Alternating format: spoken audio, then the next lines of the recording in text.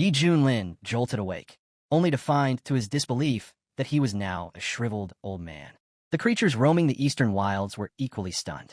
What was a human doing in such a remote place? Staggering to a nearby lake, Yi Junlin caught his reflection and froze. What the hell happened? I was just dozing off in math class, he muttered, completely shaken. Still trying to process what was happening, he started rambling to himself. I'm 6'5", never even had a girlfriend, was just about to enjoy the best years of student life, and now I look like I belong in a retirement home. But one thing was clear, there was no way he'd accept this fate without a fight.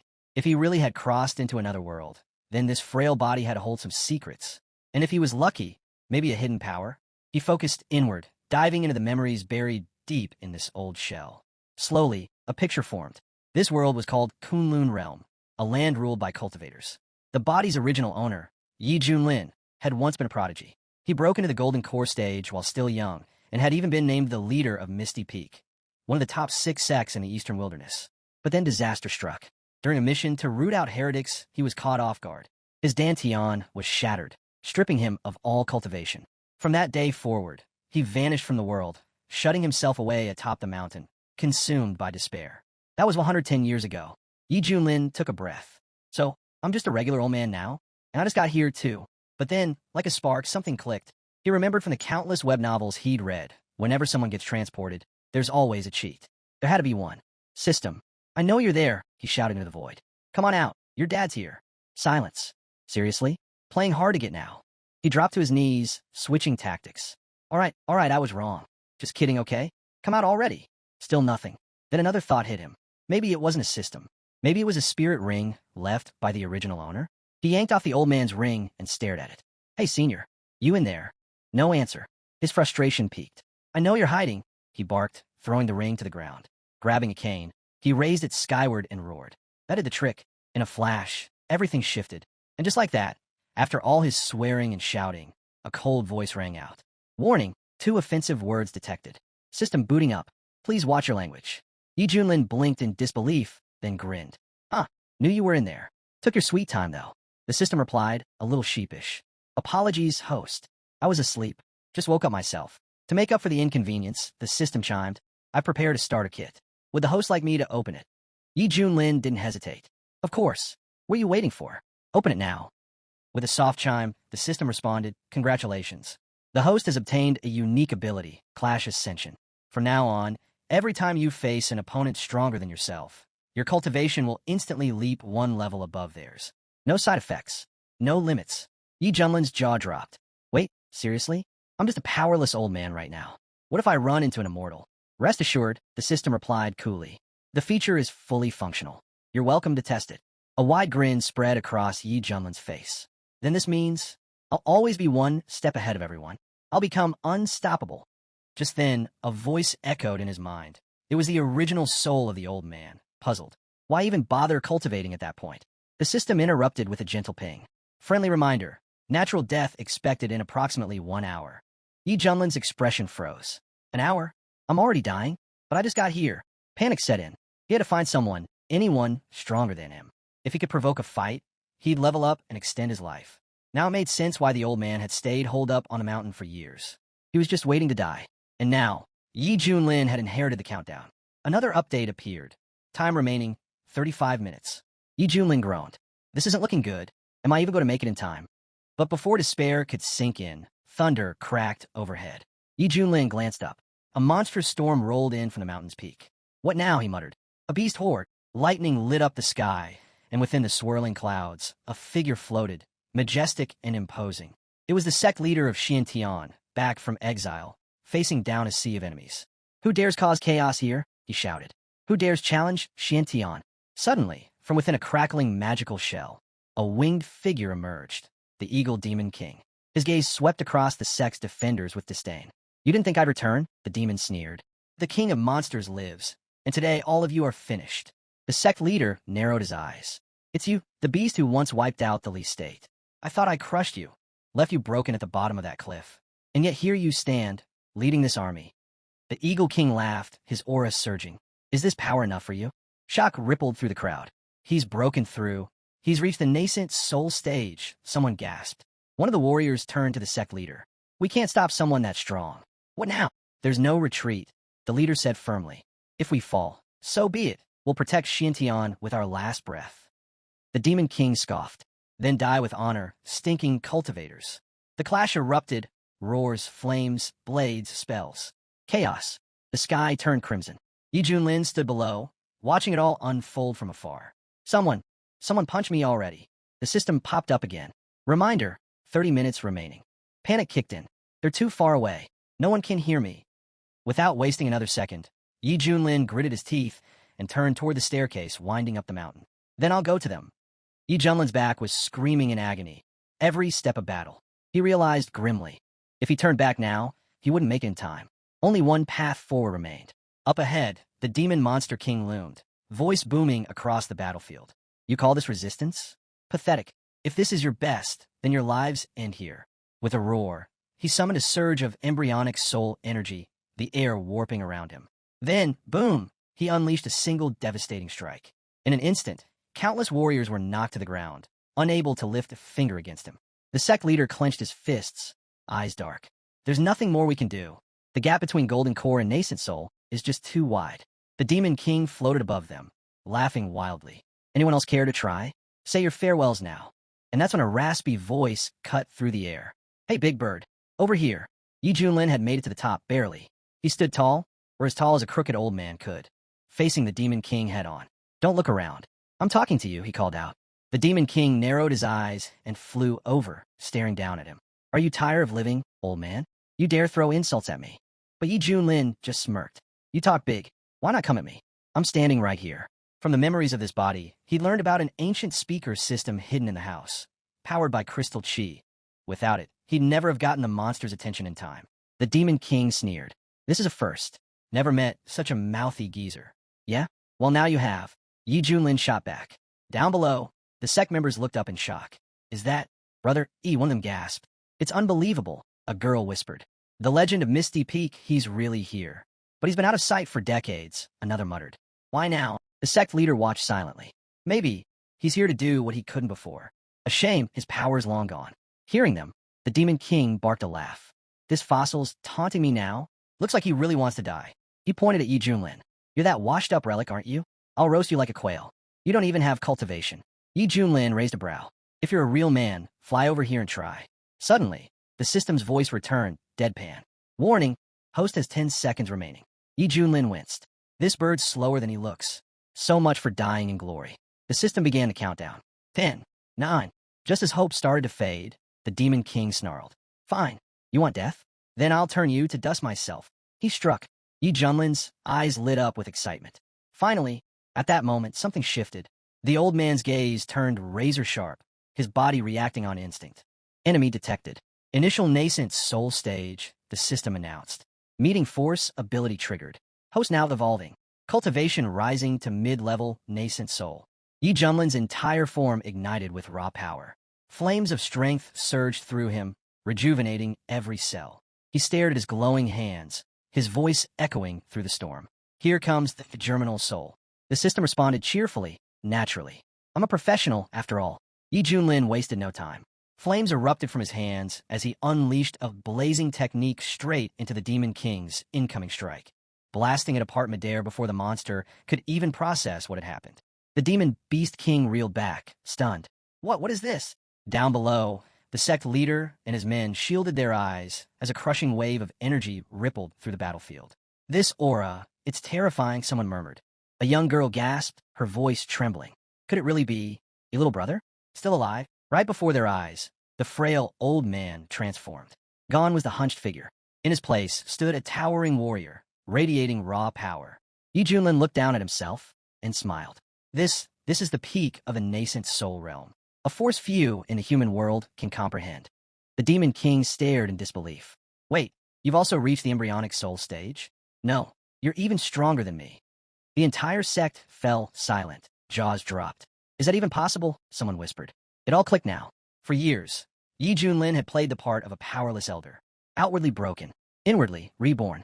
Not only had he cultivated in secret, he'd already ascended to a realm that few in the eastern wilderness had ever touched. He's the one, murmured a warrior, the real backbone of Xiantian. The Demon King's tone changed instantly. Honored Taoist, he stammered, bowing slightly. This has all been a misunderstanding. I'll personally visit your sect to resolve this peacefully. Yi Junlin's eyes narrowed. You destroyed our foundation, crippled our disciples, and now you want to call it a misunderstanding. The system chimed in with perfect timing. Congratulations, host. First ability acquired. Random reward granted. Great Desolation imprisoning Xiantian finger. Yi Junlin blinked. Wait, isn't that the legendary Shaolini technique? Turning back to the Beast King, his tone grew sharp. If I wiped out your entire clan, then brushed it off as a misunderstanding, would you let it go? The Demon King growled. Sure, your power's above mine, but not by much. Do you really want to fight to the death? Yi Junlin stared him down. If no one offends me, I won't lift a finger. But if someone dares to cross me, I'll wipe them from existence. He pointed. You didn't reach the nascent soul stage by playing nice. You've slaughtered who knows how many. There's no forgiveness for that. The Beast King gritted his teeth. They were only humans. I did what I had to. He clenched his chest. Fine. Then I'll crush my inner core if that's what it takes. But I will kill you. Before he could finish, Yi Junlin's voice boomed through the chaos. You talk too much. He raised his hand and summoned the divine technique. Great Desolation imprisoning Xiantian finger. The sky cracked, energy swirling into a monstrous spiral. The Demon King's protective aura shattered like glass. Eyes wide, the monster panicked. Wait, I'll give you my wife, my tribe, anything. I just broke through. I don't want to die. But Yi Junlin didn't even flinch. He drove the attack forward. With a searing flash, the skies exploded. The Beast King's massive wings were charred and torn apart. His roar turned into a whimper, and then silence. The battlefield stilled. From the shadows, the remaining beast warriors watched in horror. The king is dead. Run. Run for your lives.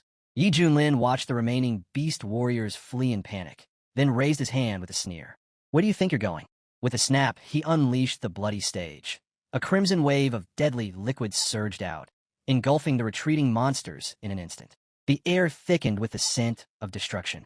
These stinking birds won't be bothering Xiantian ever again, he muttered coldly. Down below, the sect leader stepped forward, staring up at Yi Junlin. This time, we owe you everything, he said sincerely. Forgive me. I thought your cultivation had been destroyed, that you were finished. I never imagined you descend all the way to the nascent soul realm. But before Yi Junlin could respond, a voice cut in. Oh, come on. Look at him. Does that look like someone who's fallen? A girl stepped forward, arms crossed, smirking. Yi's younger brother always had something hidden, didn't he? Zhou Daju, the head of Hidden Sword Peak, nodded in agreement. Junior brother, he has been silently protecting the sect all along. He never stopped watching over us. Yi Junlin couldn't help but smile. Well, you guys sure have wild imaginations. But hey, saves me the explanation. Just then, several injured disciples rushed over, panic in their eyes. Sect leader, emergency, the Wind Thunder sect. They've launched a full assault. The leader's face darkened. What? They've invaded our domain, seized control of several spirit veins. Many of our guards, they didn't make it. The news hit hard. The sect leader clenched his fists. We already had friction with Wind Thunder, but to pull this now? Without those spirit veins, our cultivation foundation will collapse. We're doomed if we don't act. He turned to Yi Junlin. Junior brother Yi, we're preparing to fight back. Will you join us? Yi Junlin's mind was already racing. Wind Thunder sect, one of the 6 great factions in the wilderness. There had been tension before, but this sneak attack, they'd clearly used the chaos from the demon invasion as cover. Shameless opportunists. Just then, the system beeped. Daily quest activated.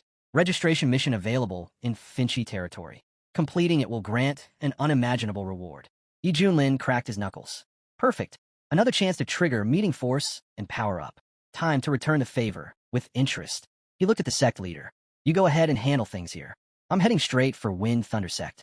I'll tear them out at the roots. The sect leader was stunned, then laughed. Excellent. That's the little brother, Yi we remember, bloody powerful. Yi Junlin took off without hesitation, heading straight into battle. The sect leader turned to Xiao. How long has it been since Xiantian felt this strong? Zhou exhaled. To be honest, we were never that strong. But with brother Yi leading Yi Peak again, we might just become the top sect in the entire eastern wilderness. Meanwhile, in Wind Thunder sect territory, inside a dark chamber, a man grinned smugly. I didn't think it'd be this easy. Luring that monster toward Xiantian created the perfect diversion. With their defenses down, claiming all their spirit veins was a walk in the park. Another elder nodded. With this move, Wind Thunder will soon become the dominant sect in the region. But a third voice chimed in with concern. Won't that monster turn on us next? The second elder scoffed. Didn't you hear? A powerful guest from a U.S. sect arrived today. He's with us now. There won't be any issues, declared Chen Yunhai, the head of Wind Thunder sect. He turned to Elder Chun with a confident grin. It's true, right? Your son, Chun Zhao's, he's done well in the immortal sect. Elder Chen nodded. That's why I came all the way from Qing. Son Venerable personally took him as a disciple. He's being taught the supreme Tao. The boy's future is limitless. Chen Yunhai lit up. Wonderful. My son might really ascend to immortality. Another senior elder stepped forward. Allow me to congratulate you, sect leader. Elder Chen reached into his sleeve and pulled out a small jade box. This, he said, handing it over, is the first-class nascent soul pill. Your son asked me to deliver it to you personally. Chen Yunhai's eyes widened. The nascent soul pill. Gasps echoed through the hall. With that, the sect leader will surely break into the nascent soul stage. Beaming, Chen Yunhai held the box tightly. My son, he didn't forget his father after all. Today, we celebrate two great things. He then turned to Elder Chun with gratitude. And thank you again. If not for your quick thinking and accurate reading of that monster's level, we'd have missed our chance to raid Xuantian's spirit veins. But just as he finished speaking, boom, an explosion rocked the main hall. Smoke and shattered formations burst through the entrance as panic spread. Someone's broken through our defensive barriers, a guard shouted. Out of the haze, a figure stepped forward. Yi Junlin. So, this is the Wind Thunder sect, huh? He said, stepping casually through the rubble. Chen Yunhai's face twisted in rage. Who do you think you are, barging into our sacred hall? Tired of living. Yi Junlin didn't flinch. Yi Junlin, head of Misty Peak, Xiantian. I came here for you. Gasps filled the room. That aura, it's real. Embryonic soul stage, one of the elders whispered. Right then, the system pinged in Yi Junlin's mind. Registration complete. Wind Thunder Sect Domain. Congratulations. You've received the seal of the Lord of Men and unlocked the Great Void Technique. Yi Junlin smirked. Ah, now that's a technique I've missed. Hearing this, Chen Yunhai's expression grew tense. Could this really be Yi Junlin, the one they thought had lost everything? He turned to Yi Junlin cautiously. Honor Taoist, what business do you have with Wind Thunder Sect? Yi Junlin raised an eyebrow. You're really going to pretend you don't know? You lured that monster into our domain. You invaded our spirit veins. From this moment on, Wind Thunder Sect is finished. Chen Yunhai's face went pale. So it really is him, Yi Ling, the one whose power vanished years ago. But if he's here now, then that means... He gulped. The Greenbird King is dead. Panic crept into his voice. They actually pulled it off. Chen Yunhai turned quickly to Elder Chun, whispering frantically. What now? He's strong, but with you here, surely we can handle this. But Elder Chen didn't look the least bit worried. He narrowed his eyes, sneering at Yi Junlin. You barking puppy, he spat. Kneel, break your arms, and maybe I'll let you live. If you're ready to throw away your pathetic life, then so be it, Elder Chun sneered. But Yi Junlin wasn't done yet. He raised a brow and asked calmly, by the way, who even are you that anyone should bow to you? Elder Chen's expression darkened. Without a word, he released his aura. The air thickened. Pressure slammed down across the hall like a tidal wave. He's in the spirit transformation stage, one of the warriors cried out. That pressure is unreal. Chen Yunhai's face went pale. If a cultivator at that level targets Yi Ling, then Xiantian is finished. He grinned cruelly. Last time, you were lucky enough to survive. But not today. This time you die. And once you're gone, Xiantian will collapse right behind you. Beg now, and maybe Elder Chun will leave enough of your body to bury. But Yi Junlin didn't budge. Instead, he started gathering his power, energy rippling around him. Seeing this, Elder Chen's eyes narrowed. He's transforming? That brat's no pushover. Meanwhile, back at the spiritual veins of Xiantian, the sect leader and his men were locked in fierce battle. Enemy forces were nearly wiped out. Among the invaders, one immortal sect elder remained. The sect leader confronted him directly. Why would the Wind Thunder sect make such a bold move? Are you under immortal's protection? The elder chuckled coldly. What do you think? You believe the Wind Thunder sect would dare move against you without backing? That monster invasion? Coordinated. We waited for the right time. He grinned proudly. Years ago, our sect's heir joined the immortal sect and earned the favor of their top figures. Today's invasion is just the beginning. He leaned forward. If you're smart, surrender now. Bow down, serve the Wind Thunder sect. Maybe we'll let you live. The sect leader didn't even blink. With a flash of his blade, the elder's head hit the ground. No time for garbage like you, he growled. We're heading straight to Wind Thunder's main hall. We're getting our peak master back. Man looked shocked. Can he really stand up to the immortal sect? He shook his head. Their elders are spirit transformation stage. Compared to that, Our embryonic soul level is like a mosquito trying to bite an elephant. If it comes to it, I'd give my life just to protect Peak Master E. Back in Wind Thunder Sec's main hall, Yi Junlin let out a laugh. He Chun sneered. What's so funny? You're about to die, and you still have jokes. He's lost it, someone muttered, standing there laughing while facing Elder Chun. Has he gone numb from fear? Pitiful, Elder Chun scoffed. A no-name brat from the wilderness dares act arrogant before me? Your little sect is a speck of dust. If I wanted to, I could wipe you all out before I finish my tea. His gaze sharpened. You've already angered me. Even if you fall to your knees now, even if you beg, I'll make sure your entire sect is erased. But Yi Junlin stood firm, eyes locked on Elder Chun. Then stop talking and start fighting. Let's see if spirit transformation is anything more than smoke and mirrors. He pointed. If you're as powerful as you say, fight me, one-on-one. Whoever runs is the grandson. That was the last straw. Elder Chin's face twisted with fury. Elder Chin couldn't stomach the humiliation. You arrogant brat, so eager to die. He roared as he launched a devastating strike. Chen Yanhai watched with a cold smile. Once he's dead, Xian Tian will be easy prey. Nothing left to protect them. But right then, the system chimed in calmly. Warning, late-stage spirit transformation enemy detected. Meeting force, passive effect activated. Host cultivation upgraded, spirit transformation, peak level. Yi Junlin's aura exploded, violent, radiant, unstoppable. He charged straight at Elder Chun, new techniques blazing from his hands. So, this is the spirit transformation stage, he mocked. That's all. Elder Chin's face went white.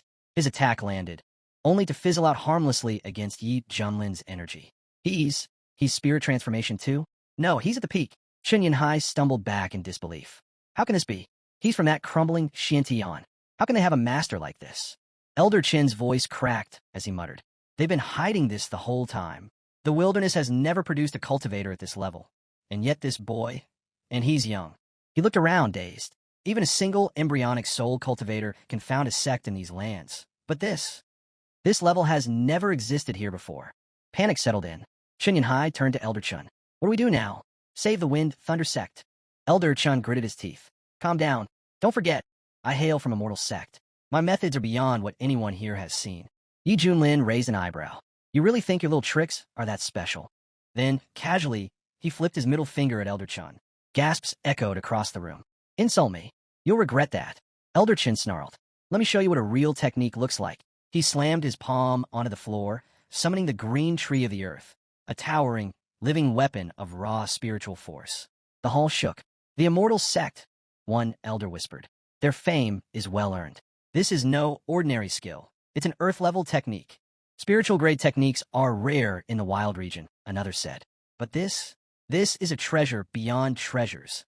Elder Chun looked smug again. To die by my hand is an honor, boy. But Yi Junlin didn't even flinch. He held out 2 fingers, fire dancing across them. This? Just a party trick, he said calmly.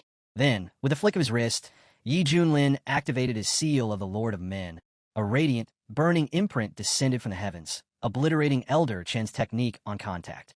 From above, Yi Junlin's fire spirit surged into being. Monumental, divine, and absolutely merciless.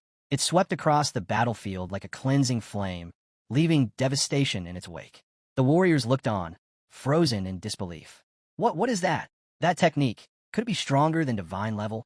Yi Junlin stood tall, power radiating around him. The seal of the Lord will light the skies, he declared, and I am its master. Elder Chun collapsed to one knee, sweat pouring from his brow. This power, it's beyond me, he gasped. Please stop. Have mercy. But Yi Junlin's eyes didn't soften. Oh, now you beg. He stepped forward, voice sharp as steel. You talk about a mortal sect like they're untouchable. Let me make this simple. If they don't mess with me, I won't mess with them.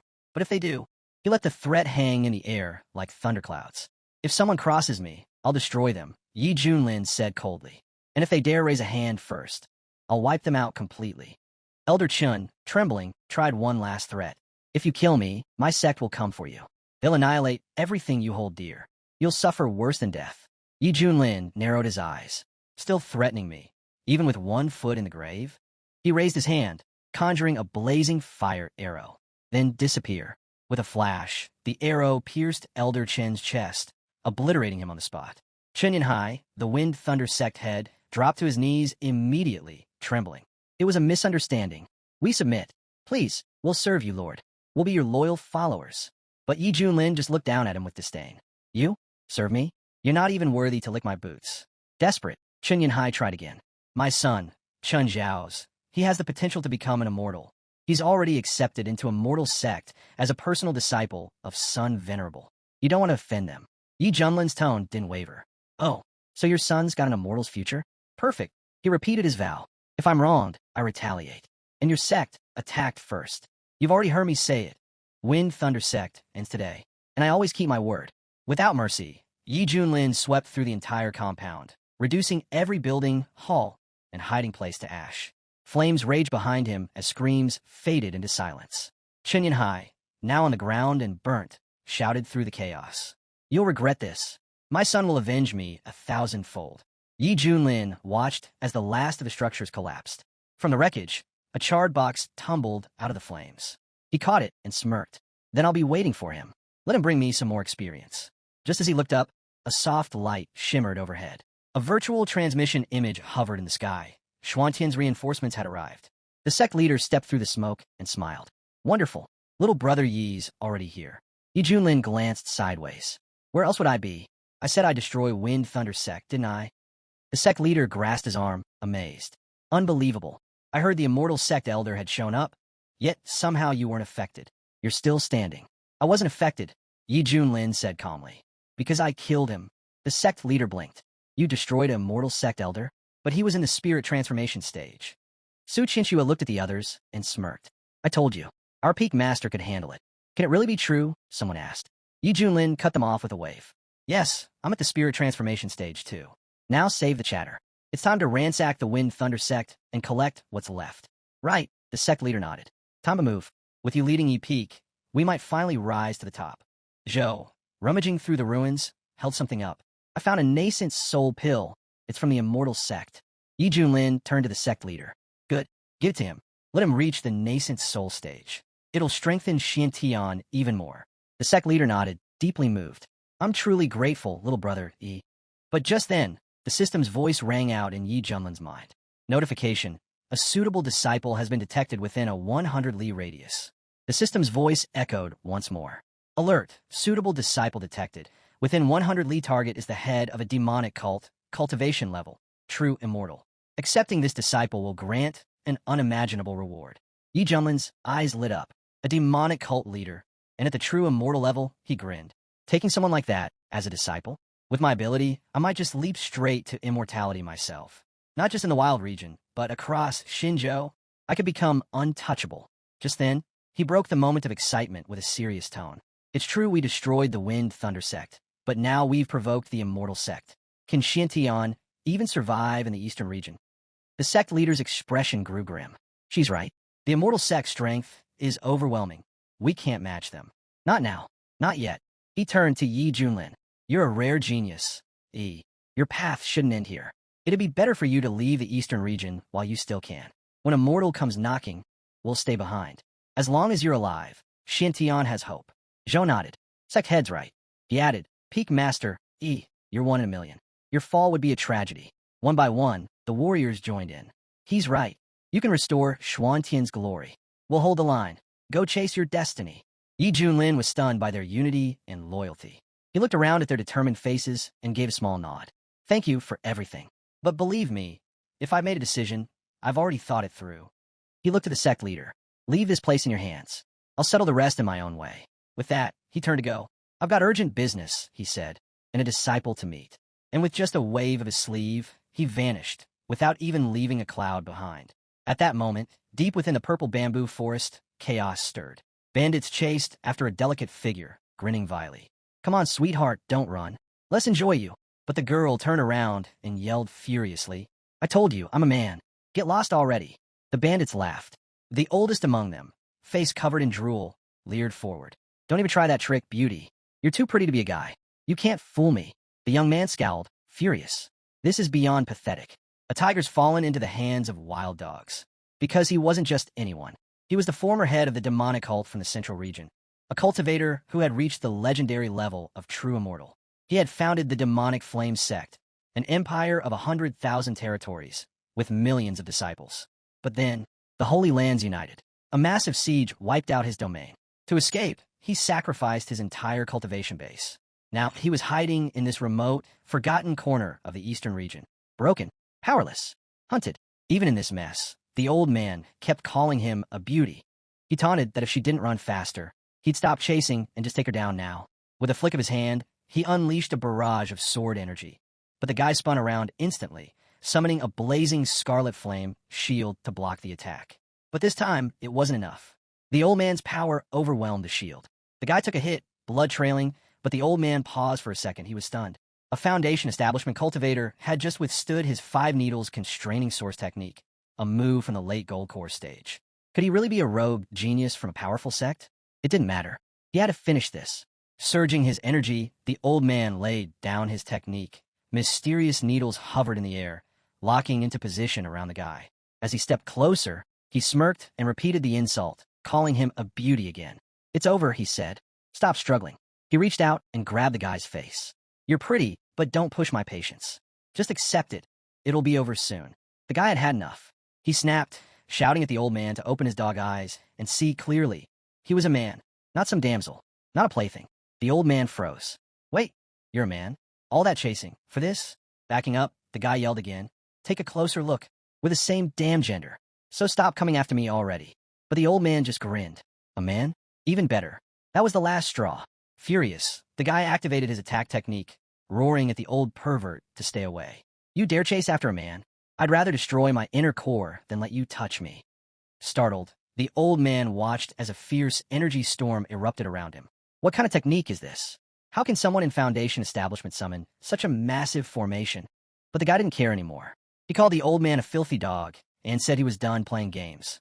With every ounce of his strength, he unleashed a roaring stream of energy straight at him. The old man couldn't dodge.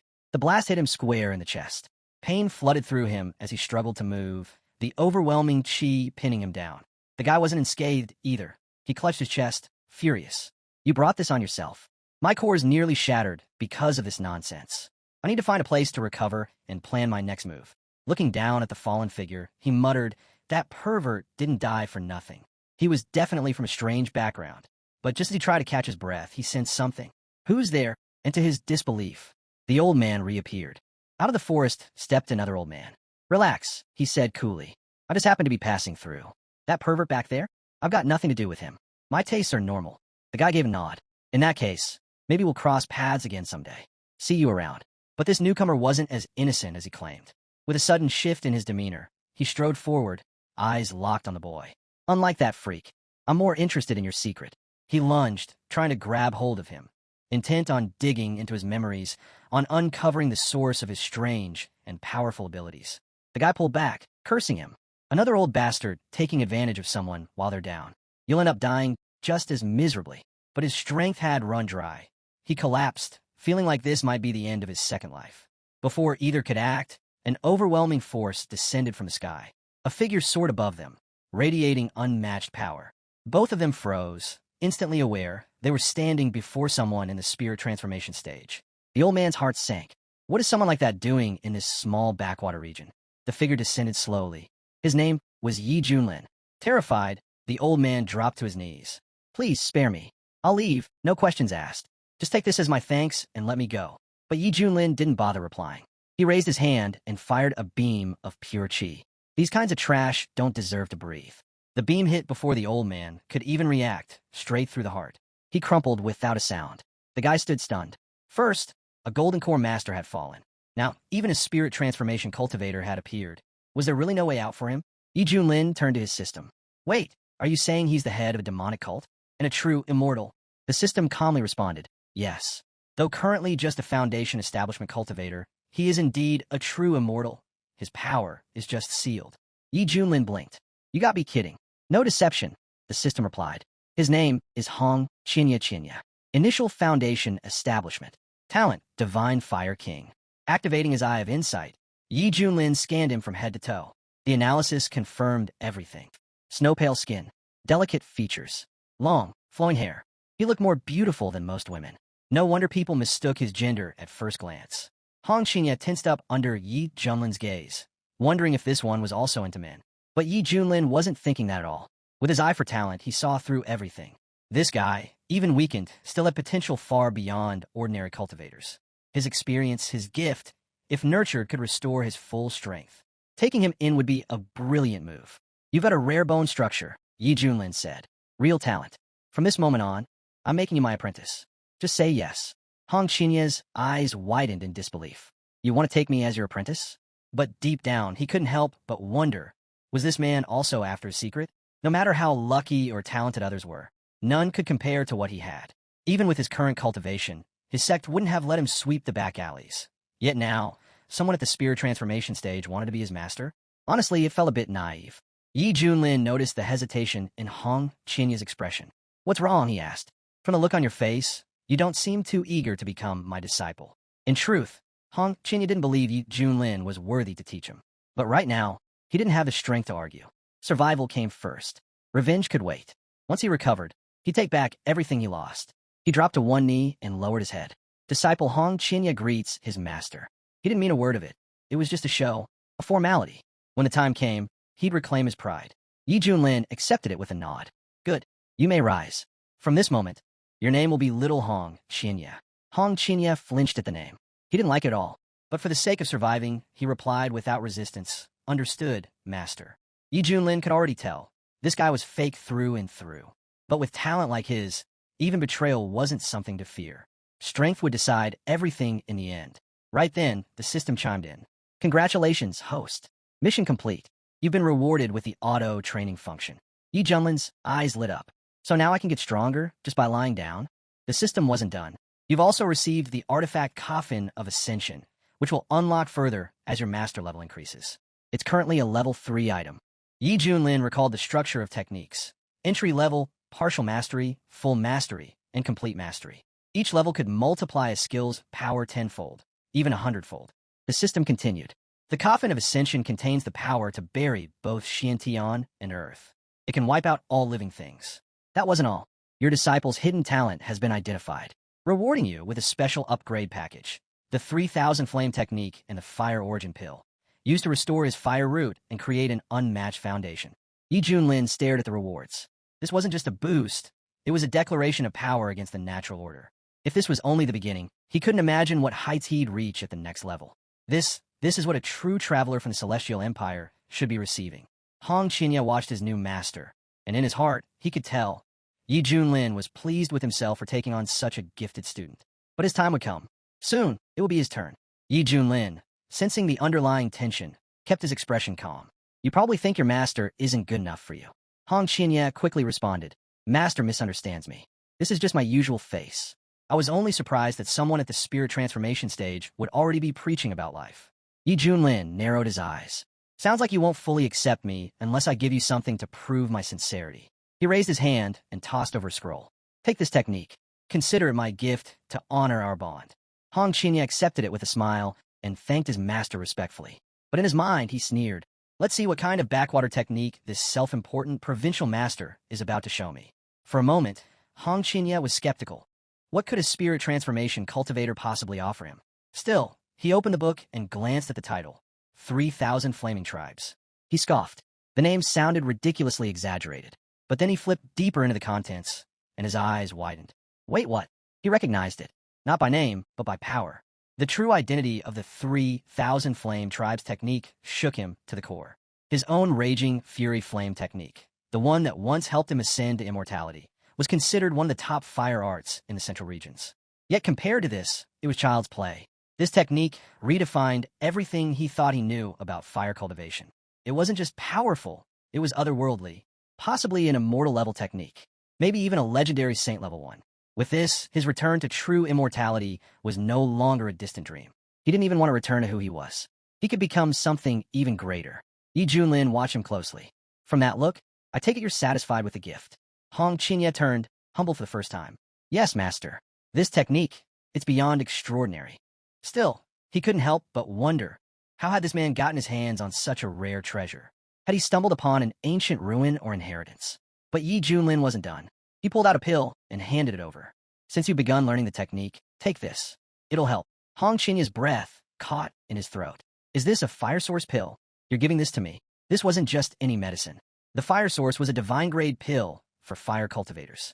It could push someone's cultivation leaps ahead, and even immortals would battle to the death over it. And this man has it just lying around? Even at the peak of his power, Hong Qinya had never touched one. Yi Junlin narrowed his eyes. Do you doubt your master's gifts? Hong Qinya quickly straightened. Not all. To be your disciple is my greatest honor. But inside, he was reeling. Yi Junlin must have stumbled across some unbelievable ancient legacy.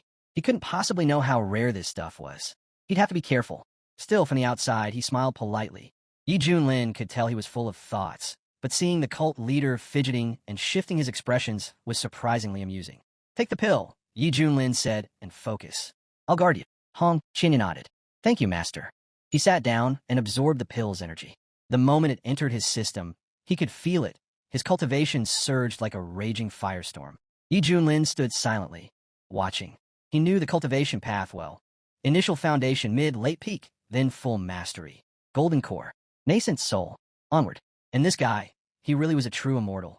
In just 30 minutes, Hong Qinya shattered through stage after stage until he hit the embryonic soul level. A remarkable recovery. Even Hong Qinya was stunned. He had made a huge leap forward in such a short time. He gritted his teeth. Once he returned to the central region, he'd erase all the disgrace that followed him here. Eventually, Hong Qinya stepped out of his meditation and approached his master. Apologies, master. I must have disturbed you. Yi Junlin waved it off. It's fine. We're heading back to the sect anyway. I'll introduce you to the elders tonight. Meanwhile, outside the main hall of profound Shintian SCT Grand Hall, disciples were buzzing with gossip. They whispered about Peak Lord Yi, a powerhouse strong enough to shatter souls with a single finger. He had saved their sect twice from complete destruction. Many now regretted not recognizing his potential earlier. Had they joined him back then, they'd be standing at the top today. Now that he'd taken on a disciple, speculation spread like wildfire. With that kind of strength, his standards must be insane, one said. Yeah, I wonder who could possibly be worthy to follow someone like him, said another. Just then, Yi Junlin returned to the sect gates. The crowd erupted into cheers. As soon as Yi Junlin returned, the news spread fast. The head of Misty Peak was back. But what caught everyone's attention wasn't just him. Who's that with him? Someone asked, eyes wide. The warriors stirred, murmuring in awe. That's got to be the most beautiful girl I've ever seen. How is she walking so close to Peak Lordy? They couldn't contain their curiosity, whispering theories about where this stunning beauty had come from. But Hong Qinya was listening, and he was not amused. One glance around was enough for him to judge this sect. Weaklings, the lot of them. In his old sect Demonic Flame, these people wouldn't even qualify as servant material. Just then, the sect head came over to greet Yi Junlin. Junior brother Yi. He said, who is this? Yi Junlin replied calmly, my new disciple. Come, greet the sect head. The sect head blinked, clearly stunned. A disciple? Since when did Yi Junlin accept apprentices? Even Su Qianxue, standing nearby, looked displeased, her eyes narrowed with disapproval. A beauty like that, becoming his disciple? It didn't sit right with her. Hong Qinya had had enough. He stepped forward and declared flatly, I'm a man. The crowd fell silent.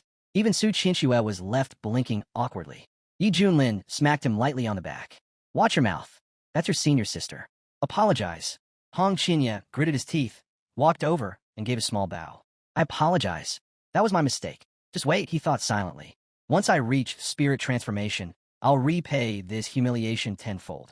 Yi Junlin, unfazed, turned to the group.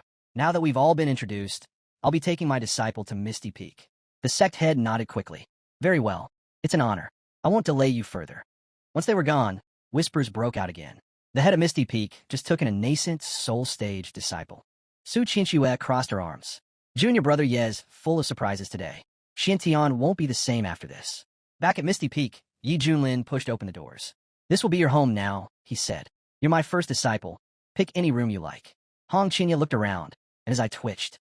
What kind of dump is this? Even the servant quarters in Demonic Flame were 100 times more refined. Was he really expected to live here? Yi Junlin gave him a steady look. Remember this. Only the weak complain.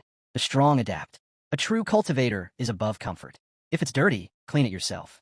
Hong Qinya forced a tight smile. I'll endure. With my growth speed, it won't be long before things change. Far to the south, within the Immortal Sect's territory, the mood was grim. Inside the Hall of Inheritance, Elder Juyang stood holding a blackened scroll. His face was twisted with anger, and in one motion he crushed in his fist. A nearby servant dropped to his knees. Forgive me, master. I asked Elder Chun to bring the pill to your father. But now Elder Su Qianxue is dead. I fear for our sect. I wish to go investigate myself. Elder Jiang turned to shower. Do you understand why you were chosen as a disciple? The boy answered cautiously. Because of my immortal body and the path of immortality. Elder Jiang narrowed his eyes. That's only part of it. He stepped closer. I saw something else in you, ambition. Ruthless, powerful ambition. The kind that breaks chains, even those of blood. He turned away, hands behind his back. The air competition is coming soon. Don't just participate, win. Crush the others. Rise to the top. The sect will reward power, not sentiment. This is your only shot, Elder Jiang said, his tone sharp. No excuses. I don't care what you think. I'll send men to the eastern region to investigate. You focus on winning. Shower bowed his head. Yes, master. I won't disappoint you. The next day, high on Misty Peak, Yi Junlin was lounging comfortably. He looked over and asked lazily, So, are you ready? Hong Qinya had been waiting for the moment. He stepped forward, food in hand. Yes, master. Everything's prepared. As Yi Junlin inspected the dishes, Hong Qinya found himself baffled. Seriously? He's only thinking about food? Just yesterday, this same man was preaching about hardship and adaptation. And now here he was happily indulging. Yi Junlin took a bite, then nodded in satisfaction. This meat, these beans, absolutely divine. The system spices are brilliant, just perfect. He turned to Hong Qinya. Come on, try some. Don't be shy. Hong Qinya gave a flat look. I've long transcended the need for food, master. Mortal pleasures don't concern me anymore. Yi Junlin raised an eyebrow. Are you really going to turn down your master? Cultivation isn't just about strength. It's about enjoying life, too. Try it. Just a bite. Hong Qinya sighed. Fine. Only because you insist. Inwardly, he still thought Yi Junlin was just an outdated eccentric. What's the point of fussing over food? But as soon as the flavor hit his tongue, everything changed. His eyes widened. It was warm, rich, and full of depth. An incredible taste. Emotions stirred that he hadn't felt in years. Yi Junlin leaned forward. Why do you look like you're about to cry? Hong Qinya stared at the food. When I was a child, I was always hungry. I dreamed about tasting real meat. The first time I did, it felt like joy itself. But ever since I stepped onto the path of cultivation, I forgot that feeling, forgot how to simply live. He paused, overwhelmed. Maybe the old man was right. If cultivation strips away all joy, what's the point of power? At that exact moment, Yi Junlin's eyes sparkled. You're breaking through again. Hong Qinya's spiritual energy surged. He soared through the embryonic soul stages, initial, mid, late, peak until spirit transformation. Yi Junlin crossed his arms. He even breaks through from eating meat? What kind of monster talent is this? Hong Qinya opened his eyes in disbelief. I broke through again? Just like that? Yi Junlin grinned. Congratulations. You're now at the spirit transformation stage. Just about caught up to me. Even Hong Qinya was stunned by how fast the breakthrough happened. He stood there, silent, realization dawning. It's time. This master-disciple relationship has served its purpose. But before he could act, Yi Junlin stretched with a yawn. Well, since you've enjoyed the food and leveled up, how about coming over here and giving your master a shoulder massage? Hong Qinya's smile vanished. I'm at spirit transformation 2 now, and he still wants to boss me around? This clown really doesn't know when to quit. His eyes sharpened. Today's the day I remind him who I really am. He stepped forward with intent, ready to strike and end this farce of a bond. But just as he was about to make his move, a servant burst into the room. Urgent report from Peak Head Pack. The sect head has summoned you to the assembly hall. It's important. Yi Junlin turned, unfazed. Understood. Hong Qinya muttered under his breath. It's only been a day, and he's already got a new mission. He clenched his fists. That was the perfect chance, and I missed it. Still, he reminded himself. Yi Junlin was full of blind spots. There would be another opportunity. Revenge just needed patience. As Yi Junlin rose into the sky, he called back. I'll be off for now. Your massage skills are excellent. Once I return, you can massage my feet too. Hong Qinya's jaw dropped. How dare you treat me like this? I should have killed you already. But Yi Junlin was already gone, leaving only the wind in his wake. At the assembly hall, tension filled the air. The elders were restless. No one knew what to do anymore. This must be a sign, one muttered. The heavens must be punishing Xiantian. Just then, Yi Junlin descended into the hall, greeting the sect head calmly. What's the situation this time? Another threat? The sect head didn't waste time. It's serious. A few years back, the Wei State came under our protection. Recently, they sent word. Something terrifying is happening. He looked around the room grimly. People are dying. In mass numbers. The corpses are pale, drained completely of blood. Entire cities, once filled with millions, now silent wastelands. Whispers filled the room. The incidents are spreading fast, crossing into neighboring regions. If this keeps up, the entire wilderness region will fall into chaos. We'll lose countless potential disciples. The sect will weaken. Yi Junlin narrowed his eyes. And no one's seen who or what's doing this. Su Qianxue spoke up. If anyone saw it, they're already dead. She paused. The truth is we sent several disciples to investigate. None have returned. The wild region is already thin on high-level cultivators. Even a single golden core stage is rare. And Wei State lies right on the outer rim. Yi Junlin frowned. What kind of threat is so dangerous that not even one of our disciples could report back? Suddenly, the system's voice echoed in his mind. Mission alert. Investigate and eliminate the source of the disturbance in Wei State. Reward. Unimaginable. Yi Junlin grinned. Just in time. I understand, he told the sec head. If the trouble began in Wei State, then the root must be there. I'll go myself. The sec head looked relieved. Very well. Junior brother, Yi, is always decisive. I trust you'll succeed. I look forward to good news. Yi Junlin didn't waste a second. Without another word, he took to the skies. The sec head chuckled. I wasn't even done speaking. Su Qianxue watched him vanish. Peak Yi's head really doesn't hesitate, does he? Zhou asked. You think he can handle something like this? Su Qianxue raised an eyebrow. Are you doubting a spirit transformation stage cultivator? There's nothing in a wild region that can threaten someone like him. One of the elders nodded. If he can't stop it, then the wild region is truly doomed.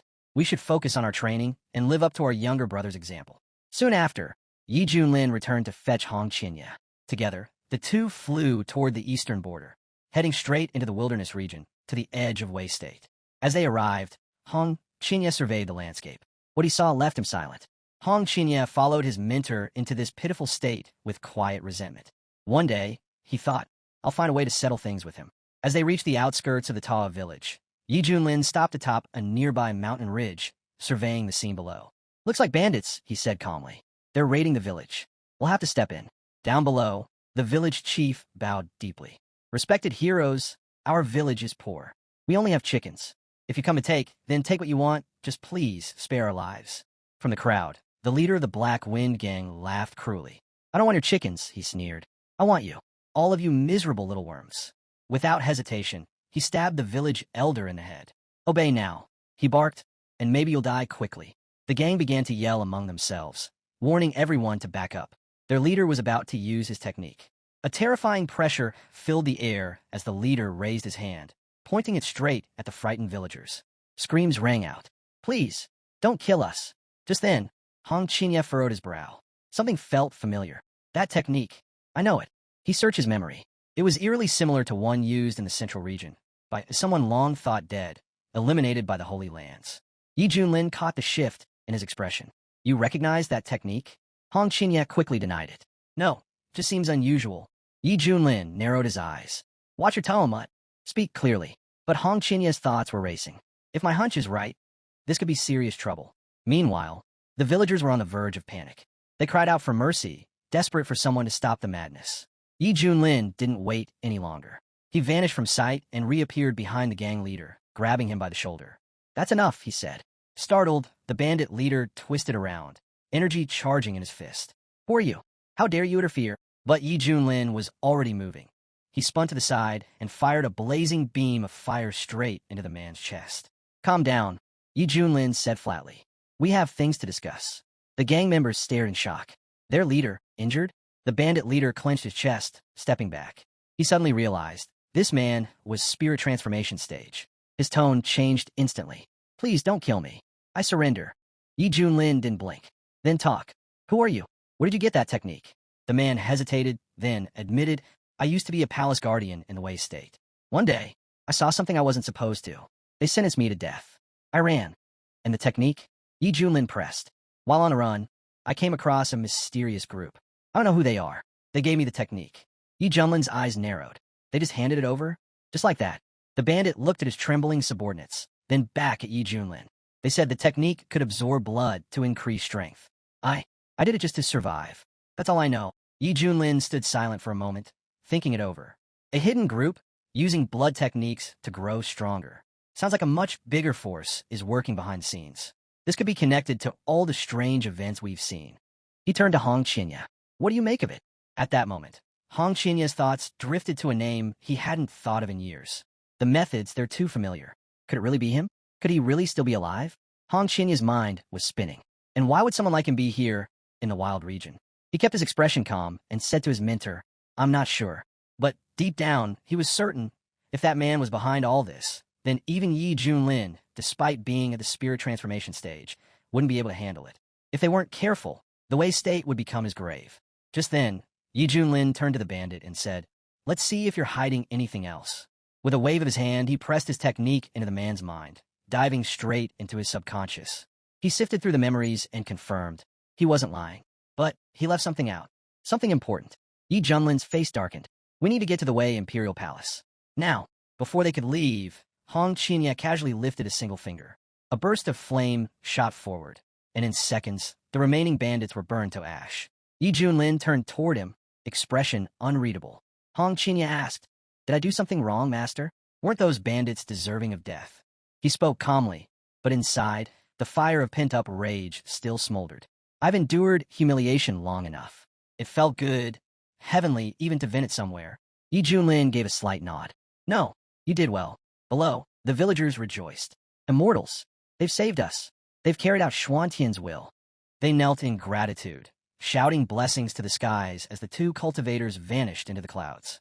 At that same moment, in the Grand Wei Imperial Palace, the emperor stood solemnly in his throne room. "The population of Wei has dropped by 1/3, he muttered. "Just a little more, and this entire country will fall into darkness." He clenched his fist. "Will the masters from Xintian Zone even be able to save us?" Suddenly, his daughter burst into the hall. "Father, I saw them. 2 immortals flying this way." The emperor straightened. "They must be the masters from Xintian. Prepare the ministers. We'll welcome them properly." High above the city, Yi Junlin hovered, cape fluttering in the wind. "So, my disciple, what do you think of this dramatic entrance?" Hong Qinya gave a polite nod. "Wise as always, master. Very impressive." But inside, his thoughts were venomous. "I can't wait to watch you beg for your life when these dark forces come for you. Just don't expect mercy from me." Moments later, the emperor and his ministers welcomed them at the palace gates. "Honored guests, welcome," the emperor said, bowing. "We thank you for coming to aid us." Yi Junlin stepped forward. "I'm Yi Junlin, head of Misty Peak from Xintian Zone. We're here to eliminate the threat plaguing your land. You need fear no longer." The emperor bowed deeper. "The Wei family is forever in your debt. If there's anything we can do, any request at all, say it, and it will be done." Yi Junlin waved it off. "For now, just arrange a place for my disciple and me to rest." "Of course," the emperor replied. "Follow me. I'll show you around the palace myself." But hidden among the crowd, a scout was already on the move, tailing them. He sneered. "So he's just some peakhead from Xintian sect, acting all high and mighty. Perfect. Master needs sacrifices to complete his breakthrough to peak spirit transformation." And these two arrived right on time. Later, as they settled into their palace quarters, Hong Qinya cast a sideways glance at his mentor. Earlier, Yi Junlin had looked sharp, commanding, and powerful. But now, he was slouched, casual, lazy. This man, how did he even reach spirit transformation? Hong Qinya thought.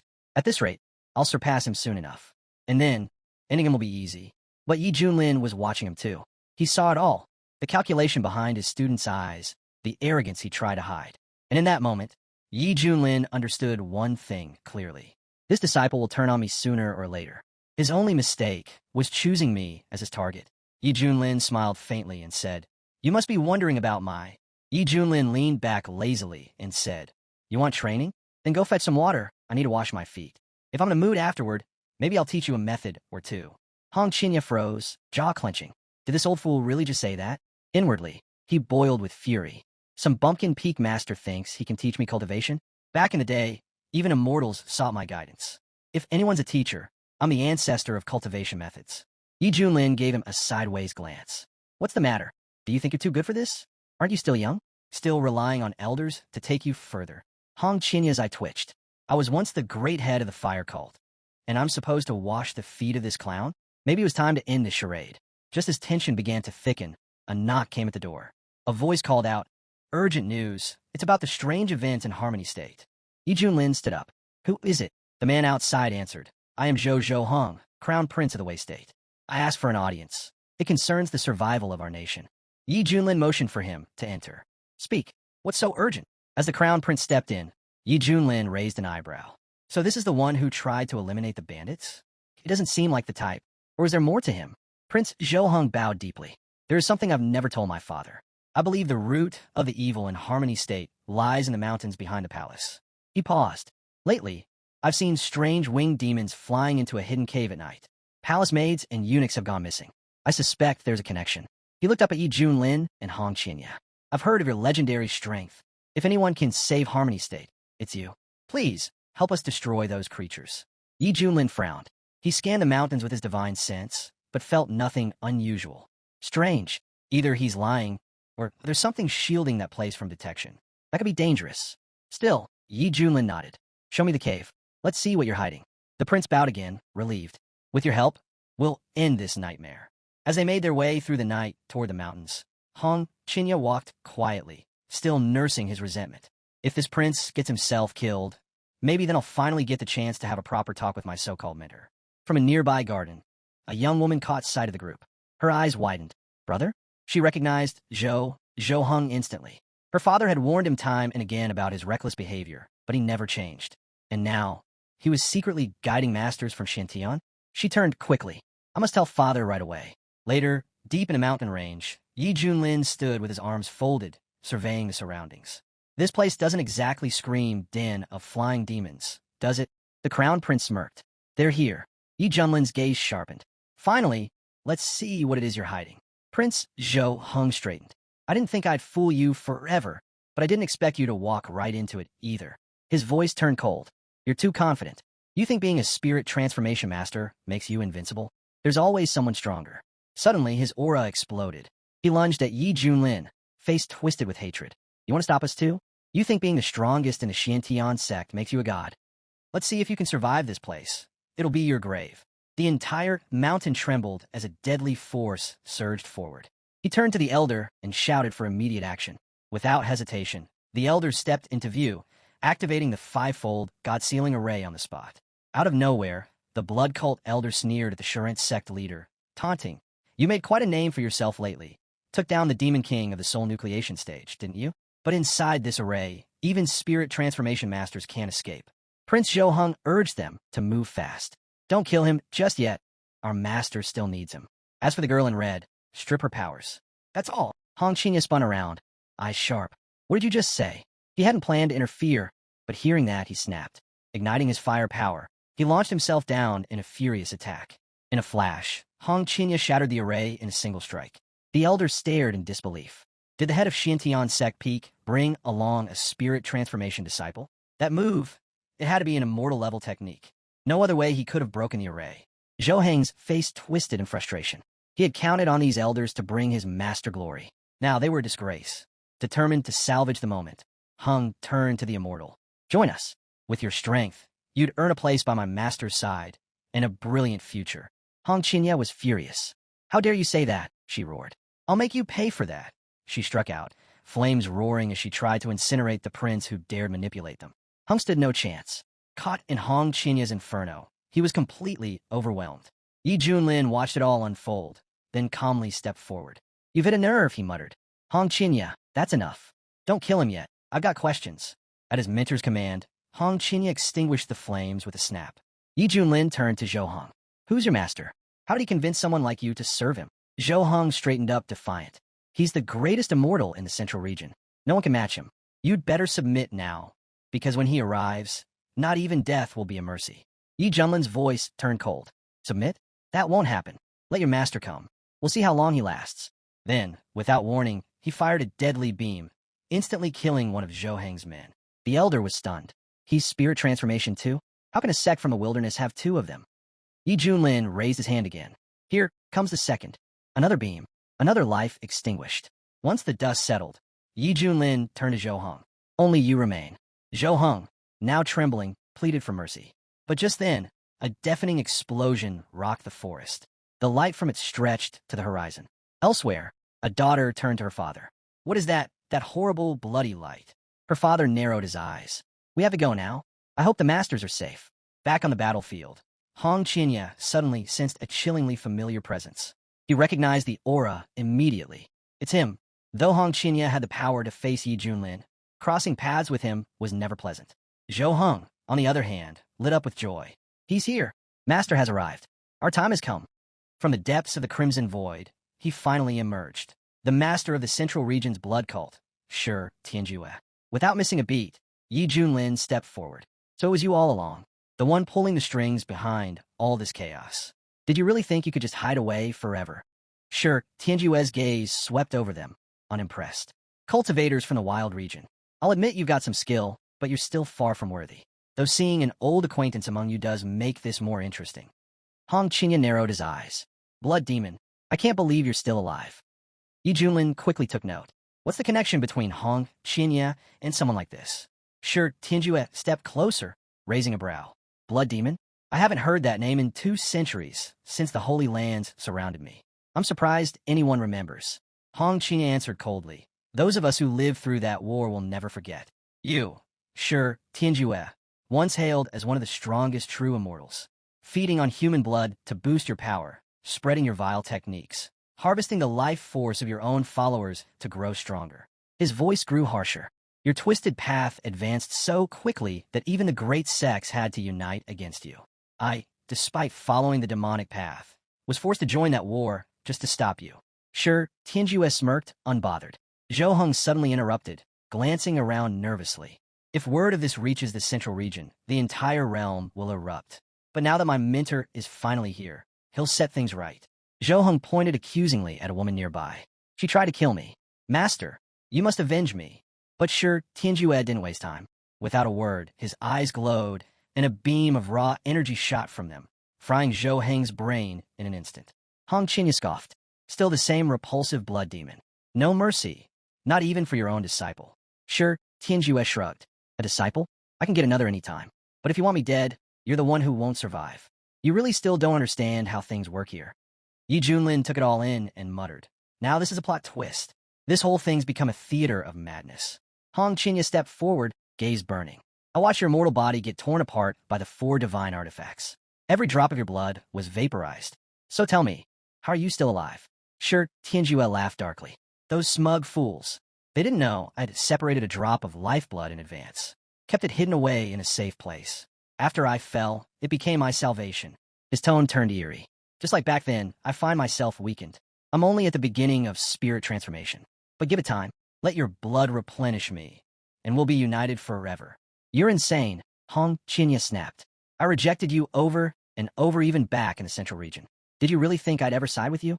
Sure, Tianjue's eyes gleamed. The more you resist, the more thrilling this becomes. For some, a gap in cultivation is just a hurdle. But for me, your struggle is a fantasy I'm about to end. Hong Qinya didn't waste time. You talk big, he snapped. But how would you know if you've never faced me at full power? With that, he unleashed the divine way of the 5 absolutes. Sure, Tianjue's expression changed. The moment he saw it, he struck back with his signature bloody palm. But with attacks clashing from both sides, the resulting explosion was far more powerful than either of them expected. What is this fire? Sure, Tianjue reeled.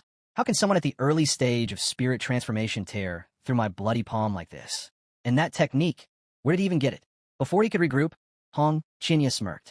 That was just the opening act. Then he launched another blow, this time combining flames with a chilling frost. But sure, Tianjue stood his ground. A weakling like you doesn't scare me. With a wave of his hand, he retaliated with bloody soul absorption. Still, Hong Qinya's flames punched straight through, landing a direct hit. Sure, Tianjue's eyes widened. What kind of fire technique is this?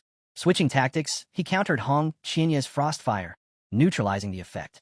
Then, narrowing his gaze, he said, You really are the one I once marked. Tell me, did you gain some Xuantian-defying inheritance? Or maybe you became a disciple of a top-tier master after fleeing the central region? Hong Qinya shot back. Who trained me is none of your concern. All that matters is, I'm going to rise again and claim my rightful place in the central region. He knew it clearly, with the reinforcement of 3,000 flame seeds. Not even someone who once terrified the entire central region could handle him now. But he couldn't let anyone know the truth, that this technique came from a spirit transformation cultivator in the wild region. Sure, Tianjue stared at him. If you let that power grow unchecked, even I won't be able to suppress it. A pity, but this ends now. It's time you saw the true force of my immortal body. Meanwhile, in Harmony State City, cries of agony echoed through the streets. People clutched their chests, calling for help as their strength was drained away.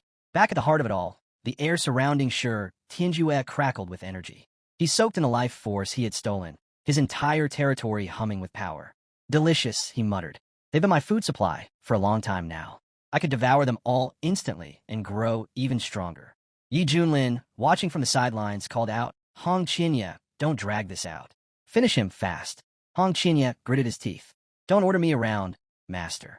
Still, doubts crept into his mind. How did I end up like this? I thought Yi Junlin would fail against that monster. I was going to step in last minute and take the credit. Now, even I might not walk away from this unscathed. This energy, it's fusion stage. Sure, Tianjue laughed to himself.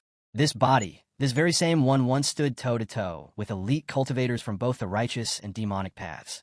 Even elders of the Holy Lands armed with immortal artifacts couldn't fully destroy it. Now, it had recovered 70%. Once I absorb every living thing in the wild region, I'll return to full strength. And when that happens, not even the central city will be able to stop me. He turned to Hong Qinya with a cruel smile. I gave you a chance. If things have come to this, that's on you. Hong Qinya's expression darkened. The monster had hit the fusion stage, and that changed everything. Hong Qinya didn't hesitate. He unleashed the violet flame that could burn the heavens themselves. He pressed forward relentlessly, launching another strike mid-battle, one that finally made sure Tianjue pause. The hit landed. Even sure Tianjue couldn't shrug it off completely. He was wounded. But the situation was clear. Going head-to-head with someone this powerful in such a state meant certain death. Hong Qinya gritted his teeth. Only one path left, burn everything. With a roar, he summoned the Xuantian-piercing golden flame and followed up with a fierce dragon flame. But sure, Tianjue laughed it off. Pointless. Your flames are just a mild-itch to me. With a sneer, he blocked the attack, then charged his fist for a brutal counter. This ends now. Hong Qinya's eyes widened. Even his deadliest move hadn't left a mark. What now? But he didn't falter. He raised his golden flame shield, bracing himself. It wasn't enough. Sure, Tianjue shouted, die, and drove his fists forward. Each blow cracked through Hong Qinya's defenses like they were paper. At that moment, the emperor arrived at the mountain, just in time to witness the battle. Fear clutched his heart as he looked at the monstrous figure. The girl by his side whispered, Father, what is that thing? It's terrifying. The emperor's heart sank.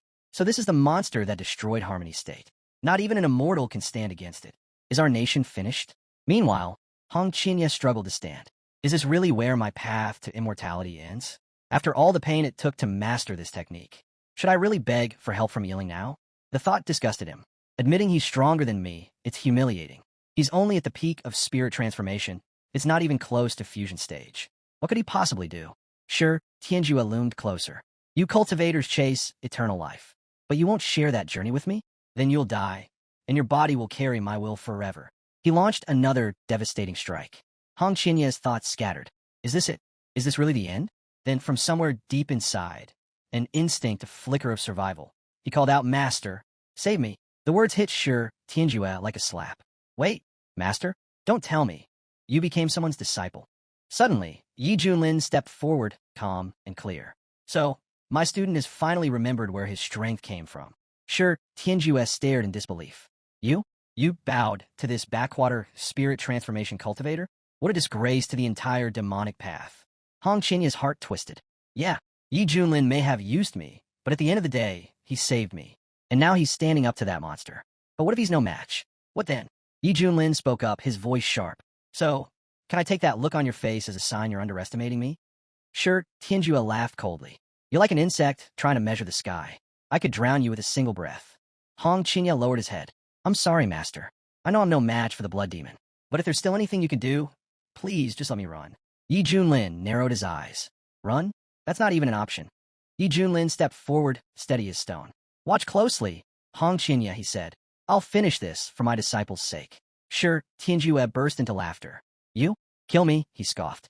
You couldn't survive even one blow. What exactly are you hoping to prove, you arrogant fool? With a roar, he launched a crushing strike. You're nothing but a clueless upstart. Don't do this, Hong Qinya shouted. Forget about me. Just let me go. This fight's already lost. But in that moment, everything changed. System notification. Host has been attacked by an opponent at initial fusion stage. Passive skill, Meet the Strong, become stronger, activated. Current level upgraded to middle fusion stage. Yi Junlin didn't even respond. He raised his hand and effortlessly shattered Sure Tianjue's incoming attack into pieces. Sure Tianjue staggered back, stunned. What just happened, he muttered. How can a spirit transformation cultivator do this? Then it hit him. You're not spirit transformation at all. You've reached the fusion stage too. Hong Qinya's jaw dropped. All this time, he was hiding it, he thought. He pretended to be a spirit transformation cultivator, when in reality, he's a fusion stage powerhouse. No wonder he kept provoking me. He knew I couldn't touch him. But at least, Hong Qinya realized he hadn't openly turned against Yi Junlin. That would have been a mistake he couldn't take back. Nearby, the girl watching gasped, eyes sparkling. He looks so powerful. I want to be like him. Her father, the emperor, stared at the scene grimly. That monster. Even with an immortal body, it's going to be a difficult battle. Yi Junlin felt the shift in his power. So this is what it means to reach fusion stage. It was like he could collapse the heavens and tear the earth apart with a single gesture. But sure, Tianjue wasn't backing down. So what if we're both at fusion stage? The difference in our techniques is like Xiantian and Earth. Let me show you what true power looks like. He summoned every ounce of strength and unleashed his full bodied assault. Yi Junlin didn't flinch. You don't even know what real power is, he said calmly, and activated the seal of the Human King. Sure, Tianjue reached out to block it with a finger and recoiled as his body exploded with energy. His face twisted in disbelief. What was that? Yi Junlin's voice rang out. Is that what you call a difference in technique? Thanks to the system, the Human King seal had evolved to its mastery stage, far beyond its original form. Sure, Tianjue gritted his teeth. So what? You still can't kill me. You'll never win a drawn-out battle. My immortal body can't be destroyed so easily. In fact, it's time I show you my latest move. Yi Junlin raised his hand again. Then how about this? He unleashed a technique perfected to its final form, the Finger of the Great Void. One finger restrains the heavens and earth. The second flattens mountains and drains rivers. The third erases all living beings. The fourth crushes the heavens themselves. Sure, Tianjue staggered, overwhelmed. What is this?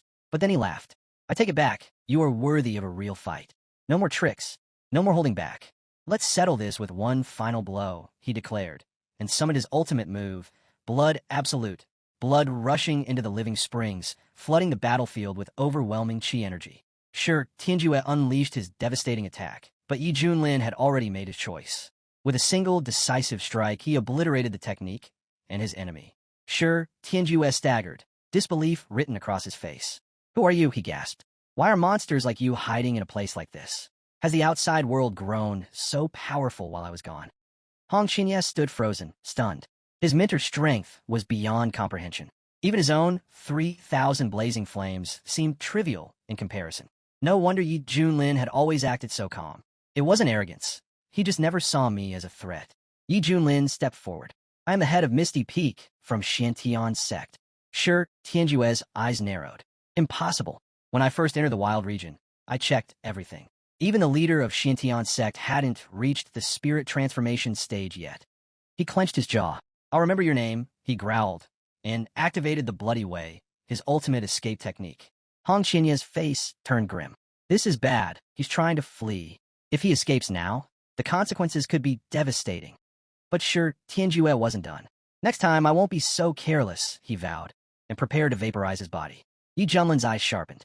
There won't be a next time. In a flash, he seized the blood demon. Sure, Tianjue thrashed, yelling, No, stop. I don't want it to end like this. But Yi Junlin had made up his mind.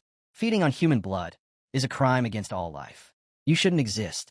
He clenched his fist and, with a final 1-2 strike, ended him for good. From a distance, Hong Qinya watched the scene unfold. The once feared blood demon who had terrorized the entire central region was gone, destroyed by his own hands through the strength passed down by his mentor. The emperor, watching in awe, suddenly raised his arms. It's a miracle. The demon has fallen. Harmony State is saved. All thanks to the immortal. Yi Junlin, unfazed, turned to the system. So, where's my reward? Don't tell me you forgot. You call yourself a professional. The system chimed in. Reward delivered. Supreme bone acquired. A mysterious relic etched with ancient runes. It grants its host supreme innate power, destined only for those fated to become the greatest among the great. Would you like me to bind it to you, master? Yi Junlin grinned. Supreme bone? Oh, that's too good. Do it. Bind it now. Binding initiated. Once complete, host power will increase drastically. A few moments later, the system confirmed, binding complete. Congratulations, master. A pulse of energy surged from Yi Junlin's body. Even Hong Qinya felt it instantly. What did he do now? Waves of pressure rolled off Yi Junlin, sending shivers down Hong Qinya's spine. What kind of legacy did this man inherit? There's no way someone from the wild region should be this powerful. Gritting his teeth, Hong Qinya made a vow to himself. I need to reevaluate everything. I must accelerate my cultivation. If I don't reach the fusion stage soon, I won't be able to stop him if he ever turns. The emperor approached, bowing deeply. Immortal, thank you for saving Harmony State. We will record this day in history, so generations will remember your virtue. Yi Junlin waved it off. There's no need for thanks. Just be a good ruler. Take care of your people. That's what matters most. The emperor nodded solemnly. I promise, your words will never be forgotten. Just as things began to settle, the young girl suddenly stepped forward. Immortal Yi Junlin, can I become a disciple of Xiantian's sect too? I want to cast out demons and fight evil, just like you. Yi Junlin turned his gaze toward her, his eyes flickering as he scanned her cultivation potential. Her name was Zhou Linger, and to his surprise, she had a solid foundation. You have an excellent water spiritual root, he said thoughtfully. You're a strong candidate. If this is truly what you want, then I'll consider it. The emperor's face lit up. Truly? Then let Lena thank the immortal at once. The girl immediately bowed. Thank you, immortal Yi Junlin. The emperor continued, overflowing with gratitude. You saved the Wei state, and now accepted my daughter as your disciple. Please, allow me to host a grand banquet in your honor. Let me also offer rooms in the palace for you both to rest. Yi Junlin nodded. Very well. We'll go shortly. Just then, Hong Qinya leapt up with a loud shout. I've recovered. My wounds are healed. And I've broken through to the peak of the spirit transformation stage. Since he began cultivating the 3,000 blazing flames and taking rare elixirs, his growth had accelerated dramatically. He couldn't deny, his mentor's methods were truly extraordinary. Still, even though Yi Junlin had saved his life, Hong Qinya couldn't forget the humiliation. Someday, he swore, when I reach the fusion stage, I'll pay it all back, twice over. And just the thought of seeing Yi Junlin beg for mercy made his blood run hot with anticipation. Suddenly, Yi Junlin called out, Hong Qinya, get over here. Hong Qinya scowled. Ugh, it's starting again. Yi Junlin smiled. Come on, let me thank you for calling me in earlier. Also, this martial arts novel I'm reading is quite interesting. Seems like the locals enjoy tales of someone being beaten down and rising again. I bet if I stayed in this world, I could make a fortune writing novels. He raised a finger. First up, martial arts peak. Surefire hit. The author's pen name, Mad Potato. Hong Qinya blinked. What is this old man rambling about now? Why are you calling me over? He asked, annoyed. Yi Junlin grinned. Because you're here now. Help me wash my feet. Hong Qinya's face twisted in rage. Unbelievable. The same nonsense again. But he held it in. He couldn't afford to offend him. Not after everything. Yi Junlin looked at him sharply. What's the delay? Neglecting your mentor? Get over here and wash my feet. Hong Qinya clenched his fists. This disciple wouldn't dare. This is outrageous. He thought, I'm no ordinary cultivator. I was the fire cult master. I've reached true immortality. Tens of thousands of cultivators fell before me. And now I'm washing the feet of some bumpkin from the wild region? Then, just as he approached, he paused. Wait, this water. He felt a sudden shock. Isn't this the water of boundless light? This wasn't just any bath water. It was a sacred liquid, one that could keep mortals young for 200 years. For cultivators, it purified the body and drastically boosted strength. In the central region, even a single drop of this water would sell out in a heartbeat. And Yi Junlin was using it to wash his feet. Hong Qinya's eyes twitched. This man, he must have a monstrous legacy. No one would be so wasteful otherwise. He glanced at the water again. If I drank even a little, what would happen? As the warmth from the foot-washing water spread through his body, Hong Qinya suddenly felt something strange, an immense surge in his cultivation. Then it hit him. Wait, this is foot-washing water. Yi Junlin raised an eyebrow. What's that look for? Don't tell me you think my feet stink. Hong Qinya flinched. No, of course not. I was just thinking about something else. Yi Junlin smirked. Guess the system really overdid it with the water of boundless light. Oh well, having my feet soaked in it and massaged by this cheap labor disciple is actually kind of nice. Then he glanced at the bucket. The water's getting cold. Heat it up. Hong Qinya sighed. Understood. Reluctantly, he plunged his hands into the bucket, channeling his fire ability to warm the water.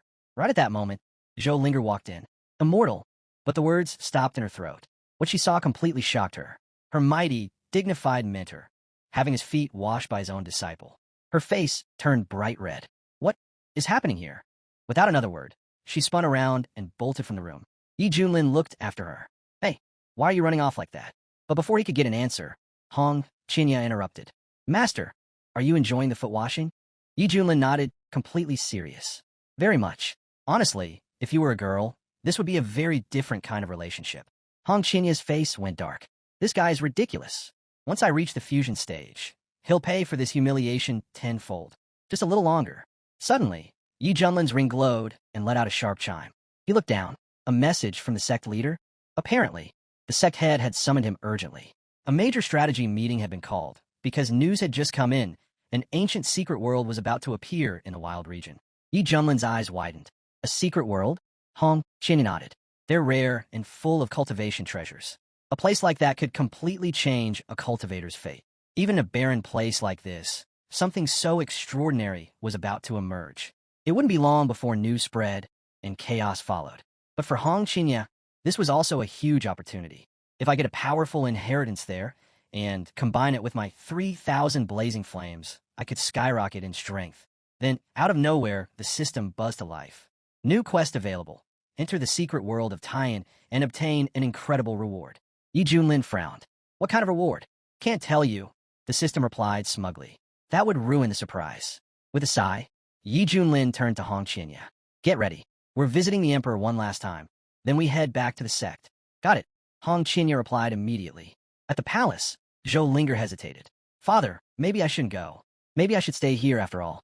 The Emperor smiled gently. Nonsense. Being accepted into Xiantian is an honor few ever receive. This is your chance. Don't waste it. Then he turned to Yi Junlin. Thank you, Immortal. I will remember everything you taught me. I swear, I'll protect my people and be a better ruler. And please look after my daughter. Yi Junlin gave a slight nod. Her path is her own. I won't bind her. How far she goes will depend entirely on her. He gestured to the others. Let's move. As Yi Junlin and his group stepped away, the citizens erupted into cheers, shouting their heartfelt thanks to the Immortal who had saved their land. After bidding farewell, Zhou Linger promised she'd return to visit her father. Meanwhile, far away in the true legacy hall of the Xiantian Ascension sect, a serious discussion was unfolding. So many things are happening in the wild region. The sect leader said gravely. It's rumored that an ancient secret world is about to be revealed there. And on top of that, the Wind and Thunder sect has been destroyed. Shower size narrowed. Destroyed? Who is responsible? The rumors say the head of Xiantian sect's Misty Peak. Shower's expression sharpened. What level of cultivation are we talking about? The leader replied, judging from what's being said, someone who recently stepped into the nascent soul stage. Shower scoffed. Nascent soul? That level? For him, killing those types of cultivators is like chopping vegetables. Then, with a tense voice, he asked, what about my father, Elder Mu? The head's face darkened. Still unconfirmed, but all signs point to Xiantian's sect. The issue is, could a low-tier sect like that have taken him out? Supposedly, they're relying solely on that Cloud Dao Peak Master, who's only at the soul nucleation stage. Shower's voice was cold, so someone else did it. Still, Xiantian's sect must be eradicated, and that man from Cloud Dao Peak will pay for my father's death. The sect head remained calm. Revenge can wait. First, focus on the mission. That secret world has drawn the attention of every major sect. You'll be heading there with a team of elders. Don't forget, you represent the Xiantian Ascension sect. You'll face elite cultivators from the strongest factions. Keep your priorities straight. Is that clear? Yes, teacher, Shower replied, bowing. He understood. Revenge would have to wait. The sect leader held up a glowing green pill. We'll show our strength there. With the resources gained in the Great Sect Tournament, you might finally break through the Great Completion stage and step into the Transition stage. He continued. In the heavenly realm, a spirit transformation cultivator is called a Divine Lord. A fusion stage, cultivator becomes a Heavenly Lord. But one who reaches Great Completion is honored as a Supreme. And if you touch the Transition stage, then you'll bear the title of a Lookery Immortal. Even touching that level gives you the power to dominate entire regions. And now, the most overlooked corner of the Eastern region, the Wild region, long dismissed as backwards and barbaric, had suddenly become the center of attention, all because of the secret world that could hold the key to immortality. At that moment, a group of cultivators made their way toward the mountain range. One of them laughed. We're in luck. The Wild region cultivators are so weak, there's no way they'll keep this treasure for themselves. Another scoffed. This place was always called a land of savages. How could this be where the path to immortality opens? The third chimed in. Either way, we better hurry. Once the Xiantian Ascension sect gets there, there won't be a single scrap of treasure left. And so, the eastern region began to stir. Outside the ancient secret world, a massive crowd was already forming in the Wild region. One elder spoke solemnly. The discovery of this secret realm has already drawn 4 out of the 5 great sections. Only Xiantian's sect had yet to arrive. Some believed they had given up the fight, but a warrior standing nearby shook his head. Unlikely. After what they just did, Xiantian's sect had absorbed the remnants of the Wind and Thunder sect. and now it looked like they had their sights set on becoming the leading sect among the 5 great powers of the wild region. At that moment, the moving mountain sect's elder, Ouyang Feng, burst into laughter. "I've been in seclusion for years," he said with a grin, "and now some minor sect like Xintian sect dares to challenge my moving mountain sect's place at the top." One of the warriors turned to him. "Elder, spirit transformation." Ouyang Feng nodded. They might have gained 2 soul nucleation cultivators, which would have been enough to put them in the spotlight, but a spirit transformation cultivator has actually emerged in the wild region. That changes everything. The warriors immediately straightened into formation and cupped their fists. "We greet the elder." Ouyang Feng looked out at the horizon. "I never expected that the moment I stepped out of seclusion, I'd witness the appearance of an ancient secret world. This is fate, and this secret realm, it will belong to the moving mountain sect." He raised his voice. "If anyone dares to challenge that, step forward now." The crowd fell silent. It was clear, now that Ouyang Feng had reached the spirit transformation stage, he was officially the strongest cultivator in the wild region. The elders surrounding him quickly bowed and declared, "We obey the divine lord. Long life to the sect lord." The warriors murmured amongst themselves, "Now that we've got a spirit transformation cultivator, who dares to go against us?" Just then, someone shouted, "The Temple of Battle Sky is here." Another voice chimed in, "The barbarians from the savage region are showing up again. Kick them out." But the atmosphere shifted as a new arrival stepped into view, the ruler of the southern borders from the Heavenly Lord Empire. A cultivator at the late stage of spirit transformation. The chief of the Heavenly Lord Empire narrowed his eyes. So it's true. The wild region really does have someone who's reached the spirit transformation stage. Ouyang Feng sneered to himself. Another one? There are already hundreds of spirit transformation cultivators here. He had fought tooth and nail to break through, becoming a prominent figure in the wild region over the past decade. But outside of it, spirit transformation wasn't even special. Trying to remain composed, he turned to the dignitary beside him. "I am Ouyang Feng, elder of the Moving Mountain sect. No need for formalities, just call me Brother Ouyang." One of the warriors scoffed. "What, you want to act young now? Shouldn't you be ashamed? Shut your mouth and get lost. No one here invited you to speak." Even some of the other elders chimed in. "You're just a backwater bumpkin. So what if you reached spirit transformation? You're still nothing. Don't think you're qualified to stand beside us." Ouyang Feng's smile faded. His jaw clenched. He turned slowly to the crowd. "You think just because I come from the wild region, I'm beneath you?" he said. "Maybe the land is harsh, but that doesn't mean we're weak. Why should spirit transformation cultivators like you get to trample on us?" He glanced around and saw his disciples looking at him with hope in their eyes. "If I back down now, the wild region will never have a future." His voice rose. "Yes, our land is poor, but we will fight.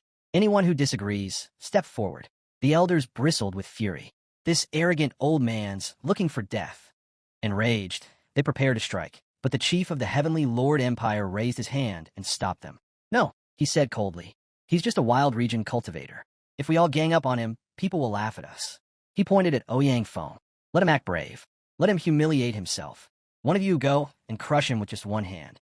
Old Pesh realized just how outmatched he was. In desperation, he launched a palm strike, but Headphone didn't flinch.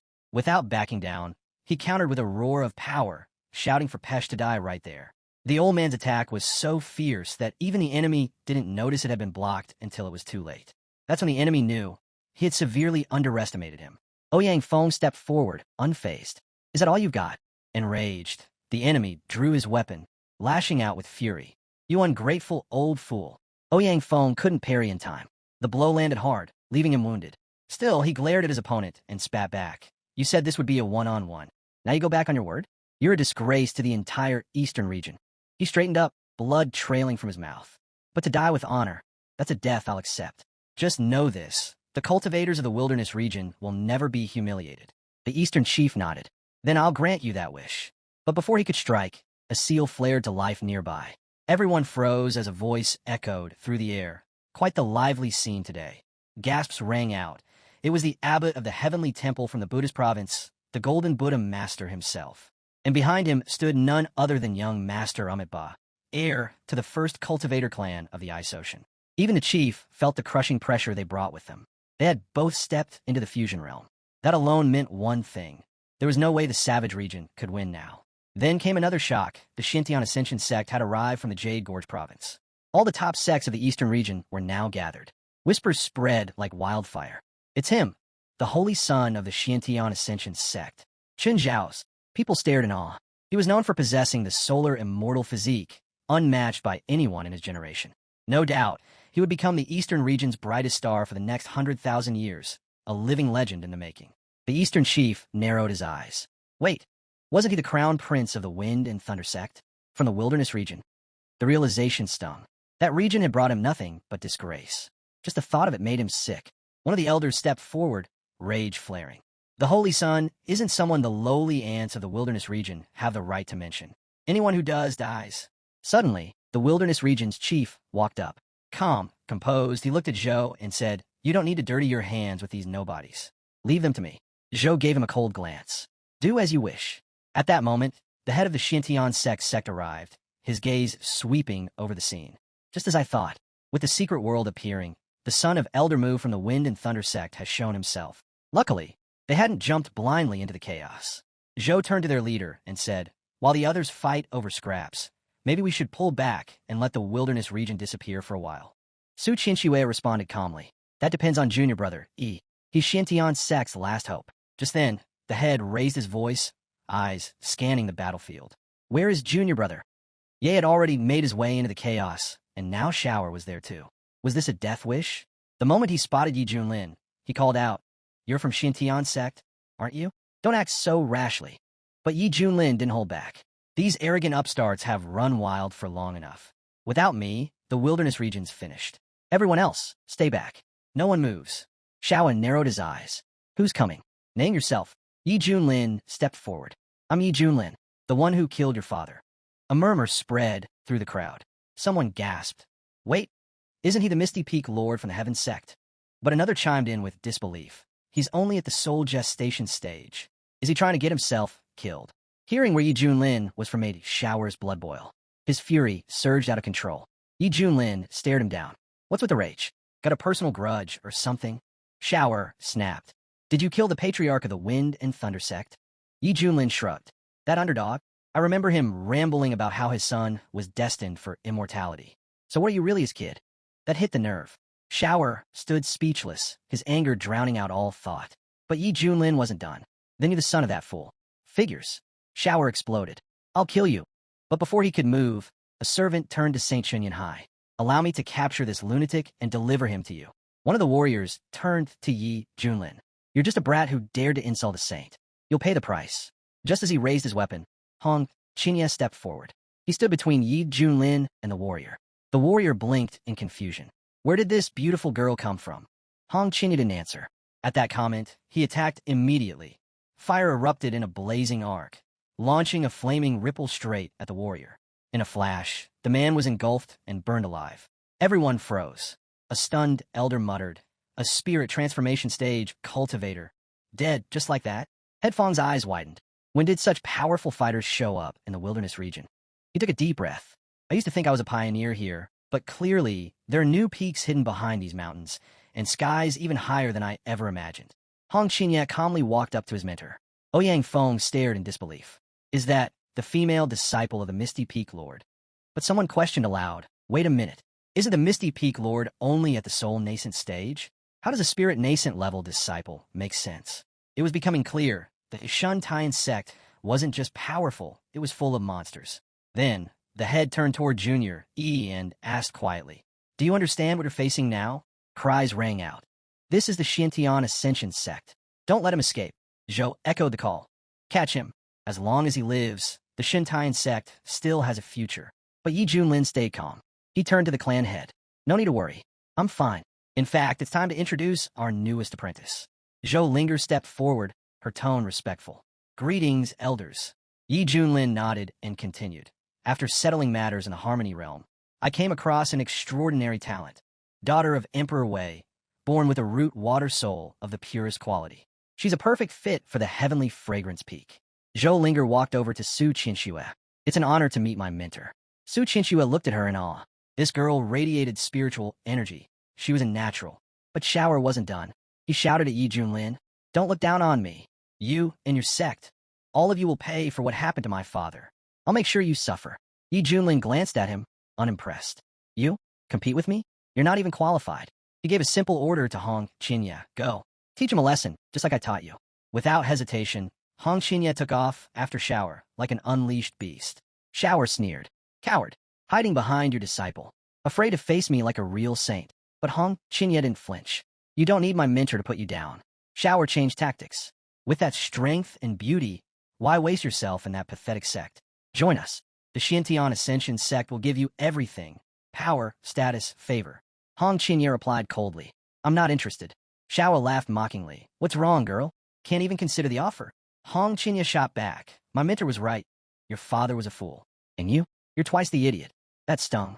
Shower snapped. If you reject kindness, then prepare for pain. He unleashed a blazing whirlwind of fire. But Hong Qinya stood firm and countered with his meteoric flame. A surge of power so intense it tore right through the attack. Shower's eyes widened. What? You shattered my technique? So easily? Hong Qinya stepped forward. Was that all? Grinding his teeth, Shower growled, don't get cocky. That was just the warm-up. He pushed his power to the limit, summoning his ultimate move, Solar Deity's Fist. The head of the sect looked on. That's the Holy Sun for you. With a solar immortal body and a celestial rank technique perfectly fused, even spirit transformation cultivators would be obliterated. If his enemy were in the fusion stage, they'd still suffer badly. Shower roared. You asked for this. A thunderous explosion followed. The entire battlefield was silenced by the sheer force of it. Smoke and dust filled the air. Shower smiled, convinced he'd finished off Yi Junlin's disciple. But as the haze cleared, Hong Qinya stood, still alive. Not just alive, unscathed. Shower's face twisted in disbelief. No, that's impossible. I was born to be immortal. I'm invincible among my peers. But even now, Shower wasn't done. He kept swinging, punch after punch, desperate to finish it. But Hong Qinya stood his ground. Like a frog in a well. You have no idea how vast the world is. You think you're strong? I'll show you real humiliation, the kind you'll never forget. Everything I've bottled up since Ealing. I'll unleash it now. His counters landed hard and fast. Shower never stood a chance. Hong Qinya tore through him like he was nothing, like snapping twigs with 2 fingers. Shower panicked. Why are all my attacks melting away? Like I'm punching into a sponge. There's no impact. Is she really stronger than me? He gasped aloud. I've never seen this kind of martial prowess. Not even among the top cultivators of the Xiantian Ascension sect. How could a sect like yours raise someone like you? Hong Qinya looked at him coldly. You're weak. That's all there is to it. An elder cried out to Shower. Don't falter. You're the Holy Sun. You were born for immortality. Shower gritted his teeth. That's right. I am the Holy Sun. He unleashed his chi again, roaring, I'm not finished. Calling on the power of his solar immortal body, he activated the initial divine eclipse technique, channeling its destructive force straight into Hong Qinya. But Hong Qinya didn't even flinch. Child's play, he scoffed. You want to see what invincible among equals really means? I'll show you the gap between us. With that, he released the 7-colored flame, unleashing everything he had. Headphone watched in shock. Is he really just at the spirit transformation stage? That level of power, it's unreal. Even one of the elders murmured. This power. Could it even crush someone in the fusion stage? Who's going to come out on top in this battle? But the answer came quickly. Shower collapsed. Whispers echoed through the stunned crowd. That's the Holy Sun from the Xiantian Ascension sect.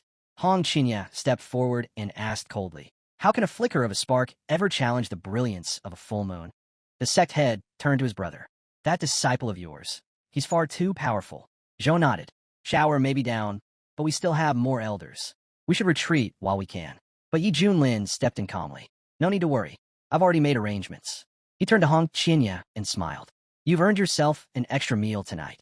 Hong Qinya bowed slightly. Thank you, teacher. Meanwhile, Shower lay stunned. I lost. A voice behind him spoke. Turn around. Shower turned slowly. He admitted, I was defeated. That one. He's invincible in his realm. I brought shame to the Xiantian Ascension sect. The fire elder stood nearby, still reeling. No one had expected the Holy Sun to be beaten by a disciple from the wilderness region. His Taoist heart trembled. If this goes on, he thought, our sect's reputation will crumble. He stepped forward, addressing Shower. Don't dwell on this. You still have a brilliant future ahead. You will become immortal. But we must harden your Taoist heart and wipe out these savages. Only then can we restore the glory of the Xiantian Ascension sect. Then, turning to the crowd, he shouted, to insult the Holy Sun is a grave offense. Who among us will strike back and destroy these wild region barbarians? One of the Xiantian Ascension warriors stepped forward.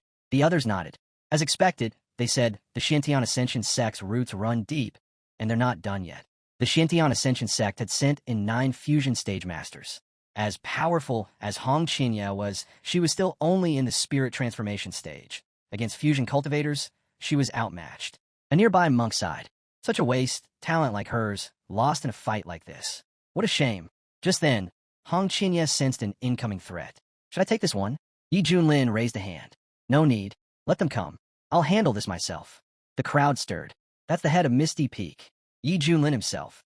Wait, he's already reached the fusion stage? The chief narrowed his eyes. I thought his disciple was dangerous enough. Turns out, the man behind her is even worse. He scoffed, calling himself the #1 in the wilderness region. How laughable. One of the Shantian Ascension warriors stepped forward and sneered. So you've merged. Big deal. You think that's enough to insult our holy son? Barbarians like you deserve to die. He unleashed a barrage of attacks, deadly and fast. But Yi Junlin didn't even blink. Sitting calmly, he muttered, "Is this a joke?" The next instant, Yi Junlin appeared right in front of his enemy, effortless, like a shadow in the wind.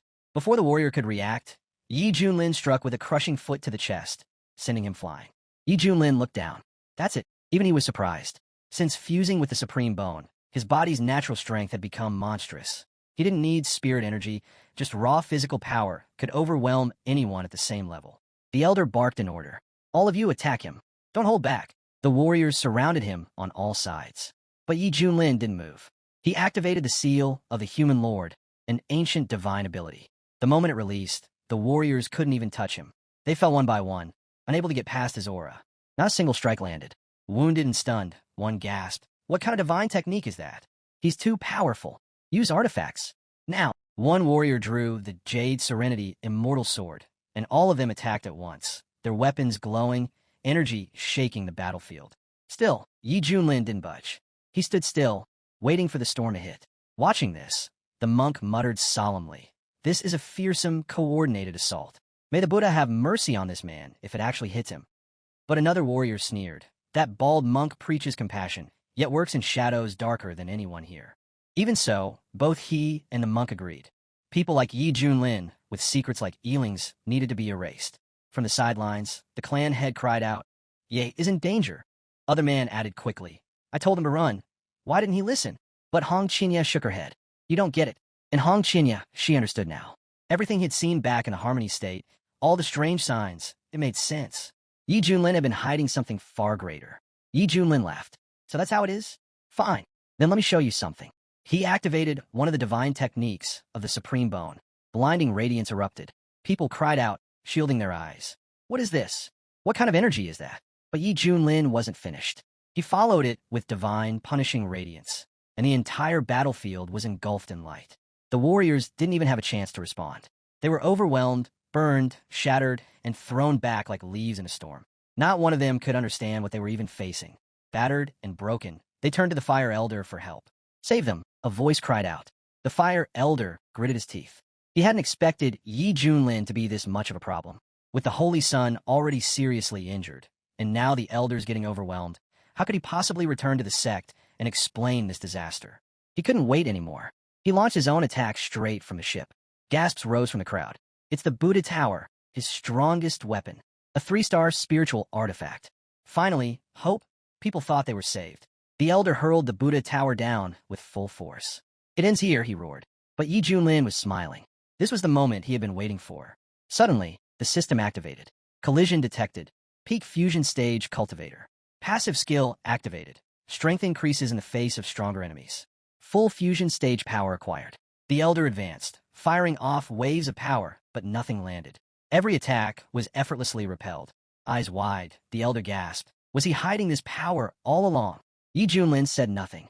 He simply raised a hand and blasted a wave of pure energy directly into him. Cornered, the Elder shouted, "Enough. We concede. The Shintian Ascension sect will withdraw from the battle for the secret world."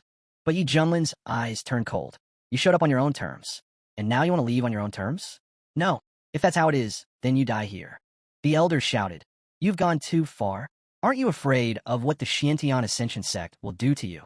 But then a dark realization crept into his voice. "Wait, now I understand. The Elder from the outer court. You killed him too, didn't you?" Yi Junlin smirked. "That's right. I've already made enough enemies. So why not kill a few more?"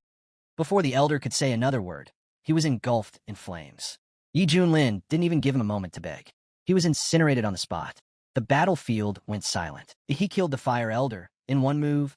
This barbarian from the wilderness region took down the Fire Elder of the Xiantian Ascension sect. Just like that, the blow shattered them. Shinji's Taoist heart cracked. The very strength and reputation of the Xiantian Ascension sect was falling apart. The monk watched silently. The real war in the east had only just begun. Shower was shaking with fury. Even the Fire Elder had fallen. Is my father's killer really this strong? Can I ever get revenge? Panic spread fast. Warriors started shouting, "It's over. Get the Holy Sun and retreat. Activate the golden ship." But Hong Qinya stepped forward, rage burning in his eyes. "You boast and threaten, and now you're running?" He launched a surge of flames straight at the ship. No one leaves alive. The flames hit hard, fire swallowing the golden vessel. They killed our elders. Now, they're targeting the Holy Sun too. This master and disciple are mad. Just as all hope seemed lost, a monk appeared. He stepped up to protect the ship, raising his palm. Facing Hong Qinya, he spoke calmly. "Young mistress, when does this cycle of vengeance end? Do they really want to wipe out every last one of us?" Someone cried out. Hong Qinya turned to the bald monk. "Don't act like I don't see through your Buddhist tricks. You step in now, pretending to be righteous, just so the Xiantian Ascension sect owes you a favor. That kind of hypocrisy makes me sick." The monk shook his head. "You speak falsely. Your hatred toward Buddhism runs too deep. You're teetering on the edge of the demonic path. I suggest you take a step back." Hong Qinya scoffed. "Back in the central region, people like you disgusted me the most. Always chasing benefit, hiding behind virtue. Even if I walk the demonic path, I don't need your preaching." The monk's tone shifted. "In that case, allow me to show you the true path myself." Hong Qinya suddenly felt the weight of overwhelming pressure. The monk wasn't ordinary. He was at the peak of the fusion stage. But before he could react, Yi Junlin stepped between them. "Someone dares to go after my disciple while I'm right here?" The monk bowed slightly. "You misunderstand, Mr. Ye. I only wish to guide him." Yi Junlin's gaze turned sharp. "Guide him? Do you think yourself qualified to teach my disciple?" Hong Qinya thought the same. Letting a true immortal reborn be lectured by a mere fusion stage monk? Absurd. "I appreciate your concern," Hong Qinya said coldly. "But I had their ship cornered. That old monk got in the way, and now they've escaped." The monk answered calmly. "It simply seemed things had gone too far. I stepped in to bring balance. If you see that as a fault, I've nothing more to say." Yi Junlin narrowed his eyes. "So you stepped in, made your move, and now you want to walk away? Why stop now? Finish what you started." The monk raised a brow. "You do realize that the Misty Temple is one of the Eastern region's great Buddhist sects, yes? You've already clashed with the Xiantian Ascension sect. Now you wish to provoke us too?" Yi Junlin laughed. "You've got a talent for playing both sides, racking up favors, letting others get their hands dirty, and leaving the consequences behind. You're so clever. Why not predict your own death while you're at it?" The monk's expression darkened. "You've taken this too far." But Yi Junlin didn't give him a chance to recover. With a surge of fire, he struck without warning. The monk responded instantly, casting the Golden Bell defense, but it wasn't enough. Yi Junlin's attack cracked through it, leaving the monk staggered and injured. Still, the monk managed to steady himself midair. "Do you think we're so easy to mock?" "The Misty Temple isn't weak," Yi Junlin replied coldly. "If you're so determined, then don't blame me for what happens next." With a solemn chant, the monk unleashed one of his strongest techniques, the Dharma Buddha manifestation. A towering golden image emerged, divine and awe-inspiring, holding the famed 3-star, 9-ring iron artifact. Gasps spread through the watching crowd. "That's the Buddhist great manifestation technique. He's using a spiritual artifact. He's serious now." And Yi Junlin, he's completely lost it. He's already made enemies of the Xiantian Ascension sect, and now he's picking a fight with the Buddhists too? Is he asking to die? One of the warriors muttered as the tension soared. The monk's mentor stepped forward and addressed Yi Junlin. "I gave you a chance, but you're too stubborn. Now, I'll be the one to calm you down." With that, the monk raised his weapon, channeling a resolution attack into the sky. But Yi Junlin didn't move. He looked almost puzzled, then spoke plainly. "If you're finished pretending, go ahead and make your move." As the monk attacked, Yi Junlin responded with a single motion, activating the Xiantian burial casket. The artifact appeared with a hum, and Yi Junlin stopped the powerful strike with just one hand. The monk was stunned. He didn't even know what had just happened. That's when Yi Junlin realized something. With his rising cultivation, the Xiantian burial casket had evolved. No longer a 4-star, but a 6-star artifact. He looked at the monk coldly. "That divine ability, is that really all you've got?" And with that, he activated the artifact fully. The burial casket opened, pulling everyone nearby into its dark interior. The monks screamed in shock. What is this? Perceptor, help us. Their leader froze, horrified. He's a cursed evil. There's a demon hiding inside the Shuren sect. The monk turned to his allies, shouting, he's a heretic. Eliminate him now. But hesitation spread. Would anyone dare risk it now? Watching it unfold, Hong Qinya finally understood. This was the hidden power he'd always sensed in his mentor. The monk gritted his teeth. You've already made an enemy of the Xiantian Ascension sect. Now you want to take on the Eastern region's strongest Buddhist order too. Yi Junlin's voice rang out like iron. What disgusts me most are hypocrites like you. I don't care who my enemies are. If you hide behind false virtue, I'll wipe you out. He waved his hand, silencing the monk's protests. Go to the coffin. With a final gesture, the monk was sealed away. Yi Junlin lifted the casket with one hand and turned to the battlefield. Anyone else want to try me? The clan head erupted into laughter. Brother Ye, that was magnificent. Zhou Dezhu added jokingly. Is he dreaming or asleep? Someone should hit him and find out. Su Qinxue stepped up immediately and punched him right in the face. Why are you hitting me? Zhou Dezhu asked, rubbing his cheek. Su Qinxue blinked. Does it hurt? Of course it does. Then it's not a dream, she said simply. The elder stared in disbelief. Did the wild region actually win? Whispers turned into cheers. The Heavenly Lord. The wild region's Heavenly Lord. The invaders looked around in shock. This really is the wilderness region, and we didn't come to the wrong place? They had believed he had merely defied fate 3 times. But they were wrong, so wrong. Yi Junlin had shaken the mighty Xiantian Ascension sect to its core. And now, he had turned even a high-ranking Buddhist temple into rubble. He had made enemies of the strongest forces in the East. And revenge would come hard. But some among the wild region clans whispered, if he keeps turning the eastern region upside down like this, it might work in our favor. Then suddenly, the sky split open. A massive beam of light descended from above, casting divine brilliance across the land. Gasps echoed. The secret world, it's opening. It's never been this majestic before. Even Yi Junlin paused, gazing up at the blinding brilliance. Finally, it was time. The gateway had opened. But before stepping in, he turned toward the remnants of the hostile sects still lurking. This isn't over, he said coldly. There's still a few things left to clean up. Yi Junlin's voice rang out clearly. Everyone from the wilderness region has the right to enter and explore this world. As for the rest, leave. Grumbling broke out across the crowd. One young man stepped forward angrily. Our Shui clan has never clashed with the Shuren Tian sect. Why are we being blocked? What injustice? He scowled. If our elders were here, they wouldn't have let this slide. But a nearby warrior leaned in and said quietly, the higher the sun rises, the brighter its fall. Fighting a battle that's already lost is nothing but defying fate. The young lord's expression hardened. True, let him bask in arrogance. Let him feel untouchable. That will be his downfall.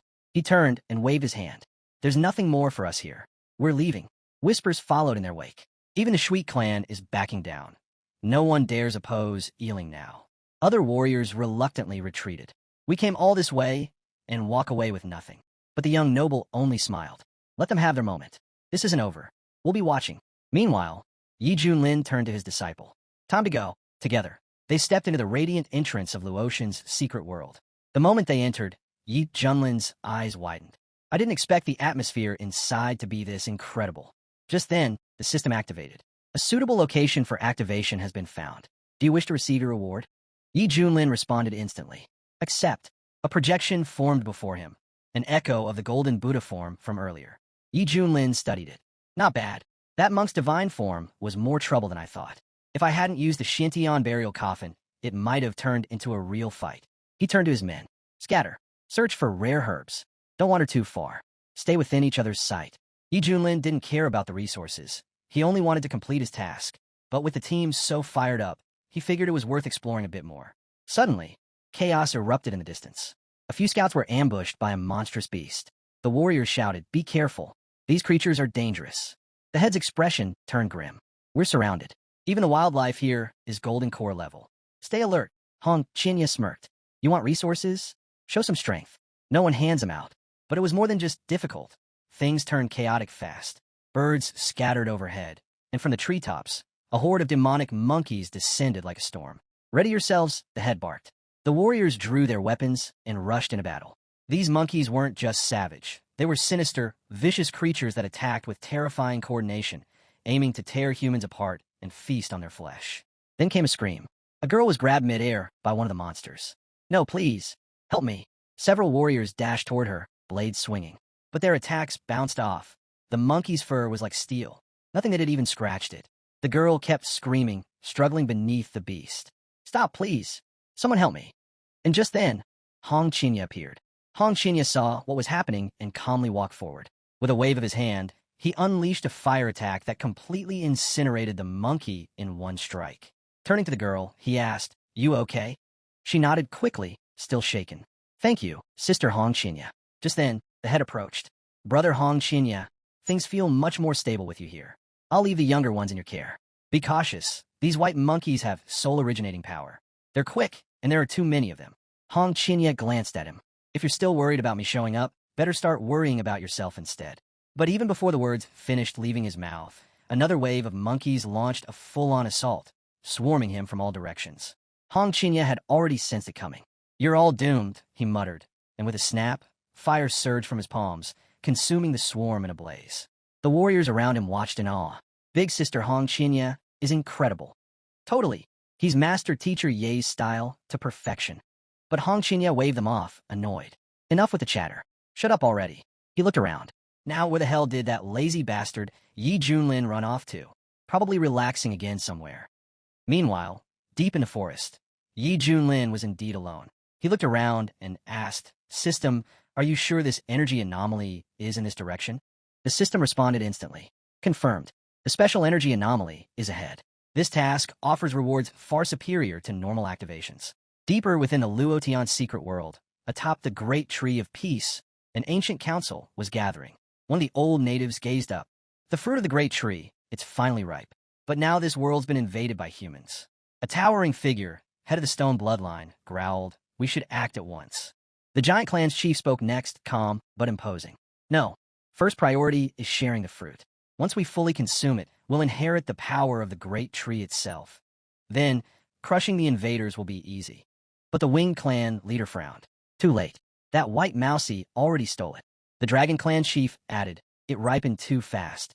We didn't even have a chance to react." The Pisces clan elder shook his head. "Now that it's eaten the fruit, the tree recognizes it. We can't touch the mousy while it's still digesting. If we try, the tree will turn on us." The tree clan's head nodded solemnly. "Then we wait. Once digestion is complete, we'll take it, refine the energy, and split the gains." But the giant clan chief wasn't convinced. "No, that greedy little rat will pay. I swear it." Suddenly, someone gasped. "Look, the light's fading, it's almost done." And then it happened. Tiny paws peeked out of the glowing fruit. The mouse popped its head out, yawning. What a nice nap. Everyone froze. The mouse blinked at the furious crowd and casually waved. "Oh, hey, brothers. Were you looking for me?" She could already feel the heat in the air. The room, seconds from exploding. She knew they might hurt her, or worse. Slowly, she began to back away, warning them not to stop her. The giant clan leader scoffed, remarking how fast the little rat had become. The power of the great peace tree's fruit was truly remarkable. The tree clan's leader wasted no time. He unleashed his roots, ordering the others to stop standing around and catch her. Now, Mousa glanced back, spotting the roots slithering after her. She shouted, "Can't we talk this out? I'm not unreasonable." Just then, a strange portal shimmered into view before her. Without hesitation, she leapt through. Inside, her head spun. She clutched her stomach. "I feel sick. Where is this place?" Meanwhile, the winged clan's leader frowned. "So, she's unlocked spatial travel. If she escapes, fully absorbs the fruit, and learns cultivation, she'll be unstoppable. We can't allow that. She has to die here." Without warning, the winged clan had launched a flurry of feathered attacks. One struck Mousa hard. She screamed as her tiny body slammed into the ground. "I don't want to be eaten," she cried. "I just want to live." But the Stone Clan's leader stepped up behind her. "Live? You're already dead." He unleashed a gust of energy that sent her hurtling into the abyss, too weak to resist. The winged clan leader followed, sneering. "A filthy rodent dares to eat the fruit of the great peace tree? Do you have any idea how priceless that is? Who do you think you are?" The giant clan leader joined in, scoffing. "Why aren't you running? Did you really think eating that fruit would let you escape us?" Mousie lifted her head. "The fruit didn't have your names on it. Why shouldn't I eat it? Why are you blaming me?" The tree clan leader stepped forward. "Do you even understand what you've done? That fruit comes from the tree that sustains the entire secret Taiyan world. It has taken countless generations to grow. Anyone who eats it gains the body of the Great Lo, the most powerful body in the immortal realm. Our clans have waited hundreds of lifetimes for this moment, and you stole it." He raised his hand. You must die, so the fruit can return to its rightful heirs. Mouses stared at them, shaken. Was it really such a terrible thing? Am I going to die for this? She called out. Please, someone save me. The tree clan leader moved to crush her. But then, an attack came from behind. He froze mid-motion. Feeling the powerful aura, he turned. Who are you? And then, Yi Junlin stepped into view. She glanced at the system. What did you say about the energy wave from that white mousy? The system confirmed it. The mousy had just consumed the fruit of the Great World Tree. Her body had already begun forming the Great Luo physique, brimming with untapped potential. That piqued Yi Junlin's interest. The peace tree again. Huh? Mousy hurried over and pointed at her attackers. Hero, you saved me. These villains, they wanted to eat me. Yi Junlin paused, thinking. This felt oddly familiar. Every time he took on a disciple, he ended up saving someone first. Was this his fate now? Was he becoming like Tanjin? Still, unlike that stubborn Hong Qinya, this round little mousy seemed like she'd actually listen. Maybe she wouldn't be a bad apprentice if she didn't disappoint. Suddenly, the giant clan leader roared and charged. An intruder dares interfere? You'll pay for this. But Yi Junlin didn't even flinch. With one hand, he caught the massive hammer mid-swing. She's mine now, he said coolly. Leave, and I'll let you live. That only fueled the rage. The Stone Clan head stepped forward next. You? Also at the peak of the fusion stage? You dare act this arrogant. The giant clan head, emboldened by backup, growled. Good, then let's crush him. Together. But Yi Junlin didn't even blink. He walked straight at them, calm and unbothered, then struck. The giant clan leader flew backward, stunned. What kind of strike was that? That power. Not waiting, the winged clan leader leapt into action, feathers slicing through the air. You've signed your death warrant. Yi Junlin deflected the flurry with ease. So that's how it is. Well then, don't blame me for what happens next. He activated his technique, Great Wasteland Finger. The sky erupted with fire, and a blazing inferno surged down as he sealed the heavens. The clan leaders struggled beneath the weight of a massive stone. Hold the line. Push back, they shouted, rallying. But Yi Junlin was already thinking ahead. Looks like Stone over there is walking right into a trap. Huh, this might actually be fun. Then he grinned. Time to test his new bonus. He summoned the guise of a celestial emperor, his aura exploding with dominance. The giant clan head staggered near him, sneering. You curse, man. Under the overwhelming presence of the colossal illusion he unleashed, they felt like ants. Was this something they were supposed to handle? Just who was this man? From the distant battlefield, others noticed too. Whispers spread. It was a divine incarnation. Stronger even than the monk from the martial sky temple. An elder squinted at the sky, baffled. Could it really be the heavenly lord himself? But no, this incarnation was beyond what even the mightiest in the Central Lands could summon. They would have bowed without question. Hong Qinya, watching from afar, clenched his fists. Again with the secrets. Just how many cards is my master hiding?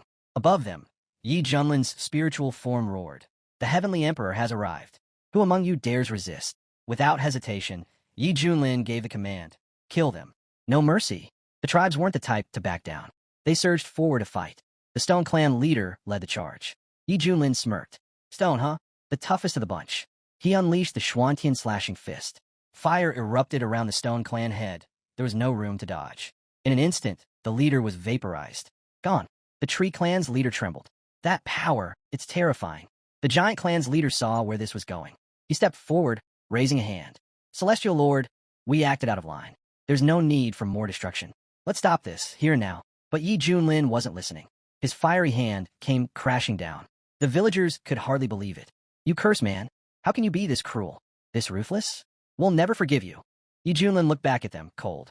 If you had the power to kill me, you would have done it already. And you want me to believe you want peace. His imperial form was powerful, too powerful, but it had drained 80% of his energy. It wasn't something to throw around carelessly. Now, it was time to take on a disciple. He glanced around. Where's that little mousy? She was just here, looked so tame too. But the mousy was already long gone, racing through the forest. That guy's terrifying, she panted. He saved me, sure, but he's even scarier than those 6 maniacs. I thought I was going to die. Still, the pain was gone. Her legs felt stronger than ever, carrying her at lightning speed. Is this all from the fruit? She wondered. Then a chill ran down her back. Was that terrifying two-leg chasing her? Yi Junlin took off after her.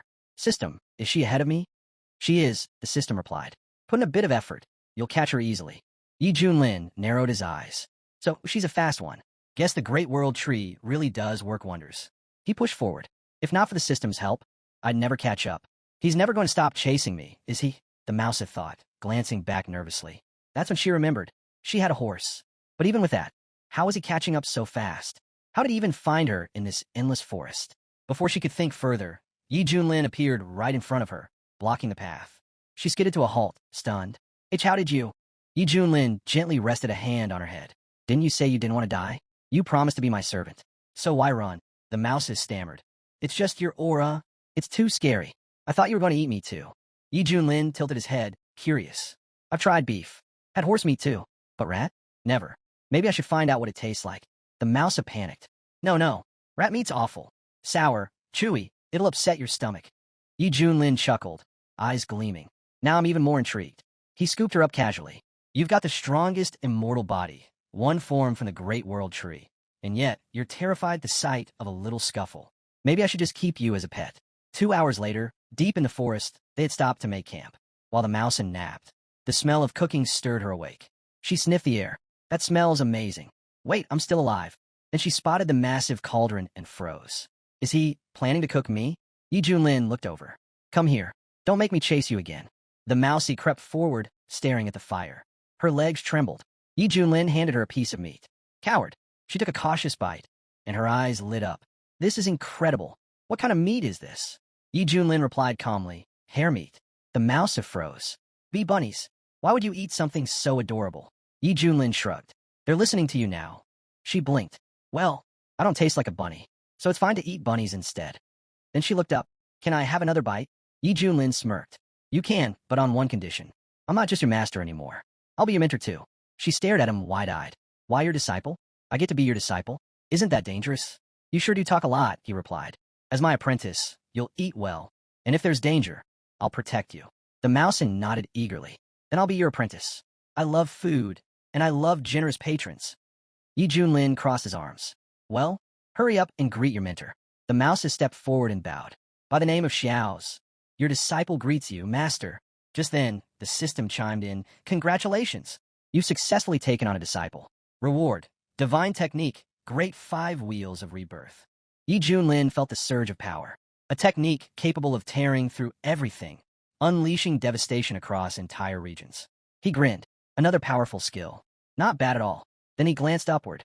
System, don't tell me you're underestimating me.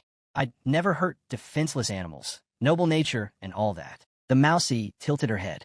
Teacher, were you talking to me just now? Yi Junlin looked down at her. No, but now I'm going to pass on a technique. Pay attention and don't waste it. Yi Junlin told her to practice the technique seriously and become a worthy disciple. Then, he released a beam of energy that struck her forehead. You've now learned the way of the great Luo, he said. She blinked in awe. This technique, it's incredible. It's like my entire mind just lit up. Thank you, teacher. Yi Junlin nodded. Now, get up, drink your soup, and eat the meat. It's ready. She took a bite and smiled. Delicious. My mentor's cooking is amazing. Being your student feels like a true blessing. I'll definitely repay your kindness one day.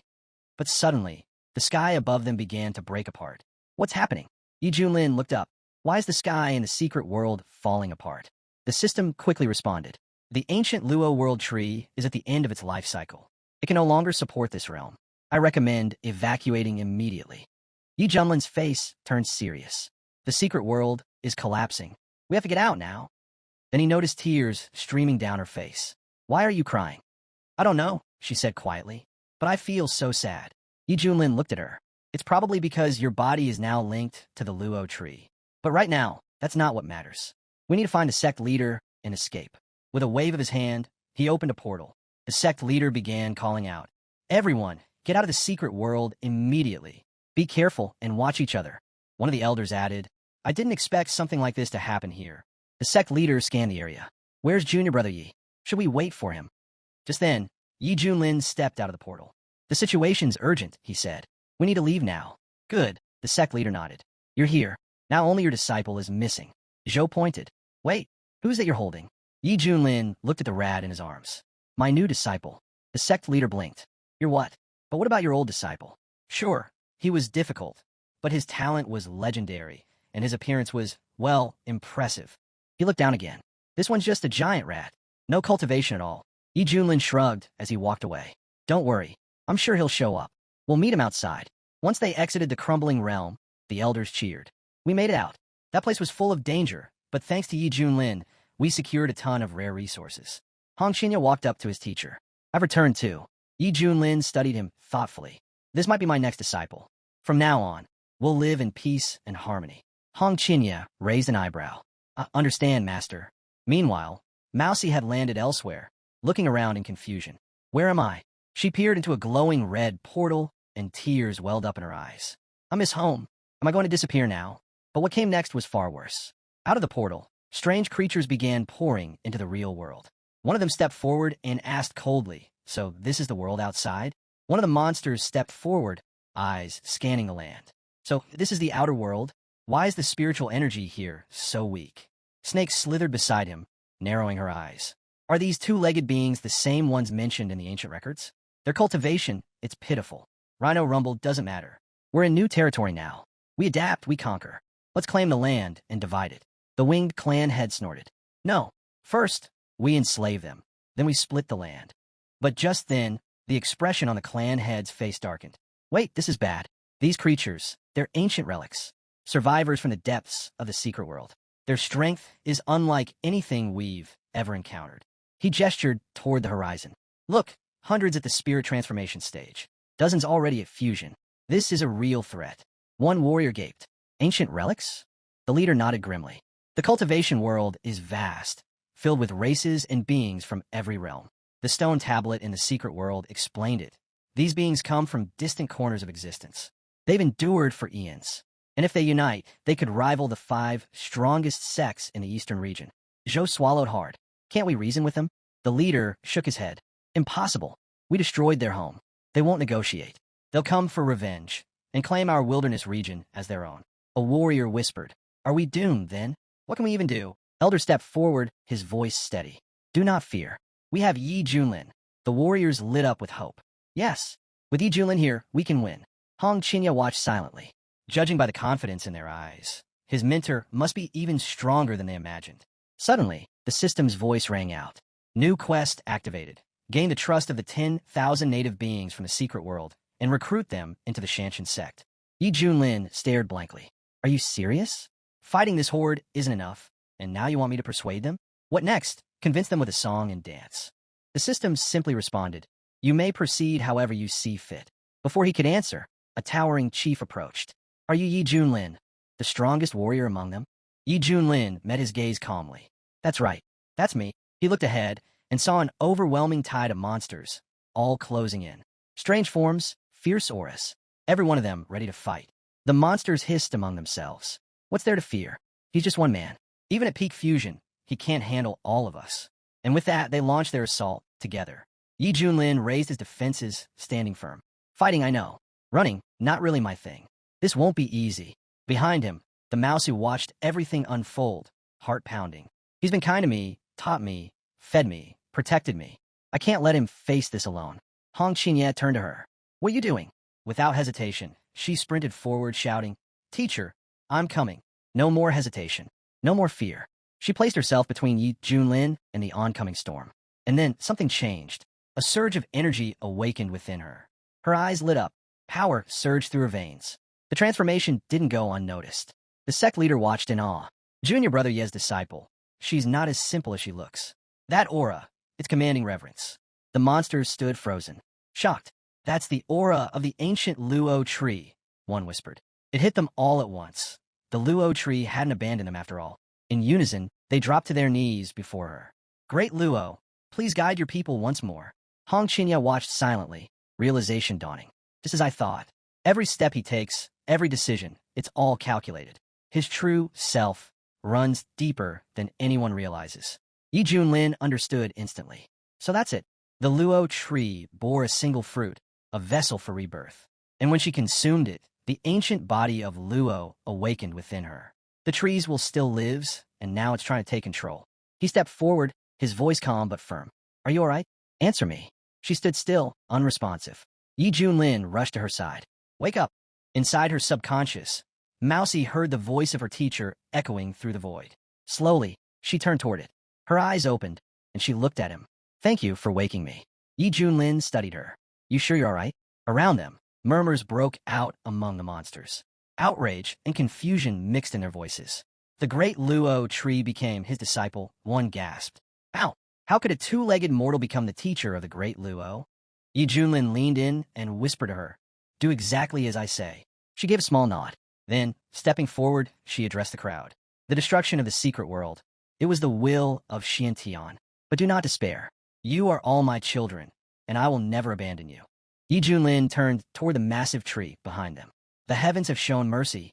Though your world is lost, the Heaven Sect offers a new home. Stand with us, and together we'll survive this catastrophe. Mouse had turned and bowed. Thank you, teacher. The crowd remained uneasy.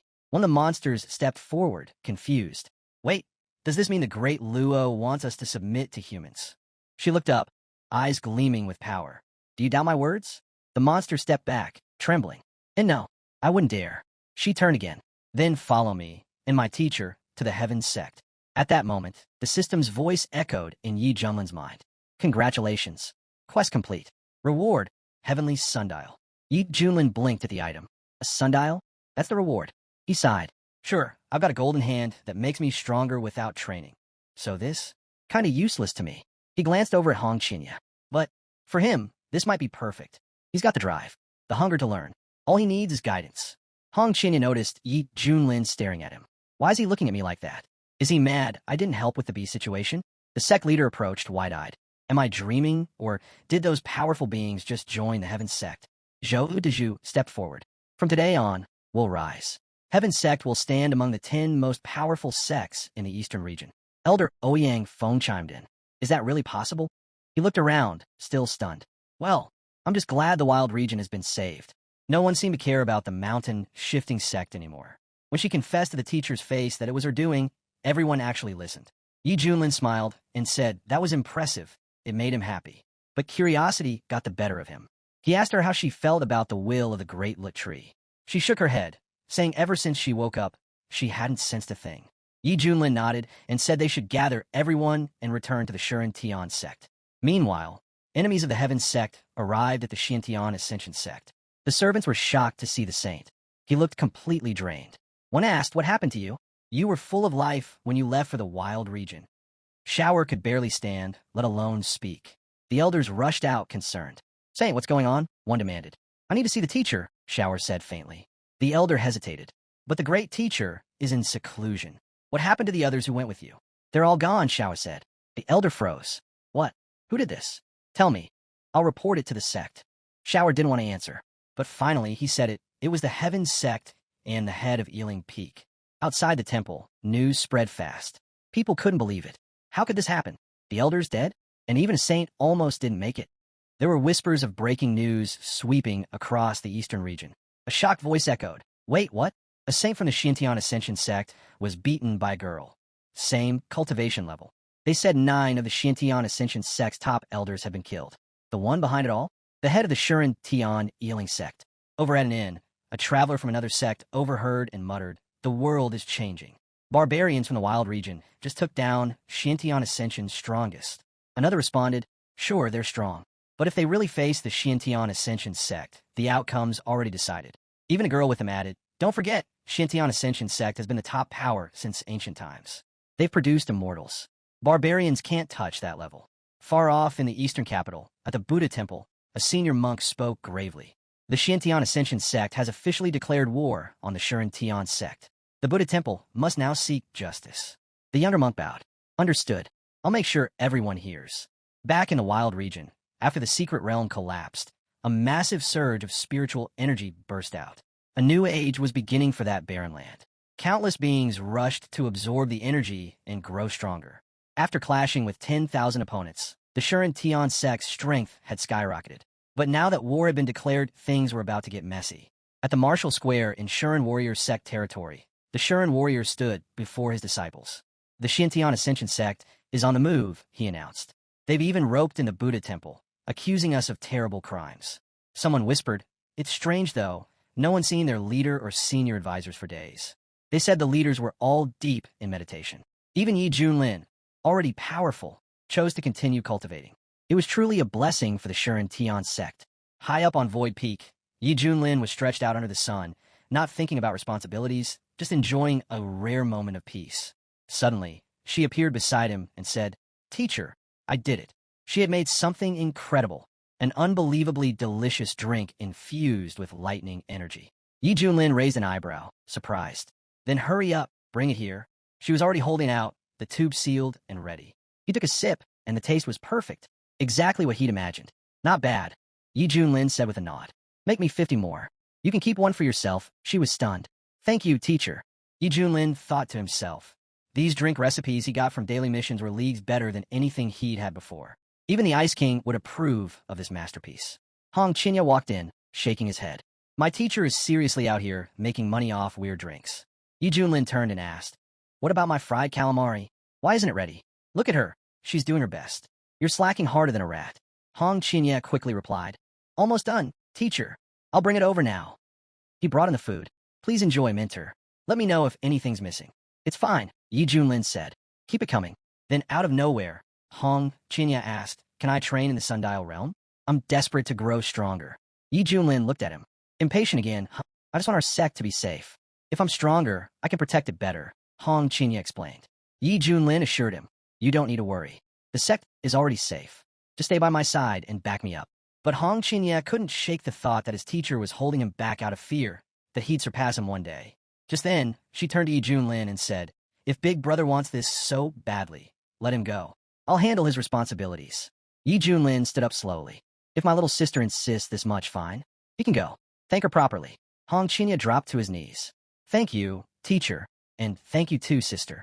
As Yi Junlin walked off, he told them to continue with the meal prep. He was heading back inside. Watching him leave, Hong Qinya clenched his fists. One day, when I come out of seclusion, you'll bow your head to me, Yi Junlin. But Yi Junlin had already sensed it.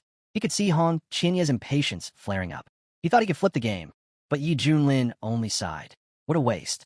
A true Minter only gets stronger when challenged by someone worthy. He'll have to stay humble and keep working. She turned back to Yi Junlin, cheerful. 50 cups are ready. Can I try this immortality herb tea? Of course, Yi Junlin said. Pick whichever cup you like. Her eyes lit up. Thank you, teacher. Yi Junlin smirked. Other people stroke cats. I stroke mice.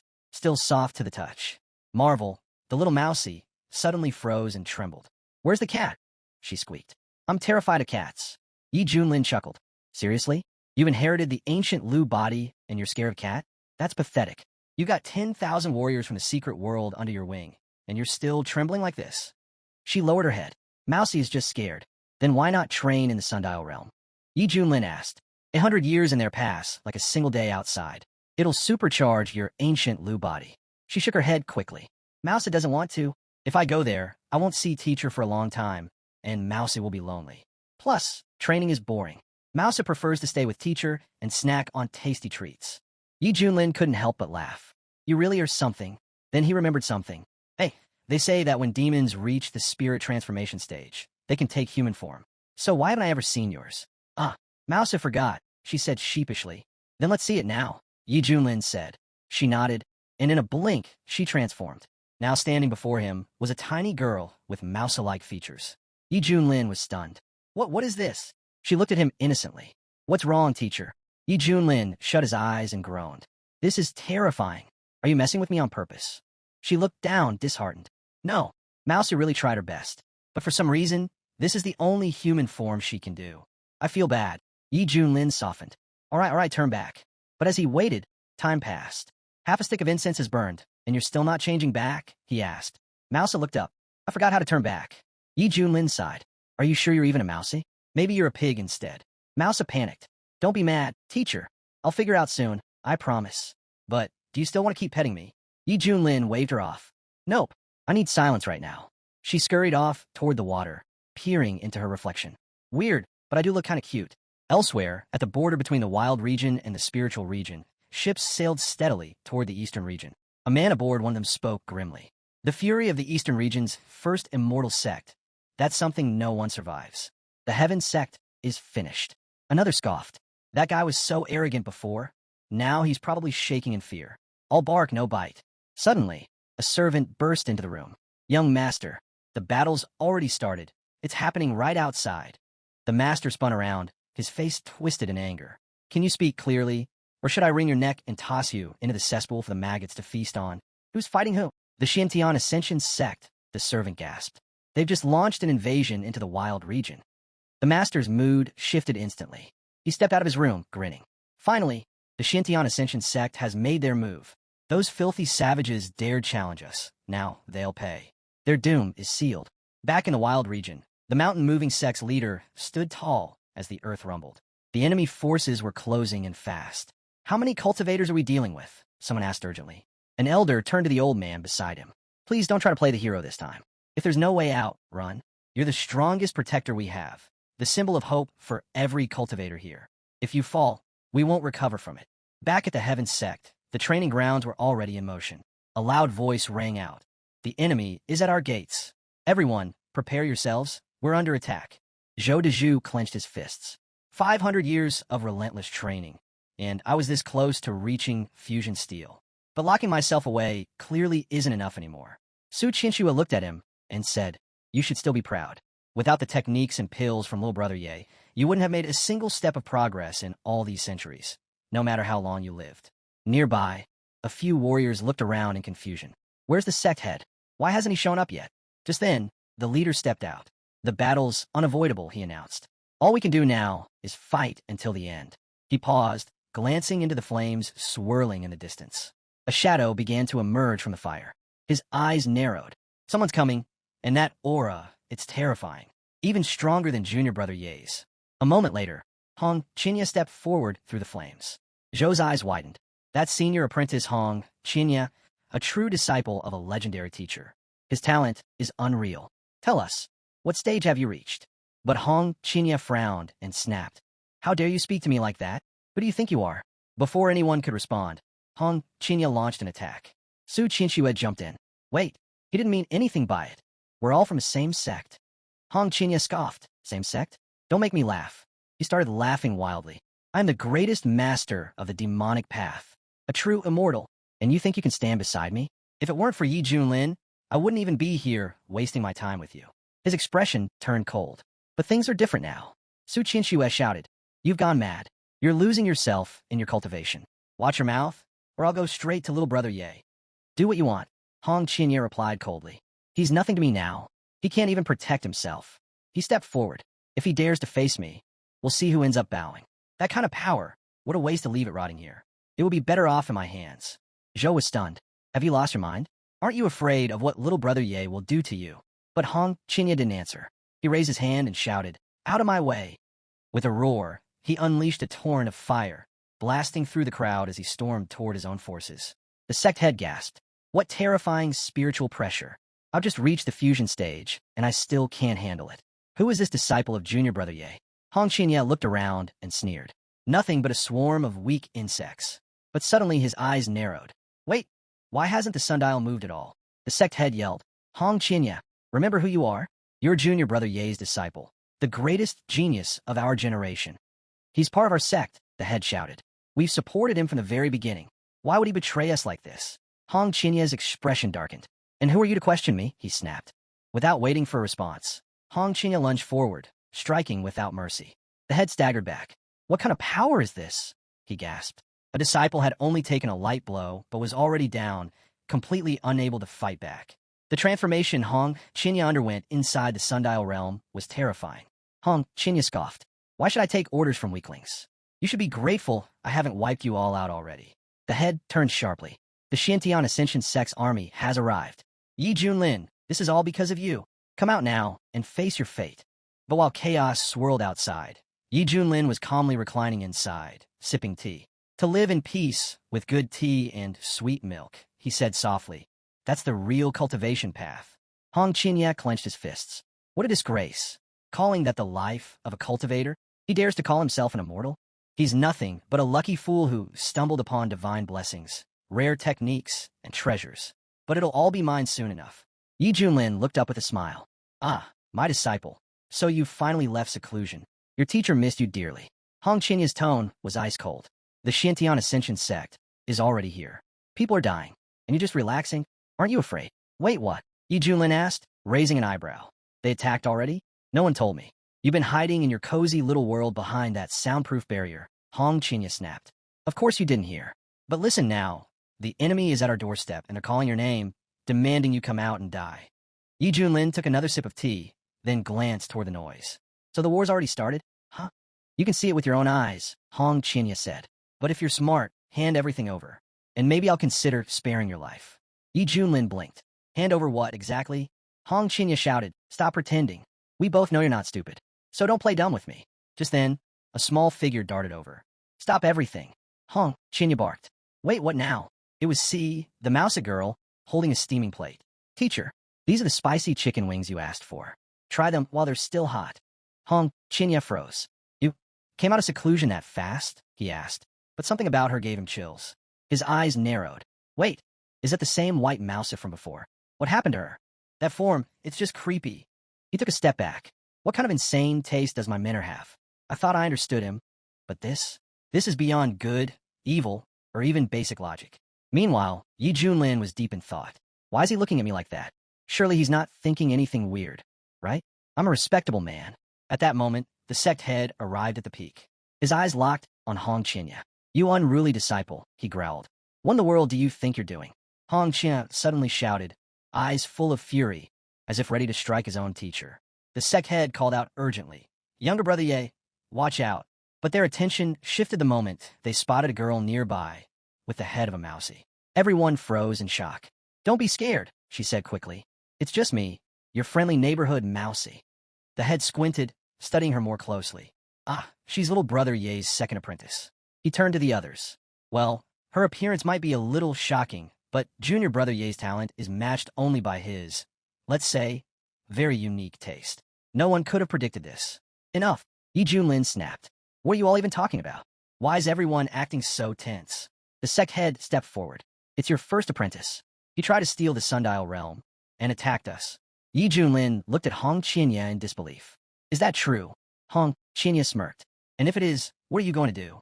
The Shintian Ascension sect is right outside. You're already as good as dead. Still don't get it, do you? The sect head shouted. You traitor! Little brother Ye treated you better than anyone. But Hong Qinya glared back. Did he really? You all treated me like some errand boy. I was never your equal. I've had enough. Yi Junlin stepped forward and gently took hold of Hong Qinya's face. This is my fault, he said quietly. Don't blame him. I ignored his feelings. I failed as a teacher. I'm sorry. Walked over and held her teacher's hand silently. The sect head stared at his younger brother. I've never seen you like this before. Hong Qinya sneered. Do you think I'll fall for this act? Spare me. You're just putting on a show, but it's too late. I've already seen your true face. Yi Junlin looked at him with regret. I admit my mistake. Can we start over? Hong Qinya? We're teacher and student. We can still fix this. Don't even dream about it. Hong Qinya snapped. I've had enough of you. Suddenly, a system notification rang out. Task complete. Temporary mission. Full emotional sincerity. Reward. Immortal lore technique. Yi Junlin blinked in surprise. So, I actually completed it. What a bizarre mission. But the reward? Worth every second. So that's why I played it all out like that. He thought to himself, time to enjoy myself now. But his thoughts were interrupted by an image of a mousy drinking tea and milk in exchange for monthly vote tickets. And somehow her spiritual energy had skyrocketed. She had even planned to take on a more lowly appearance to win his favor. But now realized Yi Junlin wasn't into that look. What she really needed was more tea and more milk. That was the key. Yi Junlin turned back to Hong Qinya. No matter what happens, from the day I became your master, I'll always be your teacher. Forever. He smirked. Let's see how long he can hold out. If he lashes out, I'll take that as his way of trying to get stronger. With that, Yi Junlin turned to C. Come on over. My shoulders are a little stiff. Help me out, will you? Of course, teacher, she chirped, hurrying over. She immediately followed his instructions with enthusiasm. Zhou watched wide-eyed. Brother, is little brother Ye really this? Hong Qinya looked shaken, on the edge. So much so, it was like he was battling two voices in his own head. It almost seemed like his mind had started to fracture under the pressure. But Su Qianxue had had enough. Stop spouting nonsense, she snapped. Get a grip. Meanwhile, Hong Qinya was still trying to understand what his teacher was planning. Yi Junlin calmly turned to him and said, So, after 200 years locked away in the Sundial realm, you've convinced yourself you're invincible? Hong Qinya sneered. Enough with the useless talk. Give me everything you've got. Then, maybe I'll consider helping you. Refuse, and you'll rot right here at my feet. Overheard and leaned toward the sect head. He's still willing to help. That means there's still some part of him with a conscience. If he steps in now, we might have a shot at turning this battle around. The sect head replied with a sigh. Everything now depends on little brother Ye's decision. At that moment, Yi Junlin casually sipped his lemonade, completely unfazed. Tell me, Hong Qianye, are you absolutely sure you're stronger than your teacher now? Hong Qianye didn't hesitate. You've been holding me back all this time, wasting my potential. But in those 2 centuries inside the sundial, I surpassed you completely. Yi Junlin stared at him. Then don't stall. Make your decision. The Xintian Ascension sect fleet is already approaching Misty Peak. Or are you going to try and rob me of my treasures and techniques by force? Watched in fear. Her big brother, so powerful and now dangerously unstable. Zhou, too, saw through Hong Qianye's true nature, a wolf hiding beneath a sheepskin. He wasn't trying to protect the sect. He wanted to steal everything Brother Ye had ever earned. Zhou made up his mind. He would support little brother Ye no matter what. From high above, he summoned his spiritual energy and launched an aerial attack. But Hong Qianye was furious. How dare you? Without hesitation, Hong Qianye struck back with lightning speed, reversing the attack and launching it straight back at them. Zhou Deju's face turned pale. The attacks rebounding, everyone dodge. Now, too late. The counterstrike crashed into the ship from which the attack originated, obliterating it in a blinding flash. The warriors on the battlefield were stunned. Who did that? One shouted. Come out and face your death. Hong Qianye's eyes burned with fury. Someone dared to meddle in his business. But as far as he was concerned, Yi Junlin still wasn't a threat. Eventually, all of his resources, his techniques, his treasures would belong to him. But first, he'd swat away these annoying flies. He stepped forward and faced the crowd. I did it. The senior mentor of the Xintian Ascension sect's inner circle narrowed her eyes. You? A mere boy, speaking so arrogantly? I'll teach you your place. She rushed in, spiritual power flaring. Prepare to die. Hong Qianye didn't flinch. You're nothing but an ungrateful insect. Her attack never landed. In a flash, Hong Qianye's fire burst erupted, tearing through her aura and blowing her straight off her path. He barely moved. You've got half a stick of incense, he said coolly, to leave this land. Stay longer, and you die. The elders were shaken. Such arrogance, one muttered. Does he actually think he can command the eastern region's first immortal sect? Even if one fire elder fell, does he really plan to face hundreds of cultivators at the fusion level? The elders of the Xintian Ascension sect had seen enough. He's just one man, one shouted. Brothers, kill him. The Shuren sect must be erased from existence. But Hong Qianye's reply was cold and merciless. Since you've refused to leave peacefully, I'll show you a bloodbath. He unleashed the soul-devouring flames. Dark fire erupted, bringing with it the screams of the dead from the underworld. Even the fusion stage mentors didn't get a chance to react. Within moments, a third of them had been reduced to ashes. Then the sky darkened. Countless green skulls, like a plague of locusts, tore through the battlefield, devouring everything in sight. Screams echoed across the land as the enemies were swallowed up one by one. Don't let them bite you, the elder yelled. They're poison. But it was too late. The hellfire consumed all. Groans, screams, and cries for help filled the sky as the battlefield turned into a nightmare. Suddenly, monks descended from the clouds. We're from a misty Buddha temple, one of them shouted. We've come to your aid. Hong Qianye heard the voice and sneered. Ah, more people choosing to die. The senior monk furrowed his brow. The report said Yi Junlin's disciple was only at the spirit transformation stage. So how in the world is this happening? Even the wisdom instructor of the Misty Buddha Temple, one who stood at the pinnacle of the fusion stage, was shaken. If the disciple is this strong, then the master must be beyond terrifying. Once we're in, there's no turning back. Without hesitation, the monks launched a full assault. Hong Qianye stood his ground.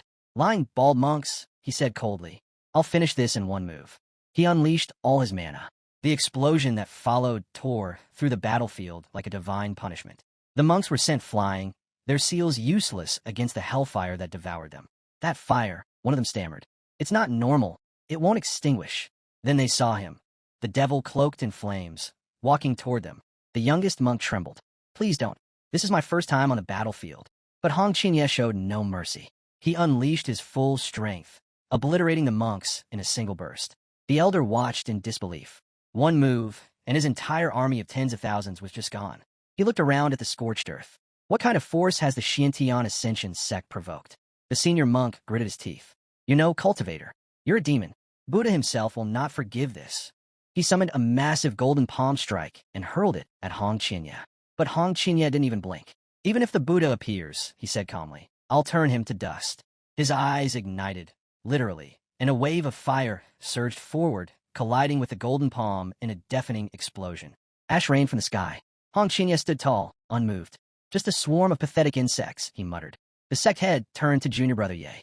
Your disciple's power, it's beyond terrifying. I'm starting to think our Shuren sect might be too small to contain a force like him. Zhou agreed. Right now, he's the one protecting us. Fighting him is suicide. We do better to give him what he wants and survive this. She looked toward the battlefield. Big brother Hong Qinya is amazing. Don't back down. Yi Junlin watched silently. His eyes narrowed as he observed his disciple in action. So, this is the strength you gained during your reclusive training. He activated his insight eye, peering deeper into Hong Qinya's cultivation. Yi Junlin's insight eye activated, revealing the truth. Hong Qinya's cultivation had reached just half a step below the great transition stage. No wonder he now dared to defy his own master. Yi Junlin exhaled slowly. So he's nearly at the threshold. It was clear now. Hong Qinya's ambition wasn't just madness. He was aiming high.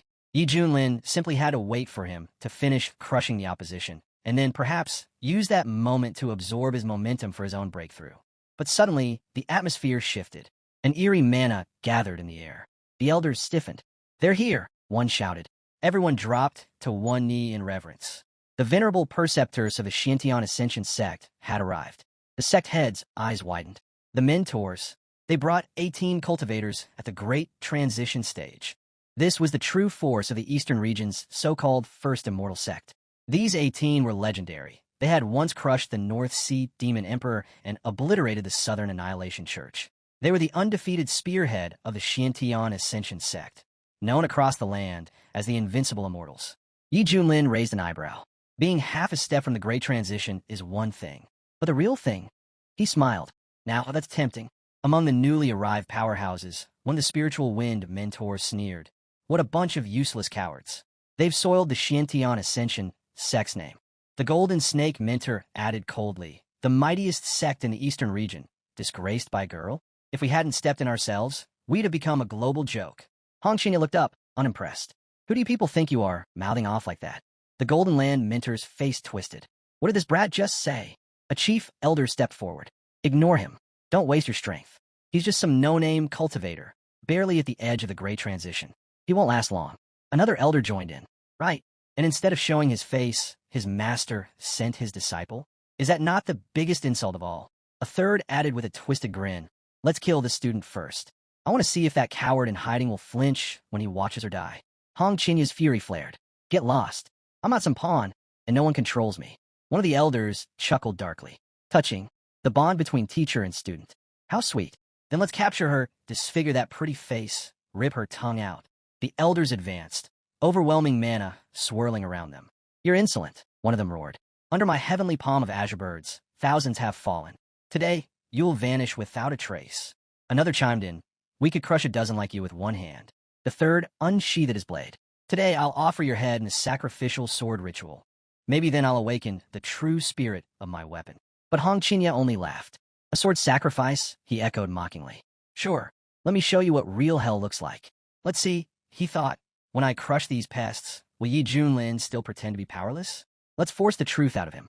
With a roar, Hong Qinya unleashed his power. His arm attack surged forward like a tidal wave, easily swatting away the elders' attacks as if they were made of paper. They tried to fight back, but it was useless. How? How is this possible? One of the stunned elders stammered. How can a mere cultivator, barely a step from the Great Transition, stand against all of us? The celestial azure bird palm, strengthened with the soul of an ancient demon, had been their trump card, but even that had failed. Hong Qinya wasn't slowing down. His flames surged with relentless force, hammering the elders again and again. Then the sky cracked open. The firmament, it's collapsing, someone screamed. This devil's fire, it's burning through souls. On the battlefield, a warrior stood frozen. She's not even fully at the Great Transition, and yet she just tossed aside 3 elders who already are. One elder could only nod grimly. I never thought such a rare genius could emerge from this backwater region. The second snake elder snarled. We cannot let her live. If she survives, we're finished. Then we all strike now. One elder launched the palm of the great obelisk. Another unleashed the star-reaching hand, and a third summoned the overwhelming dragon fist. But Hong Qinya didn't flinch. Instead, with one smooth movement, he summoned the blazing dragon flame, a strange, ghostly fire that moved slowly and deliberately, gliding over their powerful techniques. Then, without resistance, it consumed them, each and every... The sect head looked on in disbelief. I can't believe it. He's actually fighting off multiple elders at once. But he squinted. Wait, his flame is flickering. He might be nearing his limit. If he doesn't dodge this next attack. Hong Qinya, however, had no intention of dodging. He stared down the incoming force, then invoked the infernal, annihilating flame. A red dragon erupted from the inferno, teeth glowing white-hot as it tore into the enemy's assault. With a flash, Hong Qinya activated his absorption technique, draining their power. The Shantian Ascension sect only knows how to recycle the same useless tricks, Hong Qinya scoffed. Might as well rename yourselves the Useless Sect. Gasps echoed across the battlefield. What is that fire? One elder gasped. It's consuming everything. There's no way, another said. 15 mentors held off by a single person. I've never seen anything like this in my entire life. The fear elder shouted. Are you all blind? That's a demonic flame. If we don't destroy her now, this entire region will be doomed. Hong Qinya grinned. Old witch, if you've got something to say, why don't you come say it to my face? I'll give you 3 free hits, just so you can't say I bullied you. The elder's eyes narrowed. Lousy brat. I'll rip your mouth open and see if you're still so bold after that. Another elder added. If we let him live, in 100 years he'll be the greatest threat to the entire eastern region. We have to destroy him, soul and all. All of them charged at once, surrounding the flaming dragon with their most powerful clan techniques. Hong Qinya burned with rage. All of this, because Yi Junlin refused to hand over the treasure sooner. And now the Shantian Ascension sect sends 18 great transition cultivators just to destroy one pathetic sect? This is overkill, like using a cannon to hunt a sparrow. One of the elders closed the distance, roaring, "It ends here," as he activated his deadliest technique. Yi Junlin's Heavenly Overlord strike came out of nowhere. Hong Qinya didn't even see it coming before the blow landed, knocking him flat. She rushed over, panic in her voice. Senior brother, Hong Qinya, are you all right? But Yi Junlin just glanced over and said coldly, Didn't you just say you'd win? Why are you crawling around like a whip dog now? Pathetic. Fuming, Hong Qinya glared at him. You've got some nerve mocking me. At least I'll make it out alive. You'll die right here. Just then, the elders activated some strange mechanism. A radiant light burst out above the sect. One of the elders declared, As long as I stand here, none of you will escape the Shantian sect. The sect leader's face changed. That's the spatial compass. Zhou turned to his brother. Do you remember what the ancient records said? 300 years ago, during the Northern Sea calamity, Elder Spirit Wind used that compass to wipe out 1/3 of the Northern Sea. Over many demons gone. They even say he sealed away the ancient demon god with it. They all realized there was no way out. Hong Qinya clenched his fists, furious. Am I really going to die here? With this bunch of losers? No way. You wouldn't go down like this. Then, the sect head suddenly shouted, Why is Brother Yi just sitting there so calmly? Hong Qinya snapped. You're just sitting there munching while we're all about to die.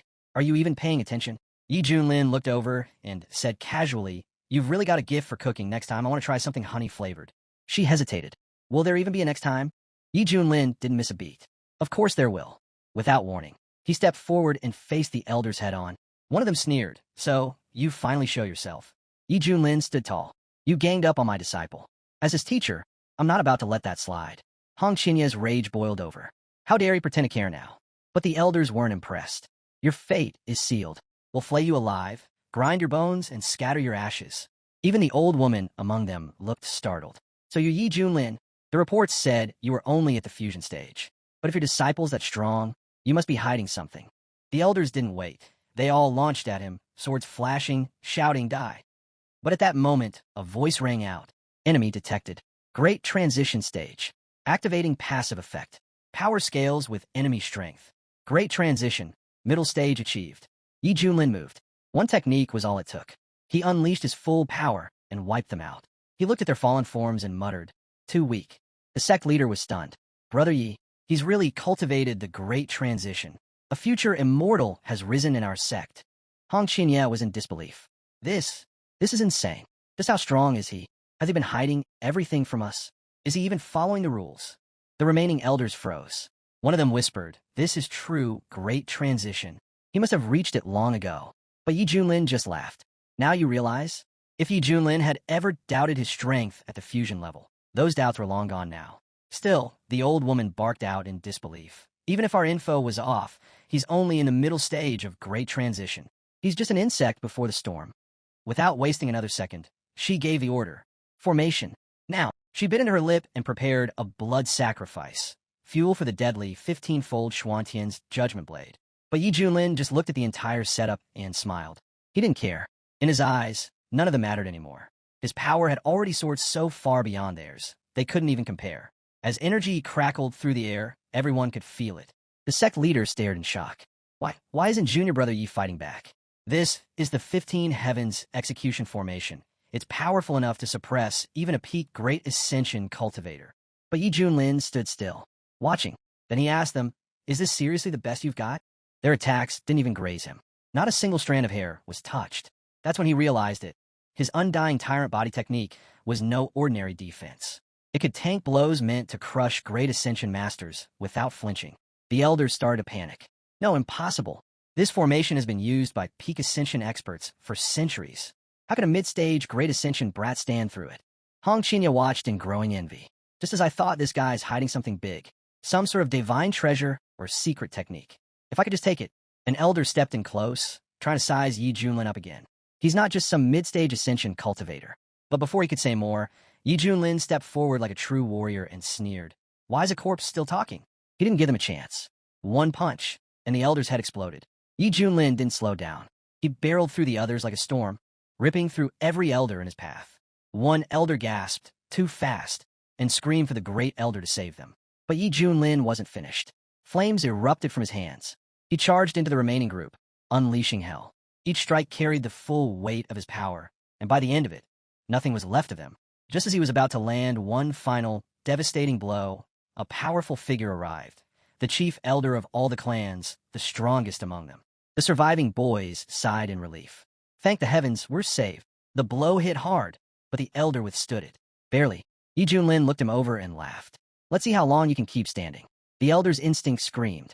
Yi Junlin's strength wasn't just physical. It was enhanced by some sort of beast imprint. The strike had nearly pierced him clean through. Well, more like that. And even he wouldn't survive. Yi Junlin spotted the old woman again. Oh, this little lady wants him too. She snarled back. I don't believe you can handle 3 peak Great Ascension cultivators at once. No time was wasted. One elder launched his chaotic breath destruction technique immediately. The strongest elder yelled to his brother. Brace yourself. He's about to use another of those insane skills. Warning. Incoming enemies at late stage Great Ascension. Passive ability activated. Strength through adversity. Advancing host to peak Great Ascension stage. The elders could hardly believe what they were seeing. Yi Junlin's power had surged again by several folds. It's impossible, one of them gasped. His cultivation just spiked again. They exchanged looks of horror. The sect's intel was wrong. Yi Junlin isn't mid-stage. He's at the very peak of Great Ascension. And now, there was no doubt, they were about to be annihilated. Yi Junlin stared them down. You've been so generous with your attacks. Now, let me return the favor. Panic spread. The old woman shouted, We have no choice. Activate the sect's forbidden art. One elder nodded grimly. Agreed. The honor of the Feathered Immortal sect is on the line. He turned to Yi Junlin and roared. You forced us to use the ancestral technique passed down by our founder himself. Consider it a privilege. The legendary Feathered Tao imprint art, the foundation of their entire sect, was being awakened. It channels the might of the immortal void realm, the elder declared. Prepare to die, Yi Junlin. From the sidelines, Hong Qinya's heart pounded. This secret art, it's on par with the ultimate techniques used by the Central House's great sects.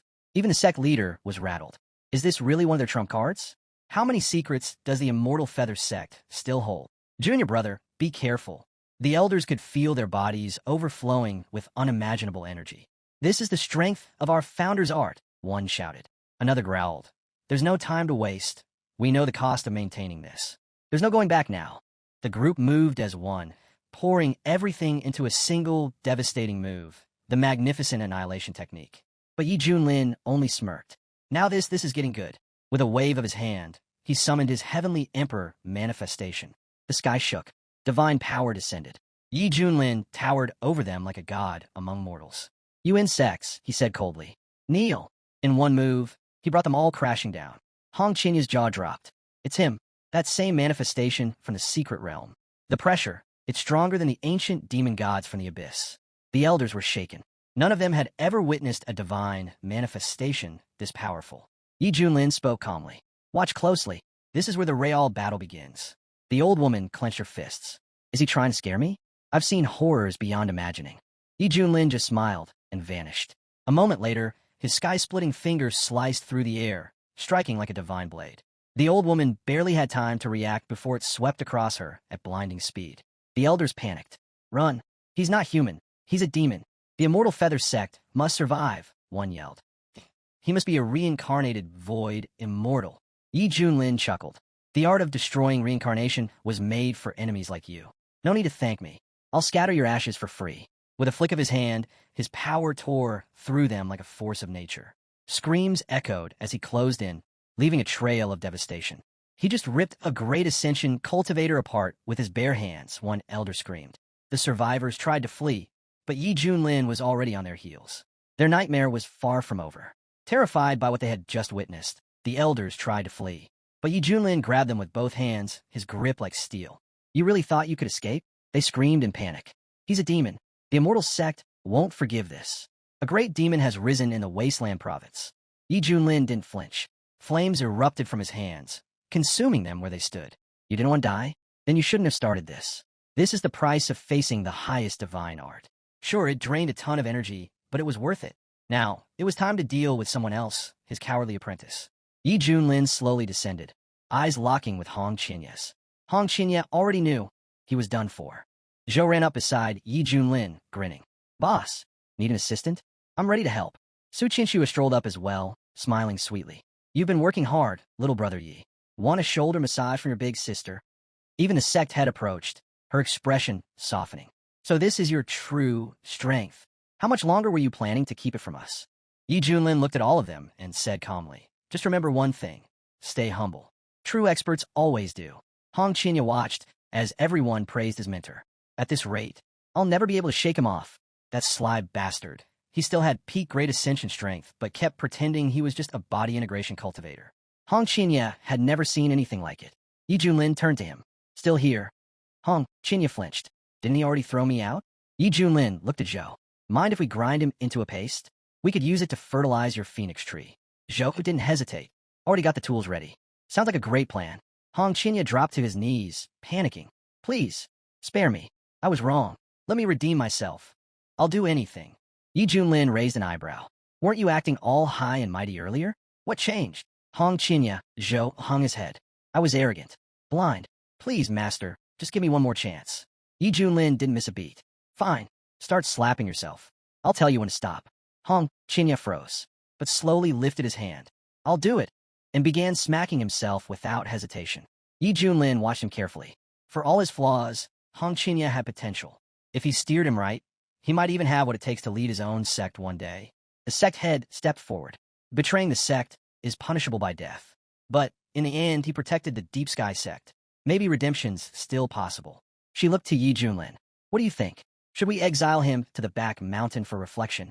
Yi Junlin nodded. He can keep his life, but punishment is necessary. Send him to the back mountain. Let him think over his mistakes. Hong Qianye, bruised and swollen, bowed low. Thank you, master. Then limped off, disappearing toward the mountain. As he left, the sect head turned to her brother. Your disciple's wild, but you're the only one who can keep him under control. Without you, who knows what kind of chaos he'd cause. Yi Junlin didn't even spare them a glance. Zhou Dezhu scoffed. With talent like his, we should be thankful he's still in the Deep Sky sect at all. Let's be real. It's only because of younger brother, Yi. Yi Junlin gave a faint smile. That's on me. I'll let him run wild. But for now on, I'll raise him right. He leaned back, stretching. Honestly, watching Hong Qianye try to fake a smile while boiling inside, it's priceless. After everything settled, Yi Junlin headed to his hammock. Your master's starving. Got any hot cutlets? Mousa didn't miss a beat. Understood. On it. Meanwhile, in the Deep Sky sect's backyard, Hong Qianye was stewing. There's no way his luck will hold forever. I'll keep training. I'll break through the peak of Great Ascension and go even higher. Across the land, in the Eastern Demon Buddhist state, whispers were spreading like wildfire. It can't be true, right? Someone muttered. That guy from the Profound Sky sect. Yi Junlin. He's really a peak Great Ascension cultivator. He wiped out all 18 elders from the Immortal Feather sect. Another confirmed grimly. A monk nodded. Not just that, 1,000,000 cultivators gone. An entire army erased. Someone slammed their fist. My brother was in that army. I thought I'd be marrying his widow soon. The monk's expression darkened. This blood-drenched devil. Divine retribution will find him. For now, He's the most wanted man in the entire Eastern Domain. In the Eastern Demon Spirit Province, another warrior couldn't believe it. That barbarian from the Wastelands. Not only did he survive, he crushed the entire Alphaida army. He let out a shaky laugh. Good thing I didn't join the fight that day. I'd be a corpse by now.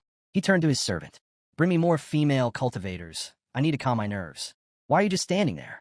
Want me to call your mother instead? That might be more fun. Back at the Feathered Immortal sect, the sect leader turned to his servant. Are you sure? The servant bowed. Yes, young master. Words spreading everywhere. Our sect suffered a devastating loss. The young master clenched his fists and exploded. Yi Junlin, that schemer. He was hiding his strength the whole time. A peak great ascensionist, pretending to be weak just to humiliate me. He gritted his teeth. I thought reaching the body integration realm meant I could finally challenge him, but I was just fooling myself. Elder Mu stepped forward.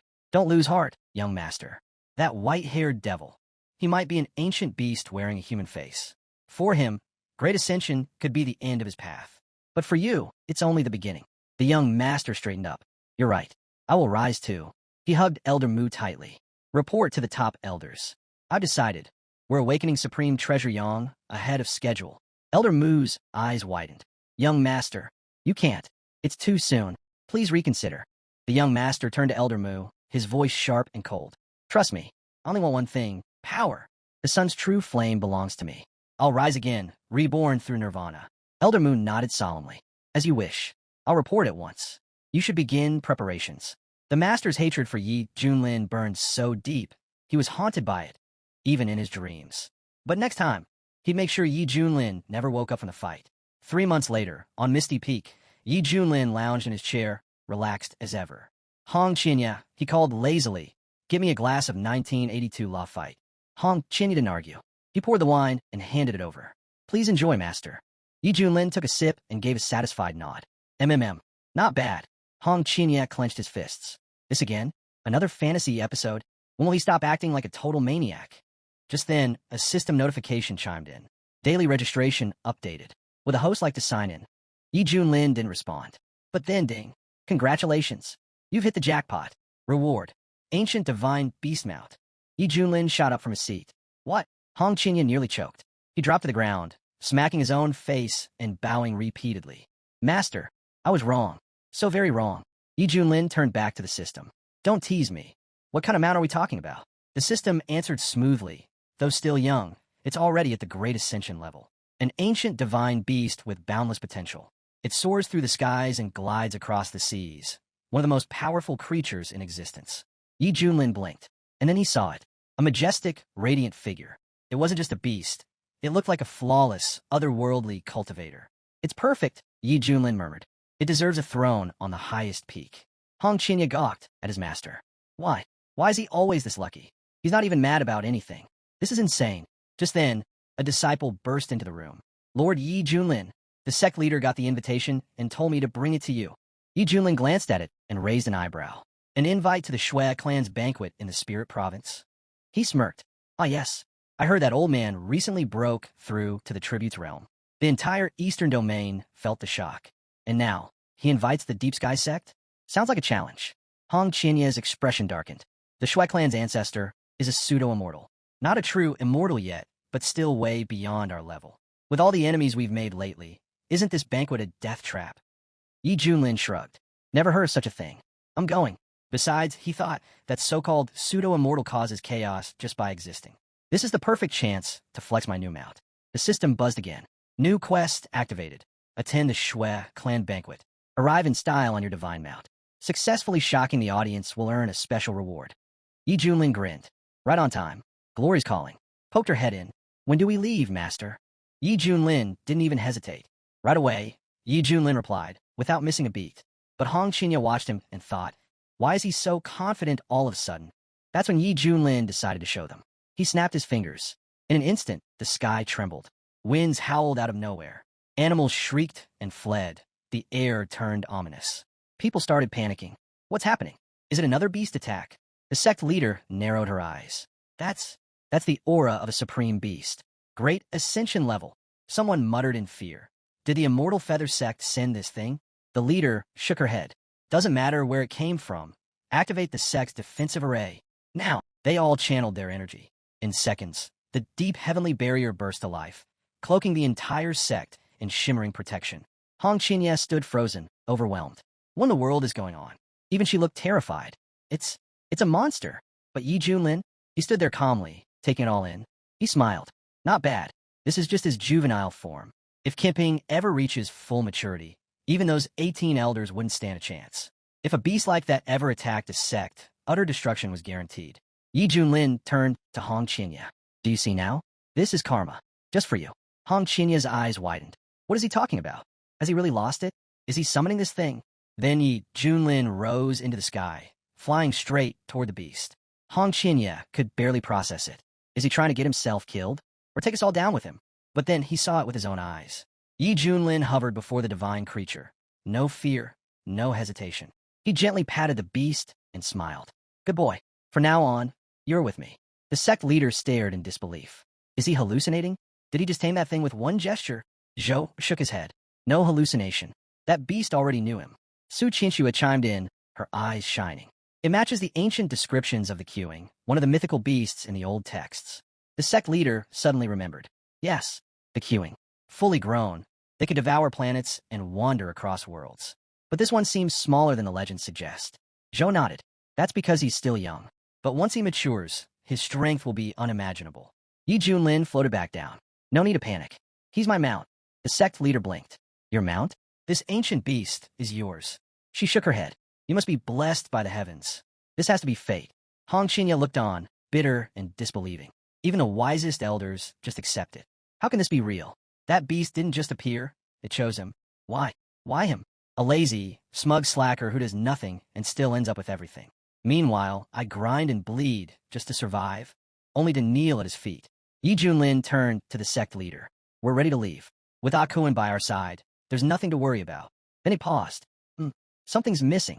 He made a few quick gestures, complex techniques flowing from his hands like art. Moments later, a glowing structure materialized atop the beast's back. Yi Junlin looked at it with pride. Perfect. Our new home. The sect leader could only stare, stunned speechless by what she was seeing. Yi Junlin gave a casual wave. All right, everyone, onto the ship. We're heading out. She nodded and followed. Of course I'm coming too.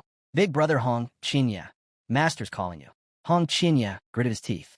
Fate always sides with the strong, huh? But I'm done being someone else's stepping stone. One day, I'll steal his luck and make it mine. As long as I don't give up, there's still a chance. As the group prepared for takeoff, the sect leader turned to Yi Junlin. Junior brother, are you really going to be all right at the Shui clan banquet? Their ancestor is a pseudo-immortal, after all. Su Qianxue just smiled. You're worrying too much. Since when has little brother, ever needed our protection? Zhou nodded. Honestly, the best we can hope is that he doesn't cause a scene. The leader let out a breath. The Shui think they're trapping us, but they've invited the tiger to their doorstep. They might regret this. Meanwhile, in the Spirit Province, at the Shuin floating island, nobles, clan heads, and cultivators from every corner were arriving for the grand banquet. The news had spread far and wide. The Shui clan's ancestor had achieved the realm of pseudo-immortal. It was a major event, and the perfect excuse for all the highborn clans to gather and show off. At the heart of the island, inside the Shui clan's grand estate, guests raised their cups. To the Shui clan's ancestor, a newly ascended pseudo-immortal. May divine protection bless him for 300,000 years. And if he becomes a true immortal, even 1,000,000 more. Young Master Shui responded with modesty. You flatter us. But rest assured, the Shui clan never forgets its allies. An elder leaned in. Did you invite the Deep Sky sect? Of course, the young master scoffed. But do you really think they'll dare show up? If they send some nobodies to brush us off, we won't even let them through the gate. Another guest asked with a smirk. And what if Yi Junlin shows up himself? The young master's eyes narrowed. Then that backwater upstart will finally see what true power looks like. The strength of our clan will crush him. One elder chuckled darkly. Young master's fuming again. But Mr. Yi Junlin, or not, even he must bow respectfully and offer a toast when standing in your presence. Laughter rippled through the crowd. A good joke. No matter how strong this Yi Junlin is, he can't compare to a void immortal. The Zhang bloodline flows in your ancestor. No one dares defy that. The young master gave a stiff nod. Fame means nothing if you can't be humble before true might. Suddenly, the sky darkened. People looked up. What's that? What's that massive shape over the clouds? A colossal shadow loomed overhead. Yi Junlin descended from the heavens, seated atop his divine beast. And built into the beast's back was an entire celestial residence. Gasps rang out. What is that thing? Is it really Kuanpung? That's not just any beast, one of the elders muttered. That's the ancient god beast, long thought extinct. Someone ran over to the young master. Sir, that's a divine beast. An actual Kuanping has come to the banquet. That creature brings omens of Xiantian itself. But another scoffed. He dares ride him like a god descending. Who does he think he is, placing himself above even the honored clans? Everyone was whispering now. No wonder they're treating this man with such respect. He must be someone truly important if even the Shui family ancestor acknowledges him. The young lord turned to his companion and explained he was once considered a close guest of our family, someone deeply connected to our ancestors. When he was born, my parents welcomed him with joy, believing he'd be raised as a refined scholar. But later, he hesitated. After facing too many consequences, they had no choice but to decline further contact. Thinking back on it now, it feels like a mistake. The guest nodded, impressed. It's no surprise the Shui family is so highly respected. But truthfully, we still don't know who this great figure truly is. No one's ever seen him in person before. One guest leaned closer. He must be fearless. Maybe one of the Taoist wanderers. Those who cross mountains and rivers to reach events like this. The young master replied. He sent word personally. It came to me. Yi Junlin stood quietly and said, this is either the profound heaven sect or perhaps the Canton order. Some call it Taoist Choka. But make no mistake, they're real. Everyone listened, stunned. So it's true. The outside world speaks of the profound heaven sect as one of the oldest known orders. We were skeptical, but now we're starting to believe. Another guest whispered. Back then, when the Kuanping was first summoned, it was taken away and sealed. But now that it's back, what secrets does it still hold? The young master watched Yi Junlin closely. That's just who he is. A man full of mystery and power. One guest turned to him with admiration. Young master, you've truly brought someone remarkable to this event. He's clearly your match in status, maybe even more. But the young master was still unsure. I need to understand what's really going on here. Everyone, think carefully before you act. Another guest chuckled. With all due respect, Master Shui, I don't think you understand anything. None of us do. The young master frowned. This guy, his presence is overwhelming. His aura, almost too much to comprehend. Suddenly, the Shui clan's ancestor appeared. His eyes narrowed as he stared at the massive divine beast. I never expected it, he said. The one who could control a Kuanping crossbow turns out to be from the Canton sect. He eyed the beast with a calculating gaze. If such divine beings could be brought under our banner, the Shui clan would rise even higher. If not for the risk of offending the Canton sect, the recent chaos in the Great Realm, and the proximity of a Quan cultivator, I would have acted already. With a firm voice, the ancestor addressed Yi Junlin. This divine beast, this crossbow of light, brings a new breath of life to our family. We welcome its presence. Just then, Yi Junlin's system buzzed to life. Congratulations, host. Task completed. All divine techniques and methods now gain a 30x training speed bonus. Yi Junlin smirked. Doesn't feel like much, but sometimes even a small gesture earns great return. Respecting the right people goes a long way. He looked across the banquet and spoke calmly. On behalf of the profound heaven sect, I offer our hopes that Kuang overcomes the storm ahead. The ancestor nodded with rare sincerity. Come, let's speak inside. He turned, adding with a wry smile. Over in Fujian, those stinking monks all call me the old demon of Wan. But today they'll see I've changed. With a disciple like Yang Zhen by my side, things are very different now. People in the crowd whispered among themselves. Is this still the same Shui clan? Everything's shifting and fast. After seeing Yi Junlin in person, some guests couldn't help but whisper. He's just a kid. Doesn't even look threatening. Kinda cute, actually. He doesn't have the aura of some ancient enemy. He just feels different. She sat down at the banquet table, eyes lighting up. There's so much good food here. Brother Hong Qinya, come take a look too. Yi Junlin glanced her way. If you're hungry, just go eat. Don't hold back. Really? She grinned. Then I won't be shy. But just as she reached for a dish, a voice interrupted them. Please, don't worry yourselves, came the smooth voice of the young master. Yi Junlin raised a brow. So, he's showing up now. Guess they really do know each other. The young master stepped forward with a confident smile. I'm the youngest son of the Shui family, a direct descendant of our clan's ancestor. Yi Junlin didn't even glance at him. He just casually picked his nose. The young master didn't miss a beat. There's still time to understand where we stand, friend. This banquet is the perfect setting. Yi Junlin leaned back, clearly unimpressed. Sounds like nonsense to me. The young man straightened his robe proudly. I may be the youngest, but I'm also the heir to the Shui family. My ancestor rules the wasteland. Another guest raised his voice. How can he talk like that? Who does he think he's threatening? The master looked around. Why are you all staring? Is there something worth seeing here? Meanwhile, Hong Qinya had been watching everything closely. This guy, he actually defeated a Saint's son, someone who could transform into a celestial being. That kind of power is terrifying. I can't even come close to it. This guy plays in a different league. From a young age, the young master had always been praised, brilliant, talented, and worshipped by countless girls. But now, if I step forward, the young master thought, I can still win her attention. And once I have her, I'll use her to draw in Yi Junlin. The young gentleman strolled over to Hong Qinya, flashing a smile. Hey, beautiful. Do you like flowers? Hong Qinya blinked. Is this guy serious? In the center of the hall, a rare flower star shimmered. High-grade spiritual material that could be used to brew elixirs or power artifacts. Instead, it was stuck in a vase-like decoration. This is absurd, Hong Qinya thought. Doesn't he even know what he's holding? The young master held up a bloom. Red fairy. Don't you like flowers with a voice? I'm not a fairy. I'm a man, Hong Qinya growled. The young master laughed. So witty. Such grace. Meeting you is like meeting joy itself. He leaned closer. How about we go to a quiet room and exchange cultivation insights? That was it. Hong Chinya's fury exploded. Flames burst from his body as he spun around. I'm busy. The entire hall turned toward the outburst. What's happening?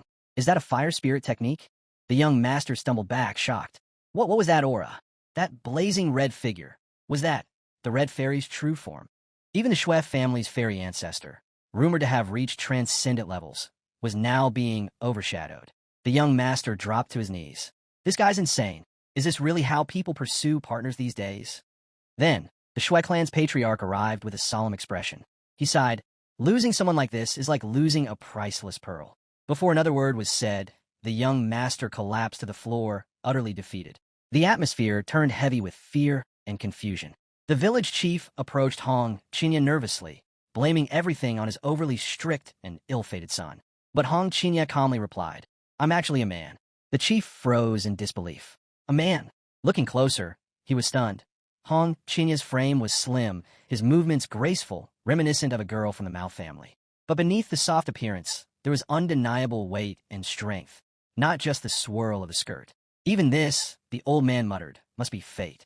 The chief stared at him, wide-eyed. You're clever and bold too. You pull this off again and again like it's a game. But Hong Qinya had had enough of the old man's chatter. His gaze sharpened, his aura shifted, and he made it clear his strength was no joke. If I really went all out, you'd be dead. Before anything more could be said, a girl suddenly burst onto the scene. She turned toward Hong Qinya, Red Brother, while chasing after the Winter Mouse director who had stolen their wine. But she didn't mind. At least it's good wine. Hong Qinya watched her run off, thinking how his failed escape attempt was no one's fault but his own. I lacked strength, and following the wrong path too far only leads to death. Then he noticed the Shui family's oldest ancestor, completely drained, barely able to stand. The chief, humbled, admitted again that Hong Qinya was indeed a man, and that he'd even lost his sword. Hong Qinya lifted a cup. Might as well drink. The girl laughed. Let me enjoy my reputation while I still can. Gasps filled the room. What is that thing? And that white path? Is it some tumor? Or is it Demon Yang again? Out of nowhere, Yi Junlin walked up to her. Time to go. I'm starving. Yes, master, she replied. At that moment, the young master strolled by. With a snap of his fingers, he asked his servant for some intimate company. Right now, Hong Qinya, hidden nearby, watched all this unfold. Eyes narrowed. The young master always seemed tense, constantly looking for enemies, even among the Shui family. Treating people like ants, it was crossing the line. Then something shifted. A strange figure slipped in behind the young master. Danger clung to the air.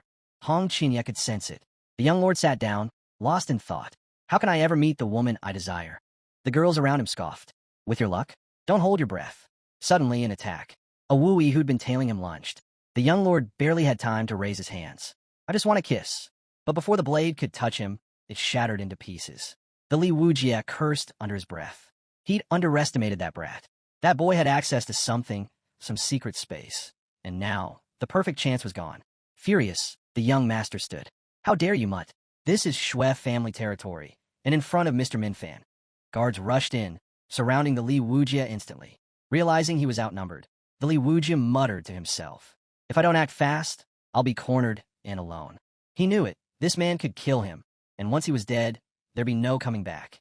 Still, he had no choice but to fight. The young lord's anger flared. That dog had followed him too closely for too long. Now, he burned with the need to prove himself, match his peers in power, in reputation. The Li Wujie didn't hesitate. Like a bolt of lightning, he tore through the guards without mercy, cutting down anyone who stood in his path. In a flash, he reached his target. His blade slipped past the young master's defenses and slashed his arm. The guard sprang into action. There's an intruder. Eliminate him now. But as the Li Wujie closed in, he noticed something. This wasn't just any foe. The mark on the young master's back, it was from the west. The young lord, wounded and shocked, turned toward him. Why are you doing this? I didn't touch you. Why chase me down like a beast? The Li Wujie didn't answer. Instead, he raised his sword and shouted, I'm the one who created the orchid, yet even its flowers remain unclear. So now you must die. Chaos erupted. Word spread quickly. There was an assassin in the backyard targeting Mr. Shui. Servants scrambled to block the attack, pushing him back with all they had. Yi Junlin caught wind of it too and turned to Hong Qinya. Any idea what's going on? Hong Qinya shrugged. The disciples are just guessing. Nothing concrete yet. Let's go check it out ourselves, me, my sister, and you. Chimed in, pouting, I'm just thirsty. Right then, the chief himself stepped into the fray. He caught the Li Wujie's sword mid-strike with just 2 fingers. How dare you meddle in Shui family affairs? The chief growled. The Li Wujie gasped, struggling against the overwhelming pressure. The chief looked him over. You're here to deliver a message, aren't you? The Li Wujie clenched his jaw. I acted with force, not words. If not for your interference, I would have ended this already. Suddenly, the young master called out. You call yourself a saint? Don't flatter yourself. You're nothing but a lunatic with a sword. Keep going, and I swear, I'll kill you myself. The Li Wujie's expression darkened. I'm no saint. Listen carefully. I won't change my name or my bloodline. The crowd had started to gather. Curious whispers spread through the square. Who is this guy? He's a demon swordsman, someone said. His sword strikes fast and deadly. He follows no code. If he hates you, he'll cut you down without a second thought. Others murmured in agreement.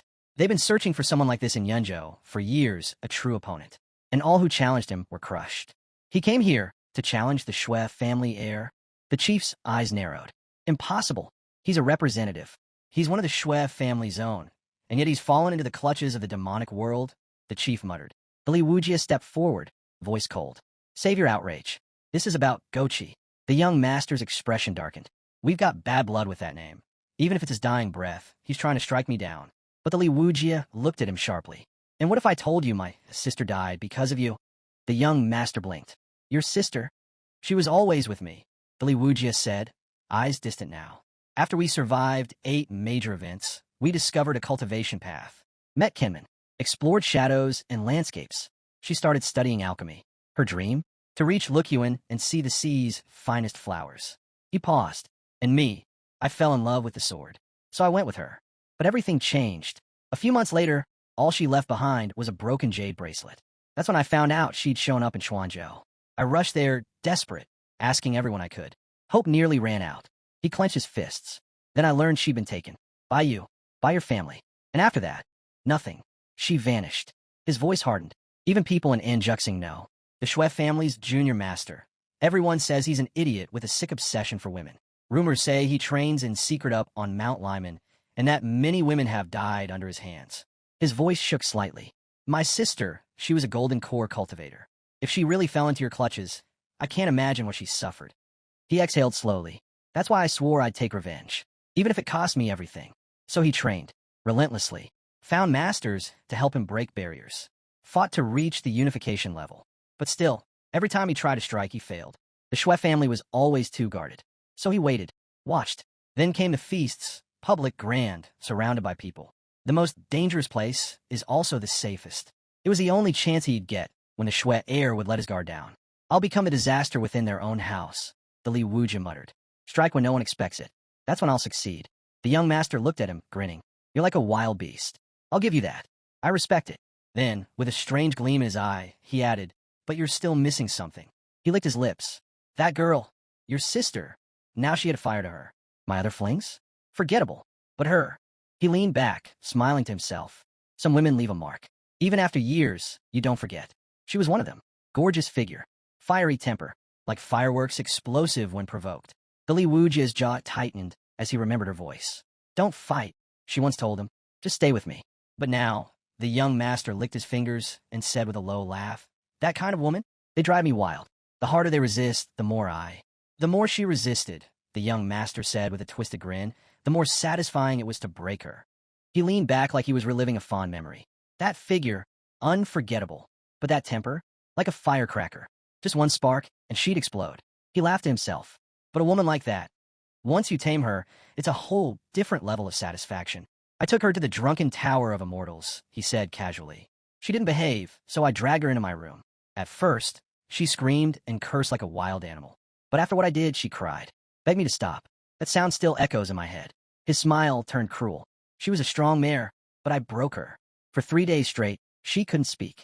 Her cultivation crumbled. She passed out. And when I got bored, I snapped her neck. Let her die quickly. That was mercy. He looked directly at Li. You should be thanking me for how well I treated your sister. Li Wujia snapped. His eyes burned with fury as he roared.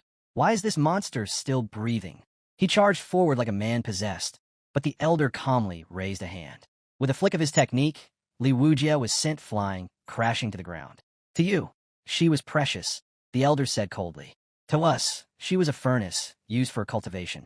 That was her purpose, her redemption. She was worthless, he continued, and her death meant nothing next to our young master's future. And you deserve death just for daring to strike him.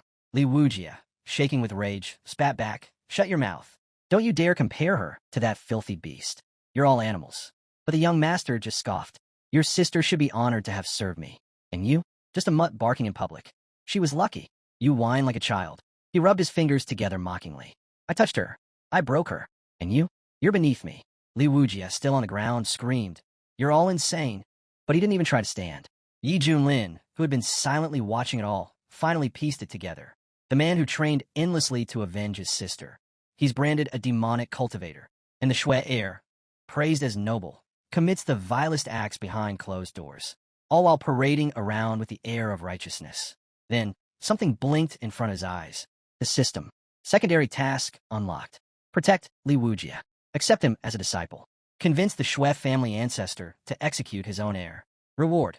Eternal gratitude of the Shui family elder plus divine martial art. Xuantian splitting holy strike. Yi Junlin's eyes widened. 10 spirit crystals, too? That seals it. He grinned. Whether or not he wanted to step in before, the decision was clear now. Simple mission, crazy payout. All I've got to do is make the old man kill his own grandson. A little twisted? Definitely. Just then, young Master Shui drew his sword. This ends now, he said darkly. Next life, try not to be such a fool. In response, Shu unsheathed his own blade. Shu raised his sword high, ready to bring it down, and end Li Wujia's life right there. But before the blade could strike, Yi Junlin stepped forward, calmly raising his hand and catching the blow mid-air. The young master stared at him, stunned. What do you think you're doing? Even the elder's face twisted in shock. Is the Shantang sect seriously stepping in to protect a demon? He barked. Is he from a cult? Do you have any idea where you are? This is Shui family territory. Do you want to disgrace us? Elder Shui turned to Yi Junlin, voice rising. Explain yourself. Why stop our young master from finishing him? Yi Junlin replied without blinking. Because I felt like it. I'm taking him as my apprentice. Anyone who wants to touch him, go through me first. A hush fell over the room. The guests exchanged glances, their faces a mix of awe and disbelief. Is he serious? One whispered. Did Mr. Yi Junlin really just say that? From the ground, Li Wujia forced himself up and turned toward Yi Junlin. You're famous all across the eastern region. Why take a risk like this? Why me? One of the senior guests, furious, stepped forward. Yi Junlin, think hard about what you're doing. Walk away now, and we'll forget this ever happened. Even Li Wujia added, voice low, thank you for stepping in, but please go. If I get another life, I'll repay you, even as a horse or ox. Hong Qinya, standing off to the side, had remained silent until now. He pitied the guy, but risking your life over a stranger? That was just reckless. Yi Junlin suddenly turned to him. Hong Qinya, how long are you planning to just stand there? Hong Qinya blinked. What? Get over here. Protect your new little brother, Yi Junlin said, matter of fact. Hong Qinya stiffened. Why yes, master. Inside, he was freaking out. What is happening? What is he doing? Meanwhile, Elder Shui's rage boiled over. You think the Shui family is just something you can push around? You've overstepped. With a burst of power, he unleashed a terrifying energy wave, so strong it rippled across the outskirts of the city. Hong Qinya felt it instantly. My spiritual energy, frozen. Even a mouse hiding behind him whispered, Brother, this is bad. Yi Junlin, on the other hand, stood completely still. If only the old man had struck me already, he thought. The mission's not done yet, but I've already gained a level. This is a guaranteed profit. But suddenly, Elder Shui flinched. He heard something, a strange, echoing sound. Another pseudo-immortal? Is this Yi Junlin's backup? Yi Junlin turned to Nara, confused. Where is he? The elder growled. Who's making that noise? Show yourself. And then, in that moment, Yi Junlin's presence shifted. It was as if he'd ascended, like a saint emperor standing high in the sky, gazing down at the world. Someone muttered, "Who is that? What elder gave him such power?" Elder Shui fumed. "I threw a banquet to show off my breakthrough into pseudo-immortality, and now someone else just appears, stronger, and steals all the attention." Yi Junlin raised a brow. "So, who's the loudmouth trying to show off now?" That's when a figure stepped forward from the crowd. "I am from Muhammad," the man announced. "People call me Dao Jiyang." A warrior in the back gasped. "Dao Jiyang? From Muhammad? The strongest of them all? He's the saint's son's personal teacher," someone whispered. "And rumor has it, the saint was crippled, and 18 elders were killed. You think he's going to let that slide?" But the Shui elder's eyes narrowed. He quickly realized this Jiyang wasn't a savior. He was a threat. And Yi Junlin? He just dug himself into a pit. "Looks like I won't even need to act," the elder thought with a smirk. "Jiyang," he said casually, "Yi Junlin's the one behind you. Handle your business however you like." Jiyang turned slightly. "Since when do I need your permission?" Yi Junlin didn't flinch. He casually raised his middle finger. "I'm right here." "What now?" Hong Qinya blinked. "Master, that's Jiyang. Doesn't he realize there's a massive difference between himself and a pseudo-immortal?" Jiyang's brows twitched. His aura flared. "You got a death wish?" he growled, unleashing his full pressure. But Yi Junlin stood there calmly and said, "Why are you barking? Are you trying to act like a stray dog?" The words hit hard. Jiyang exploded with rage. "You little bastard." With a surge of energy, he activated a golden orb, dense, hot, and deadly. "Die." Yi Junlin's eyes widened slightly. The surrounding space had turned to a forbidden zone. The temperature climbed dangerously. Even the elder flinched. That orb, if it detonates, all of human could be vaporized. This isn't worth it. Not over some nobody. But Yi Junlin didn't budge. He stepped forward, straight toward the deadly sphere. He wasn't going to run. He was going to finish the mission now. Guests began panicking. "What is that? Why is it so bright? I can't even keep my eyes open." Right then, the system chimed in. "System alert. Host has encountered a pseudo-immortal enemy. Passive stat boost activated. Strength increased to mid-stage pseudo-immortal." Hong Qinya nearly dropped to his knees. "My master, he's also a pseudo-immortal? This pressure, it's worse than a demon lord's." Somewhere in the abyss, even ancient demons stirred. Yi Junlin faced the orb, unshaken. "That's it? This is your big move?" he said. "This wouldn't even scratch my fingernail." Without hesitation, Yi Junlin struck back. The force of his counterattack stunned Jiyang. He never saw it coming. The crowd gasped. "He's not just a madman. He's a half-pseudo-immortal." "Impossible." Li Wujie stared in awe, trembling. "Master," another guest muttered. "Now it makes sense. No wonder he was so arrogant. He had the power to back it up. All this time he played us all. If not for this banquet, how long would he have kept hiding it?" Jiyang seethed. "You've been a pseudo-immortal all along, and you kept it hidden. You've humiliated us all." Yi Junlin raised his hands innocently. "I swear, I just advanced. I was already on the verge, just needed one final push. I swear on the heavens." But Jiyang growled, "Liar. You think I'm some idiot you can trick?" Yi Junlin grinned. Jiyang scoffed. "I don't care if you're telling the truth or not," he said. "But one thing's clear. You're the most outrageously gifted freak I've ever met." He stepped forward, summoning energy. "I've never seen someone so shameless." With a roar, he launched the Solar Seal Annihilation, a technique known for melting even pseudo-immortal defenses. But Yi Junlin didn't move an inch. He just smiled and said, "Go on. Let's see what you've got." Senior Shui folded his arms, muttering, "This guy's just showing off now. Acting tough because he's strong. But he needs to be put down. Doubt Zhuang will humble him."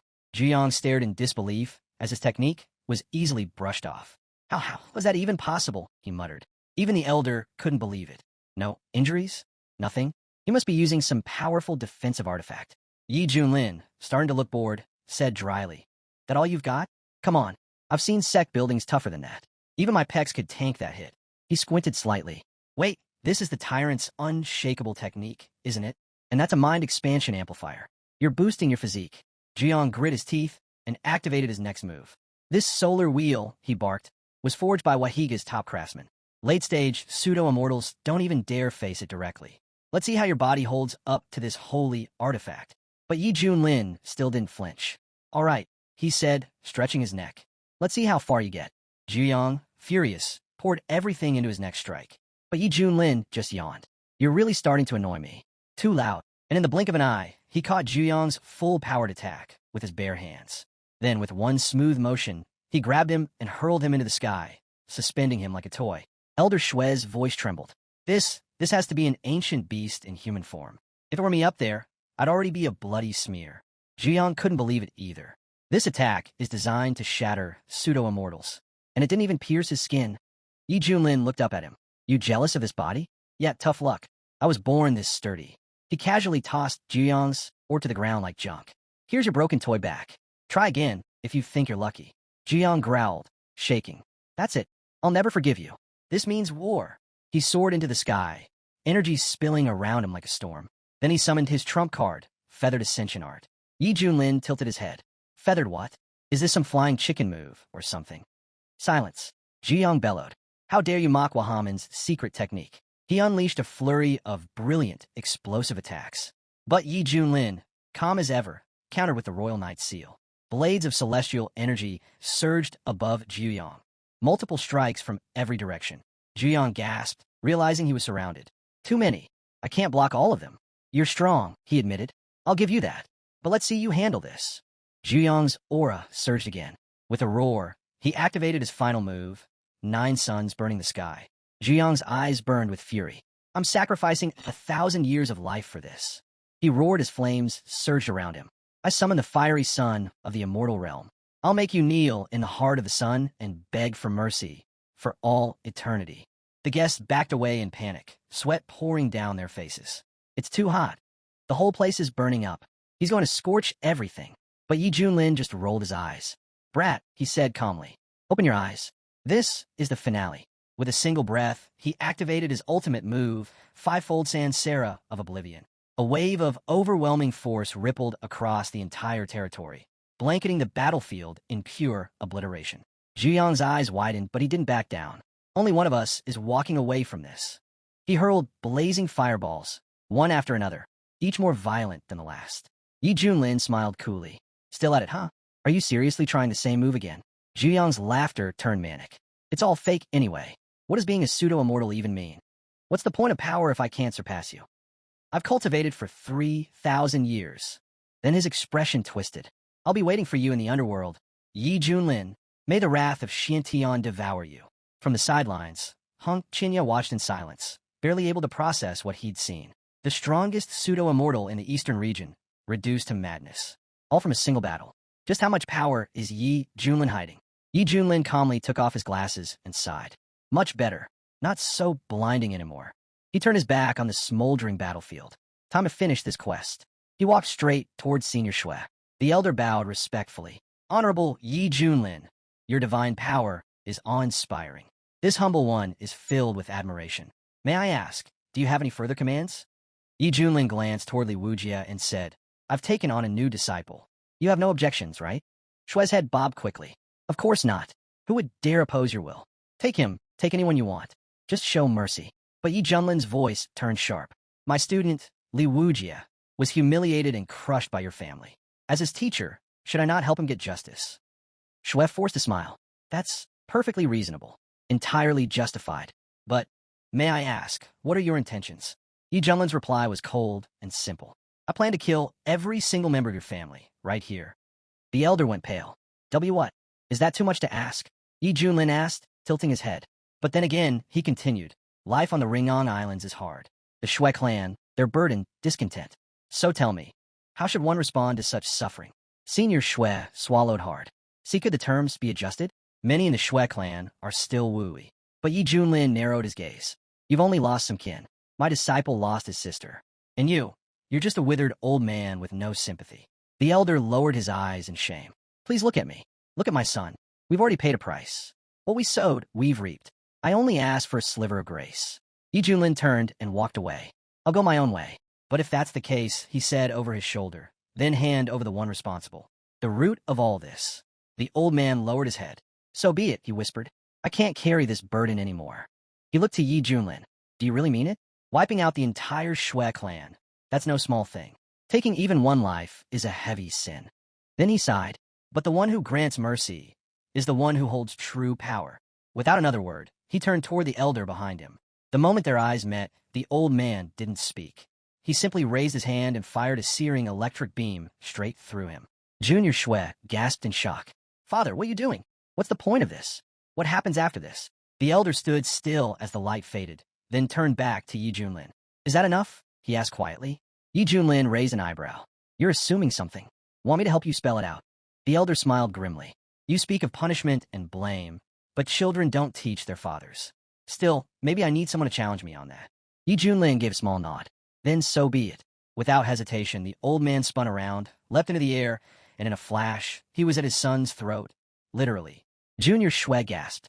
Father, no. But the elder didn't stop. His grip tightened. His face was resolute. And then it was done. The body went limp. The silence afterward was thunderous. The elder lowered his arms and turned toward Yi Junlin. Master, he said solemnly, on behalf of my son, thank you for your judgment and your mercy. Suddenly, Li Wujia's boyfriend burst into laughter. Did you all see that? The beasts were punished. For once, justice. Yi Junlin stepped forward, his expression steady. Fate's cruel, but your enemies have now paid in full. So, are you ready to follow me? Li Wujia dropped to his knees. My life is yours now, he said. From now on, I belong to you. I'll follow any order, no matter what it is. He bowed low to the ground. Master. But Yi Junlin knelt and rested a hand on his shoulder. No need for all that. I'm glad to have a disciple like you, one who rose through the fire. He smiled slightly. Sounds dangerous, but maybe, when the time comes, this kid will shine. Since you've now officially become my disciple, Yi Junlin said, I'll give you your first technique. It's time you had a proper sword path. Li Wujia's eyes lit up. Truly, Yi Junlin raised his palm, and an ethereal sword light shimmered in his grasp. This is the mixed heavenly sword. In that moment, a radiant flash enveloped them, and Li Wujia's hands moved instinctively. His new ability gathered every nearby blade like a magnet, orbiting him in perfect unison. He stared at his hands in awe. This is a sword-wielding technique. But it's more than that. It's like the will of the heavens is etched into every motion, hidden inside each carving. His voice trembled. Compared to this, even the so-called great sword techniques are like scraps. My carving, my art, it's finally part of something higher. He looked up, eyes wide. Just who are you? Yi Junlin chuckled. You're getting ahead of yourself. But fine, he said, stepping back. I'll give you the art. You'll forge your own path, and someday, create a legend of your own. Li Wujia stood tall, his power growing, but Hong Qinya watched from the side, unsettled. This guy, Hong Qinya thought, he came in like a loyal dog. Now he's turning into something else entirely. There was something unnatural in his aura, something dark. Hong Qinya's chest tightened. That art, that blow, it shattered space itself. If he keeps toying with that kind of power, he's going to burn out. And that flame, that's underworld fire. Even a shattered blade would turn to ash in his hands. Suddenly, Li Wujia dropped to one knee, coughing violently, then vomited a gush of strange, dark liquid. Yi Junlin walked over and looked down at him. If you keep using those secret arts, he said flatly, your body won't last much longer. You've already damaged your foundation. At this rate, you'll collapse. He sighed and pulled out a small balloon-shaped capsule. Here, eat this. Li Wujia blinked. What is it? It's medicine, Yi Junlin replied. Don't waste time thinking. Just take it. Li Wujia hesitated, staring at the strange, mushroom-like elixir. It had a bitter smell, and something else, like resentment baked into the roots. Yi Junlin watched him closely. Let's hope he doesn't ignore the effects. This mix was crafted with more than just herbs. It carries the hatred of a fallen land. It may just awaken the demon blood sleeping inside him. He continued, your body's full of toxins. You've pushed yourself too far, but this will stabilize you. Eat it. You're almost like a faithful dog. Don't let fear get in the way. This isn't poison. It's salvation. Reluctantly, Li Wujia swallowed the elixir. Within moments, his body convulsed. And then, it changed. Muscles surged, veins glowed red, and power radiated from him in violent pulses. He wasn't just standing anymore. He was towering. Gasps echoed around them. He had become a walking storm. But then he turned to Yi Junlin, voice low and shaky. Master, I'm so tired. Yi Junlin narrowed his eyes. Something wasn't right. That energy, it wasn't just power. It was twisted. His aura felt unstable, wild. There was something ominous in the way he stood, something that made everyone step back. He's been affected. Yi Junlin realized. This is demon blood magic. It's warping him inside and out. Right on cue, the system interface flickered into view. System alert. Host disciple has awakened latent demon blood. Side effects include increased aggression and instability. Caution. Monitor behavior closely to avoid harm to allies. Hong Qinya, now visibly sweating, remembered something. Su Qianxua, what kind of techniques did he use to shatter through his disciples' barriers like this? From initial fusion to great fusion, in one move. No, even I've reached deification in the central region, and I've never seen anything like this. What did Yi Junlin just feed him? What is this transformation? Li Wujia's laughter suddenly burst out. Loud, broken, manic. He gripped his sword and began swinging wildly. The surrounding warriors stepped back in alarm. He's in the fusion stage, one of them muttered, but this power, it's monstrous. Even if I gave everything I had, another said, I wouldn't survive one strike from him. Too powerful, too fast, too unstable. Yi Junlin watched it all unfold, arms crossed. This, he said quietly, isn't even the full extent. And with that, he activated. With the awakening of his bloodline power, Li Wujia felt unstoppable, like a tiger granted wings. But just as he surged forward, he caught sight of his master standing ahead. Without slowing down, Li Wujia hurled his attack straight at him. Yet Yi Junlin didn't move an inch. Instead, he calmly said, let him carve out his own destiny. From this moment on, may he awaken to the greater path. Even though his future disciple had just struck at him, Yi Junlin chose not to retaliate out of anger. Instead, he responded with a lesson, unleashing the Heavenly Emperor technique.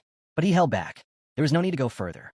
After all, his disciple had only reached the fusion stage, and yet he was already challenging Phazon. That kind of breakthrough was not to be taken lightly. The master looked on and said that Li Tai had fulfilled his purpose. If not, there was no way someone as weak as his disciple could have handled what came next. Yi Junlin then called out, his voice sharp, focus, snap out of it. This isn't the time to be lost in thought. Li Wujia tried everything to penetrate his master's defenses, but his energy eventually waned. As the heat of battle faded, reality set in. Confused, Li Wujia asked what had just happened. He'd felt completely consumed, lost in fear, even daring to act against his master. Now, he could only brace for punishment. Yi Junlin walked toward him and said, let's see what's changed since last time. Li Wujia answered there was nothing, but after taking a closer look, his face lit up. His level had risen. Yi Junlin noticed it too. Despite everything, Li Wujia's path remained steady. The root of his strength hadn't faltered. In fact, he was growing rapidly, like iron being forged stronger through flame. Li Wujia dropped to one knee and said, this student is grateful for Master's guidance. Yi Junlin nodded and explained, you just triggered your madness bloodline. It grants incredible strength, but it won't last long. You'll need to learn to control it, to keep your balance. Li Wujia bowed his head. I'll remember, Master. Senior Schwest laughed heartily and clapped Yi Junlin on the shoulder. You found yourself quite the disciple. Come, we must toast to this day. Yi Junlin blinked, a bit surprised. Won't we be interrupting the main celebration? The feast was prepared for overcoming the crisis. The elder waved it off. Don't worry, that just adds to the joy. But you know, people are already talking. They say the Shui family elder just took out 2 of his own men, and now he's cozying up to Mr. Yi. It's hard to believe how fast things change. Hong Qinya overheard and nodded silently. It was true. In this world, strength ruled above all. This man had forced an elder to turn against his own, and still earned his gratitude. If he didn't become strong too, he'd always be living under someone else's shadow. Yi Junlin agreed. It's settled then. Let the Shui family enjoy their celebration. Hong Qinya, go pick up your sister. It's time to head out. Hong Qinya bowed slightly. Understood, Master. As they turned to leave, the elder shouted, everyone, come see Li Wujia showing off. Senior Shui smiled and told Li Wujia to stop by when he could. Our doors are open. You've brought honor to our Shui family. We welcome you. But not everyone was pleased. Senior Shu growled under his breath, frustrated and bitter. Everything was supposed to be a grand celebration, a glorious victory. But just like that, it all came crashing down. Suddenly, someone shouted, Lord, we found the young master's hand. The boy asked anxiously, where is he? Senior Shui snarled, throw that cursed hand in the backyard. Let the dogs chew on it. His voice turned harsh as he yelled at the others. Get out. This party's over. Meanwhile, Li Wujia stood aboard the divine beast, riding through the clouds. The experience felt surreal, like a dream. He'd avenged little, and now he was officially Lin Xiaoan's disciple. It was almost too much to process. Then there was Red Little. She was every bit as stunning and graceful as the rumors claimed. Now that he was part of the sect, maybe it was time to formally greet her. Approaching, Li Wujia said, Elder Sister Red, your talent is unmatched, but your beauty is out of this world. I look forward to learning much from you in the days ahead. Hong Qinya sighed as she watched from a distance. Why are all these guys like this? Mr. E, still reeling from having slain the mighty Susan, was visibly irritated. Taking on such a promising disciple only made the situation more complicated. As Sha turned to leave, someone asked, "Did I say something wrong?"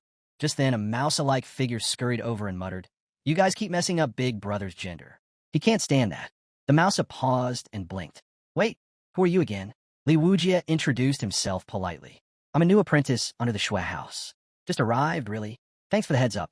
So that's why Big Brother ignores the flattery. I see now. He's a man. I stepped right into that one." Mouse nodded. "Exactly. Big Brother Hong Qinya takes that seriously. It's a big no-no." Li Wujie laughed awkwardly. As expected, Master sure attracts some unusual people. A ridiculously handsome Big Brother and a cute little Mouse's sister. Mouse smiled sheepishly. "I always wanted to be like my older brothers, but for some reason, I'm stuck in this weird half-mousy, half-human form. I end up causing trouble for Master." Li Wujie replied gently. "Sister, I don't think you do it on purpose. You're unique and, honestly, kind of cute. Actually, back when I was traveling through the eastern region, I stumbled upon a secret transformation technique. If you're interested, maybe it could help you return to full human form." Mouse's eyes lit up with excitement. "Really? If it works, I won't cause Master any more headaches." "That's amazing." She bounced over to Yi Junlin, beaming. "Teacher, if this works, I might finally become fully human again and stop giving you so much trouble." Yi Junlin raised his brows, clearly surprised. "Is that so? Well, that's wonderful news. But honestly, I might miss that soft, fluffy mousy head of yours." Mouse giggled. "No worries, teacher. I'll be able to shift at will. If you miss the fluff, I'll bring it back anytime." Then she paused. "Oh, wait. Do we really need to return to the sect now?" Yi Junlin looked at her, slightly confused. "Return? To the sect? Of course not. We've got a divine beast to ride." He was beyond thrilled. Riding this beast was just too cool, and he wanted the whole world to see it. "Give it some juice," he shouted, and the creature surged forward. After Misty for months, news of what happened at the Shui family banquet spread like wildfire across the eastern region. Everyone was stunned. The cult of mystery, once cloaked in secrets, had become a true enigma. Meanwhile, deep in the eastern lands of Tongha, a fierce battle raged. Warriors were locked in brutal combat with invading monsters. Their creed was simple: die if you must, but never surrender panches. At that moment, Li Wujie jumped off the ship and reported, "Teacher, demons are launching an assault from below." But Yi Junlin? He was casually playing dominoes. Hong Qinya stared, bewildered. Whose cannon could smash through every obstacle on the board and strike the enemy king directly?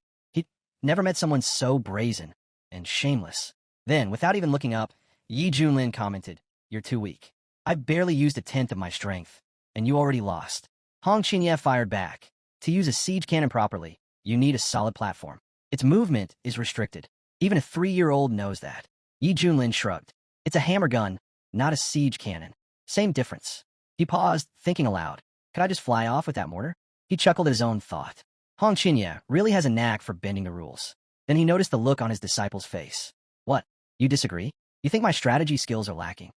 Hong Qinya quickly bowed. This disciple would never dare. Yi Junlin turned a little mousy. "What do you think of my tactics?" Without hesitation, she replied, "Teacher's the best. No one can match you." Hong Qinya glanced over and muttered to himself, "This mousy really knows how to suck up." Then Yi Junlin turned back to Li Wujie. "You were saying?" Li Wujie stiffened. "A wave of demons has been detected attacking the city. The situation's critical." Yi Junlin's expression turned serious. "These demons, they came from a place long thought sealed away, Nether Abyss. An ancient, forbidden land hidden deep within the eastern region. It was said to be home to dark races and deadly creatures.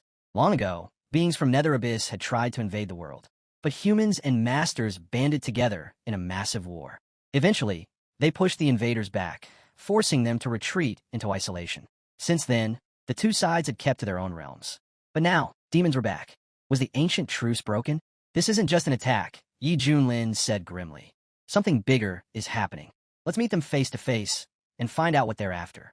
The super demons burst into laughter upon seeing the humans before them. One of them mockingly remarked that a human monk had approached earlier and ordered his men to stay silent, so as not to spook their food.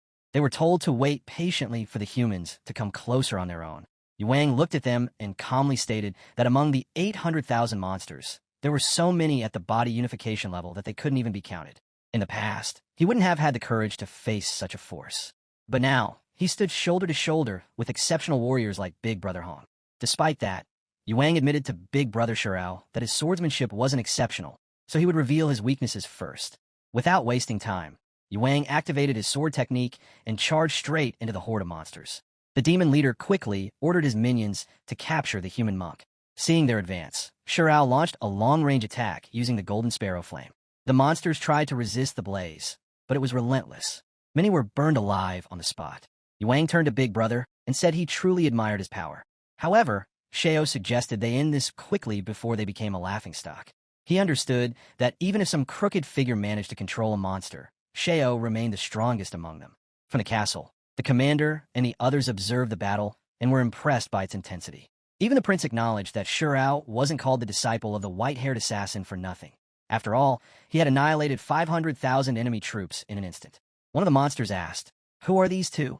Another replied that they had appeared at a critical moment and seemed to be defenders of the Zhou Empire.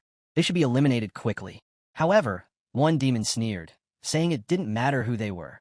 Nothing could derail their people's plans. He then ordered a full attack. Before they could make a move, Shirao was already preparing his next strike, unleashing another wave of searing flame. Suddenly, the monsters opened a portal, summoning half a dozen reinforcements. Upon seeing them, Shirao smirked. Interesting guests have arrived. The aura from one of them revealed him to be an Indian commander at the Great Ascension level. Realizing the danger, the monsters began to panic. Some reported to the elder demons that the two humans were extremely powerful, one at the body unification level and the other at the beginning stage of the Great Ascension. Despite that, a spear-wielding monster stepped forward, confident he could crush them without his boss's help. Wang stepped up to face him, saying this was the perfect chance for him to train against a Great Ascension-level enemy. The monster attacked without hesitation, but Wang struck first. Though hit, the monster laughed, saying it didn't hurt and instead helped him improve. Those observing the battle were shocked. How is this possible? Can someone explain this cause and effect? One asked. Even the prince was surprised at the strength of Master Ye's disciples. Fueled by their praise, Wang flew forward to demonstrate more of his power. Targeting the strongest among the enemy, he unleashed his Great Ascension-level technique. But another monster at the peak of the Great Ascension blocked his path. That happened only because Senior 9 underestimated him and got killed. The monsters, now on alert, launched a full-scale assault to get rid of Wang once and for all. Overwhelmed, Wang realized he had overestimated himself. To survive, he considered using the Mad Demon's blood. But before he could, he saw Brother Shirao jump in to help, casting his jade glass flame. The monsters were caught off guard by the flames. One of them, however, broke free and shouted at a nearby human woman, vowing to take her life. Using his power, he summoned his brothers and prepared to attack. Wang, watching this, acknowledged the monster's strength.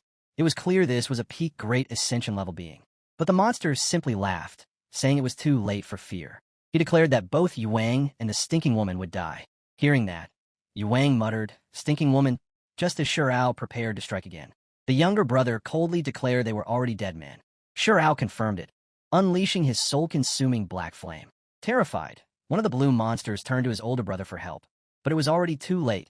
Shirao had let loose his full power. The monster shouted in disbelief, "Impossible!" But he didn't even realize he'd already been hit. The rest of the monsters looked on, stunned. Shirao simply said, "You're nothing but ants unaware of your fate." Wang silently agreed. At his current level, an enraged big brother Shirao was practically invincible. It made sense, given he was their master's first disciple. Wang even thought to himself that if a fight ever broke out between them, Shirao could probably cut him down without mercy. Suddenly, Shirao glanced to the side and saw his younger brother coolly pointing his finger. Shirao paused, wondering, was this really happening or was it just his imagination? All the ghosts were shocked and terrified by the overwhelming energy released by Shao, a strange mix of pink and blue that pulsed through the air. As the master of the ghost is just behind the soldiers muttered in disbelief and said, "He cut General Zhang, the strongest among us, in half with a single strike. We're finished. We can't win this." Just then, two other soldiers turned their heads and noticed even more ghost soldiers arriving in a frenzied swarm. The master of the ghosts appeared and stepped forward, his voice cold and commanding as he said, "Stop this pointless resistance. Taking this city is only the beginning. Every fortress will fall to our ghost race. Your entire dynasty will soon be wiped out." Suddenly, the scene shifted. The battlefield was littered with severed ghost heads and upper bodies, and blood flowed freely across the ground. At that moment, Manhua, commander of the Tiger Leopard Cavalry and a powerful Yuaning cultivator, appeared, riding a roaring lion at high speed. She charged straight toward the master of the ghosts, who stood confidently atop a mountain. The Ghost Master let out a cruel laugh as he struck Wang, and she had to leapt off her lion and got thrown on the ground, her eyes blazing with fury. The surrounding soldiers froze in surprise, whispering among themselves, "Commander Wang." The Ghost Master sat on a dark, monstrous horse with a sword in hand. He sneered at her and said, "Lowly humans kneel before this general." But Wang stood her ground and snapped back. "I serve as the commander of the Tiger Leopard Cavalry under the great Zhou Emperor. I stand for the dignity of our dynasty, and I will never bow to a beast like you. Kill me if you dare. I won't back down." "Very well," the Ghost Master growled. "Then I'll grant your wish. I'll tear you to pieces and hang your head on the city gate tower, so you can watch as our race slaughters your nation." Before the battle could begin, the giant blue whale appeared out of nowhere and swam in the air toward the Ghost Master with incredible speed. The Ghost Master's eyes widened and shocked as a swirling circle of blue energy formed around the beast, and powerful currents surged in its wake. The whale opened its mouth, unleashing a surge of energy that started to pull all the enemies. In the next instant, the Ghost Master got sucked up by the blue whale, and he could only cry in resistance. The human soldiers began to panic. One of the soldiers shouted, "They've all been eaten," while another questioned, "Is this some kind of illusion?" Back on the battlefield, Wang Hua looked toward the sea, her expression firm and intense. "A divine beast sent by the heavens. Has it come to protect the great Zhou?" As the whale reached the shore, one of the soldiers noticed something strange. Someone was riding it. That divine beast had a master. A human cultivator had come to save them. He called out, asking for the senior's name and where he came from. Sure enough, the man sat there sipping juice like he had all the time in the world. He looked down at the stunned soldiers while drinking and calmly said he was Yi Junlin from the Xintian sect, then asked who was in charge. In an instant, Wang Hua and the others dropped to their knees in respect. Her eyes widened in realization. It's him, Yi Junlin, the man who once cursed the strongest sect in the eastern region. She couldn't believe the great Zhou was blessed with someone of his caliber. Stepping forward, Wang introduced herself with full formality, stating that she was Wang Hua, commander of the Tiger Leopard Cavalry, and offered greetings to all the seniors. Yi Junlin raised an eyebrow and asked who governed the land and why the Ghost Army was attacking the dynasty. Wang responded with a troubled expression, explaining that the land belonged to the great Zhou. She admitted she didn't know why the ghosts had launched the attack, but mentioned that according to the Fallen Ghost Journal, this was only the first wave and a full-scale invasion was coming soon. As the tension thickened, Yi Junlin wondered aloud if the creator of the Nether Abyss dared to attack so openly. Weren't they afraid of another alliance of human cultivators like in ancient times? Before the thought could settle, Yuang cut in and shook his head, saying that ghosts preferred damp, rich environments and questioned what they would even gain from seizing the great Zhou. Xiao didn't wait for logic. He scoffed and tells that it didn't matter if the ghosts came because they would just wipe them out. Wang Hua quickly turned to Yi Junlin, asking if the esteemed immortal would help them survive this calamity. On behalf of all great Zhao citizens, she thanked him. But while she spoke, Xiao grew visibly frustrated. Junlin wonders that the master's divine body just naturally attracts trouble. The more he tries to avoid it, the more it comes chasing. He feels something is off, because tens of millions of Nether Abyss creatures wouldn't just show up like this without a reason. Right then, a glowing screen appeared in midair with a message congratulating the host for triggering a new mission. The task was to repel the ghost army invading the Great Zhou, and completing it would grant a valuable reward. Yi Junlin smirked and welcomed the challenge, calling it quest time. He suggested using this place as a base and planned to extract information from the ghosts. Raising his hand, he declared that the invaders were slaughtering innocents, and as a cultivator of the human race, he couldn't just stand by. He urged everyone to spread the word and let it be known that he would step in. Wang Hua bowed deeply, expressing her gratitude and saying that Great Zhao would never forget his grace. Yuang, beaming with admiration, praised the master's wisdom. But standing behind him, Xiao glared and muttered under his breath, calling Yuang a nosy busybody. Without wasting another moment, Yi Junlin gave the order to move and asked to be taken to their emperor. The massive divine beast Kuan Peng, the whale-like protector, nodded in response and guided him ahead with respect. The scene shifts to just outside the Great Zhao capital, where the main army encampments were busty Junlin with movement. Rows of soldiers stood in formation, alongside war elephants and battle wagons. Inside a command tent, generals huddled over a map, their faces grim. One soldier reported, "Moments ago, several ghost armies broke through our defenses. They're advancing fast, and it's clear their target is the capital." Another added, "Reports from across the realm say their generals are at soul integration level. Some even believe a great Ascension ghost commander is leading them." A third soldier frowned and asked, "Why now?" Why are the ghost race suddenly obsessed with taking Wide Aberdeen Street?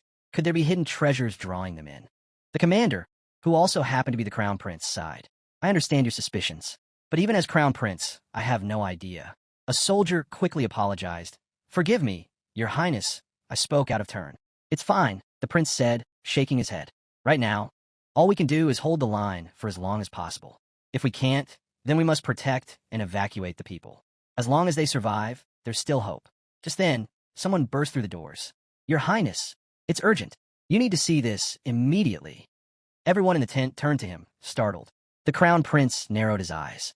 Don't tell me the ghosts are attacking again. His thoughts spiraled. Damn it. These last few days, the ghost army's been wearing us down with raids. Our troops are exhausted. We're outnumbered, 800,000 to our 400,000, and they control the initiative. How the hell do I turn this around? Suddenly, tremors rippled through the ground. Outside, the divine beast Kuan Peng landed with a thunderous splash, and soldiers stared in confusion and alarm. They questioned what the beast was and why something like that had appeared in the Great Zhao. All units were ordered to prepare for engagement. The Crown Prince rushed to the scene and quickly told them to stand down, recognizing the creature as Kuan Peng, the divine beast. He also identified the rider as Tiger Leopard Commander Manhua. One soldier blinked in disbelief, surprised that Commander Wang could ride such a beast. Wang dismounted and stepped forward, reporting that the Tiger Leopard cavalry had returned. She had brought Yi Junlin, master of the divine beast, to help defend the Great Zhao. The Crown Prince stared in shock, confirming if it was really Yi Junlin, the white-haired demon from the Shantian sect, who had tamed the divine beast. Wang stepped in quickly and urged the prince to choose his words carefully. She explained that Senior Yi Junlin was actually very easygoing and not as frightening as the rumors claimed. The Crown Prince straightened himself and introduced his identity respectfully, offering formal greetings to Senior Yi. Yi Junlin found it amusing that they still saw him only as the man who had killed 18 elders from the Yuhua sect. Before he could respond, a chilling ghost voice echoed from the sky, declaring that the humans were surrounded by an army of 800,000 ghosts. The voice warned them to surrender quietly and accept their fate as offerings. The Crown Prince clenched his teeth, furious at how far the ghosts were pushing things. Yi Junlin glanced at his companions and gave them a signal to handle the situation. They replied with confidence and disappeared in a blur of movement. Watching from afar, the Ghost Master squinted in confusion, wondering who those two were and why they would charge straight into an army of 800,000. He questioned their sanity, especially with a great Ascension-level commander among the Ghost ranks. To him, it seemed like pure foolishness. Meanwhile, atop a fog-covered mountain, a Ghost General stood overlooking the battlefield. His expression was grim as he observed the resistance. He found it laughable that the so-called Great Zhao would put up such resistance for a single city. While royal dynasties could draw power from national fate, the ghosts held the advantage in numbers, 800,000 against 400,000. He clenched his fist and declared that the 100 clans of the Nether Abyss had risen together. The ghost race had to seize the initiative. This was the moment that would shape the future. The world would fall, and new rulers would rise in the east. Those who conquered now would decide what came next. As the scene shifted, Yuang and Sheo arrived together, stepping into the aftermath of battle. Without missing a beat, Sheo stepped forward and reported that the 800,000 ghost troops had been eliminated, just as the master had ordered. Yuang tried to add something about the seniors and masters, but halfway through his words, he hesitated. His thoughts drifted, wondering if the master might be upset with them. Then, without any build-up, Shaoxi suddenly spoke and told the master to wake up. Yi Junlin stirred, stood up casually, and muttered that it was already done. Sheo, clearly annoyed, reminded everyone that they had just annihilated the enemy force. It was more to herself than anyone else. While they had been risking their lives, she thought bitterly the master had been taking a nap right there on the battlefield. Yi Junlin didn't miss a beat. He stepped forward and told them they had done well, and to keep it up. Suddenly, the Crown Prince of Great Zhao approached with his soldiers. They all bowed with respect and expressed their gratitude to Yi for saving the nation from a great crisis. Yi Junlin gave a casual shrug and said it wasn't a big deal, but they were tired now and expected to be treated well by the people of Zhao. The Crown Prince, taking no offense, assured him that they were honored guests and would be escorted to the capital for a grand banquet.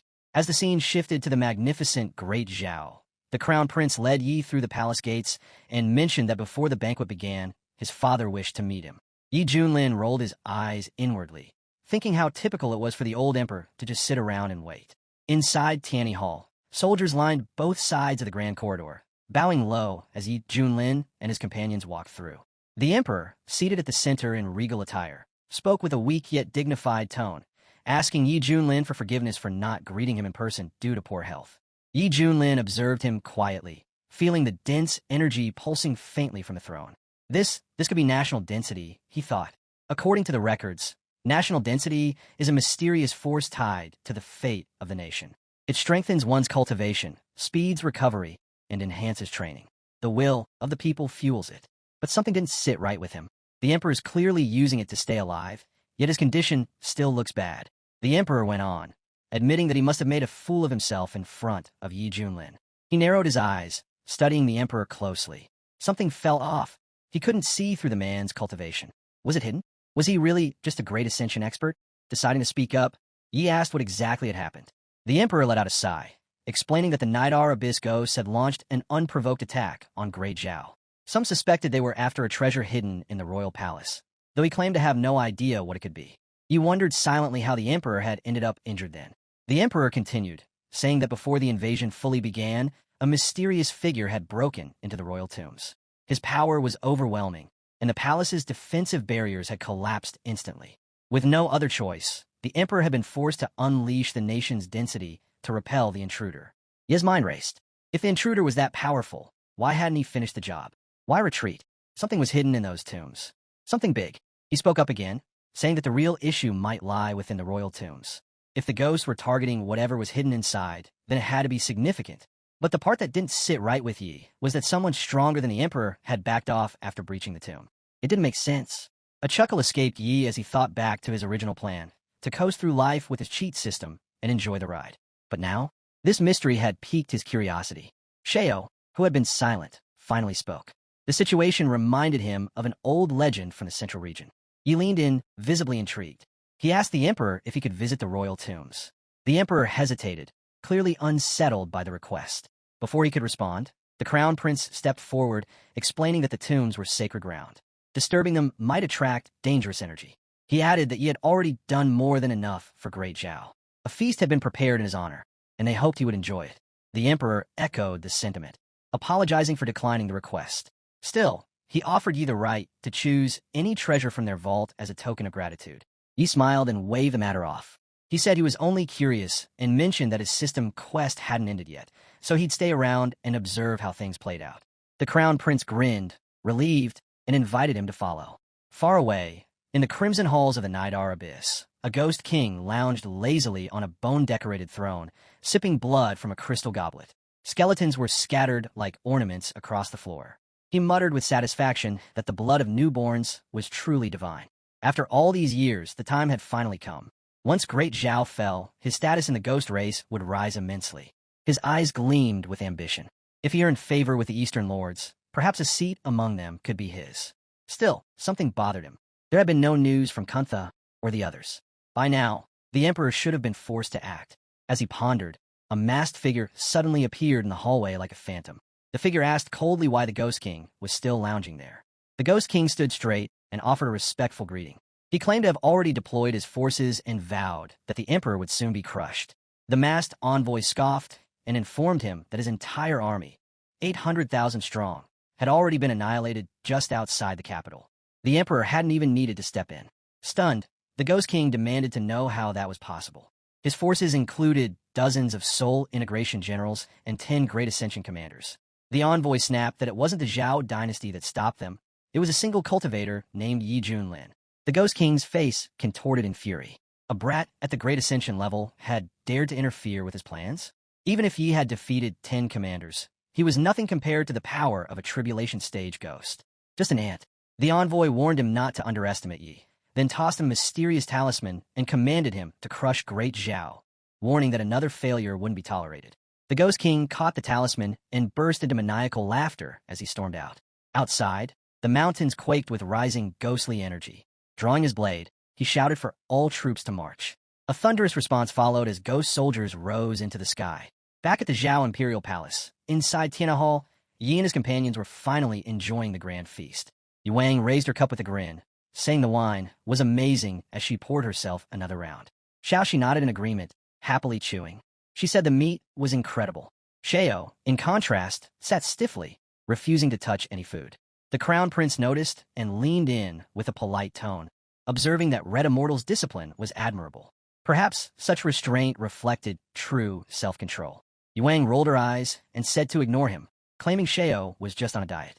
Sheo's brow twitched, fuming silently. A diet? Seriously? He was a tribulation stage expert, not some overindulgent glutton. Trying to lighten the mood, the Crown Prince clapped his hands and suggested perhaps some music would be more to Red Immortal's taste. At his signal, Chang Feng, the Eastern region's greatest musician, entered with a graceful bow and introduced himself to the guests. The Crown Prince explained that Chang Feng's music carried the profound essence of Zhou, once even helping a dying Yuaning cultivator break through to soul formation. He requested Master Chang Feng to begin playing. As the elegant melody filled the hall, Yuang, Xiaoxi, and even Sheo remained noticeably unimpressed. Chang Feng frowned at their reactions and turned to the Crown Prince. If this was their idea of entertainment, then perhaps he shouldn't have bothered showing up at all. The Crown Prince looked at Yi and asked if he found the performance lacking. Before Yi could answer, Chang Feng snapped at him, accusing him of being a vulgar brute who knew nothing about music.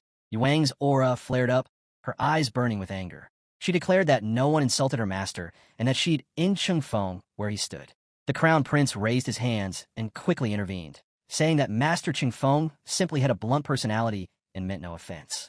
But Chang Feng sneered and claimed that they were all barbarians, only interested in battle, never respecting the sacred Zhou of music. The Crown Prince muttered under his breath, wishing Chang Feng could at least die with some dignity if he was going to keep acting like that. Just then, a system screen lit up before Ye's eyes. A new optional mission had been triggered. He glanced at the mission details and chuckled to himself. The first option was garbage. It had just hurt his reputation. But the second? It would power up Mousy and boost his entrance style. Perfect. He got up from his seat and said there was no need for instruments. If music was the test, then his hands would do just fine. Chang Feng's face twisted in fury. Hands? Martial arts scum had the nerve to mock the sacred path of music? He had studied for thousands of years, diving deep into this Zhou, and now some brute thought he could just wing it? He simply cracked his knuckles and smiled, ready to prove otherwise. The prince entered the conversation too and said, every profession requires its master, and practitioners are no exception. If it were as simple as just having hands, there would be no masters left in this world. Yuang was also supportive and shouted that his teacher was right, and the most important thing was to have hands. Chang Feng shouted at the guy to act. He said he would lend him Fuyo's lute and let everyone see what amazing music he could play. If that guy could actually perform, then even a pig could climb a tree. With an attitude like his where all he knew was how to fight and kill, there was no way he understood the art of playing the lute. Yi Junlin glanced at the old man and asked him to hold back. He said he was really afraid that someone as respected as Yi Junlin might lose patience and start a fight right there. Yi Junlin picked up the instrument and said that in his past life he had a creative side and playing the lute was easy for him. He added that his master had given him auto-improvement skills. The system then gave a notification. It showed the levels of lute mastery, which started from elementary comprehension, then moved to confident mastery, outstanding mastery, supreme mastery, and finally pinnacle of perfection. Yi Junlin's current skill was already at pinnacle of perfection. He then asked the system about the other guy's level. The system replied that the man's skill was only at confident proficiency. The old man told him to hurry up and stop wasting time. The prince saw all of this and wondered if Honorable Yi Junlin had any patience left. He questioned whether he should step in and save Chang Feng. Yi Junlin thought to himself that if Chang Feng had only reached the level of confident mastery, then maybe it was better to just bear with listening to his level and hand over the stage. He decided to let him perform his old melody called Power over the world. Yi Junlin then placed both hands on the instrument and began to play using his energy. The flow of waves in the music shifted between fast and slow with such depth that Xiao could not believe the melody came from someone so young. She wondered how his teacher had passed down such a powerful tune. If this performance took place in the central region, it would easily be ranked at the highest level where no one would dare challenge it. Chang Feng was shocked to hear such a sound and asked, "How is this even possible?" Yuang also excitedly shouted at this moment that the music was great, and he was suddenly able to feel the incredible depth and meaning in it. "I have a storm of emotions and feel like my heart is about to jump out." But Yi Junlin suddenly started playing faster so that everyone could feel the energy. Shirao hadn't expected that and suddenly felt himself raising his level. Yi Junlin had told him that this was the middle of the Great Ascension, the late stage, the peak, the perfection. She suddenly realized that she was only one step away from reaching the state of Ascension. Yuang was also caught under this and shouted for more, to give him energy. After all, Senior Lee had been dreaming of this for a long time. Someone said that Senior Li had also unexpectedly moved from unification into a great ascension. The prince witnessed everything with his own eyes and claimed that Yi Junlin, who was thought to be honorable, was actually a false immortal, only at the mid-stage of ascension. Energy from the melody surged through the residence and echoed across the city. The warriors who experienced it said the sound alone had healed their wounds completely. They called it an amazing event. Some even felt themselves advancing into the spirit transformation realm and called it a miracle and a blessing from the heavens. Meanwhile, outside the capital city of Zhou, an elder demon warned that the demons planned to launch a bloodbath that very night across the empire. He ordered them to attack the city. Suddenly, a radiant light burst across the sky, catching everyone's attention. Even the younger demons begged their elders to look at it. The force of the sound was so intense that it tore through their ranks. Just before being destroyed, some monsters cried out in desperation, questioning what it was and pleading for the great king to rescue them. They shouted that whoever had this kind of power should stop hiding, because hiding did not count as a skill. The terrified monsters urged their king to retreat at once, saying mankind now had a mighty protector. But the elder demon refused and demanded to know who the true opponent was. In that moment, he declared there was no better choice than to rely on Abyss Pill, who was ready to sacrifice anything just to uncover the identity of this mysterious and powerful enemy. The elder demon began to improve and shouted that he could feel the power within him surging, and his skill had moved from the beginning level of ascension to the late stage. This music can no longer affect me. The elder demon evolved and began to attack the city from afar. He shouted to the enemy, "It doesn't matter who you are. After all, you're going to die anyway." The royal city of Zhou would soon fall anyway. But Yi Junlin continued to play the instrument and released his light spirit, stepping into the white light. The spirit completely surrounded the ground and pulled him out of the darkness, beginning to shine its light over the house. People claimed they had never seen anything like it in their entire lives. They described it as a legendary phenomenon where the sun and moon shine together, the dragon and phoenix sing in harmony, and the stars light up the sky. It felt like a true blessing from the heavens for the land of Zhou. The monster saw all this and asked, what is really happening in Zhou? But suddenly, someone attacked him, and the attack directly hit his back. He didn't even have time to dodge before he felt the pain. The elder monster asked, who was it that really attacked? If you have the courage, you come out. But a friend of the elder demon saw that someone was in the house in front of him, and he said that mankind had a great existence. The sound of energy was so loud that the senior monster couldn't even hold back, and slowly disappeared with a slow flame. By this time, Yi Junlin had finished playing his tune. He turned to the others and asked how they felt about his power over the world. The system then congratulated him, stating that because he had defeated the demon army, he would be rewarded with a sheen pawn containing the 5 elements of spiritual roots. Yi Junlin was stunned and questioned what had just happened. He wondered if the system had malfunctioned during his performance and when he had supposedly defeated the demon army. The system responded clearly that the demon army invading Zhou had just been wiped out by the music he played. It reminded him that it was a professional system and that he should not doubt its accuracy. Xiaoxi ran up to the teacher and said, "It sounded beautiful. The teacher was incredible." Yi Junlin replied, "I said the most important thing is having hands." Then he turned to Master Chongsang and cried out in despair, saying that the master stood far above him. With tears streaming down his face, he begged the senior to speak the truth. He admitted that the song was divine, so breathtaking that words couldn't describe it. He confessed to his arrogance and foolishness for ever daring to insult him. The prince tried to calm him, but he only shook his head and said he no longer deserved the title of master. He declared that the senior was the true master, while he himself was nothing more than a clown, a ridiculous joke. At that moment, a system notification appeared, congratulating our hero for completing the optional mission. As a reward, he received 10 bags of top-grade spirit beast feed. The prince approached Master Yi and asked, "How are you going to deal with the false immortal?" Yi Junlin realized that since the task was done, he no longer mattered, so he replied, telling him to back off and study hard. Yu Wang spoke with excitement, saying that thanks to his master's song, he had just broken through to the Great Ascension realm. The master nodded in approval and called it a good breakthrough. While keeping an eye on Shirao, Yi Junlin noticed that he had already reached the peak of the Great Ascension realm. As expected of someone blessed by destiny, he was now close to stepping into the tribulation stage. The prince shouted, "Father Emperor, he has made an incredible breakthrough." He thought that this was excellent. After all, after the Father Emperor became a void immortal and received the blessing of the state's good fortune, Great Zhou's position over Changzhou would become even stronger. The emperor couldn't believe such a thing and immediately bowed his head before the great warrior. The emperor said, On behalf of all the subjects of the great show, thank immortal Yi Junlin for performing a divine melody that brought blessings to the entire nation. The prince wondered if the father emperor, ruler of a great power and a mighty lord who had reached the stage of overcoming the heavenly tribunal, had truly humbled himself so much just to take such a low position. He questioned how powerful the person from the Shantian sect must be to deserve that. Yi Junlin told the emperor to stand up, stating that if he had broken through the tribulation, then it was his own achievement. The emperor responded that Yi Junlin must be joking. He said the national fortunes of the great show had reached a historic peak because of Yi Junlin's divine musical work, and he had merely taken advantage of the opportunity to barely break through. Yi Junlin remarked that the emperor seemed truly sincere in his gratitude. The emperor confirmed this and declared that if Yi Junlin gave the word, the great show would do everything in its power without hesitation. Yi Junlin then requested to be taken to the ancestral tomb. The emperor agreed and invited him to follow, offering to guide the way. As they entered the tunnel, the emperor explained that there was nothing particularly special in the tomb apart from the usual valuables that might interest tomb raiders. After a while, the emperor announced that they had reached the end of the tomb. Yi Junlin looked around and admitted he found nothing unusual.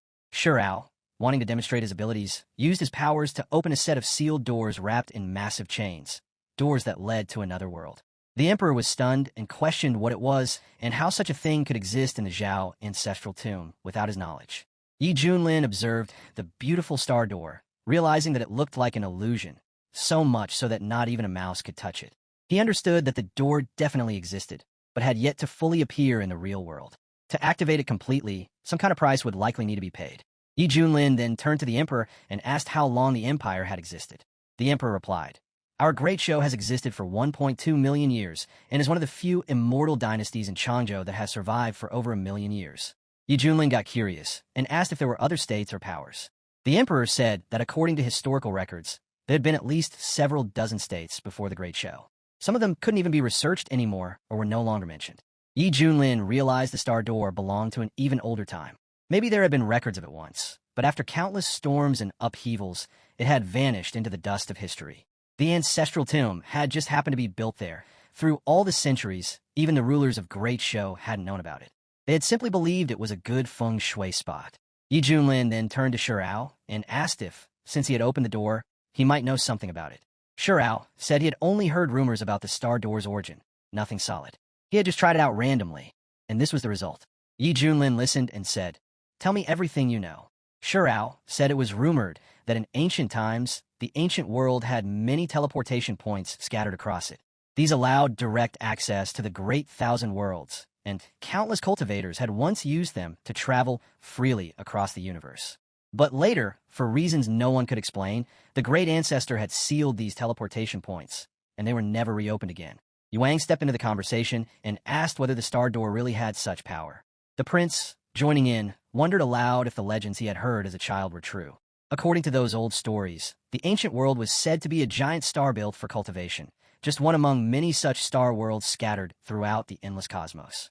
The emperor replied that in earlier eras, cultivators could move freely between worlds. Those who had reached the Hua level could even leave ancient altogether and roam the empty void beyond. But somewhere along the way, something had changed. An invisible force had started to restrict ancient cultivators, locking them in and forcing them to live and die within the bounds of this world. The only way out was through tribulation. By becoming a true immortal, one could ascend to the immortal world. Only from that realm did true freedom to travel the universe become possible. The prince grew excited and cried out that if ancient cultivators could now break free and enter the universe through this star door, then it was a heaven-sent opportunity for Great Zhou. He told the emperor that if this was real, Great Zhou could use it to expand its territory. It was a rare and golden chance. The emperor agreed. He said that with Great Zhou's strength and his own cultivation already at the tribulation overcoming stage, it was only a matter of time before they took over the world. Yi Junlin turned his back to them and spoke coldly. He told them they were all fools, obsessed with fantasies. The emperor, surprised, asked what he meant. Yi Junlin didn't hold back. He questioned whether they were truly confident the Great Show had enough strength to launch a star expansion. Had they ever considered the possibility that other races might invade them instead?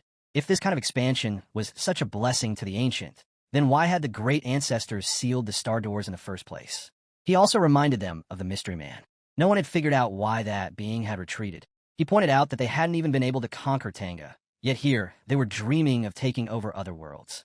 He compared their ambition to a snake trying to swallow an elephant, completely unrealistic and dangerous.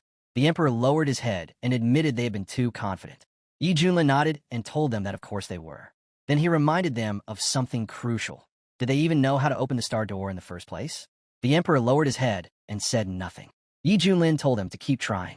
As long as the star door still existed, the golden days of the great show were not over yet. The emperor nodded and said he understood. He promised they would keep a close watch on the situation. Yuang turned to his teacher and declared that if this was truly the case, then the dark creatures from Mingbian deserved death. They had betrayed the ancient and submitted themselves to alien races. Yi Junlin responded by saying what fascinated him most at the moment was the ancients' hidden past. He felt that Ming Yuan's invasion couldn't possibly be that straightforward. Judging from their movements, the star door wasn't the only one in the eastern region. This suggested that travel through parallel universes was real. Things, he said, were about to get very interesting. Yuang agreed and said he too was curious.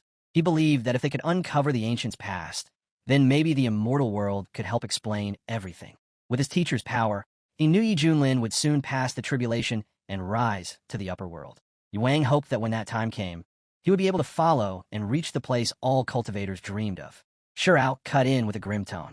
He said the immortal world was cruel, even more so than the mortal realm, where the strong crush the weak without mercy. He recalled his own journey. When he had endured tribulation and become an immortal, he hadn't ascended right away. Instead, he had remained in the central realm, focusing on refining himself and settling his conflicts with the fire teachings. The reason behind his delay was fear. He had heard how rigid the hierarchy in the immortal world was. In the lower realms, those who became immortals were revered and admired. They controlled the elements and were worshipped by countless cultivators. But in the upper world, a newly ascended immortal started at the very bottom. The gap was hard for most to accept. If one had elders or family already there, it was easier. But Shirao had no one. Worse, he had made too many enemies in the central region. If he ascended without preparation, he would have likely been hunted down and killed. He ended his point by stating that ascending to immortality wasn't as simple as it looked. It wasn't just about hard training. It involved survival, support, and timing. Yang asked if that meant success wasn't only about effort. Later, when Yi Junlin returned home, he found that Ming Yuan had already launched the first wave of attack. He realized the other regions of the east might soon fall under siege. Even the 4 great regions could be pulled into the war. Facing this mounting threat to ancient, he made up his mind. He would take on the burden and protect the realm. Then, as if suddenly remembering something, Yi Junlin raised his glasses and let out a laugh. He pulled out a gift and handed it to his student. Xiaoxi leaned in and sniffed it. She said it smelled really good and asked if she could try it. Yi Junlin calmly replied that it was pet food. Xiaoxi pouted and reminded him that she was technically his pet too. Then, without warning, she transformed into a mouse. Yi Junlin sighed and told her to go ahead and take it as a snack. Xiaoxi gleefully accepted and took the food. Meanwhile, Shirao, who had been quietly fuming in the background, looked on in disgust. In his mind, he cursed the mouse, thinking she didn't train, only cared about food, just like that useless fool surnamed Li. Such pure immortal essence, wasted. But the moment Xiaoxi took a bite, something extraordinary happened. A powerful flame burst within her. Shirao's eyes nearly popped. He couldn't believe it. In an instant, Xiaoxi had jumped from the middle stage to perfection, and then broke through again right after. Xiaoxi squeaked in delight. She told her teacher the food was delicious and asked why she had suddenly broken through. Yi Junlin was just as stunned. He couldn't believe that a single packet of top-grade food had taken Xiaoxi from the initial stage of passion all the way up to the initial stage of dang. He wondered aloud, if she ate a few more, would she become immortal right then and there? Yuang shouted in disbelief. His sister had caught up to his level in the blink of an eye. Shirao's thoughts were spinning. He couldn't understand how Yi Junlin continued to bring out such miraculous items. He kept asking himself what kind of treasure Yi Junlin really possessed to be able to do something this absurd more than once. Yi Junlin turned to Xiaoxi and asked if she wanted more. Xiaoxi eagerly nodded and said she still wanted to treat herself.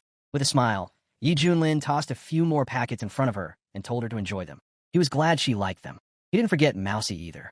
He turned to the beast and acknowledged all its hard work lately. These snacks, he said, were from Mousy as well. Xiaoxi clapped her tiny paws and cheerfully said she was happy Mousa liked them too. After taking a bite, Mouse's energy suddenly surged and reached its peak. Yuang gasped. Mouse's had just gone from the initial stage of Deng to the peak in an instant. He turned to Yi Junlin and called him truly incredible, beyond comprehension. Shirao, sitting quietly, felt a bitter mix of admiration and frustration. He grumbled to himself that this kind of shortcut was unfair to cultivators who devoted years to diligent training. In his mind, he said he should take a moral stance against it. And even if someone offered him the food, he wouldn't touch it. Yi Junlin noticed that after 3 packets, Xiaoxi's progress had clearly slowed down. The effect was wearing thin. He concluded that repeated use must cause a sharp drop in effectiveness. Meanwhile, Shirao sat behind a tree, keeping an eye on Xiaoxi. After a moment of silence, he called out to her. Xiaoxi blinked in surprise. She couldn't believe the great senior was actually calling for her. It was such a rare occasion. The senior then turned toward her with a serious look. Xiaoxi tilted her head and asked if there was anything she could do for him. Shirao told her, "What your teacher gave you to eat was poisonous." She replied with worry. The master would never harm a mouse. Plus, once the mouse ate it, its power went bang bang and increased dramatically. Shirao explained that everything had 2 sides. Any elixir a cultivator absorbed would have different natures and properties.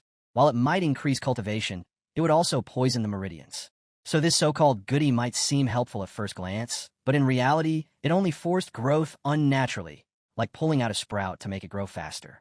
He warned that toxins could already be building up in her body, and if she kept consuming it, it would eventually lead to slow suicide. Mouse had protested that since the teacher had given it to her, it couldn't be harmful. She added that she felt no discomfort at all and actually felt perfectly fine. Shirao, now colder in tone, offered to prove it and immediately used his abilities to inspect her. He was stunned. All her meridians were perfectly intact. Her foundation was incredibly strong. Even more surprising, streams of pure, innate spiritual energy were circulating through her body, far more effective than any elixir. She looked at her older brother with smug satisfaction and asked if she could leave now since nothing was wrong. Shirao hesitated before insisting that she leave the goodies behind. He said Big Brother only meant well and she should listen. She pouted and said the teacher had given them to her. Without waiting, Shirao snatched the goodies right from her hands. She sniffled as tears welled up in her eyes and told him not to cry. She said if he wanted to chase the teacher, that was fine, just not to involve her. Not daring to argue further, she muttered her understanding. Shirao shot her a mocking look and declared he was about to surpass her. This was his chance to finally break through. He lifted the bag high and took a bite. At first, he enjoyed the taste, but then panic set in. His stomach felt like it was going to explode. Clutching his abdomen, his face twisted in agony. He shouted that his body was raging with uncontrollable energy, and if it didn't stop, it would destroy him. Then he glared at the girl and cursed the smelly old mouse, wondering how she had survived it unharmed. Suddenly, he couldn't hold back. A thunderous boom echoed as a colossal smoke cloud erupted behind him, propelling Shirao skyward like a rogue firework. Yi Junlin blinked, watching the spectacle. What's going on? Why did little Hong just fly into the sky? Yuang sniffed the air and wondered aloud why it smelled so pleasantly fragrant. Yi Junlin turned his gaze toward the mouse and asked if she was all right. Mouse had bowed her head in silence and then tells the name of Sheo. Yi Junlin's eyes narrowed as realization dawned on him. So that was what this was all about. Right then, Shirao crash-landed in front of them with a groan. Yi Junlin folded his arms and demanded to know what he had done. Shirao dropped to the ground in a full kowtow, forehead pressed against the dirt, and admitted his mistake. He said he was sorry for what he did, that he didn't mean to, but just couldn't resist the treats. His selfishness had gotten the better of him. He spoke up, his voice filled with guilt. He explained that she had been the one who gave it to him since the older man said he wanted to try it too. Yi Junlin let out a sigh and told Shirao he understood the desire to grow stronger, but reminded him that Xiaoxi was his little sister. Shirao nodded over and over, saying as the teacher's student, he was ready to accept punishment. Just then, his stomach gave another ominous gurgle. He barely got the words out before another blast sent him soaring back into the sky. Yi Junlin yelled after him to stop making excuses and return for his punishment. While flying midair, Shirao cried out that he hadn't expected stealing a chicken would cost him the rice too. He vowed to be more careful next time and thanked the heavens that his old enemies weren't watching this disgraceful moment. Down below, some villagers pointed at the sky. One called out that a heavenly maiden had appeared. Another remarked on the beauty of the celestial being, but wondered why she was making strange noises. A little girl giggled and said it reminded her of her sister farting. A nearby man scoffed and said that was nonsense. He claimed a divine being wouldn't fart. She was clearly releasing heavenly energy. He urged everyone to breathe it in, calling a blessing. When Shirao finally landed, he groaned and said his energy had been purified. He told Yi Junlin he was ready to be punished. Yi Junlin stood firm with arms crossed and said if Shirao was feeling so proud, then his punishment would be this. For the next 3 months, he would serve Mousy. No complaints, no resistance. Obey every word. Shirao's expression darkened at the thought of serving the mouse. Still, he bowed stiffly and thanked the teacher for his mercy. 3 months later, a flying ship from the Dragon Gate soared past Wuzhou in the eastern region. At the Dragon Gate treasure ship, a man shouted excitedly, "The Medicine King's Valley is about to open. I can't miss this rare opportunity." His companion nodded. Medicine King Valley is a sacred place full of possibilities. Legend says its master, Yi Zun, had unrivaled medical skills, the most revered cultivator of ancient times. He planted rare herbs there himself. There's even a giant spiritual energy gathering formation inside. Even the most common herb from that valley causes bloodshed when taken outside. The first man grinned and said the valley only opened once every 10,000 years and entry was usually restricted. He added that they were lucky to get in this time, but the competition would be brutal. Only masters at the Hashian level were given VIP rooms, while beginners like them would be left outside enjoying the wind. His friend shrugged and mentioned hearing about a few Tainzongs at the fusion stage in the top hall. Still, he encouraged trying their luck. Suddenly, the tavern doors burst open as a group of armed men stormed inside. Their leader ordered everyone to lay out their valuables immediately, warning them not to force the group into personal action. A warrior stood up in protest, questioning how an attack could happen there, especially with a heavenly ruler aboard who would surely protect them. An old man scoffed and challenged anyone daring to rob them in broad daylight. One of the bandits stepped forward with a smug grin and asked, "Who are you, senior?" The thugs introduced themselves as members of the Xintian sect, and their leader claims to be Yi Junlin. Just like our hero, he has also gathered a similar group of followers. One of the warriors suddenly shouted that it was him, the white-haired god of killing Yi Junlin. One of them shouts in disbelief, asking if they're really sure, wondering what kind of person would even do something like that, and suggesting it might just be someone who looks similar. Another one quickly points out that anyone with eyes should notice the people standing beside him match the rumors perfectly. The group starts throwing out different opinions. Some bring up the claim that his mount is supposed to be the legendary Kunpeng. Others react with clear disgust, since the Kunpeng has been extinct in the Kunlun realm for ages, making it impossible for anyone to ride one. A few agree, saying people are just blowing things out of proportion, and that even if Yi Junlin is strong, there's no way he has a divine beast like that. One of the men snapped that they should stop talking.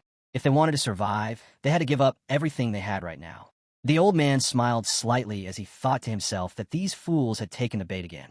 He waved his hand and told Li Wujie to accept the gifts from their honored Zhou friends. Wu answered right away. He jumped forward with his sword gleaming and warned everyone to hand over their valuables unless they wanted to be cut down. The crowd started panicking.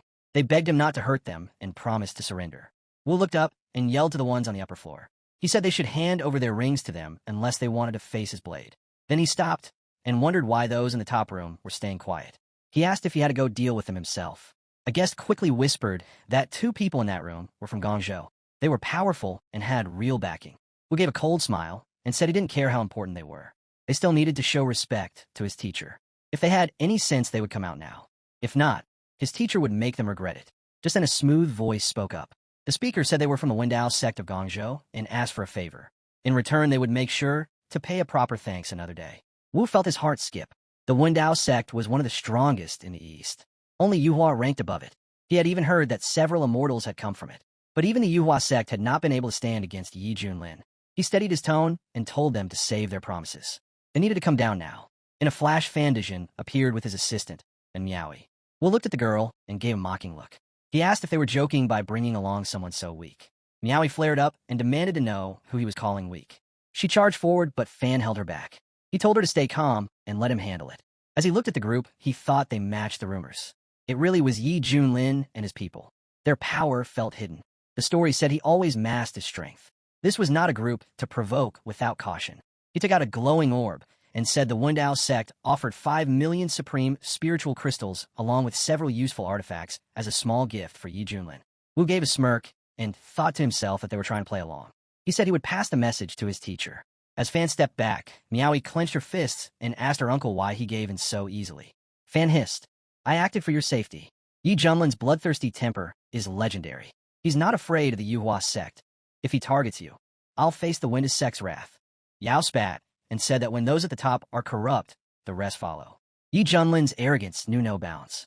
He roamed freely across the eastern region and had even killed a Yuhua immortal who was the saint's teacher. Now he was making a mockery of them all. Miaoi clenched her fists. "I'll train until I can crush that scum myself." Fan sighed and told her that with her star immortal body, she might one day rival the Yuhua Saint solar body, but for now she must focus on staying alive. At the robber's hideout, the toothless leader cackled with joy and said Yi Junlin's name worked like magic, making every robbery a success. Wu agreed and added that even that Winda elder bowed to the name, and he nearly died from the shock. A girl sneered and said they respected Li Wu, the devil sword master, not Wu's face.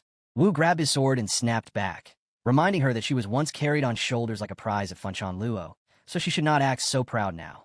The leader slammed the table and warned them to stop bickering, saying they were all replaceable. One final job remained, and then they would scatter. Suddenly, a strong gale howled outside. The chief turned sharply and asked what that sound was. Wu turned pale and wondered aloud what kind of monster it could be. The leader saw the shadows flee and said it was a good thing they did not try to stop them. Those creatures would have eaten them like a snack. Meanwhile, with Yi Junlin's group, Shurao gently stroked the divine beast and softly said he really liked her, then thanked his big brother. Yi Junlin smiled and told him that his detention would soon end and that he had prepared a gift. He then turned and asked Sei to fetch some chocolate ice cream. She returned with a bright smile and offered swirled ice cream to his brother. Yi Junlin explained that it was the best cold treat in the world and was a reward for Shurao's patience. Shurao hesitated, wondering if this was another humiliation. Then he took a bite and his eyes lit up. The cold and sweet treat melted in his mouth, and he began to wonder if Yi Junlin had truly shown him a bit of kindness. Yuang rushed in and reported that they had reached Wuzhou and that Medicine Valley would open in a few days. Noticing Shurao's blissful expression, he muttered that such acting was truly a test of will. Yi Junlin raised an eyebrow and repeated the name Medicine Valley, as if mulling it over. Yuang nodded with excitement and said it was a land full of miracles with rare herbs and unique medicines, making it an event not to be missed. The system pinged a new message indicating that a mission had been detected to explore Medicine Valley and that huge bonuses awaited. Yi Junlin grinned. Perfect. We've been idle too long. Let's see what this valley offers. Meanwhile, in the eastern region at Wuzhou, right in front of the Dragon Gate guest court, the group finally arrived. Yuan turned to the teacher and explained that this was the largest in within 100 miles radius. He suggested they stay there for a few days and wait for the official opening of the Medicinal Valley before heading in. Yi Junlin said the name sounded familiar and agreed they would stop there. As soon as they opened the door, the staff welcomed them respectfully and invited them inside. Yi Junlin told the attendant to prepare a better room for them. The man in charge gave a polite bow and asked them to proceed to the second floor. As they climbed the stairs, Shurao asked why they needed to keep a low profile. Yi Junlin sighed and said that now that he was famous, crowds of fans were bound to appear if anyone recognized him. People would rush over for autographs, and the whole place would fall into chaos. Shurao instantly regretted asking, thinking this person's mind was impossible to understand and not at all like ordinary people. Once seated at the table, Yi Junlin asked the waiter for recommendations. The waiter smiled and explained that they had several specialties known for authentic flavor and unmatched taste. First was fried lion heads, made not from ordinary lions but wild primal spirit stage beasts, crispy outside and bursting with flavor. Then there was sugar vinegar carp, made from a carp said to carry dragon blood, fresh beyond compare. Xiao, she suddenly perked up and asked about a particular dish. The waiter brightened up, explaining that it was ice mouse meat. Every slice was as clear as snowflakes and crisp when grilled, which earned it its name. Before he could continue, Xiao she covered her ears in horror. Yi Junlin cut in firmly and said they would take everything except the snow meat and told the staff to serve them one by one. The waiter blinked in surprise, thinking these dishes hadn't been ordered in ages, and this must be a wealthy guest. He promised the kitchen would prioritize their order immediately. Xiao she mumbled that mice were too cute to be eaten. Trying to change the subject, Yuang asked why they weren't waiting for the valley's opening on Buffalo Pepper. Yi Junlin chuckled and said that once the valley opened, chaos would follow. He thought it would be best to soak in the atmosphere beforehand, as anything could happen. Yuang respectfully clasped his hands and said the teacher was always far-sighted and that he admired him deeply. Suddenly, Shurao signaled them to be quiet and mentioned that someone nearby was talking about them. Yi Junlin casually waved his hand and said that was normal, as he had many fans. He wanted to hear what legendary tales they were sharing. With enhanced hearing, he caught snippets of conversation. One person cursed Yi Junlin, saying half a lifetime's efforts were ruined because he had been robbed. Another complained that 6 level 7 artifacts, 30 amulets, and 5 earth elixirs had been taken from him by the same man. Yuang angrily slammed the table and insisted they were slandering the teacher. Shurao couldn't help laughing, thinking that even Yi Junlin had moments of infamy. It was truly entertaining. Why Yi Junlin let out a deep sigh and said it was obvious someone was impersonating him. He figured those people had been scammed, and if Shurao wanted to laugh, he could go right ahead. Shirao suddenly stood and called them pathetic worms, saying all it would take was a word from the teacher and he would silence them permanently. Yi Junlin rolled his eyes and said that was far too exaggerated. More whispers reached their ears. One person mocked the so-called Red One, saying her beauty was all hype and that she smelled like wind and dust, no better than a brothel worker. Another claimed she was mid-tier at best and wondered why everyone fussed over her. A third admitted that the first time he saw her, he nearly drooled and had wanted to get up close and inspect her for himself. Shirao's eyes glinted with murderous intent. Yuang coughed awkwardly and claimed he just had sand in his eyes and told them not to mind him. Yi Junlin patted Shirao's shoulder and told him to show some magnanimity. He reminded Shirao they were talking about a fake, and a woman at that. Then he added with a smirk that Shirao wasn't a woman, so why fuss? Shirao began to protest, but Yi Junlin cut in again with amusement, saying it seemed Shirao had accepted the nickname Red or he wouldn't be reacting so strongly. Shirao tried to deny it, but the arrival of food interrupted the moment. The waiter announced that their dishes were ready and invited them to enjoy. Xiaoxi eagerly sniffed the aroma and said it smelled amazing. As the waiter exited, he muttered to himself that these guests seemed oddly familiar. Elsewhere in the inn, Yao sneered and told her uncle to listen to how everyone was cursing Yi Junlin, claiming that was the true voice of the people. Fan shook his head and replied that it was all idle talk. He said powerful beings didn't care about gossip, and even if the world cursed them, it meant nothing. Yao huffed in frustration and asked why he always defended that jerk. Fan shifted the topic and mentioned that the food there rivaled their sex, urging her to eat. As Yao dug in her meal, she suddenly paused and asked why her uncle had stared so intently when Yi Junlin passed by earlier. Fan lowered his voice and explained that the aura of their leader was unfathomable. He said it stirred dread within him. Yao's chopstick stopped midair. She muttered about another virtuoso showing up, first an immortal, now this. She said with the portal opening and so many strong cultivators gathering at this inn, it was best they tread carefully since they were far from home. That night, the attack occurs as the shadowy figures closed in around the inn. A warrior whispered to the one leading them and asked if they really needed to act now. The priest's eyes glowed as he declared that to weaken humanity, the great destruction must begin that very night. He lifted a hand and gave the order to move out.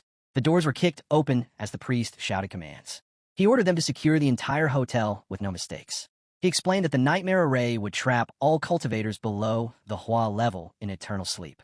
Not even the great Lajani had been able to break it, and tonight, humanity would remain in unending slumber. The Reaper's crew swarmed the building, releasing a paralyzing poison.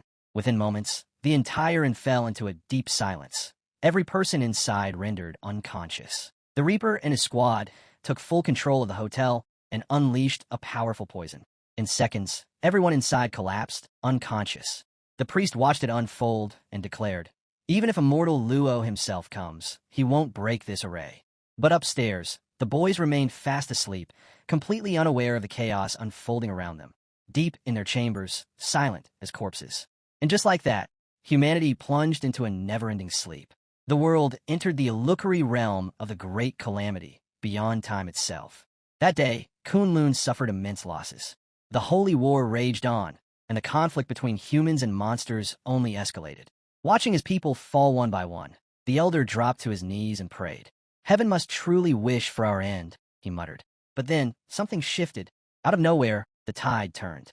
Monster heads began flying left, right, everywhere. People shouted in confusion. "Who is that?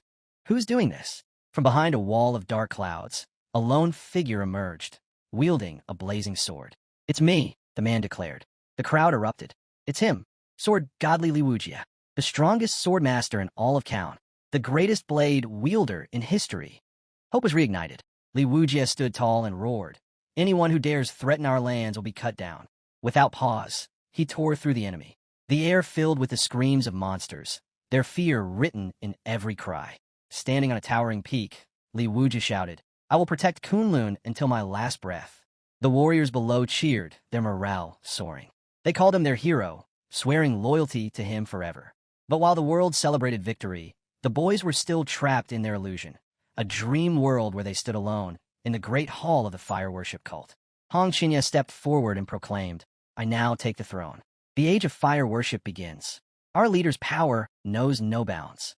They said the sacred fire scorched the skies. To worship fire was the highest calling, and also the most agonizing.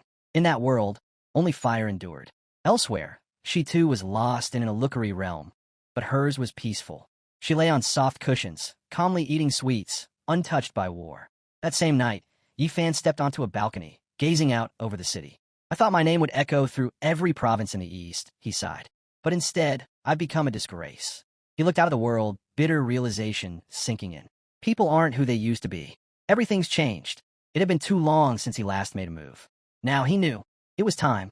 Is it still possible to make up for a missed signature? Yifan asked. The system responded without delay. Of course. From now on, you'll receive rewards for any missed sign-ins. Yifan was taken aback when he saw the reward pop up. What class is this item? He asked. The system replied, it doesn't have a class or level. Its power depends entirely on your flute-playing skills and your own strength. Yifan nodded.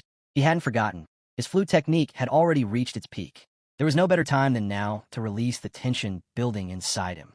Without hesitation, he lifted the flute to his lips and began to play. A calm, soothing melody drifted through the air, quietly spreading across the entire city. Far away, a hydra pricked up its ears. What's that sound? It muttered. But before it could question further, its massive body started to sway. This music, it's beautiful, it murmured. Remind me of the old days, back in the tribe. Another monster nearby looked up. What are you doing? It barked. Keep the illusionary array stable. But it was too late.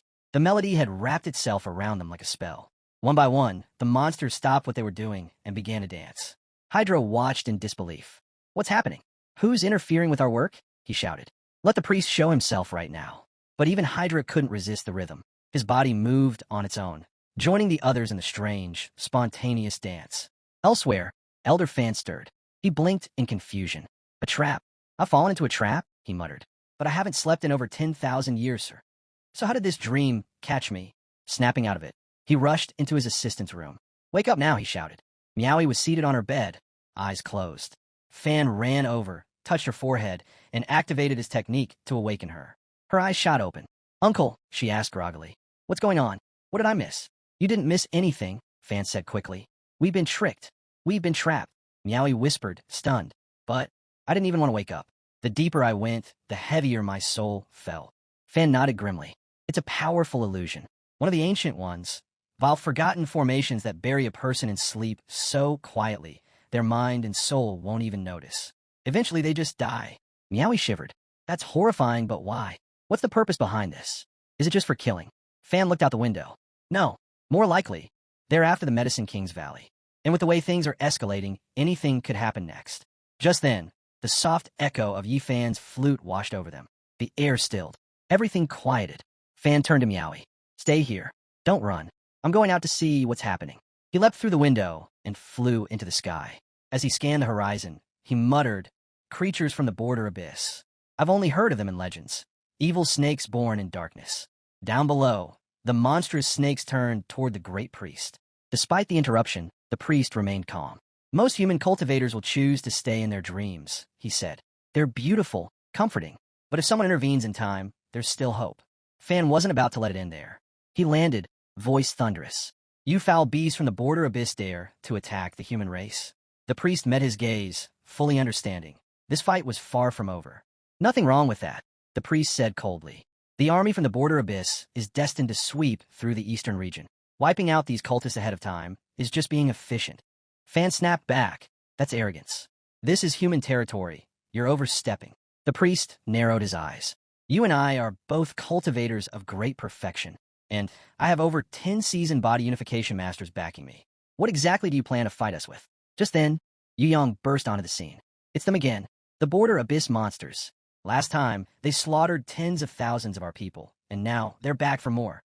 Hong Qinya joined him, glaring at the enemies. Disgusting creatures, slinking around, trying to ambush us like cowards. The priest glanced over. Are those two more great perfection cultivators? But something felt off. The pressure radiating from them didn't match what he expected. This wasn't the aura of normal cultivators.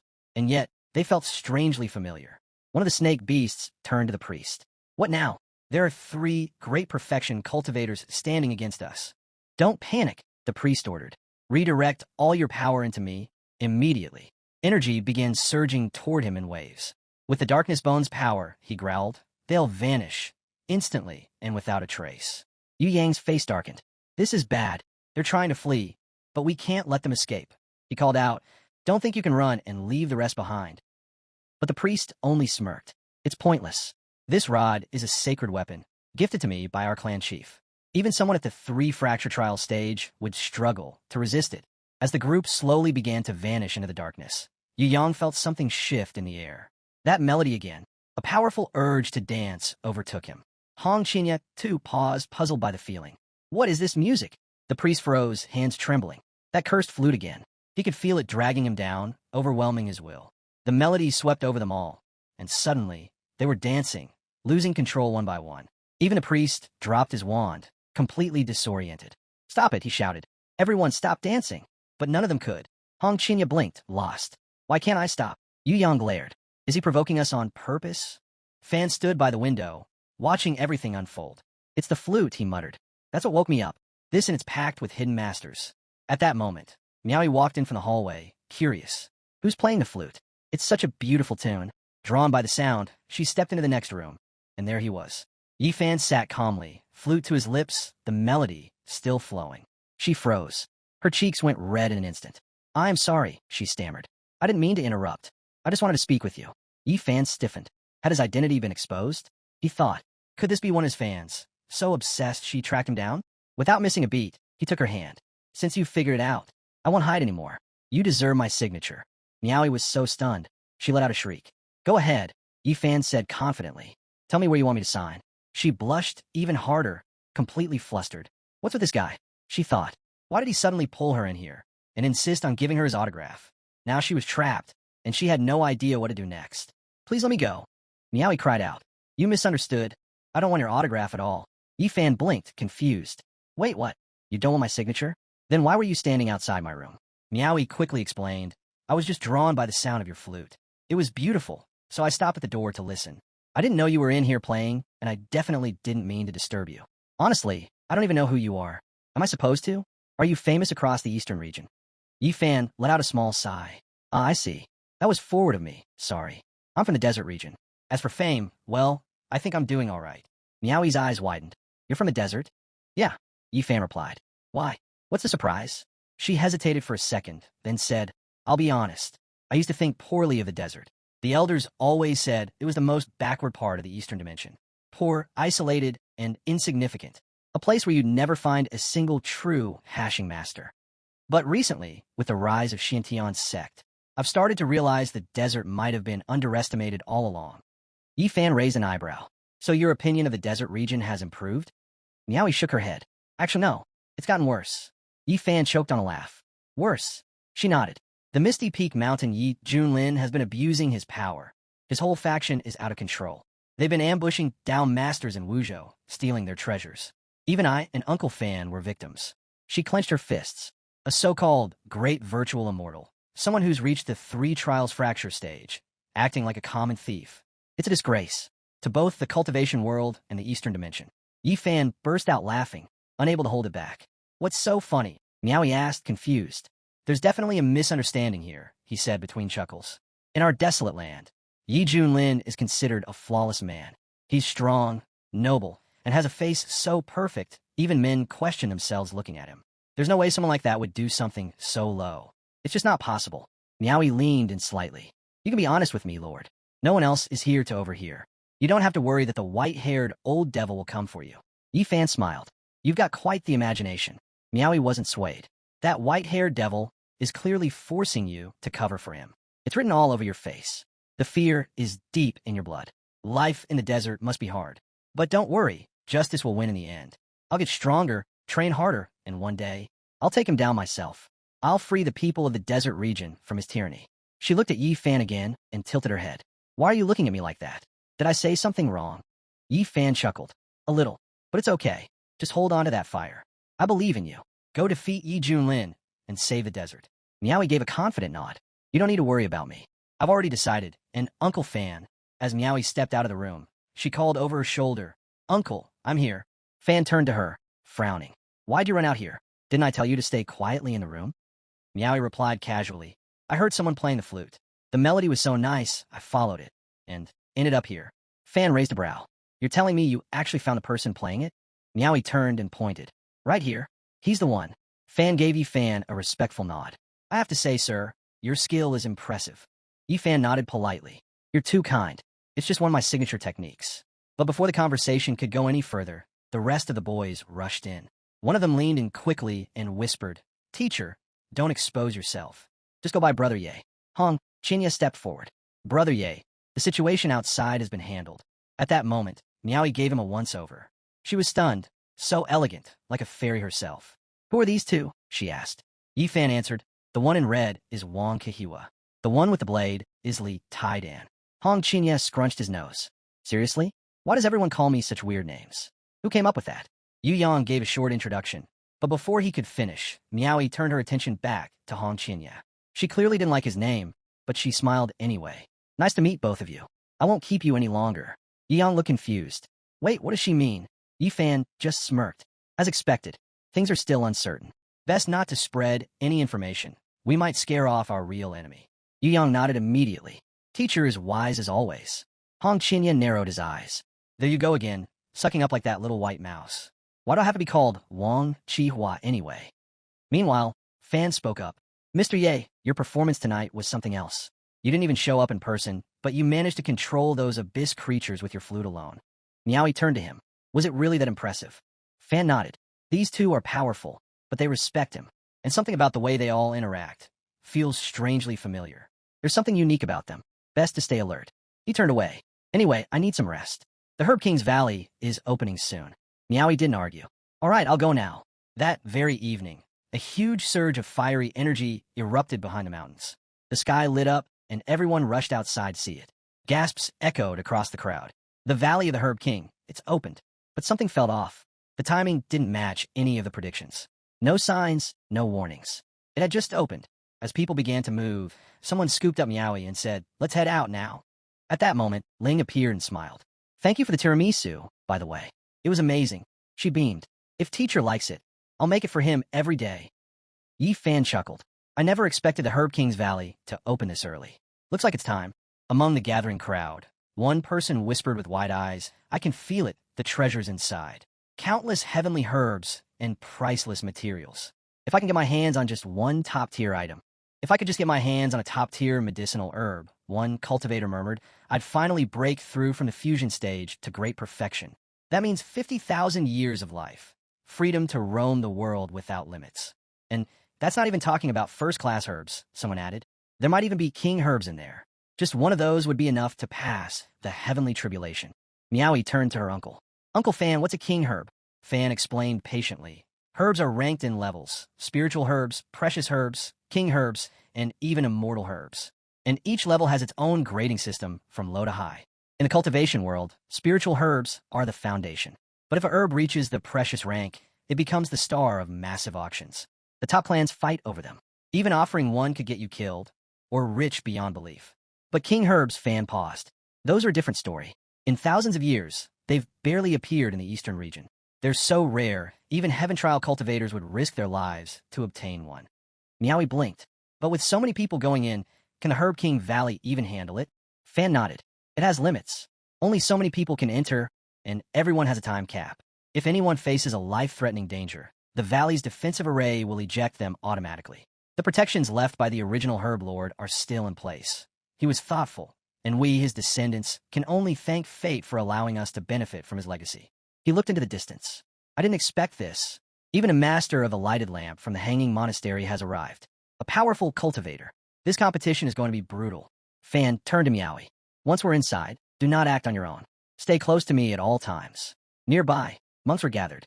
One of them said confidently, "With Master Randang leading us this time, we'll definitely collect a bounty of rare herbs."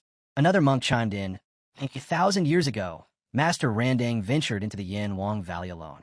He came out stronger than ever. That place, it's full of blessings." He added solemnly, "But Yanwan Valley is more than it appears. It holds secrets and dangers beyond imagination. I nearly lost my Tao heart there once. It almost broke me. But I turned that failure into fuel," the monk continued. "I've cultivated tirelessly ever since. Now, if I ran into those strange creatures from the valley again, I could handle them. I might even suppress them completely." Just then, Yi Fan and the others arrived. Yu Yang looked ahead and said, "Teacher, we've reached the Valley of the King of Medicines. They say it's filled with heavenly materials and rare herbs, treasures you'd never find anywhere else." But this place is overflowing with herbs, Hong Chinya said, eyes scanning the lush terrain. I've got to admit, I'm actually curious now. Yi Fan nodded. He's right. Looks like there might be more to this place than the legends say. Still, he couldn't help comparing it to what he'd already received. Even if these herbs are as rare as they claim, they still don't top the reward Tongzi gave me, he thought. But since we're already here, there could be something worthwhile tucked away inside. Just then, a pillar of fire shot into the sky. Sparks surged upward as a glowing portal slowly began to open. Excited shouts echoed all around. It's finally opened. Let's go. Someone nearby turned to Meowie. Miss, time to head in. The rest of us will cover the rear. Go in with them. Yi Fan stepped forward, his eyes locked on the valley entrance. So this is the inside of the Herb King Valley. Magnificent. But something felt off. Hong Chinya tensed. What's going on? My cultivation level just dropped. I'm back to 9th stage Qi. Yu Yang chimed in. Same here. It's like the suppression is especially strong on me. I can feel it the most. Yi Fan stayed quiet for a moment, then muttered, why didn't my power drop? Then it hit him. Lingi's restrictions didn't override Tongzi's system. But for appearances, he played along, pretending to be affected just like the others. Disguising my strength is my specialty, Yi Fan thought. That way, I can catch them off guard later. He said aloud. Looks like this sovereign formation is suppressing everyone's cultivation to the same level. That way, we're all on equal footing. Smart. This avoids overpowered cultivators tearing the place apart. Yu Yang sighed. Too bad the suppression's so strong. My dark sword is totally useless now. Guess I'll have to settle for this old kitchen knife. Yi Fan glanced at him, surprised. You're still carrying that thing? Yu Yang nodded. Yeah, it was my first blade, the one I started cultivating with. Back when I had no power. I never thought I'd be fighting alongside it again. Suddenly, Yi Fan's system activated. Carrier presence in Herb King Valley confirmed, it announced. Registration now complete. Yi Fan grinned. Nice. Register me. A notification popped up. Congratulations. You've received a premium-grade Insight Tea scroll painting. Brewed during downtime for spiritual clarity. Yi Fan frowned. That's it? Seriously? I said I didn't need help with cultivation. Ugh, whatever. I guess it'll at least help with thirst. Hong Chinya was watching him closely. He's clearly annoyed about his cultivation being suppressed. He smirked to himself. Now that we're on the same level, I just need to find the right moment, then I'll go all out. Let's see how long the teacher lasts when I'm done with him. He started daydreaming about it, tying Yi Fan up, whipping him in revenge, savoring every second. But Yu Yang suddenly reminded him, hey, I heard that if a fight here turns life-threatening, the array auto-ejects the fighters. So no worries, we can go all out and still stay safe. Hong Chinya growled. What kind of dumb rule is that? If I can't take him out here, we'll be the ones eating dirt once we're back outside.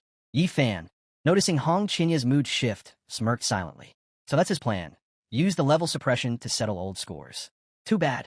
I was really looking forward to. Yi Fan watched Hong Chinya closely. He still thinks my power got suppressed too? He thought with a smirk. I can't wait to see the look on his face when he realizes it didn't. Just then, Meowie called out, Minter, look over there. The herbs, they're moving. They're alive. Yu Yang's eyes lit up. The heavens must favor me. The herbs are coming to us on their own. Hong Chinya shot him a warning glance. Don't get careless. These herbs are intelligent, and they're all at 9th level Qi. Suddenly, a 3-leaf clover stepped out of the brush. It wasn't just any herb. It was a rare precious medicine variant. The clover turned to the others and laughed. Elder Yaozuans sent us more toys. Let's have some fun, just like last time. Wheatgrass beside him chuckled darkly. Let's strip them down, make them crawl and bark like dogs around the valley. Yu Yang bristled. Since when did herbs get this cocky? Hong Chinya growled. They have no idea what death even is. He launched a fire attack. Nothing too serious, only 40% of his strength, but still strong enough to take down a cultivator of equal rank outside this valley. To his shock, it did nothing. What the? That should have roasted them, he muttered. Weed sneered. What's this? A little girl trying to pick a fight. He pointed at Hong Chinya and hissed, I'm going to rip your clothes off, string you up in a tree, and give you a proper beating. Hong Chinya's eyes flashed. You're asking for death. He summoned the red fire demon soul. Weed screamed. You little snitch. You dare attack me again? I won't go easy this time. As Hong Chinya's flames closed in, Weed panicked and shouted. What are you all just standing around for? Help me. I'm about to get roasted. The other grasses jumped into action, releasing a water-based counterattack that smothered the flames. Hong Chinya felt the pressure mount. How is this happening? With his technique and a heaven-level spiritual root, even cultivators at the Jiochi stage couldn't stand against him. Yet here he was, struggling with weeds. Yi Yang suddenly appeared at his side. Hang in there, brother. I'm here. He slashed forward with his blades, joining the fight without hesitation. Hong Qinya clenched his jaw. So this is the true face of the Medicine King Valley, a land where herbs rule supreme. Yi Fan, watching from the side, quietly analyzed the situation. With Hong and Li's talent, they should be wiping the floor with opponents like these. Yet they're barely holding on. Something's off. Then it clicked. The herbs are drawing their power from the valley's formation. That's how they're holding their own. This whole thing, it's Yaozuan's doing. He hadn't built this setup for fairness. The level suppression wasn't to balance the fight. It was to give the herbs an overwhelming advantage. Yaozuan's protecting his own creations, Yi Fan realized. This whole arena is rigged. And clearly, this wasn't the first time. Many had entered this valley before. But strangely, no one ever spoke of the truth after leaving. It was like those herbs were soaked in rain. Yet all they wanted was to tear up everyone else's umbrellas. But if they thought Yi Fan would just hand his over, no chance. With a flick of his finger, he activated a seal and cracked open the formation's shell. Let's see how bold they are without that power boosting them. At that same moment, Hong Qinya and Yu Yang broke through the front lines. They're weakening. Hong Qinya shouted. Now's the time. Burn them to the ground. Flames roared as the grasses began to wither and cry out. What's going on? One of them yelled. Why can't we fight back? We'd stumbled back, panicked. Sister, stop. Don't burn us. We were wrong. But Hong Qinya showed no mercy. You can beg all you want. You're not crawling out of this one. He pressed the flames harder. You're done. I'm reducing every one of you to ash. Yu Yang joined in, slashing through stalks of medicinal herbs with his blade. They've lost all strength. No need to keep burning them. Let's just collect them. These are first-rate ingredients. Just then, Ling walked over, surveying the scene. Not bad. Looks like you're finally done. She turned to little Yuan. Go ahead and gather them all. Maybe we'll make soup later. Yu Yang grinned. Right away, teacher. Ling knelt down to help, but suddenly pointed. Wait, that one's still moving. At that exact moment, a bright beam shot past them, piercing the sky. An enormous axe shimmered into view high above. Ling flinched. What was that? I nearly died of fright. Yi Fan narrowed his eyes. Could that be a distress signal from the axe gang? Hong Qinya scoffed. Let them come. If more of those punks show up, I'll torch them too. Yi Fan raised an eyebrow. Getting cocky again, are we? Just now, without Yi Yang helping, you were dripping with sweat. He looked around. Did anyone notice how strange this all is? That wasn't normal herb power. Yi Yang nodded. Yeah, something's off. That strength wasn't what you'd expect from Qi-level herbs. If this keeps up, the ones we face next will be even stronger. Hong Qinya added, this whole valley's rigged. The suppression hits cultivators, but it boosts the herbs. It's completely one-sided. And everyone out there thinks this place opens once every 100,000 years out of generosity. They've all been fooled. Yu Yang hesitated. But they say Miaoyi is a healer. Kind-hearted, respected throughout the eastern region. I doubt he'd set a trap. Maybe he just wants to protect the herbs. So he gave them special advantages. Hong Qinya snapped back. If he really cared, then why open the valley at all? Just seal it permanently and stop pretending to be some magnanimous saint. Yi Fan raised his hand. Enough. We'll deal with this step by step. I want to know exactly what Miaoi's endgame is. Meanwhile, deep within the valley, the Axe Gang's distress signal had been received. Golden Ginseng Root, the Axe Gang leader, stood glaring. Who had the guts to attack my men and summon me? Tree, one of his scouts, stepped forward. Reporting in, we still haven't identified the attackers. Could it be another faction hidden in the valley? But Petruska, another gang member, shook his head. Unlikely. We've coexisted here for years. Who'd suddenly have the nerve to cross the Axe Gang now? Root's eyes narrowed. You're sure it's humans? That doesn't make sense. Today was supposed to be the peaceful opening of the Medicine King Valley. Leaf shook his head. That's impossible. Humans are far too weak. There's no way they could threaten the noble race of healers. But King Axe rose to his feet, silencing the room with a glare. He gripped his weapon tightly and declared, the valley has reopened after countless years. If someone's got the guts to attack the Axe Gang today, I'll go see who dares challenge us, myself. Not far from the valley entrance, chaos had already broken out. A group of players had been caught in a trap, ensnared by animated medicinal plants. Stop, please, some of them shouted. Others called out to nearby teams for help, but the other groups were already fleeing in terror. Why are these herbs so strong? One of them shouted. I'm a top-tier talent in my sect, and I can't even beat one plant. It's a trap, someone else screamed. The Valley of the Medicine King is a lie, a massive hoax. The so-called masters who told us it was safe, they tricked us. Deeper inside the valley, a ferocious battle was already underway. An elderly cultivator was going head-to-head with massive, mutated plant beasts. The last time he was here, the valley's level suppression had exposed every flaw in his body, and he'd been mercilessly crushed by this same gang. But now, things were different.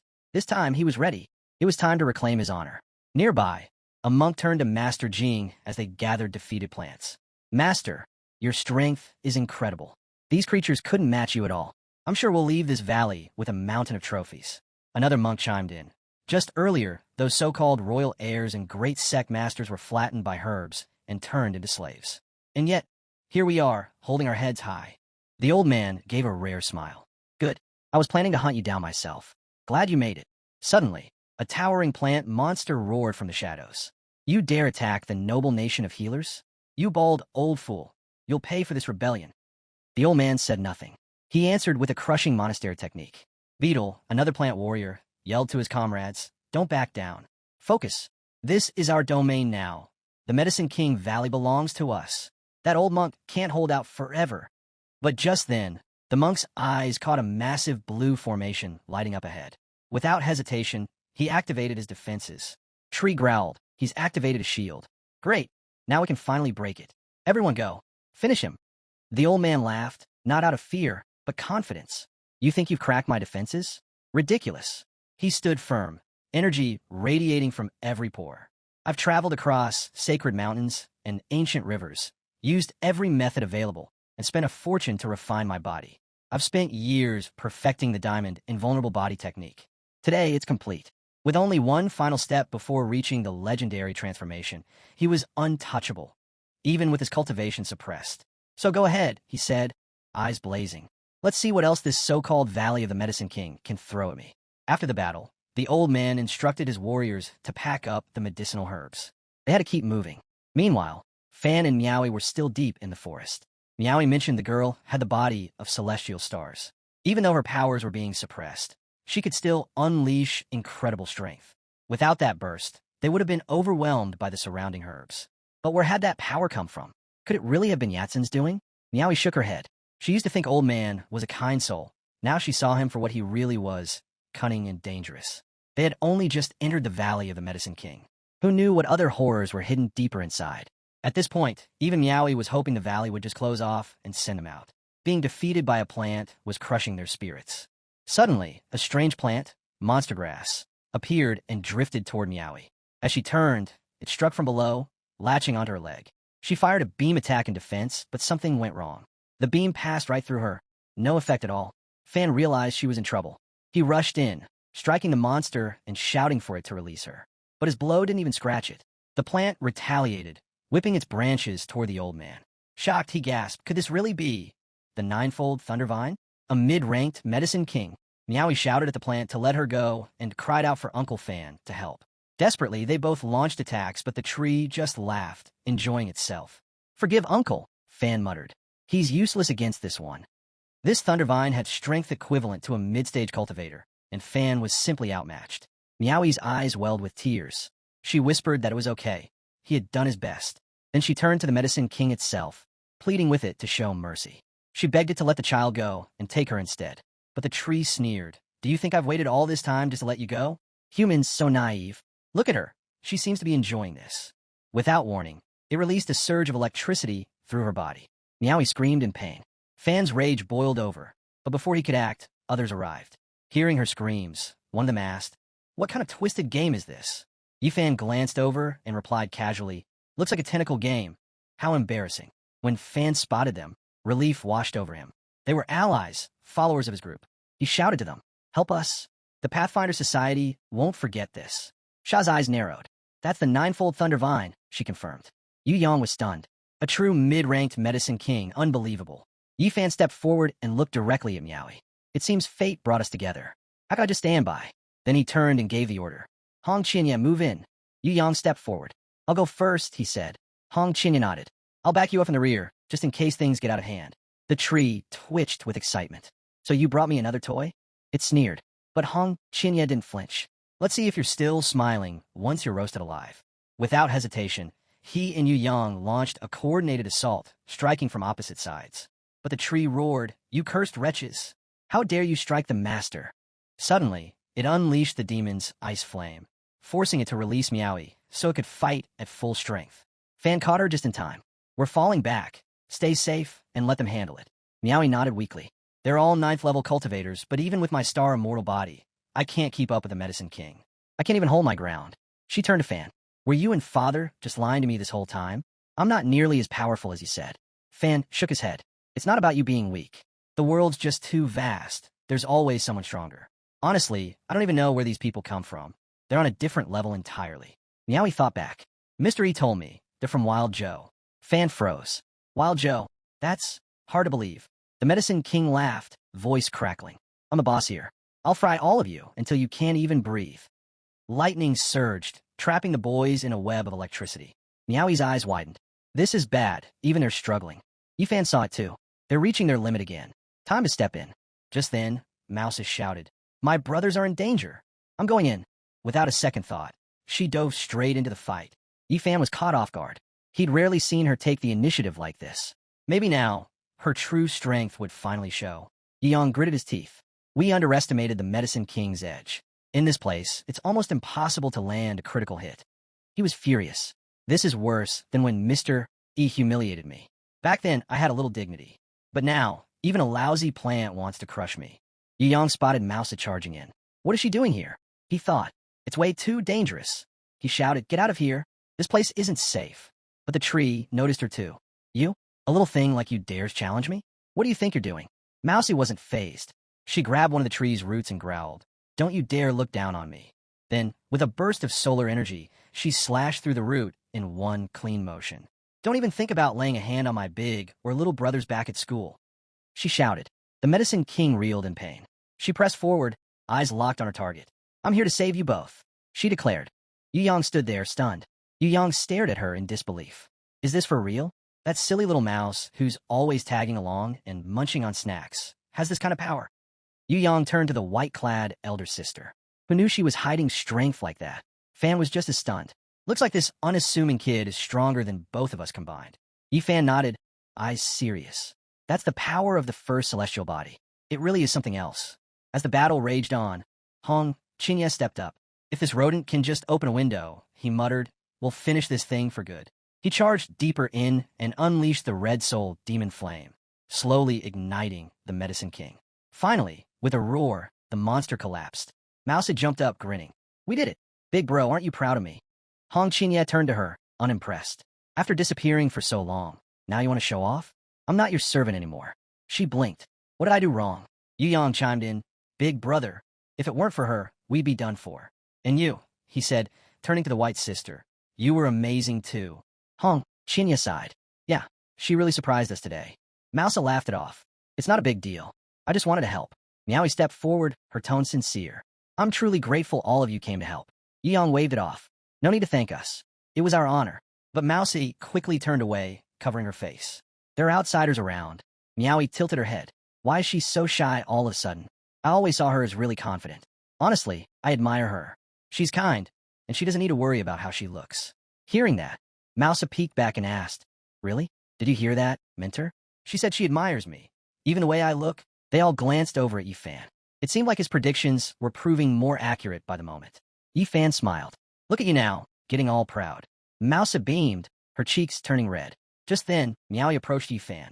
So, you're the teacher of this little one? Yifan nodded. Yes, I raised her myself. Took a lot of time and care. Hong Qinya scoffed silently. How dare he say that? As if he taught her anything about cooking. Mousa chimed in. My mentor taught me a lot. He really looked after me. Meowie finally pieced it together. She looked at the group, frozen for a second. Something about these four felt oddly familiar, like she'd seen them somewhere before. Yifan noticed her expression shift. She's suspicious, has she figured it out? But just then, the nearby plants stirred and began to whisper among themselves. They turned to the clan king and reported, We've found the humans. That battle just now, they were the ones who caused it. Looking out at the devastation, they added, There are so many treasure-grade herbs here. But this is bad. Really bad. Hong Chinya's instincts flared. He could feel it too, an overwhelming energy approaching. Then the voice of the herb king thundered, Humans, you dare trespass in our domain and destroy Little Lei? Without hesitation, Hong Qinya replied. This place, it really was something else. One high-grade medicinal herb after another kept showing up. Even a medicine king of such rare quality had emerged. But the king wasn't impressed. How bold of you humans, he sneered. You dare set your sights on me? Yifan gestured toward a nearby axe. Look closely, everyone. This came from the Axe Gang, the ones who sent that distress signal using the herbs. Yu Yang turned to the white elder sister. This one's even stronger than the last. Can you handle it? She gave a calm nod. I'll do my best. Without hesitation, the king roared and launched his herbs to attack. She stepped forward and blocked his path. I'm your opponent now, she said firmly. The king burst out laughing. You? First the humans, and now even mice think they can challenge me? What a joke. He attacked from all angles, but she held her ground, deflecting every strike. Then, after the flurry of blows, she staggered back, dizzy and drained. I'm so confused. I feel sick. I'm done fighting, she muttered. The king smirked. Compete with me? You're too weak for that. Time for this stinking rat to die. He raised his axe high and swung down at her. But before it could land, Yi Fan appeared, calm and quiet, and shattered the weapon into pieces. This ginseng is a bit too cocky, he said coolly. Looks like we'll have to turn it into a decoction to make it behave. He turned to the mouse. Stop overthinking. Go help the others. Leave this to me. She lit up and rushed off to support her brothers. Meowie, watching closely, yelled, Yu Yang's about to step in. Fan just shook his head. No one knows how deep Yi Fan's strength goes. Not even me. At that moment, the Herb King gathered all of his mana and attempted to crush the hero with a devastating blow. But the hero stood completely still, protected by a powerful defensive magic circle that deflected every attack. Inside the circle, our hero grew concerned that using full power might expose his true cultivation. Just then, a system notification assured him that Medicine King Valley would suppress his visible level to Chi Condensation Stage 9 after each attack, keeping his real power hidden. Our boy didn't even bother to look back. He smirked and said it was great. Now he could go wild. With just a flick of his wrist, a storm of mana burst forth and sent the Herb King flying. Meow, stunned, turned to Uncle Fan and asked if that was really the kind of power someone at Chi Condensation Stage 9 could use. Uncle Fan, sweating nervously, replied that something fell off. He had never imagined Yi could be this strong. He started wondering whether Yi had bypassed the restrictions of Medicine Sovereign Valley. The Herb King, struggling to rise, growled and accused the boy of using tricks, saying this was no Chi condensation power. Our boy stayed calm and replied that he was just a humble Chi condensation cultivator. He asked what tricks he could possibly use and suggested that maybe the king was simply too weak. He then invited him to try attacking again. Furious, the king leapt up and launched a heavy punch. Uncle Fan grew more worried, sensing the pressure in that strike. It felt like a golden core level attack. He doubted whether young Master Yi could block it, yet Yi remained relaxed and smiling. He activated the Human King's seal, and mana surged across his body. With it, he countered the attack and smashed the Herb King into the wall, shattering it completely. Uncle Fan stood frozen, questioning how someone at Chi Condensation Stage 9 could unleash such strength. Meow was also shocked. She wondered if he had mastered a secret art that bypassed the realm's limits. Bruised and pinned, the Herb King groaned and claimed he had been tricked. He insisted the boy was not truly at Chi Condensation level, but he simply responded that he really was. If the king was too weak, then he should train harder. The surrounding plants began to tremble. No way. Can humans really be this strong? We've never seen anything like this in all our years. This valley is headed for disaster. Yuan, watching it all unfold, understood now. This is why he's our mentor, he thought. Even under suppression, he's operating on a whole different level. Hong Qinya was just as shaken. Ow! We're both at the 9th level of Qi. This ginseng field should be suppressing him. But he's overpowering me like it's nothing. I actually thought I could fight him on equal terms. What a joke. Then chaos broke out among the plants. Our king is dead, they cried. Run. Everyone run. Yang narrowed his eyes. Try to run now? You're all first-class medicinal treasures. Why not stay a little longer? Yi Fan stepped beside him. You did great, Yuan. Now go ahead. Gather every last one of these precious herbs. Yu Yang bowed slightly. Thank you, Master. But really, it's all because you took down the Ginseng King. I'm just riding on your fame. Meanwhile, other groups had arrived and were loudly marveling at the abundance of rare herbs scattered around. So many treasures, someone said. But who else could have taken them all down like this? Other than Master Burnt Lantern, is there anyone in the Valley of the Medicine King with that kind of power? All eyes turned toward a small group up ahead. It was clear who the real players were now. A monk approached his master. This ginseng, it's no ordinary herb. His master nodded. That's not just any herb. It's a first-class Medicine King. The disciples behind them began to murmur. Even cultivators facing the heavenly disaster would covet something like this, let alone an elite-tier king. If this happened outside, one said, those old monsters hiding in the eastern region would have swarmed in already. But whoever tamed this thing, well, who dare challenge them now? The monk master narrowed his eyes. A first-rate Medicine King has emerged, and no one has claimed it yet. You think the suspended temple's just going to look the other way. As if to answer, the old monk moved to take the herb. But Yang struck out immediately, blocking him. You dare try to steal what's not yours. The old man turned, unfazed. Do you not realize who you're up against? We're from a suspended temple. Hong, Chinya stepped forward. You bald-headed monks show up late and try to claim everything, acting like saints. But all I see are hypocrites hiding behind Buddha's name. You're the scoundrel, the monk barked back. Who's to say you even defeated that ginseng king? You just got here early, that's all. Another monk chimed in. That's right. And let me give you some advice. Don't get cocky, you stray cultivators. Offend the suspended temple, and you'll never survive in the eastern region. The old monk warned. Your words are getting too reckless. Yang narrowed his eyes. Old bald monk, what? We're not allowed to cultivate too. The old man snapped back. You impure brat. Who do you think you're talking to? This man you're mouthing off to survive the heavenly disaster. He's a true master. You aren't even qualified to be his rival. Gasps rippled through the surrounding crowd. A heavenly disaster cultivator? One warrior whispered.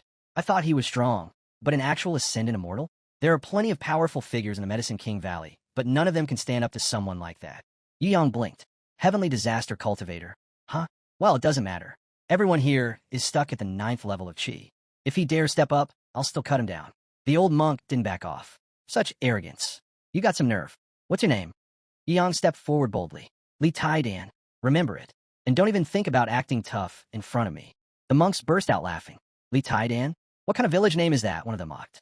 Where are you even from? Some backwoods mountain. And this guy doesn't even have his own clan, someone scoffed. Yet he dares to challenge a heavenly disaster master. The old monk turned to Li Tai-Dan. You're blinded by arrogance. It's time someone enlightened you. Li Tai-Dan's eyes lit up. Perfect. Facing off against a heavenly disaster cultivator? That's a rare chance. I won't waste it. He charged in, trying to grab the old monk's attack head-on. A massive explosion followed as he absorbed the impact. Instead of backing down, Li Tai-Dan roared with excitement. Come on, old man. Hit me harder. This is the best fight I've had. The monk stood his ground, blocking the furious barrage of strikes without even flinching. From the sidelines, one of the disciples whispered, I didn't expect Li Tai-Dan to last this long. He's stronger than we thought. Still, they all knew this wasn't the monk's full strength. Using everything he had against an unknown junior would have been an embarrassment. The monk clenched his fists. I've trained for 100,000 years for the sake of the Medicine King Valley, and I can't even bring down this brat. Determined, he decided to end it. He began channeling all of his energy into a single blow. Li Tai-Dan, unaware of what was coming, kept swinging. Give it up, the monk shouted. Even if you throw punches for 3 days straight, it won't break through. Then he struck, one explosive punch, yelling, You're tainted, impure. But Li Tai-Dan didn't flinch. With sharp instincts, he countered just in time, his sword slashing through the incoming force. The monk's eyes widened. Li Tai-Dan grinned. Wait, are you part turtle or something? That defense was ridiculous. The old monk looked at him grimly. Why push yourself this far? You're not staying in the Medicine King Valley forever. The other disciples chimed in. Does he think standing toe-to-toe with a master is some kind of badge of honor? If he keeps this up, the second he leaves, he's a dead man. Yi Fan stepped forward, calm and unwavering. This Medicine King belongs to me. If your pendant temple thinks they can take it, then they clearly don't understand boundaries. The old monk sneered. Things have changed since you interfered. Just because something hits the ground doesn't mean it's yours. He crossed his arms. Only what's in your hand belongs to you. That's what we believe.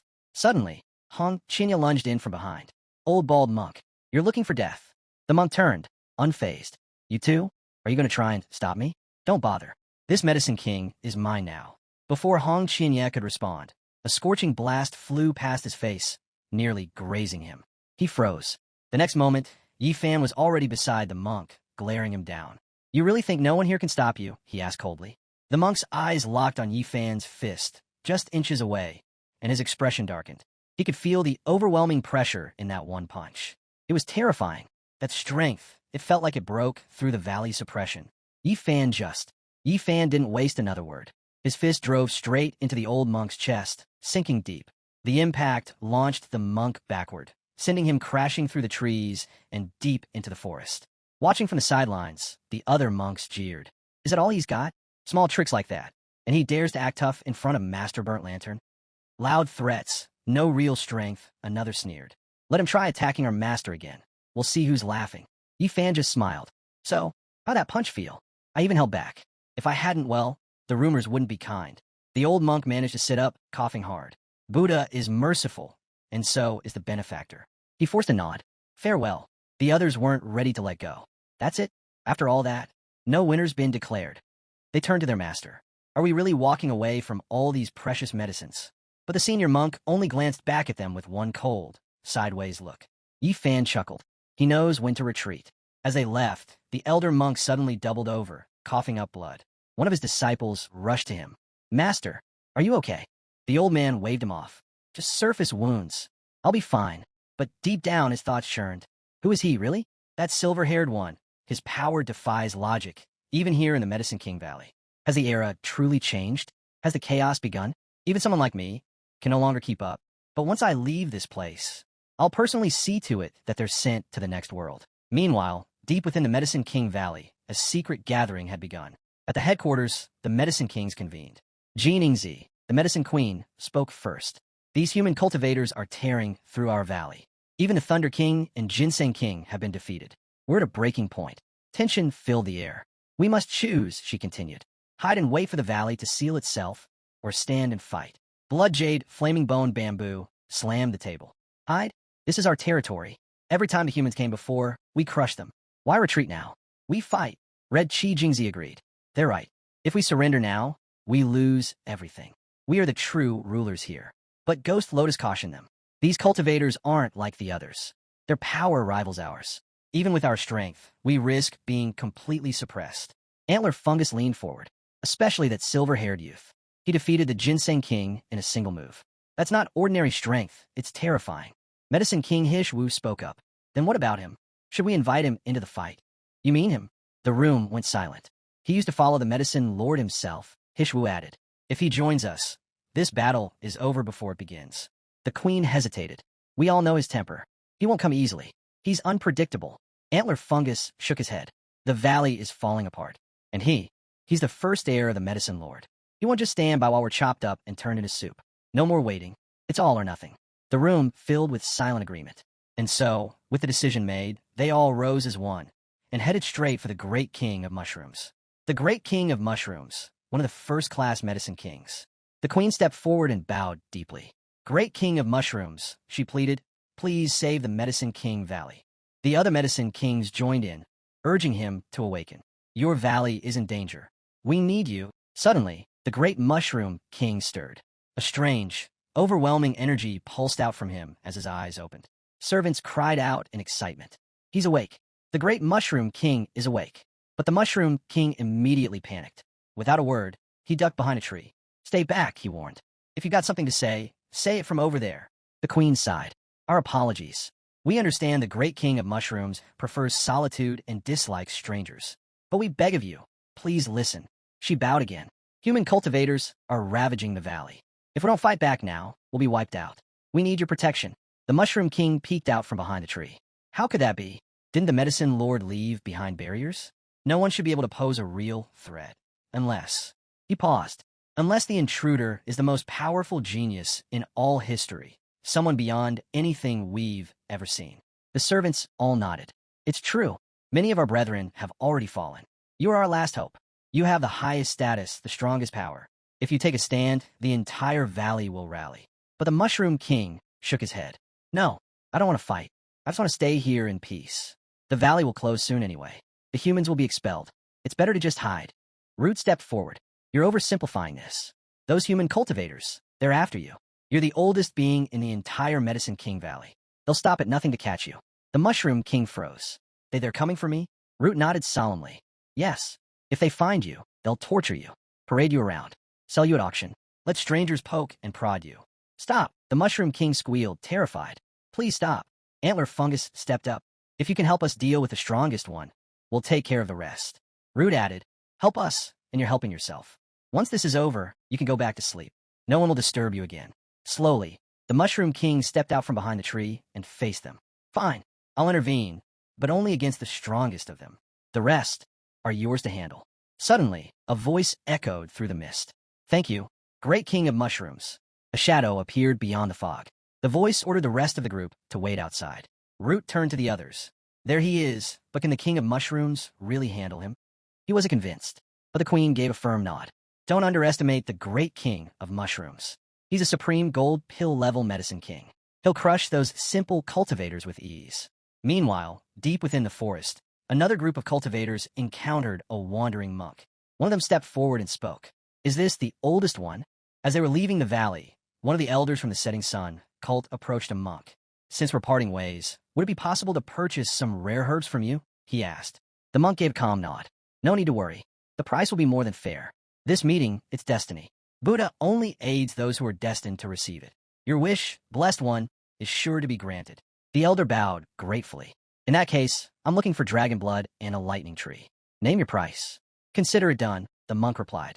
With your sincerity, the elder will surely receive the medicine he seeks. But before the deal could go further, rustling came from the distance. A team of plant warriors advanced toward them. One disciple turned quickly. Master, the enemy's approaching. The old monk grinned. Wonderful. I was just wondering how to find them. Now they've come to me. Staghorn stepped forward, shouting, Don't celebrate just yet, old bald monk. I'll finish you here and now. But the monk stood firm. You're stubborn, blinded, and defiant. My Buddhist grace has delivered you to me. It's time your souls were freed. Antler Fungus wasn't fazed. Enough talk. Accept your fate. Explosions rocked the area.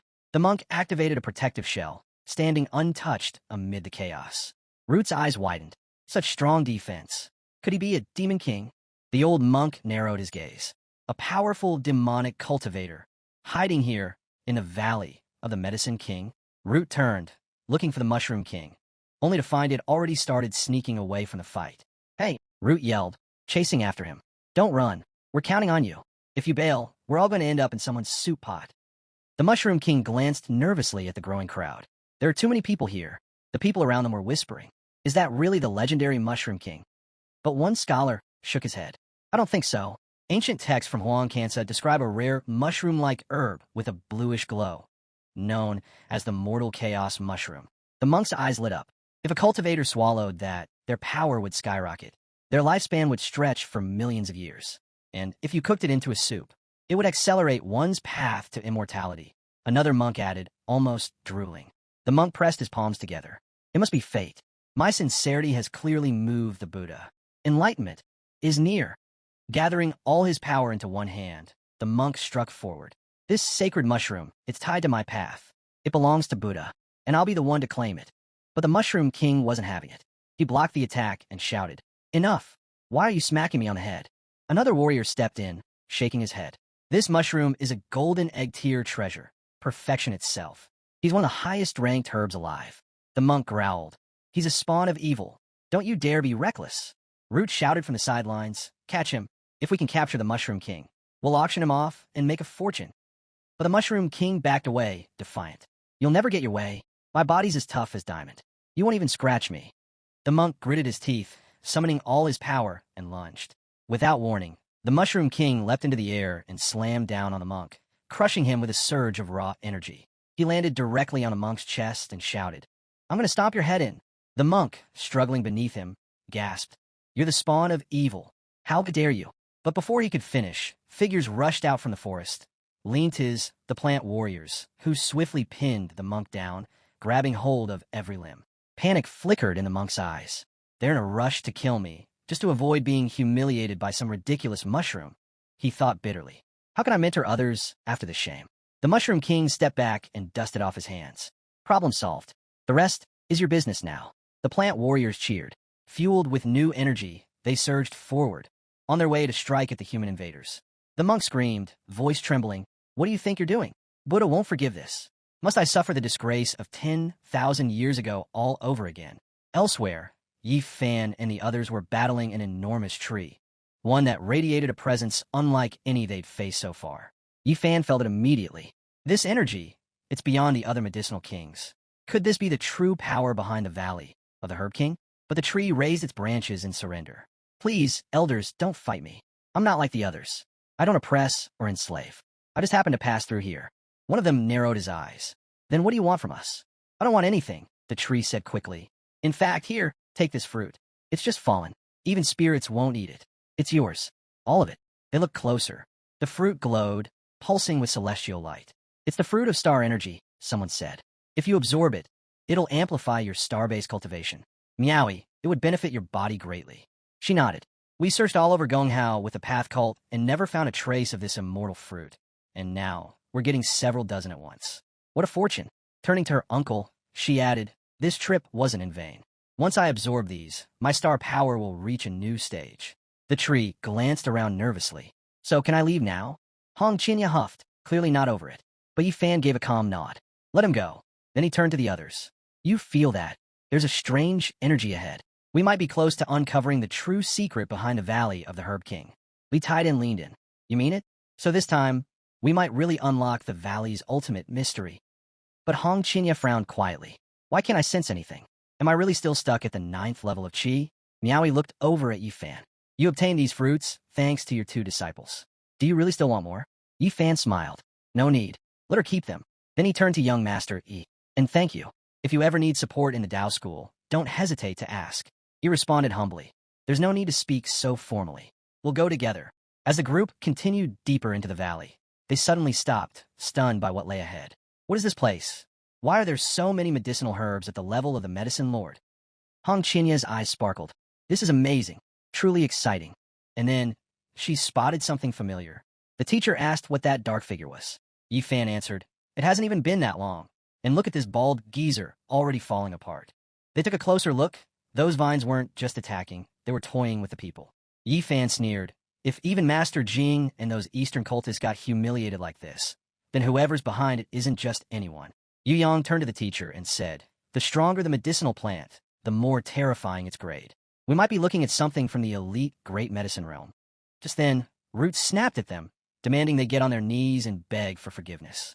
But Yi Fan smirked. Oh, I'd love to know who gave you the guts to say that. That's when Monk caught sight of the figure. He muttered, enjoy these last moments as a human. You'll soon wish you hadn't been so clueless. Root's expression twisted in fury. He stared at the silver-haired youth and barked. Is that the guy who destroyed both the Lightning King and the Contestant King? But now, with the Mushroom King in control, he was nothing more than their plaything. Suddenly, the surrounding plants began shrieking in panic, calling desperately for the Mushroom King to save them. The thought struck them. Could there really be such a terrifying monster in this place? Hong Chinya's eyes narrowed. Even at my peak, I'd never have dared to call myself a great demon. So who is this guy? Yi Fan leaned in, intrigued. Now I'm curious to see what a true great demon looks like. Root glanced around, no sign of the Mushroom King. And without a second thought, he turned and bolted. But even as he ran, he yelled back, you fools. The Mushroom King is the strongest villain here. Only he can defeat that monster. Yi Fan raised an eyebrow. Is he really the strongest creature in Medicine King Valley? The Mushroom King appeared, answering confidently. Absolutely. Without a doubt. Hong Qinya looked at it and gasped. That's an immortal, chaotic mushroom. Yi Fan turned to him. What's so special about that thing? Is it powerful? Hong Qinya explained. It's one of the rarest types. Eating it boosts power, extends life. It's basically the closest thing to a legendary divine potion. Yi Fan's mind raced. A true high-grade medicine. Root nodded. He's a master, perfected the golden fruit egg stage. Mr. E, be careful. If anything goes wrong, we'll find a way to teleport out. But Yi Fan shook his head. Relax. I know what I'm doing. Meanwhile, the Mushroom King growled. Humans are wicked. All they think about is eating me, disturbing my sleep. He glared. Why did you come here? That cold voice crushed the air. Yi Fan felt the gap between them. It was huge. But instead of backing down, he reached for his trump card. You came at the perfect time, Yi Fan said. He activated it. A sudden beam of sunlight swept the area, making the plants tremble in fear. Watching this, Miaoi whispered to her uncle, looks like young master's technique isn't bound by the Qi practice realm. Her uncle nodded, eyes sharp. Yes, and it carries a terrifying force. It ignores. The energy completely defied the laws of Medicine King Valley. Even Hong Qinya couldn't believe what he was seeing. How did the teacher pull this off, he muttered. The Medicine Clan held absolute authority in this place, precisely because of the sacred laws they enforced. Laws laid down by the Honorable Medicine Clan themselves. These rules weren't just ordinary. They were a unique, immortal technique. Anyone stepping in a Medicine King Valley would be immediately bound by them. The only exception, a being on the same level, or stronger, than the one who cast the rules. Only then could those boundaries be bent or shattered. Hong Qinya stared at the scene in disbelief. No way, he thought. There's no chance he's that powerful. If he was, none of us would have survived his first strike. Still trying to make sense of it. Hong Qinya turned to Wang Cuihua. Are you okay? Even the monk was stunned. Just moments ago, he remembered how his own palm strike barely left a mark. Meanwhile, the blow from the great Mushroom King had hit with crushing force. And yet now, that same monster had been swatted away with a single slap. The monk could feel it. His Buddhist heart was trembling, about to burst. Our protagonist sensed the Mushroom King's slam into the ground. Bruised and dazed, he wondered, was I just sent flying? That can't be.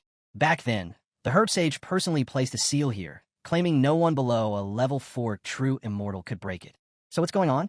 Did the seal weaken over time? He turned to the Mushroom King and said, "If you've got no other tricks left, I'll be turning you into soup." Power began to gather at his fingertips. The Mushroom King shouted, "You big jerk! I won't let you have your way." He charged, but our hero struck him multiple times in an instant, spinning him midair. Then he summoned a surge of power and slammed him hard across the face. The Mushroom King panicked. Can this guy really ignore rule suppression? He cursed the herb sage for being unreliable. This human cultivator broke a seal that should have been unbreakable. Does he have an undying overlord body or something? Our hero's magic flared, his eyes glowing. He punched the Mushroom King in the gut, and a beam of light shot from the sky, blasting the king and shrinking him down into a pitiful mushroom. In shock and drenched in sweat, the Mushroom King cried out that he couldn't believe he was losing to a human inside Herb King Valley and admitted he was too weak. The entire valley began to buzz with gossip, accepting that the Mushroom King had been defeated and Herb Valley had fallen. Tears filled the Mushroom King's eyes as he confessed he wasn't strong enough and had no one else to blame, not even the herb sage. He reflected on his long and dull life, wishing that in the next one, he could be human instead of a mushroom. High above, the herb sage silently observed as a notification appeared, confirming that the quest had been completed. The immortal chaos mushroom was now officially recruited as a disciple, and the reward, one chi splits into 3 purities, had been granted. Our hero raised an eyebrow, surprised that even the mushroom would be shown no mercy, though the reward was clearly too tempting to ignore. He glanced at his hand and offered the mushroom a chance to live. But the mushroom scowled and refused. Caught off guard, the hero noted that he hadn't even explained the terms yet and questioned if the mushroom truly had a death wish. The mushroom let out a tired sigh and confirmed that he would rather die. The hero paused, realizing the mushroom genuinely had no will to live, but the reward was far too valuable to pass up. With a small smile, he bowed and asked for a final favor before the mushroom's end. The mushroom narrowed his eyes, asking what kind of favor. The hero simply told him to become his disciple. The mushroom fumed. Who asked someone to be their disciple right before killing them? That's insane. With a serious face, our hero said, "Help me, and I promise to blast you into soup." No pain spared. Furious, the mushroom shouted, "You crazy bastard! Is that how you ask for a favor? I'm not interested." Our hero grinned. "Then I'll toss you in a pot, add wild chicken and herbs, and make the tastiest stew ever. I'll clean the bowl with no bits left." He brought out plates. The mushroom cried, terrified, "You monster!" But finally he gave in, bowed down and sobbed, agreeing to become the disciple. A notification appeared that the disciple had been successfully recruited and the reward was granted. Filled with excitement, the hero announced that from now on, the mushroom was his disciple and must call him master, promising both protection and a playful threat of being eaten. The mushroom, now smiling, gave a nod. The hero then handed over a scroll, stating it contained the cultivation technique and instructing him to study it well. From his fingertips, magic flowed into the mushroom's forehead. The mushroom's eyes lit up as he read Green Emperor's longevity scripture. He felt himself lifted into the air, overwhelmed by energy. We herb spirits have always been weak, surviving only because of the herb sage's suppression rules. But this could change everything. Just then, another beam of light struck him. As the smoke cleared, a young boy with green hair emerged. Looking at his arms, he smiled wide. This scripture doesn't just fix cultivation flaws, it boosts our combat power. It could help our entire race evolve. Gongzhou exclaimed with excitement, questioning if this was some strange obsession. Fighting while recruiting disciples and even helping herbs transform into humans. Uncle Fan was equally stunned by the mystical technique, while the true apprentices were thrilled. Their master's power felt immeasurable, and now they even had a new junior disciple. The newly transformed disciple thanked our hero and respectfully asked for permission to perform a formal bow. The hero sensed potential in him, realizing this could be a promising student. Meanwhile, Wang was silently seething with jealousy. He suspected that the hero was hiding something. Not only had he taken a Mushroom King in as a disciple, but he had also helped him gain a human form. Wang thought to himself that this could only mean one thing. The hero was scheming. The immortal chaos mushroom might one day evolve into a true immortal herb, a rare existence so valuable that even gods would kill to obtain it. Whether to gain profit or wait for the right moment to consume him, the hero was playing a long game. Up above, the Buddha, still suspended mid-air, sighed in disbelief. To him, nothing made sense anymore. He grumbled that he seemed to be the only one who had actually lost something today. In frustration, he shouted at everyone below, demanding they come and get him down. Back on the ground, our hero looked at the mushroom and said that now he had entered his sight, he deserved a proper name. He paused to think as the mushroom crowd buzzed with excitement. Finally, he named him Xiaohei. The name felt right, even though Xiaohei preferred something more low-key. Still, he gratefully thanked the hero. The hero then asked a pressing question. If the herb sage had willingly opened Herb King Valley, then why suppress human cultivators? Xiaohei replied that it was because the sage was one of them. He wasn't human. He did it to protect their kind from extinction. This stunned everyone. The herb sage wasn't a human? Zhao explained further that the sage was a Kirin herb, an incredibly rare type of immortal plant. He had witnessed firsthand the cruelty and danger of the world. A Kirin herb, one of the legendary plants capable of defying nature and creating miracles. Wang's thoughts raced. Anyone who refined and consumed a Kirin herb could recover from the brink of death and gain immense power. Their path to immortality would be guaranteed. The hero then asked Xiaohei if the sage had made personal sacrifices to protect his people. As Xiaohei turned his head to respond, the entire forest erupted in annoyed mutters, demanding to know who exactly they were supposed to thank for all of this. The herb spirit's voice echoed as it explained that, long ago, countless human factions looked upon Herb King Valley with greed. They raided and looted without mercy. We herbs, especially the weaker ones, had no power to resist. We were treated as food or traded like common commodities. This filled us with anger and helplessness. To protect us, the herb sage burned his own life force, offering it to appease the invading cultivators, just to buy the rest of us a little breathing room. Shay added that the sage had used his own body and strength to carve a path forward. But the voice reminded them that energy is finite, while human greed knows no limits. Eventually, the sage made the difficult decision to ascend to the immortal realm, offering himself in exchange for long-term protection for the valley. The immortals agreed on one condition. Herb King Valley had to open once every 100,000 years to maintain their protection. The sage accepted the terms, but in secret, he placed powerful formations around the valley to suppress human cultivators and ensure the safety of the herbs. Only high-tier herbs like us know the truth. Most younger plants believe the sage simply became an immortal, and that's why the valley remained at peace. Even in such a harsh and dangerous world, our tribe never killed a single human. We only played with them out of boredom. Hearing this, our hero reflected aloud that the sage had sacrificed himself for the future of his people, and that it was impossible not to admire such a selfless act. Yang's followers praised the sage, calling him a true hero. Uncle Fan shared that he had always admired the herb sage, even more so knowing he came from the Western human realm. He respected that the sage gave everything to protect his own. A girl in the group added that, compared to what humans had done, it was clear who should truly feel ashamed. Just then, the exit portal began to open. Members of the visiting clan, eager to leave, cursed the place and declared that anyone brave enough to return someday would be welcomed as a guest. Meanwhile, the bald monk, still suspended in frustration, seethed silently. Umaba, finally free, he thought. But when I get out of here, I swear I'll wash this disgrace away with blood. As the portal opened, our hero and the others prepared to leave.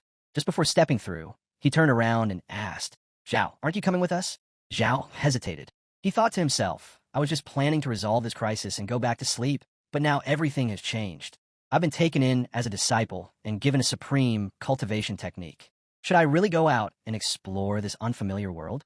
While Zhao wrestled with his thoughts, our hero looked back one last time and said, Your master awaits your decision. If fate permits, we'll meet again in 1,000 years. Until then, Zhao stood frozen. Am I really going to stay here and rot away again? Why does it feel so empty inside now? Something sparked in his eyes. Am I really returning to that long, lifeless existence? No, I don't want that. Suddenly, the ground beneath him began to smoke. Zhao shot upward and cried out, The world is vast. I want to see it. He shouted toward the portal. Master, please take me with you. I want to see the world by your side. Our hero smiled and responded. Then from now on, I'll take you flying with me. The rest of the herbs stood in stunned silence. One wondered aloud why the Mushroom King was leaving too. Another speculated that he must have gone crazy after turning human. Others grumbled among themselves, assuming he had been tricked by the human and cursing quietly under their breath. As they passed through the portal, the crowd on the other side greeted them with excitement. Some spectators even felt envious that they hadn't been chosen to enter Herb King Valley themselves. Then, to everyone's surprise, the Buddha emerged from the portal too. He muttered, "Finally, I'm out of that cursed valley." His disciples rushed to him eagerly. "Master, how did it go?"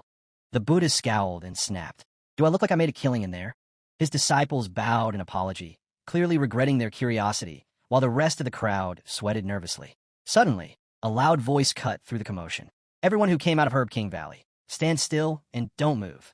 A group of strangers armed to the teeth blocked their path. "Anyone who resists, don't blame my master for being ruthless. Our master is Yi Junlin, a pseudo-immortal." This group, pretending to serve the legendary Yi Junlin, had no idea what kind of storm they were about to stir. Some of the bystanders scoffed, calling them shameless robbers. But others urged silence, warning that they could be dangerous. One girl was visibly frustrated. "These clowns again," she muttered, clearly fed up. But our hero stepped forward, eyes cold. Well, I didn't catch you before, but now you've walked right into my hands." The fake Yi Junlin group readied themselves for battle. But the crowd's anger intensified the moment they realized that some of the imposters were women dressed up as Yi Junlin. It was a blatant insult, one that our hero could never tolerate. His brother, furious beyond measure, shouted with rage that he was a blade demon feared by all, and now they had reduced him to a joke. He vowed to grind every last one of them into dust. Meanwhile, Zhao nervously glanced around, overwhelmed by the chaos and sheer number of people. He quietly wondered to himself if this was what the outside world was really like. One of the white-hatted cultivators approached him and reassured him that their clan would handle the rest, and there was no need to worry. Zhao then looked at the girl nearby and asked how he should address her as a senior. She responded with a gentle smile, saying her name was Bai. When Zhao tried calling her by a more affectionate nickname, she blushed, bouncing slightly on the ground with excitement, saying it was the first time anyone had ever called her that. As they turned their attention back to the unfolding scene, Xiaohei, now fully human, muttered in disbelief that humans were truly next level when it came to being shameless. At the center, the bald monk stepped forward, power coiling around him like a storm. His expression turned grave as he asked the opposing group if they were truly prepared to go through with their plan. The fake group started to sweat nervously. They realized the monk wasn't afraid in the slightest, and worse, that was clearly tribulation energy radiating from him. He had to be a pseudo-immortal. Their leader tried to maintain his composure and reason internally that there was no need to panic. After all, Yi Junlin had once killed a pseudo-immortal from Feathergate. As long as he acted confident, he might be able to bluff the bald monk into backing down. So, with forced arrogance, he confronted the monk, demanding to know if he dared challenge him and whether he even understood who he was. He declared that when he made a move, no one in the entire Easter domain could stop him. The monk's disciples were left stunned by this revelation. They whispered among themselves that the man standing before them was Yi Junlin, the very same warrior who had annihilated Feathergate's million-strong army. That one battle had cost Sky Temple dozens of elders and countless disciples. The monk let out a sigh, the truth dawning on him. So this was the infamous Yi Junlin. He murmured that heaven must truly be favoring him today. Nearby, an elder's expression turned pale as he whispered that the bald monk was from Sky Temple, a group that held a deep grudge against Junlin. This situation could turn catastrophic. However, the monk simply brought his palms together and responded with calm reverence. He greeted Junlin as Brother Yi, adding that it was an honor to meet him at last, and that he had heard many things. The elder watching from the crowd began to sweat. The monk's respectful tone was unexpected. Was he really letting go of past grievances? It seemed the name Yi Junlin held far more weight than anyone had imagined. Another monk disciple leaned toward his companions and questioned quietly why Master Rendang was being so polite, given that the two were supposed to be sworn enemies.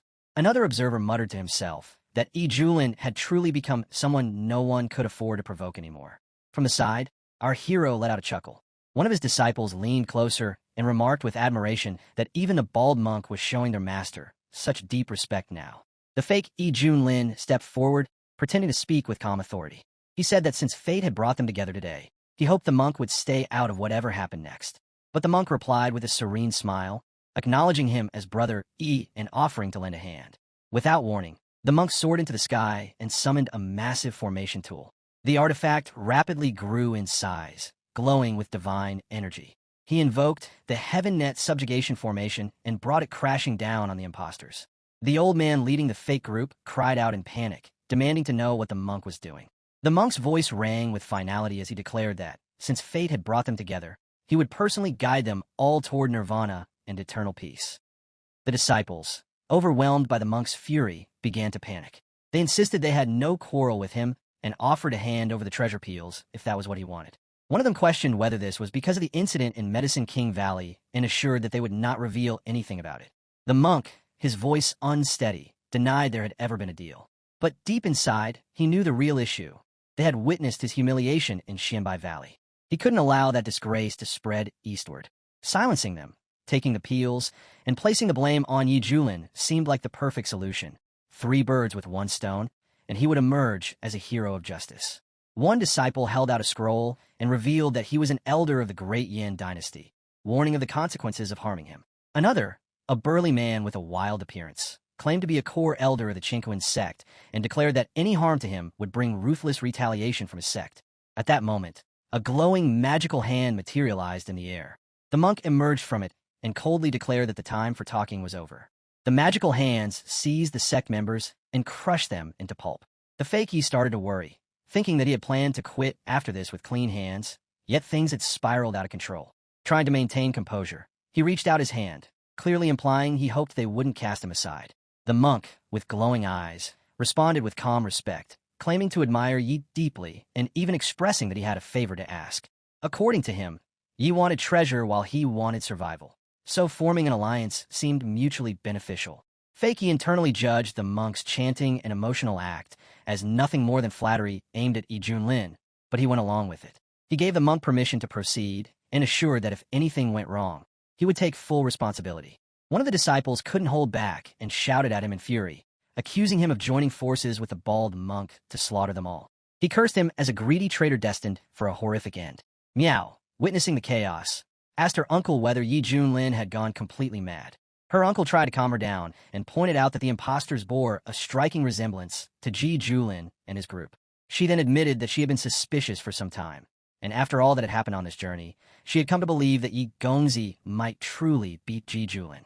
Her uncle advised her to stay composed and wait to see how everything would unfold. The monk began casting another spell, creating a glowing yellow flower that emitted a sharp clang so painful that everyone instinctively covered their ears. Shay reported that, as instructed, the entire event had been recorded using the image-capturing pearl. Another disciple remarked that now they had proof, it would be interesting to see how the hypocrites try to play innocent. Then, deciding to warm up a little, he shot into the sky. Our hero burst upward at insane speed and shattered the monk's barrier with a mere flick of his fingers. The monk stared in disbelief, wondering who this man really was. Then he realized the truth. It was Ji Julin from the Yuantan sect. Gasps echoed from below as the crowd tried to process the revelation. They questioned whether this was the same Ji Julin from the Medicine King Valley, and if so, then who were the others posing as him? The fake group began to panic. Miao confirmed to Uncle Fan that this was indeed Ji Julin, just as she had suspected. Uncle Fan agreed, recalling how even at the Dragon Gate Inn, Ji Julin had seemed extraordinary, and in the Medicine King Valley, that feeling only deepened. He believed that Ji Julin was like a soaring dragon, far above the rest of them who were merely ants. Hovering in the sky, the real Ji Julin remained silent while the impostors sweated, realizing that their act had been exposed in front of the real one. Their thoughts screamed that they were doomed, having performed their charade while he watched silently from the sidelines. The monk gave a dark, mocking speech, expressing how he had been played and how he had treated Ji Julin with so much fake respect. Turning to him now, the monk acknowledged that it all made sense, especially the humiliation back in the Medicine King Valley. Everything was clear now, and he demanded they settle both old and new grudges right then and there. But Ji Julin had anticipated this. He revealed that he had recorded the monk's entire performance and wondered aloud what the world would think of the Sky Temple if that footage was made public. He hinted that the monk's plan to shift all the blame onto him wouldn't work. The monk snarled that no one would leave alive, so there'd be no one to leak the truth. In his view, Ji Julin's reputation could easily be turned against him. Ji Julin responded coolly, thinking the monk was far too overconfident. Now furious, the monk began channeling an even darker energy. He explained that the only reason he had lost in the Medicine King Valley was due to his suppressed cultivation. But this time, things are different. He bellowed at Ji Julin to prepare for death as he unleashed a thick wave of electrified mana. Shay nervously commented to his brother that the old monk had reached the peak of tabulation transcendence and worried that their master might be in real danger. Meanwhile, Wang quietly observed, thinking that anyone who could defy the rules of immortality must be hiding a terrifying trump card. The monk hurls a spell at our boy. A notification appears. A horse has been hit by a pre-tribulation transcendence enemy. Passive abilities activate. Power rises to match perfected tribulation transcendence. Our boy says, here we go. He breaks the spell with one clean strike and says, is that all? The monk takes the hit and stumbles back, with blood dripping from his mouth. You are hiding deep, he shouts. You are actually at the peak of tribulation too. Our boy stands tall and says, tell me, how do you want to die? The monk grits his teeth and shouts, so what if you've reached the peak? I spent years building the indestructible diamond body just for battles like this. You won't break me that easily.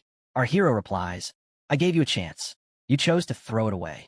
The monk yells, stop acting proud, and raises both hands to summon a spell. A giant golden dragon bursts out from the air and roars as it charges forward. The beast is enormous, glowing, and filled with destructive energy. Our boy doesn't flinch. He flicks his fingers, and a powerful spell takes shape. A giant hand, made of pure energy, forms above and grabs the dragon by the neck. The dragon cries out as the hand tightens and shrinks it into nothing. The monk stares in disbelief. His strongest technique vanished like smoke. The hand now floats over his head, ready to strike. He quickly calls on his last resort and summons the Vajra Infinite Lamp. He channels his power and forces the hand apart, freeing himself from its grip. He takes a deep breath, thinking he survived. But our boy doesn't wait. He casts another spell. A crushing force slams the monk into the ground. Blood shoots from his mouth as his body hits the earth hard. His disciples watch in silence, unable to believe what they just saw. The monk coughs and wipes the blood from his face. He lies there, worn out and confused, asking himself if he is still alive. He realizes that the strong body he once trusted is nearly broken. With no other option, he reaches for the treasure pills from Medicine King Valley. Suddenly, herbs from every disciple start floating toward one spot. Panic spreads as everyone watches helplessly. In less than a minute, the monk's body is fully healed and shining with energy. He rises again and casts a stronger spell, filled with intense mana. He shouts, this fight is just getting started. But our boy stares at him calmly. No, he says, it's already over. The monk asks, what do you mean? Our hero holds up his hand and begins forming a glowing sphere of energy. Lightning sparks from every side of the ball. He looks straight at the monk and says, let's see how you handle this. The demon monk's eyes widened in disbelief as he muttered, this technique, But before he could finish, the hero stepped forward, gaze sharp as a blade. Remember now? The hero asked coldly. The monk let out a chilling laugh. What a joke. That punch felt weaker than a mosquito bite. But the hero simply smirked and replied, oh? What if I told you I only used 1/10,000th of my strength? Before the monk could react, he let out a furious scream. But in that very instant, Yi dashed forward and delivered a devastating blow that crushed the monk's face, sending a burst of fire erupting from the impact. Flames spread across the battlefield as the hero stood firm, his figure unmoved in the blaze. The onlookers stared in stunned silence, until someone suddenly shouted, the demon monk is dead. Another cried out that they were finally saved, their voices rising in relief and awe. One among them exclaimed with trembling excitement that it was Senior Yi who had saved them and vowed that his life now belonged to him. Others quickly joined in, declaring they would fight anyone who dared slander Senior Yi, and that from now on, they would defend his name with their lives because he was a true hero. As Yi stood calmly watching them, the crowd began chanting his name, and Misin, standing among them, whispered in astonishment that Yi Junlin was not only incredibly strong, but also unbelievably handsome. The man beside her nodded and admitted that Ye's strength far exceeded anything he had imagined, though he encouraged Miss and to continue training, believing she might one day stand on his level. Not far off, Ye's loyal follower looked at him with wide eyes and said that Master had opened his eyes once again. Hong Qinya, observing quietly, added that even Ronding's strongest defense warrior, who was famous throughout the central domain, had been turned to dust with a single punch, and he began to wonder just how far Yi could truly go. Just then, another enemy group appeared, but Yi wasted no time and rushed toward them, shouting with steel in his voice, where do you think you're going? Within moments, he struck them down without hesitation. With his enemies eliminated, he declared that it was time to settle the score. The remaining enemies dropped to their knees, begging for mercy and calling themselves worthless scum, pleading with him not to lower himself to their level. One of them panicked and pointed at another, claiming that everything was his idea. Another backed him up, explaining that he had been working peacefully at Fengshan House before being tricked. A third one added that he had simply been a farmer who followed them because he thought there would be food. The old leader of the group erupted in rage and called them backstabbing rats, furious that after feeding them and protecting them, they were now trying to cut ties. He looked at them in disgust, thinking they were too pathetic to even bother with. They're not even worth dirtying my hands, he muttered to himself. He believed every debt had its collector, so he decided, I'll let karma deal with them. Then he turned to Miss Sin. How much did they steal from you? He asked. Miss Sin, her voice filled with fury, shouted, 5 million high-grade spirit crystals. They need a hand over every last one. Another person stepped forward. Return the talismans and artifacts you stole from the Lingshan sect, they demanded. And don't forget the Baoxiang sect's treasure, another voice added. The group of enemies panicked. They began tossing everything back, their voices trembling. Take it all back. Just let us go. It's over. He glanced at the growing pile of stolen goods and said coldly, with this many creditors, you're in for a fate worse than death. Li Wujia, standing nearby, snorted and commented that these lowlives were not even worth Master's time. Missinen stepped closer to Yi and thanked him for recovering everything. She confessed that she always sensed he was hiding something, but never imagined he was the real Yi, and admitted she had been completely fooled. He told her that he had wanted to reveal himself when they first met, but chose to stay silent, because he knew she despised imposters. The man beside her reflected bitterly that because of those thugs, he had sworn to become strong and serve justice, though now the vow felt like a joke. Yi replied gently that it was not laughable, because having a pure heart was rare and admirable. He offered to help with cultivation and said that with her Star Force psyche, her future was incredibly bright, and he had high hopes for her. She looked at him with determination and promised to train twice as hard and surpass him someday. He smiled and replied that he would be waiting. Then he raised his finger and softly called out, a kun. At once, a massive shark emerged with a deep voice, responding, Ah kun. He turned to Miss Sin and said, until we meet again. She smiled and replied, let's meet again someday. As he descended, the crowd erupted into murmurs of astonishment. Whispers spread like wildfire. It's true. Senior Yi really rides a Kuenpung. The energy shifted. The same people who once doubted him now looked on with admiration. He's the pride of the Eastern Domain, someone exclaimed, awe in their voice. Another voice broke through the noise, regretful yet firm. We actually believed all that trash talk, but he just saved our lives. We need to clear his name, one man shouted. He deserves it. After everything. For real, another added. We owe him big time. Then came a roar from the back of the crowd, laced with resolve. Step 1. Bring down the real villains. The old monk, now panicking, asked what they still wanted since they had already returned everything. Another man retorted that none of it mattered because the entire scheme had been the old monk's idea from the beginning. The scene shifted, and the wind now blew gently across the sky. On the back of Kuenpung, Xiaohei stared in amazement and thought the creature's back felt like a paradise floating in the clouds. He turned to him and announced that from now on, he was officially part of the team. He began introducing the senior brothers one by one. He pointed to the first and said this was his eldest senior brother, Hong Qianye, who was warm-hearted and always willing to help with cultivation. Hong nodded with a smile and told Xiaohei to come find him anytime if he ever struggled. Inwardly, Hong stared at him and thought that after living in the Medicine King Valley for 100,000 years, he had never seen a human this beautiful, especially one who was a guy. Yi continued the introduction and said the second senior brother was by Xiaoxi, who served as a personal chef and housekeeper. If Xiaohei needed anything in daily life, he was the one to ask. Then he introduced Li as the third senior brother, who acted as Ye's scout and vanguard. If anyone tried to bully Xiaohei, Wu Jie would be the one to handle it. Xiaohei bowed respectfully and asked his senior brothers to take care of him. He then clapped his hands and told everyone to return to their tasks.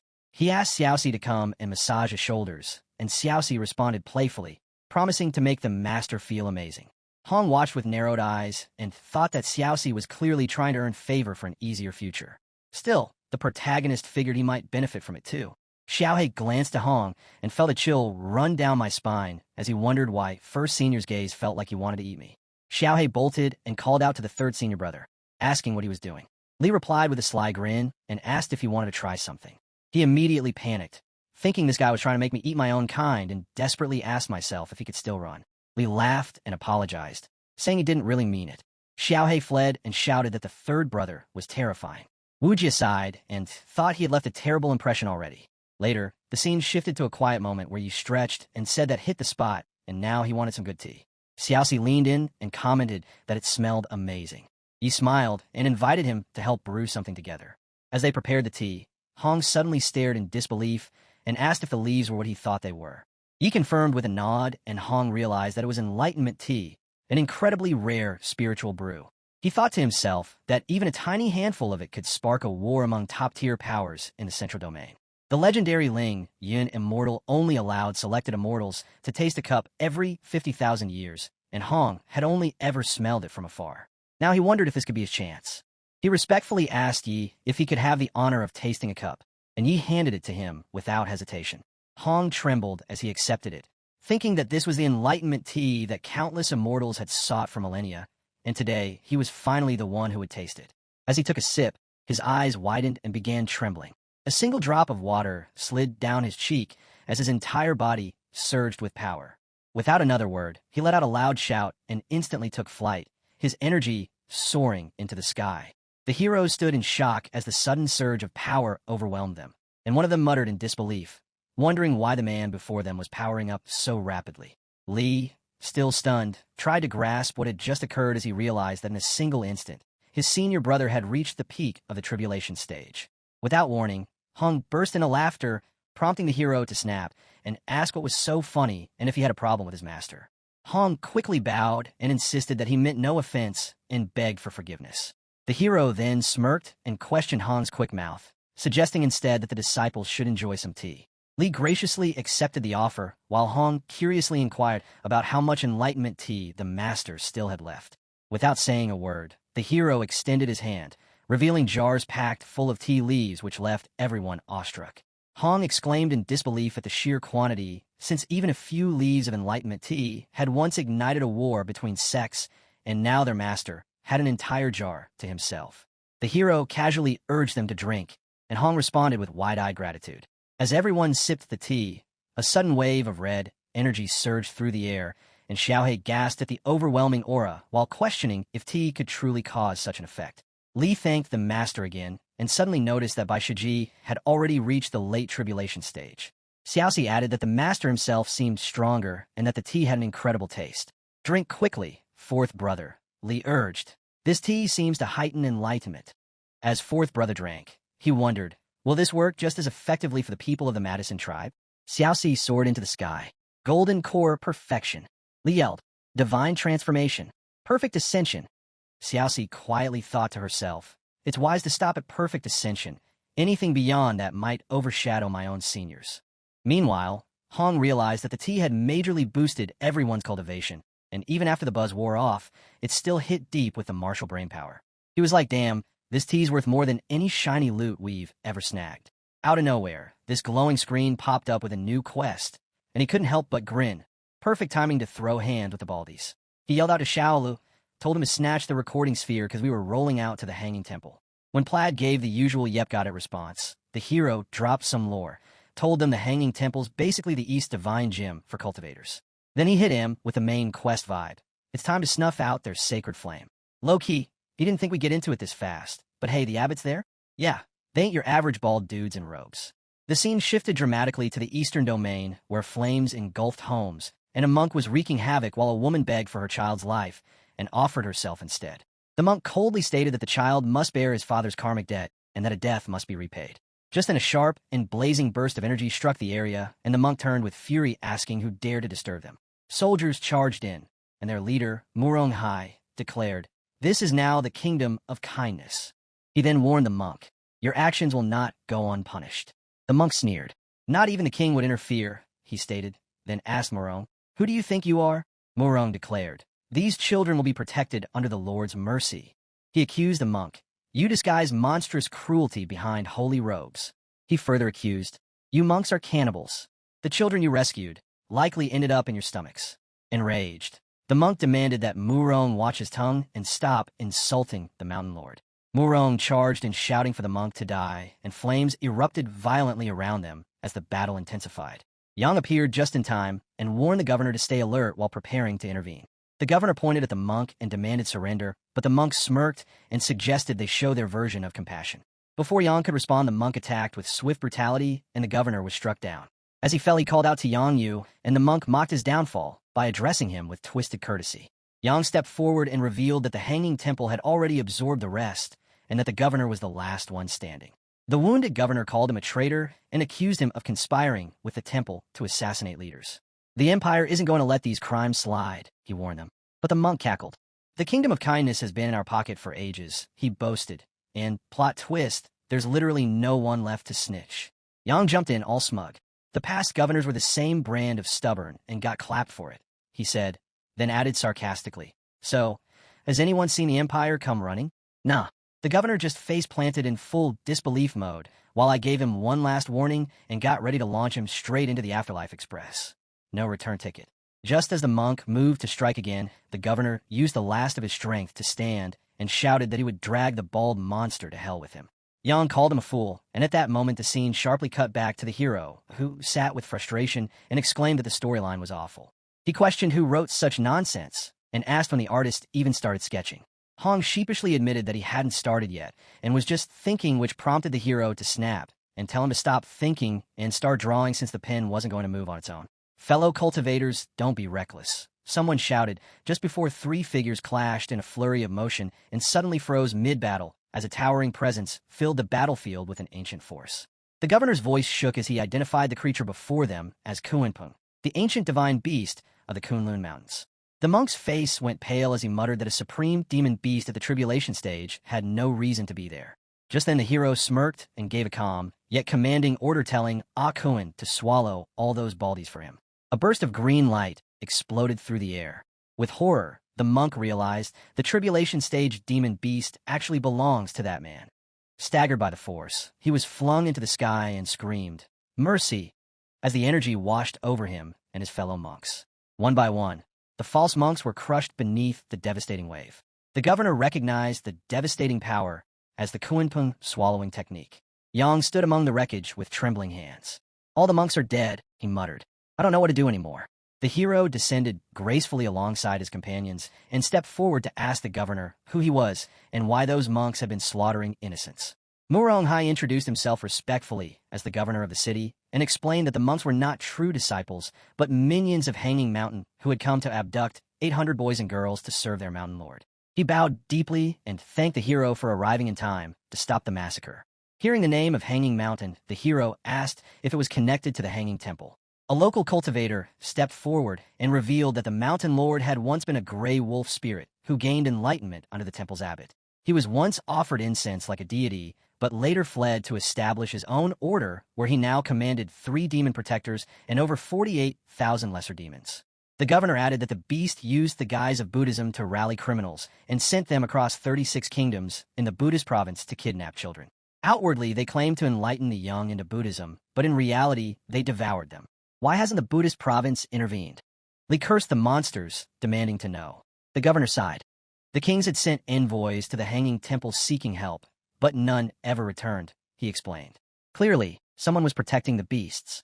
He added, the Hanging Temple stands as the pinnacle of Buddhism in the East, and its spiritual leader, Abbot Shuyun, never admitted any connection to the atrocities. Because of this, the kingdoms had no choice but to suppress their anger and endure in silence. The governor admitted, I have done what little I could to resist. Han called out their trash behavior like, wow, so y'all just ignore the abbot's crimes and murder envoys to save face-nice priorities. Murong was like, yep, nobody questions the Hanging Temple, and even if they did, nothing ever changes, so why bother, right? Then our dude turned to Yang and hit him with the coldest where you think you're going bro Murong, snatched him up, and called him a full-on traitor for riding with Hanging Mountain and offing governors, and said if it weren't for me, he'd be 6 feet under 2. Our boy looked at Yang's face, and the dude was sweating like he saw a ghost, and he knew something big was going down, probably gray wolf-level chaos. Then boom, he cracked like a cheap teacup and spilled that the Mountain Lord was throwing some birthday bash from hell and wanted them to double the abduction quota. Like, bro, what kind of party needs that many kidnapped kids? He was crying that it was too much, and they couldn't keep up like no duh. Murong straight up lost it when he realized they wanted 800 kids from just one city and across the Kingdom of Kindness and 35 other countries. It was giving a horror movie. He screamed that every one of them deserved to catch these hands. Yang pleaded that Hanging Mountain was too powerful and backed by forces no one dared to provoke, and insisted it wasn't his fault. The hero calmly responded that in that case he could go join the beasts and unleashed a wave of red fire. Kunpeng appeared once again with piercing eyes, and Yang screamed for mercy as the system congratulated the hero for his actions. The hero smirked and thought the timing was perfect since he had planned to deal with those monsters anyway. He turned to Murong and asked if he would lead them to Hanging Mountain. Murong quickly agreed and bowed deeply, thanking the hero for saving their people and calling him a true hero. The hero replied with a small smile, saying it had been a while since someone called him that. As Kunpeng soared into the sky with everyone riding on his back, Morong looked around in awe at the beautiful garden growing there. He turned to the hero and asked respectfully for his name and promised never to forget his kindness. The hero answered with a calm voice, saying his name was Yi Junlin. Morong repeated the name with wide eyes and suddenly realized that this man was the infamous white-haired demon known as the Slaughter God. Yet nothing about him matched the cruel rumors. As Morong pondered how monks could be more monstrous than demons, he found himself questioning who was truly evil in this world. The scene shifted to the eastern Buddhist province where the mountain lord of Hanging Mountain vibrating in a dark hall munching on some mystery meat like it was fine dining. He looked at his creepy squad and asked how the evil plan was cooking. This eagle-faced demon bowed, all serious, and said by the mountain lord's birthday in 5 days we'd be hitting 66,666 kidnapped kiddos like bro, that number screams cursed. Then the cow-faced dude started laughing and was like the little gremlins don't even know what's coming. Foxface over here was straight up licking his lips, saying just thinking about the tender meat got him drooling like a chilled dude that's messed up. The gray wolf spirit grinned like he was hosting a barbecue. Ba, he said, cackling about how the fresh souls were going to vibe with Buddha soon. Then, plot twist, he froze, his face going full nope as he sensed some scary presence. Who the heck has the guts to pull up uninvited? He snarled. Out of nowhere, these boss-level auras dropped from the sky, and boom, Kunpeng showed up, looking majestic as ever. From above, Morong pointed like he was in a dramatic movie poster. The beast nest, Hanging Mountain, is right below us, he told me. The hero stood tall and declared that from this day forward Hanging Mountain would cease to exist. He turned to Kunpeng and said that after everything it had devoured along the way, it had finally reached the tribulation stage. The gray wolf roared and flew up to confront the beast, demanding to know who dared oppose him and promised to show them the true power of a demon king. But as he charged forward, the space twisted, and one of his minions cried out that something was wrong. Kunpeng opened its maw wide, revealing sharp fangs, and raced toward the mountain, while golden energy surged from the sky. In a single strike, the Hanging Mountain was torn apart. Morong watched in awe and said that the legendary Kunpeng had destroyed the entire mountain with one blow. The gray wolf spirit tried to push himself up using a chunk of broken rock and stared at the beast with blood in his eyes. He muttered in disbelief that they had underestimated a tribulation-stage demon beast and swore they would regret this as the ground beneath him crumbled into dust. The gray wolf growled through bloodied teeth as he pressed the crescent moon emblem embedded on his forehead. I have been careless, he muttered. He then declared with pride, I have ruled the western lands for 200 years, and with the Hanging Temple backing me, not even kings dared provoke me. Now he glared at the great beast before him and scoffed. A mere demon challenging my authority? Impossible. As he called upon his reinforcements, a phantom cloaked in the aura of the Hanging Temple's abbot appeared beside him. The gray wolf roared, I do not care whether my enemy has reached the tribulation stage. I will not tolerate such disrespect. The moment he shouted the command, open eyes, a storm of red and blue energy erupted from the phantom's form, and the battlefield trembled under the sheer force.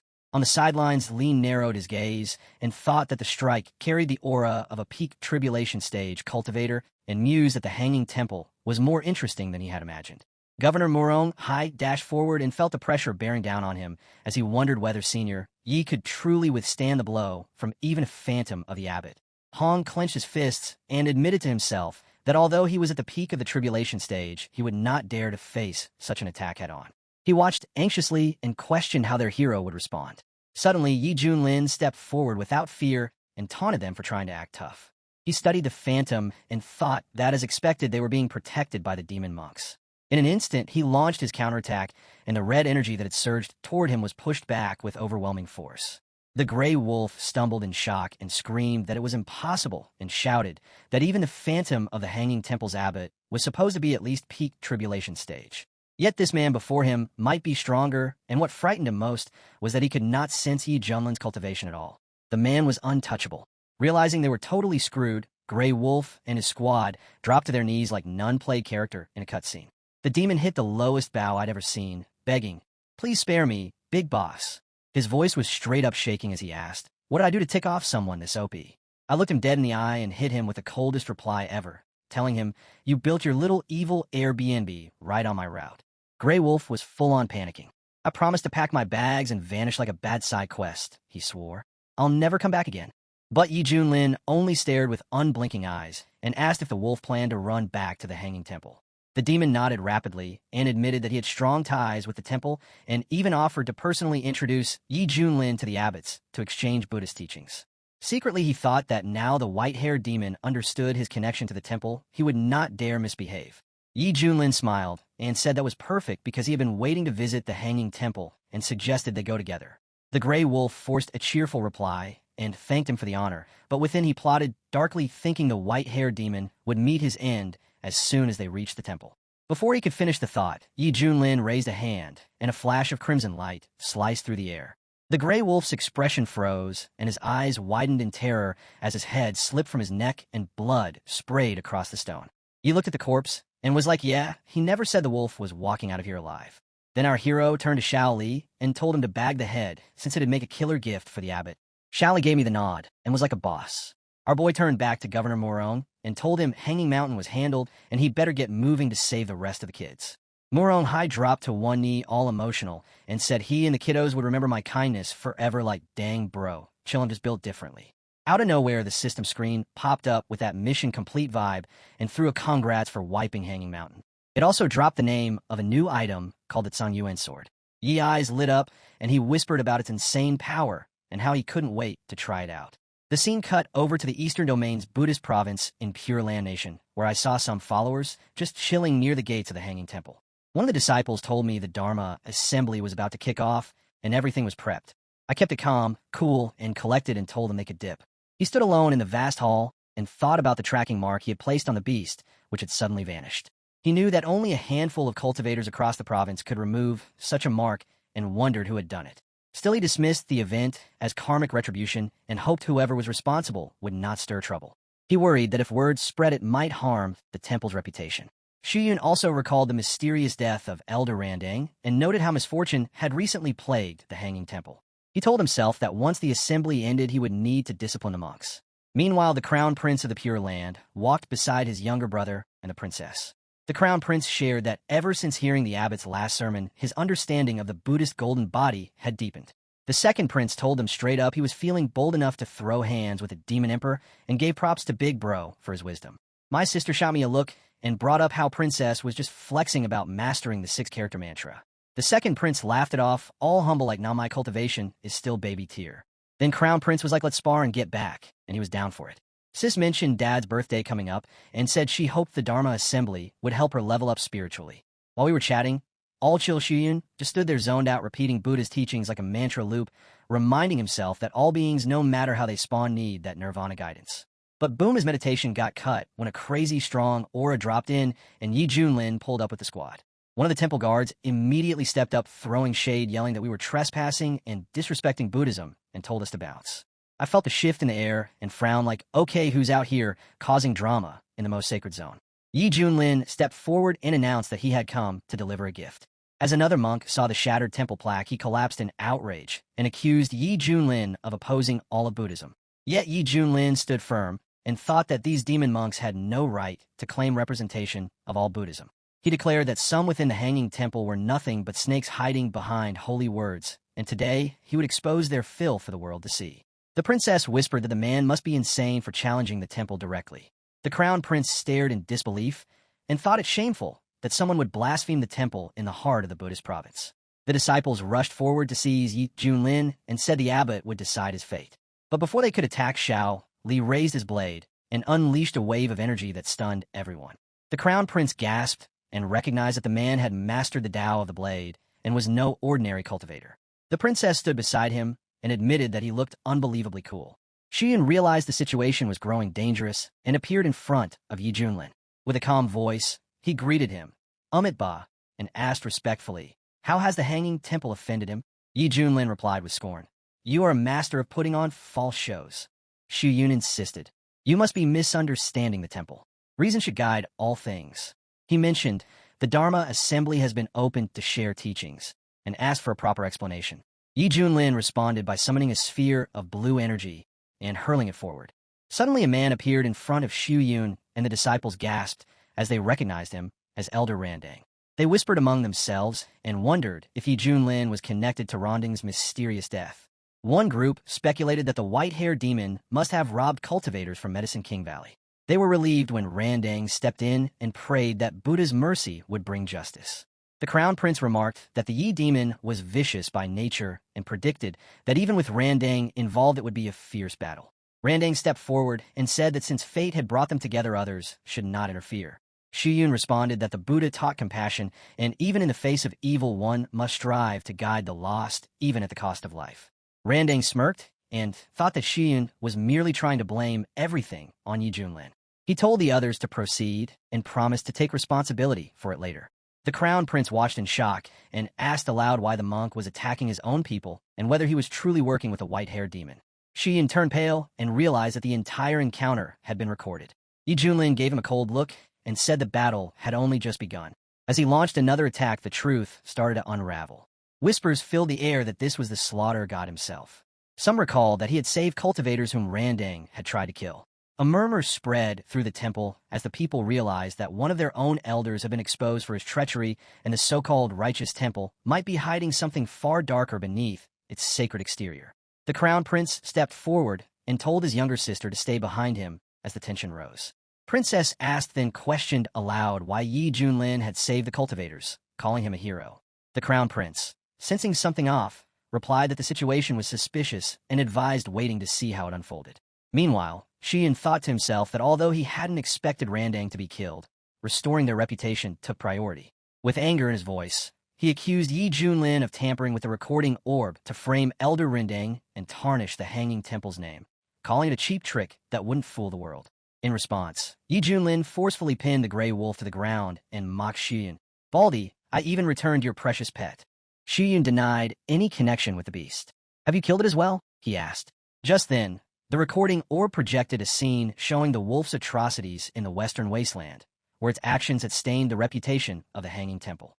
The people there had suffered for years and cried out for help, while the temple had secretly attempted to clean up the complaints just to save face. The crowd began to murmur in shock. One person recalled seeing the gray wolf at the temple long ago, while another questioned whether Master Shiyun had truly ignored such dark arts. A third voice added that there had been rumors of children being kidnapped in the temple's name. However, an elder from the Heavenly Artisan sect stepped forward and swore upon his sect's honor that the recordings were real and untouched. With this confirmation, the Crown Prince declared there could be no doubt.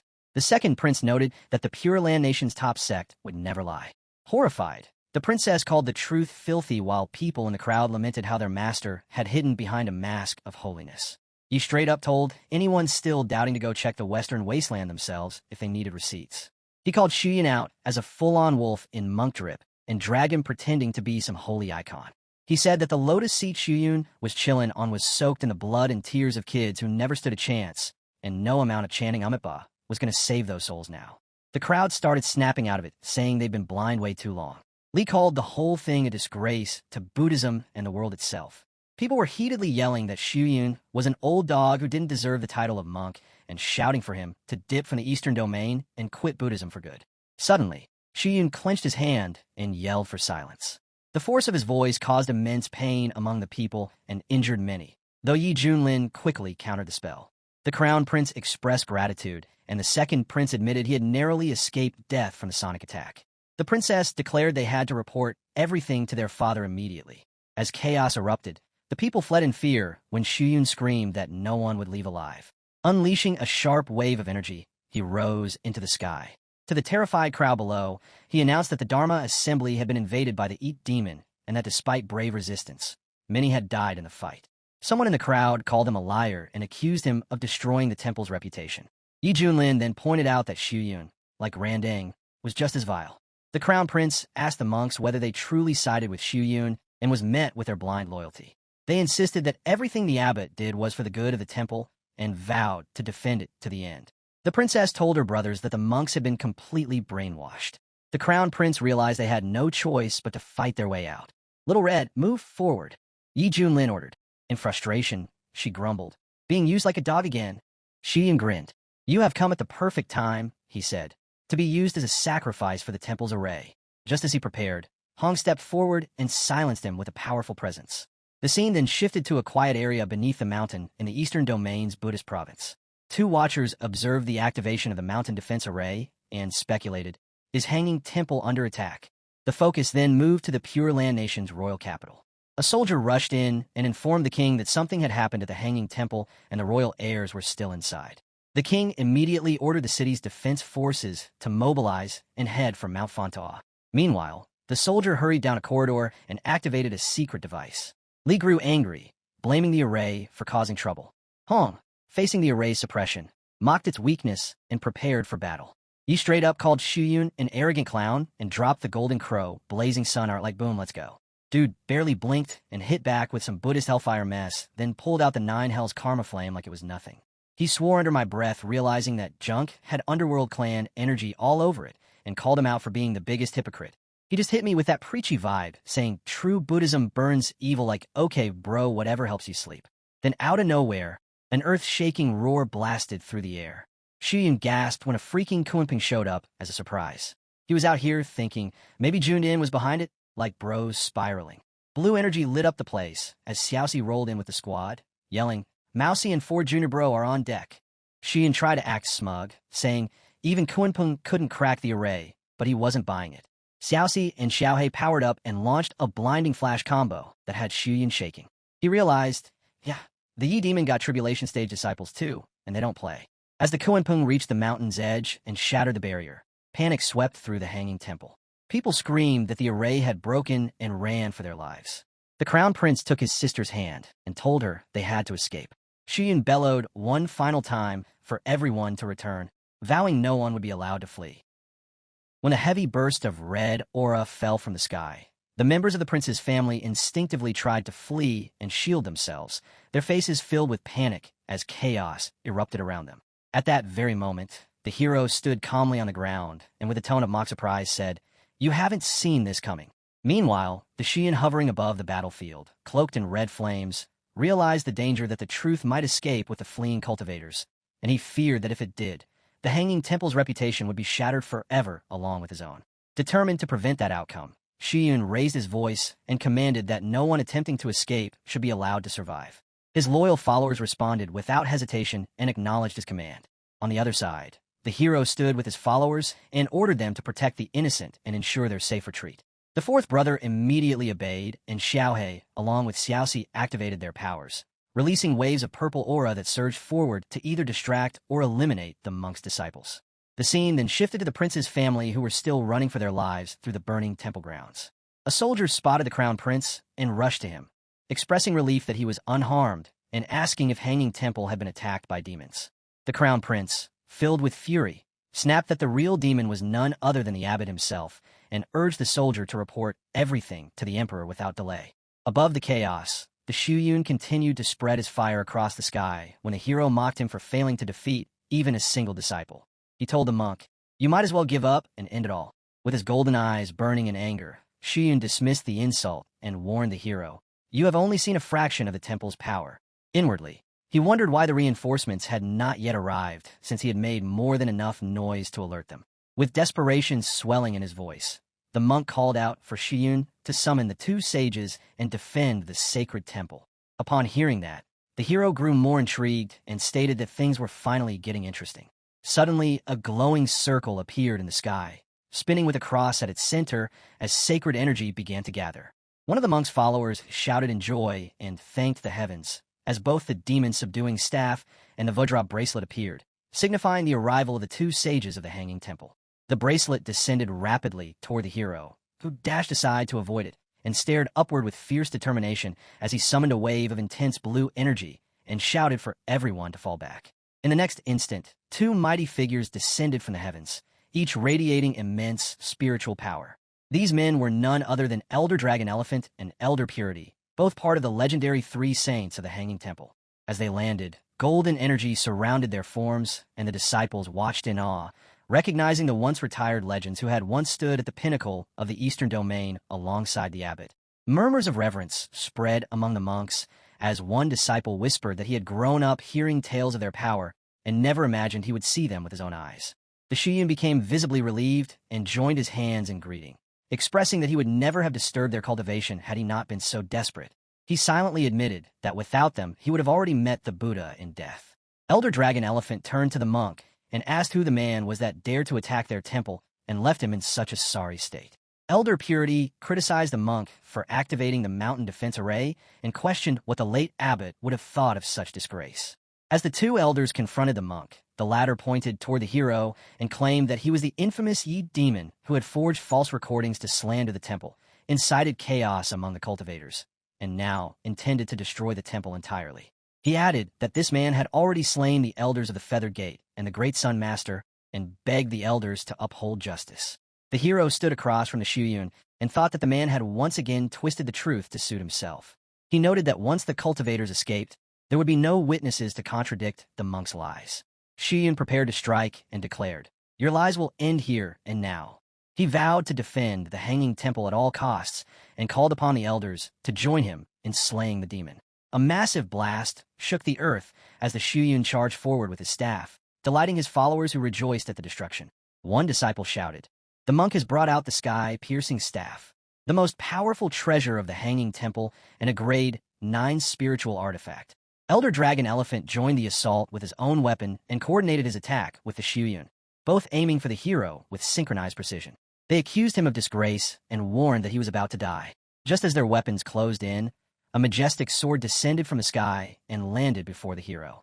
It was Gung Yuan's sword, another grade 9 spiritual artifact, and its arrival shocked the elders and the Shuyun. The hero took hold of the blade and smirked, thinking aloud that the others acted as though they were the only ones with high-grade treasures. He rushed forward with the sword in hand and declared that he had far more treasures than they could ever imagine. The only real question was whether they would survive long enough to witness them. He acknowledged the sword's immense power, but admitted that he lacked proper sword techniques to fully utilize it. Suddenly, a glowing system interface appeared in front of him and notified him that his sign-in at the Hanging Temple had been detected. He sarcastically commented that the system had finally decided to show up and assumed it had stolen his reward.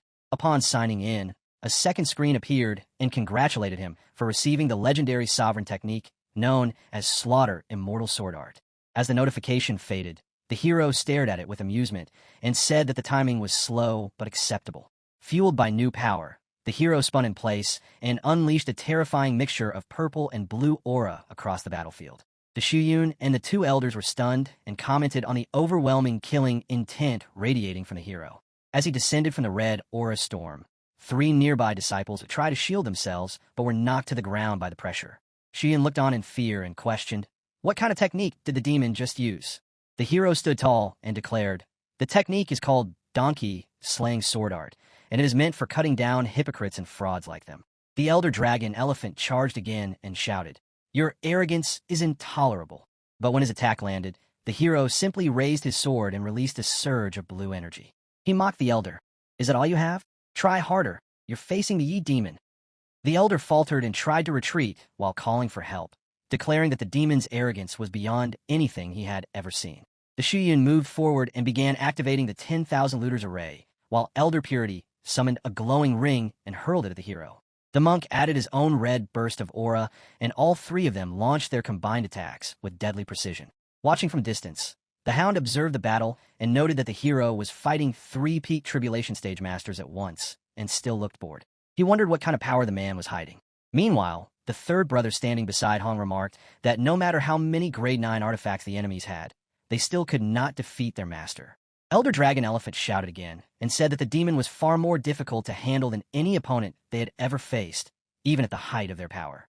Elder Purity turned toward the Shuyun and asked what he had done to provoke such a monster, reminding him that the late abbot had warned him never to create enemies for the temple. He accused the monk of violating that vow and said that now the consequences were upon them. The Shuyun opened his mouth to speak, but found himself unable to utter a single word. The hero charged forward once more with his sword blazing and released another wave of blue energy that flooded the battlefield. Looking at the 3 elders, he wondered aloud if they were truly as powerful as their legends claimed, or if they were nothing more than talk. The elder dragon elephant screamed in frustration and said that the demon had gone too far. He called for the use of their forbidden technique, and Elder Purity agreed, saying that after all these years, now was the time. From within the formation array, the Shuyun raised his staff, which was topped with a sacred ring. He glared at the hero and said, "You have forced our hand. Only your death can atone for the havoc you have caused." He began chanting the ultimate Dharma spell, calling on the sea imprint Samadhi to illuminate all realms. As the incantation continued, he declared, All virtues will converge into the pure light of the Dharma, and all suffering will be transformed into sweet nectar. Suddenly the land trembled, and purple blossoms of divine energy bloomed across the battlefield. All three elders created rings of power and hurled them at the hero while shouting in unison for Yi Junlin to die. The scene opened with a thunderous wave of energy as rings of aura descended one after another and echoed with a voice that cried out through the sky, commanding, "Die, Yi Junlin." Each ring glowed with burning intent while the Shuyun, standing at the center of the chaos, watched both the rings and the hero with intense hatred and thought only of killing. Yi Junlin, calm despite the overwhelming pressure, quickly grasped the seriousness of the situation, recognizing that his enemies had unveiled their trump card. From among the hero's group, Hong narrowed his eyes and declared that this was incense power. The third brother shouted in alarm that something was wrong and warned that their master was in danger because the enemy's power had suddenly surged. The Shuyun, lifting his staff and calling out the Amitabha, recalled that he had been preserving this incense energy for countless generations in hopes of breaking through to the immortal realm. Now forced into a corner, he chose to burn it all to destroy Yi Junlin, telling himself that he would rebuild the incense altar later if he succeeded in ending the threat now. Yi Junlin remained unfazed and thought to himself, "This is their final move." He acknowledged that the pressure from the three enemies was immense, far greater than any I have faced before. Yet despite that, he found himself thrilled for the first time in a long while. It was a pity, he mused, that these three had only reached the peak of the tribulation stage and therefore could not awaken the deeper layers of his strength through a true strength versus strength encounter. In his eyes, they had already missed their shot at immortality. Shuyun suddenly roared Yi Junlin's name, his eyes glowing red as he called out in desperation. The enemies began searching for him amid the smoke and fire, only for one of the rings to explode against the earth, releasing a torrent of flames that lit the battlefield. Just when the inferno threatened to consume everything, something massive rolled forth from the heart of the destruction. It moved so rapidly and generated such overwhelming blue energy that the entire field was submerged in it. From within the storm of blue light, a colossal creature known as Akuin emerged, its power radiating in every direction.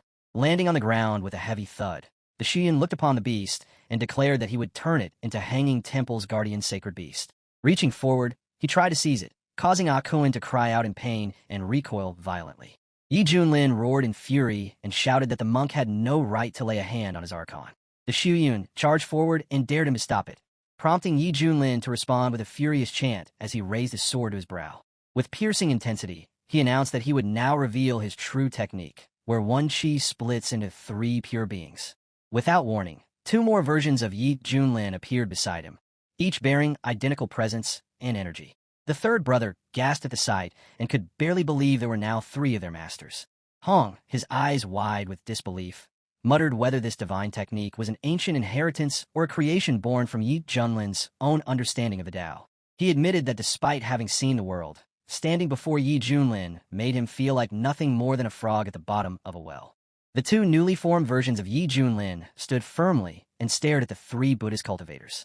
Elder Dragon Elephant opened his mouth to speak, but Elder Purity interrupted and noted, "These three are not simple clones, since their auras and cultivations are identical.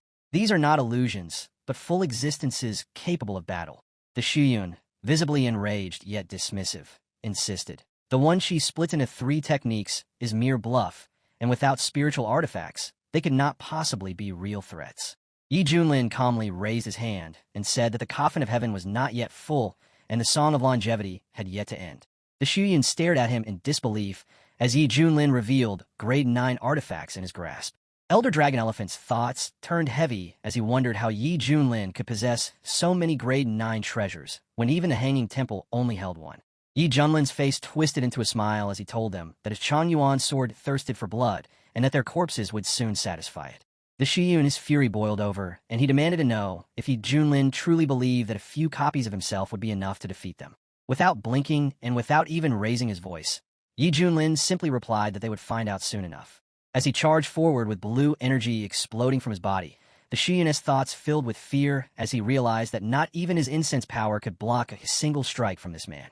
Elder Dragon Elephant shouted for the abbot to fall back and not act recklessly, but Yi Junlin's sword was already bearing down on them. Elder Purity leaped into action to protect the Shuyun, but Yi Junlin locked eyes with him and declared that his opponent was standing right here. One of Junlin's copies also joined the fray and began chanting as he slashed forward, reminding the enemies that they had agreed to one-on-one duels and that it was dishonorable to interfere in each other's fights. The other copy unsheathed his sword and used the blood-borne fade technique to summon waves of dark blue energy that overwhelmed the Buddhist defenders, who cried out in panic and struggled to defend themselves. While the Shuyun tried to shield himself from the swirling blue force, he raised his sword and released a torrent of red energy, invoking a technique known as Cloud of Doom to engulf the world in darkness. Yet, even as the flames roared, he found himself fleeing from the overpowering aura. Elder Dragon Elephant was still generating golden energy in an attempt to hold off Junlin and his copies, but gritted his teeth and cursed the demon's strength. He called out to Purity, "I am on my way," while on the other side of the battlefield, Elder Purity held a trembling hand to his ear, dazed by the immense pressure. Junlin stood firm and mocked him for being unable to protect himself, let alone worry about others. Elder Dragon Elephant clenched his fists and burned with frustration. The Shuyun tried again to retaliate, and Elder Dragon Elephant acknowledged that even the clones were overwhelmingly powerful. He shouted that unless they used their final move together, they would surely lose. The Shuyun resisted at first and said that he had never wanted to rely on that technique unless it was truly the end, but now he realized that defeat meant ruin for all of them. With grim determination, the Shuyun called out to the two elders and ordered them, "Lend me your strength." Junlin's clones stood still and watched the sudden shift in energy, and one of them smirked and commented, "The opponents have yet another trick." The elders placed their hands together and channeled their energy into the Shuyun, who absorbed their combined power until his body began to transform. He grew 3 faces and 6 arms, and took on a terrifying form unlike anything seen before. Junlin stared at the grotesque evolution without alarm and remarked that he hadn't expected the temple's bird frauds to pull a Neza technique on him. One of the monks' faces declared that Junlin's time was over. The second face invoked Amitba and recalled how the 3 saints of the Hanging Temple had once used this technique to reign over the Buddhist world of the Eastern Domain.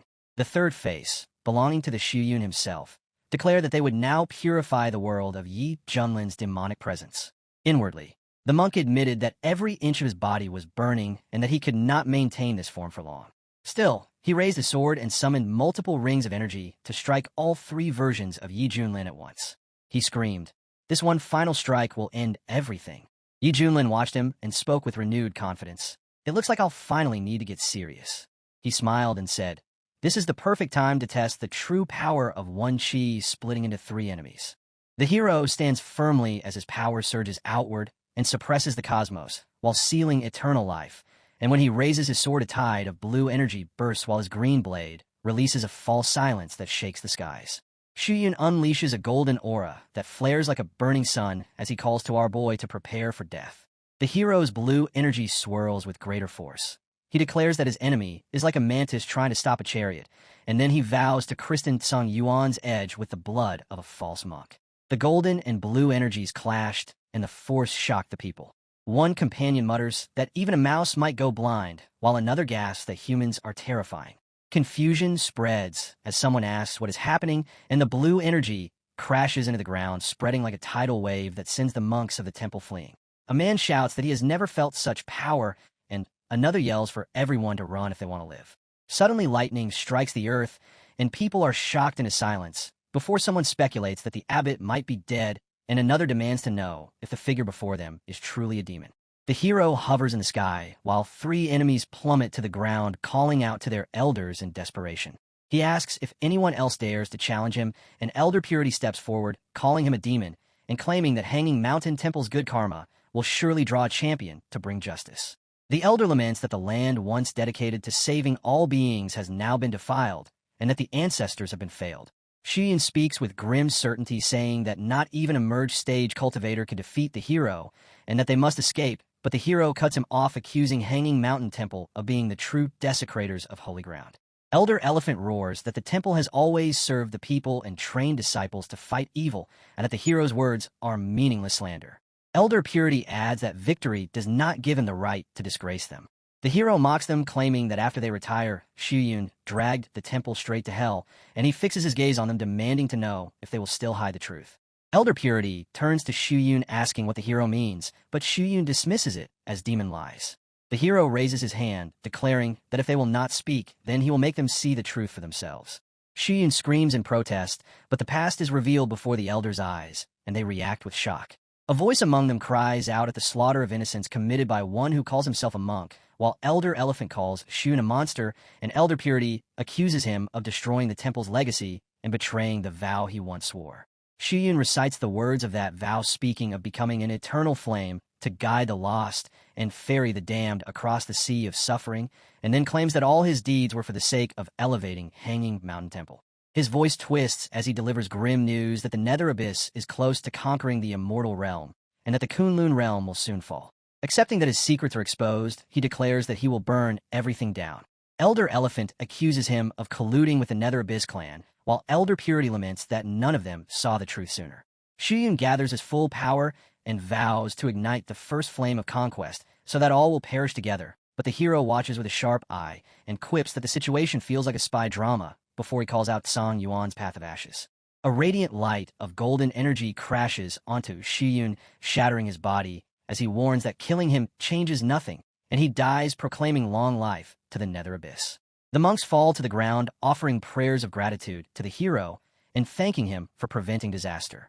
Elder Purity warns that if Shiyun spoke the truth, the Kunlun realm may face great calamity, and Elder Elephant vows that if the Nether Abyss invades, they will protect the innocent at all costs. The hero reassures them that even if all the races of the Nether Abyss come, he will destroy them with a flick of his hand and leave the aftermath to the temple before departing.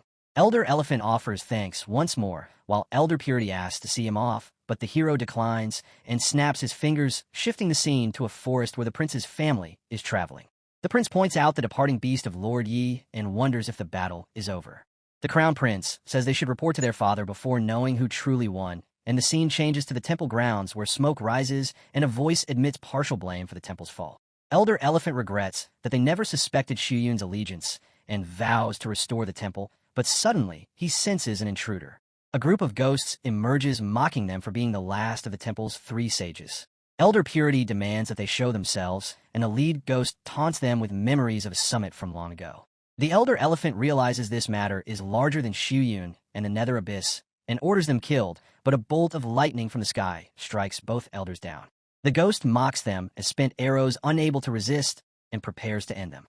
They demand to know his identity and whether Shiyun offended him, but he laughs, saying they were allies and that the game is over. With a flick of his fingers, he drives deadly energy into their foreheads, and blood spills as he declares that Hanging Mountain Temple will cease to exist in the Eastern Realm. Far away, the hero senses something amiss, and Hong asks if something happened, but the hero only says he caught the scent of a familiar rot and wonders if the Nether Abyss is acting ahead of schedule. In the Pure Land Nation, the heated conversation was about what happened in the Hanging Mountain Temple. One man says he imagines Buddhists across the land will soon denounce them. He suggests they should prepare accordingly. Along with him, his son also thinks the same and says that Lord Yi has already left. It seems the temple was defeated. He asks if they should march up the mountain and strike now, as it would show their strength to the world. But listening to them was the Pure Land Nation sovereign. He says angrily that they are all too hasty. Hanging Mountain Temple has a reputation built over 10,000 years. It will not vanish so easily, and they do not even know the full truth yet. He says to wait and see. The scene shifts to the princess outside the temple. She is observing through the blue magic ball the situation outside the temple, wondering if everything was already settled, that gray smoke. She guesses something else must have happened as she looks through the magic ball, the smoke above the mountain. Then she's shocked to hear someone shouting that intruders have entered the palace. As she looks up, multiple men in cloaks shoot toward the palace. She looks again and wonders what the hell is going on. The breachers are cultists. Their leader orders the slaughter of every soul within the walls. They start to shoot magic laser beams that strike the place guards and kill them right on the spot. Watching the chaos, everyone comes out of the hall. The second prince stands frozen to see the chaos and asks his father what is happening outside. His father's voice is tight with dread as he looks at the guards lying dead on the floor. Just then a burst of golden energy shoots into the sky, leaving the cloud of smoke behind. It's the king who flies into the air and furiously demands to know who dares to invade the royal palace and commit such carnage. The cultist surrounds, and the king gets stunned as he feels 4 distinct auras blaze before him, each at the early tribulation realm. He thinks that gathering this many elite cultivators at once is no act of a minor sect. He grits his teeth as he is unable to guess their identity. Although he is surrounded, he is protected by yellow mana, so he advises them to respectfully leave all at once because the Buddhist sanctum lies just within the capital, which will back them. One cultist chuckles and asks if he means the Shuenkong temple, then declares that it has already turned to dust. The king stiffens in shock and can't believe them.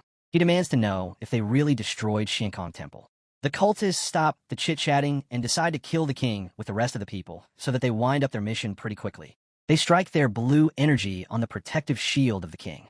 They mock his strength, saying that even though the national faith has raised him to the mid-tribulation realm, he is still too weak to even be worth picking their teeth with. The king grinds his teeth as the cultist energy is overwhelming his barrier from all around.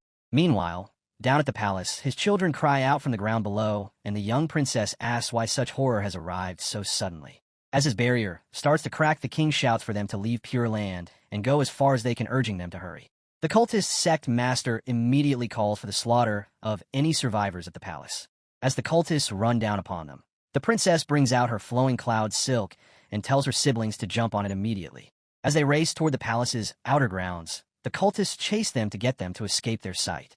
The kids are about to reach a teleportation array. One of the brothers says that he carries the activation token of teleportation and they can escape just in moments and uncover the truth about these breaches once they are out of danger. As they are about to enter it, the blue energy shoots behind them. It hits them hard and their flowing cloud silk gets torn, slamming them onto the ground. One brother uses his magic to throw her sister midway falling and tells her to hurry up and pass the teleportation array while he pushes back the cultist. As the younger princess speeds toward the array, the cultist says that none will touch the teleportation array. Sensing his one brother's intent to self-destruct, the cultist calls for retreat. As golden energy detonates, engulfing the young prince with a big explosion, the princess screams for her brother. The scene shifts back to the king, where his yellow mana barrier is barely resisting the overwhelming blue energy of the cultists. While his barrier further cracks, he shouts at the cultists, demanding to know why they would destroy his Pure Land kingdom. The cultist drifts closer to the golden barrier and tells him to blame fate for his misfortune, for his kingdom simply stands upon the place where the gate lies. The king stares in disbelief and whispers what they mean by gate. The cultist laughs and explains that once they finish him off, abyssal creatures will pour through and consume the land in no time. The kingdom will be overrun, and its people will still serve a greater purpose. A conspiracy unfolds, one woven by sorcerer's will and steeped in terror. Just then, the king's barrier shatters and gets brutally killed by the cultists. The scene shifts to the heart of the palace, where a colossal gate churns with spiraling energy. Deep within the royal Stargate chamber, a giant creature steps out of the portal, and the cultists stand aside watching it. For months later, the scene opens as a ship sails in the air and a newspaper seller speaks in frustration that the world has gone to hell these days. Lee is sneaking around listening to him, who says that their hometown has been overrun by the Nether Abyss beasts. The cultivators who tried to fight back were crushed, and the rest of the people are being herded like livestock. The guy tells them that the Nether army is moving fast and fiercer, and how mid and low-tier sect have no chance of survival. Only top sects like Yuhua Gate can consider resisting, yet with everyone scattered, there is no one to lead the charge. Lee couldn't believe how fast things had gone downhill. They'd barely left Shuenkong Temple. He looked at the newspaper seller to confirm, but the guy was just an honest man selling papers to anyone for 2 gold coins. The scene shifts back to our hero's place, where he compliments Hong on how his pitch is getting smoother, saying it looks like he's got real talent. Hong, though clearly annoyed, keeps massaging. Our guy smiles and says he's happy to serve his master, but inside, he's fuming. Lee arrives carrying the newspaper as his master requested. The hero notices the troubled look on his face and remarks that it seems there's bad news. Lee begins to read the headlines, which claim that our hero wiped out Shuenkong Temple in a rage, dragging Pure Land into the conflict, and that he stormed the place, slaughtered the royal family, and left the kingdom defenseless just in time for the Nether Abyss army to sweep in. Lee calls it a shameless slander. Our hero is shocked to hear the destruction of Shuenkong Temple. Lee guessed it could have been the work of the Nether Abyss itself. The hero doubts it, saying they would not strike so openly, and that these rumors carry the stench of human schemes. He reflects that the board had already been colluding with the Nether, and there is no telling what other sects are involved. He concludes that the fall of Shuenkong Temple and Pure Land happened like clockwork, and must have been planned long ago, with him merely acting as the spark. Lee asks if they could also be after the gate, and the hero agrees, saying that everything revolves around the Stargate. He suspects that Pure Land's royal family had won as well, and that the Nether intends to work with certain Eastern Domain sects to open the gates from both sides and unleash outside forces. Lee confirms that while gathering intel on the ferry, he heard many refugees speak of Nether beasts destroying their lands, and warns that the situation is worsening rapidly. The hero realizes that the enemy is moving faster than expected and asks if there is any other news. Lee hesitates, and then reveals that Arid State is under attack along with Shintian Insect. The hero is shocked and says that even Shintian insects are too far away and their message jades are not working. He orders Kuin to turn around and head for Arid State. The screen flashes a congratulatory message for a triggered random quest, and the hero thinks that he had been wondering how to lure his enemies out, and now they have walked into his trap. The scene shifts to Arid State, where a man sits in a trolley ordering the humans, pulling it to move faster and declaring that their souls now belong to the Bone Clan. The captives struggle, while one curses the Bone Clan for treating humans like dirt and laments that they cannot fight back, asking if they're destined to rot in darkness forever. Another recalls how Senior Yi had once earned respect from every province in the East, but now even the Shintian sect is struggling to survive and doubts that Senior Yi could change anything. Inside the state, a crowd yells in alarm as news spreads that the Bone Clan is holding another public execution, this time targeting Fairy Zhao from Shintian sect. Some cannot believe she has fallen into their hands. The scene shifts to the execution ground where giant men approach her. One mocks her high rank in the Shintian sect and says that her elders hid behind their gates like cowards while she tried to run away. He declares that the Shintian sect has always been troublesome, but that it will be crushed when their glorious Bone King gathers his full strength and slaughters every last member. He grips her cheeks, but she shouts that if they dare her, Peak Master Yi will return and wipe the Bone Clan from the map. He laughs and mocks the white-haired demon, calling him all bark and no bite, and claiming he must be cowering somewhere. Suddenly, laughter rings out from behind the Bone Clan as Ouyang Feng, the sect leader, steps forward urging restraint because their powers are far above those of the humans and rebellion would be suicide. The Bone Clan leader becomes enraged and challenges Ouyang to produce red energy. Two sharp nails strike Fairy Zhao's chest, and Ouyang cries out apologizing to Senior Yi, saying his sect tried to resist but lost too many lives and he cannot sacrifice the survivors again. The Bone Clan demands silence and declares that they will make her scream to instill fear in the humans. Red energy is hurled toward her, and Ouyang calls her a waste of a pretty girl while calling for Senior Yi to save Arid State. The Bone Clan grows bored and prepares to kill her. As she prepares for death, blue energy layers press down with immense force. The Bone Clan senses a kingly pressure unlike anything they have felt, and Ouyang falls to the ground, identifying it as the power of a Tribulation Realm Demon Emperor. He despairs that with the Nether invasion, and now a Demon Emperor Arid State, is doomed. The hero arrives, and Zhao Linger recognizes him as Peak Master Yi. He releases golden energy that shatters her chains, and she embraces him, revealing her identity. She explains that she has been training in the sundial for 300 years and remarks that he has grown older than her. The hero notes her serious injuries and resolves to heal her. The Bone Clan and their followers mutter about the terrifying pressure almost as strong as their kings. The hero glares at them and declares that it is time to make them pay. He rises into the sky and warns that this territory is under his protection and that they should not run wild here. The Bone Clan warns that one of their kings is on the way and advises surrender or certain death. The hero stands firm, and the Bone Clan bows as his body turns blue. He vows that as long as he stands, the sky will not fall, and that the days of the Bone Clan in Arid State are numbered. Shock spreads through the crowd as his words echo over the battlefield. The scene opens with Lee standing as he remarks that he did not expect the Master to be so beloved in his remote province, and that it is truly admirable. At that moment, the hero lands on the ground while all the cultists lie defeated. Ouyang steps forward and says that they too would have liked to fight the Bone Clan, yet their cultivation is not strong enough, and they hope he can guide them to break through their bottlenecks. Zhao Linger speaks, as well, saying she has been stuck at the nascent soul realm for years, and that this is how she was captured by the Bone Clan, and she pleads for guidance. The hero thinks to himself that he does not actually know anything about cultivation, yet with so many eyes on him, it would be awkward to simply walk away. Suddenly the screen appears showing that the host has reached the check-in location, and the hero shouts in frustration, asking why it has taken so long since he has already been here, and is in deep trouble. The screen replies that it was just taking a nap, and offers a new feature called Verbal Enlightenment Mode as an apology gift. The hero accepts and signs in. The screen declares the sign as successful and grants the reward Supreme Divine Art Heaven Earth embodiment, along with activating Verbal Enlightenment Mode for 2 minutes, meaning that any words spoken will carry the power of Tao and Grand Enlightenment. The hero realizes that he simply needs to talk while the screen confirms he should speak freely. Stepping to the center, he says that cultivation is not about bottlenecks, and when it is time to break through, one simply will. He tells them to ask for techniques and insights if they wish. Yet if they understand, they will understand, and if not, they should not expect an explanation. If they understand, they should applaud. The crowd stares at him in shock as he repeats that when it is time to break through, one simply will. Ouyang suddenly cries out that he understands and claims the words refer to the duality harmonization technique, with water as Qian and the channel as Kun. The hero is surprised that Ouyang has actually managed to interpret it. Zhao Linger and Ouyang both release their power, and Zhao Linger announces that she too understands. Excitement spreads through the crowd as they jump and cheer.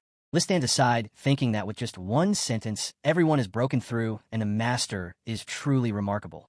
Hong privately thinks the hero is merely speaking nonsense, yet cannot prove it. The hero praises them for completing their breakthroughs, and then asks if anyone knows where the Bone Clan army's base is. Ouyang answers that the beasts are camped in Black Mill Ridge and offers to lead him there. Zhao Linger says she wishes to return to V-Nation to check on her father and the others, and the hero gives her permission before ordering the group to move out.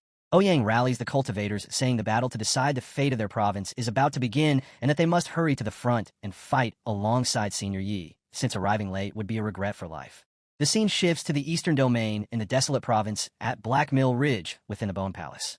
The Bone Clan leaders plan to crush the sect guarding the Stargate, noting that most of the domain is under their control, yet the Xintian sect remains troublesome and is resisting. Orders are given to inform the brothers, and soon all 5 Bone Kings arrive.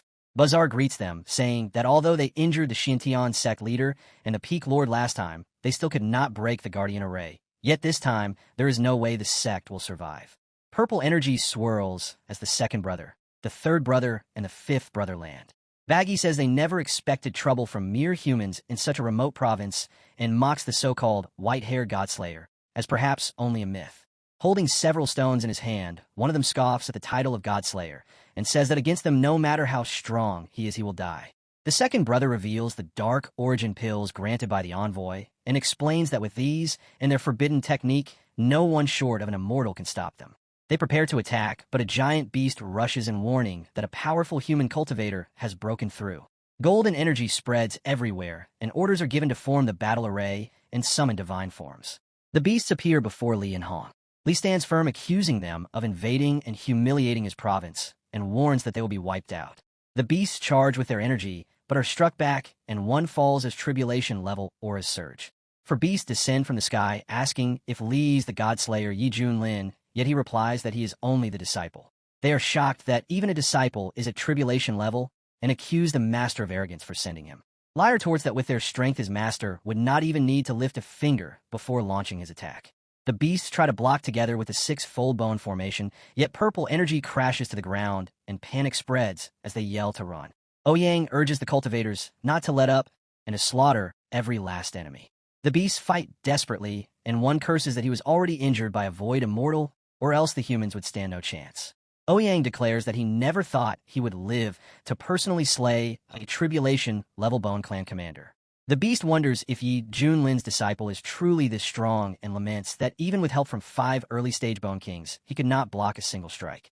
Li tells him that he is not even worthy of his master's attention. The beast spits out the dark origin pill and swallows it, boasting that he has ascended to the peak tribulation stage. He transforms and declares that the humans will die, while Li answers that the stronger the enemy, the more fun it will be. The beast acknowledges that Li is powerful, yet vows to end him with a Bone Clan forbidden art bone cage execution, which no one survives once his big brother uses it. Bones form a deadly circle around Li, yet suddenly golden fire bursts forth, and the bloodline of the mad fiend awakens. Li shatters the circle and steps forward with a cold challenge, telling them to come and let him hear their bones crack. A powerful beast in a blue form appears and demands that Li kneel before him, warning that a mere early-stage tribulation cultivator who acts arrogant will be turned to dust. Li glares at him with fury, and as the beast reaches forward to strike, Li moves to counter and retreat, but before the blow can land, another beast is caught in mid-motion and lets out a furious yell. One of the beasts shouts to his elder brother, urging him to take the pill. The elder brother understands that he has underestimated the power of Li's mad fiend bloodline, yet declares that this ends now. The Bone Clan warriors take the dark origin pills and form the abyssal-born demon sealing array. They challenge Li, asking if one man can truly stand against 5 mid-stage revelation cultivators. Li stands draped in energy which swirls and expands around him before erupting into a golden blast that sweeps across the battlefield. At that moment, Li arrives, and Hong steps forward, mocking Li for still struggling against a few born puppets and telling him to step aside. The beast in the red dress snarls at Hong to back off, warning that if she tries to steal his prey again, he will carve her up. He wonders aloud who he truly is, if even his other disciple is at peak early tribulation. Hong freezes as she processes what he called her, and Li challenges her to see whether her fire or his blade burns faster. She responds with cold fury that he has lost his mind and disrespected his elders, and vows to purge their sect in the master's name. Gale fire, charcoal palm, and true flame merge with purple phoenix wings between them, and golden light blazes as the beast laughs at their infighting, mocking Yi for letting his disciples brawl in front of enemies. The boy arrives with Mumu, who yells for them to stop, explaining that they were only meant to spar lightly to stabilize their cultivation, and questioning why they are going all out. One of the beasts realizes that the reckless clash is releasing intense spiritual energy, which would be the perfect sacrifice to forge the abyssal-born avatar. His companion agrees, and they decide to strike so that Yi can taste true despair. A skeleton-faced giant, forged from the abyss and bound in nether flame, takes form, its massive teeth bared. The Tribulation Realm perfected stage aura shakes the air, and Ouyang asks what it is. Mumu remarks that it is even bigger than Archon and more powerful than the six-armed trinity of the Hanging Temple. Hong stares in shock as the giant boasts that it is invincible below the immortal realm and dares them to act brave now. Hong retorts that she has faced worse and questions how long it can maintain its form. The avatar attacks her with a massive palm and mocks her for dodging before striking again, claiming that no matter how fast she moves, she will be crushed. The crimson flame palm of the wild wind descends, and Hong's anger surges as she recalls her former days as a true immortal who gazed down upon all beings. She unleashes red and blue energy in a violent burst, which makes the beast admit she is stronger than she appears. As it moves in closer, she stumbles, yet strikes back with her full strength when it attacks again. Bone Clan warriors melt under the onslaught as she stands firm and remarks that their natural defenses are formidable, and without the power gap, she would have burned them to cinders already. Li greets her lightly, and she reminds him of what he said earlier. His ignorance, blaming his bad mood, and dismissing whatever he may have spouted as nonsense. Internally, he curses his bloodline and wonders if he can still escape. When he sees the massive creature, he is stunned and asks if she had been fighting that thing. She claims she was only testing its weight and calls it all bones and no bite. He tries to flatter her, but she warns him to hold his tongue or she will start cleansing the sect herself. She notices the monster heading for their master and warns that the situation is bad. The avatar approaches our protagonist and claims that he has overestimated himself, thinking 2 disciples could defeat them. The beast tells him it is his turn while mocking his calm demeanor. His composure provokes the brothers, who accuse him of treating them like a joke. Our hero responds with sudden anger, asking if they think they are a big deal. The beast grinds his teeth and boasts that his true form towers above the heavens with a palm that can shatter the sun and moon, while Yi is nothing but dust. Our boy tells him to remember his pride, because soon he will be kneeling and screaming. He leaps forward as golden energy gathers and takes on the heaven-treading form. Laughing at the arrogance of a makeshift pile of bones daring to call itself heaven, piercing, he transforms into living fire and closes in, promising to show the beast what it truly means to stand tall. The scene opens as the hero stands firmly, his powerful body radiating. He challenges the massive beast before him, questioning if it still believes him to be small. The beast narrows its gaze and declares that size is not strength, and that simply growing bigger does not put one on par with the abyssal-born avatar. The giant beast roars in defiance, yet the hero glares back and remarks that the Bone Clan even forges mouths from bone. The beast lunges forward in a vicious attack, but the hero simply raises his hand to meet it and retaliates with effortless precision. Golden energy bursts from him, forcing the giant creature back. As the beast stumbles, it cries out in disbelief that the hero stopped the attack, as if it were nothing, and that its own shoulders nearly dislocated.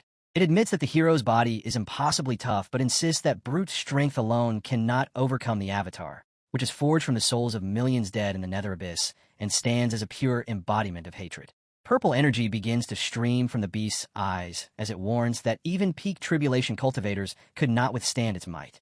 The hero calls to his disciples, Little Yu and Little Red, instructing them to pay close attention since he will demonstrate this only once. Li gasps in excitement, declaring that they will finally witness their master's unmatched brilliance again, while Hong mutters that the master is simply putting on another show. The beast growls a warning not to get cocky, but the hero faces it calmly, declaring that today he is not Yi Junlin but Yi Wan, Master Yi.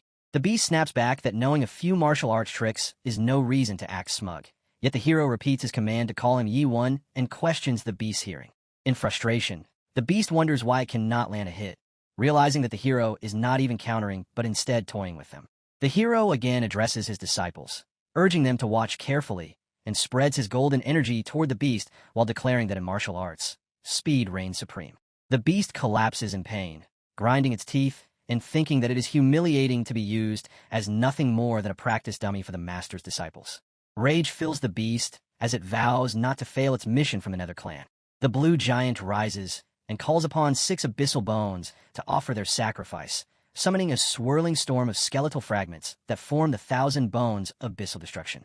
Lee shouts a warning to his master, but the hero simply raises a finger, producing golden energy, and mocks the attack as a cheap trick. As the beasts rush in, the hero unleashes the Wing Chun 1-inch punch. Golden energy collides with the purple energy, blooming in a sudden destructive blossom that obliterates the beasts. The Bone King's remains clatter to the ground, and with his final cry, he laments the failure of the Nether clan's mission. The hero stands firmly as the crowd erupts in celebration, chanting that Senior Yi is unmatched. With the Bone King dead, the rest of the enemy force scatters. Placing a hand on Akuin's shoulder, the hero admits that such victories feel lonely. Lee, smiling with admiration, praises his master's technique of using an opponent's momentum against them. Hong, in secret, acknowledges the hero's skill, yet harbors irritation at his constant showing off. The scene shifts to a nearby town, where Mumu blocks the hero's path, calling his battle incredible. Hong and Lee approach with apologies for embarrassing their master and forcing him to clean up after them. The hero chastises them for fighting among their own sect and for failing to handle even a skeleton, yet he acknowledges that it was a good lesson. They agree, though Hong secretly thinks that one day the master's arrogance will be his downfall. Akuin then passes by as the hero announces it is time to return to Shintian's sect. Upon arrival, the sect members greet him warmly, relieved that the Nether clan threat has passed. The hero casually reveals that he killed the Bone King on the way back, and that Linger has gone to visit her father. The disciples are astonished, realizing that such a foe was at the tribulation stage, but the hero dismisses the feat as nothing. Introducing Li Wujie and Xiaohei to sect leader Su Yonyan, the hero watches as they offer respectful greetings. The sect leader acknowledges Li's fearsome reputation, yet reassures him that his trust in the hero is enough for the sect. The leader then invites everyone to Misty Peak for a gathering. Within the sect's hall, they gather around a table. Yi commands Xiao Shi to prepare a pot of their finest tea while asking Little Red, the eldest, to show Li and Hei around. Both disciples answer cheerfully, entrusting the task to Mousy. The curiosity of the disciples soon rises again. One asks Yi to share the events of the past year, for his cultivation has risen to incredible heights, and he now stands with 2 outstanding disciples by his side. Yi agrees to recount his journey. He begins with his first steps on the floating isle of the Shui clan. Time passes like the burning of a single incense stick before the disciples sit in stunned silence. They exclaim that Ye's past year has been nothing short of insane, and that his life resembles a hero's tale brought to life. Leader Su adds with grave seriousness that the destruction of the Hanging Temple and a massacre at the Pure Land were matters blamed on Yi, and he demands to know who orchestrated it all. A girl interrupts with sharp suspicion, pointing out that such events reek of a grand conspiracy. Yi explains that the masterminds are tied to the Nether Abyss, perhaps even to a major Eastern power like Xuanyun of the Hanging Temple. He warns that they're all after the ancient Stargates, and that the Wildlands will not remain safe for long. Leader Su recalls that the Bone Clan has been relentlessly attacking their sect and questions whether the Shintian sect itself possesses one of these Stargates. Yi confirms that the Stargates connect countless realms, and that in ancient times cultivators used them to traverse the universe. Their value is immeasurable, yet opening one would be disastrous, for it would draw their enemies directly to their gates. Su Yonyan, his voice filled with resolve, swears that he will protect the sect with his life. He urges the others to agree that for now, their only priority must be safeguarding their home. The scene shifts to the eastern domain, Qingzhou, within the forbidden grounds of the Yuhua sect. There, Chun Xiao, the saint son of the sect and a cultivator in the mid-stage of the tribulation realm, returns from seclusion. 2 disciples bow before him, offering their welcome. Chen's eyes flash with arrogance as he calls Hong and Yi Junlin lowly Ascension realm bugs, mocking their weakness before his newfound power. He laughs bitterly, declaring that he will be the one laughing in the end. Demanding the presence of his disciple Juyong, he questions why Juyong has not come to greet him, for he could have aided him in stepping into the tribulation stage and becoming a pseudo-immortal.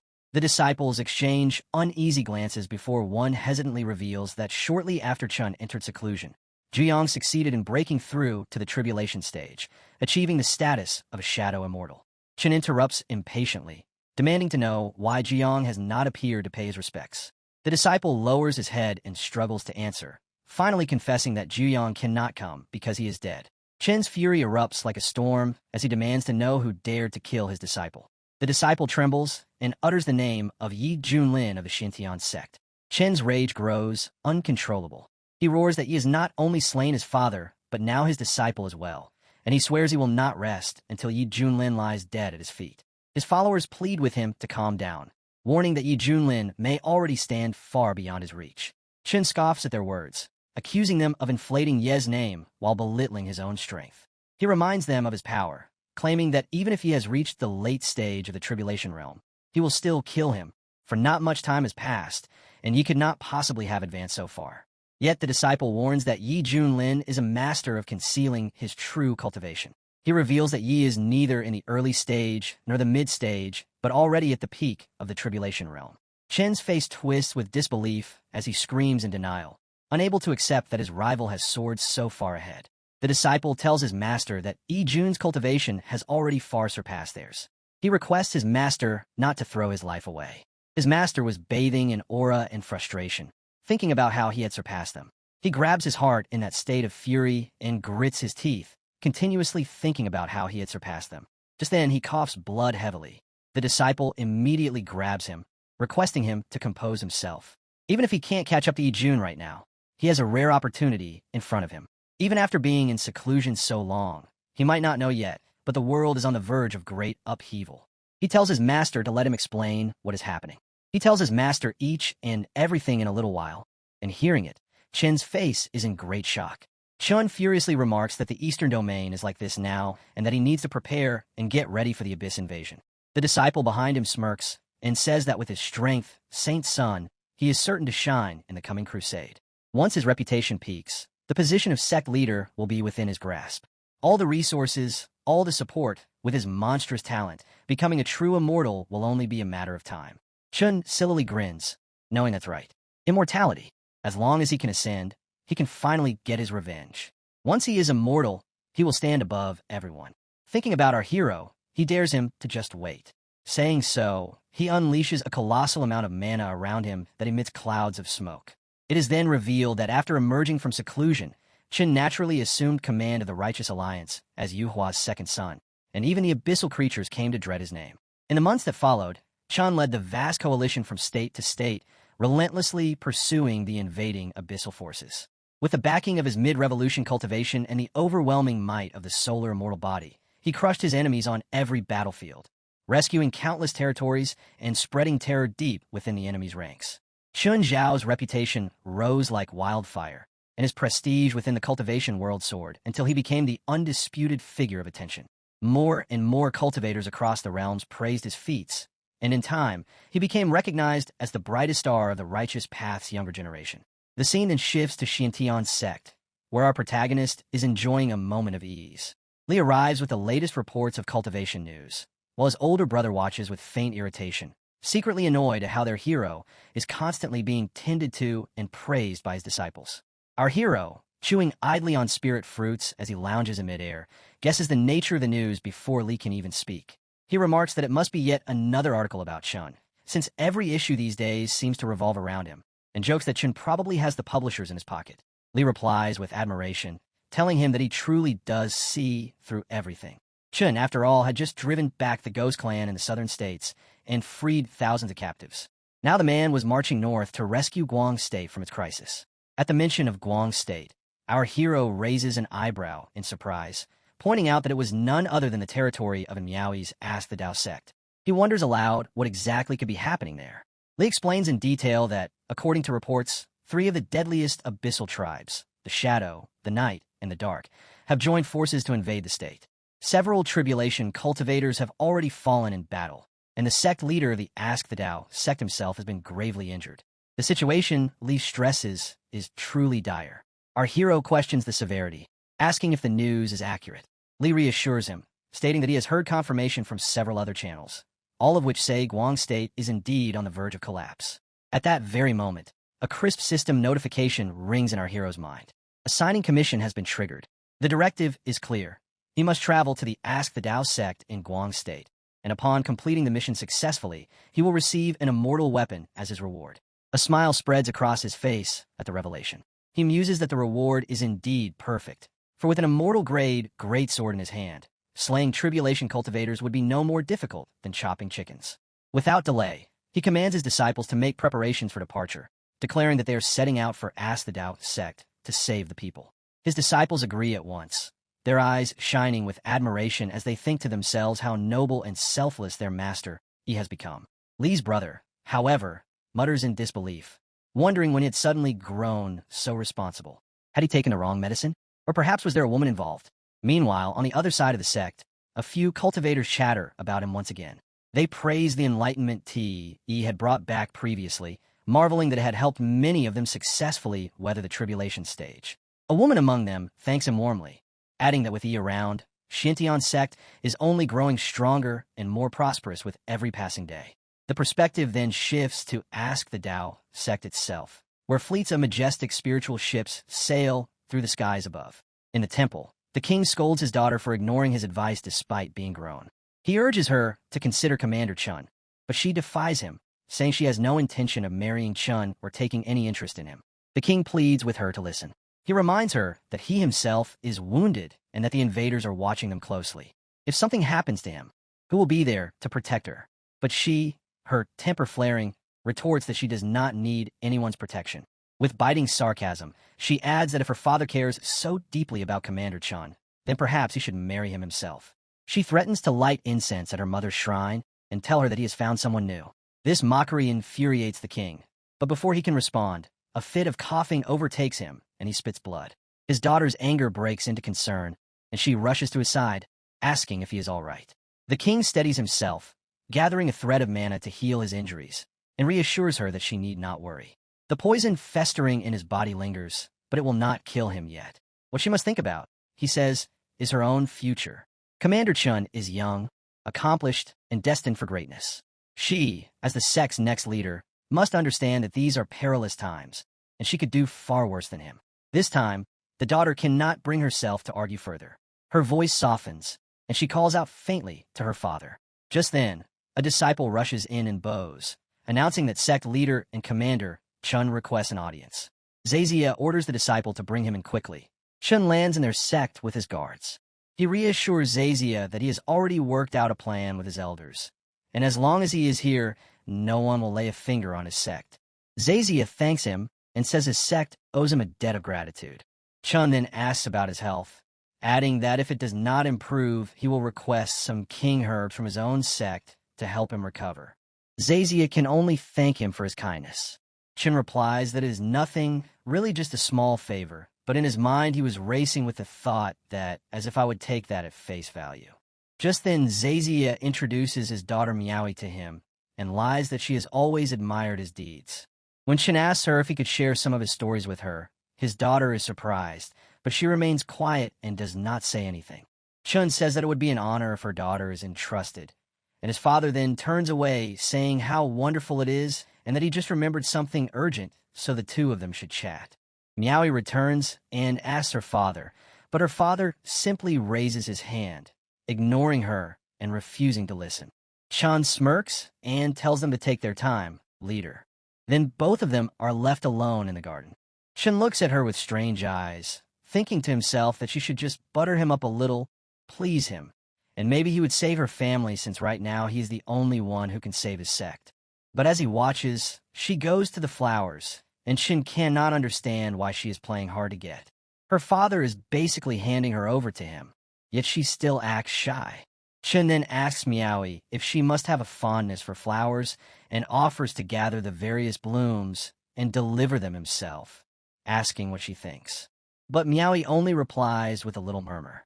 This annoys Chun, but he shrugs it off, smiling as he says she might not be in the mood and that if she wants to talk, he is there to listen. Then she laughs strangely and tells him that he is quite the character and suggests a walk since she has not had a chance to enjoy his sex scenery yet. But she only mutters again and keeps plucking the flowers. Suddenly, the air shifted, winds began to surge rapidly, and Chun lifted his head in confusion. What was this? Why was a tribulation demon emperor approaching Ask the Tao sect? Could it be that the abyss was invading again? Meanwhile, in the main hall of the sect, Chun was in discussion with the elder. He questioned the sect leader, asking why he would entrust his daughter to an outsider. Zazia replied firmly that Chun was already a legend at such a young age, and entrusting his daughter to him was a blessing for the sect itself. But before the elder could respond, the doors were thrown open and a disciple rushed in, breathless, declaring that a demon emperor was approaching. Zazia froze in shock. A demon emperor? Impossible. He strode out immediately to see for himself. Overhead, a vast blue veil of energy stretched across the sky, and immense ships sailed above the sect. From the ground, the elder's eyes widened as realization struck. This was Kunpun. But why had it come here? Zazia turned to the elder and demanded if he recognized the beast. The elder's expression darkened. That beast belongs to Yi Junlin, the leader of Xiantian's sect. He has come here to make his presence known. The disciples around them broke into panic. Yi Junlin, was he not the one who destroyed the Hanging Temple and drenched the Pure Land Palace in blood? Why would the death god suddenly appear at their gates? Fear gripped their hearts, but Zazia quickly barked out his order. Show respect, lower the sect barrier, and invite him in immediately. The disciples obeyed at once, and the barriers of the sect opened. Our hero descended with his companions. The moment they appeared, Zazia's daughter flew straight toward Lord Yi, leaving Chun behind as he called after her in disbelief. She landed before Yi and greeted him with joy, saying they had met again. She asked softly if he had come because he knew of their trouble, or if it was simply to see her. Chun was shaken, stunned that she could possibly have feelings for Lord Yi. Could it be true? Yi, however, smiled faintly and replied that it was both, though inwardly he thought only of the sign-in reward system. As he secretly checked the system, he cursed in annoyance. It was powered off. What kind of broken system was this? Miaowie, standing nearby, blushed in silence, her heart secretly leaning toward him. Watching his daughter, Zazia asked Elder Fan if it was truly so. The elder sighed and told him that he could see plainly. Her heart was already given away. At that moment, Chen shot into the air, fury boiling within him, his body blazing with violent yellow mana. His voice thundered as he pointed at Yi. He called him the Death God, the man whose name shook the entire Eastern Domain, the one behind the blood-soaked destruction of the Hanging Temple and the Pure Land Palace. Those crimes, he shouted, remain unsolved. And now, with Guang State suffering under the triple invasion of the Abyss, what was Yi Junlin doing here? Had asked the Dao sect. Had he come to lend his aid, or to take advantage of their plight? Zazia wonders why Chan is grilling Lord Yi the moment he shows up. He is clearly trying to pressure him.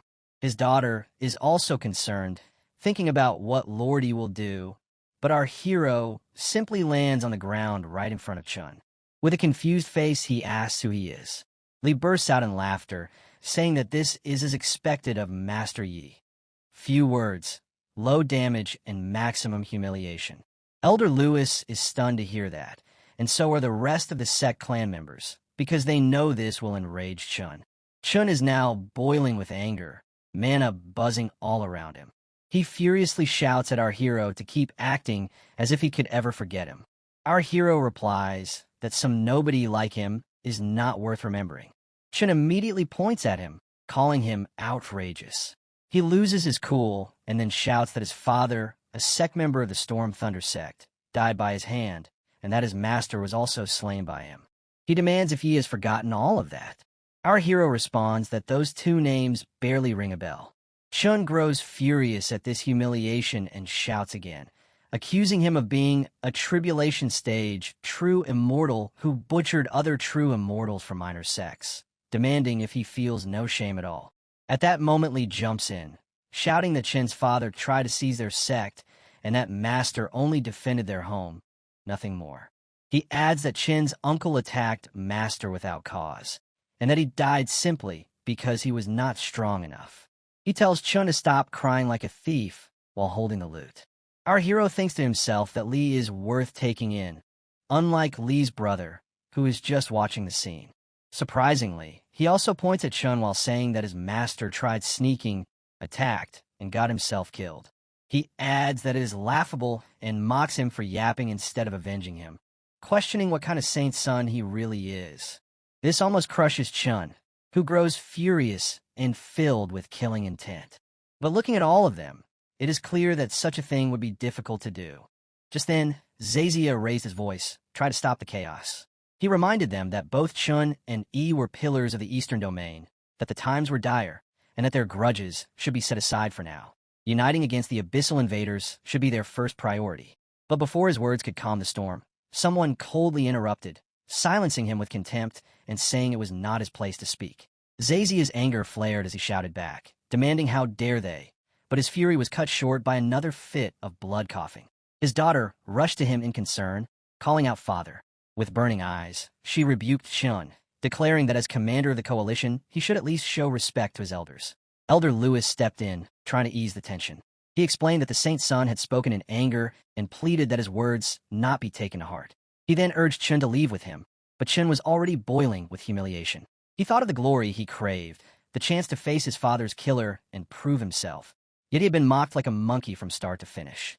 The humiliation was unbearable.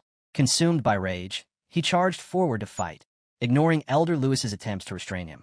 Lewis warned him not to disgrace himself and to return, reminding him of his usual calm and noble demeanor, but Chun refused.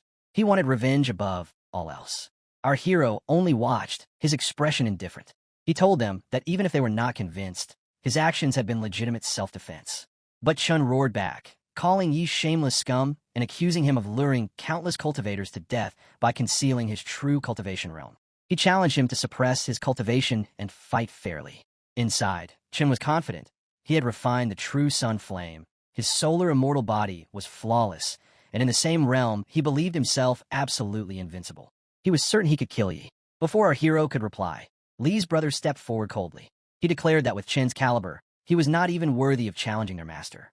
He said that their universe-crushing master need not waste time with him, that Chen was unqualified even to spar with Akuen, their master's mount.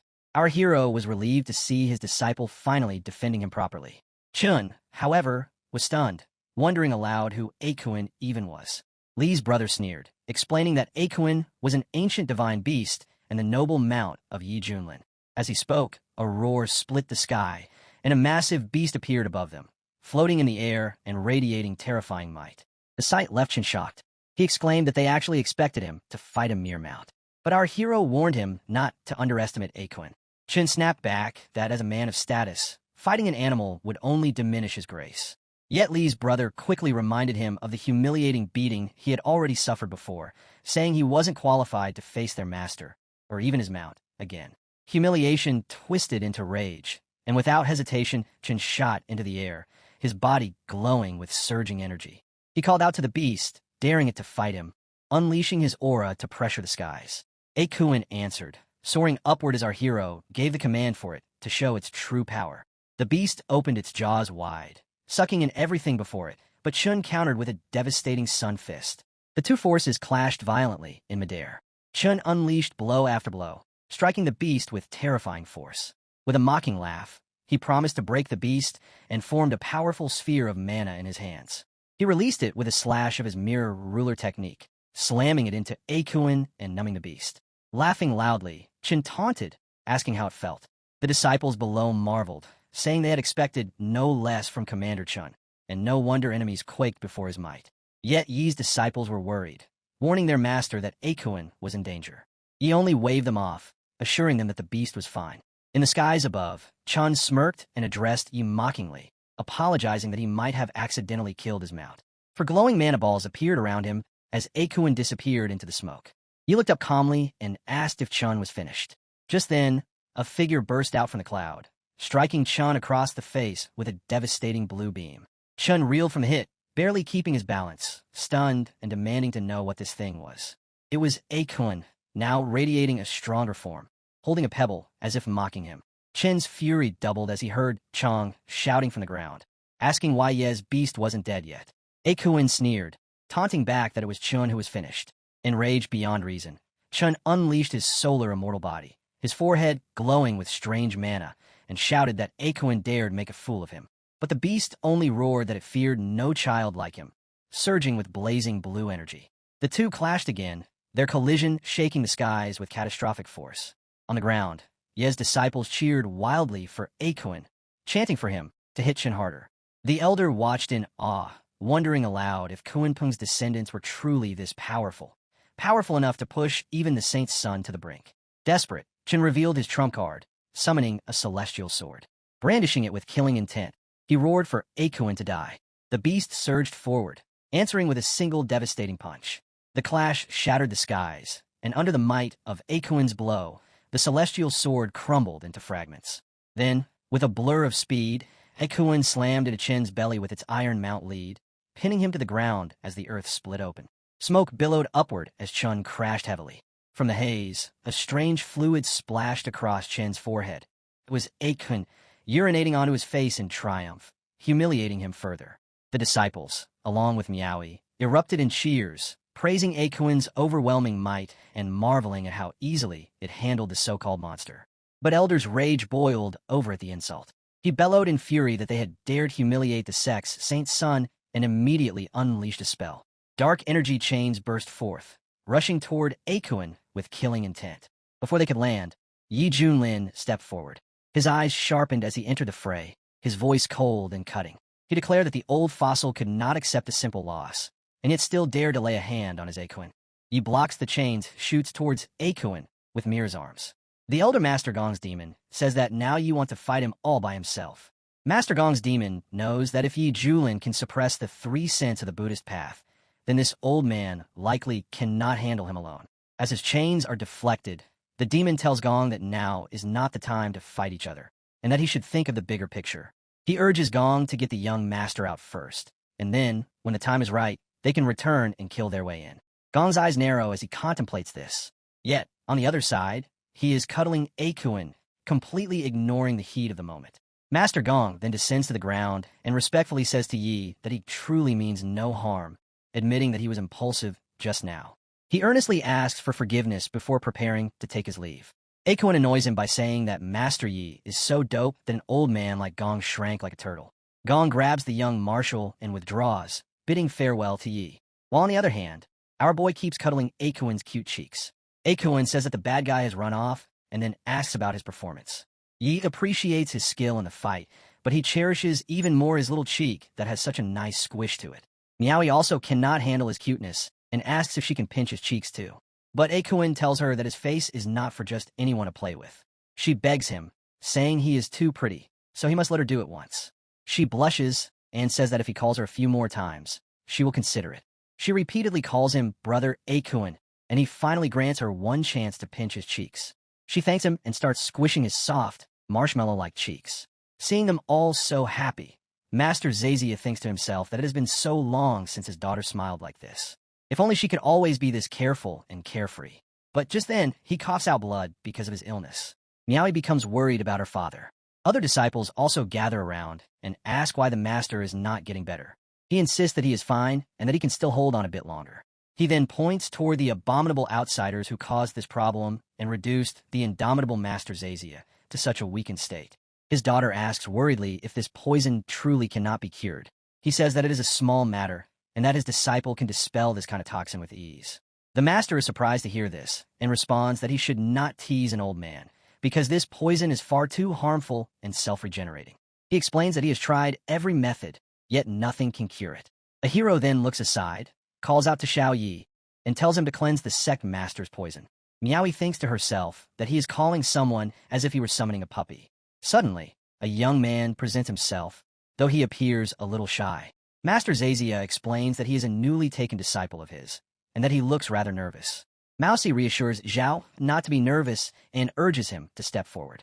He reluctantly says, "All right." Somehow, he makes his way to Master Zazia and begins curing the poison. He uses the Qing Emperor longevity art on the master, and a dense green energy gathers around the master's body. Suddenly, a blue energy begins to crackle. The pressure pushes Xiao back. Yet miraculously, the master and Miaoi are stunned to see that the effect appears to be working, as the warmth returns to his complexion. Master Zazia happily exclaims that he feels completely fine now, hardly able to believe it himself. Our hero praises Xiao, reassuring Yi that the poison should be fully purged. The master thanks the little healer, telling him that he is truly astounding for having removed such a vicious toxin. But Xiao humbly replies that he only lent a hand. He reflects that the simple feeling of helping others brings him peace, and that now he no longer fears people as he once did. Gong respectfully says to our hero that he is truly a master among masters, teaching with such care and showing such great kindness. The master declares that he must host a banquet of the highest order to honor them all. He replies to Sect Master Zazia that he is far too kind. Now that the scared cats are gone and the poison has been cured, he agrees, saying they should enjoy his hospitality. Miaoi reflects on the banquet her father promised. Since her birth, the sect has never held one at that level. It happened only twice in history, and both times changed their fate. She never thought her father would honor Lord Yi so highly. As the scene shifts to the eastern domain of the Elder Gong sect, he is using green energy to heal the young master, who sits there in pain. The young master says to Master Gong that he is a failure because he actually lost to the stupid Akuin, and this news will surely spread. The perfect image he has built up will be ruined overnight, and he will become a laughingstock for the eastern domain. Gong tells him that Akuin is no mere beast and warns him not to belittle himself. As for the duel, Gong asks, what if he tells him that it will not spread? The young marshal narrows his eyes and asks what Master Gong means. The master grins slyly, but his demon whispers that they should just wait, because the show is about to begin. Back at the Wendao sect, they sit in the hall and munch on food crazily. Ye's disciples almost weeps and mouse it too, because the food tastes damn good. Master Zazia says that he has heard he and his daughter have known each other for some time, and that it seems they are fated. He then asks if he thinks of his little girl in that way. Mia is blushing deeply, and both he and Mia are shocked. He almost bursts out the water he is drinking, while Mia complains to her father for asking Lord Yi about that so openly. Yi calmly apologizes to Master Zazia, explaining that he only choked on water, and adds that Mia is a good girl who is adorable like a little sister to him. Mia sadly wonders that Lord Yi only thinks of her as a sister. Zazia reflects that the hardest knot in this world is love, and he hopes his daughter can see past it. He then turns to Yi and says that the Dragon Gate should be sent in, since he feels Yi is no ordinary man. He recalls that earlier in Medicine King Valley, Yi saved him and a young lady, and this time he has saved their sect master. Such grace is beyond repaying, so he declares that he will offer a toast. He raises his drink in their cultural manner, and Yi responds by saying that Elder Fan flatters him. Suddenly Elder Fan's clothes are left hanging, and Yi is shocked to see Elder Fan completely naked. He remarks that even for great kindness, he does not need to go that far, adding that he would rather go blind than witness such a sight. But Elder Fan is not acting voluntarily. He gasps in confusion, realizing his body is not listening to him. The other disciples are equally sweating, wondering who could have known Elder Fan had that kind of hobby. Ye's disciples also find it completely gross, but Xiao feels it is somehow brave. Master Zazia was furious with Elder Fan and demanded to know what he was doing. Everyone pointed at him, accusing him of committing an indecent act. But Elder Fan cried out to the sect master that he could not stop, that some force was controlling him. Master Zazia was shocked. He gasped that this was not good and wondered if it could be them. He looked upward and shouted for whoever was playing tricks to come out. Suddenly a dark shadow emerged, roaring that there was no rush and the show was only just beginning. At once, the entire hall descended into chaos. The disciples began striking one another, their bodies beyond their control. They cried for help as they grabbed each other wildly, unable to stop themselves. Zazia shouted at the demon to reveal itself, declaring that it must be one of the three abyssal faces that had invaded Gong Prefecture, the Shadow Clan. In that moment, a demon appeared, roaring at sect Master Gong that it did not expect Gong to possess such an eye for detail. This was in fact an abyssal Shadow Clan king at the peak tribulation. It shifted into a human demonic form, announcing that the one who had ambushed Gong earlier was also a Dark Clan king. It mocked that it was a pity they had not finished the job back then, but now Gong's life was forfeit and his sect would become a graveyard. Gong shouted back that if the Shadow Clan thought they alone could wipe out his sect, then they underestimated him. As he spoke, energy crackled around him, but the Shadow Clan king laughed foolishly, clapped his hands, and ordered everyone to come forth. Gong was shocked and could hardly believe his eyes. He watched as a portal erupted out of nowhere, and dark energy surged through the hall. From it, a figure stepped forward clad in armored gear. The Dark Clan king laughed again and asked Master Gong if he still remembered him, mocking him about how the poison was treating him. Gong grew furious as he recognized the damn creature. He demanded to know how he had already entered his domain and since when he had come. The Shadow Clan king replied that naturally someone had cooperated with them, and he imagined that person was also about to make his own move. Gong turned back toward our hero, wondering if dozens of abyssal peak tribulation experts were hiding within his sect. Who would let them in? Even with Master Yi present, this might be too difficult to withstand. They had only wished to honor their benefactors, yet now they had placed them in grave danger. As the entire place shimmered with the dark energy of the Shadow Clan king, a figure was watching everything from outside. It was the evil Elder Gong, laughing proudly, for he was the one behind all this chaos. Elder Gong asked Chun if he did not desire revenge, if he did not wish to see the entire Wendao sect buried along with them. Chen asked what he meant and wondered aloud if the invasion of the Wendao sect by the Myriad Abyss had been his doing. Elder Gong answered that it was indeed so, and declared that today would mark the final end of the Wendao sect. That revelation shocked Chun, who cried out that Elder Gong had colluded with the Abyss. He called it treachery and warned that he would be cursed by the human race. He demanded to know what answer he could give if the sect discovered the truth. Elder Gong only smirked arrogantly and laughed, saying that the sect already knew. The word struck Chun with horror. His mind raced with the realization that the so-called First Holy Land of the East, the Yuhua sect, was colluding with the Abyss in secret. He thought of him, the so-called Saint's son, and the one who had founded the Righteous Coalition, and the truth twisted in his heart like a cruel joke.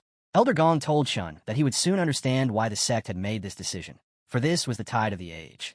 He only needed to trust that his elder master was doing the right thing. Chun, with a worried face, asked if even his position as commander of the coalition had all been arranged by Elder Gong. Elder Gong admitted it was true. Every victory Chun had achieved, he had paved the way. He asked if Chun had never noticed how each battle had been far too easy, how the alien armies collapsed at a single touch, and how they fled without resistance. Chun's expression turned furious as he realized he had been toyed with by Yi Julin, and now even his own people had been pulling his strings. His mind raced in despair, asking himself what he had done to deserve such a fate. Elder Gong tried to calm him, saying that he cared too much about empty fame, and that truth did not matter. What mattered was climbing higher. Chun retorted bitterly, asking if Gong meant that he wanted him to wallow in filth alongside him, to do something so shameful, to be damned for all eternity. Gong pressed his step firmly and said that the sect's deal with the Abyss was merely a pledge of loyalty to the true powers hidden behind the scenes. He declared that Gradius ideals were nothing but illusions, and that when life and death hung in the balance and the world stood on the brink of upheaval, those who failed to adapt would see their sects vanish. Hearing this, Chun was struck with shock and demanded to know what Elder Gong truly meant. Gong told him that Chin's talent was undeniable, and that even if they favored him, his future lay above this world. So why was he still chaining himself to a small land? But then Elder Gong said he had spoken enough. Chun must stay here, because this old man had some killing to do. Gong turns into a blue energy that shoots towards the halls on the ground, wowing Yi to give his life for good. Inside the hall, the Shadow Clan King was just about to devour a pink ball. As he consumed it, energy crackled violently around him. He roared that the Lord of the Abyss should take his nether pills, and declared that tonight the Wendao sect would become hell itself. After all the Wendao disciples had given up hope, our hero finally spoke, saying that these abyssal vermin should open their eyes and see that he was still feasting. The Shadow Clan King glared and demanded to know where this brat had crawled out from, so arrogant in tone. He sneered that it was fine, he would cut him down first. As our hero looked at them, he thought to himself that his system was still snorting, but his Tsang Yuan sword was itching for blood. He figured it was about time to claim his reward. A system notification suddenly appeared, apologizing for the delay and announcing that the host's reward had now been delivered. It informed him that his sword had advanced to the grade of an immortal weapon. At that moment, a shimmering white sword materialized in his hands. He grew a little annoyed at the system and scolded it, saying that these days it was always late, as if it planned to hand out rewards at his funeral dinner instead. The system, practically sweating, protested that it would never do something like that, and insisted that it was a rare mistake that would not happen again. As the Shadow King darted toward our hero, the sword summoned itself into his hand, and with one swift motion, he pierced it straight into the Shadow King's heart. Energy surged across the demon's body as blood spurted from his face. In pain, the Shadow King cried out in disbelief, demanding to know what had happened and how an immortal weapon could have stabbed him. Our hero then slashed with his sword, splitting the Shadow King's body apart, and coldly declared that he hated interruptions during a meal, and the Shadow King had just crossed the line. But the Shadow King regenerated his body, his fury igniting as he beamed with even greater energy. His thoughts raced. An artifact of this caliber existing in the East was supposed to be impossible. Now he realized the legends were true. Yet even with such a weapon, he reasoned that they had a dozen peak tribulation experts on their side, enough to suppress this enemy. Our hero asked him what exactly he was saying, and then, without hesitation, he shot a blue light from his fingertips. The blast cut through the Shadow King with sheer brute force. Among the disciples, one whose heart was not pure grew envious, thinking to himself that their hero not only wielded an immortal weapon, but had just one shot a peak tribulation lord with it. The Shadow King's companions broke into a sweat, but tried to reassure each other not to panic. They argued that their opponent was only at peak tribulation and was forcefully drawing upon an immortal weapon, which meant his energy would soon drain away. They resolved that if they struck him twice, it would be enough to kill him. Together, they vowed to act and planned to seize Ye's sword first. But our boy called them fools. Raising his sword high, he summoned the Tsang Yuan's calamity light. As he did, Energy swirled and gathered with brute force, revolving around the blade in a storm of raw power. The shadow people cried in pain. The blue circling wave also shot outside the sect building. It struck Master Gong, who was racing toward the hall, and he immediately wondered how it was possible that someone was wielding an immortal weapon. The wave then danced wildly around the entire place. Chen turned to Elder Gong and asked what had just happened. Elder Gong grabbed Van and told him not to ask a single thing, but to run from this place, or else he would be swallowed whole by the radiance of that blade. Suddenly, the blue wave stretched out over the entire sect. The people gasped in terror, realizing that the sword light was tearing the heavens apart. Could this truly be the fabled birth of an immortal sword? The radiance of the blue light surged far into the mountains, striking two massive stones near a man who was casually resting at a cliff. He gazed at the sight and declared that from that day forward, every cultivator in the East would understand what it meant for a sword to shake even immortals. That light of the blade etched itself into memory and became unforgettable for a lifetime. In later generations, it would be named One Strike Freezes 14 Provinces. Back at Wendao's sect hall, our hero still held the blue energy in his hands and declared that the fight was over. He turned to Master Zazia, who was drenched in sweat. Our hero asked why he was frozen and told him to play the music and keep the dance going. Zazia pointed out that he was really carrying an immortal weapon so casually, and our hero replied by asking if he had a problem with that. Zazia hesitated, then quickly said of course not. He added that after this, Ye's name would be eclipsed, and Chen's so-called glory would be nothing beside his. They scoffed that Chen was just a brat, not even in the same league as their master. While munching on his food, our hero said that fame meant nothing to him, and he had never cared for it. Yet Hong, who carried a grudge, felt disappointed. He thought his master was still showing off his skill, and now that he had unveiled an immortal weapon, making a comeback had become far more difficult. As our boy prepared to leave, he thanked Master Zazia for the feast and said he would be taking his leave. Master Zizia told Yi that he was too polite, that it was their honor to host him, and promised that if he ever faced hardship, the Wendao sect would march through fire for him. Our hero then mounted his flying beast, slid into his airborne residence, and departed, calling out, "Until next time, friends." As he vanished into the distance, Master Zazia turned to his daughter and told her to keep working hard, for men like Yi may always remain out of reach, so she must be prepared for that. She only replied softly that she had no need to catch up, for simply following his shadow and catching a glimpse from afar was enough for her. 3 days later at Yuhua sect, people were gossiping about how Yi Julin had slaughtered the Abyss army with a single strike. Even a Tribulation King had fallen on the spot.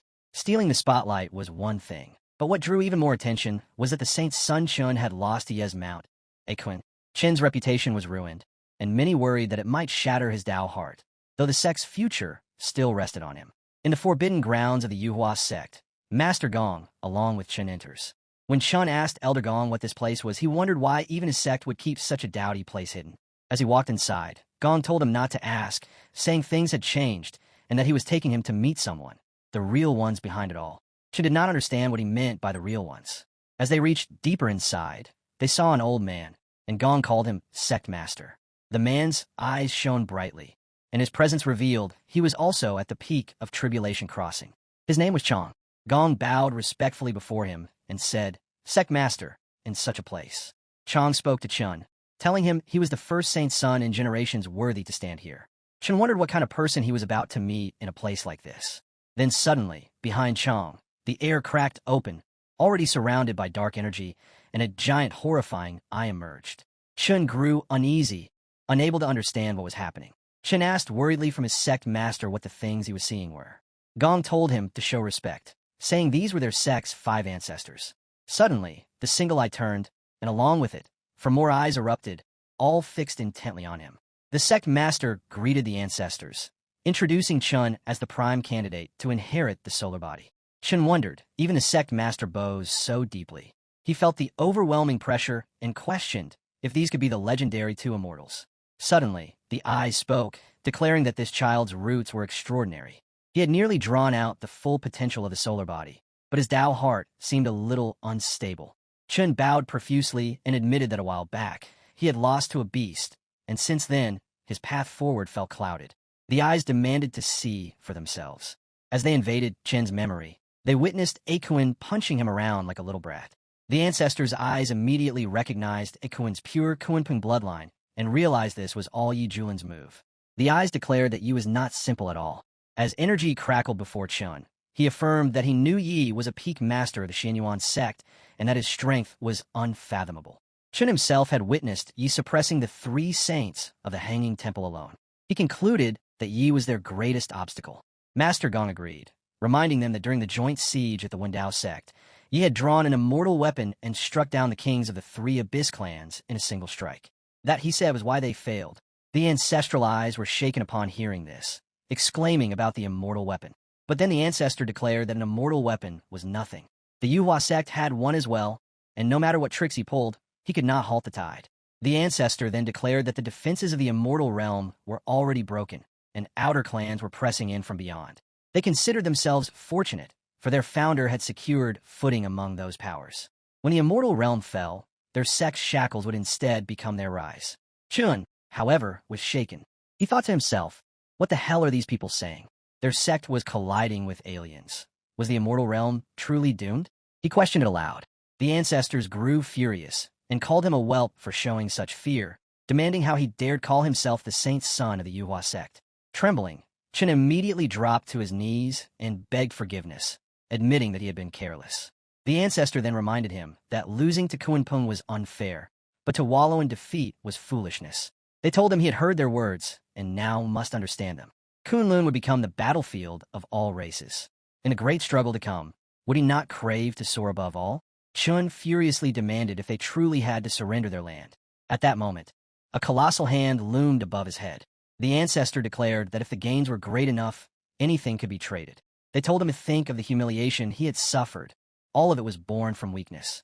Hearing this, Chin clenched his fist so tightly that blood seeped from it. His eyes sharpened as the ancestor offered him a path. Join them, and he would wield the strength to crush everything. The thought of such power filled him. To never again be beneath another, to crush everything in his way. He realized that strength was all that mattered. With his heart darkened and his mind turned evil, Chen agreed. He declared that he wanted strength, that power was everything, and that righteous ideals were nothing but lies. The ancestors approved, saying this child could indeed be taught. They told him to stay, and that from now on, he would be guided until he stepped into true immortality. Suddenly, a dark energy seared across his forehead, marking his advancement. He thanked the ancestors and declared with fervor that he, Chan Zhao, would devote himself wholly to the Yuhua sect. The scene shifted to the eastern domain, the desolate province of Xianyuan sect. Our hero was relaxing with food and drink, remarking that ever since Chan had been so humble, his sect had grown unusually quiet. Even the Abyss had halted their attacks, which could only mean they were planning their next move. At the sect gates in the eastern domain, a girl walked toward the great building, exhausted and breathless. She thought to herself that she had finally made it. A guard stepped forward and asked what business brought her there. She answered that she must speak with Senior Yi. The guard scoffed, saying she seemed like yet another one of those looking for peak Master Yi. Another fangirl, most likely. The second guard added that the count had reached the hundreds lately, so it was best to turn her away. Hearing them, the girl pleaded that they at least let her in. The guard apologized, but firmly told her it was not possible. In response, she drew out a golden blade and revealed that she was the last surviving member of the royal family of Pure Land. She had come to tell Master Yi the truth of that day. The guard frowned and replied that she now claimed to be royalty simply to meet Master Yi, and that she should leave. The girl grew annoyed, insisting that she spoke only the truth and demanding why they would not believe her. The guard reminded her that everyone knew Pure Land had fallen to the Abyss and that none had survived. Worse still, the Abyss had tried to pin the destruction on peak Master Yi himself. How could anyone believe her now? He explained that many had shown up at the gates with wild stories. Even one woman who arrived pregnant, swearing that she carried peak Master Yi's child. He told her to leave and suggested that next time she return with a better tale. The girl was furious. After all her struggles to reach this place, to be turned away like this was unbearable. She declared that she would not give up and try to step forward as energy flared around her. She apologized, but forced her way in. The guards immediately countered her aura with their own and warned her not to do anything rash. She was stunned to realize the pressure they exerted was at the divine transformation level. These were no ordinary disciples. They were divine transformation experts. Pressed by their might, she quickly devised her next plan in her heart. She was not here to give up. At that moment, Sister Zhao appeared. She asked what was happening. The guards explained that the girl claimed to be royalty of Pure Land and said she had a secret from Master Yi. They told Zhao that she had even tried to force her way in, so they had stopped her. The girl quickly presented her token to Zhao, insisting she was telling the truth and that she carried the royal token. Zhao took the token to examine it. The guard muttered that it had to be a fake, since forgeries were all too common these days. But Zhao was stunned as soon as she looked at the golden plate. She exclaimed that this metal was black gold, embedded with runes flowing with spiritual light. It was no mere imitation. The stranger pressed again that they had to believe her. The token was real. Zhao confirmed it, declaring that the token was indeed authentic. She ordered the guards to step aside, warning them that they had nearly caused a disaster. The guards immediately obeyed, both ashamed and shocked, but at last they believed the girl was truly a princess. Zhao welcomed her respectfully and promised to take her directly to Peak Master Yi. The stranger thanked her deeply, her heart swelling with relief. At last, she thought she would see him. The final hope of Pure Land survival, Master Yi. Inside, Yi is getting a massage from Hong. Just then Li comes and tells him that Sister Zhao brought a guest from a far location. He tells him to let them in. Hong started to think that because of his humble looks, he must never leave the Xinyuan sect. But he asked him why he stopped his hands, making him swear silently. Inside, Yi was receiving a massage from Hong, who asked if the pressure was right. Yi replied that it was fine. After a while, Zhao appeared and introduced the guest to Yi, saying this was Princess Ming of Pure Land. Yi was taken aback upon hearing the name Pure Land, remarking that he had heard the abyss had wiped it out. Ming began crying, saying she was the only one who escaped. Her royal brothers had died in the palace to save her. He asked her about the rumors that said he had butchered the palace, pointing out that she was the only one who knew the truth. Ming explained that on that night, a blood mist had blanketed the palace. Black-robed men swarmed in like ants. For tribulation experts had surrounded her father. He had carried the kingdom's fate on his shoulders and ordered them to flee. Her two brothers gave their lives to push her into the array, and she could only watch as they turned to ash. She said she ran for 3 months, haunted every night by dreams of her father's national luck guttering out. Then she heard that not a single brick of the palace remained, and that her father's dragon throne had been trampled by the abyss monsters. Ming declared that the Black Robes had colluded with the abyss and dared to frame Master Yi, and for that, they deserved death. She had seen it clearly. Their techniques belonged to the Yuhua sect, but she was powerless, so she begged Yi to avenge the countless deaths of Pure Land. She said she had nothing but this life, and if he would take revenge, she would serve as his maid or drudge without complaint. Looking at her bowing down so completely, our hero thought that it was no wonder the Yuhua sect and the abyss had gone quiet together. They were in the same boat. He took her hand, helped her stand, and told her that smearing his name alone warranted death, and colluding with the abyss doubled their crime. He told her seriously that he would take revenge for her sake. Ming asked if he truly would help her. She had thought no one would ever care about Pure Land. He told her not to worry, because Misty Peak happened to need a steward to stay. Our hero silently noticed the fire in Meng's eyes. He understood that she was a rough stone that, in time, would polish into a gem. When she gave her thanks and reassured him that she would work hard, he told Xiaoxi to bring her tea and sweets, then show her around the peak. Xiaoxi immediately complied.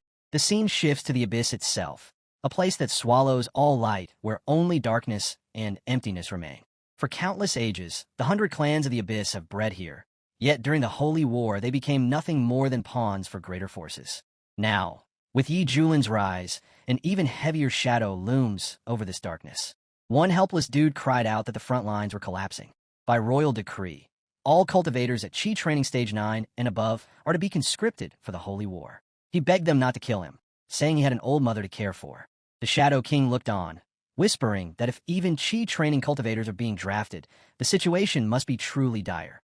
Another demon scoffed, asking why they don't just mine their own abyss instead of coveting the outer lands.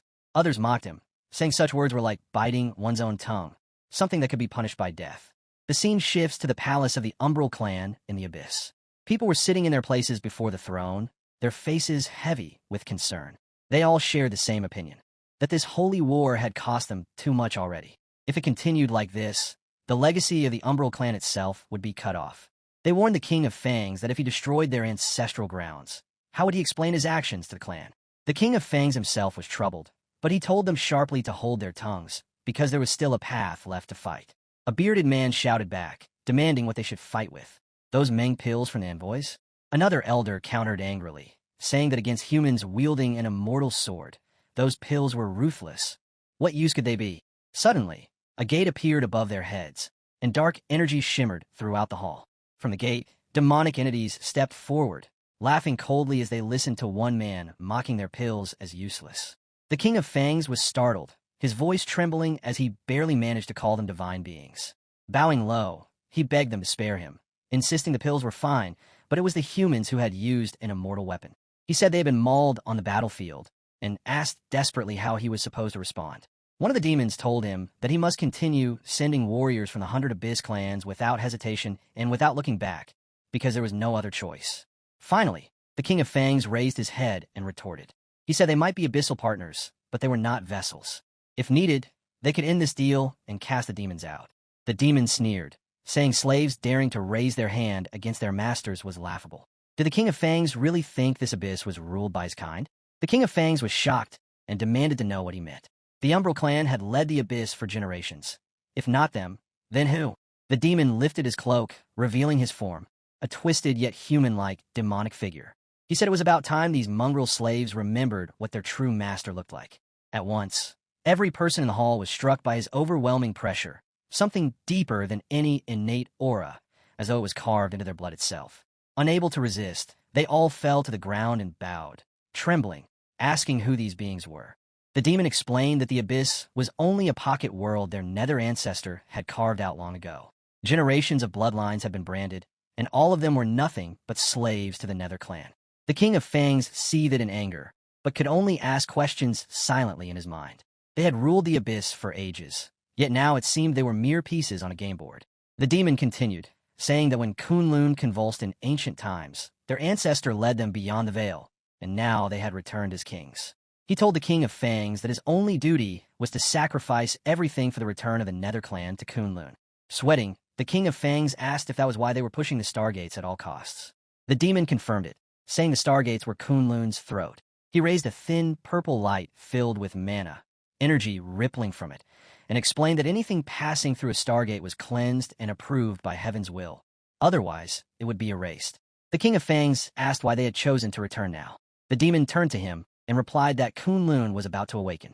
Treasures would surge like tides, and immortal changes would reshape everything. In the end, Kunlun would regain its ancient glory, and the Nether Clan would reign as its lords. The King of Fangs muttered bitterly, saying, so that was the reason. But then he brought up that a man named Yi had used an immortal weapon to slaughter their king. They had been gutted by that strike and had no answer to such a blade. His men added an agreement, saying it was true. Back in Gong Prefecture, one sword had wiped out their entire assassination corps. The demon scoffed, explaining that an immortal weapon required true immortal power to fully awaken. That man had not reached such a realm. What they had seen was at best a tenth of the weapon's power. The King of Fang's jaw dropped in disbelief, thinking if that was only a fraction, then if unleashed fully, wouldn't the very sky be split apart? The demon went on, saying they had come to bestow upon him a relic designed to kill the man named Yi. He raised his hand, revealing a relic glowing with dense purple fire. The flames looked like they burned through the soul, and just looking at it made one want to kneel. The King of Fangs stared at it in shock, trembling at the sight, thinking to himself, what kind of taboo relic had they brought into this world? The demon handed him the relic, and said it was the soul-devouring lamp. Once its seed was undone, its abyssal power would ignite a flame that consumed souls. Even a true immortal would have their spirit burned to ash. As the King of Fangs held the relic in his trembling hands, the demon added coldly that the human factions already had agents working among them, and he must cooperate with them. With this lamp, would he not fall? He was nothing more than a candle waiting to be snuffed out. The demon's voice echoed further, declaring that soon immortal relics would flood Kunlun, and those wise enough would grasp the chance. When the Nether Clan reclaimed their homeland, the humans who served faithfully would share in the demon's path to immortality. The King of Fangs lowered himself to his knees, his head bowed deeply. With solemn reverence, he swore on behalf of the 100 clans of the Abyss that they would march through fire for the Nether Clan and await their lord's return to Kunlun. As Kunlun stirs back to life, immortal omens rise in every corner, relics fall like stars, and sects tremble as they fight to seize these changes. Peace treaties shatter, mighty powers clash for resources, and the world slips into blood-soaked chaos. Beneath revival lies only endless slaughter. Back at our hero Xinyuan's sect, he is always chill with his disciples, and Hong, as usual, holding the sneaky grudge against him. Suddenly, the sky crackled with surging blue energy. Mousa panicked and clung tightly to Yi, trembling in fear. Yi gently tried to calm her, saying that he was right there, and she did not need to be scared. Meanwhile, Hong was bursting with excitement. He instantly recognized this as an immortal omen, a supreme relic about to reveal itself. Our hero asked him what relic he was talking about. In front of their eyes, a blinding light shone from behind a mountain. Hong felt certain that this was a relic of unimaginable scale, one never before seen. A mighty figure then appeared in the sky with thunder roaring all around. The figure declared himself as the lord of the fallen immortal isle and announced that in 10 days a trial would begin. Whoever survived would earn the reward, and the final victor would inherit his mantle, becoming the new Isle Lord and gaining every cultivation resource the immortal isle contained. He commanded all to live well and protect Kunlun. Hong immediately realized that whoever seized this legacy would rise to become a supreme immortal. He looked back at Yi and found him strangely uninterested. The thought disturbed him because if he actually claimed this legacy, it would become a problem beyond measure. Yi only muttered that it was boring, saying the trial disturbed his nap, and that compared to the rewards from his system, such legacies were scraps. Still, he admitted the relic might tie into the schemes of the Abyss. Just then, his system delivered a new notification. The new sign-in location was revealed as the Fallen Immortal Isle. To complete, it would grant vast golden fortunes. The system explained that golden fortune had 6 tiers. Even a shred of it would be enough in the mortal realms to build dynasties, and in the cultivation world to stand as a fearless sovereign. Our hero thought about how heaven-defying such fortune must be. He glanced at Hong and remarked that impatience would never lead to ascension. Hong accepted the lesson, but inside he was unwilling to be left behind forever. He finally confessed that he had hit a bottleneck and needed this opportunity. To show his resolve, he even vowed that if his master granted him this chance, he would serve humbly for a whole year by washing his feet. He laughed inwardly, realizing how desperate Hong truly was. Normally, he would reconsider such words about serving, but since a quest was already in play, he decided to allow it. He told Hong that if he was so eager, then he would take him along, and his brother as well. Hong bowed in thanks, but deep inside he knew this was the decisive moment. It was do or die, and he vowed that he would rise again. The scene shifts to 10 days later at the Fallen Immortal Isle. Crowds of cultivators gathered, whispering among themselves. Some marveled that whoever said Arzu was backward was wrong. Its chi density now outclassed Qingzhou. Others agreed, saying this place was nothing like before. One man remarked that times had changed, warning the younger disciples beside him not to cause trouble here. He pointed toward a cultivator from Arzu, and the youngsters quickly nodded, agreeing they wouldn't dare court death. At a nearby cliff, Chen stared down bitterly, thinking how Arzu now shone brighter than Qingzhou while his own name lay in ruins. Once he felt ashamed of being from Arzu, but now, as it thrived, he alone carried disgrace. Master Gong tried to ease him, reminding him that in just 10 days the 5 ancestors had raised him to the tribulation stage, and his future was boundless. But Chen replied that until he ascended, he would never know peace. He must succeed on Fallen Immortal Isle. Gong agreed, assuring him he was the perfect choice. Then, as Gong looked down, his eyes widened in surprise. Among the gathering stood a figure he hadn't expected, Shui Wuhan, the legendary swordsman of the Xuanji sect. Known for mastering the sword Dao when he was young, even 5 millennia ago, Shui Wuhan was still recognized as the strongest swordsman of the East Domain. Gong recalled that he had once crossed blades with Shui Wuhan. The swordsman's strike had grazed his throat just half an inch closer, and he would have been a corpse. Chen asked why such a man was unknown, since he had never heard of him before. Gong explained that for 1,000 years, Shui Wuhan secluded himself within his sect, sharpening his sword and ignoring the affairs of the world. Yet his mere presence kept the 5 ancestors cautious, which was why they never dared to seize the stargates openly. In his heart, Gong realized that it made sense. Behind the Xuanji sect and its hidden backers, the foundation was far deeper than it seemed. The crowd proclaimed that the legend of 5 millennia had returned and that Fallen Immortal Isle would be swept in storms. This man was none other than Shui Wuhan, a cultivator at tribulation perfection. Without even drawing his sword, he radiated invisible sword intent, standing only a single step away from immortality. Just then, the gates opened, and Yu Julin entered with his 2 disciples. Whispers spread among the people. The dead man had finally appeared with his deadly disciples, and this legacy was as good as his. When Yu Julin greeted the crowd, they greeted him back warmly and with joy. Watching this, Chen seethed with resentment.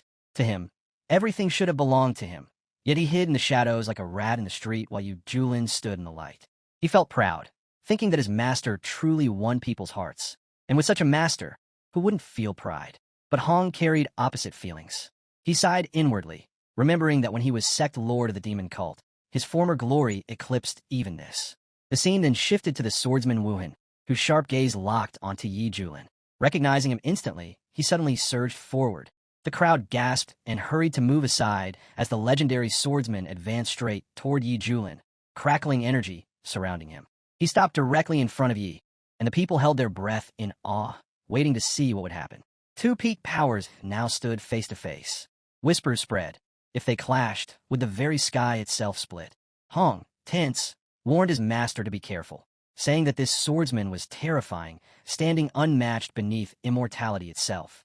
Elder Gong, however, smirked to himself, secretly wishing for a fight. If Yi Julin wielded his immortal weapon and slew Wuhan, the entire Xuanji sect would never forgive him, and then Yuhua could sit back and reap the profit. Yet what happened next shocked everyone. The swordsman didn't even draw his blade. Instead, he bowed respectfully before Yi and asked with utmost sincerity if Yi Julin would teach him swordsmanship. The crowd was in complete shock. One person asked if he had heard correctly.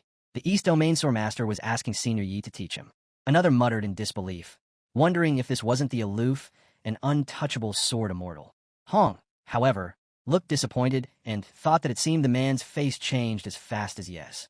Li countered that only Master Yi had the weight to make a living legend bow his head. On the other hand, Gong was utterly baffled, muttering that the sword master must have lost his mind. Why would someone of his stature lower himself before Yi Julin?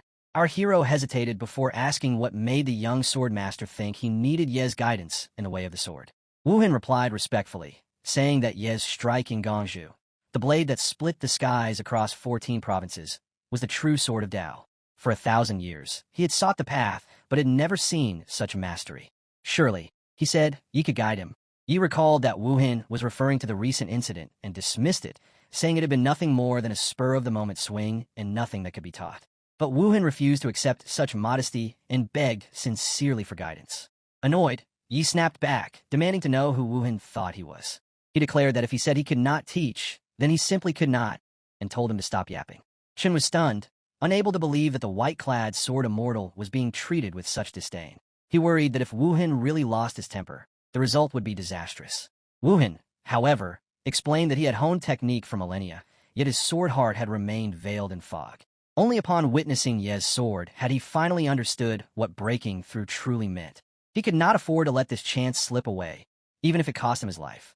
His expression hardened, and the onlookers gasped, thinking that Senior Wuhan might be about to draw his blade. But instead, Wuhan lowered himself further, bowing deeply and begging Yi once again for instruction. The entire crowd froze in disbelief, unable to imagine the proud, white-clad sword immortal humbling himself to such a degree. Yi cursed in frustration, demanding if he wasn't sick of begging and repeating once more that he could not teach. Still, Wuhan insisted, convinced that Yi was only testing his sincerity and resolved to endure until the end. Li whispered that such devotion showed the true nature of a sword maniac who could abandon all pride for the Tao.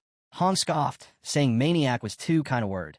It was more like a stalker, as he had never seen someone so clingy. He himself thought bitterly that this man was stuck to him like glue. He could not teach swordsmanship, for all his skill came from the system and its graded rewards. Yet Wuhan persisted, humbly asking for even a single pointer. At last, Yi relented and said that if Wuhan was truly sincere, he would give him one. Overjoyed, Wuhan bowed and thanked him profusely. Yi then picked up a stick and said that Wuhan must watch closely, for all of his sword comprehension would be woven into the word he was about to write. Whether Wuhan could grasp it or not would depend on fate. Wuhan trembled with excitement, eagerly awaiting to see what kind of word could possibly contain Senior Ye's sword Tao. Ye's disciples were equally thrilled, whispering to one another that their master was really about to inscribe something. Hong, however, scoffed with suspicion, muttering that Yi was just pretending again and that they would soon see what kind of nonsense he scribbled this time. Yi swung the stick, and immediately a bright yellow light rippled outward. Energy waves surged and struck against the surrounding mountain peaks. Li was wide-eyed, realizing that even the forming word itself carried the force of crushing waves. Suddenly, the wave condensed and blazed with light upon the mountain, taking shape as a bird. He told Wuhan to comprehend it if he could. The onlookers were left stunned once again, marveling at how even a single word from Senior Yi could stab at their eyes and press them to their knees. As the oppressive force of the writing eased, Wuhan finally looked at the text left behind. His jaw dropped when he realized what it said. The character was simply grass. He turned to Yi in shock, asking what deeper meaning lay hidden in such a plain word. Grass was the most ordinary thing in the world, so why would Yi write it unless there was a profound reason? Wuhan muttered without pause, repeating to himself that he must grasp it, that he must seize the meaning hidden within. Yet he still did not know what the word truly meant. The only thing he understood was that Ye's entire sword Tao was concealed inside it. He refused to believe, he was unable to comprehend it, and questioned in his heart if he was truly that unworthy. Our hero grew reluctant, telling him that if he could perceive it then, that was fine, but he should not force himself. Still, Wu Hin stood trembling and drenched in sweat, determined that the Tao was right before him and he could not retreat. Around them, the crowd whispered and mocked. Some claimed it was nothing but a casual stroke. Aside from its size, there was nothing special. Others retorted that Senior Ye's level was far beyond common judgment. Li exclaimed that Master was truly incredible, as one word had driven Senior Wu Hin into obsession. The debate spread endlessly, some calling it the true, formless Tao, while others dismissed it as mere pretense. Hong sneered inwardly, convinced that it was all nonsense, and that Yi had only scribbled the simplest word to appear profound. Yet Wu Hin's heart blazed with conviction. He realized that grass was not just a common plant. It embodied resilience, bending in storms yet never breaking, enduring fire only to sprout anew. With sudden clarity, he declared that he understood. The word was chosen because it represented rebirth through destruction, the essence of the true Sword Tao. Yi himself was surprised, unable to believe how Wu Hin had spun such meaning from it. At that moment, his eyes narrowed as the sky above darkened and crackled with purple energy. He leapt into the air, stunned that this man was summoning tribulation from a single word. His disciples were equally astonished, questioning in their hearts if Wu Hin was truly doing this. The clouds gathered darker and heavier than even when Hong had crossed into the tribulation realm, as if Wu Hin was aiming straight for Ascension. The crowd broke into frantic whispers, fearing and marveling alike. If he succeeded, Wu Hin would transcend mortality and become the first true immortal of the East. Even in the great central domain, true immortals were rare, each one the pillar of an ancient sect. Gong was shaken as well, unable to believe that with just one word from Yi, Wu Hin had discovered the path to immortality. People began to wonder who Yi truly was. Chen's heart sank with bitterness, for he believed he was supposed to be the chosen one. Yet someone else had surpassed him. For Wu Hin, there was no hesitation. 1,000 years of stagnation had shattered in this single instant. The thunder of tribulation loomed above, and he knew it was the perfect chance to temper his sword anew. He lifted his blade high and roared to the heavens that his sword, once broken in despair, longed to be reborn. He would temper it in tribulation fire and carve his immortal path this very day. His sword pierced the skies, colliding with the storm. A brilliant light exploded on impact, and his roar echoed across the realm as the heavens themselves split apart. Radiance flooded down like a tide, engulfing all who watched. Even Yi was taken aback, marveling at the sight of Wu Hin stepping across the boundary. The man's soul turned golden, his entire essence blazing with bright yellow light. Wu Hin trembled in awe as realization struck him. This was what it felt like to become an immortal. Wu Hin observed as the spiritual power within his body transforms into a pure immortal efflux, condensed like starlight and flowing like a great river. Each cycle resonates with heaven and earth. He draws his sword and slashes it hard toward the ground, declaring that this kind of power is 10 times greater than before. The ground practically splits into two, stretching miles away and reaching a depth close to a kilometer. A single casual strike like this could split a mountain for miles. He realizes this sword now carries 70% of his former full power.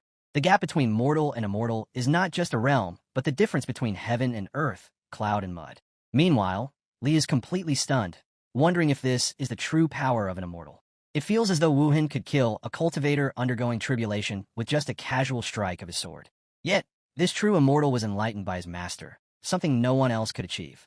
The other onlookers congratulate Wu Hin on ascending to immortality, remarking that no mortal deceit can now touch him, and every gesture shakes mountains and rivers. Hong, pressing his teeth and drenched in sweat, realizes that Wu Hin truly ascended and wonders if that grass collector had really hidden a profound Tao he couldn't perceive. Soon, people begin whispering among themselves, saying that Wu Hin became an immortal after being enlightened by Senior Yi. First, that blade tore apart Gungju and 14 states, and now a single word has birthed a true immortal. They begin to question who Senior Yi really is. Elder Liu observes quietly, pondering whether Senior Yi could truly be an ancient immortal in hiding. One, however, looks most annoyed. He wonders why it is always Yi stealing the light. He recalls the humiliation Snow Immortal suffered and cannot understand how he can let it go. Yet before his eyes, Wu Hin bows respectfully before Yi and admits that his ascension is entirely thanks to him. Without Yi's guidance, he could never have become an immortal. Though surprised and sweating inwardly, thinks how unbelievable it all is. He wonders if being struck by Wuhan's sword might also make him ascend, then dismisses the thought, believing his own ascension will come soon enough. Perhaps the fallen immortal's land still holds a fortune meant for him. He calmly tells Wuhan that it is good he understood his guidance. Wuhan, filled with excitement, responds that Senior Yi's intentions run deep and his kindness is immeasurable. Wherever he commands, he will draw his blade and follow, even unto death. He replies that it is fate that brought them together and there is no need to worry too much. Meanwhile, one's fury keeps growing. He cannot understand why cultivators are willing to throw away their dignity just to advance their realm. He cannot believe Wuhan was humiliated and still did not retaliate. Elder Lu, too, is lost in thought, realizing that with Xuanji's sword sect now housing a true immortal, Yuhua sect's plans may collapse entirely. In the fallen immortal's land, if it comes down to either one or the eastern domain's dominance, it may already be lost. Suddenly, a transmission beam descends from the sky onto the mountains with blinding force. The cultivators rush toward it in excitement, realizing that the Iceland has opened and they must reach the beam at once. But as they draw near, a powerful barrier blocks their way. One of them, already in the tribulation realm, shouts in frustration at being barred from the trial, calling it absurd and unfair that even new ascendants are allowed while others are left out. Desperation fills the air as they beg the great immortal to let them in, slamming their hands and weapons against the transmission beam in vain. Li quietly observes the chaos and notes how strange and stranded the situation feels, while Hong calmly remarks that it must depend on each cultivator's potential. Those without value simply aren't qualified to enter the fallen immortal Iceland.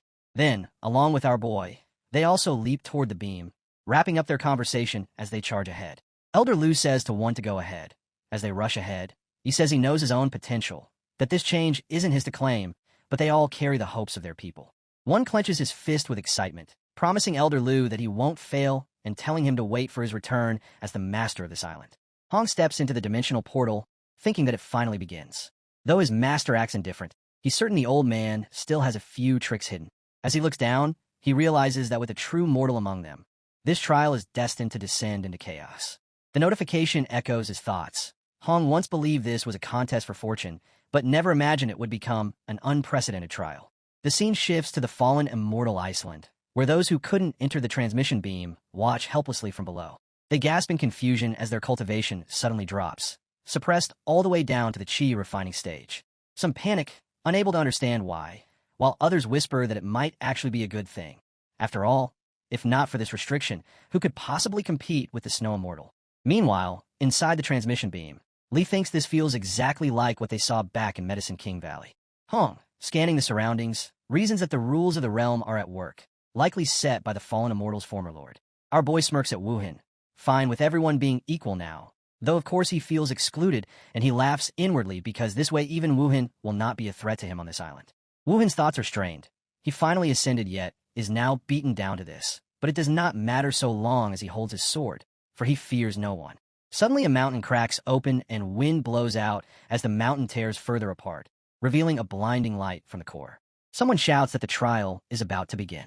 Li wonders what the light is, and they soon see a shining, plane dimension appear before them, veiled in clouds. Within it, different pieces of equipment float in the air, surrounded by mana of various colors. The cultivators receive instructions. Each must roll the dice and advance according to the number.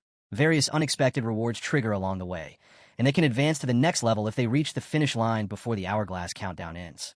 The trial is safe. Lethal threats will teleport them out. A hero thinks then this trial must be a fortune.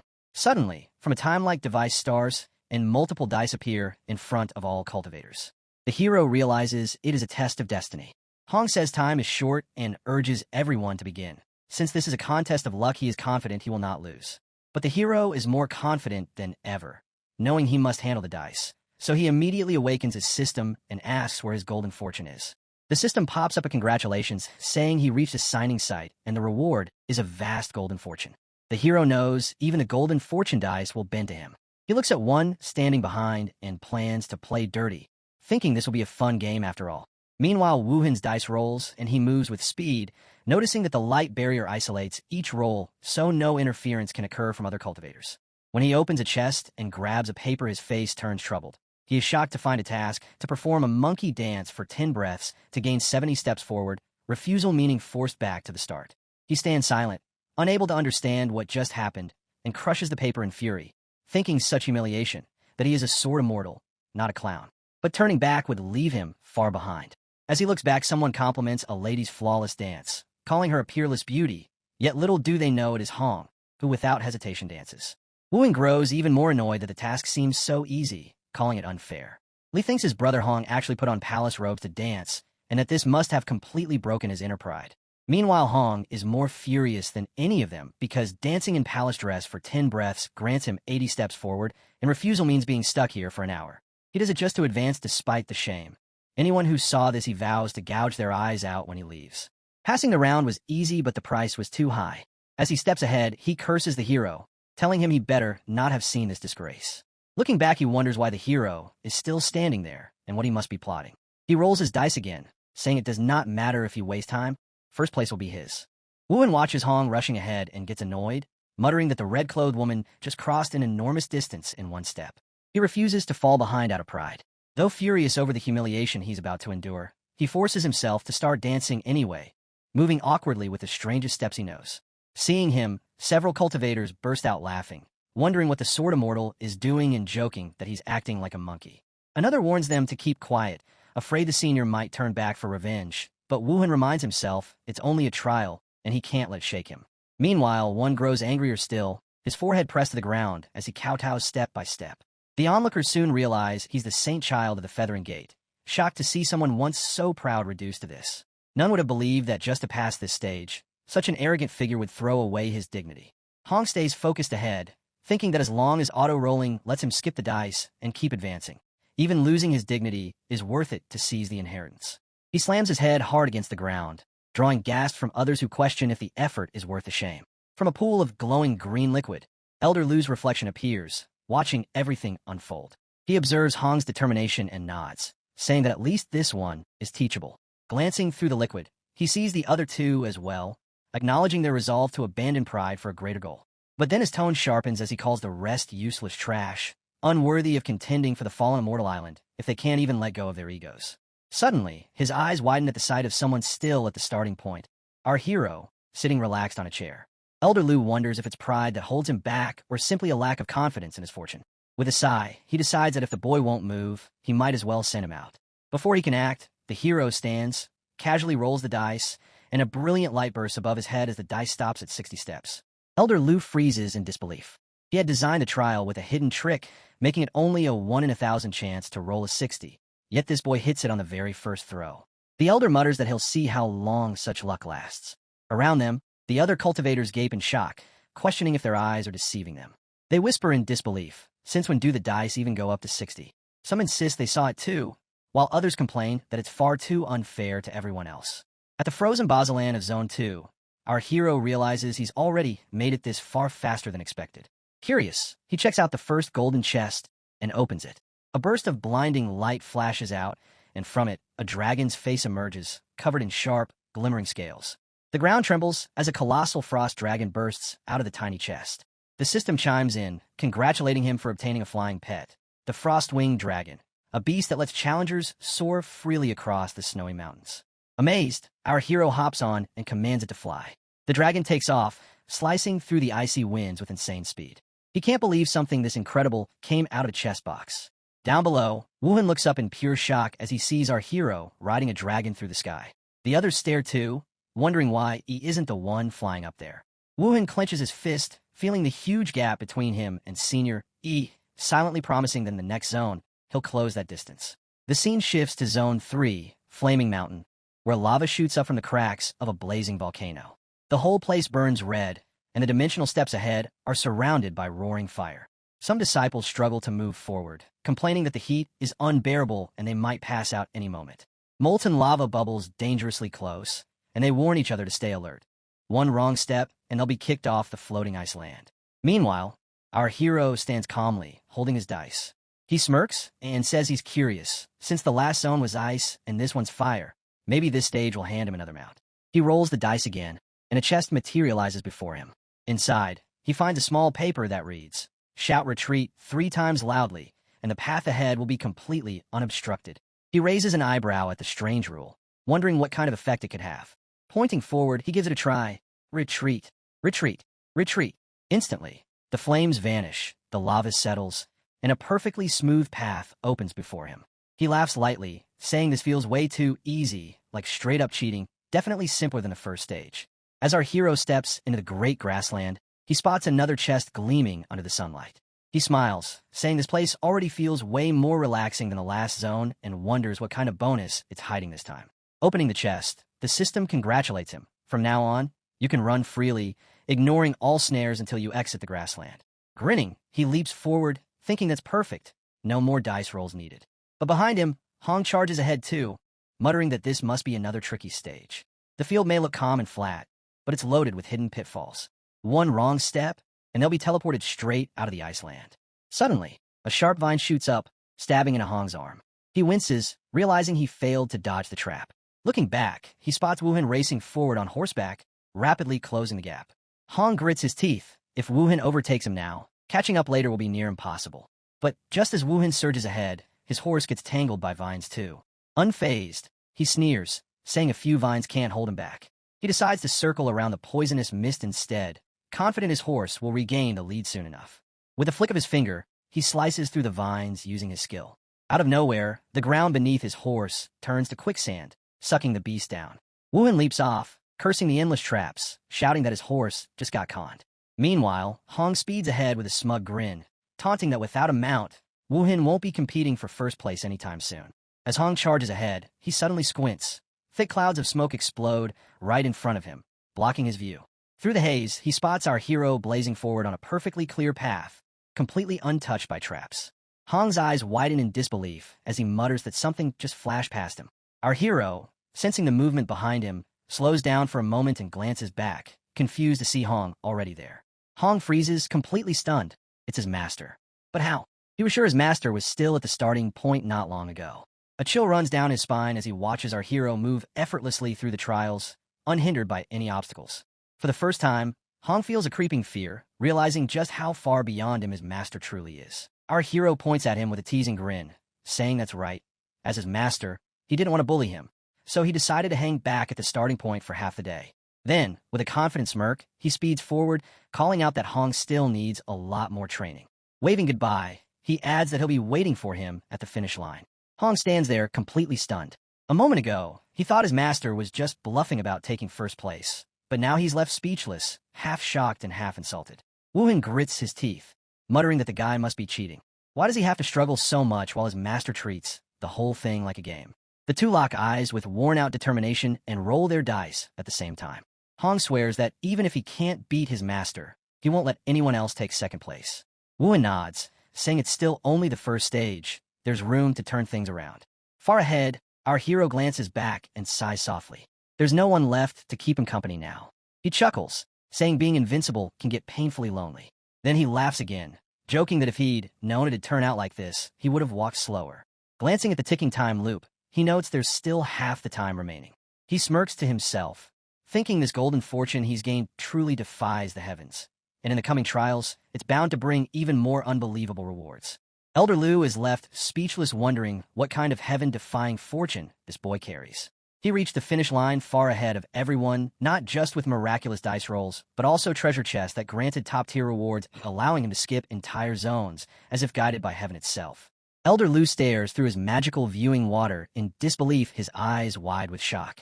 When he looks at Li struggling against the lava, forcing his way forward, he lets out a quiet sigh, thinking only someone with such fortune can continue walking the great Dao struggle. His gaze shifts to Woohin battling fierce air currents, and he mutters that without such fate, they would all be swept away by the tides of the era, just like back during the Great Calamity. Even beings like them could not stop it. Yet as he remembers our boy calmly playing with the dice, he begins to wonder if this heaven-defying child of fortune might be the turning point the Kunlun realm has long awaited. As he looks ahead, he sees our hero sitting casually at the top munching on food like it is nothing. The old man frowns and asks what the brat thinks he is doing. This is the greatest inheritance trial of the Kunlun realm, so he should show some respect. Our hero looks up surprised and almost chokes on his bite. Behind him, countless challengers are still struggling through the trials while he sits there relaxed and enjoying his meal like it is a normal day. On the other hand, Hong is struggling, thinking he must not let these mud vines touch him. He focuses his chi refining cultivation, hoping it will be enough to dispel poison of this level. On the other hand, one is struggling with the mud vines, shouting, why will these things not stop? He curses our hero, who has already vanished from sight, while he is stuck suffering here. Hong barely escapes the green vines and coughs hard. When he looks up and sees our boy munching on food, he gets even more annoyed, thinking, does his master believe he is some kind of immortal lizard pig? He's just sitting there so carefree. Hong grumbles that he almost lost his life, and this guy still has time to eat. How is that fair? Our hero glances at him and asks if he is hungry, saying he has an extra skewer. Hong quickly replies respectfully to his master, while thinking, just keep acting though, you will suffer later. Later, the rest of the cultivators finally reach the finish line, covered in bruises and burns. They're stunned to see our boy sitting there still munching on food. They whisper that Senior not only breezed through the trial, but even had time to eat along the way. His composure feels completely out of reach for them. As Senior lands beside him, his face swollen from all the traps he faced, he asks our boy to at least leave some meat for him. Our hero frowns and kicks him back, asking if he even knows him and why he's trying to snatch his food the moment he arrives. The man hurriedly explains that he is his third disciple and asks how his master could not recognize him. Our hero glances at Hong for assurance, and when he nods, he smiles and hands the leftovers to his disciple, saying he recognized him long ago and was only testing his reflexes. Lee laughs and says since the master is done joking, can he finally eat? Our hero chuckles and tells him to eat up. Lee grins and says the master really knows how to comfort people. Just then, the glowing timer in the sky starts to shine brighter and brighter. When it finally runs out, the crowd cheers that the round of the trial is over. The announcer congratulates the challengers who advance, saying the first-place winner will receive the immortal technique baptism. Mana gathers around our hero, wrapping him in a radiant glow. Everyone already expected him to take first place. They whisper that with this baptism, his cultivation path will surely become divine, and his rise to immortality is only a matter of time. Meanwhile, one curses under his breath, saying that guy stole the reward and vows to make him pay later. Our hero stands calmly with his arms spread wide, while he behind him asks why he looks so indifferent despite such a huge immortal opportunity. Another cultivator mutters that outside this kind of fortune would spark a heaven-shaking battle, yet Senior, he remains unmoved. They whisper that he might be someone who can enlighten two immortals with a single word, and that even greater fortune must be waiting ahead. Our boy hears the cultivators whispering behind him, so he thickens his mana, and the buzzing energy spreads across the area. He feels a rush of shock, realizing this immortal technique baptism is insane. His whole body overflows with power and excitement. Elder Lu glares at him, calling him a brat, and says this baptism is something countless immortals fought for with their lives, while he stands there acting half-hearted.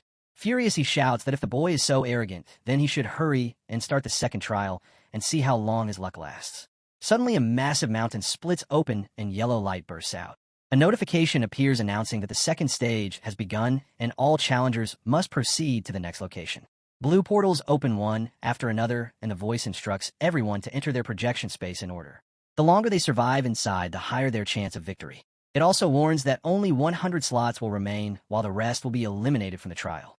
Hong frowns and mutters that it is a survival test, which means danger everywhere.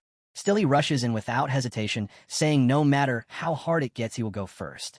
The moment he steps through, he finds himself in a dense forest. His hands are empty. He looks down and sees the body of an old man with no trace of cultivation. Confused, he asks how he is supposed to survive like this.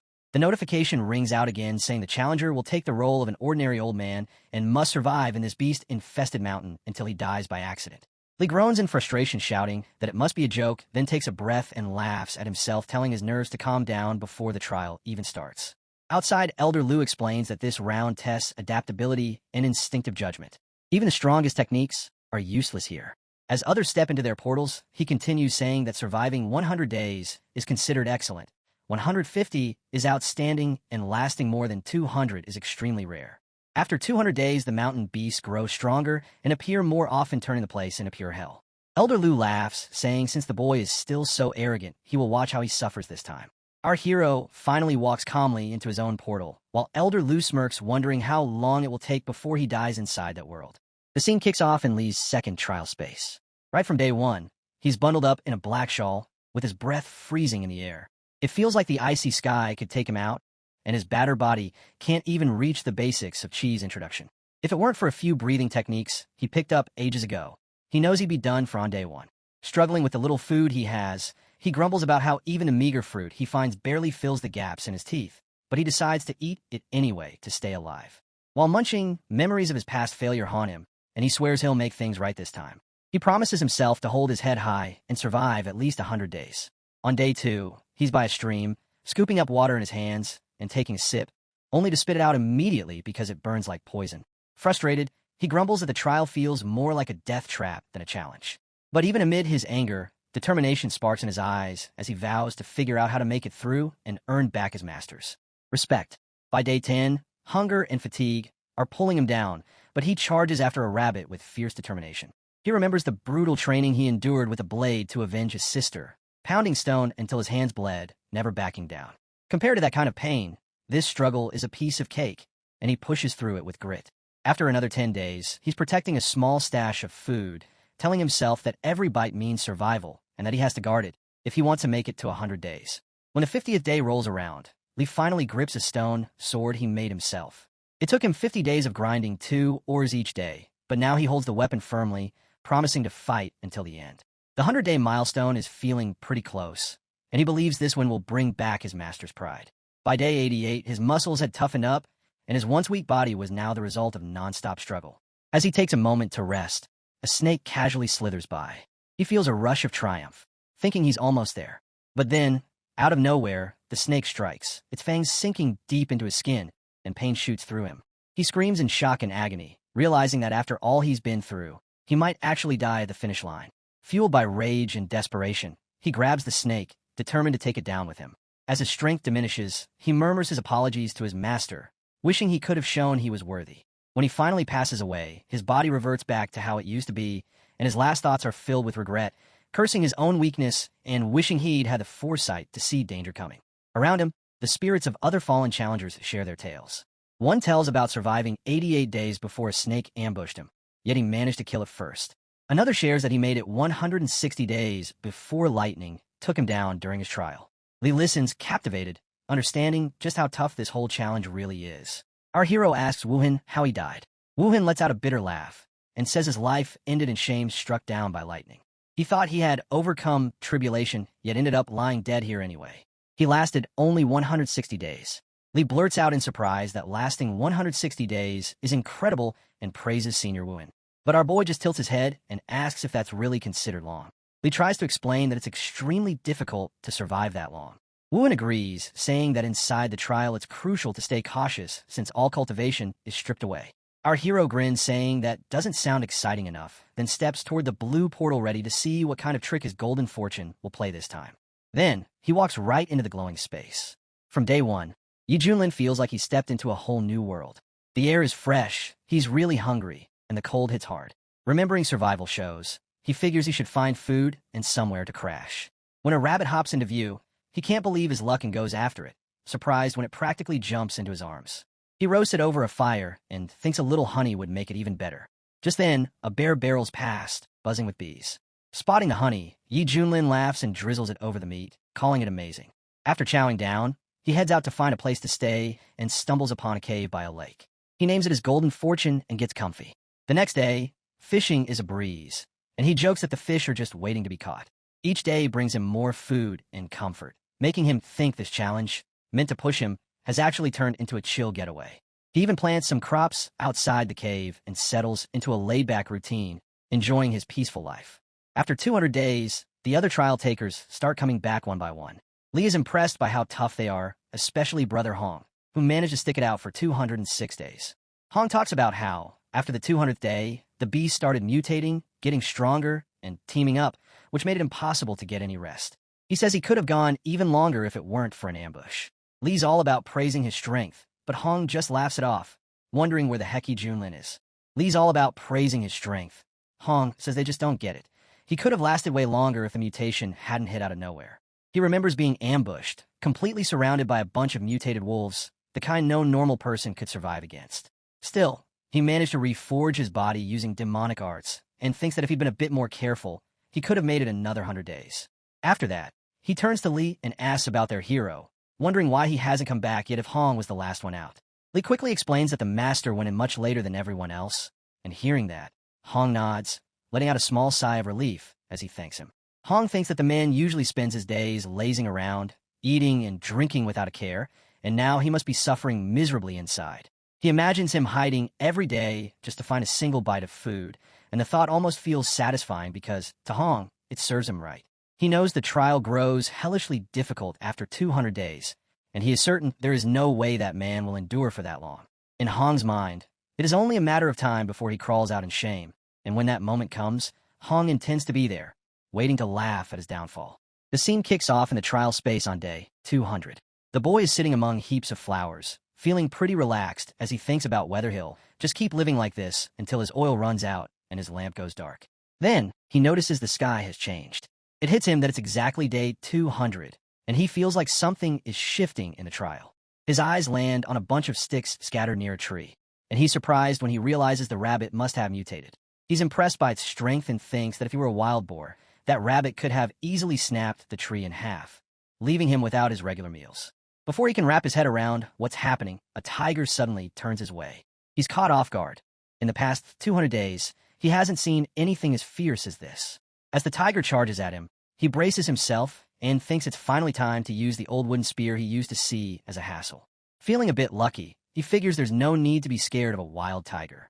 But just as he's about to make a move, another animal jumps out from behind the tiger and starts attacking it. He stands there, stunned, as the two beasts go at it, clashing with raw, brutal force. Their fight gets so wild that the ground shakes under them. The boy can't take his eyes off it, thinking it's way more exciting than a 3D movie. When both creatures finally drop to the ground, bruised and bleeding, he steps in closer to take a better look. He imagines how the bear's tough skin would be an awesome winter coat, and that the tiger's striped fur would make a cool rug for his cave. Holy Cow watches from a distance, totally blown away by the boy's luck and wondering how he keeps getting so lucky despite being so reckless. While all the beasts are busy fighting each other, the boy always manages to scoop up the fisherman's profits. But Holy Cow knows that as the beast tide gets closer, this luck won't last forever. Before long, a bunch of animals with glowing eyes comes out from the shadows. Holy Cow squints, curious about how the kid will handle this next surprise. Just then, the ground shakes, and the kid jumps up, totally caught off guard by the tremors. He spots the creatures gathering around his place and can't help but mumble, half in disbelief, that it feels like they're all showing up for a party right at his doorstep. As the beasts growl and move in closer, Holy Cow just watches, waiting to see if he'll make it through. Suddenly, he hears a soft voice calling out, "Grandpa." He freezes, totally confused by the sound of kids' voices in this lonely, challenging place. When he hears it again, he starts to wonder if it might actually be the famous Halua. He glances at the gourd tree and hears voices coming from one of the gourds, promising to protect him. He chuckles, realizing that looking after plants and gardens can lead to some pretty surprising perks, especially when things get tough. Suddenly, a huge lion charges at him, but then a glowing figure pops out of the gourd and lands right next to him. The boy stares in amazement as this childlike figure yells at the lion, saying it'll crush it for trying to hurt his grandpa. With some serious strength, the gourd kid slams the lion to the ground, leaving both the boy and the lion completely shocked. The boy watches as the other gourds start to light up and come alive. The big gourd kid lets out a furious roar, calling the beasts to their end, and charges ahead. When a wolf leaps at the boy, the gourd steps in and stops the attack, smashing the creature's teeth with his bare hand. Flames burst from his mouth as he lets out a fiery breath, turning the horde into ashes. As the smoke clears, the boy is left in shock at all the destruction. The gourd child gathers up the strength of the fallen creatures and promises to protect his grandpa for good. The boy can't help but think this is like seeing the 8 immortals crossing the sea, each showing off their incredible powers. He starts to wonder if he's become unstoppable and questions whether he's still in his trial space, or if this is really the gourd's world now. The gourds look over at him, letting him know that there aren't any beasts left in the tunnel. The boy grins, calling one of them kind and saying that with them around, he can finally kick back and enjoy life. But then he starts to think that this peace might actually be a problem, because besides just getting old, it feels like there's no way for him to get out of this place. As the days pass and turn into months, the boy is living a pretty laid-back life with the Halua. By the time it's been 300 days, he's sitting on the big gourd's shoulder, taking in the amazing view and enjoying how cool it is to be up high and see so far into the distance. The gourd kid reminds him not to waste any roasted birds, and why keep up their chill routine? By day 500, the boy had settled into this amazing house that the big gourd built just for him, enjoying a pretty chill life. When he hits day 1001, he can't help but think how fast time has flown. Compared to all the fighting and chaos he faced in the Kunlun realm, these peaceful days feel like a totally different lifetime. Outside the trial space, his followers are getting anxious. They keep looking at each other, wondering how long it's been and why their master still hasn't come out. Some are worried he might be dead, while others think he could be busy figuring out how to become immortal. Hong says it's just not realistic for an ordinary guy without any training to last this long, and Li, getting fed up, is yelling at the island Holy to let his master go. The island Holy Cow laughs it off, insisting that none of his stages have ever messed up. He tells everyone to just hang tight, sure that his design will hold up. Meanwhile, Holy Cow watches in shock, mumbling that his trial stages are always solid, but this one human just keeps breaking the rules. As he looks into the trial space, he can't help but wonder if this oddball will actually be the first person to grow old and still not finish the second stage. In the 25th year of the trial, Yi Junlin is lying weakly in his bed, surrounded by the 7 gourd spirits. They're all huddled around him, begging him not to leave. He gives a faint smile, a little tremble in his body, and thanks them for sticking by him over the years. He tells them he'll really miss them when he's gone, and tears start to roll down his face as he struggles to breathe. Then, the trial screen lights up, saying that Yi Junlin has made it through, but passed away due to old age. Holy Cow can't believe what he's seeing and can't help but say that Yi Junlin is the first trial taker to actually die of old age during the second stage, passing away naturally on that crazy mountain.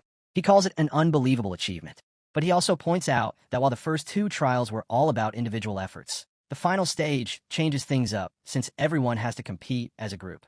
He's curious to see if Yi Junlin can keep pulling off these amazing feats against all odds. Yi Junlin steps out of the glowing light, looking totally calm, while everyone else looks shocked. The group can't believe how chill he is, especially since most of them came out feeling either hopeless or really angry. His disciple runs up and respectfully asks how many days he lasted and how he died. Yi Junlin just replies, pretty casually, that he passed away from old age. Hong can't believe what he's hearing and is really trying to wrap his head around how anyone could survive for so long on a mountain filled with dangerous creatures and tough conditions. While most people barely manage to last a few dozen days, Yi Junlin has somehow lived there for decades. Shui steps up and politely asks if there's some secret trick to this unbelievable survival. Yi Junlin answers that the secret is pretty simple. Just relax, take care of some flowers and plants, and soon enough, 7 magical gods will show up to help you conquer the mountain, letting you live a chill and easy life. The crowd looks around, totally confused. Hong raises his eyebrows, seriously unimpressed that anyone could keep it together enough to grow plants in such a crazy place. He starts to think that Yi Junlin might be hiding something, and that those gourds could actually be magical treasures. It hits him that the real challenge of the second stage isn't just about surviving. It's a test of how you handle your mind. Shui catches on, too, and says that they've all been going down the wrong path from the start. Holy Cow chuckles, realizing that Yi Junlin has pulled one over on the whole group again, but he decides to go with it and gives him the reward for finishing the second stage.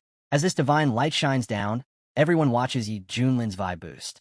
Li quietly thinks that getting the blessing of 2 immortal arts back-to-back is bound to up his master's chances of immortality and set him up for a smoother future. Meanwhile, Hong is fuming, grinding his teeth in anger that Yi Junlin snagged both rewards for himself. Yi Junlin isn't impressed at all, thinking how pointless these so-called gifts are if his opponents keep getting stronger, just like him. The others take his expression the wrong way and whisper that he must be trying to be humble and low-key. Even Holy Cow looks a bit annoyed by Yi Junlin's indifference, wondering why the kid acts like these awesome gifts mean nothing to him. Finally, Holy Cow claps his hooves and kicks off the final stage, claiming it to be his best and most creative trial out of all the heavens and realms. A blinding light fills the space as he announces that anyone ranked below 100 is out. Li breathes a sigh of relief, glad to have made it this far, even if he didn't hit his goal. Hong teases him, saying he's acting like he still has a shot. Holy Cow then tells everyone to line up as they enter the passage to kick off the final trial. They step onto the glowing path, and everything around them shifts once again. As they walk, Hong shoots a glare ahead, completely focused on beating Yi Junlin in this final stretch. He's convinced that winning the inheritance of the fallen immortal all means taking Yi Junlin out, which won't be any more than just part of the challenge. Suddenly, the light dims, and a huge projection screen lights up. A voice fills the air, welcoming them to the projection world. It goes on to explain that to keep things fair, each participant can change their look and use a fake name to prevent any future revenge. The competitors watch their glowing screens as the voice carries on, saying they can pick where they want to drop on the island, which is packed with both riches and dangers. They'll need to scavenge for gear, potions, talismans, and techniques, or they can take down mutated beasts to get what they need. A spinning clock shows different areas like Ancient Sword Valley, Misty Jungle, and Frost Plains. The voice warns that as time ticks away, a lethal miasma will start to cover the island, pushing everyone to find safe zones or face death. The last person standing will become the inheritor of the fallen immortal isle. A buzz of excitement spreads among the crowd. Some people can't believe this trial is even a thing, saying it totally blows their expectations out of the water. Others joke that this is probably how immortals have their fun. Yi Junlin stands there in shock, Thinking this is like being pulled from a friendly game of Ludo into something crazy like Ark Survival Evolved, all while chaos unfolds around him. He can't help but wonder if Holy Cow is actually some kind of immortal gamer. Nearby, Lee can't resist the opportunity for a laugh. With their identities hidden, he figures, why not change things up a bit? He bursts out laughing and morphs into a stunning female version of himself, joking that someone as awesome as him deserves a killer look. As he finishes adjusting his appearance, he finds himself standing on a boat, cruising across the open sea. Holy Cow's voice booms again, announcing that the prep phase is kicking off and they'll soon fly over the island to pick their landing spots. The others burst into laughter at Lee's new look, poking fun at his weird choices. Hong shakes his head, teasing him about his bold transformation, while Shui warns that if anyone finds out who he really is, it'll be a permanent mark on his reputation. Lee rolls his eyes, insisting no one could figure him out as long as he keeps it under wraps. He changes into a new shape and grins, teasing everyone by asking if they can guess who he is. Someone bursts out laughing and says he must be a Lee, surprised that he's into something this weird. His eyes go wide, and he quickly snaps back that his surname isn't Lee and that they shouldn't talk nonsense. Hong steps in, acting all mysterious, saying he's the only honored one here and asking how anyone could have figured it out. The other guy rolls his eyes and says there's no need to be so dramatic. They're on the same side anyway.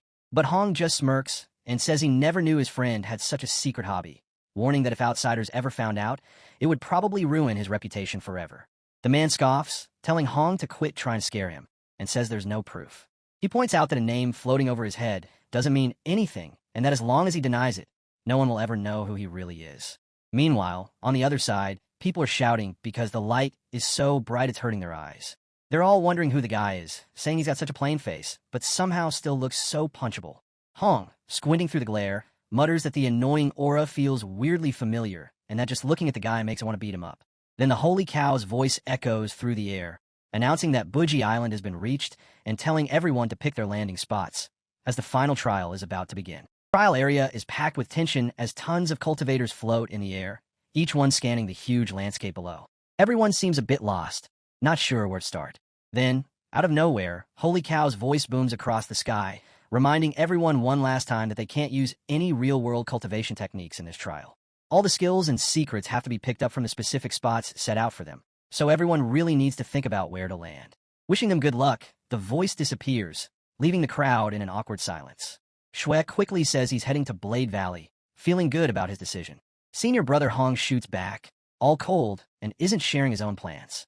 He makes fun of Shui for being so open about where he's going. Shui just laughs and jabs at him, saying Hong's just scared he'll lose. Hong comes back, saying that with Shui's basic skills, he'd never even get the chance to cross paths with him again. A girl shows up next to Hong and suggests they head to Red Brow Mountain together, saying they should watch each other's backs. Hong goes along with it, but deep down, he thinks only sheep travel in packs, while a real man goes solo. He believes that since only one person can win in this trial, teaming up doesn't really matter. Invincible Bro stands there as usual, full of himself, bragging that with his good looks and unbeatable skills, fate will take care of everything else. He throws his arms out wide and dives down smoothly, surrounded by a golden glow as he descends. He lands close to Crescent Moon Lake, one of the main spots around, and spots a ton of glowing orbs floating in the air. He quickly realizes these are fragments of cultivation techniques, crucial for creating new arts. They come in different types: Heaven, Earth, Mystic, and Yellow grades, each packed with serious power. Just as he's about to make a move, he hears a loud voice from a nearby cliff. A guy is laughing like a maniac, claiming all the fragments are his. In a fit of rage, another cultivator rushes at him and unleashes the violent lightning fist, making the ground tremble.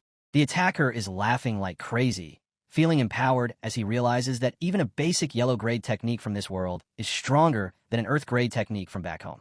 Everyone else starts freaking out, realizing he's already put together a complete technique, and they take off in fear. With a dark grin, the guy yells that the only way to win this trial is through killing and looting. His words bounce off the lake, sounding almost like a curse.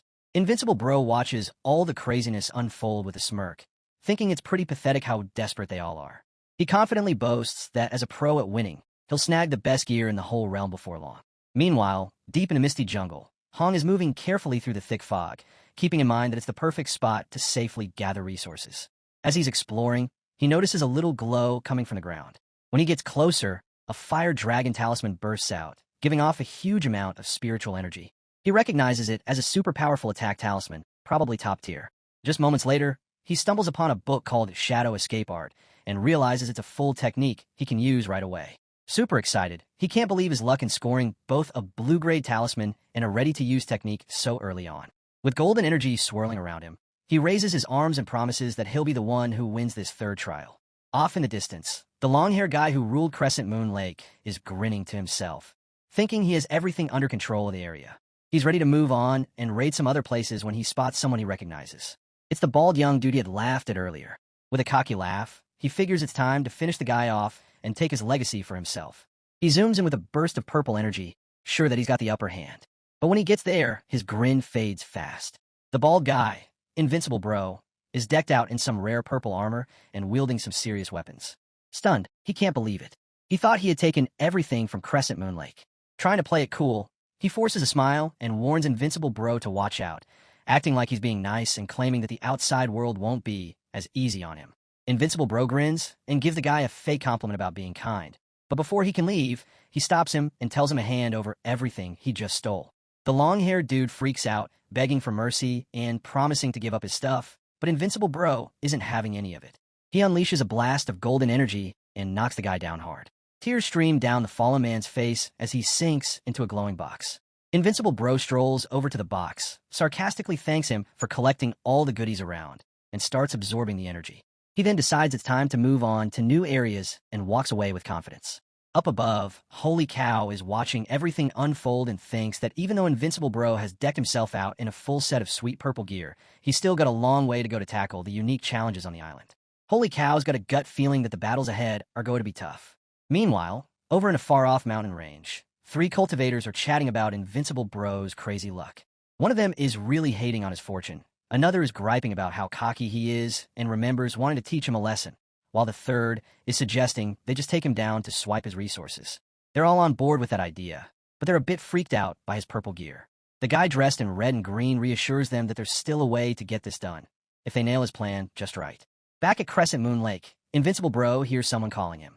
When he turns around, he spots a woman striding over with a ton of confidence. She teases him by calling him the Kidney King and mentions she's there to make a deal. Our hero curiously asks what kind of deal she's talking about, but she hesitates, saying it's pretty improper. Our hero's face lights up when the girl sweet-talks him, saying their identities in this virtual world might be fake, but their emotions are real, and she wants to trade something valuable. In return, he'll get what he needs. Our hero even remarks that having such a thing right there is a bit inappropriate. This baddie actually starts removing her clothes, telling him to stop being childish, since this sort of thing doesn't require a special occasion. Our hero agrees without a second thought. She glances at him, thinking this guy must be really lonely to agree after just one line.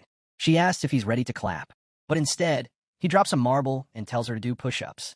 She's totally shocked. She was about to take her clothes off, and this idiot is asking her to do push-ups. She asks if he really means what he says. Our hero, thinking she's demanding more marbles for the task, drops even more. The girl shifts into a more revealing pose and tries to explain that he's completely misunderstood. What she actually meant was that he can do whatever he wants with her. Our hero blinks, finally realizing what she's saying, and his expression shifts from confusion to mild amusement. The girl, thinking he's finally caught on, gets all excited and ready to go all in, but instead of doing anything remotely wild, he just crosses his arms and tells her to do a few sit-ups. This time she gets angry, accusing our hero of messing with her on purpose. Then she spots something glimmering beside her. Profound tear fragments, rare treasures only top cultivators ever touch. She's stunned that he tosses them around like cheap candy. Now, our hero makes her a tempting deal and asks again if she's going to do it or not. The girl doesn't go for the sit-ups. She goes straight for the push-ups like some kind of training recruit. She can't help but agree, cause the reward is too damn big.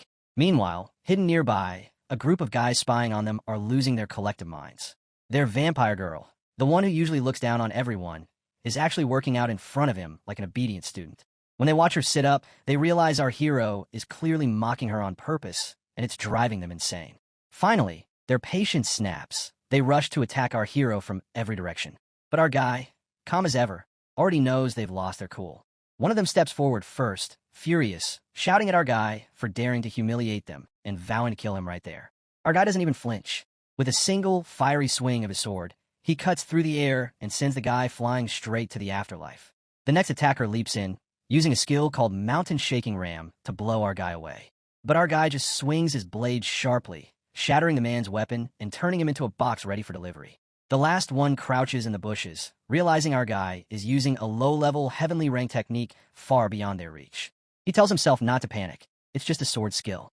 If they coordinate, they might still overpower him and claim it. He shoots arrows at our hero, but they're blocked effortlessly by his defense.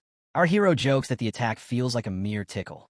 The archer, furious, leaps out of hiding and screams for our hero's death, charging with everything he's got. But yeah, that ends the same way. One smooth strike later, he turns into another box ready for mail. And the strongest one of their group steps out. He mocks his fallen teammates, saying at least their deaths weren't completely useless. He triggers a hidden effect, a six-fold weakening curse, and boasts that our hero is finally doomed. Even heavenly rank powers won't save him now. All that's left, he claims, is for our hero to fall. Our hero's mana thickens around him as he calls it a pathetic, twisted plan, saying they sacrificed their teammates for a cheap trick. He mutters that they've brought this purification on themselves. The guy panics, dropping his arrogance and begging him not to kill anyone else. He offers everything he owns. Even the girl promises she'll serve our hero loyally in future trials if he just spares her life. Our hero stabs his sword into the ground, his aura burning like molten fire, and tells them they're not even worthy of serving him. He says if they want to ambush him properly, they'd better train for another 800 years. Then, with one sweeping strike, he wipes them all out in a blazing burst of power. Amid the rising smoke, he calmly starts checking what loot they've dropped, like nothing even happened. Meanwhile, deep in the dragon's lair, another guy is locked in a brutal fight with a terrible creature. He goes straight for the gold quality talisman, the Holy Sun's ultimate trump card. He activates the Divine Fire Talisman, unleashing waves of blazing energy that burn through the massive fire beast in front of him.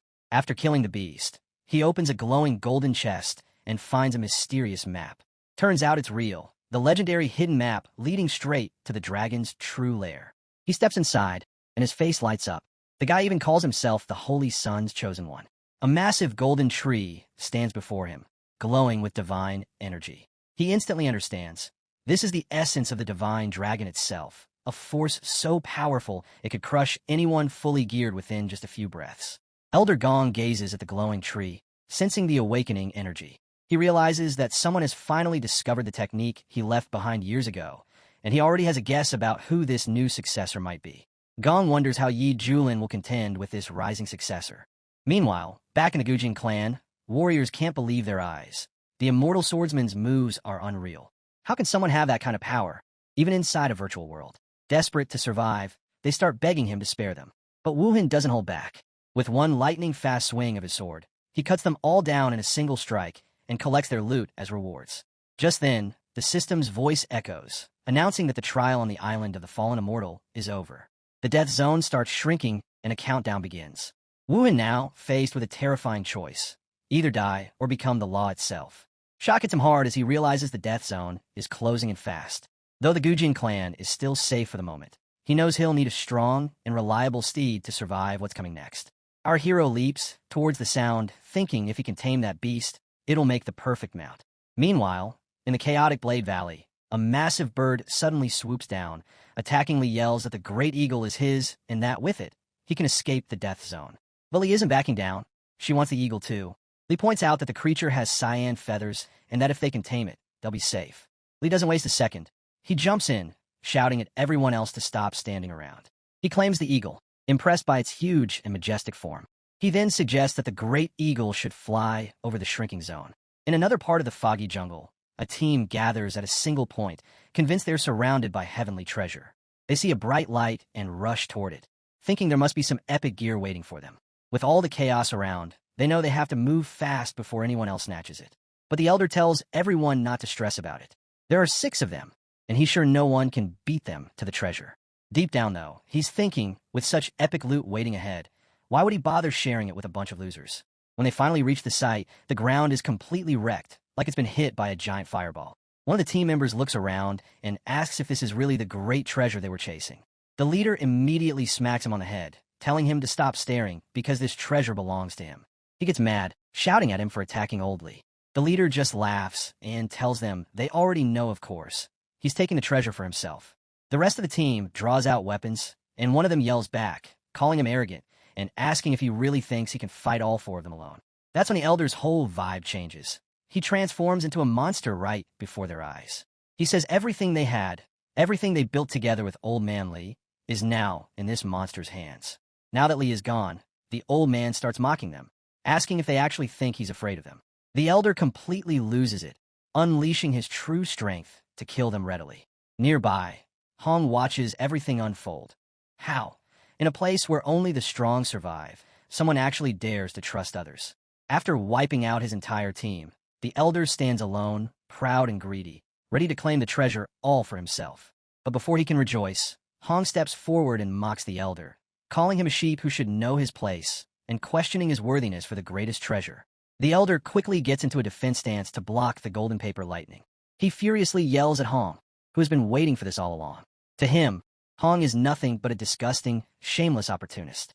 Hong just laughs, reminding him that when he killed his own teammates, he didn't seem too worried about being mean or unfair then. After all, Hong is just an observer. With a single clean strike, he kills the barbarian, not letting anyone else lay a hand on his prey. After claiming his reward, he makes it clear that the barbarian seriously overestimated himself. Suddenly, the gift he earned from that fight materializes in front of him. Hong quickly realizes it's an epic level gear set. He tries it on and instantly feels unstoppable, thinking heaven is totally on his side. With this power, no one can stand against him now. The final death zone lies at Mount Red Brown, and he's eager to unleash chaos there. He vows to make our boy wait for his dark and destructive return. Meanwhile, our hero suddenly sneezes and instantly knows someone's talking about him. He's traveling with his muley eye, heading toward the border between Crescent Moon and Mount Red Brown. The problem is the actual zone is on the opposite side, so he's literally running the wrong way. He yells at his mule to stop going towards the poison track. He punches his pet on the head, telling it to stop being stubborn. Then, something unexpected happens. He spots the most legendary airdrop right in front of him. He stops in his tracks, confused at first, but then thanks Xiao Hui for somehow guiding him the right way after all. As he approaches, the glow from the airdrop almost blinds him. Its brilliance makes it clear that this is a true golden legend. He can hardly believe a trial could offer such incredible rewards, and he knows things are about to get truly exciting. At the same time, everyone else is gathered at Red Brown Mountain, where only 40 survivors remain. Wuhan, who wiped out all his enemies, is now riding a massive white tiger. The others quickly recognize him as the immortal swordsman Wuhan. One teammate warns the rest to check Ye's mount and gear since everything is above purple level, so they should stay hidden. Li, who rides a great eagle, compliments Wuhan, saying his tiger looks impressive. He thanks him for the praise and jokes that maybe everyone else realized they can't compete and decided to hide instead. Li agrees, though he's clearly annoyed. He absolutely hates cowards who hide in the shadows but still act tough from afar. If they refuse to come out, he figures there's no point wasting time chasing them down one by one. One participant grumbles about the crazy woman from the ship, saying she's still as full of herself as ever. Another agrees, admitting he understands her arrogance, but questions why Wuhan acts the same way. Wuhan also shares his thoughts to Li that he also despises those who hide instead of fighting openly. Since they share the same goal, Wuhan suggests joining forces to deal with the others once and for all. Li agrees, saying that after they're done wiping everyone out, he and Wuhan will have their final duel. That's how real warriors settle things. Li slashed his sword with brute force, calling the enemies mere rats and ordering them to come out because this mountain will be their grave after all. The hidden participants get revealed, so they ready themselves to openly attack our hero and Li. Wuhan wastes no time. He draws his sword and a blue aura oozes outwards. Its intensity is so massive that the enemies stop at the spot.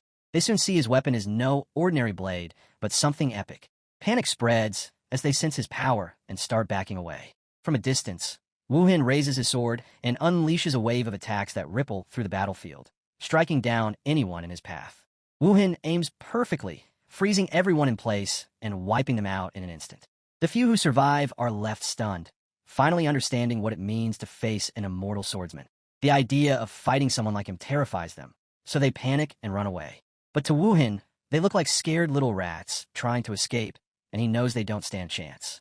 Li steps forward and tells him that these outsiders are done for, and now it's time for their duel. But Wuhan stops him, saying there's still one more person hiding nearby. His tone turns sharp as he orders that person to come out right now. A shadow moves through the thick smoke, and Hong slowly steps into view with a smirk on his face. He laughs, clearly amused, saying things just got interesting. He admits Wuhan truly lives up to his name. His senses are far sharper than any ordinary fighter. Hearing that, Li's curiosity spikes. He wants to know who Hong is referring to. But Wuhan immediately warns him to stay alert, explaining that this guy is fully equipped with epic grade gear. Woohin tells Hong is dangerous, maybe even more than his own icy soul sword. Hong then mentions that his original plan was to wait until Woohin and that girl are done fighting so he could swoop in afterward and claim the reward for himself. But since Woohin forces him to show himself early, he now has to kill them both, and Woohin shouldn't expect him to hold back or offer any help afterward. Woohin, with his sword already drawn, calmly asks what he means by that and says there's no point pretending. He already knows her. That comment makes the younger brother furious. He snaps at them to stop, warning that anyone who exposes his identity will pay with blood. He knows exposure would ruin her, and he can't believe Hong once a classmate acts so smug. Hong, clearly unfazed, asks him who he's trying to intimidate and whether the younger brother actually thinks he's scared of him. He challenges Lee to a one-on-one fight if she's bold enough. Strangely, that gives Lee some relief. His older brother helps her save face, and now he can use this situation to his advantage. He accepts Hong's challenge, deciding to deal with him later. Woohin stands there, putting the pieces together, realizing the two clearly share some history. But he still doesn't get who this guy really is, or why he's so desperate to hide his identity. Woohin immediately charges at Hong, slashing forward and telling him to stop running his mouth and actually fight. Hong smirks, clearly unfazed, and says he's more than ready. He wants to witness firsthand the power of the so-called immortal swordsman. But before their weapons can even collide, everything around them shakes. Out of nowhere, a massive wave of fiery energy crashes down between them, completely shattering both of their attacks. Everyone freezes on the spot, stunned and confused. None of them have any idea who just showed up. Then, through the blazing flames, a figure steps forward, a man covered in fire, radiating pure dominance. His voice booms through the air as he orders them all to stay where they are. He says that the Holy Sun does not seek victory without first savoring the slaughter, and that every single one of them will die by his hands. Hong feels a terrifying aura coming off this guy and can't figure out what kind of power he's dealing with. Trying to stay composed, he demands to know who this fiery stranger is. The man introduces himself as the Holy Sun, the chosen one of destiny, destined to inherit the lost island of immortals. Hong is thinking this guy sounds way too full of himself. Does he actually believe he's untouchable? But the stranger doesn't even hesitate. He confidently declares that yes, he's truly our hero, and that Hong's so-called epic gear is nothing compared to his strength. Hong refuses to back down. He tightens his grip on his spear, ready to put this arrogant guy in his place.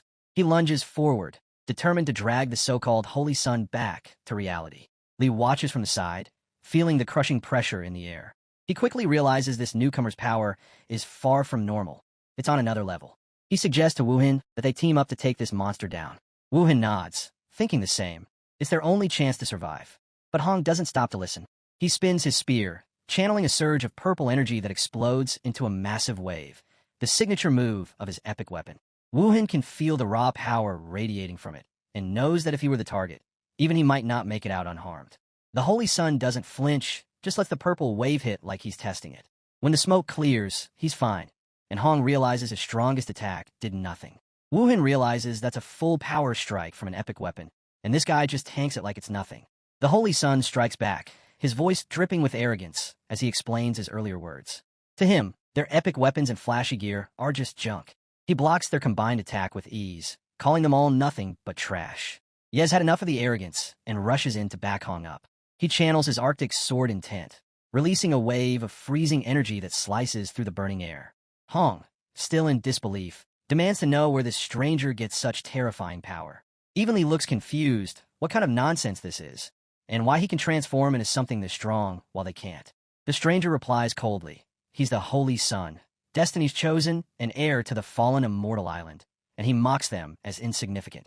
That pushes Lee over the edge. Him anger explodes, and he vows he'll die even if his blade breaks and he bleeds. He channels his sword's fury and unleashes a blinding, divine light that slices straight at him. But the Holy Sun doesn't even flinch. He laughs, calling him a foolish freak for daring to get so close to someone like him. With one devastating strike, he smashes Lee's attack aside and sends him flying backward, knocking him off his feet. Still, Lee refuses to give up. He calls his spirit Eagle, which dives with a fierce cry and tears through the flames. Its wings glowing with raw power, but the Holy Sun's fiery energy bursts outward, engulfing it completely. In seconds, the eagle is obliterated, reduced to nothing but falling feathers burning to ash in the air. Lee watches in shock as his companion's last bloody feathers fall to the ground. Rage and grief hit hard. His beloved partner was just wiped out before his eyes. Li jumps in, saying the Holy Sun's about to taste all 8 of his talismans. 6 to weaken, 2 to ignite. He's sure this combo will take him down. Chains burst out and wrap around him, but instead of getting trapped, the Holy Sun just gets pissed and blasts back with crazy power. Li gets blown away by the blast. Before fading, he tells them they have avenged his giant eagle. Seeing that brief opening, our guy jumps in and yells that the Holy Sun's been weakened, urging everyone to attack together. Hong fires off a destruction ray straight at the Holy Sun, but the Holy Sun barely reacts. He looks at them mocking their attempt and acting like they never stood a chance. Then, unleashing his true power, he basically tells them they've made the biggest mistake of their lives by pissing him off, because against absolute strength, their little resistance means nothing. The scene shifts to our hero, watching a massive dragon soar into the sky. He's awestruck, but also hyped. Finally, something big enough to make his golden legend mean something. Outside the battlefield, Li watches everything go down and curses the arrogance of the Dragon Man, trying to figure out who this monster really is. Meanwhile, the Holy Sun, now fully transformed into his dragon form, laughs at his fallen enemies and claims this is what happens when someone dares to defy him. The crowd is stunned, calling his dragonoid form a demon dragon come to life. They whisper that even with top-tier gear, the sword immortal wouldn't stand a chance. Against power like this, they're all just ants. Hong stands frozen, completely shocked by the Holy Sun's transformation, wondering how he can turn into something so monstrous. Wuhan quickly warns him to stay alert, saying that this kind of power is way beyond what the trial is supposed to handle. Without hesitation, the Holy Sun unleashes Twin Dragon, devours the heavens. Hong fires back with purple flame rends the sky, refusing to back down, but it's pointless. The Holy Sun's power tears through it like nothing and completely wipes out his attack. Wuhan just stands there, stunned, questioning how this black dragon can be so insanely strong. When the Holy Sun's energy wave blasts toward our boy, he activates his shield of extreme cold in defense. But the shield doesn't even last a second. It shatters instantly, and he struggles just to stay on his feet. The force is way too much for him to handle. He realizes it's over and apologizes to his fallen comrade, admitting he won't be able to avenge him or his eagle. The Holy Sun laughs mockingly, calling their so-called legacy and gear worthless compared to his dragon claws. Hong, barely holding himself up, mutters under his breath, realizing that maybe this entire immortal opportunity really does belong to the Holy Sun. The Holy Sun laughs even louder, declaring that after everything he's endured, victory finally belongs to him, and no one can stop him now. Outside the arena, chaos breaks out. Some accuse him of basically cheating, while others wonder where he disappeared to. How can someone that lucky just vanish? Most figure he's already out. No way anyone survives that demon dragon. As the Holy Sun prepares to finish off Hong, he smugly says that only a true son of destiny like him deserves the legacy of fallen Immortal Island, and tells his dying opponent to come back as someone stronger in the next life. Right then, a lazy, almost amused voice cuts through the chaos, commenting that this game really has little dragon dudes now. The Holy Sun freezes for a second, annoyed, and then realizes someone's still alive. Barely conscious, Hong feels the familiar aura and realizes this might be the same weirdo from the Immortal Boat. The Holy Sun glares, demanding who dares challenge him, declaring himself the Great Dragon King. The crowd outside loses it, calling he insane for showing up now instead of staying hidden and taking second place quietly. He stands there, totally unbothered, and mocks the Holy Sun, saying he might have changed his look but still acts like he's the Dragon King. The Holy Sun, furious at being mocked, charges at him, determined to crush him in one strike. The audience gasps in horror, convinced that the bald guy just gets flattened into mush. But as the smoke clears, everyone's jaws drop. He counters with a massive sword strike that actually injures the Holy Sun's hand. The Holy Sun lets out an angry roar, refusing to believe that his mighty dragon form can be hurt. Hong's eyes widen as he recognizes the weapon, shouting that it's the Golden Legend, the highest tier weapon of all. The spectators lose it, chattering in disbelief. They talk about how they've searched through 3 entire zones and only managed to gather fragments of epic gear, while he somehow has a complete legendary weapon. He just smirks and starts joking around, talking about his dragon-slaying saber and calling himself Johnny Noob, daring anyone dumb enough to challenge him. The Holy Sun looks totally confused, trying to figure out what this weird legend or Johnny Noob thing even means. Then it hits him, the weapon's name. If it's literally made to kill dragons, then his transformation might have just made him the perfect target. Hong, still half-conscious, hears his strange words and realizes that only someone truly exceptional can wield a weapon that defies the heavens like this. Outside the arena, Li watches closely and starts to suspect that Junlin might actually be their master. The crowd buzzes with excitement, agreeing that only Yi can be this lucky and this strong. One girl proudly says she knows he isn't gone, that he's just been saving up his energy for this moment. But the Holy Sun doesn't back down. His aura explodes with fury as he declares himself the real son of destiny, saying the legacy belongs to him alone. Gasps ripple through the crowd as his dragon form mutates even further, becoming more monstrous and terrifying. Some of them start to doubt whether Yi can even survive this. The Holy Sun launches another massive attack, roaring that he is the new master of fallen Immortal Island. But he doesn't even flinch. With that confident fire in his eyes, he says that with the legendary blade in his hands, the world already belongs to him. In the next moment, he completely destroys the Holy Sun's attack like it's nothing. The Holy Sun, shaken but trying to stay calm, starts analyzing the situation. He tells himself that aside from the legendary saber, his other gear is just epic tier, meaning if he plays his cards right, he might still have a chance. Holy Sun gathers his power and unleashes Twin Dragon devours the heavens again. He stays chill and tells him it's pointless because the dragon-slaying saber is literally made to kill dragons. The Holy Sun tries a surprise attack from behind, but the strike bounces off harmlessly. He explains that his saber gives him total defense. No blind spots, no weak points. The Holy Sun loses it, screaming that he's the strongest, but no matter how many times he attacks, every single blow is deflected with ease. Outside, Li can't stop laughing, saying that trying to hurt their master is like trying to tickle him. The crowd watches in total awe, whispering that even one punch from the Holy Sun could kill them a dozen times. Yet he keeps standing strong. From a distance, Hong watches the battle unfold, sensing that his power keeps growing. He realizes that the longer this fight goes on, the more terrifying both of them become. Hong realizes that the fight between Yi and the Holy Sun has reached a level way beyond anything he can handle. The shockwaves tear through the battlefield, forcing him to stumble back as he admits to himself that he needs to retreat before he gets caught in their chaos. Each clash pushes him even farther away, and coughing from the pressure, he thinks that if he doesn't get away soon, he'll be completely wiped out. Outside the trial grounds, the spectators watch in stunned silence. One of them trembles as he says that the power behind the Holy Sun's attacks is insane, and even the shockwave alone could probably kill him. Another replies that Senior Yi is handling it like it's nothing and starts wondering just how strong this guy actually is. Back inside the battlefield, the Holy Sun is losing it. Rage and disbelief twist across his face as he gathers his energy, shouting that he refuses to accept this loss. He yells that he won't survive his next move and unleashes his technique, Golden Dragon's heaven-searing roar. A gigantic wave of golden fire explodes outward, swallowing the entire battlefield and setting everything ablaze. The sky turns into a sea of flames as spectators panic, screaming that even a legendary weapon's shield wouldn't last against that attack. But through the inferno, our hero stands tall. He shakes his head, completely unimpressed, calling a small trick and reminding everyone that he already says he's invincible. Hong, meanwhile, can barely breathe. The shockwaves hit him like a storm, and he curses himself for being too weak to even endure the leftovers of their battle. Outside, people fear that Senior Yi is finally consumed by the dragon's fire. Watching from a distance, Li clenches his fists, praying that his master somehow survives and avenges him. As the flames fade and smoke clears, he walks out without a single scratch. The Holy Sun stares in shock, unable to believe his strongest attack did nothing. Demanding to know why, he gets a calm reply. The Dragon Slayer saber gives absolute control, and a half-dragon like him was never a threat. Raising his blade, aura blazing, our hero says it's his turn, and unleashes Dragon, slaying delusion-shattering slash.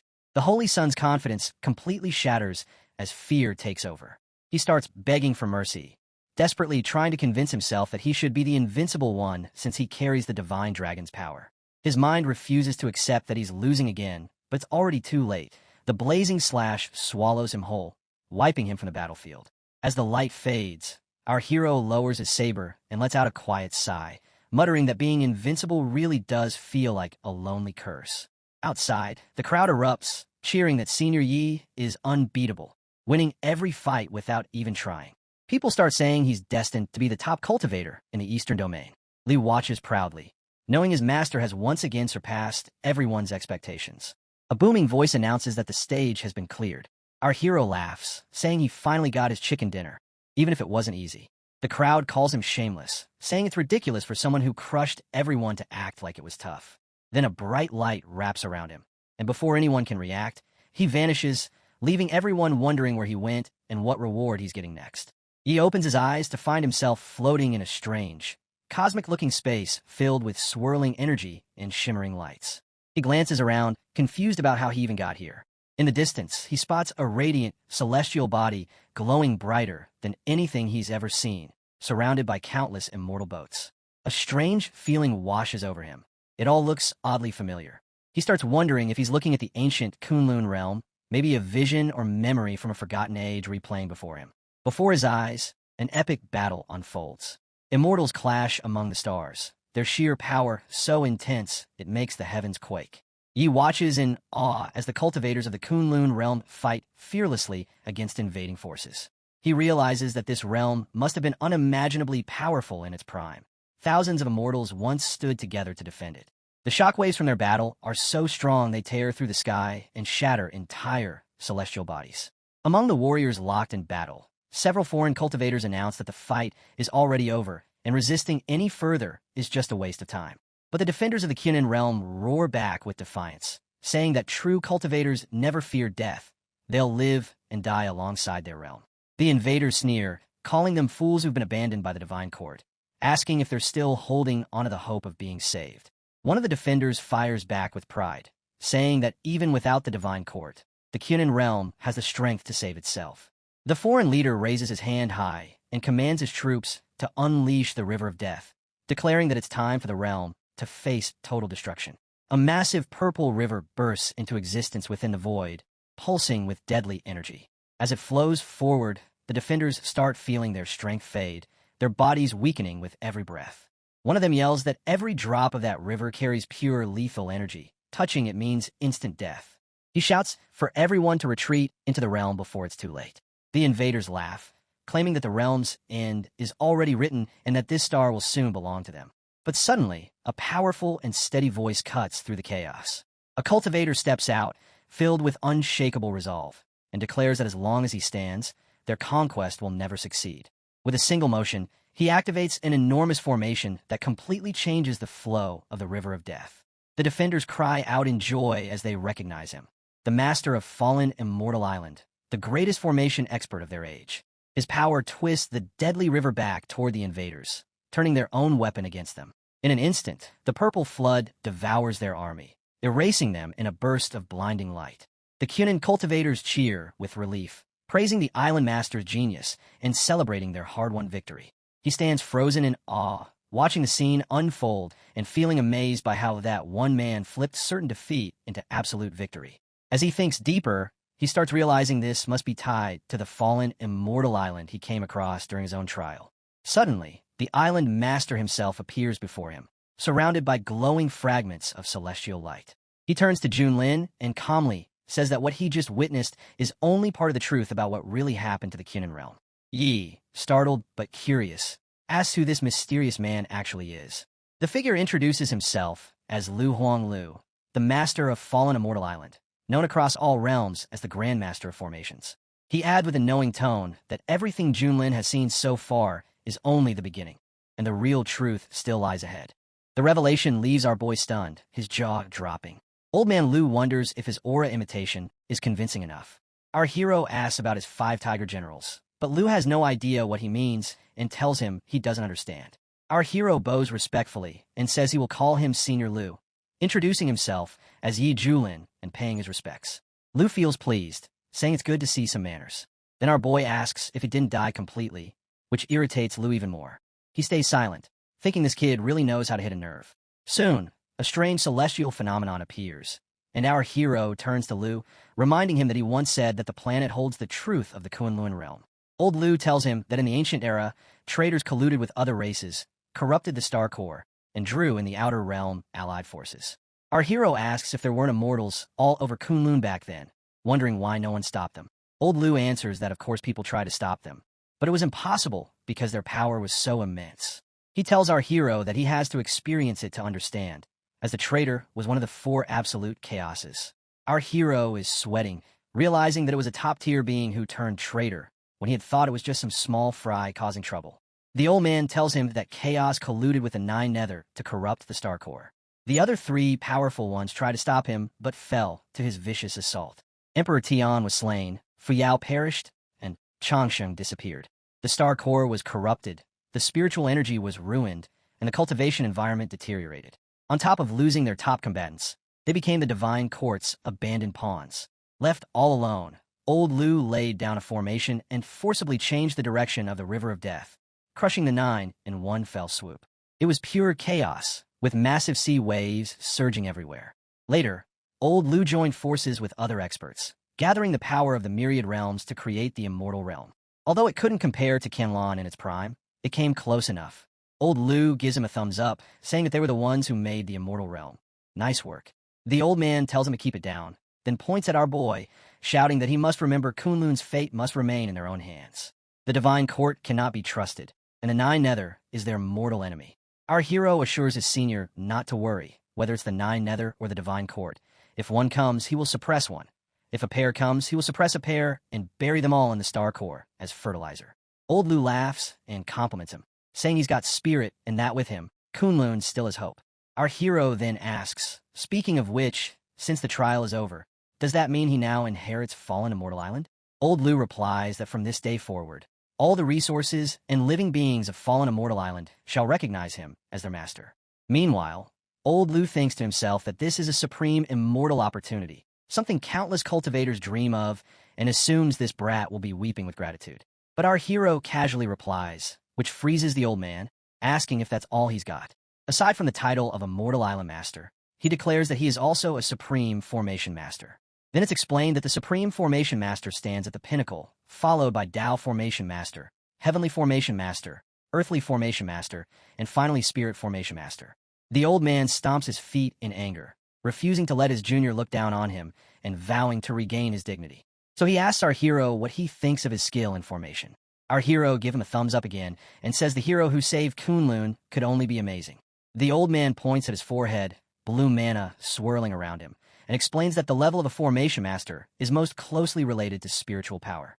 If one spiritual power does not meet the standard, even superb techniques cannot create corresponding formations. He then shows our boy a peculiar signature that takes him aback and explains that spiritual power is divided into 200 ranks from lowest to highest, and that he himself stands at the 200th rank. Our hero is amazed, thinking that if he provoked this big shot with his golden finger, his own spiritual power might soar straight to the top. Old Lu notices the look of anticipation in his eyes, and before he can react, our hero bows respectfully and asks the senior to use his rank 200 spiritual power on him. That leaves the old man speechless as he says he's only a divine projection and can't use his main body's power. Thinking his junior has lost it, our hero simply says it's fine and that he doesn't blame him. The old man grows even angrier and asks what that's supposed to mean, demanding who said he needed forgiveness. Determined to put his junior in his place, he points at our hero's forehead, saying he can't use his spiritual power but can at least detect how much the boy has. Thinking this is his chance to humble him, Old Lu releases a yellow glow as he warns that if the number turns out low, he shouldn't be disappointed, since he's not even immortal yet. A glowing number 10 appears on our hero's forehead, and the old man nods, saying it's expected. But then his expression shifts as the number rises rapidly, from 20 to 50, then surging to 100. The old man is shocked, unable to believe how high it's soaring. His mind refuses to accept it, calling it impossible.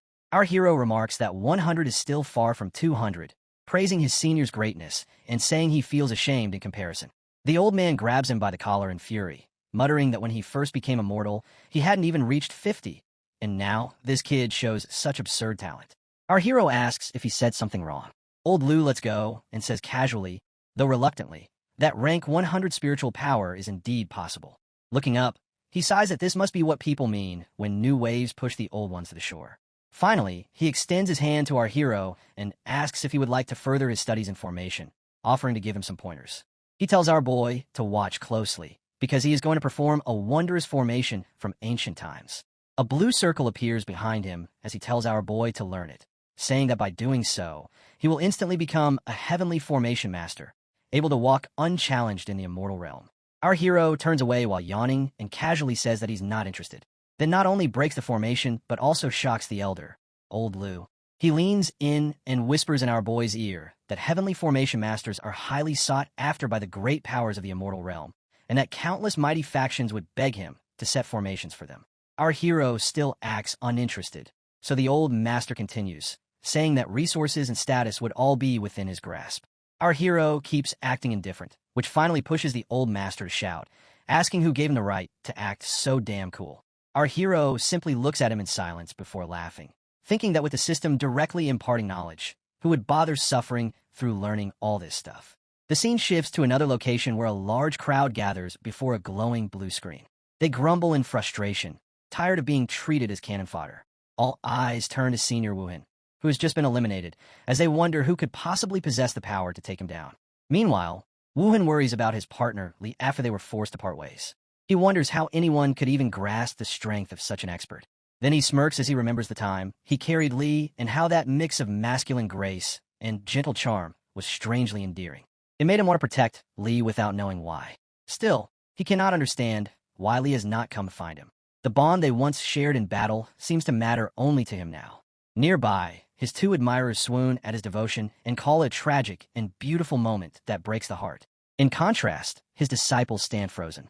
Han leans toward Brother Li and quietly asks if he heard that the Sword Immortal is deeply in love with him and why he will not show his true self to complete that romantic story. Li looks annoyed and mutters that it was a mistake, perhaps the greatest mistake of his life. In the crowd, Chun is secretly disguised, waiting for his destined opportunity.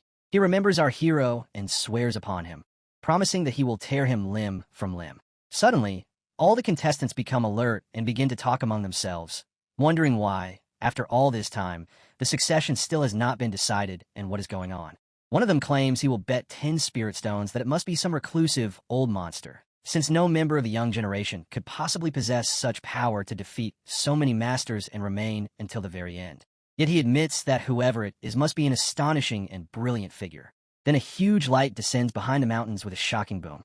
Instead of feeling fear, everyone is amazed, realizing that the figure emerging from the light is finally coming out. Our hero descends from the radiance. The system announces to everyone that the succession is established, and from this moment forward, Yi Julin is the lord of the falling immortal Iceland, now controlling the laws of this realm. The participants joyfully remark that it is Senior Yi, that it is truly him, and they shower him with congratulations. Li is also amazed, realizing that one of the disciples of Li, who always carried a grudge in his heart, still holds on to it, still unable to comprehend what he lacks for not attaining that status. Even Wuhan is deeply impressed by our hero and calls him unfathomable.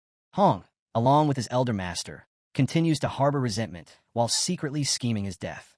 Meanwhile, our hero enjoys the spectacle without understanding why he feels as though a few flies are giving him strange looks. Yet despite his triumph and invincible status, he still feels lonely and bored. Wuhan says that Senior Yi has won first place for 3 rounds in a row and that it must be the will of the heavens, confessing his envy. Our hero responds that Wuhan has done well himself and reminds him that at least for these 3 rounds, he was present. Wuhan appears confused but agrees, admitting that he was right. Then, without warning, a surge of green mana ripples out of nowhere and spreads across the area, carrying a wave of dark energy. Our hero's disciples wonder where the sudden change in weather has come from. They sense pure killing intent filling the air as the energy crackles through the sky and grows denser while a green glow emerges from the darkness. A strange voice echoes through the realm, declaring itself as the strongest king of the Nether Abyss and demanding Yi Julin to come forth and die. The green portal rippled, and a figure stepped out, high above them, gazing down with the cold amusement of someone watching frogs trapped at the bottom of a well. His voice rolled across the battlefield, mocking their struggles. Even if they gained miracles on this island, he said, they were still ants trying to shake a towering ancient tree. When the true war descended, not a single one of them would even qualify as cannon fodder. And then his eyes locked onto E. He declared that he had danced long enough, and the curtain on his little performance had finally come down. Before that threat could tighten around them, the Sword Immortal surged forward. His aura erupted as he summoned the barrier of the Nether Abyss, shouting that a mere Tribulation Realm insect had no right to posture before him. Around them, whispers erupted, people saying that even their king had stepped in, yet he still looked like a man trying to stop a charging war chariot with nothing but his bare arms. To the crowd, the Sword Immortal's snowy strike carried enough force to slay demons and gods alike. Many believed the Abyss King's downfall was already sealed, but the Abyss King didn't even blink. He called the Sword Immortal a fledgling true immortal, nothing more, and said he would show them that beyond every sky, another sky waited.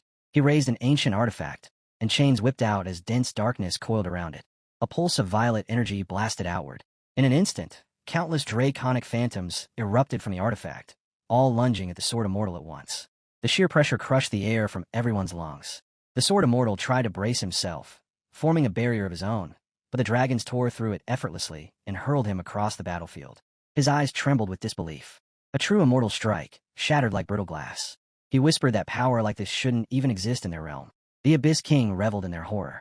He declared that the supreme nether artifact had been gifted to him by a mysterious envoy from a higher plane, and worms like them were never meant to withstand its might.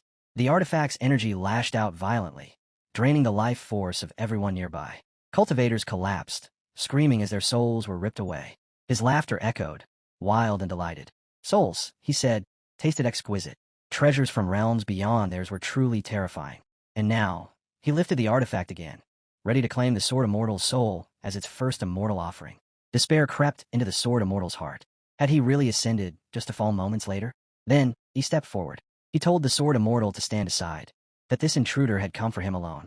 Yi's disciples stared at him in disbelief, unable to understand why his master was walking straight toward death. Even the onlookers cried out, unwilling to lose Yi. The Abyss King twisted with delight. Yi, he said, had walked straight into his trap. He would use Yi as the sacrificial banner, and then slaughter the rest. The Abyss King unleashed his strike. A colossal dragon manifested from pure energy, jaws stretching wide, as if it meant to swallow Yi whole. But he only smiled. His pupils sharpened, turning a predatory yellow as his aura erupted like a storm, tearing through the heavens. In that instant, the system activated. It detected Yi facing a true immortal of the fifth heaven and instantly triggered his pressure-born passive skill. Power roared through him. His cultivation surged, breaking through to the true immortal sixth heaven in a single heartbeat. His disciples stood rooted to the ground, unable to believe what they were seeing. He exhaled lightly, then spat. The tiny droplet transformed into a blazing streak of force that shot forward faster than thought. It hit the massive dragon head-on and erased it in one blinding flash. Silence blanketed the battlefield. Cultivators trembled. Even the Sword Immortal's jaw shook as he sensed the overwhelming immortal aura radiating from Yi. He finally understood. He had stepped fully into true immortality. Fear swallowed the Abyss King whole. The supreme nether artifact, crafted for a true immortal of the fifth heaven, had been destroyed like scrap metal. He closed the distance, remarking calmly that the king had traveled all this way just to hand over free experience. The Abyss King collapsed to his knees, begging, offering the artifact with shaking hands. He accepted it and demanded to know who the envoy behind it was. Bowing even lower, the Abyss King confessed it had been gifted by a messenger from a foreign realm. Greed had driven him to obey those hidden villains, he said, and he offered a hand over the entire nether abyss if Yi spared him. He answered with icy calm. The nether abyss had been fighting north and south for 2 years, not to expand, but to secure locations where stargates were buried. Those gates connected countless realms, and once activated, armies from beyond the stars would flood into Kunlun's eastern sky. That envoy, he concluded, clearly belonged to those higher forces lurking above their world. The Abyss King confirmed everything with terror. He insisted that while he was strong here, he was nothing compared to the masters beyond the heavens. He suggested cooperating with the Outer Realm Coalition instead of resisting it. He chuckled, calling the attempt to recruit him amusing. The king bowed eagerly, offering to send any message he desired. He stepped closer, thanked him for trying, and called those outer forces nothing but cowardly rats hiding in the dark. His hand pressed to the Abyss King's forehead. A single strike of pure, killing intent erupted, erasing him completely. With the danger gone, he brushed off his sleeves and declared that peace had finally returned. The crowd exploded in praise, shouting that immortal, he was invincible and unmatched beneath the skies. He waved them off, muttering that he preferred staying low-key. Inside, he was simply relieved the trouble was over. At last, he could head toward his newly inherited Guanshan Island. Chapter 89. Deep inside the nether abyss, in the shadow-drenched palace of the Umbral clan, the Abyss King staggered, his face pale and trembling. Blood spilled from his lips, the result of a single strike from Yi. Even now, he still couldn't believe it. Yi, a true immortal. If the king had faced Yi's real body instead of an avatar, he would have been erased on the spot. A calm but chilling voice cut through the hall. The divine envoy stepped forward, asking why the mission had failed. The Abyss King bowed and explained through shaking breaths that he had hidden his cultivation. The nether artifact was mighty, but against Yi it had been useless. The envoy frowned. The artifact carried the full might of a fifth heaven immortal. Yet Yi brushed it aside. Could his cultivation be above the sixth heaven? The Abyss King admitted he couldn't see through Yi at all. The 9 raging flame dragons the artifact unleashed were wiped out by a single casual drop of spit. A smile tugged at the envoy's lips. He hadn't expected Yi to hide such depth. That kind of strength and that kind of mental fortitude was terrifying, but it also made things interesting. Now he would pay the price. The Abyss King asked softly if the envoy had already decided the next step. The envoy nodded. The Nether Abyss, he said, was the sacred ground of their umbral ancestor. It hid a world-shattering secret, one so deadly that even the immortal Lord of Kuan would never return alive. Someone like he, meaningless. Shock rippled through the Abyss King. The Nether Abyss was that powerful. But how would they lure cultivators of the Eastern Domain inside? The divine envoy chuckled. That, he said, was where the chess piece he planted outside would be used. The scene shifted to the Xintian sect, where elders gathered in awe. The sect leader declared that junior brother, he had shocked the world. None of them knew he had already ascended. Another elder praised Yi's caution, saying he hid on purpose. A female elder added that he had been tempering his Tao heart and blending into the crowd. Clearly, his vision was leagues above theirs. He simply sighed, reminding them all to stay low-key. Shin muttered that his master was a professional actor, while his older brother practically vibrated with pride, insisting their master shouldn't be modest after inheriting Fallen Immortal Island, one of the Immortal Realm's top-tier legacies.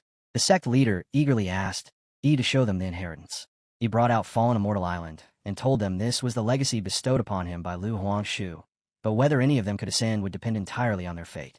One elder frowned, asking why the island looked so small and how they were supposed to enter it. His daughter sniffed, wondering if it was just a magic treasure.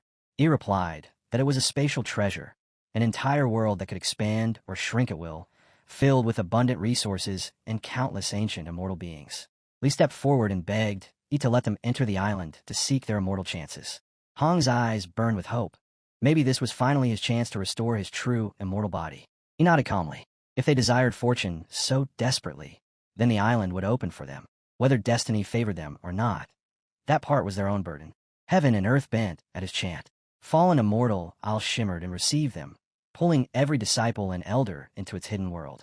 Inside, Li touched down alone. Confused, he looked around. Why was no one else here? And why did the scenery feel oddly familiar? His thoughts froze when he spotted an eagle perched nearby. His eyes welled up instantly. He called out to it, his carving giant eagle, his old companion, still alive. The eagle stared at him, then dropped a steaming load squarely onto his head before flying away. Li screamed after it, demanding to know why it didn't recognize him, and insisting the poop was unnecessary. As it soared off, a golden feather drifted down. Li grabbed it and felt a surge of awe.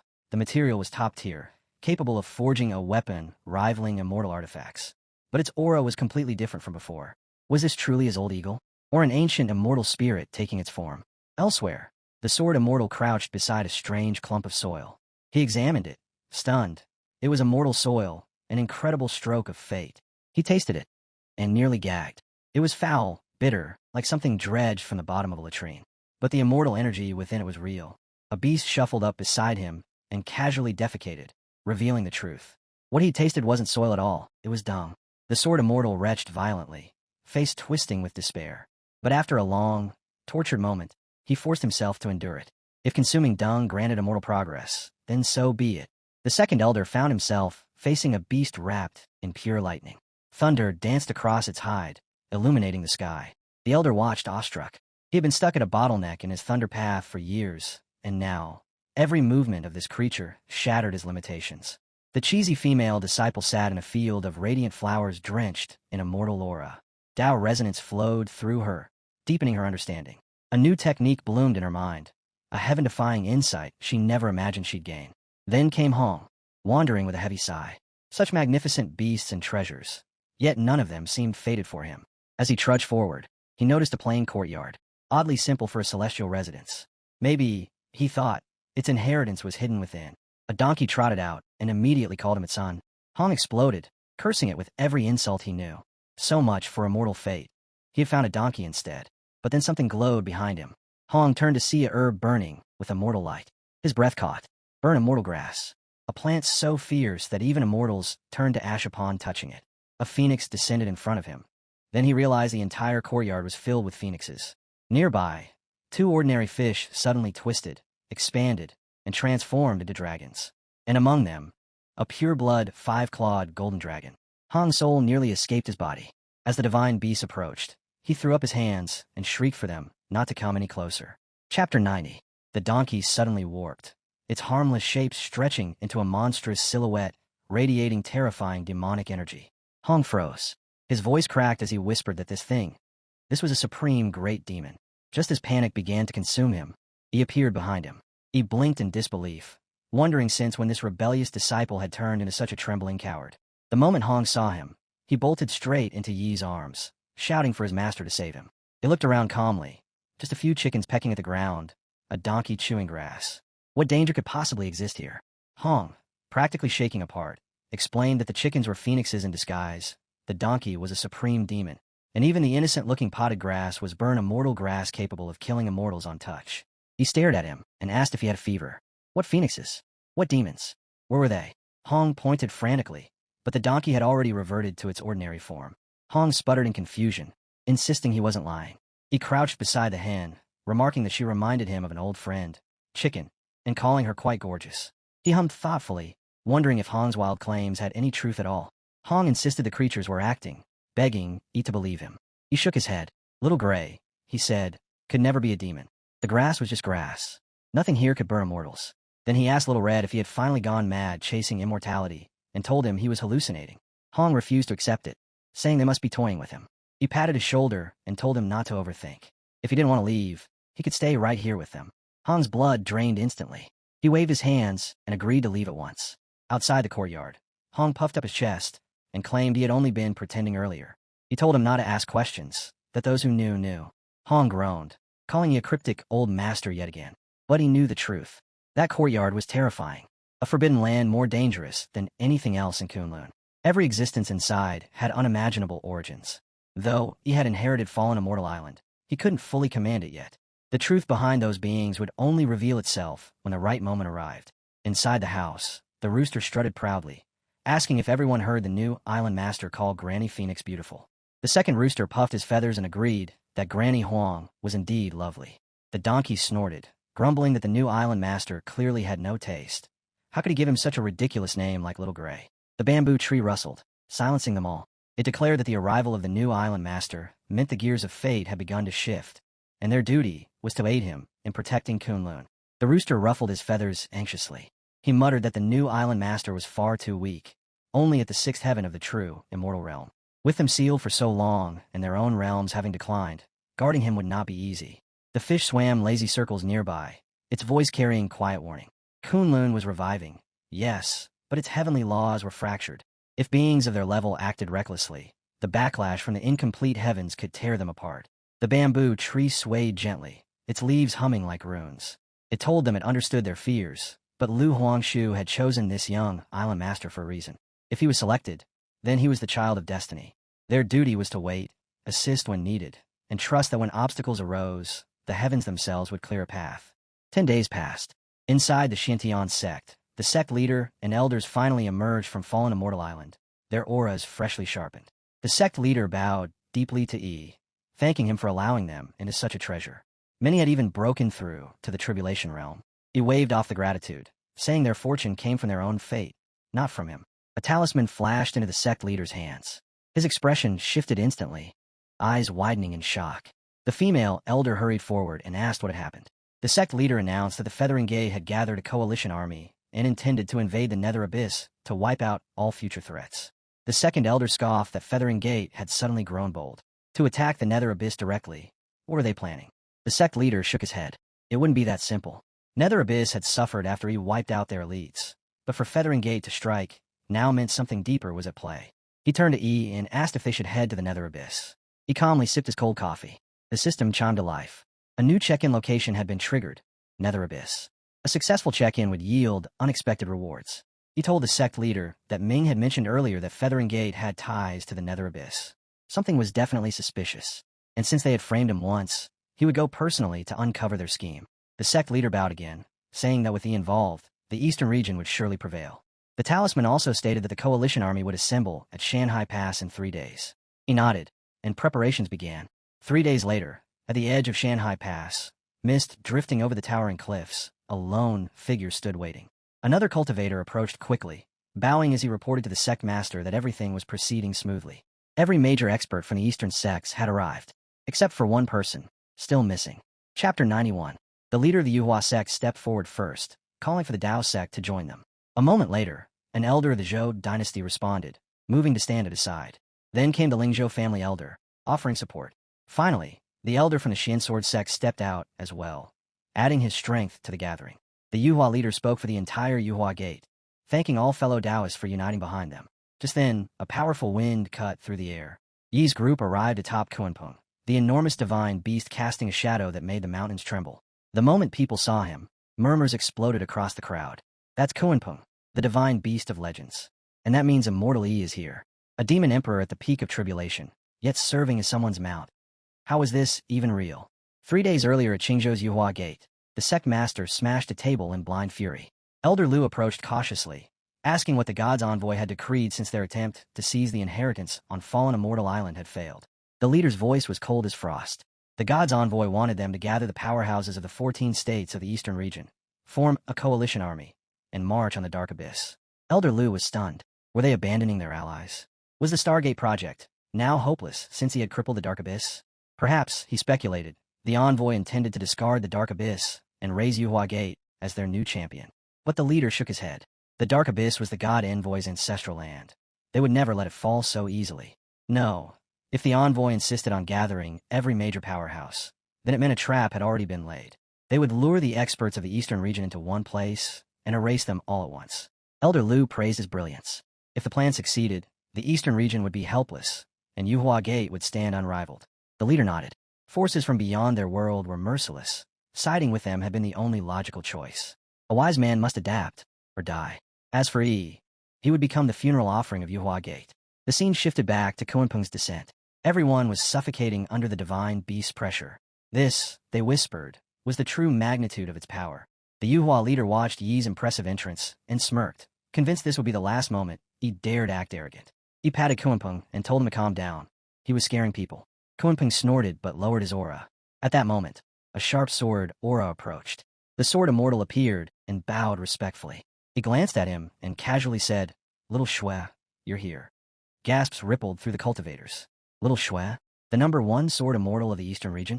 The Yuhua leader smirked again, certain that Shui Wuhan, famous for his pride, would never stomach such disrespect. But Shui Wuhan only froze for a moment, then bowed his head and replied softly, "Little Shui is here." Gasps rippled through the crowd. The cultivators stared wide-eyed at Shui Wuhan's obedience, whispering that this calm, deferential figure didn't resemble the aloof, white-robed sword immortal they knew at all. Even the Yuhua leader felt his confidence crack. He clearly occupied a place in Shui Wuhan's heart that he had never imagined. Yi's gaze swept across the gathering. "So many familiar faces," he said lightly. An elder and a young girl stepped forward, bowing respectfully in place of their absent sect master. The girl smiled shyly, admitting she never thought she'd see Yi return as an immortal. She worried she'd never catch up to him. He shook his head and told her she still had a chance. With Kunlun awakened again, celestial fate was everywhere, and with enough fortune, she might even surpass him one day. Before she could respond, an old man hurried forward with trembling excitement. He claimed he had dearly missed Yi ever since he left his residence, and asked if he still remembered him. He stared blankly and asked who he was. The old man puffed out his chest, announcing he was the ancestor of the Lingzhou family. He reminded Yi of the grand banquet he once held in Yi's honor, where, supposedly for Yi's sake, he crippled 2 of his children. The girl's jaw dropped. She whispered that she never expected Yi to be the type to demand such cruelty. He turned to her slowly. "What do you mean by that?" Then he fixed his gaze on the ancestor, voice cold. If the old man valued his life, he'd better explain himself properly. The ancestor broke instantly, waving his hands frantically. He said those 2 beasts had offended Yi's beloved disciple, the Blade Demon, so he had acted righteously on Yi's behalf. He sighed and called him a fool, warning him to think carefully before speaking nonsense again. At that moment, the Yuhua sect master, Wan Chong, stepped forward. He introduced himself as the leader of Yuhua Gate and the initiator of the coalition army. He looked him up and down and remarked that big sects were impressive. Despite how many he had wiped out, they still managed to gather this many people. Wan Chong forced a smile, saying that if Yuhua Gate had one thing in abundance, it was manpower. He nodded, then suddenly asked about the saint child who had fought Akuan and ended up soaked in the latrine. "Where is he hiding now?" he asked. Wan Chong stiffened and explained the saint child remained at Yuhua Gate to oversee the sect should he himself die in the Dark Abyss. He chuckled. "So he's staying behind to clean up his mess. Let's hope he manages." He raised his hand and told everyone to prepare for departure. The Sword Immortal's voice rang out boldly. Everyone should follow Senior Yi, flatten the Dark Abyss, and help Immortal Yi forge an era of peace for the Eastern region. The coalition army moved. Sects, clans, dynasties, everyone followed Yi. Wan Chong clenched his teeth. He was supposed to command this army, Yet every step, every gaze followed E instead. His frustration twisted into hatred. He would pay for humiliating him. The scene shifted to the entrance of the dark abyss. Jagged cliffs surrounded a churning void. The Sword Immortal stepped forward and declared that they had arrived at the most dangerous place in the entire eastern region. The girl lifted her sword and declared confidently that the dark abyss fiends had already been crushed once by Yi's hand. This time, with their full force assembled, they would obliterate them completely. The elder nodded firmly, saying the fiends were barely hanging on and that today, alongside Yi, they would cut down all evil and restore peace to the eastern region. The Sword Immortal raised his blade and announced that with Yi present, the fiends were nothing. He urged everyone to charge. The coalition surged forward into the abyssal portal. Wan Chong watched them disappear, a cruel glint flickering in his eyes. Fools, you finally walked right into the trap. Chapter 92. Inside the dark abyss, Yi's group descended on Akuin's back. The girl shivered as she scanned the surroundings. This was the true interior of the abyss, a world soaked in cold, hateful gloom. Ahead, demons of the nether abyss spotted them and panicked. They cursed their king for expanding the clan and screamed that the humans must have come to take revenge. Some fled. Others trembled. He stepped forward, his voice echoing through the abyss. These demons had invaded the eastern region once, leaving countless innocents in agony. Today, he said, they would repay that suffering in blood. The coalition roared and charged, unleashing their fury. The demons had no choice but to fight back. Explosions tore through the air as cultivation arts collided. Sword slashes lit the darkness like falling stars. Hong strode in, with blazing confidence. He ordered the demons to tremble before his might. Then a pillar of fire erupted from his hands, incinerating an entire cluster of fiends in one devastating strike. Next, Li flashed across the battlefield, unleashing his sword art. One sweeping slash vaporized everything in its path, leaving nothing but drifting ash. Then another powerful strike rippled through the chaos. Wan Chong, sect master of Yuhua Gate, arrived at the front lines. His blade carved through demons effortlessly. Coalition members shouted his praises. How with him leading the charge, victory was guaranteed. Wan Chong basked in the attention, pride swelling in his chest. At last, some dignity restored. Now he only needed to guide them closer to the royal city. He raised his weapon and declared that the main army of the Dark Clan had collapsed. The royal city lay just ahead. They would pierce straight into the Dark Abyss Palace and take King Dongyo's head to end the threat forever. His followers roared their loyalty. They vowed to follow him to the death, to flood the abyss with blood, to avenge every fallen kin. He watched silently. Since when had Wan Chong become so enthusiastic, so eager to command? It wasn't hard to guess. Wan Chong could no longer contain whatever scheme he was hiding. And indeed, behind his confident smile, Wan Chang's thoughts curled with malice. Soon, the entire coalition would become sacrifices in the Dark Clan's trap. And his death was almost at hand. Deep within the Dark Abyss Royal City, the atmosphere inside the Imperial Palace pulsed with oppressive gloom. The Nether Abyss King stood tensely before the throne when the divine envoy descended in a whisper of dark light. The envoy announced that he could already sense the human coalition drawing closer. The moment had finally arrived. The Abyss King bowed, voice shaking. Their forces were almost spent. Could the envoy truly eliminate E and the others? The envoy's eyes narrowed. He had already stated he could wipe them out with ease. He disliked being questioned. The Abyss King immediately lowered his head further, insisting he dared not doubt and only wished to know what traps awaited. The envoy dismissed him coldly. He wasn't qualified to hear the details yet. He would understand soon enough. Then the envoy pressed his foot against the palace floor. The ground split open as a demonic pillar rose from below, carved with a snarling, fiendish face. When he placed his hand atop it, the face ignited, glowing with eerie crimson light. Dark energy seeped outward like venom. Quietly, the envoy thought to himself. Once he stepped into the palace, it would mark the moment the entire coalition army was erased. Chapter 93. Outside, the coalition assembled before the towering palace gates. Wan Chong strode forward, raising his sword high and declaring that the royal palace was straight ahead. Once they crushed the enemy inside, the war would end. His sect members echoed his words with fiery devotion, praising him as their fearless leader and vowing to follow him into the palace to drown the dark abyss in blood. Inside the throne hall, the Abyss King emerged, roaring that the human cultivators dared trespass into the royal city and that every last one of them would be buried here. The Sword Immortal stepped forward, blade humming. He called the Abyss King arrogant. Last time he had only won by relying on a divine artifact. Today, that old score would be settled. Today, he would cut down this abomination with his own hands. But as he advanced, a subtle glance passed between the Abyss King and Wan Chong.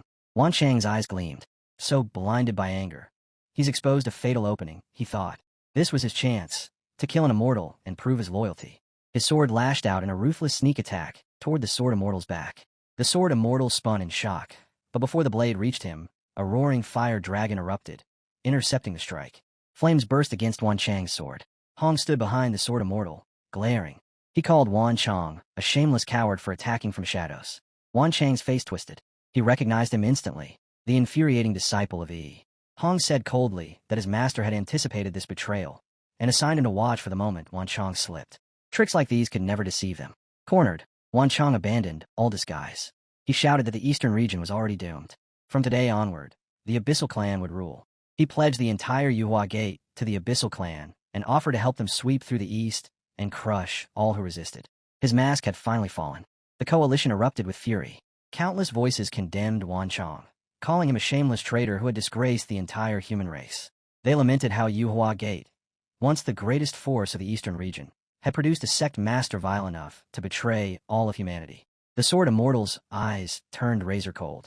Since Wan Chang had chosen treachery, he said he would first cut down the powerful backer behind him, and return later to claim Wan Chang's head. He raised his blade. Frost Heaven Slash tore through the air, a world-freezing strike capable of cutting mountains in half. But before it reached its target, a dark portal opened. A single hand reached out, calm, effortless, and caught the attack, shattering it like thin ice. The divine envoy stepped forth, surrounded by an escort of abyssal elites. Among them strode an abyssal knight radiating terrifying might, someone who had already reached the true, immortal fourth heaven. The envoy sneered at the Sword Immortal. A mere first heaven immortal daring to posture? Laughable. The Sword Immortal's pupils contracted. Around the envoy stood not one, but 6 true immortal powerhouses, all hiding in this tiny abyssal realm. Meanwhile, he arrived with his group, taking in the scene with quiet contempt. He said he already knew the Abyss clan wouldn't have betrayed humans for the sake of a Tribulation Realm king. They clearly had a true immortal behind them, which was why they behaved like obedient lapdogs. The envoy turned toward Wan Chang with a smile that didn't reach his eyes. He asked how Wan Chang planned to refute Yi's insult. Wan Chang straightened himself and declared that a wise man adapts to the times. Being a dog, he said, was nothing shameful. Serving the divine envoy was the greatest honor of his life. The envoy nodded approvingly. A man who knew how to seize opportunity deserved rewards. Once the Abyssal Clan unified the eastern region, Wan Chang would enjoy endless benefits. The Abyss King glanced sideways, smirking. Since Wan Chang spoke so sweetly, he suggested that the man bark a few times to amuse the envoy. Wan Chang froze. Why me? What have I ever wronged this bastard? But the Abyss King leaned forward and warned him. Deceiving the envoy meant death. Choose carefully. Wan Chang swallowed his pride and said that if barking pleased the divine envoy, then barking was nothing. And so, he dropped all dignity and barked loudly like a dog. The envoy smiled. Excellent. Very realistic. Wan Chang puffed out his chest, declaring that barking was his strongest talent. Disciples in the back whispered in disgust that a man who sinks this low becomes unbeatable, and that they once actually believed in this dog. The Sword Immortal's voice thundered. Wan Chongwei and the entire Yuhua Gate would be nailed to the pillar of shame for all eternity. And then, he stepped forward. He said their shamelessness had reached the heavens themselves, and that their dog barks were frighteningly authentic. Wan Chang snarled, saying he shouldn't act arrogant now that the divine envoy stood before them. Today would be Yi's last day alive. The divine envoy finally turned his full attention on Yi. His voice lowered into a chilling growl. He had caused him endless trouble while reclaiming this land. Outside, he might have hesitated to act directly. But here, in the heart of the dark abyss, there was no one left who could save him. The divine envoy raised his hand, and dark energy surged outward as a formation was forcibly opened. In an instant, a massive green formation spread across the land, sealing the entire area within its glow. The moment he saw it, his pupils shrank. He immediately recognized it as a formation and understood that the enemy had come fully prepared this time. Beside him, the Sword Immortal's expression turned grave as he identified it at once. The immortal imprisoning demon slaying formation. The divine envoy laughed proudly, clearly pleased. Mortals, he said, were at least not completely ignorant. He explained that the formation had been created by an ancient heavenly formation master and ranked as a 6th grade formation. Once activated, even an immortal lord would find it impossible to escape. Panic exploded among the cultivators. One after another, they rushed toward the green barrier, pouring all their energy into it and slamming against the wall. But not a single person managed to break through. Instead, their cultivation began to drain away, leaking from their bodies like water from shattered vessels. Despair quickly replaced panic. Realizing the situation had turned into a complete disaster, some began cursing their own foolishness, regretting their choices, and shouting that Wan Chongwei had dragged them into a certain death. The US sect leader burst into wild laughter, mocking them mercilessly. He called them short-sighted trash who failed to recognize a true hero. With absolute confidence, he declared that with the divine envoy present, he and the others would never escape, even if they grew wings. At that moment, the divine envoy spoke again from behind him. He calmly agreed, then added that before dealing with anything else, he needed assistance with a small matter. The Abyss King frowned in confusion and asked what he meant. Without warning, energy began draining from the bodies of the Abyss demons. Terrifying screams filled the air as unbearable pain tore through them. They collapsed in agony, crying out and begging their king to save them. The Abyss King stood frozen in shock, staring at the scene in disbelief before roaring in fury, demanding to know why the divine envoy was treating his people this way. The divine envoy only laughed. He explained that once the formation was activated, it required an enormous amount of life energy as its medium.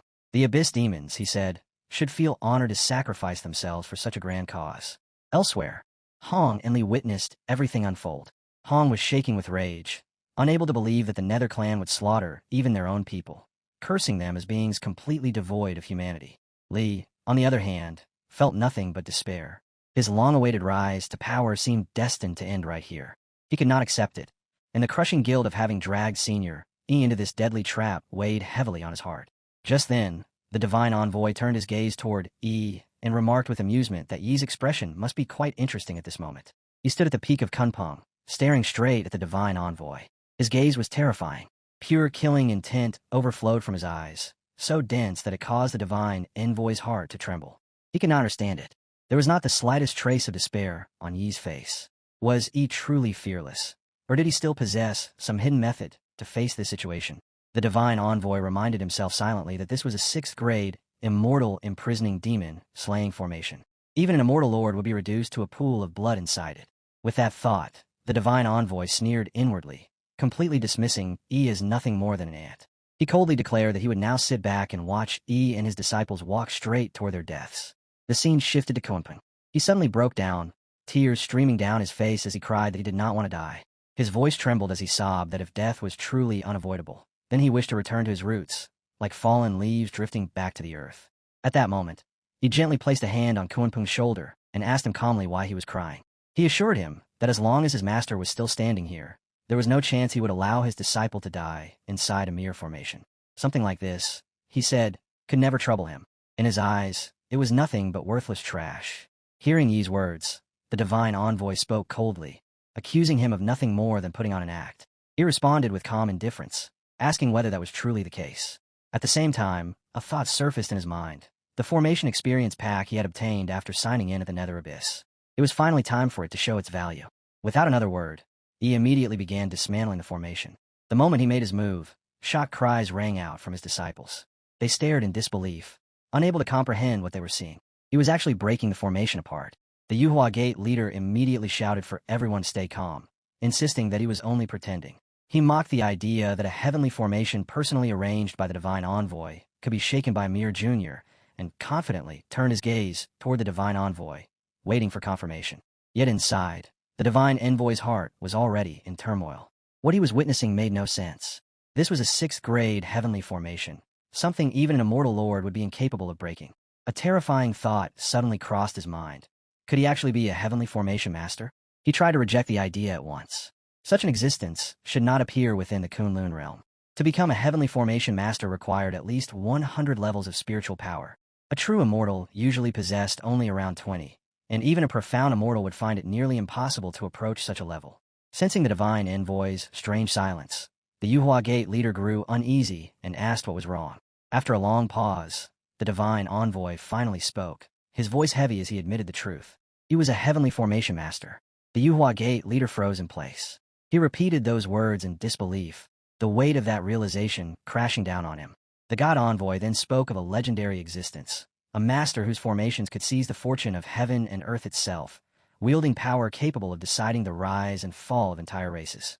The Yuhua sect master added quietly that even immortal lords would have to greet such a being with the utmost respect and courtesy. Nearby, another leader shook his head in denial, insisting that he could not be such a figure. If he truly were, then the god envoy's formation would pose no threat at all. At that moment, he shattered the green wall with a burst of power.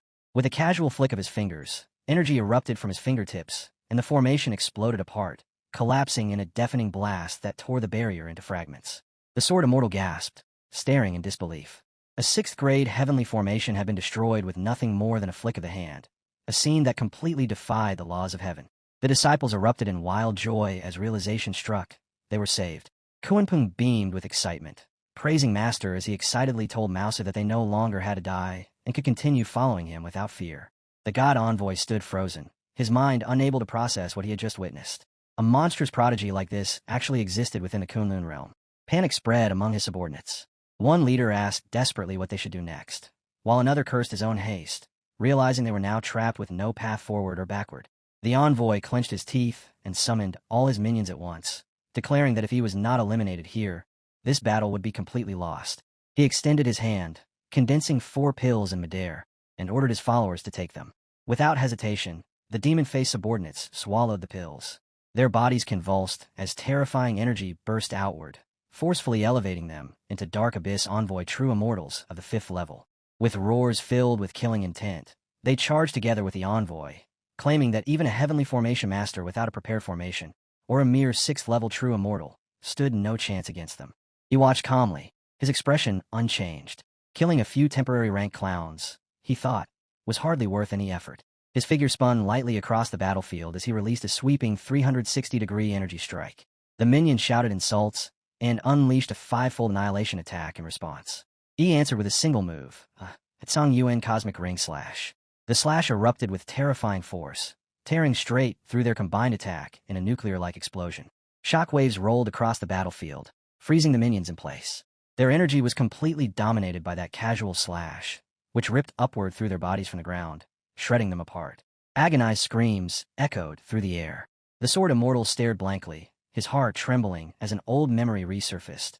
Back when he had once severed 14 provinces with a single sword, the god envoy roared in fury, ordering his minions to unleash all their trump cards. With the pills rapidly restoring their strength, the 5th-grade true immortals stabilized themselves. The envoy shouted that if he forced them to use their ultimate moves, then dying would be without regret. The Sword Immortal's expression darkened. He realized the situation had spiraled out of control. These enemies were preparing to self-detonate their immortal sources. He remained composed, quietly observing their desperation. He raised his hand, and a massive coffin descended from the void. He lifted it effortlessly and stated calmly that if they wished to self-destruct, they could do so inside. As the coffin opened, dark red matter shimmered within, releasing a terrifying suction. One by one, the demons were dragged inside, their bodies dissolving as they were converted into incomprehensible energy. The coffin slammed shut, erasing them from existence forever.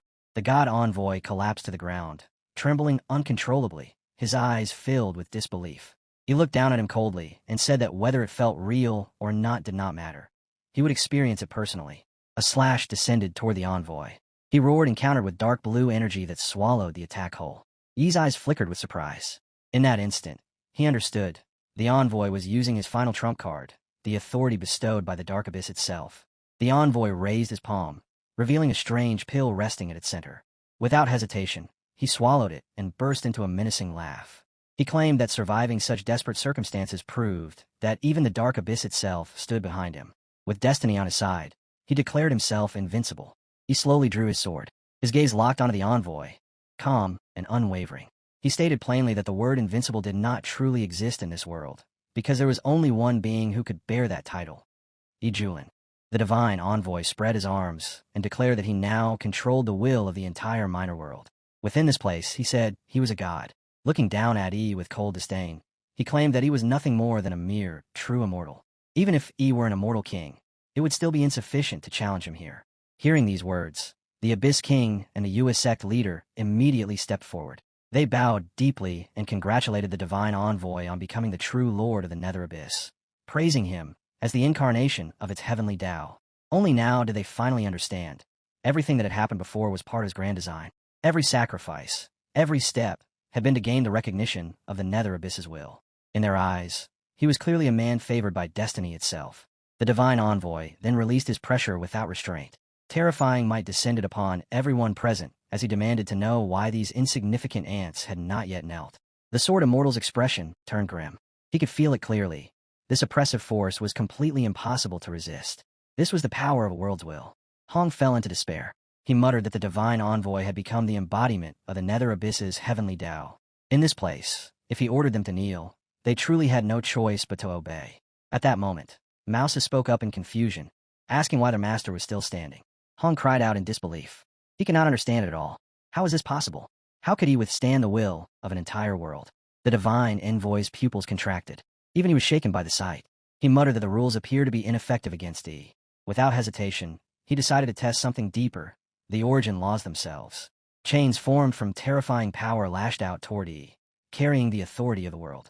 Yet when they struck him, they failed to cause even the slightest harm. The divine envoy roared in disbelief. Even the origin laws were ineffective. To him, this was impossible. It directly violated the heavenly Tao. He declared himself heaven incarnate, the living laws of this realm, commanding all things to submit and be suppressed. In the next instant, destruction spread outward as his power tore through the surroundings. Space trembled violently, and everyone cried out in fear, feeling as though the entire world was on the verge of collapse. Only then did he speak. His voice was cold and dismissive as he stated that with such a pitiful amount of power, calling oneself heaven was nothing but a joke. To Yi, this so-called heavenly Tao was riddled with flaws. Seeing his indifference, the divine envoy flew into rage. He struck out again, roaring that anyone who dared defy the heavenly Tao deserved death, and unleashed the 10,000 calamities nether heaven palm. The U.S. sect leader gasped in reverence, praising the divine envoy's overwhelming might. He claimed that this palm gathered the nether power of heaven and earth itself, and that even an immortal king would be instantly annihilated if struck by it. He merely glanced at the attack and asked calmly whether that was truly all there was. As his words fell, he raised his hand and released a golden palm strike of his own. The two forces collided, and the nether palm shattered instantly, dispersing like smoke.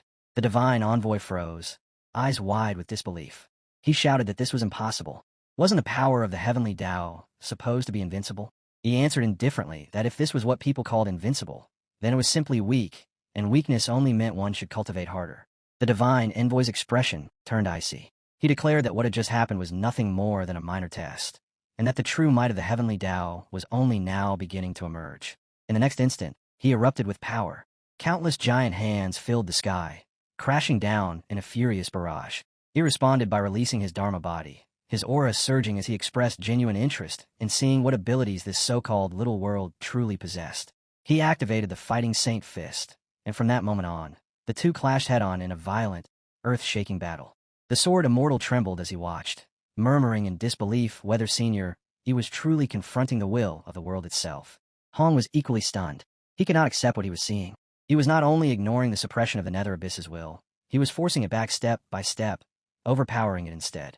This sight completely overturned everything they believed to be possible. Meanwhile, the divine envoy grew increasingly frantic. He could not understand how things had reached this point. The more he strengthened his suppression, the stronger Yi's rebound became, as if Yi's power grew in direct response to the pressure placed upon him. Suddenly, he launched a devastating blow that sent the divine envoy staggering back several steps. Enraged, the divine envoy roared and demanded to know what he truly was, how he could distort the heavenly Tao itself. The sword immortals silently wondered the same, desperate to understand how he could resist the will of an entire world. He answered calmly that the reason was simple. The stronger his opponent became, the stronger he himself would grow. Hearing this, the divine envoy exploded with fury, roaring that he was using such a ridiculous excuse to mock him, demanding to know whether he found this amusing. He replied with complete indifference. He was not toying with him at all. He was simply stating a fact. When he faced something stronger, he truly became stronger in return. Those words shattered the last restraint within the divine envoy. His fury finally erupted. He roared that he had endured enough. Within this world, he was the absolute ruler. No one could stop him. No one at all. In the next instant, the divine envoy unleashed a terrifying burst of power, forcibly drawing out the full might of the heavenly Tao. A massive purple sword manifested in the sky, radiating pressure, so overwhelming that everyone cried out in shock. The force pinned them down completely, leaving them unable to move. Even the Abyss King trembled, his body shaking under that crushing authority. The divine envoy roared madly, declaring that he would send Yi's soul into nothingness and erase him from existence forever. Yi answered without hesitation, his voice firm, repeating that the stronger the opponent before him, the stronger he would become. Yunlin's hand strike collided head-on with the divine envoy's purple sword. For a brief, suffocating moment, the world fell silent. Then, a cataclysmic explosion erupted. The purple sword shattered into fragments, as destructive energy surged outward in all directions. The Abyss King screamed in horror. He could hear it clearly. The netherworld will itself was screaming in agony. As the sword collapsed, the oppressive pressure vanished instantly. Cheers and cries of relief burst out from all sides, as everyone realized the truth. Immortal Yi had won. The sword immortal stood frozen in disbelief. Senior Yi was confronting the will of the world using nothing but his own strength. Such power surpassed everything he had ever known or imagined. Li shouted excitedly, unable to contain his amazement. Even the heavenly Tao of the netherworld could not affect their master. Hong, however, remained shaken. He could not accept what he was witnessing. How could a mortal possess the ability to defy an entire world? Deep down, he suspected that he must be concealing some heaven-defying treasure. Otherwise, such a feat should have been impossible. The divine envoy completely lost control. He roared that since the heavenly Tao could not suppress Yi, then the entire netherworld would become his coffin, and all living beings would serve as sacrifices. With madness in his eyes, he began forcibly collapsing the nether abyss itself. He responded coldly. Trying to drag him down along with the world was nothing but wishful thinking. Such an attempt was destined to fail. The divine envoy shouted that within this realm, he embodied the heavenly Tao itself. When the heavenly Tao fell, the world would perish alongside it. He vowed to show everyone what a true apocalypse looked like and declare that everything would be annihilated together. Under the terrifying destructive force of the heavenly Tao, the nether abyss began to crumble. Space fractured, land disintegrated, and the world itself started collapsing piece by piece. Panic spread as everyone cried out in fear, realizing that the nether abyss was vanishing before their eyes. The Abyss King roared in despair, watching his homeland fall into ruin. Amid the chaos, Elder Lu asked anxiously what they should do. The Yue sect leader answered with rage and regret, cursing those who had encouraged him to side with the netherworld race and lamenting the catastrophic disaster that had now unfolded. Hong quickly realized that once a world chose self-destruction, it was no longer something human power could resist. Even if he were to defy the heavens once more, reversing such an outcome might already be impossible. The divine envoy, however, laughed like a madman. He declared that this destruction was the inevitable price of forcing his hand, and that no one could change the fate of the netherworld's annihilation. As everything collapsed, the divine envoy reflected on himself. He believed that no matter what, his name would be carved into history, that the great cause of the netherworld race ruling the eastern region would forever bear his mark. He acknowledged the effort, considering it barely acceptable. Yet his expression remained calm and dismissive. He said plainly that if someone wanted to explode like fireworks, they should do it alone instead of dragging others down with them. He had no interest in being buried alongside lunatics. The divine envoy's pupil shrank. In that instant, he realized that a massive teleportation array had already been completed. Its scale was terrifying, far beyond anything he could comprehend. He tried desperately to stop Yi, but he only replied coldly, telling him to stay where he was. Yinlin struck next. With a single move, he shattered the divine envoy's remaining attack and sent him flying. Without another glance, he turned to leave, casually waving goodbye. At that moment, the Yue sect leader suddenly shouted, revealing himself as an undercover agent of the eastern region. He claimed that everything earlier had been an act, and that he had always belonged to their side. He looked at him indifferently and asked what relevance that had. His answer came in the form of a kick, sending the man flying as he remarked that such last-minute confessions were utterly pointless. The sect leader cursed in rage. Nearby, the divine envoy lay trembling, his voice weak and broken. As defeat settled in, he reflected bitterly on his life. Once hailed as a prodigy of the netherworld, the ruler favored by the heavenly Tao, he now realized the truth. He had been nothing more than a frog at the bottom of a well, a complete joke. He regretted never witnessing the netherworld race dominate the eastern region, and resented becoming nothing more than a stepping stone for Yi. With venom in his eyes, he swore that the flames of the netherworld would await Yi at the end of the Yellow Springs. The scene shifted to Shanhaiguan in the eastern region. Everyone had returned safely. The sword immortal bowed deeply, praising immortal Ye's boundless kindness, and declaring that it would never be forgotten by the human race of the eastern region.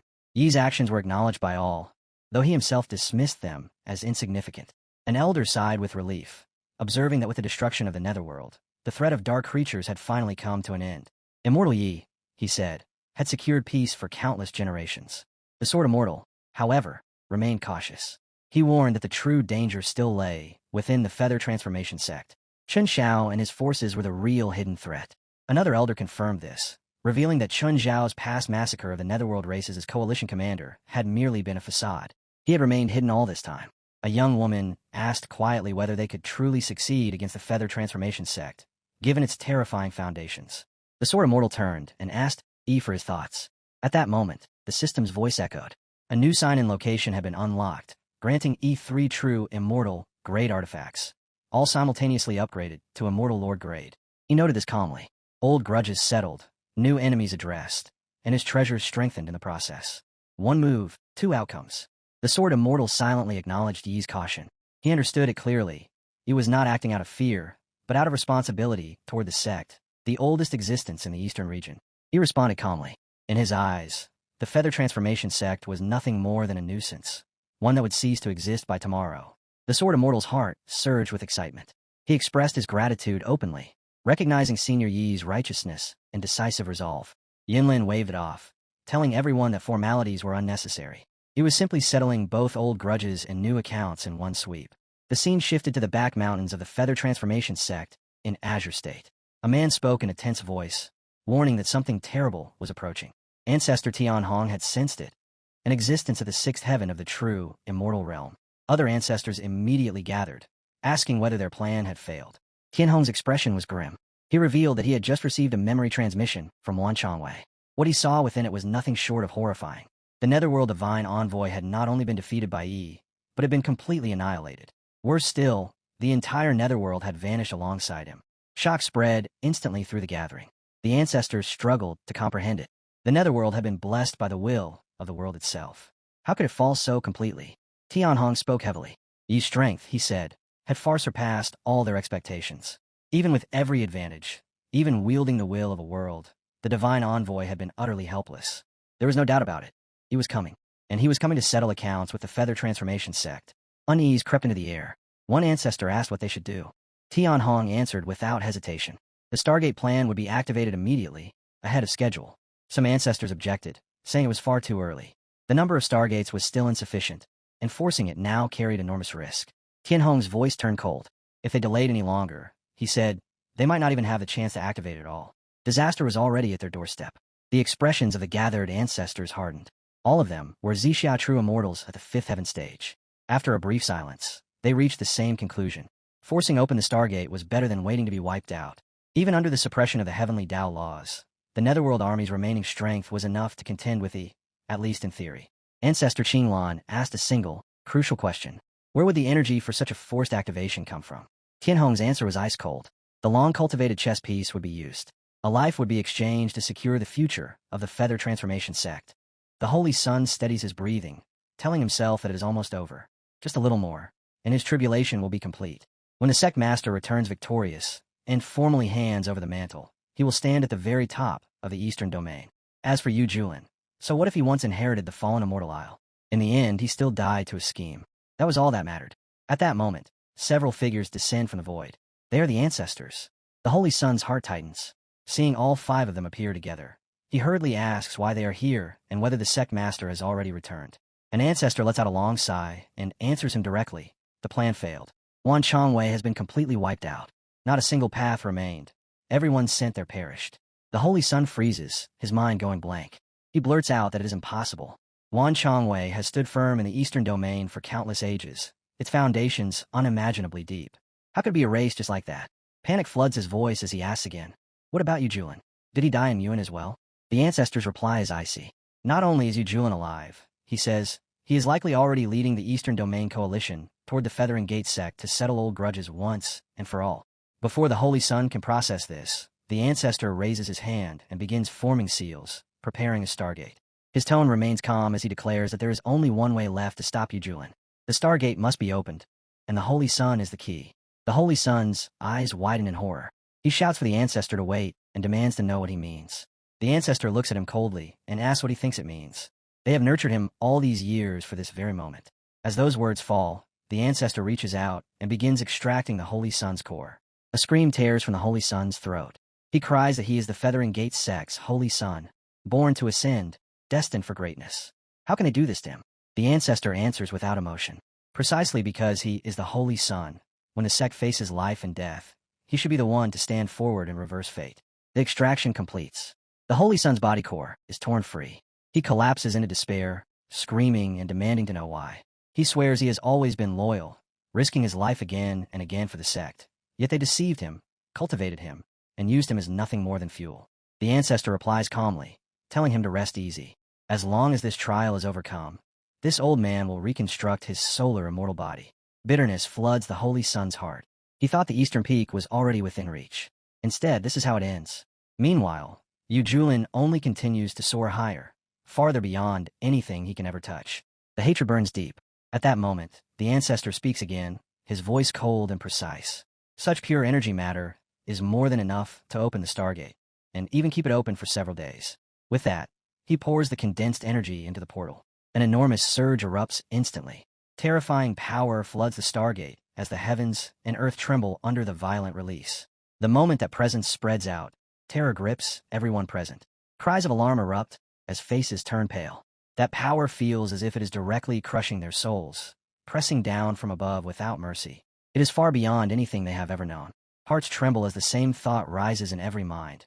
What kind of monsters are sealed beyond that gate? Soon after, the Stargate fully stabilizes. One after another, figures step out from within. Seeing this sight, the ancestor's pupils contract. He never expected such a scale. Netherclan true immortals, flooding out endlessly, tens of thousands at the very least. Before such a force, the Feathering Gate sect truly is no different from ants beneath a mountain. At that moment, the immortals instinctively part to the sides. A single figure advances at the center, riding atop a fierce beast. His aura alone suppresses the surroundings. He is the Netherclan commander, Ming Wanjun, a heaven immortal of the second heaven, once a profound immortal at the peak of the ninth. Ming Wanjun's expression is dark with fury. He coldly declares that they are fools for opening the Stargate now. Forcing it open at this time has severely suppressed their cultivation.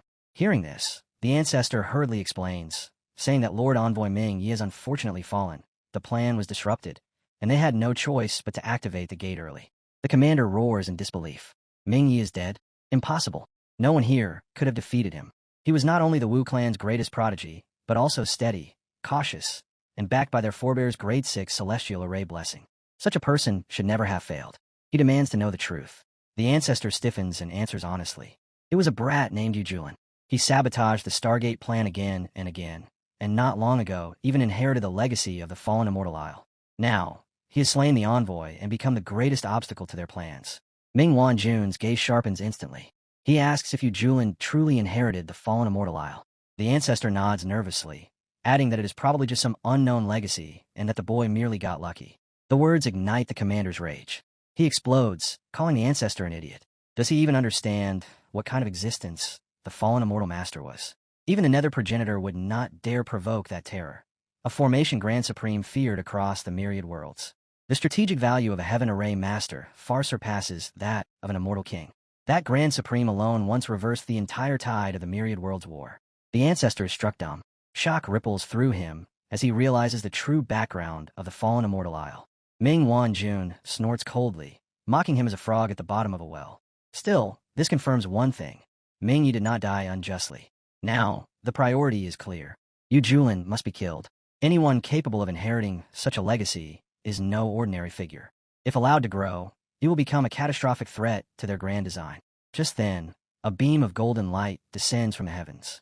An ancestor immediately shouts, demanding to know who dares trespass within the Feathering Gate sect. At the same time, a cruel thought flashes through his mind. With tens of thousands of immortals standing behind him, he is eager to see how Yu Julin will die this time. At that moment, Yu Julin arrives with his army. His voice echoes across the heavens, declaring that the Feathering Gate sect has acted against the will of heaven, colluded with outsiders, and today justice will be enforced as traitors are slain.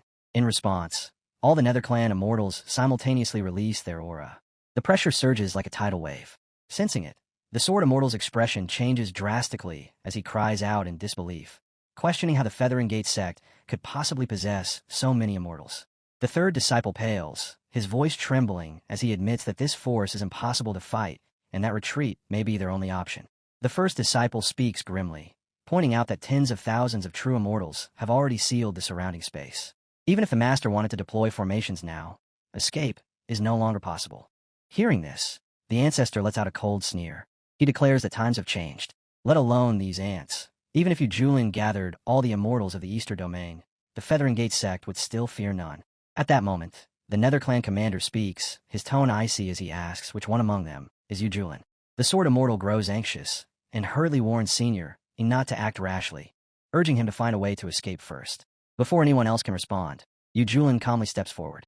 He states plainly that it is him, and asks what they want from him. Seeing this, the commander bursts into laughter, declaring that as long as he kills Yu Julin, the fallen immortal Isle will turn him into a hero of the Nether Clan. Yu Julin's expression does not change. He replies indifferently that a heaven immortal crippled and suppressed by the Stargate is not even worthy of carrying his shoes. The words ignite the commander's fury. He releases his full power and roars that Yu Julin is courting death. The Sword Immortal shouts urgently, warning Senior E to be careful. In the next instant, the commander's palm attack surges forward, carrying terrifying might. Yu Julin remains calm and says that this is perfect, that he can finally experience what heaven immortal cultivation truly feels like. Yu Julin stands his ground as the commander's attack is about to strike him.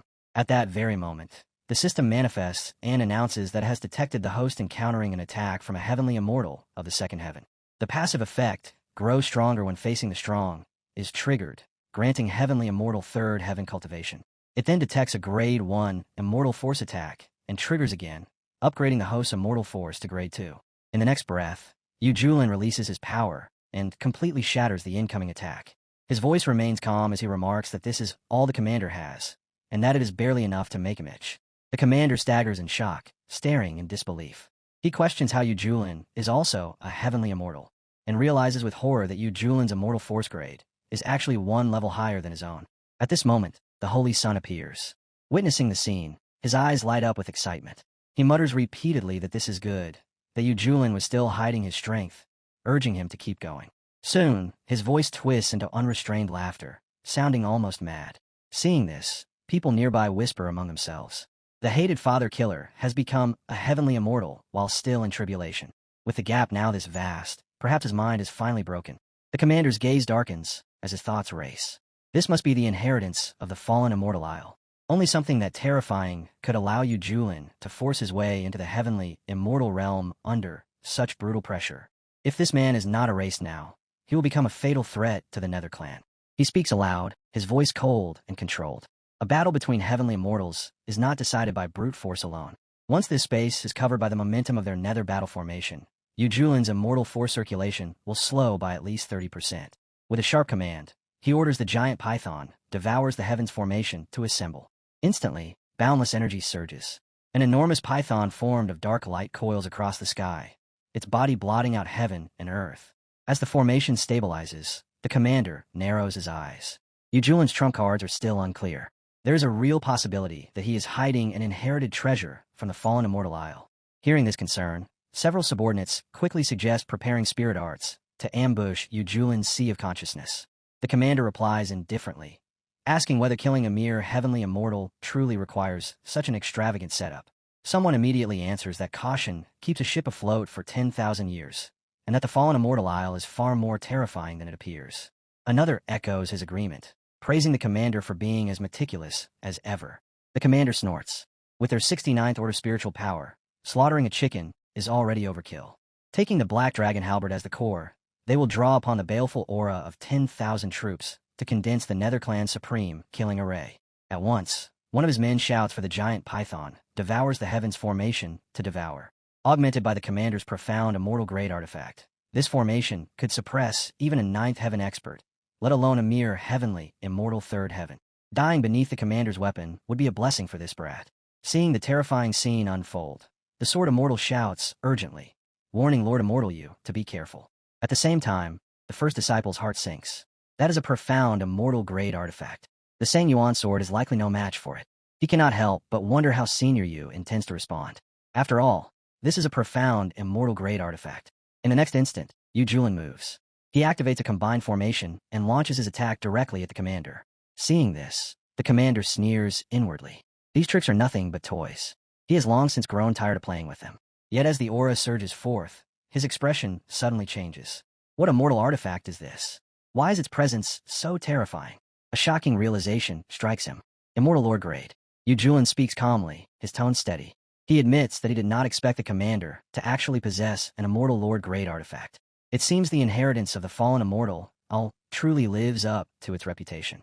The commander stiffens in surprise. Yu Julin even knows about the fallen immortal? Yu Julin replies indifferently that it is only natural. But while an Immortal Lord Grade artifact is indeed powerful, driving it with mere heavenly immortal cultivation will drain him severely. He calmly adds that he doubts the commander can hold out for very long. Hearing this, the commander lets out a furious roar and says fine. He declares that he will let Yu Julin see what he is truly capable of. His plan is clear. He will feign a frontal clash with Yu Julin while secretly directing the giant python to strike the cultivators behind him. Yu Julin will be forced to split his focus to protect them, and in that instant, their spirit arts will slip through the opening. In the next moment, the commander charges straight at Yu Julin.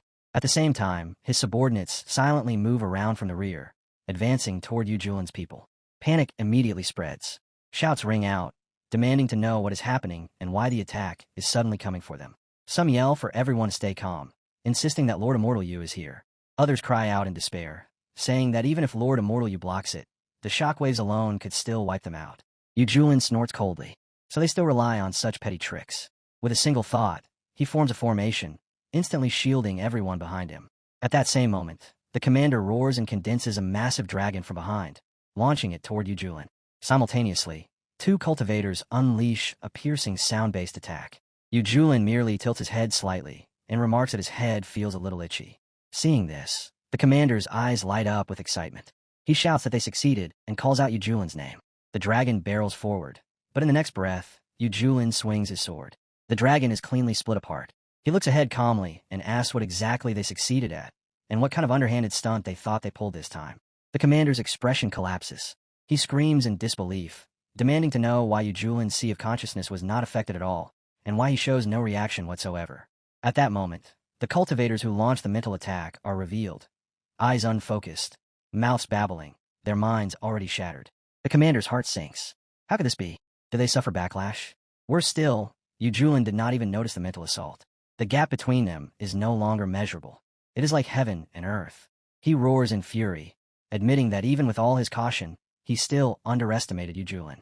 In that case, he declares, even if he burns every last drop of his blood today, he will kill him.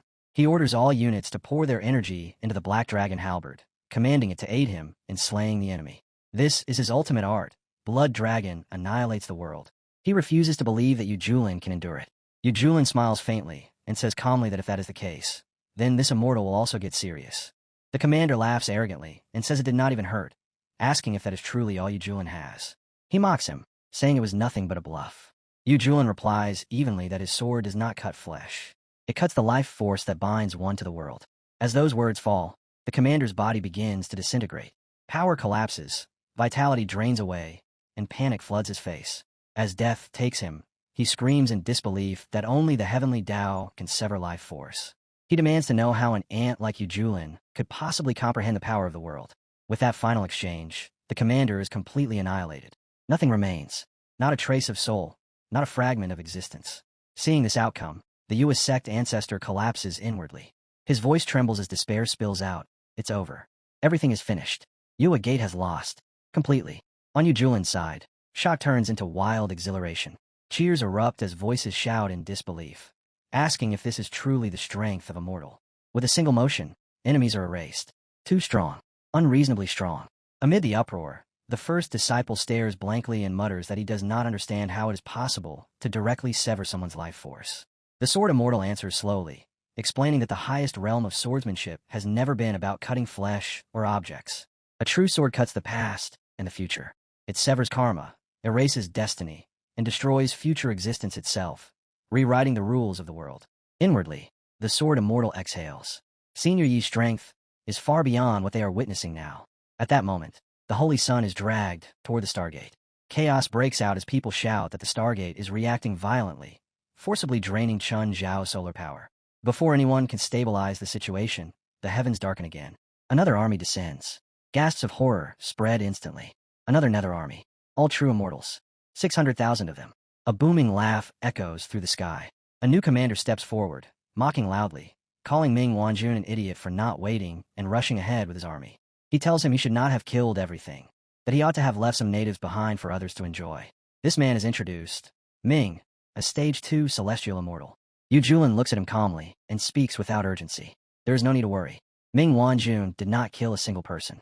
Since that is the case, he may as well let this one play first. The new commander explodes in anger, roaring and demanding to know who Yu Julin thinks he is, saying he has far too much nerve to speak to a commander like that. At that moment, the ancestor shouts desperately, telling him to avenge General Wan Jun and their fallen soldiers.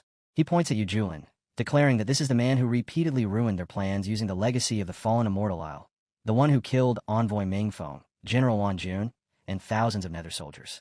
In his heart, the ancestor clings to hope. There's always a way out. No matter how terrifying Yu Julin is, his power must have limits. He refuses to believe Yu Julin can survive a war against so many nether immortals. The commander suddenly turns and grabs the ancestor by the throat. His roar shakes the air as he accuses him of lying. If everyone is dead, where are the bodies? He snarls at the ancestors trying to ambush him and mocks him for thinking such childish tricks would work. Yu Julin speaks calmly, correcting him. There is no mistake. He is simply showing him where the bodies are. With that, Yu Julin kills the ancestor in the exact same manner as before. Seeing this, the new commander's expression turns grim. Their life force was severed, their bodies reduced to dust. There is no mistaking it. With a sharp gesture, he issues an order to all forces.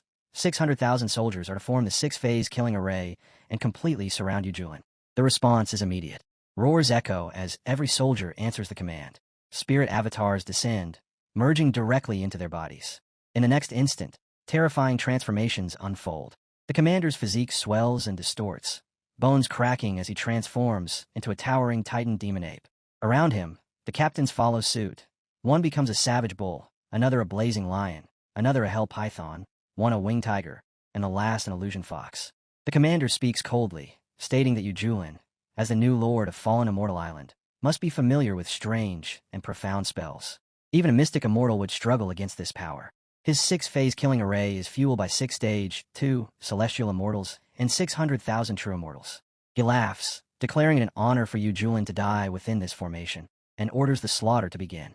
The array surges forward, overwhelming force crashing toward Yu Julin. The third disciple pales and speaks anxiously, saying this array can even kill a mystic immortal, questioning whether the master can survive it. The first disciple answers without hesitation. He must survive. Everything rests on him now. Deep down, the first disciple feels shaken. He never knew the outside world was this terrifying. His former glory is meaningless in comparison. Yu Julin must not fall. If he survives this battle, he will only rise higher and become even stronger. Yu Julin looks on coldly. He mocks them for daring to flaunt an array reliant on puppet avatars. Since the Nethers never learn, he will show them what a true avatar transformation looks like. Before they die, 3 pure ones. In the next breath, 3 figures step forward. Each is identical to Yu Julin.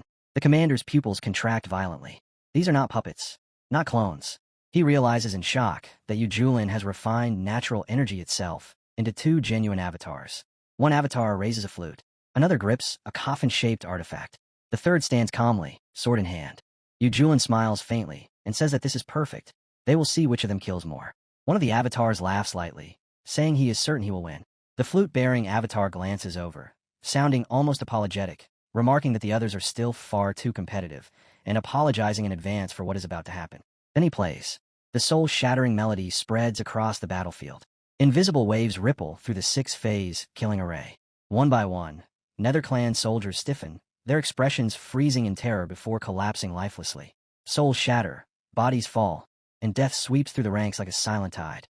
At the same time, the coffin-wielding clone turns toward another NetherClan commander and laughs arrogantly. He mocks him for pretending to be profound, declaring that he is the one who truly holds power. With a wave of his hand, he orders those ants to climb into their coffins themselves, his laughter echoing wildly across the battlefield. The remaining NetherClan soldiers collapse into terror. Screams fill the air as they beg to be saved, crying that they do not want to die. Some sob incoherently, calling for their mothers, others screaming that they want to return to the Nethers, their courage shattered completely. At that instant, the sword-wielding Yu Julin clone steps forward and strikes toward the commander, his voice cold and dismissive. He says the commander's strength is not even worth mentioning here. The commander frantically dodges, shouting in disbelief that Yu Julin is controlling 2 avatars and wielding 3 monarch-level artifacts, that this is not the power of a celestial immortal. Yu Julin lets out a light laugh. He replies that his power depends entirely on the limits of his opponent. The stronger the enemy, the stronger he becomes. With that, his sword slashes down. The commander roars and launches a desperate counterattack, declaring that even if it costs him his life, he will kill Yu Julin. Yu Julin answers coldly that it is unfortunate. His life simply is not worth anything. His strike lands with overwhelming force, sending the commander flying like a broken doll. The commander smashes into the ground, his body torn apart, life fading away bit by bit. The scene returns to Yu Julin, who observes calmly and remarks that it seems he is coming back already. At that moment, the coffin-wielding clone clicks his tongue impatiently, complaining that it is boring and that he was not done playing yet. Yu Julin casts him a sharp, icy glance. The clone stiffens instantly. Without another word, both avatars return to Yu Julin's side. In the next breath, Yu Julin unleashes his power. Heaven and earth convulse as everything around begins to collapse, shatter, and disintegrate under his might. The NetherClan soldiers finally break completely. They cry out in terror, begging Immortal Yi for mercy, shouting that they were wrong. They swear to abandon Yua Gate, pleading desperately for their lives. Yu Julin speaks coldly. He spares Mingfeng today. He orders him to return and deliver a message to his clan. So long as he lives, no alien race is allowed to invade Kunlun. If the Nethers dare to come again, he will hunt them down, no matter how far they flee.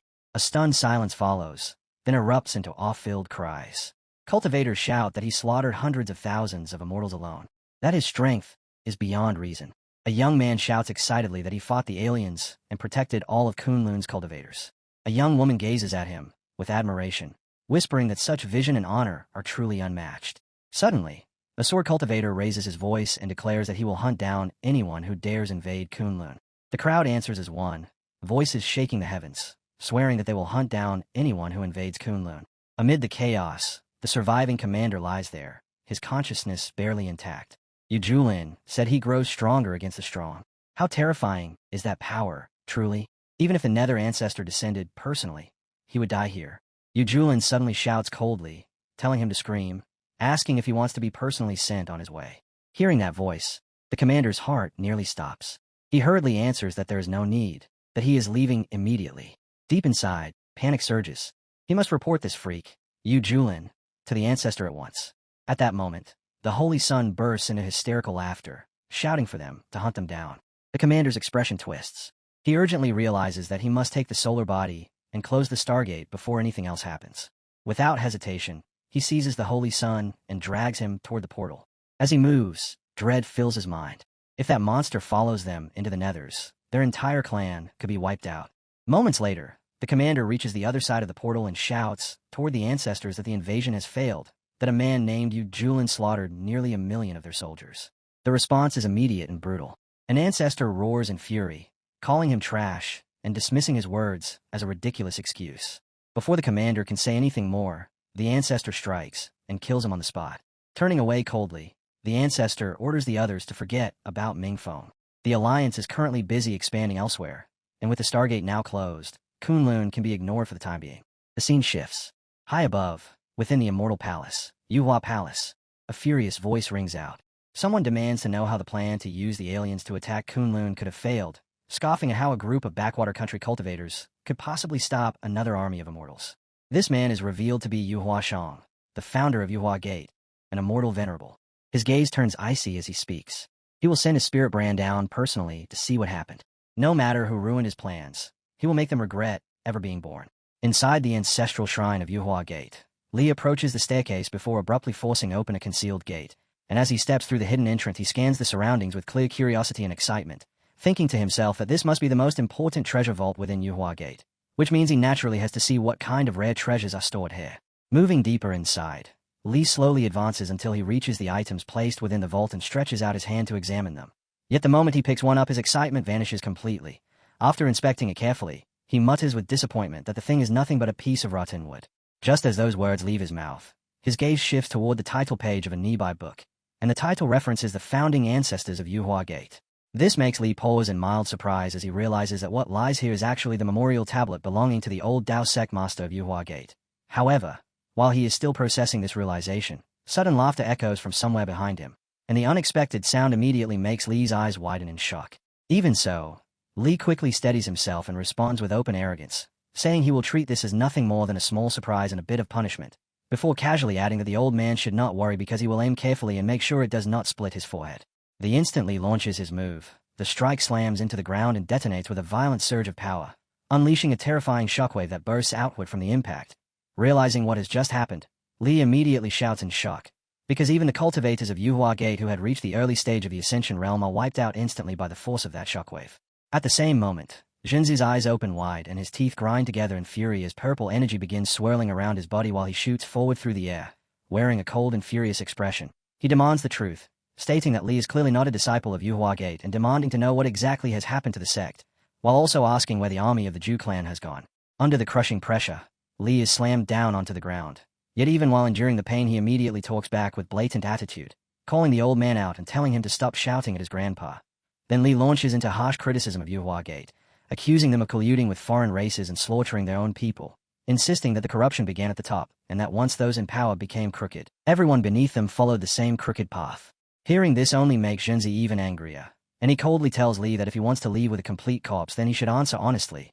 Otherwise, he will personally make Li experience the terrifying methods of an immortal venerable. As those words fall, white energy begins spreading outward from Junzi's body and surges directly toward Li. The overwhelming force sweeps Li away and slams him violently into the ground once again. Yet even after suffering such a blow, Li still refuses to back down. With absolute confidence, Li declares that an immortal venerable is nothing but trash, claiming that his own master could erase Yuhua Gate and even the Nether Clan's million immortals with a single finger, then mocking Junzi outright by asking who he thinks he is when daring to stand before his master. Those words ignite Junzi's fury completely, and he roars that Li has already ruined his grand plan while declaring that the one he intends to kill is this so-called master.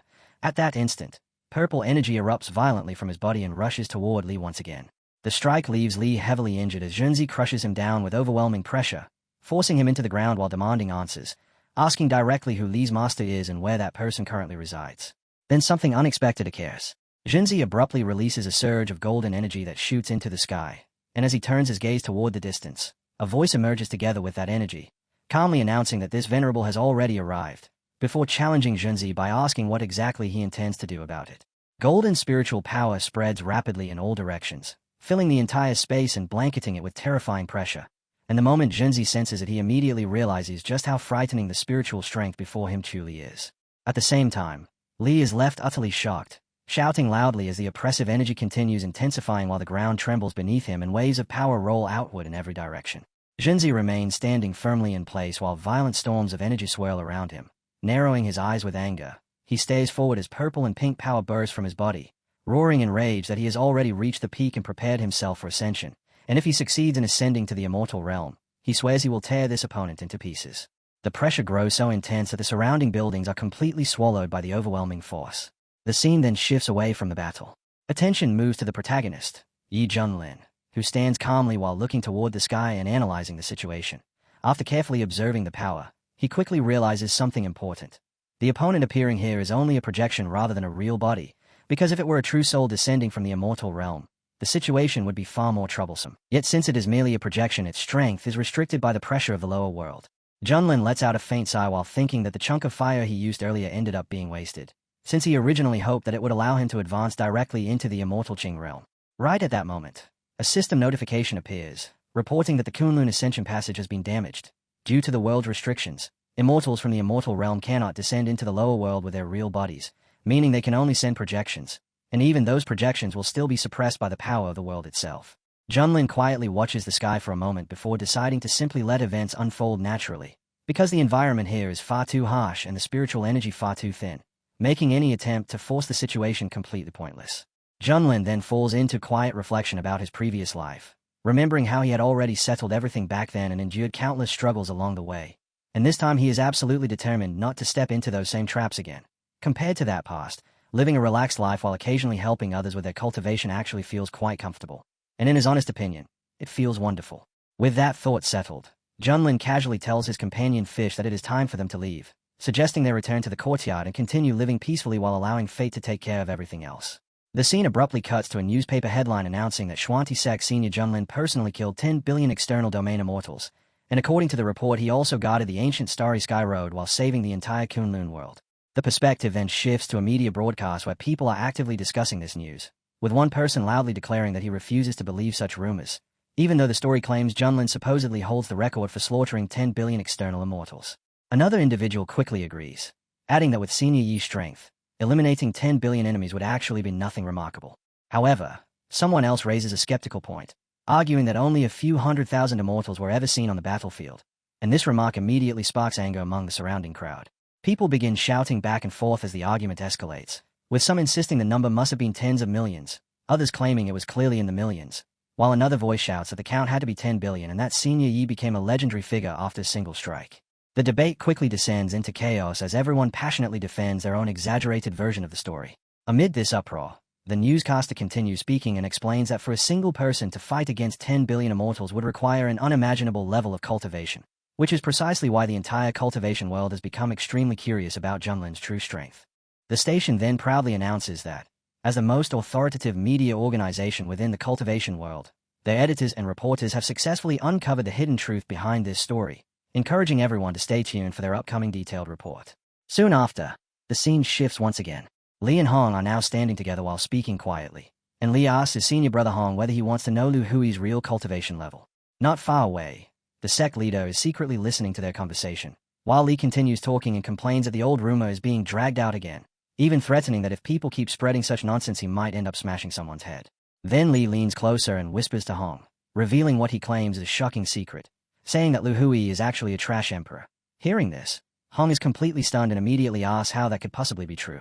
Li firmly insists it is absolutely real because he witnessed it with his own eyes, explaining that Lu Hui was beaten to pieces in a single battle by a powerhouse at the Immortal Radiance level, and after that fight the rod Lu Hui carried was taken back by the sect's ancient ancestor. Hong finds it difficult to accept this explanation and argues that Lu Hui was supposed to be an immortal emperor, a legendary powerhouse capable of devouring enemies on the battlefield, and someone of that level should not appear within the Juha realm where spiritual power has already collapsed. At that moment, the sect master finally steps forward and joins their discussion, explaining that in ancient times the spiritual energy across the human domains was far stronger, and during that era cultivators from every region longed to cultivate within those treasured lands. Now, however, the Juha realm appears to be showing signs that its spiritual energy is beginning to revive, and even his own cultivation, which had remained stuck for many years, now feels as though it is slowly loosening. The sect master further explains that this situation might also clarify why foreign races from other domains have started invading their world. Hong listens attentively and begins thinking deeply as everything suddenly seems to connect. The man surnamed Yi only rose to fame during the last 2 years, yet in that short time he swept across the world with unstoppable force, and his unusual actions, mysterious treasures, along with the powerful techniques possessed by his disciples, all seem far too extraordinary. Because of this, Hong starts suspecting that Yi might actually be an ancient immortal emperor who has survived all the way until the present day. The realization overwhelms him so much that Hong suddenly collapses onto the ground while thinking about it, wondering whether other mysterious existences like Yi might also be hidden somewhere within the Kunlun world. And if that is true, then the entire heaven of Kunlun could soon experience a massive transformation. Grinding his teeth, Hong realizes something important. Improving his cultivation has suddenly become extremely urgent. At that moment, he lifts his gaze toward the sky, and Li also raises his head in confusion to look upward, when suddenly thunder and lightning begin erupting across the heavens. Li asks what exactly is happening and wonders why the sky has suddenly changed like this. The lightning abruptly shifts direction and concentrates directly on Hong, leaving the sect master shocked by this sudden development. Hong remains standing firmly in place while the thunder gathers around him. Spreading his arms wide, he shouts loudly as his eyes turn red and powerful crimson energy begins surging out from his body. Right then, a system notification appears, reporting that the host's eldest disciple is currently undergoing the highest grade 8 to 9 lightning tribulation. Based on big data predictions, the system calmly advises the host to prepare a banquet and simply enjoy the upcoming show, even wishing him a pleasant meal. Hong suddenly rockets upward into the sky, soaring high with an overwhelming explosion of power as his entire aura surges violently around him. While ascending, he bursts into loud laughter, clearly filled with excitement and pride, declaring that the day he has waited for has finally arrived, because this is the moment when he will ascend and become an immortal once again. As he continues releasing his energy, Hong grits his teeth and opens his eyes wide with fierce determination, while above him thunderlight begins flashing across the sky. At the same time, blazing red flames ignite around Hong's body, and as the crimson fire clashes violently with the thunderlight gathering in the sky, the two forces collide and mix in mid-air, triggering massive explosions that erupt both above and below as the overwhelming power tears through the surroundings. Down on the ground, Li and the sect master watch everything closely, and while observing Hong's fierce display of strength, Li remarks that although elder senior brother may look somewhat crazy while doing all this, when it comes to actual power he is undeniably terrifying. The sect master, however, stays at the scene in complete disbelief and wonders whether this is the immortal Ascension lightning tribulation described in the ancient records, the kind said to demand 9 deaths for a single chance at survival, and he can hardly believe that Hong appears to be passing through something so dangerous almost effortlessly. His shock grows so intense that the sect master stumbles backward and ends up sitting on the ground, and while still trying to process what he is witnessing, he mutters that Hong himself is already a freak, yet even the disciple he chose seems to be another freak, because watching someone pass such a terrifying lightning tribulation as if it were child play leaves him utterly speechless, making him question how ordinary cultivators like them are supposed to keep living in a world that contains monsters like this.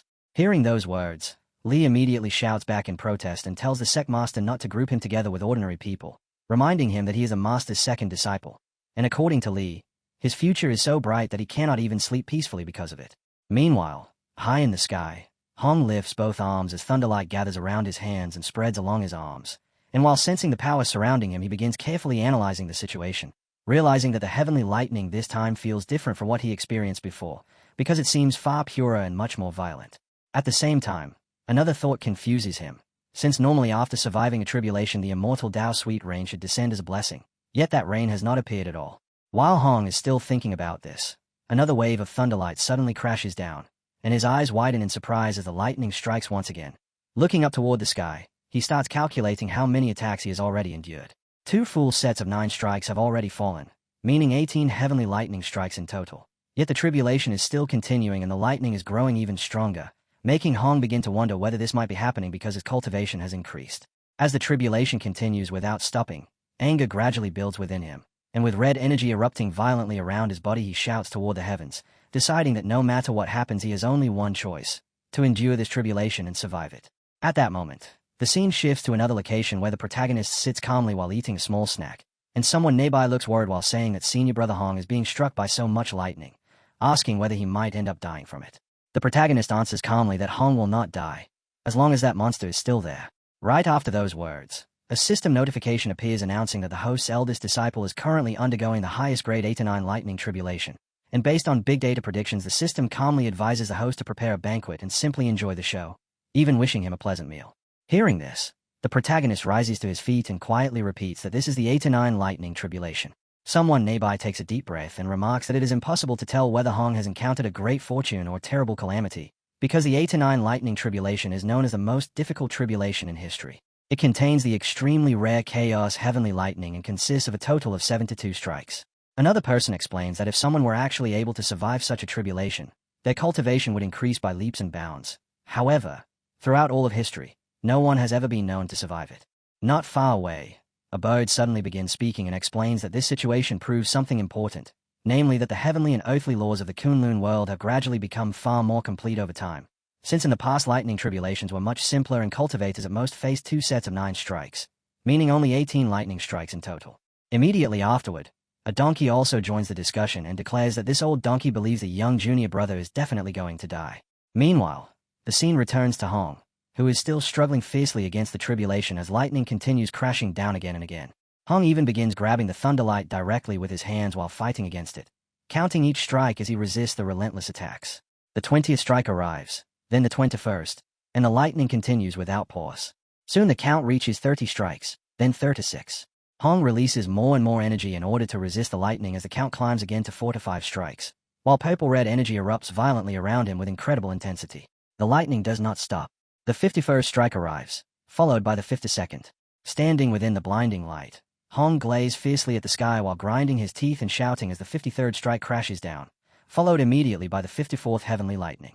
Roaring toward the heavens, he declares that this venerable will not fall, and even if his flesh body breaks apart, he will continue fighting.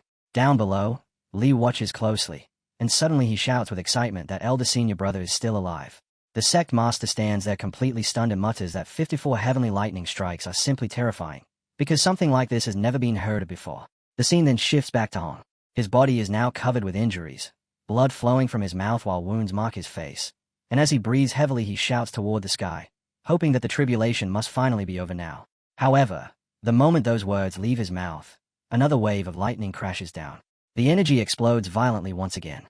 Lee stays up at the sky in horror and shouts that the lightning tribulation is falling again, warning that senior brother Chinny might truly be finished this time. Suddenly, a massive eruption of red energy bursts into view, and within that blazing field Hong stands upright. He raises his voice to curse the heavens, demanding to know whether this tribulation will never end. Despite his exhaustion, Hong continues struggling and unleashes every bit of power he can to resist the attacks, coughing blood as he forces himself to keep counting the descending strikes. The 6th to 9th strike crashes down with terrifying force. Another violent bolt follows almost immediately, hurling Hong into the air before he manages to steady himself once again. Then the 70th strike descends. The moment it hits, Two enormous waves of red energy explode across the sky, and Hong is smashed down violently by the impact. His eyes can barely remain open now, and with immense difficulty he wonders whether his life is truly about to end here. As his consciousness begins slipping away, memories from his past slowly surface within his mind. He remembers being an orphan since childhood, kneeling on the streets to beg for food just to fill his stomach, while people everywhere looked at him with endless contempt. There was even a time when he was nearly beaten to death simply for trying to get a single flatbread. Yet even during those miserable moments he kept reminding himself that he had to keep living. Within those memories, he repeatedly tells himself that only by living can hope continue to exist. Then he recalls the day everything changed, when he was lying weakly on the ground and suddenly saw an old man appear before him. The old man called out and told him that he was already very old and had no child to take care of him, asking whether the young boy would be willing to stay and help him. At that moment, Hong believed that hope had finally entered his life. But that hope disappeared once again when the old man eventually died. Back in the present, blood drips from Hong onto the ground as he struggles to rise to his feet once more. He narrows his eyes and forces himself to stand despite the pain, while flames and tribulation lightning continue raging all around him.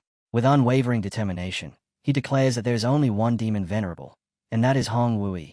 Laughing again, he releases an even more violent surge of red energy as his body lifts into the air once more, roaring that he refuses to accept defeat. Grinding his teeth, he shouts that even if he dies today, he will die while standing above the 9 heavens as a king who looks down upon all living beings. He swears that he will never again live as an ant who is humiliated and trampled beneath others. With fierce resolve, he decides that if the tribulation refuses to stop, then he will simply self-detonate and destroy the tribulation cloud itself. But just as he prepares to act, his eyes suddenly widen in shock. Just then, someone suddenly appears beside him. A calm voice speaks, telling him that he has already done his best and that the rest should be left to his master. At that moment, the protagonist arrives. He steps forward and directly grabs hold of the tribulation lightning itself, and as golden energy begins spreading from his body it blends together with Hong's red energy. Hong stays in disbelief as he suddenly realizes something important. He is the disciple of Wui Junlin, and anyone who dares to bully him must first face his master. Golden energy rapidly spreads across the entire sky, overwhelming everything around it and gradually wiping away the terrifying tribulation lightning from the atmosphere. The scene continues as the protagonist, Wui Junlin, releases a massive surge of golden energy straight toward the tribulation above, and the powerful blast crashes directly into the heavenly punishment, actually breaking through it. Witnessing this, Hong is left completely stunned, realizing that the protagonist has forcefully entered a tribulation area that was originally meant for someone else. In situations like this, tribulations are extremely dangerous, because even the smallest mistake usually leads to eternal doom and certain death. Right after that moment, strange white lights begin appearing throughout the sky, and the atmosphere instantly turns tense as several mysterious creatures suddenly emerge from those lights and start attacking. At the same time, Hong has already been injured by the tribulation, and while struggling to stand he notices that the power of the lightning has grown even more terrifying, causing him to panic as the 71st lightning bolt appears, a level of power that, according to him, could easily kill 100 immortal venerables. Meanwhile, both the protagonist and Hong remain inside the tribulation zone.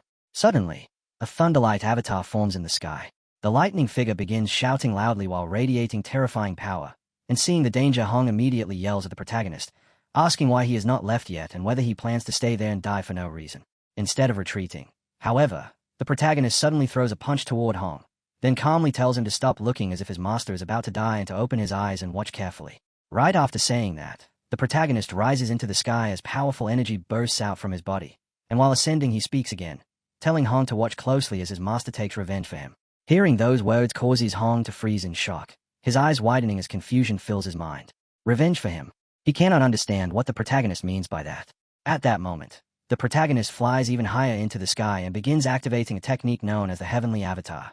A gigantic version of himself suddenly manifests, glowing with an intense red aura that spreads across the heavens, and the enormous avatar stands directly in front of Hong while radiating an overwhelming and terrifying presence.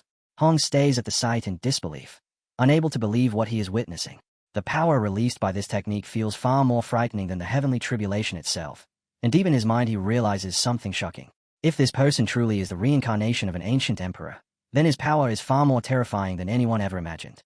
The enormous avatar then shifts its focus toward the thunderlight figure formed from white lightning, and without any hesitation it advances forward, overwhelming the lightning avatar and crushing it with sheer force, while Hong watches the scene and thinks to himself that the lightning avatar actually dared to behave arrogantly in front of someone like this.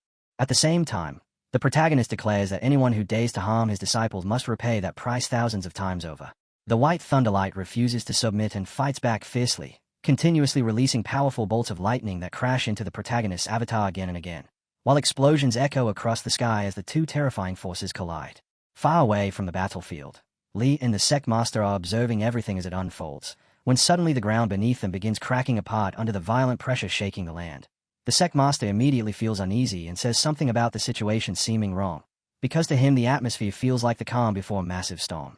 Lee lifts his head toward the sky and suddenly curses in frustration, admitting that for a moment he actually thought senior brother had blown himself up. Yet after seeing what is happening now, he immediately switches to praising their master like an excited fan, declaring that this outcome is exactly what he expected and even calling him his god.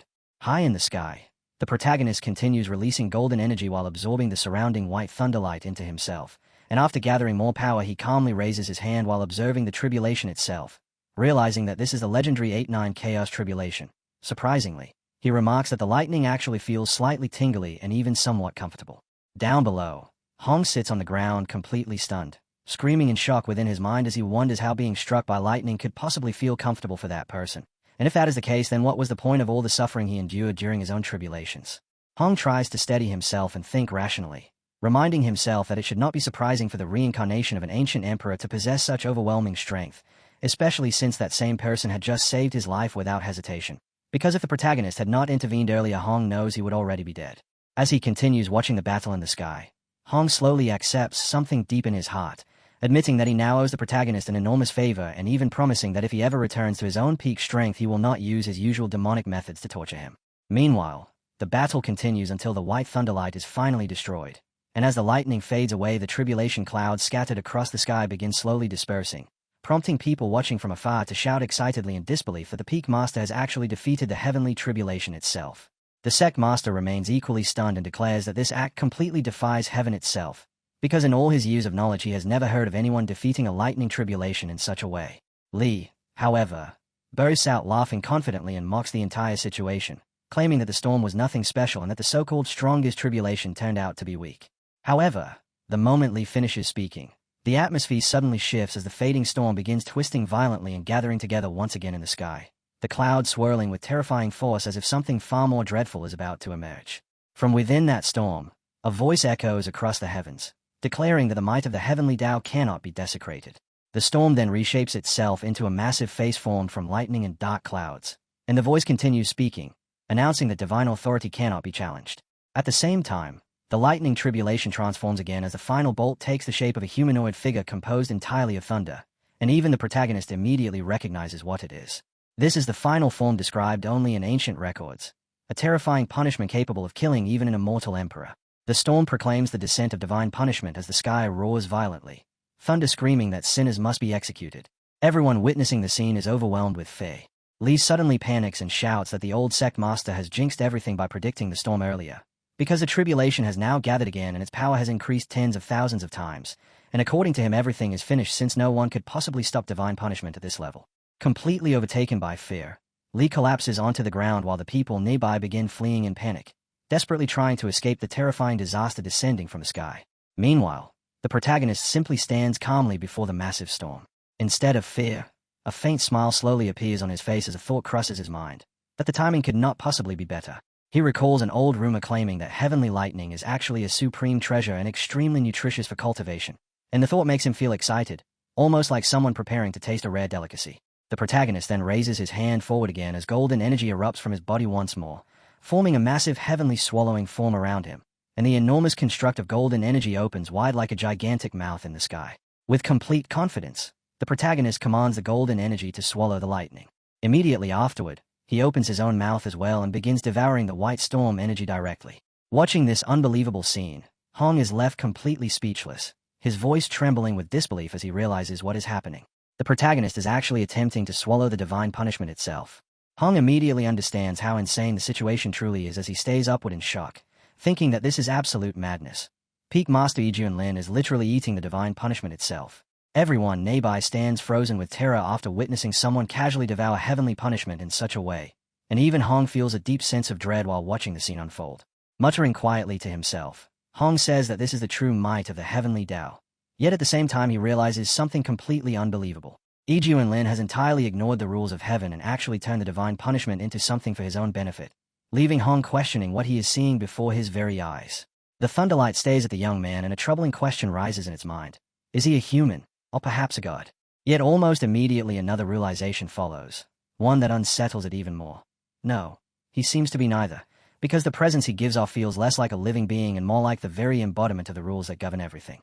At the same time, the protagonist continues releasing his energy in every direction while calmly enjoying the lightning pouring down on him, even remarking with clear satisfaction that it tastes delicious, truly delicious, and after absorbing a large portion of that power he casually comments that it was good, really good. He then explains that his Chaos Lightning Seed has already acknowledged him as its master and that he deliberately used the heavenly punishment to temper and strengthen his veins, and while he stands there the surrounding thunderlight gradually sinks into his body, merging with him little by little until, with a confident smile spreading across his face, he declares that the strength of his physical body has now reached an entirely different level. And the moment this realization fully settles, in his mind he throws his head back and bursts into loud laughter. On the other side, the thunderlight itself is left utterly stunned, unable to believe what it has just witnessed, because divine punishment is born directly from the power of heaven. And yet somehow this mortal not only consumed it but is even using it as material to refine his own body, leaving the thunderlight questioning again and again just who this kid truly is.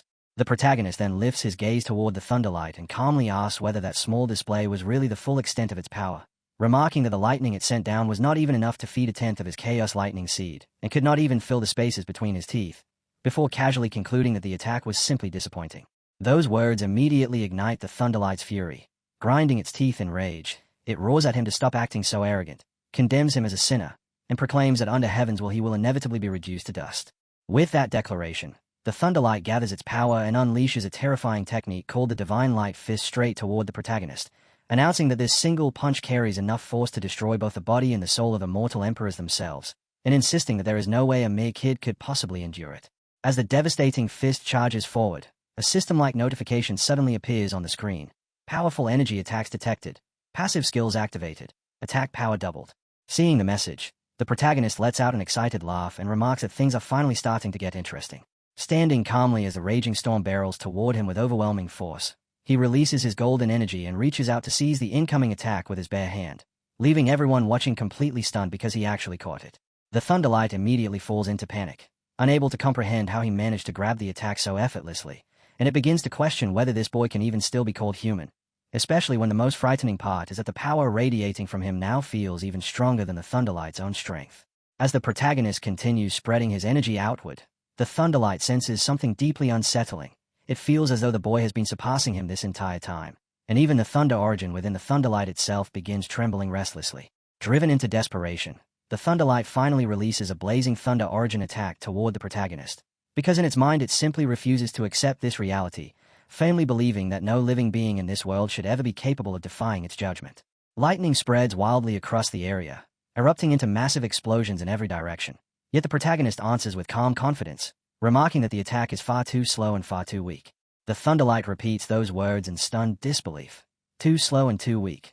While frustration floods its mind as it struggles to understand how its punch could have become so powerless, angrily questioning whether its thunder origin is running dry and mockingly referring to itself as Little Thunder with bitter sarcasm. The protagonist continues provoking it without restraint, telling Little Thunder that it already missed its chance and casually asking whether it is scared. Meanwhile, as the thunderlight releases even more power in desperation, it shouts in mounting frustration that every time it manages to grow a little stronger, the boy somehow becomes twice as powerful. And to make matters worse, its thunder origin is constantly being drained by the boy's devouring ability. Golden energy continues spreading from the protagonist across the battlefield, and at that moment the thunderstorm begins to grasp a horrifying truth.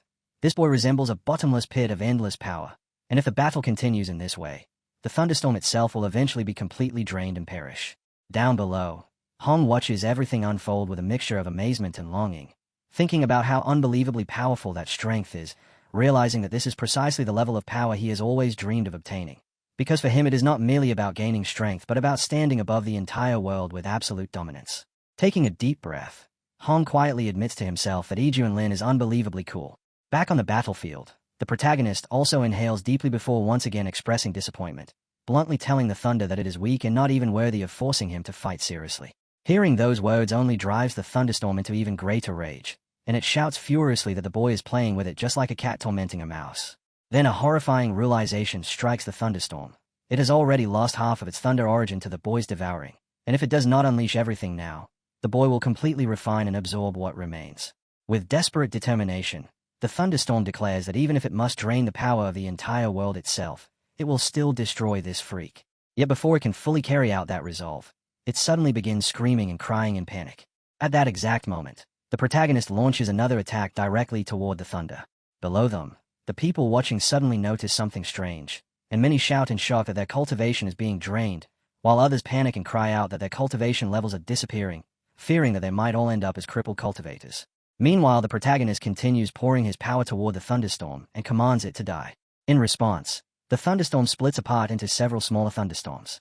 Seeing this, the protagonist's face lights up with excitement as he smiles and says that so many little thunders are perfect for stabilizing his chaos lightning seed, and rather than worrying about the situation, this development only makes him feel even hungrier. As those thunderstorms surge toward him, the protagonist remains standing firmly in place while releasing an enormous wave of golden energy, and the intensity of the power radiating from him rises to an astonishing level. With complete confidence, the protagonist declares that today he will reveal the true power of devouring. In the next instant, golden and red energy erupts from his body and spreads violently outward, surrounding the thunderstorm from every direction until it is entirely trapped within the expanding aura. The thunderstorm immediately screams in panic, crying out that its clones are being taken away and that even its thunder origin is being stripped from it. The protagonist releases even more of his energy, pushing it outward as the power continues to expand, and then calmly announces that the Chaos Lightning Seed has finally been completed, explaining that it can now generate Chaos Lightning on its own and that the seed inside his body has fully stabilized. With obvious satisfaction, he remarks that the feeling is truly amazing. Meanwhile, the thunderstorm is utterly terrified, panicking as it cries and begs in fear. Watching everything from the ground, Hong quickly realizes that the battle has already ended, and in his mind he understands that it was never truly a fight at all but simply a one-sided slaughter carried out by Yi Junlin. Suddenly, the people below begin to notice something astonishing happening to them, because their lost cultivation starts returning, and to their surprise many discover that their ranks have actually increased. Some shout with excitement that they have broken through to a higher level. The protagonist casually explains that when he returned their power, he mixed a small portion of thunder origin into it, and the final result turned out quite good. Hong draws another deep breath as he reflects on his own situation, admitting to himself that he did not face the tribulation alone and that this means his attempt counts as a failure. Yet he consoles himself with a single thought. So long as he is still alive, hope remains, and he silently promises that he will try again the next time. However, the protagonist overhears those words and immediately responds. Next time, Hong might be willing to wait for another opportunity, but the protagonist certainly is not that patient, because he has worked hard for a long time during this tribulation and believes he deserves some compensation for it. Meanwhile, the defeated Thunderlight lies on the ground trembling and crying, begging the protagonist not to come any closer while claiming that the tribulation has already ended and pleading that it simply wants to go home. The protagonist lets out a mischievous laugh and tells it that this is not a place where it can freely come and go whenever it pleases, and that if it truly wants to return home, then it must first pay a price. He then orders the Thunderlight to send down the auspicious light of Ascension. Hong is completely stunned and begins wondering to himself whether such a thing is even possible, questioning how a heavenly tribulation that controls fate could actually feel threatened by a human being. At that moment, the thunderstorm suddenly becomes extremely humble, hurriedly calling out to the protagonist like a terrified subordinate while begging him not to kill it, addressing him as senior big boss and even calling him dad, promising that it will arrange everything immediately as long as its life is spared and insisting that it will do absolutely anything. The protagonist calmly answers by telling the thunderstorm to hurry and help his god-level disciple ascend. The thunderstorm instantly obeys, replying that it understands while respectfully calling him boss, and then it turns toward Hong to carry out the order. Everyone witnessing the scene is left utterly stunned, the surrounding onlookers struggling to believe what is unfolding before their eyes as shocked whispers spread through the crowd, many of them remarking how unbelievably cool Peak Master Yi is while marveling that his power seems to have no limits whatsoever. They can hardly trust their own ears, because the heavenly tribulation, an existence that governs the fate of countless beings, is actually submitting willingly to Peak Master Yi. And, from their perspective, Hong appears unbelievably fortunate. At that moment, the thunderstorm begins releasing golden energy toward Hong. As the energy flows into him, Hong immediately feels the transformation taking place within his body, where his meridians begin visibly repairing themselves while every hidden injury buried deep inside him gradually disappears, the entire sensation washing through him with a feeling that is incredibly comfortable and refreshing. The thunderstorm then speaks proudly about what is happening, teasingly calling Hong a pumpkin while revealing that this light is the top-tier auspicious 9-turn locust light, and according to the thunderstorm the benefits it brings are far greater than Hong might expect. Soon afterward, powerful thunderstorm light spreads across the surroundings, and at the same time a surge of intense red energy begins radiating outward, the crimson glow growing stronger and stronger as it gathers around Hong. Hong is once again shocked by what he is experiencing, his eyes widening as he senses his cultivation undergoing a dramatic transformation. Inside his body, his cultivation sky begins rotating before rising to the 9th stage of the celestial immortal realm, and at the very same time the quality of his immortal power suddenly leaps to grade 7. The realization leaves Hong completely stunned. Grade 7? What kind of concept is that? In his mind he begins recalling the hierarchy he knows, remembering that immortal power is divided into grades from 1 to 9. Celestial immortals typically possess grade 1 power, while mystic immortals reach grade 2, and with every increase in grade the strength multiplies drastically, creating an enormous difference in destructive capability between each level. However, the most crucial detail lies in what happens beyond grade 2. Because once someone reaches grade 2 power, simply raising their cultivation level can no longer improve the quality of that power. Instead, advancing it requires countless rare opportunities and extreme refinement, and even then the chance of success is nearly non-existent, with the probability sitting at roughly 1 in a million. Because of this, throughout history many immortal kings and even immortal emperors only manage to reach grade 3 or grade 4 power, while grade 5 or grade 6 is already extremely rare and usually seen only among powerful venerables. And as for grade 7, that level of power is something only an immortal emperor is qualified to possess. Suddenly the golden energy grows even more intense, and Hong turns toward it in shock while continuing to sense the massive changes surging through his body. With his current strength, he comes to an unbelievable realization. He now possesses the power to easily crush any mystic immortal, and he might even be capable of killing an ordinary immortal monarch. The thought makes him burst into loud laughter as he imagines the reactions of all the enemies waiting in the central region if they were to witness his strength now, certain that their expressions would be priceless, and when he finally returns there he intends to make them cry and regret everything they have done. Meanwhile, the protagonist stands quietly behind Hong, observing everything without interruption. After witnessing Hong's improvement, he casually remarks that it is not bad at all, proudly adding that a disciple of his should naturally be this impressive. Hearing those words, Hong immediately turns toward him in surprise. At the same time, the thunderstorm begins laughing in an overly flattering tone, asking the protagonist whether he has any further orders, and if not, politely requesting permission to return home and rest. The protagonist gives a nod and tells it that it performed well, saying it is free to leave now and that he will summon it again whenever he needs it. The thunderstorm quickly expresses its gratitude, respectfully thanking the boss before disappearing. As it departs, Hong quietly thinks to himself that he truly hopes they never meet again, sincerely wishing that the thunderstorm will never think about him in the future. At that moment, Hong lifts his gaze toward the protagonist standing before him. He begins thinking deeply, yet for some reason the words he wants to say feel strangely difficult to speak. For many years he has witnessed the darkest sides of human nature, and after enduring so much betrayal and cruelty he once believed his heart had already grown numb.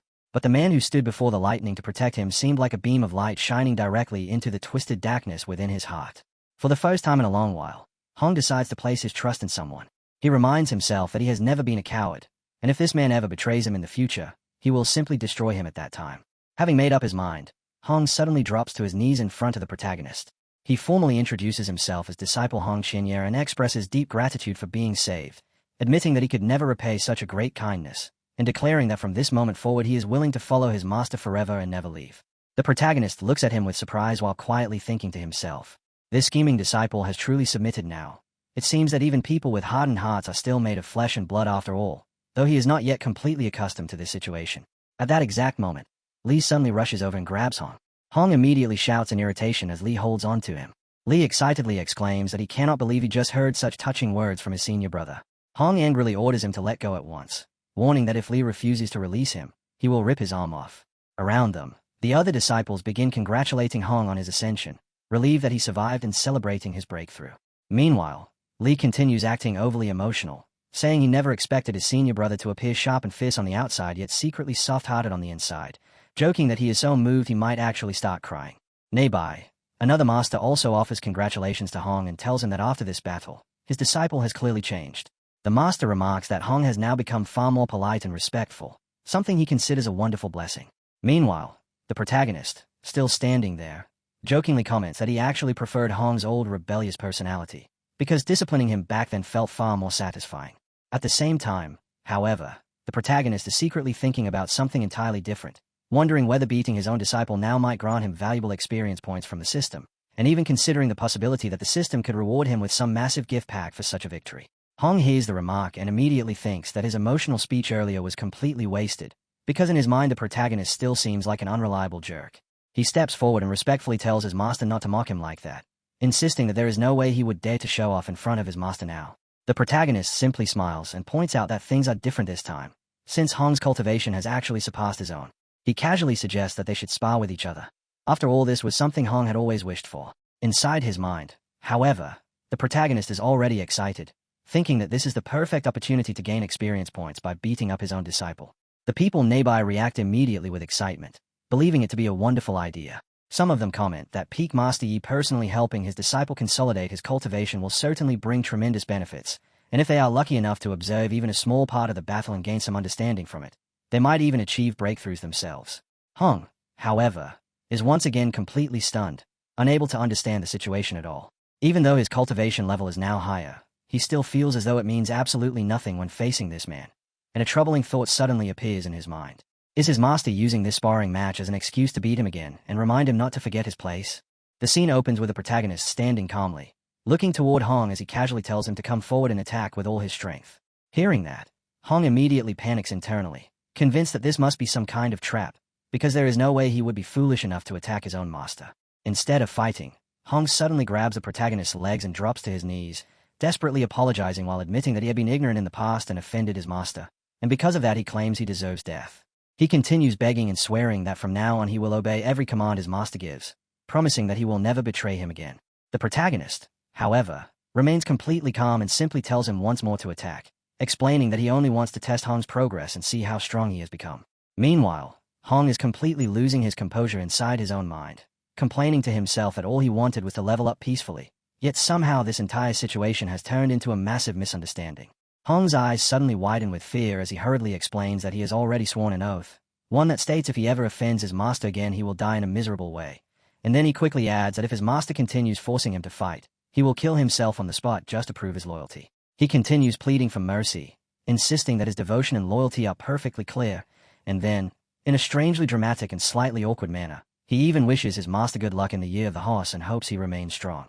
Watching this ridiculous display, the protagonist finally grows tired of Hong's nonsense and, with an irritated expression, bluntly tells him to get the hell out of there. At that exact moment, a sudden explosion of energy erupts nearby as a massive and powerful aura spreads across the area, causing the protagonist and everyone around him to immediately turn their head toward the source of that energy. The protagonist looks surprised and wonders what kind of powerful spiritual energy this might be, beginning to suspect that perhaps a rare treasure has just been born. Right then, a system-like notification suddenly appears on the screen, announcing that spiritual energy has revived in the eastern region and that the 100,000 immortal mountains have appeared, a place filled with countless hidden fortunes and treasures. However, the protagonist shows absolutely no interest in the announcement, casually stating that he does not care about it and that others are free to chase those fortunes if they want, because his own method of leveling up is simply lying down and relaxing. Nearby, Huang quietly lets out a sigh of relief, thinking to himself that he barely escaped earlier and almost got beaten up, and he proudly congratulates himself for being smart enough to get out of that situation. Meanwhile, the scene shifts to the eastern region, where the 100,000 immortal mountains have emerged and powerful spiritual energy is erupting from the mountains. At that moment, Chen Jizi, an elder from the Tsangming sect, flies into the air while laughing loudly, excitedly declaring that the barren eastern land has now given birth to the 100,000 immortal mountains and that heaven itself is clearly helping the Tsangming sect. As Jizi flies through the sky while surveying the area below, he suddenly notices something on the ground where a father is walking together with his young daughter. The little girl happily asks her father whether the fruit they found can cure her mother. Her father smiles gently and assures her that it can indeed cure her, calling her Little Bao while telling her that this fruit is their miracle medicine. Yet inside his heart, the father is thinking that heaven has truly blessed them with this island, believing that not only will they be able to cure the mother but that they might even earn some money from it as well. But just as they continue walking happily together, a sudden surge of purple and blue energy crashes down from the sky. It is Chen Jizi. Without the slightest hesitation, he launches an attack toward them and coldly declares that lowly ants like them are not worthy of touching the fruit he desires. With a casual wave of his power, he releases a deadly strike in their direction and tells them to go to hell. The father cries out in pain and desperately calls for help, and with the last of his strength he urges his daughter to run away and quickly inform their sect about what has happened. As they collapse onto the ground, someone nearby angrily shouts at Jizi, demanding to know who he is and how he dares to kill innocent people so casually. The violent explosion of energy quickly attracts many cultivators from the surrounding area. Hovering proudly in the air, Jizi loudly proclaims his identity, announcing that he is Chen Jizin, an elder of the Tsangming sect. Then he raises his hand and arrogantly declares that from this moment onward the 100,000 immortal mountains belong to his sect, warning that anyone who does not leave immediately will die. The cultivators gathered there are instantly shocked, whispering among themselves while complaining that experts from the central region have come to seize their mountains. Some begin to panic, saying that the Tsangming sect is a major sect and that they are completely doomed. Others remark that the central region is filled with powerful immortals and that there is no possible way for them to fight against such opponents. Another cultivator suggests that they should simply leave and preserve their lives, believing that no treasure is worth dying for. Hearing their fearful discussion, Jizzy proudly states that he personally had to come deal with the trash from the eastern region, complaining that competition in the central region is too fierce, which is why they came here to compete for resources instead. Suddenly, a powerful voice interrupts him. Someone tells him to forget about his charming sect and stop acting so arrogant, asking whether he truly believes the eastern region has no one capable of fighting back. Immediately afterward, a powerful surge of energy appears as the mountains tremble violently and massive rocks begin crashing down. A beautiful girl steps forward. Inside her mind, she realizes that she already used 70% of her power in that strike, yet the mountain in front of her was not even scratched.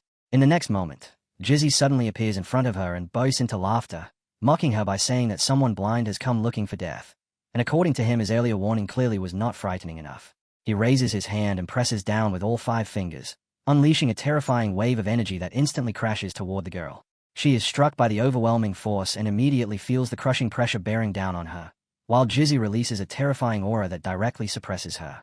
The girl is shocked as she senses that his spiritual power is incredibly dense, at least twice as strong as that of other cultivators at the same level. Even though her cultivation has reached the mid-tribulation stage, she realizes that she has absolutely no chance of resisting him. Jizzy laughs once more and tells the girl that her strength is far too weak to even scratch him. The girl's anger flares as she glazes at him, thinking that her fists carry the power of the stars, and that under normal circumstances no cultivator should be capable of blocking them. Yet somehow he stands there completely unharmed. At the same time, she realizes something far more frightening. Her body is being suppressed by his power, and under the crushing pressure he released she cannot even move. In her mind she reluctantly admits that cultivators from the central region are truly terrifying, because even though both of them are at peak levels, she is still no match for him. Jizzy then unleashes another powerful strike that slams into her and sends her crashing violently into the ground. She hits the earth hard, shocked by the destructive force contained within that attack. Jizzy slowly bends down near her staff and begins laughing again, commenting that her star mortal body is actually quite impressive. Instead of killing her, he decides that he will turn her into his puppet. As he reaches out his hand to seize her, the girl angrily refuses, declaring that she would rather die than allow him to control her. Jizzy coldly replies that she has no choice, explaining that under his mountain technique she has already lost all strength and cannot even self-destruct. He continues channeling his power and begins refining her soul, calmly telling her to wait as her soul slowly fades away within the refining force. Then he bursts into laughter. The surrounding mountains become completely enveloped by the terrifying energy he releases. The girl screams in agony as the overwhelming power burns through her body. Through the pain, she suddenly cries out in confusion, asking why such an ugly 5-finger mountain has suddenly appeared there. Jizzy grows irritated and demands to know which bald idiot is responsible for this. Then he suddenly notices someone running toward them. At that moment, the protagonist appears on the scene, wearing a hat and casually walking forward. Jizzy is completely stunned, unable to believe what he is seeing. He explains that the soul-destroying mountain he created was forged from meteor iron and refined with powerful fire, something that even immortals should not be able to break. Yet this mysterious man just shattered it with nothing more than a casual kick. The protagonist stands steadily in place and calmly looks at Jizzy. Then he casually asks the old man whether he lit that fire here just to perform some strange cult ritual. Suddenly, Jizzy feels an overwhelming pressure crashing down on him. Inside his mind, panic explodes as the force before him feels unbelievably terrifying, even stronger than the power of the 4 great holy masters from the central region. And mixed within that pressure he senses endless killing intent, resentment, and a dark, evil aura spreading everywhere. It is complete and absolute suppression. The pressure is so intense that he cannot even form the smallest thought of resisting. His mind races wildly as he wonders when such a terrifying big shot could have appeared in a remote place like the eastern region. At the same time, anger begins rising within him because of the protagonist. The protagonist looks at Jizzy and asks why he is stuttering, reminding him that he asked a question and that if Jizzy refuses to answer, he will simply assume the answer is yes, while also complaining in an annoyed tone that he hates working overtime. Suddenly, Jizzy snaps and throws a punch at the protagonist. At that moment, the protagonist begins explaining in an extremely irritated manner that before this he had been lying comfortably inside his sect, peacefully feeding fish and even watching chickens fight for fun, living a relaxed and enjoyable life. But because of low-quality trash like Jizzy, someone who treats the immortal mountain plants like garbage, shows no unity, no friendliness, and does not behave like a decent human being, he has been forced to accept this mission, meaning that because of people like him he had to waste time and effort traveling all the way here, which leads him to insult Jizzy heavily while calling him worthless and disgusting. While complaining like this, the protagonist continues hitting him again and again. Meanwhile, inside his mind, Jizzy desperately thinks that this terrifying big shot needs to remove the pressure from him first, because his soul has been completely terrified by the overwhelming aura, leaving his body frozen and out of control so that he cannot even speak properly. After a short moment, the protagonist finally eases the pressure slightly and casually remarks that things feel much better now, once again grumbling that working overtime really is not something meant for humans. Just then, the girl who had been nearby suddenly rushes forward and urgently shouts that Senior, you must not allow Jizzy to escape, revealing that Jizzy comes from the Transmigrated sect in the central region, that he attempted to seize the Immortal Mountains, and that he has already killed many of their disciples. At that moment, the situation becomes clear. Their enemy comes from the powerful central region. Jizzy immediately looks at the protagonist with fear in his eyes and begins begging for mercy, saying that he had been blind and failed to recognize Mount Tai, meaning he failed to recognize a true expert, admitting that he offended such a powerful senior, and pleading to be spared while promising he will leave immediately, before hurriedly correcting himself and saying that if necessary he will kill away instead. But the protagonist shows absolutely no mercy. He strikes him fiercely and coldly tells him that if he wants to go somewhere, he can go die. With that brutal blow, Jizzy is smashed down as blood bursts out everywhere. The protagonist stands there calmly, his entire body now splattered with blood. Jizzy is completely dead. Afterward, the protagonist picks up a stone and examines it, realizing that it is a Shura token used to transmit information, and he quickly understands that Jizzy had been trying to secretly send a message to call for reinforcements. The protagonist then remarks that since the Transmigrated sect wants the 100,000 Immortal Mountains so badly, he will gladly help them out, adding that their flesh and blood can serve as fertilizer to nourish these Immortal Mountains. Immediately afterward, a system screen appears. The display announces congratulations to the host for completing the mission, explaining that the task was to eliminate the threat to the Immortal Mountains and remove a hidden danger, and because the mission has now been finished, a one-time gift pack reward is being issued. A mysterious gift box materializes before him. The protagonist looks both surprised and curious about what might be inside, saying they should open the system reward first, because since it is a blind box reward and also a limited one-time item, it must contain something good. His imagination immediately begins running wild with possibilities. Perhaps it could be a realm skip card that would instantly raise his cultivation level, or maybe a skill copy card, or even a world travel card that would let him go on a relaxing vacation. But suddenly a splash of energy bursts out of the box. The protagonist is startled, because the energy spilling out looks far more like water than anything else. The girl standing nearby is also surprised as she suddenly feels an overwhelming sense of comfort. Water-like energy spreads across the surroundings, washing away the blood everywhere, and as it touches her body the hidden injuries she suffered during the battle vanish completely, while even the damage to her soul, burned earlier by the Transmigrated fire, begins healing and gradually growing stronger. The protagonist immediately becomes furious and starts cursing the system, complaining that rewards are not supposed to work like this, demanding to know where his real gift pack is, and accusing the system of trying to fool him. Another system notification appears. The screen calmly states that the gift pack has indeed been issued, explaining that the reward is a dual soul cultivation opportunity, and that by performing soul dual cultivation once, the host will obtain the opponent's star power and also gain the Transmigrated fire. The protagonist pauses, finding this rather interesting as he wonders how exactly this soul dual cultivation works. Then another thought suddenly occurs to him, and he asks the system whether it really plans to make them perform such a thing in broad daylight, sarcastically questioning whether the system believes that would be exciting. Soon afterward, his soul begins separating from his body and slowly moves toward the girl.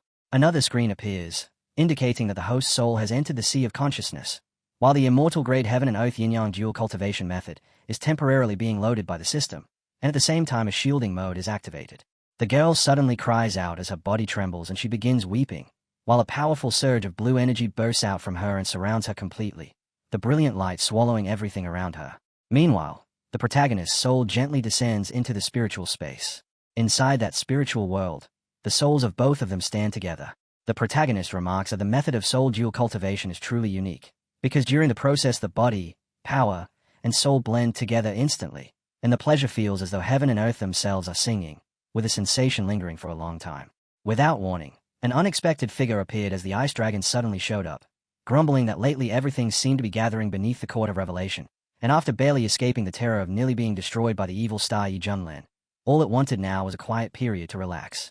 Our protagonist merely tilted his neck slightly and called out a single name, Scar. The reaction was immediate. The ice dragon shrieked in panic, hastily backing away while shouting yes, boss, before turning and fleeing at full speed. As it ran, it miserably complained that its luck was unbelievably awful for running into that evil star again, loudly swearing that once it returned home it would resign immediately and quit. When the dual cultivation finally came to an end, our protagonist noticed a problem. His strength had been far too overwhelming, and the girl had absorbed almost the entirety of it, meaning only 1% of the energy had actually been utilized. The rest of the spiritual power was still raging inside her body, and if it continued rampaging unchecked, she would eventually explode. To prevent that outcome and avoid trouble later, he decided to temporarily seal the leftover energy with its Songming fire. Not long afterward, the girl suddenly regained consciousness. The moment she sensed her condition, she discovered that her cultivation had already broken through into the true immortal realm, leaving her utterly stunned. Only moments earlier, while fighting Chen Jizi, she had merely stood at the peak of the tribulation stage, yet now she had advanced directly without even experiencing the terrifying Ascension tribulation. The situation left her confused because she had no memory of what had happened in between. Inside her mind, she began reconstructing what she believed must have occurred. She assumed Senior Yi had rescued her and treated her wounds with a water-based healing technique, and that the same Senior Yi had assisted her in breaking through while also blocking the lightning tribulation on her behalf. She even recalled hearing that when Senior Brother Hong ascended in the past, Senior Yi had scattered the tribulation clouds through sheer strength, and thinking about it now, she could not help but feel that he was astonishingly powerful and unbelievably cool. Overwhelmed with gratitude, she respectfully bowed and declared that she could never repay the kindness Senior Yi had shown by helping her ascend, promising that if he ever issued a command in the future, she would willingly charge through fire and water to fulfill it. Our protagonist, however, simply turned and flew away from the scene. Meanwhile, far away in the central region, chaos had erupted at the headquarters of the Tsangming sect. Within the towering buildings of the sect, someone suddenly shouted in disbelief, demanding to know how that damned devil could possibly still be alive. The sect leader responded with an angry roar, insisting such a thing was completely impossible. Back then, the 8 great Dao sects together with the fire worship sect had personally killed that devil sect leader, and to eliminate every risk, they had destroyed the corpse and guarded the remains for 7 days and 7 nights to ensure the death was genuine before finally leaving. Yet the information recorded by the Shura token after Chen Jiazadai's death revealed an entirely different truth. According to the information within the message, the 100,000 immortal mountains had surfaced in the eastern region, and Chen Jizi had been killed by Hong. It further stated that this same devil had now entered a righteous sect. Upon hearing this report, the sect leader immediately issued a command, ordering that every allied sect be summoned within 3 days, after which they would advance toward the Xiantia sect in the eastern region and seize control of the 100,000 immortal mountains. Regardless of whether the news was true or false, they needed to personally verify if such astonishing information was real. The scene shifts to the Xiantia sect, at Ethereal Peak, where our protagonist stands together with Hong. Hong studies his master carefully and quickly notices something unusual, remarking that his master's complexion looks extremely pale, almost like a sheet of paper, before jokingly asking whether some little vixen outside had drained all his energy. Our protagonist does not treat the teasing seriously. Instead, he casually throws an object toward Hong and tells his good disciple to catch it, adding that it is simply a gift for him to play with. The moment Hong catches it, he is stunned. Instantly, he recognizes the item as Yu Sheng's Shura token, and confusion floods his mind as he wonders how his master could possibly possess such a thing. At the same time, another thought makes him uneasy. He begins to worry that his master might already know his true identity as the demon lord of the central region. After thinking quickly, Hong decides the safest choice is to confess his fault and show obedience, so he immediately drops to the ground and kneels. He admits that he knows he has done wrong, explaining that he concealed his identity as the leader of a demon sect because he feared his master would despise him and look down on him. However, ever since he met his master, he says he has finally understood how high the sky is and how thick the earth is, meaning he has realized just how vast and powerful the world truly is. Then Hong launches into enthusiastic praise, declaring that his master is extraordinary, that in his eyes his master is like the blazing sun hanging high in the sky, while he himself is merely a bug crawling through a filthy gutter, able only to cautiously lift his head and admire his master's brilliance from far below. Our protagonist listens quietly and then remarks in a casual tone that he has heard the fire worship sect leader was quite glorious and well known throughout the central region. Hearing this instantly makes Hong nervous. Inside his mind, he believes his master must be bluffing and testing him, yet he reassures himself that he reacted quickly enough earlier, so the situation should still remain under control. Hong then begins recounting a dramatic explanation, saying that his master probably does not know the truth, and that when he was being hunted by the 8 great Dao sects of the central region, Yu Sheng, the sect master of the Tsangming sect, played a very significant role in everything that happened. Hong continues explaining that competition within the central region is brutally intense, and because the Tsangming sect was the weakest among the major powers, it constantly endured pressure from the other 7 sects, seeking revenge in a way to improve their standing. Their sect master secretly impersonated Hong and carried out numerous evil acts under his name. Hong says that once he uncovered this scheme and confronted the man, the situation only deteriorated further, because Yu Sheng then incited the 7 great Dao sects and organized what became known as the Demon Slaughter Alliance, which together surrounded and attacked Hong's sect. He explains that after he was eventually captured, he was thrown into a dungeon where he suffered brutal torture, personally inflicted by Yu Sheng in the old strategist way, and the only reason he survived was because he cleverly staged his own death and escaped. As the painful memories surface, Hong suddenly smashes his fist down hard onto the ground and declares that back then he swore to himself that if he ever recovered his peak cultivation, he would return to the central region to take revenge. He continues, saying that he would carve a path back through blood and flatten the 8 great Dao sects entirely, while the Tsangming sect would face an even worse fate. He would skin their members alive and feed their bones to demonic beasts, then extract Yusheng's soul and refine it endlessly, tormenting it day and night with a red lotus karmic fire. After listening to everything, our protagonist calmly remarks that if this is truly the case, then when the Tsangming sect army arrives in 3 days to attack, Hong can simply kill them all on his behalf, which will allow Hong to completely vent the hatred that has been accumulating in his heart. Hong immediately looks stunned and asks in confusion whether the Tsangming sect is actually coming to attack the Shintia sect. Our protagonist confirms that this is exactly what is about to happen. He then reminds Hong of one important fact. Regardless of what Hong's identity may have been in the past, he is now Junlin's disciple and also a member of the Shintia sect. Hearing those words, Hong falls silent for a moment, feeling conflicted and emotional as he wonders why his master clearly knows that he is the demon lord whom the entire world wishes to eliminate, yet still seems completely unconcerned about it. Meanwhile, our protagonist casually adds one final reminder, telling Hong that when he goes out to fight, he must make sure not to embarrass his master by losing. Hong immediately nods and says that he will remember his master's words. After Hong departs, our protagonist relaxes and comments to himself that having a disciple is actually quite wonderful, because with a disciple around he can take it easy while someone else handles the work, even joking that having someone to carry things and run errands is extremely convenient. He then reflects on the plan he carried out earlier, concluding that tampering with the Shura token in order to lure the Tsangming sect into this trap was definitely not a waste. 3 days later, the scene moves forward as a massive force from the Tsangming sect of the central region arrives, where a large army of true immortals has assembled, hundreds of powerful cultivators standing in tight formation while Elder Wei, commander of the Tsangming sect army and himself an expert of the true immortal realm, stands proudly at the front of the ranks. Elder Wei raises his voice and shouts toward the Shintia sect, ordering them to listen carefully as he commands the sect to open its gates immediately and surrender, warning that if they refuse, the true immortal army of the Tsangming sect will completely flatten their entire sect. Inside the Shintia sect, the disciples are shocked when they hear the threat, and some whisper anxiously among themselves, asking what kind of sect this Tsangming sect actually is, terrified that the enemy has brought hundreds of immortals to attack them, which makes the situation feel extremely frightening. Yet one girl quietly thinks to herself that even this terrifying army is not enough to fill Peak Master Yi's teeth, because after all he is the very master who once tore apart 1 billion true immortals with his bare hands. Outside the gate, the commander begins laughing arrogantly as he proudly announces that in order to seize the 100,000 immortal mountains, their sect has dispatched 500 true immortals, and with such an imposing lineup they can easily dominate this barbaric land, where they can practically walk sideways without fearing anyone. He continues boasting that in the central region they were constantly suppressed by the powerful Wujidao sect, but today in this place they can finally raise their heads proudly. One of the soldiers nearby agrees and remarks that although they traveled a great distance to reach this place, the chance to display their strength before others makes the journey completely worthwhile.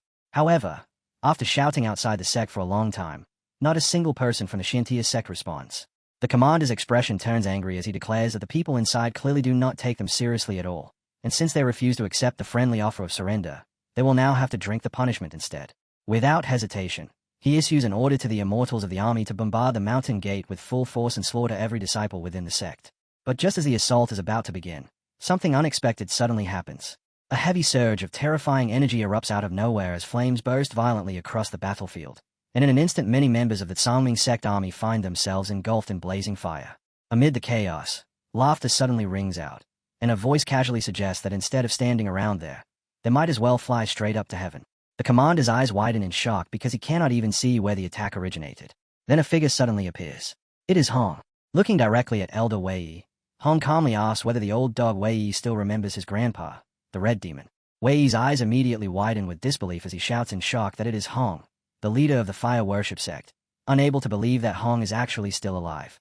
The surrounding soldiers immediately fall into panic and begin shouting that it really is Hong, the leader of the fire worship sect. After all, back then the 4 great holy lands together with the 8 great Dao sects had joined forces to besiege him, yet somehow he survived. Fear spreads quickly among the ranks as many whisper that the blood nightmare of the central region has returned. Hong stands calmly in place, dressed in striking red robes, his appearance so breathtaking that even women might feel jealous of such beauty, while around his body terrifying demon flames roar like a raging natural disaster. Standing within the violent sea of fire, Hong quietly states that whenever he appears, slaughter and destruction are never far behind. Hong then steps forward and positions himself firmly in the air, his expression turning serious as a terrifying surge of crimson flames erupts from his body, blazing so fiercely that they seem capable of scorching the heavens themselves. The massive tide of fire rushes directly toward Wei and the entire army while Hong coldly announces that none of them will leave this place alive today. Commander Wei reacts instantly, releasing a burst of green energy that spreads outward like a poisonous storm surrounding him. With a mocking expression, he calls Hong a demon and says that even if Hong managed to survive until now through sheer luck, that does not mean he can still behave with the same arrogance he once showed in the past. As he speaks, Wei launches a terrifying technique known as the torrential fear blossom needle, sending countless razor-sharp needles formed from spiritual energy shooting straight toward Hong. Hong calmly watches the incoming attack and quickly observes Wei's cultivation level, casually remarking that Wei has already reached the 9th stage of the true immortal realm. Wei laughs proudly and asks whether Hong failed to notice that earlier, boasting that his current cultivation now stands on equal footing with Hong's level, and with the additional support of all the sect members gathered behind him, it is still impossible to say who will win or lose today. The soldiers of the Transmigrated sect army also begin shouting loudly in support of their commander, agreeing that Elder Wei is correct and declaring that Hong is nothing more than a stray dog that wandered back into danger, mocking him while asking what kind of confidence makes him act so arrogantly again. Hong glances at them with cold eyes and replies that cultivators from the central region remain just as ignorant as ever, because in his view they clearly have no understanding of what true power actually is. The moment those words leave his mouth, Hong unleashes another terrifying technique as the red lotus molten wave erupts from his body like a catastrophic disaster, forming a blazing sea of crimson flames that surges forward violently and instantly engulfs the army gathered around Wei. Commander Wei suddenly feels an overwhelming pressure crashing down from the attack and shouts in shock that such a thing is impossible, unable to comprehend how Hong's cultivation has become so frighteningly powerful, and in disbelief he demands to know whether Hong has actually reached the celestial immortal realm. Another voice quickly rises from the battlefield and answers the question. That voice analyzes the situation and firmly states that the answer is no, because even their own sect master, who has already reached celestial immortal cultivation, does not possess even 1/3 of the power Hong is displaying at this moment, which leaves only one possible explanation.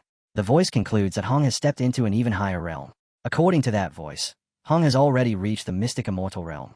Hearing that realization spoken aloud, Hong bursts into laughter and asks the sect master whether he finally understands that he has offended a mystic immortal. Commander Wei, who is already badly injured by the raging flames, twists his face in pain as the truth sinks in, and in despair he mutters that everything is finished and that the fortune of the Transmigrated sect has completely run out.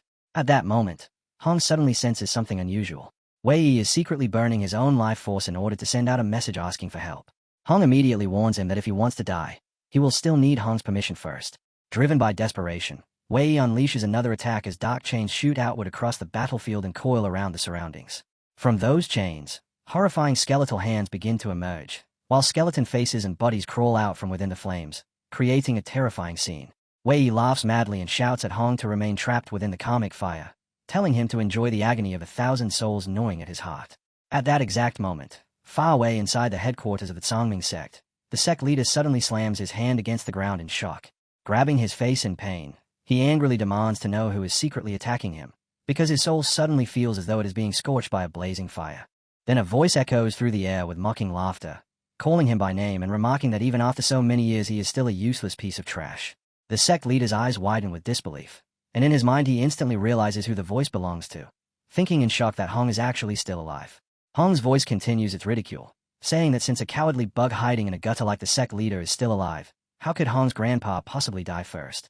Hong then reveals something terrifying, explaining that the pain the sect leader is feeling comes from a slave mark that Hong previously placed on him, a mark bestowed by Hong's master.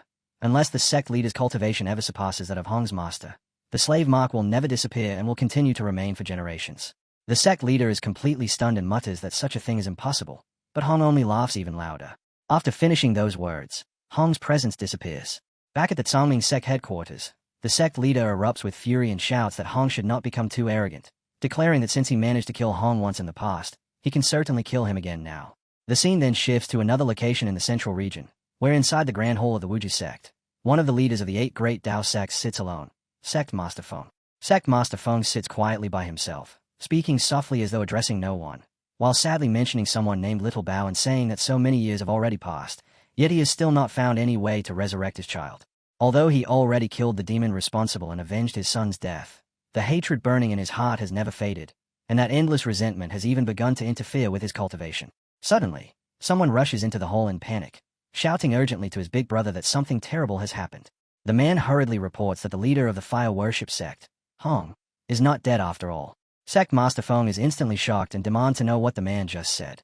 The messenger insists that the news is absolutely true, explaining that Elder Wei from their sect traveled to the Xintian sect in the eastern region, where he unexpectedly discovered that the demon Hong was still alive, and that Elder Wei risked his own life to send this message back. Feng, irritated by the messy explanation, immediately punches the man in frustration and orders him to stop rambling and speak clearly. The messenger slams his hand onto the ground and continues his report, saying that according to the message Hong made an extremely provocative statement, claiming that if he had known Feng would repay kindness with hatred and personally lead the attack against the demon sect back then. When Hong killed Feng's son and nephew, he should have tortured them even more cruelly. The moment Feng hears those words, his anger erupts violently as he roars that the hatred for the death of his son can never be reconciled, swearing that he will grind Hong's bones into dust and use them to comfort his son's spirit in heaven. Without hesitation, Sect Master Feng immediately issues a powerful order. He commands all 8 great Dao sects to listen carefully, declaring that from this moment forward the Demon Slaughter Order is officially activated, and that all immortal cultivators across the central region must assemble and march toward the eastern region with the goal of completely flattening the Shintian sect and suppressing the Red Demon Hong once and for all. However, someone standing nearby hesitates before speaking cautiously, reminding Feng that the Demon Hong has already joined the Shintian sect and that there are also rumors claiming Hong's master possesses unfathomable strength. The man suggests that Hong's supposed apprenticeship might actually be false, and that perhaps Hong secretly intends to transform the entire Shintian sect into a demonic stronghold, gradually gathering power so he can eventually seize control of the central region. He also reminds Feng that in the past they were only able to suppress Hong with the assistance of the 4 great holy sects, so before launching another demon slaughter operation, perhaps they should first request permission from those higher authorities. Sect Master Feng glazes at him angrily and demands to know whether he is questioning his decision. The man quickly lowers his head and says he would never dare, hurriedly praising his big brother's strength and claiming that killing the Demon Hong should be as effortless as lifting a finger. But at that exact moment, another powerful voice suddenly echoes throughout the hall. The voice continues, questioning whether issuing the Demon Slaughter Order without proper authorization is essentially provoking the authority of the holy sects themselves. As those words echo through the hall, an overwhelming pressure instantly descends and fills the entire space.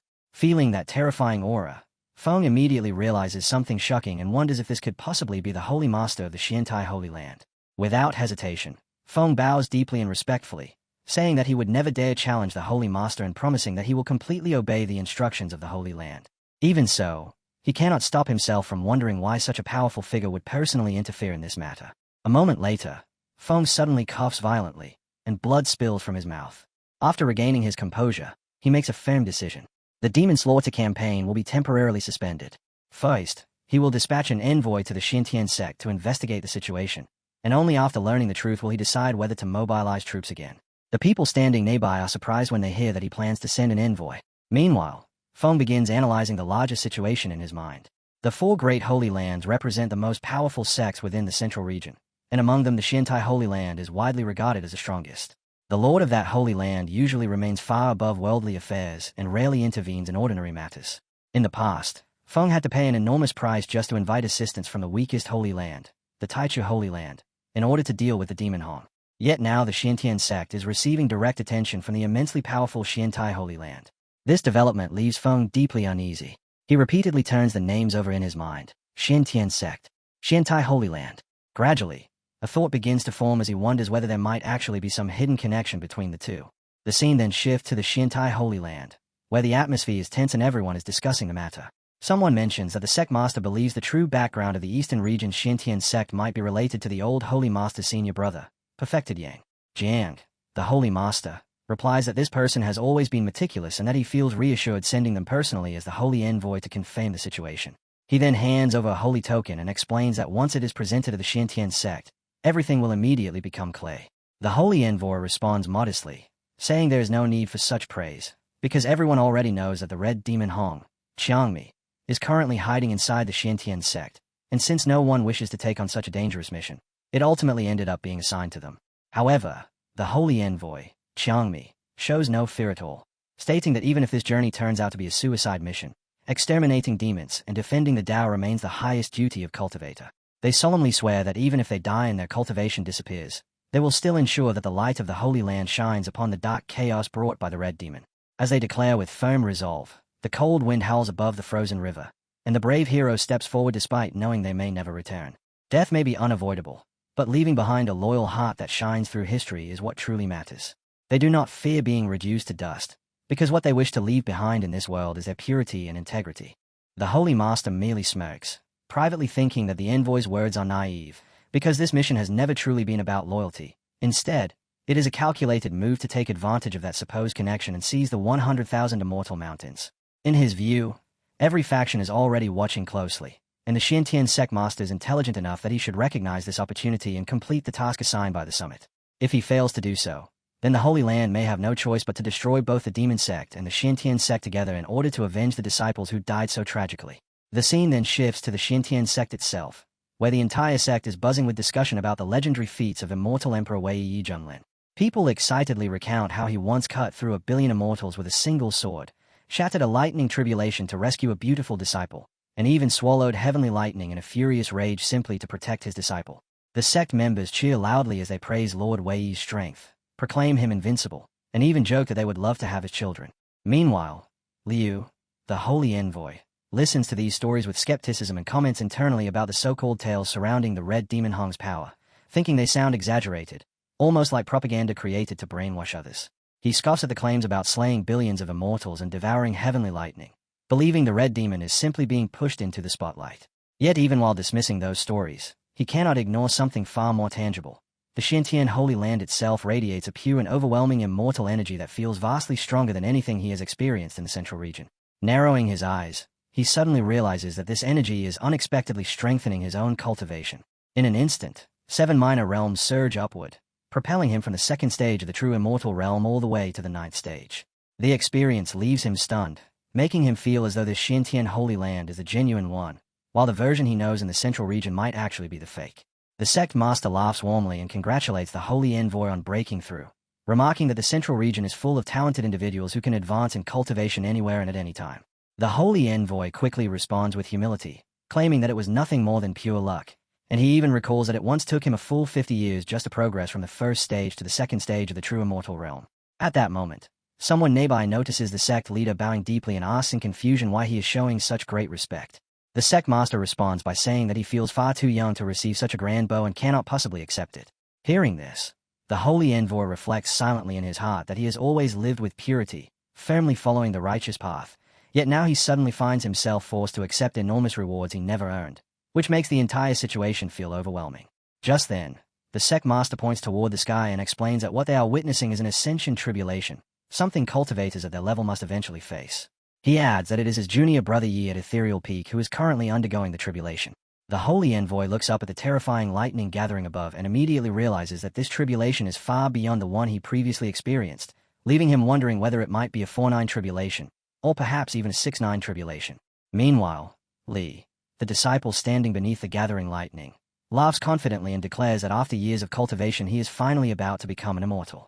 When the first bolt of lightning crashes down, he immediately calls out to his master.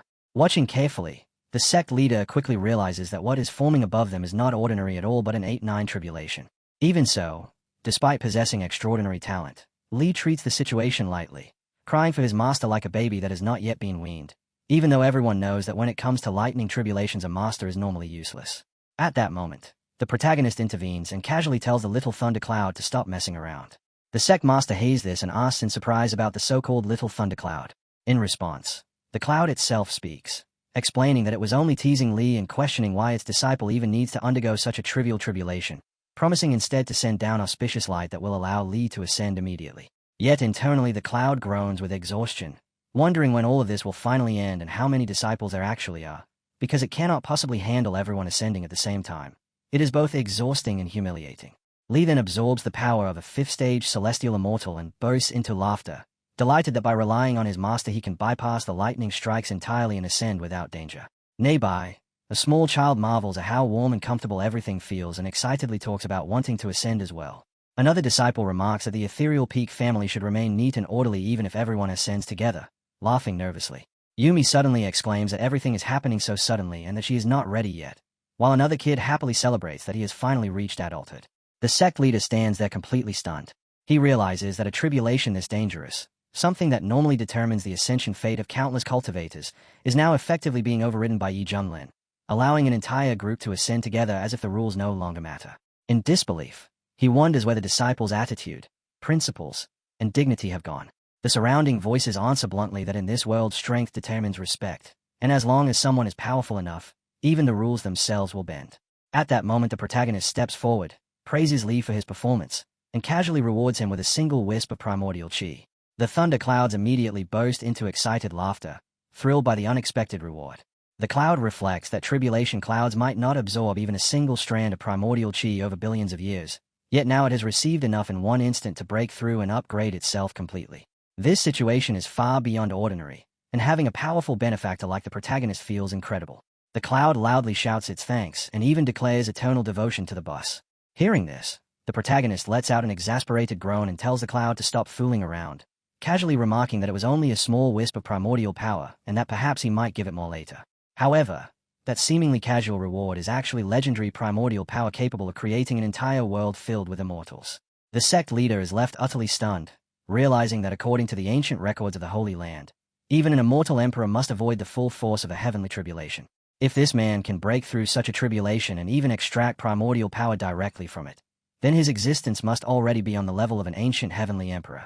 A man in a panicked state calls Yi. He introduces himself as Qingming and says his eyes failed to recognize Mount Tai and asks forgiveness for offending him earlier. He asks if he is truly sorry. The man replies that he did not get a chance to introduce him. He is the envoy from the Xiantian Holy Land who came specifically to visit our Xiantian sect. Qing tells Yi he can simply call him Little Liu, and that being able to meet him in his lifetime means he has not lived in vain. Then the old man shows off his bag, which is stuffed with mussels, and says if possible, since you are the ancient heavenly emperor, please give me an autograph. He wonders if he is really a heavenly emperor. An old man says to stop keeping such a low profile as he has read extensively and will not be mistaken that he is the ancient heavenly emperor according to the Holy Land ancient text, the Kunlun Canon of Defecation, where the ancient heavenly emperor was born from cosmic primordial chaos, created the world, and controls the rules of heaven and earth, stands above lightning tribulation, and is the most powerful existence in the world. He wonders where this clown came from and if he is full of nonsense. Yi's friend is also shocked and sweating, thinking that Brother Yi is actually the heavenly emperor and that mistaking him for an immortal emperor is so disrespectful, which also stuns Yi. He further says Brother Yi says no more from now on, you are the supreme leader of the Xiantian sect and we will respectfully call you Supreme Yi while everyone in the sect will fully support you. He tells him seriously not to do this while thinking these guys need to stop overthinking everything. Now the entire place begins chanting slogans about the heavenly emperor divine might shining over the eastern region, and they start shouting slogans of Supreme Yi. He calls Salito, telling everyone to stop shouting, and then asks Little Liu why he came to this sect. The elder says he almost forgot the main matter and explains that this time he is here to represent the Xiantian Holy Land. He gets on his knees and respectfully presents an item, while requesting to submit to Supreme Yi of the Xiantian sect as subordinates. Yi's friend is extremely annoyed and asks if the elder from a holy land of the central region wants to become the Xiantian sect subordinate, and calls it lucky while questioning if the Holy Master even knows about this. Meanwhile, at the Holy Land, a huge explosion erupts, tearing through clouds of smoke as if a battle is taking place. A man is fighting Elder Liu, calling him a crazy bastard who keeps spouting nonsense while shouting that the elder represented the Holy Land to surrender to the Xiantian sect. The elder is slammed into stone behind him and spits blood as he takes the hit.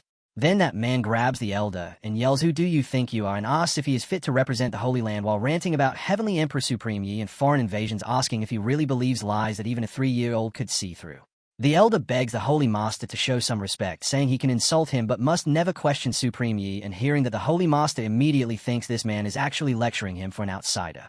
The Holy Master grips the elder by the throat as the elder declares that the contributions he earned and those he made for the people of the world should be remembered for all time. He says it is a great honor for the Xiantian Holy Land to have the chance to serve beneath the Heavenly Emperor. He continues by saying that with the Supreme Healer's protection, the disciples will not even need to suffer lightning during tribulations, and they can simply take an easier path and ascend directly. Their gratitude cannot be measured. Then the old elder slips his hand into his robe and prepares to take something out. As he reveals it, a blinding light bursts forth, making the Holy Master instantly leap back in alarm and demand to know what it is.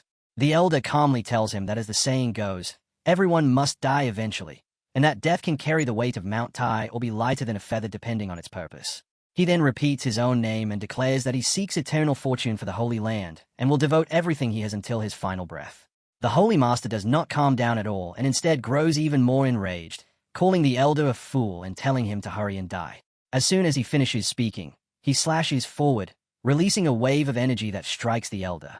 Blood erupts from the elder's chest as he cries out in agony. At that moment, the token engraved with words begins to shine. The Holy Master notices that the inscriptions themselves are releasing an overwhelming power. He starts to realize that the elder may have been telling the truth, that the Red Demon has already seized control of the Xiantian sect, and that they must eliminate the Red Demon before making any plans regarding the 100,000 Immortal Mountains again. The token shifts and rises as the Holy Master issues an order, declaring that the sect has brutally killed the Holy Land's envoy and has fallen completely into the demonic path. From this day forward, the demon slaughter order will begin again, and they vow to execute Elder Hong along with his followers. The token shoots into the sky at incredible speed, leaving behind a streak of golden fire. The scene changes to the Holy Master of the Taichu Holy Land, where a strange glow spreads across the sky and forms a peculiar pattern in the air. On the ground, Elder Hong notices it while clenching his teeth, muttering that the red demon is still alive. He repeats it to himself and recalls the demon slaughter immortal war, when as the Taichu Holy Master who despised evil, he led the charge with a demon-cleansing mallet and stood as the strongest force against the demon. Yet in his hand he holds a doll dressed in a very revealing outfit, muttering that no one ever knew the truth. Twisting his expression in an unsettling way, he admits that he had actually succumbed to Hong Chinya's beauty.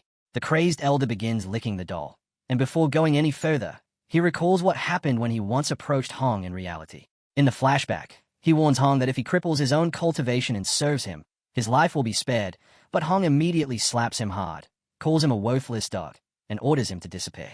Hong then beats him severely, making sure he is thoroughly crushed. The elder remembers how the younger Hong fought him for hundreds of rounds, forcing him to retreat again and again. Back in the present, the elder continues his disturbing behavior with a doll that resembles Hong, even admitting that being dominated by Hong felt strangely satisfying. He hugs the doll in a disturbing manner and mutters that Jiang and the others think they can hide, but they have no idea how terrifying Hong's strength truly is. Back then, Hong used the true immortal realm to suppress celestial immortals, and now that he is returning, reaching the mystic immortal realm is entirely possible.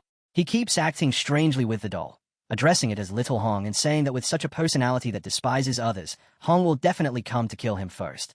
Then his expression tightens as sweat forms, and he says that if that is the case, then to preserve his life, he has no choice but to pay a heavy price and invite that lord to take action. The scene shifts to Xintian's sect. The setting is Ethereal Peak.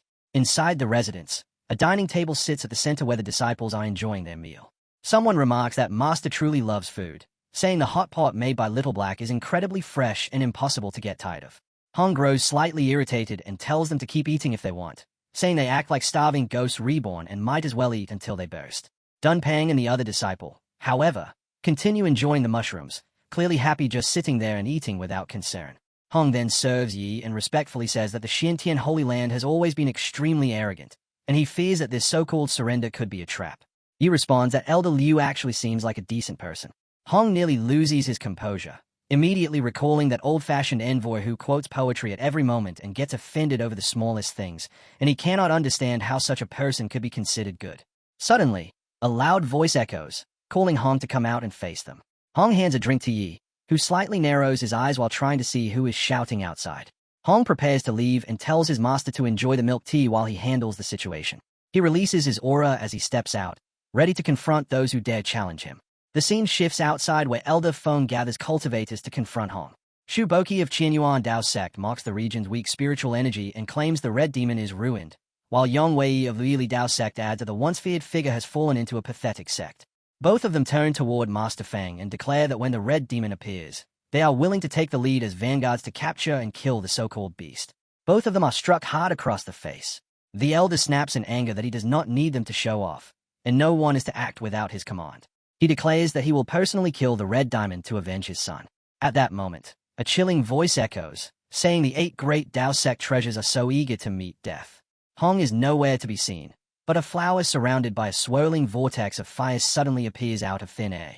The raging flames engulf all the cultivators, including the women, and they burn them so intensely that they feel as if their very soul is burning. They wish to be killed quickly and scream in pain. Hong peers and says too bad, dying is not that easy. He wants them to properly enjoy the pain of their souls burning. In death they will have to beg for his mercy. Elder Feng leaps toward Hong using his technique. He orders his cultivators to watch closely, since today he will completely grind the demon Hong's bones into dust and avenge him. But before he can strike, Hong raises a finger before the elder's forehead and says that for an idiot who cannot even recognize his true enemy, speaking even one word to him feels like a complete waste. Then a massive explosion erupts as something crashes into the ground below with overwhelming force. It is Elder Feng, who cries out in disbelief. He says it is impossible. His 5th-stage celestial immortal cultivation was crushed by only one of Hong's thumbs. Fearfully, he wonders if Hong's power has already stepped into the mystic immortal realm. Then Hong ignites Old Feng. His body is instantly consumed by flames as he screams loudly in agony. Hong boasts into wild laughter and declares that the red demon has finally returned. He tells Central to simply wait and prepare to endure his coming wrath. The other cultivators become furious with Elder Feng. They curse all 18 generations of his ancestors for tricking them into following him here just to die. Some immediately kneel and beg sect leader Hong to spare their lives. Then suddenly, a strange blood rain begins pouring from the sky. Hong instantly senses that the aura of whoever is arriving is likely even stronger than his own. The terrified cultivators suddenly grow excited as Hong's fire spell vanishes at once. They wonder where this blood rain is coming from. Yet they are far happier that their souls are finally free from those flames. But then something horrifying happens. The ones touched by the blood rain are instantly severed apart, their bodies becoming decapitated within mere seconds. A demonic creature emerges and laughs loudly, declaring that everyone present will become his fresh blood food. Hong is left stunned by this sudden turn. He wonders what kind of creature this is, since he has never once heard of such an existence within the Kunlun realm. The demon inhales deeply, savoring the fragrance of blood. He remarks that the scent here must be premium and now desires Hong's blood most. Hong questions the monster, calling him an ugly mosquito and demanding to know where a beast like him crawled out from. Just then, a system notification suddenly appears, announcing that the Outer Realm Blood Clan has launched their attack. But if sufficient energy exists, you will also gain an indestructible body from this moment onward. The tale reveals that this demon is named Shui, a Nine-Nether Undying Blood Clan immortal lord. He says that, judging by your temperament, you must be the Red Demon Hong. He declares that from now onward he will become your master. Hong gathers some flames and calls Shue's words nonsense, saying, "Who are you trying to disgust? You filthy mosquito. Who exactly do you think you are? You are not worthy. Watch as I beat you until you kneel and call me master." Then he unleashes the technique Hellfire Myriad Tribulation Whip. It causes the flames to spiral and rush directly toward Shui. In truth, he ends up injured across his chest and abdomen. He thinks that a grade 7 immortal power should only belong to immortal emperors. To think it actually appears on a mere celestial immortal like you is quite a pleasant surprise.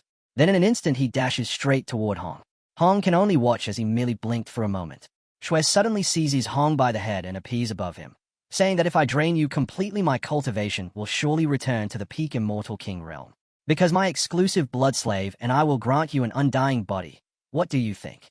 Meanwhile, Hong realizes that even with the grade 7 immortal power enhancing his red lotus karmic fire, he cannot harm him at all. This is the terrifying regenerative speed Shui possesses. Hong somehow slips free from Shui's grasp and ignites flames in his other hand, preparing to strike. He shouts at Shui to keep dreaming. If he wants Hong as a slave, then he should wait until his next life. Before he can attack, Shui grabs Hong's arm. He moves closer as he twists his arm behind his back, laughing while saying, "These petty tricks will not work on me. They only excite me further." Hong thinks while cursing this man that his cultivation is likely at the immortal lord realm, and he has absolutely no strength to resist.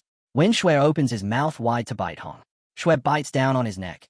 Hong's blood begins to flow out as he screams in agony. Shui continues drinking his blood while saying, "What a delightful expression. As a reward for entertaining me, I will be gentle." Hong is drenched in sweat, cursing this vile mosquito and swearing that he will kill it one day. Then a beam of light shoots directly toward Hong as someone calls him a good disciple, telling him not to panic, while Shui continues draining his blood.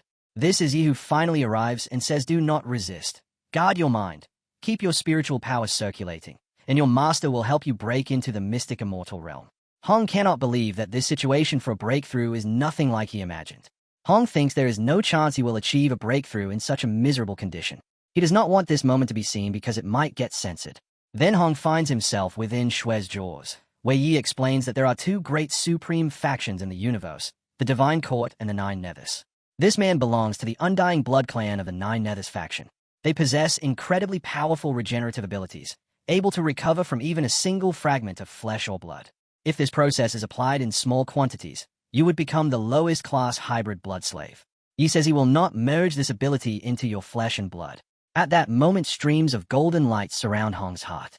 Finally, Shui pauses and says, "Delicious, so delicious."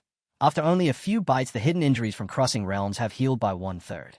Then he leans in again, biting and drawing more blood, calling Hong a good boy, saying the transformation will soon succeed. From now on, only I will enjoy you. Meanwhile, Hong can barely endure the pain. Suddenly, a blinding radiance emerges from the wound where he was bitten. Shui is forced back by that light. Shui realizes that his fangs have shattered from this strange power. Then Hong performs the impossible. He thrusts his hand into Shui and tears out his heart. As Xue speaks his final words, saying you were not transformed and instead broke through the mystic immortal realm. This is impossible. Hong is fully healed. And he responds by calling Xue a filthy mosquito as always, saying just the thought of relying on your poison to break through to the mystic immortal realm makes me sick. If I do not tear you into 10,000 pieces, I will never be satisfied.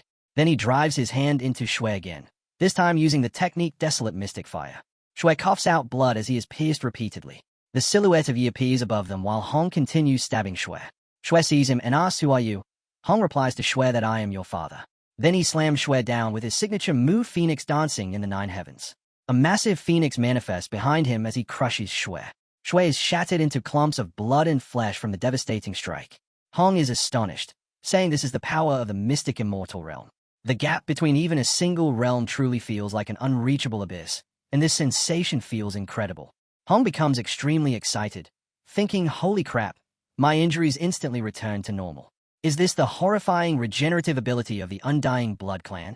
Meanwhile, he bursts into laughter in his dominant manner, and with his strength, not to mention ruling the central region, even conquering the Kunlun realm is now within reach.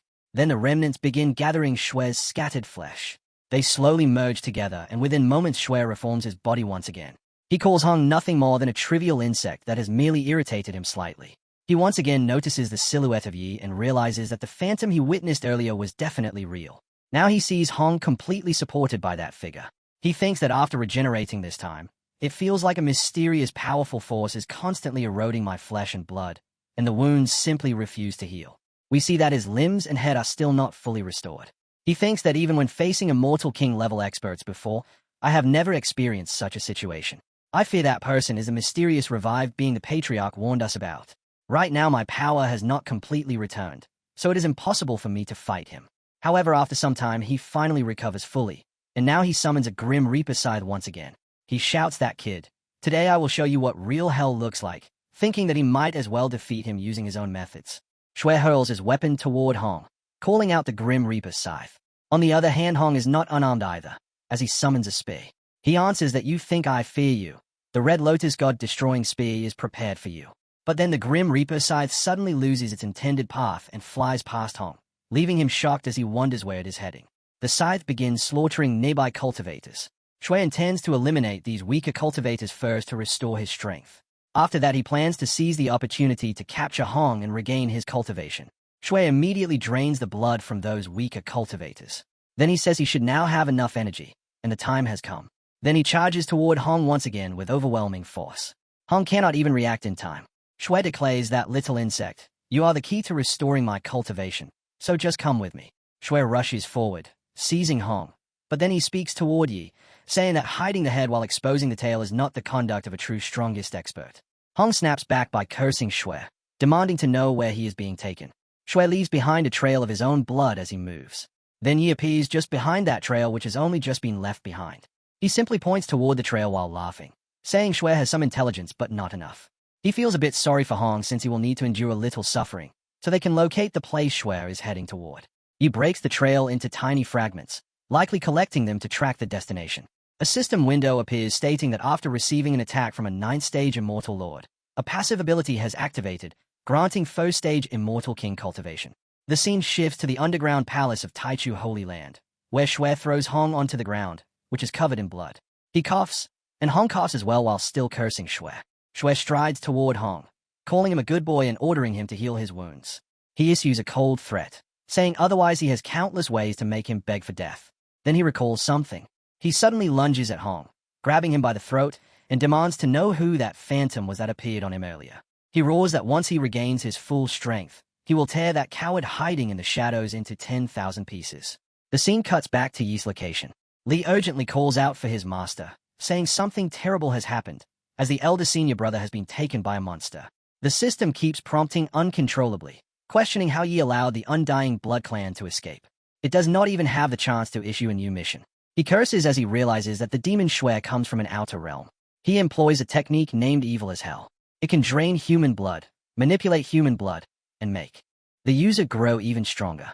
Even the system grows furious at Yi and commands him to hurry up, pursue the demon. The mission rewards are extremely generous. Yi will regret it if he misses them. Yi seals his disciple's mouth, telling him to stop a fuss. We will wait until Hong absorbs the energy in the blood pool and stabilizes his regenerative power before we move to save him. It will not be too late. Then a ray of light drifts from far away toward Yi. Yi absorbs the light and realizes that Hong has been taken to the Taichu Holy Land. Now, he understands this holy land is Shuezle.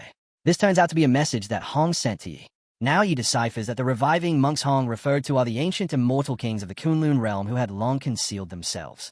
Now they are gradually awakening. For them, the revival of spiritual energy in the Kunlun realm is no different from a dinner bell. In the central region, the core of power with the most abundant special energy and the richest orthodoxy has already drawn more than a single pair of eyes. Yi feels that the terrifying part is that the outer realm aliens act as spies in the open, while these ancient revived beings quietly awakening to reclaim power are the true arrows in the dark.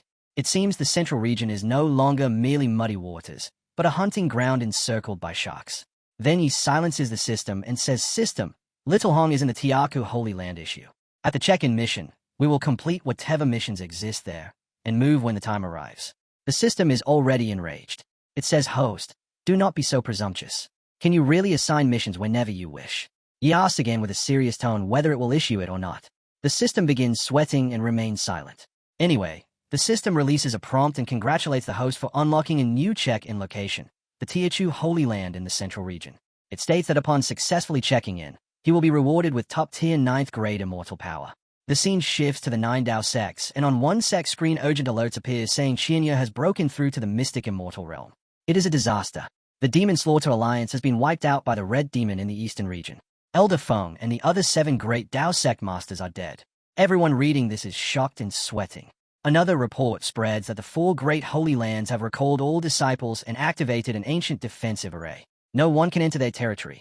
Panic begins to rise. People treat it like a joke because the holy lands are hiding. The Red Demon is heaven-defying and the news is terrifying. They question why the 7 great Dao sects provoked him and dragged everyone into danger. They decide to join the 5 Worship sect. He says he has no way to repay this life-saving kindness. This elder only has this worthless life and is willing to go through fire and water for Supreme Yi without hesitation. Back at Yi's location, his great blue chart appears above the area. Lu is almost left stunned and asks Yi, "Where did this person come from, and did you not return to the central region? So why are you here?" Yi sits calmly on a chair and answers that this is their first time in the central region and they lack a guide. Little Liu is dependable, so he brought him along. Then we see the elder being thrown down from the beast onto the ground. Lanili goes mad thinking, what is this foolish scholar trying to do now? The elder expresses his gratitude to Yi for saving him. He says that if not for the puppet substitution technique left within the token, Qingming would have died in a miserable way. Yi tells him to stand up and says that since he has submitted to the Xintian sect, he is now a disciple of the sect, and as long as he is present, no one can take his life. The elder says that a supreme leader is truly like a celestial being, unmatched in grace, refined as jade, possessing great virtue and profound kindness. He stands quietly in place, lost in deep thought. Then he asks the elder where exactly they are right now. The elder replies that reporting to Supreme Yi, they have arrived at Fengming Prefecture within the central region. Up ahead lies the territory belonging to the Heavenly Maiden Kingdom. The Heavenly Maiden Kingdom is a top force in the Motal dynasty of the central region. It follows a matriarchal system where women rule and men are seen as inferior. All women cultivate the Heavenly Maiden method, which makes them strong in battle, and their culture is very open. They treat men as accessories by taking them into harems or crippling their cultivation and turning them into playthings. Then we are shown the Heavenly Maiden Kingdom itself. The elder explains to Yi that at present the only way to reach the Holy Land is by using the ancient teleportation array located within the forbidden area of the Imperial Royal Family inside the Heavenly Maiden Kingdom. Inside the Heavenly Maiden Kingdom, Lu reports to Master, saying he checked around and the eldest Princess Dongfeng, who slipped out of the palace years ago to gain experience, is on the ship. He says he will sneak onto the treasure ship tonight and pluck a flower, meaning search for the princess. Beta graph breaks. Yi warns him not to act recklessly, saying as the saying goes, beast hunters often appear as prey. Instead of wasting energy searching for her, they should let the prey come to them. From now on, when in Rome, do as the Romans do. The two of them will address him as young Master Yi. Beta graph breaks. The scene shifts to women who have developed crushes on both men. Some prefer the smaller one. A few say they have never seen a man as handsome as Li, who is also an immortal. They desperately want to kiss their boy and feel weak in the knees, considering Yi a top-tier young master. They cannot believe he has not already been claimed by a powerful woman. Surrounded by such attractive women, he thinks the Heavenly Maiden Kingdom truly has an open culture. These women are extremely bold, openly flirting with men. Li cannot contain his excitement and tells Elder Liu, asking whether these beauties will actually fight over who gets to sleep with him. The elder replies that as the saying goes, a gentleman without dignity commands no respect. As Supreme Yi's disciple, fellow Daoist Li, how can you indulge in lust and willingly become a slave to women? Just then another beauty clings tightly to the elder and boldly declares she wants to sleep with him. The elder blushes and silently asks for help. The elder runs over and clings to Li, complaining about being freshly assaulted by a girl. Li pushes him away, feeling jealous of the elder's luck. He calls him pathetic and wishes she had asked him instead. The elder immediately explains that although the women of the Heavenly Maiden Kingdom enjoy dual cultivation, they only have eyes for handsome men. That is why no one is paying attention to fellow Daoist Li. Li wonders if the old man is calling him ugly. Then the elder turns to young Master Yi and says he is so handsome that he fears he will be constantly pestered. Yi laughs and says doesn't that not save him a lot of trouble? Yi turns, his outfit and hair shimmering with a faint glow. He states that only the strongest women are worthy of a top-tier handsome man. Even his disciple silently feels proud that his master is so striking. The elder does not agree, so Yi gently uses his presence to make the elder also agree. Then Yi says they should move. Then he asks the boss lady to arrange 3 top-glass suites. He hands over some gems. She is the manager of the Emperor's ship, Manhua. She says this young master is not only incredibly handsome, but also very generous, and she will make sure he is served to the fullest. She leads them to an excellent spot. Meanwhile, Yi thinks that their trip in the central region seems to be off to a great start. Li is still stuck on the thought that the elder definitely called him ugly, so he snaps back, calling him a sour scholar and asking if he is blind, insisting he is extremely handsome and questioning his taste. The elder replies by asking how he can keep lying to himself, adding that looking safe is actually a good thing in the Heavenly Maiden Kingdom. This only irritates him further. Later, Yi relaxes in a hot pool and remarks that a premium suite with an open-air private hot spring truly is life, and that the people of the Heavenly Maiden Kingdom really know how to enjoy themselves. Then he senses movement among the surrounding trees and asks who is there. Suddenly, a woman falls straight into the pool out of nowhere. Now he notices her long hair, yet she does not come out. He eventually tells her to come out.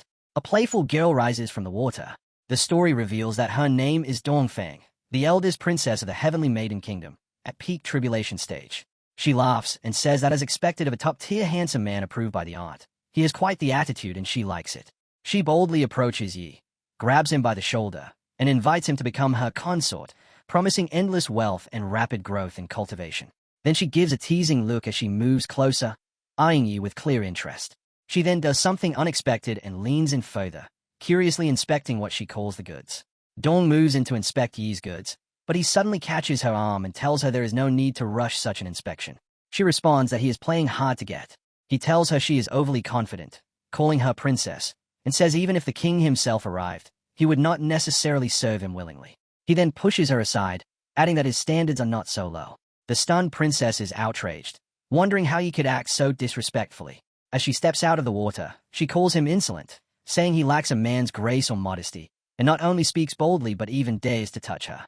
She rises from the water, striking a pose as she dries her hair, calling him wild. Her tone shifts with excitement as she admits she likes it very much. She then offers to grant any request, claiming there is nothing within the kingdom beyond her reach.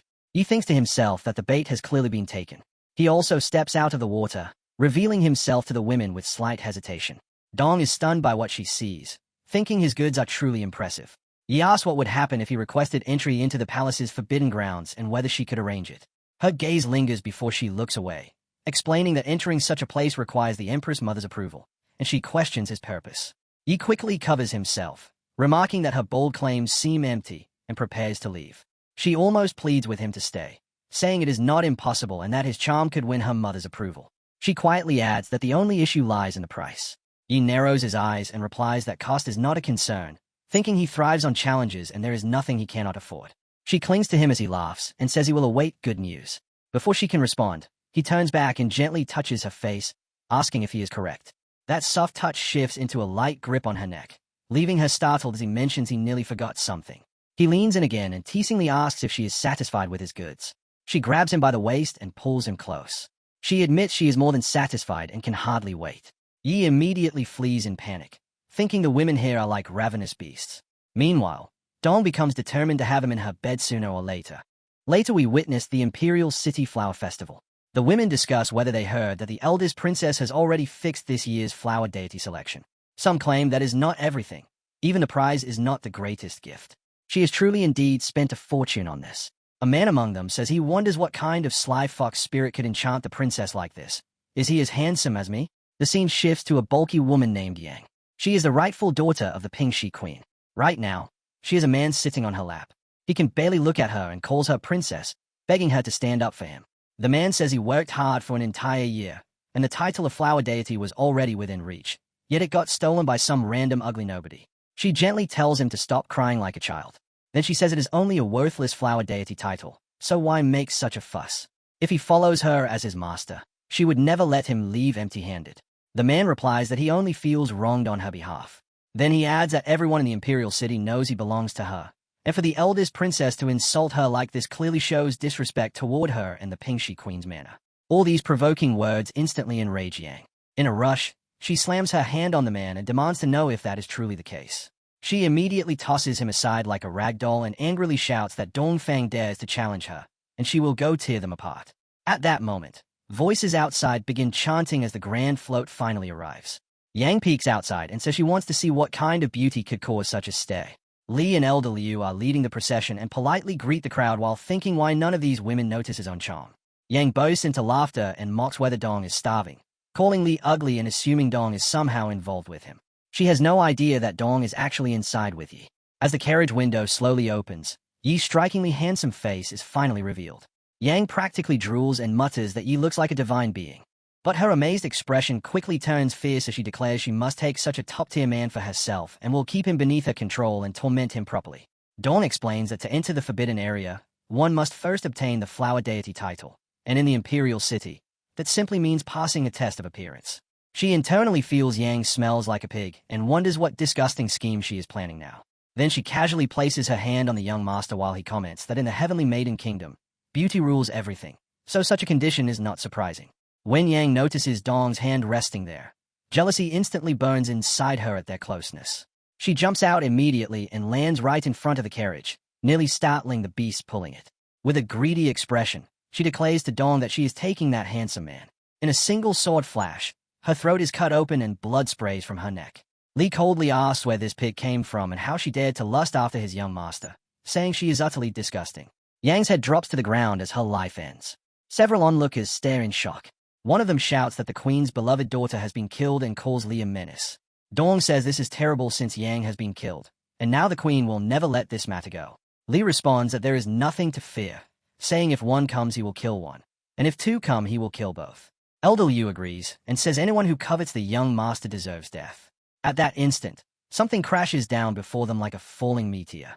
It is Pingxi, a powerful celestial immortal realm woman. Holding her daughter's head, she roars and demands to know who killed her heir. Yi calmly steps forward, raises his blood-stained sword, and admits that he killed her, asking if there is a problem. Dong also steps forward and urges the queen to calm down, explaining that it was an accident. She knows the queen's cultivation rivals the empress and that she has long harbored rebellious thoughts, making Dong fear this will not end peacefully. The queen towers over everyone, far stronger than all of them, and has completely lost control. She shouts that the eldest princess dares to assert dominance by killing her daughter upon returning to the imperial city. She declares that today they will all pay with their lives. Dong is stunned by those words. She draws her sword and calls for everyone to fight together. Li and Elder Liu also prepare themselves for battle. Suddenly, a massive shadow rushes toward Dong at incredible speed. With one devastating strike, the queen crushes all three of them effortlessly, mocking their strength as one tribulation stage, one true immortal, and one newly advanced celestial immortal daring to act arrogantly before her. Dong lies on the ground, barely conscious. The queen raises her enormous hand, ready to smash her into nothing. Dong believes that with her mother present, the queen would not dare to kill her. Li and Elder Liu think the same, trusting that with Yi here, nothing will happen. Elder Liu still feels slightly frustrated at his own helplessness. Then a streak of red light descends rapidly from the sky. Dong's mother finally arrives, surrounded by flames and lightning, and declares that it is not the queen's place to discipline her daughter. The queen immediately shows respect and addresses her as Your Majesty with hesitation. Dong is shocked to see her mother, the true ruler of the heavenly maiden kingdom. He simply watches everything unfold with a faint smile. Her mother glances toward him and remarks on what an exceptionally handsome young man he is. She then quietly asks him if he would be willing to become her imperial consort. The empress steps forward. Activating her skill, she warns the queen that considering her grief over losing her daughter, If she stops now, she will spare her life, otherwise she will not be blamed for showing no mercy. He respectfully responds that matters like imperial consort or rank husband are not urgent, and they should resolve the current crisis first. She responds that he speaks wisely, young master, while thinking he can remain unaffected even under her overwhelming imperial aura. Then the furious princess steps forward, shouting that she has devoted half her life on the battlefield with unwavering loyalty, and now her only daughter has been unjustly and tragically killed, asking if she truly intends to protect Dong, the killer. Dong immediately retorts that Yang tried to steal her man first and was never innocent, saying she killed her and asking if they think she fears her. The Empress questions the queen, asking if she has forgotten the laws of the Heavenly Maiden Kingdom, where in a duel over a man, life and death are decided by fate. She then asks if she needs to recount how many men her beloved daughter has taken and killed over the years. A man who suffered under the queen's daughter suddenly shouts that Yang robbed others and murdered them, so she deserved death. Others echo that not long ago she stole someone's brother-in-law and even killed her own sister. Some say their own sisters were taken and killed, showing that everyone carries deep resentment toward Yang. Now Li and the elder feel even more disgusted, saying she is worse than any pig or dog. The queen roars at everyone to be silent and declares that she will slaughter all these insignificant peasants. Then the massive woman spits out a foul substance, unleashing a move called Howling West Wind, which makes people vomit instantly as the stench burns their senses and they begin begging for help. A web shoots out from her arms and instantly seals the queen's mouth shut. With her mouth forcibly sealed, she thinks that it is the cursed imperial aura, and once she sits upon the throne, that power will belong to her. She then breaks free from the binding and shouts at the Empress, declaring she is not afraid and that today she will duel her for the handsome man, letting life and death be decided by fate. Yi watches this bulky woman calmly and thinks she is doing nothing but seeking her own death. Yi is about to release some of his power as a faint glow begins to gather at his fingertip. But the Empress suddenly steps in front of him, telling him not to fear since she is present and no one can harm him. She activates her skill again while Yi internally thinks he should have stayed low-key, as these women keep trying to dominate around him. However, this time those binding strips fail to restrain the queen. She grabs them instead and shouts at the Empress, accusing her of daring to fight over a man and overestimating herself. Then she forcefully snaps and breaks all the restraints with her immense strength and massive body. She roars that not only will she take the man, but she will also seize the throne itself. She then activates the Heart of the Conch, the supreme treasure of the Seal clan. As she blows into it, the surrounding atmosphere begins to distort and shift. The clouds twist and spiral, forming a massive vortex resembling churning seawater. The Empress is visibly shocked upon witnessing this. She is slammed heavily onto the ground by the overwhelming force. She identifies it as the conch shell used to summon the Seal clan. Dong hurriedly checks on her mother, asking if she is all right. She says the queen has gone mad and has actually dared to collude with a foreign race in order to rebel against her. Meanwhile, the queen floats high above them. She laughs loudly, openly admitting that she is indeed rebelling. She shouts, questioning why both of them possess royal blood, yet one is as beautiful as a flower while she herself is unbearably ugly. A flashback appears from the past. She constantly felt jealous of the Empress, saying that because of her ugly face, she endured endless cold stays and ridicule. No matter how hard she trained, it was useless, as she was always suppressed by someone like her. She begins to cry, explaining that the royal heavenly maiden method becomes easier to cultivate the more beautiful one is. She calls it a cruel joke and questions whether the ugly do not deserve strength and what right decides that. She then reveals that she deliberately reversed her cultivation. The uglier she became, the stronger she grew, which is why she summoned the foreign clan to rebel. Now grotesque sea creatures like octopuses and crabs begin emerging everywhere. The queen declares that as long as she can crush them beneath her feet, sacrificing half the citizens of the Heavenly Maiden Kingdom as blood offerings for the Sea Clan means nothing. Dong immediately commands all her female warriors to charge forward. They vow to live and die for their majesty and rush to battle the invading Sea Clan. Li also calls upon his sword scholars to join the fight. The Elder activates his skill to support and shield Li during combat. While the queen floats in the sky, the ground below descends into complete chaos with fierce clashes between the factions. The queen shouts that once she claims the throne, she will force the entire nation to cultivate the reversed Heavenly Maiden method, and ugliness will reign supreme. At that moment, Yi steps forward and calmly declares that the farce ends now. He snaps his fingers and releases his absolute domain. A faint yellow wave spreads across the entire area. Wherever this light passes, everything becomes completely frozen in place, including both humans and creatures. The crabs remain locked exactly in their attacking positions, unable to move. Even the queen becomes completely immobilized with her mouth still open. She wonders what has happened, realizing her body is paralyzed and she cannot even sense the flow of air around her. Dong walks over to her mother and asks what is happening. Her mother explains that this young master she brought is likely an extraordinary figure of immense power. He then tells the queen that he will show her what true strength really looks like. He steps upward on platforms formed by his own ability and explains that strength has no fixed form. There is no division between beauty and ugliness, as the strong remain strong and the weak remain weak. Reflecting on past experiences, he says that the weak can rise and become strong, just like Hong once did. And even the strong can fall into weakness when facing someone greater, just like when Hong confronted the devil. For cultivators, he states that one must grow stronger when encountering the strong, because only through that can one achieve everlasting strength. Li feels inspired by these words and vows that he will definitely become stronger. At the same time, the elder is stunned, saying he possesses the heart of a true powerhouse and stands as a model for all cultivators. The Empress realizes that the path of cultivation lies in becoming stronger, not more beautiful. She wonders who he truly is, as just a few words from him have loosened her stagnant cultivation. He calls the queen's situation a pity and says her path was flawed from the very start. Yi then says that since her heart for the Tao has not been completely extinguished and she was only manipulated by the Sea clan, he will spare her life for now. He begins cleansing her soul, and the dark, corrupted energy starts leaking out from her body. As the energy drains away, the queen questions whether she had always been wrong. When the last traces of that darkness leave her, she mutters that everything is over. A bright radiance bursts from her body, but then a voice says it is not over yet and there is still time. Yi explains that the Netherfire has already reforged her soul, and if one day she comprehends the correct path, her body and soul will reunite, restoring her original appearance. The massive queen immediately kneels before Yi, thanking him for his guidance and vowing to remember his kindness forever. Li says he does not know why, but seeing that former appearance reminds him a little of elder senior brother Hong. Yi agrees, saying that without little Hong around, things have indeed become somewhat dull. Meanwhile, on the Demon Island, Hong is being bitten but continues to resist, shouting at the devil that it is not the only one capable of biting and that he will bite back just as fiercely. He clamps down with all his strength. Even the demon is startled and leaps back. It pushes Hong away and calls him a mad dog. Hong asks if it dislikes biting and says he can gain cultivation through blood anyway, so he is not at a disadvantage. He warns that if his cultivation surpasses it through this method, he will grind it down completely. The scene shifts to the forbidden area within the imperial palace of the Heavenly Maiden Kingdom. He remarks with slight disappointment that the place is excessively extravagant. Li comments that one truly sees everything after living long enough. Li tells the elder that it seems as if they want everyone to clearly know it is a forbidden area.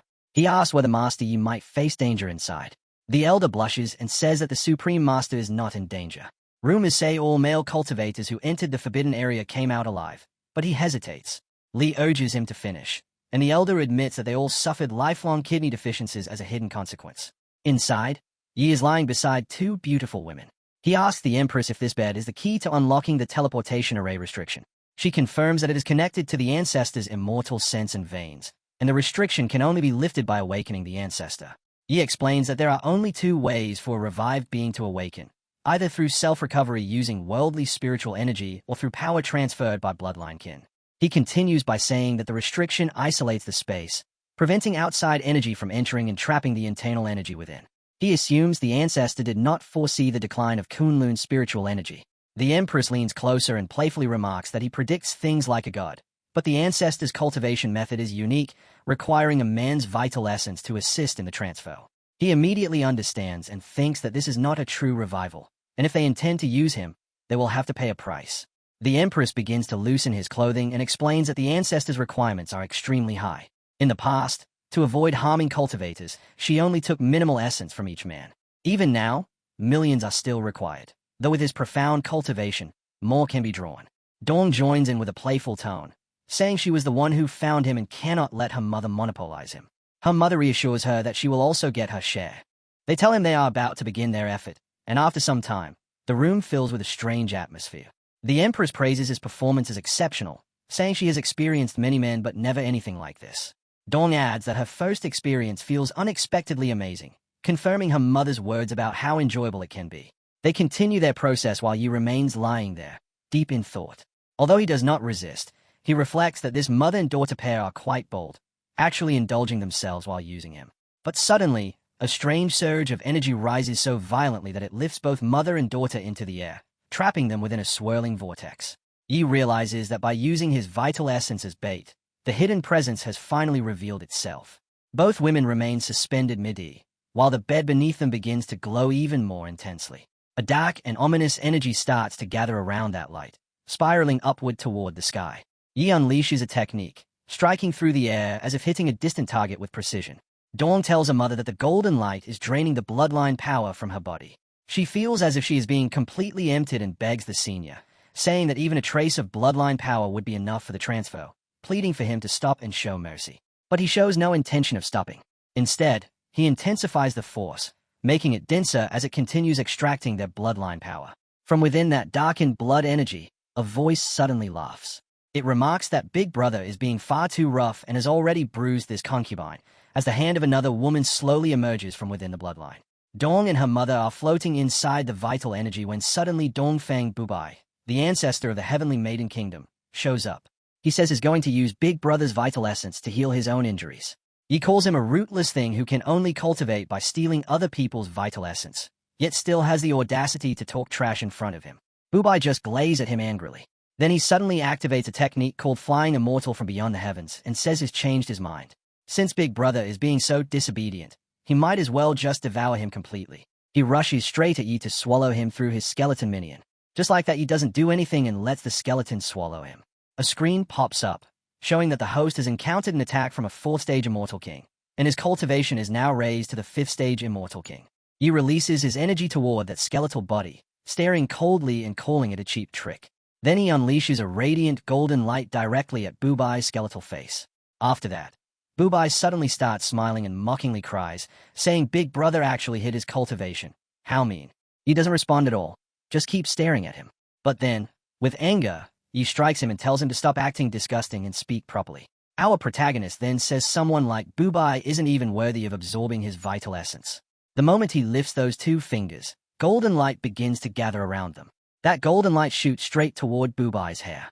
Bubai gets slammed hard onto the ground by the force of that attack, but still manages to threaten him, saying just wait. He just laughs and says even if he waits right there, Bubai won't be able to do anything now that his true form has been exposed. Bubai then transforms and reveals his ugly male face, staring at you while thinking he messed up and leaked too much vital essence. If he can't recover soon, this body might just die of old age. Then he suddenly remembers Dong and her mother still have vital essence. As long as he absorbs theirs, he can fully recover. Bubai stands up again with a smile and says it'll be their turn next, calling him Big Brother. But suddenly something happens behind him. He turns his head in shock and asks what's going on. Dong and her mother are standing there. Her mother explains that Dong is absorbing vital essence to cultivate. Dong is confused, thinking she didn't die even after her bloodline was drained. Instead, she feels something strange and amazing happening inside her body. The powerful vital essence surges like huge waves, but once it enters her body, it becomes gentle. It starts strengthening her body and meridians, and her cultivation keeps rising rapidly. While she's still processing all this, purple energy suddenly surrounds her completely. She breaks through to the 1st stage of the true immortal realm. She stands up in shock and excitement, telling her mother she advanced without even facing a lightning tribulation. Her mother is equally shocked and says this is completely unheard of. Meanwhile, Bubai is suffering badly, blood spilling from his mouth. He can't believe he actually failed to out-absorb a mere brat. Dong's mother approaches Bubai respectfully, asking if he successfully awakened the senior, praising his powerful and invincible energy. At that moment, Yi appears, casually clapping. With arms crossed, he exposes everything, saying Dongfang really used a clever method. He planted his own bloodline life force inside the ruler of the Heavenly Maiden Kingdom, disguising it as an imperial aura. This way, through the teleportation array, as long as there are men in the kingdom, Bubai as the main body can absorb their vital essence anytime. He also reveals that Bubai and the others were plotting against him, planning to use him to complete their bloodline harvesting. Yi continues, saying the biggest secret of all is that the ancestor who founded the Heavenly Maiden Kingdom is actually a man. Dong is completely shocked and asks Bubai if that's really true. She grabs her mother, telling her to wake up. Her mother, still emotional, says she has always been grateful to the ancestor and trusted him completely. She can't believe everything was just manipulation. She even says she always enjoyed talking to Bubai and really wanted to meet him again. Then she shouts that it's impossible for him to be some disgusting man. Bubai suddenly appears laughing and admits everything. He says he is indeed a man who, in pursuit of the great Tao, castrated himself to cultivate the supreme chrysanthemum scripture. To compensate for its flaws, he founded the Heavenly Maiden Kingdom, and that's how he achieved his current power. Right after that, a powerful red light appears in the sky, glowing intensely with golden energy. That light strikes directly behind Bubai. He screams in pain. His eyes turn completely white, and he disappears in shock. Purple energy begins to leak out from his body. He takes a deep breath and says Bubai was ruthless, but unfortunately suffered from cultivation deviation, falling into a demonic path. His body may look strong on the outside, but inside it's completely hollow. Dong's mother then reflects that if the Heavenly Maiden Kingdom was just a tool, then all their years of dedication meant nothing. Suddenly, the scene shifts. A massive red lightning energy crashes down, destroying buildings and shattering everything. Li jumps in and says to the elder has activated the teleportation array. The elder shouted back, asking what they are supposed to do now that it's open. Yi orders Elder Little Liu that there's still a powerful Sea Clan member trapped in the Absolute Domain, and he'll deal with it after returning. The scene then shifts to Taichu Holy Land, where a massive circular red light is spinning in the sky. From that swirling light, coffin-like mountains begin to descend.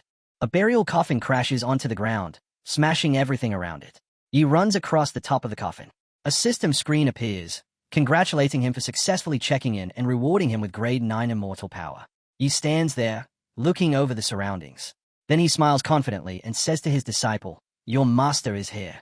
When the burial coffin appears, everyone in that land is completely shocked. Their lord steps forward, confused and angry, asking what is going on and who dares to invade his Taichu Holy Land. Someone suddenly realizes that the grand mountain protecting array has been broken. They stay at the coffin in disbelief, wondering if it could be the legendary immortal artifact capable of destroying heaven and earth, the Heaven Burial Coffin. The Lord is visibly shaken and thinks that anyone capable of controlling such a terrifying immortal artifact must have extremely high cultivation. Since the intruder descends through the teleportation array, he wonders if it could be the ancestor of the Heavenly Maiden Kingdom who has awakened. The Lord steps out and calls out Dongfang Bubai, questioning why he invades his holy land right after awakening and asking if he is tired of living. But at that moment, Yi appears and immediately insults him, calling him a blind dog. He calmly places his hand on the burial coffin and tells them to look carefully at who he really is. The coffin mountain, acting as a protective mountain, appears there. The Lord is surprised at first, then realizes it is just someone hiding behind a disguise. He thinks since this is not the revived ancestor, there is no reason to fear him. The Lord named Yudava steps forward confidently, declaring that today he will teach this arrogant outsider the true might of the Holy Land. He leaps into the air, golden energy surrounding him. Holding his weapon tightly, he activates his technique, saying Dao is surpassed by one Zhong, and launches himself straight toward Yi. The onlookers are amazed and praise the Holy Lord's strength, saying the terrifying part of this technique is that it always surpasses the opponent by one level. They believe Yi is finished. The Lord laughs to himself, thinking that even if the opponent holds the Heaven Burial Coffin, he still cannot defeat his Dao, who grows stronger when facing stronger enemies. Yi jumps into the air as well, mocking him and questioning whether an old geezer like him even deserves such a Dao. Then he activates the Netherworld Ice Palm, releasing a powerful bluish energy straight toward the Lord. The Lord blocks the attack and immediately follows up by activating his demon-subduing fierce flames. As the fierce flames spread, they begin to clash with and suppress Yi's bluish palm energy, gradually shattering it. However, Yi does not stop and continues releasing wave after wave of palm energy. The Lord suddenly realizes something is wrong and says it is impossible. According to his Dao, if he becomes twice as strong, his opponent should only surpass him by a little. But now if he doubles his strength, the opponent doubles beyond that. If he increases 4 times, the opponent jumps to 8 times stronger. Yi keeps unleashing his palm energy rapidly, overwhelming the Lord until his energy starts fading away. The Lord screams in disbelief, saying his Dao is failing him, and blood bursts from his mouth. At that moment, the burial coffin descends from above like a mountain and slams directly into the Lord's body while he cries out in pain. He screams that it is shattered as the coffin crushes him completely. When the coffin fully hits him, he collapses onto the ground, completely defeated. The surrounding people are horrified, saying everything around them is destroyed and questioning how someone can possess such terrifying power, wondering who he really is. He then steps forward and introduces himself clearly, saying everyone should listen carefully because he is Yi Junlin, the peak master of Ethereal Peak from the Shintian sect. He accuses Taichu Holy Land of collaborating with the Outer Realm Blood Clan, sheltering Lord Xuetu, and kidnapping his disciple Hong Qianya. He declares that today he will cleanse this place on behalf of Kunlun. He further states that under the heavenly net, anyone tainted with blood malice or turned into a blood slave will be buried along with the alien race. The disciples of the Holy Land are shocked and confused, saying they do not feel any blood malice in themselves and asking what is really going on, looking toward their Holy Lord for answers. He releases a wave of red energy toward them, commanding them to stand still and accept it. Some of the people immediately start dying under the pressure of that energy. The Lord suddenly reappears and activates his undying Dharma body to block the attack, and countless flying birds appear around him. Thunderlight flashes in the sky as he warns the boy not to get arrogant. He says Lord Shiwetu is about to recover from seclusion, and when that happens, it will be the boy's end. Yi responds calmly, saying he might as well force him out right now. At that moment, the burial coffin appears again, this time wrapped in black energy. Yi merges the coffin's power into a black arrow. He then fires that arrow toward the Lord while invoking the power of the heavenly Tao. Yi himself seems slightly surprised as he watches the arrow. As it moves forward, the Lord realizes in shock that the attack carries the power of the heavenly Tao itself. It is even more terrifying than a lightning tribulation, as if the hero himself has become the heavenly Tao. The black arrow spins through the air, creating rippling circles from its intense power as it rushes straight toward the Lord. As it gets closer, the Lord panics and shouts for Lord Shiwetu, saying the Holy Land is about to be destroyed. The arrow strikes, releasing massive destruction and spreading red energy everywhere. With a trembling voice, someone speaks, asking who has disturbed him. Another voice follows, declaring that anyone who disrupts his cultivation will die. That figure casually catches the arrow with one hand. Yi is shocked, thinking that this person has just shattered an immortal king-level artifact with a single punch. He realizes this enemy's strength has recovered significantly. The man then speaks, saying he has finally found a chance to drain that lunatic red demon dry and is only one step away from returning to his peak immortal king strength before being interrupted. He stomps forward angrily, calling the Taichu Lord useless trash and telling him to get lost. The defeated Lord turns to him and explains that the attacker is Yi Junlin, the master of the red demon, who has come for revenge and to save his disciple. Shiwetu glazes at Yi and recognizes him as the coward who hid in the shadows before. Yi replies calmly, asking who told him to run away so quickly last time, clearly provoking him. Hearing this, Shiwetu becomes furious and declares that the boy is courting death. He then mocks him, saying he wants to save Hong, but it is too late because his disciple has already become his food. With blood-red eyes, he stays at Yi and says he is next. But suddenly, Hong appears, shocking Shiwetu, and boldly declares that everything he says is complete nonsense. Shiwetu sneezes and mocks Hong, calling him a dead insect and asking if he really thinks he can refine his own master. Then Shiwetu shouts in disbelief, realizing that Hong is actually still alive. Lord Tu speaks coldly, calling Hong a weak red mosquito and mocking him for not even knowing his own limits, yet still daring to try refining him. Tu becomes furious, and with all his anger rising, he declares that this reckless fool will be trapped to death today. Hong is clearly surprised and just stares at him. Then Hong gathers all his strength and releases a surge of golden energy toward Tu. Hong shouts that Tu should not push things too far, and even if he manages to trap him, he should not expect him to bow his head. Lord Tu is surprised at first, then bursts into laughter, saying Hong is not even worthy of bowing. He says today Hong will clearly understand who the real powerhouse is. As Tu releases his energy toward Hong, the pressure is so intense that Hong starts stumbling and stepping backward uncontrollably. Tu laughs loudly, enjoying the situation and imagining how everything will play out. He continues releasing his energy again and again, forcing Hong to retreat step by step. But suddenly, a voice appears, saying no one is qualified to touch his people. That voice belongs to Yi, who appears right beside Hong and turns to face Lord Tu. Yi stands firmly and challenges him, asking if he really thinks he alone is worthy of touching his disciple. Meanwhile, everyone around is completely stunned, feeling the overwhelming pressure of this immortal power. They realize it is even more terrifying than an immortal king's aura and begin wondering what level it actually is. Lord Tu roars in anger and releases a massive burst of power, then throws a punch toward Yi. He declares that with his imperishable body, he can even contend with an immortal sovereign, so there is no way this opponent can defeat him. Yi calmly releases his own energy and says that an imperishable body means nothing in front of his immortal power, and is basically a joke. Hearing this, Tu becomes even more enraged and unleashes his technique, Boundless Blood Sea, sending a massive wave of energy toward Yi. Despite the overwhelming force, both Yi and Hong stand their ground without moving. Then Yi steps forward and activates the burial coffin, and powerful energy flows out from the mountain-like coffin. That energy directly blocks and neutralizes the attack released by Tu. A system screen suddenly appears, showing a newly triggered mission to defeat Shiwetu and force him to call the host daddy. The rewards include Blood Clan Essence and a Heavenly Tao Blessing. Yi thinks strategically, realizing that sealing the Blood Clan while boosting his immortal power will allow him to draw out all the forces behind them.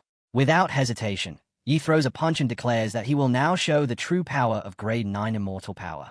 He unleashes the Rising Dragon Fist, releasing an enormous surge of golden energy. Everyone watching is shocked and realizes this is grade 9 immortal power, something that has not been seen in the Kunlun realm for 10,000 years.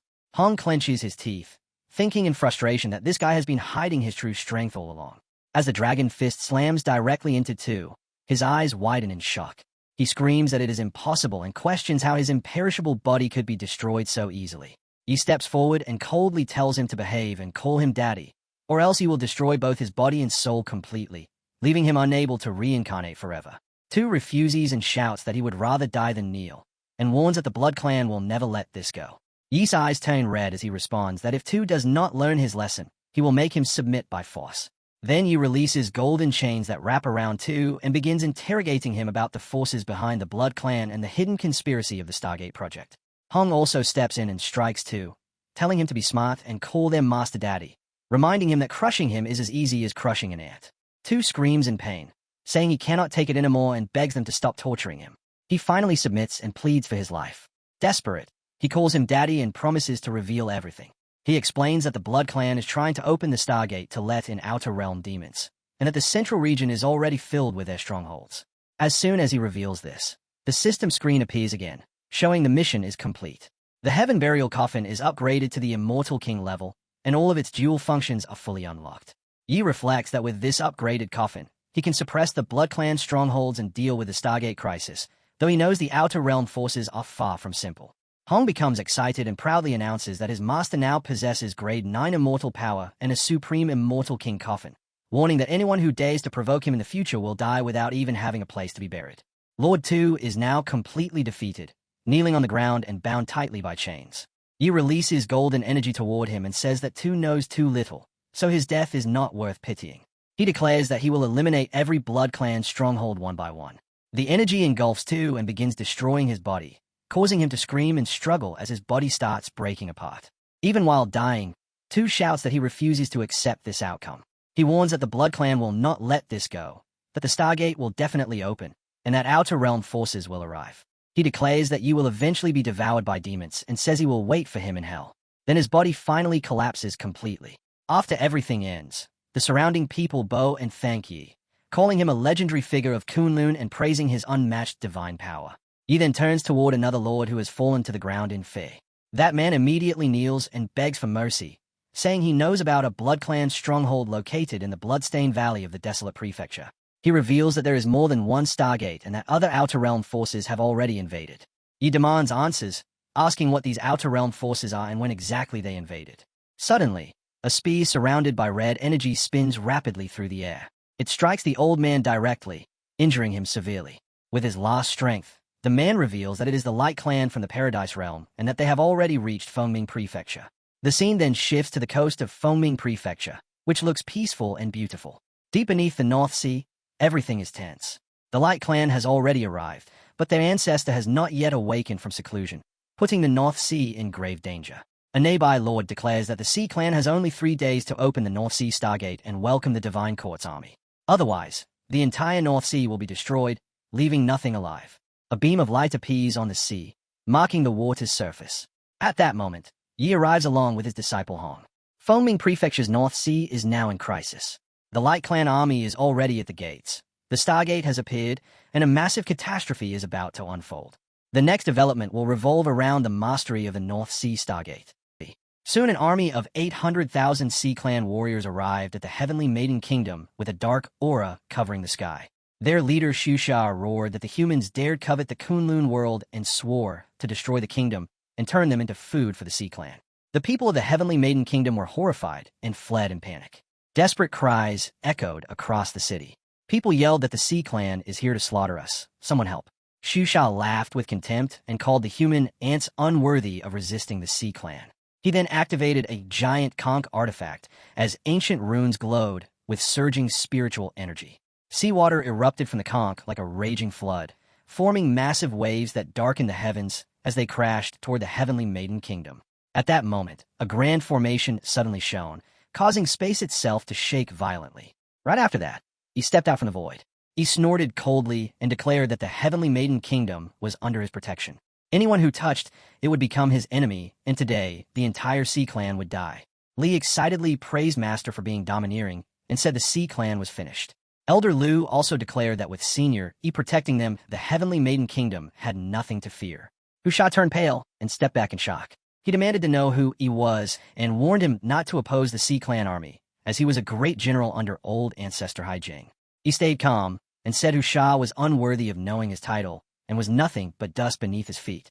As soon as he finished speaking, he pointed a finger and a bolt of immortal power shot through the sky, destroying Hu Sha's giant conch artifact instantly. He then rushed forward and lifted Hu Sha with one hand like an insect. He coldly declared that Hu Sha was the first to act arrogantly before him and would also be the last. After saying that, he casually slammed him down. Hu Sha's body flew like a broken kite before crashing heavily into the ground. The earth split apart as dust filled the air. The nearby Sea Clan warriors stared at Hu Sha's corpse with pale faces and terrified eyes. At the same time, countless citizens of the Heavenly Maiden Kingdom erupted with joy, loudly thanking the immortal for saving their lives and shouting praises without end. He slowly landed on the ground. He calmly ordered everyone to strengthen the kingdom's defenses and warned that the Sea Clan would not stop here. Xiaobai quickly replied that everyone would follow the master's orders. Not long after, deep beneath the northern sea, a terrified Sea Clan member declared that Hu Sha was dead. The 800,000 elite army was destroyed, and the human expert was terrifying beyond imagination. The Sea Clan members below him reported that only the old ancestor could defeat such a powerful human. Even if they had to interrupt his seclusion, they had no choice but to invite him out or the Sea Clan would perish. Soon after, the Sea King arrived before a forbidden cave filled with terrifying aura. Kneeling outside, he desperately begged the old ancestor to come out and save the Sea Clan from destruction.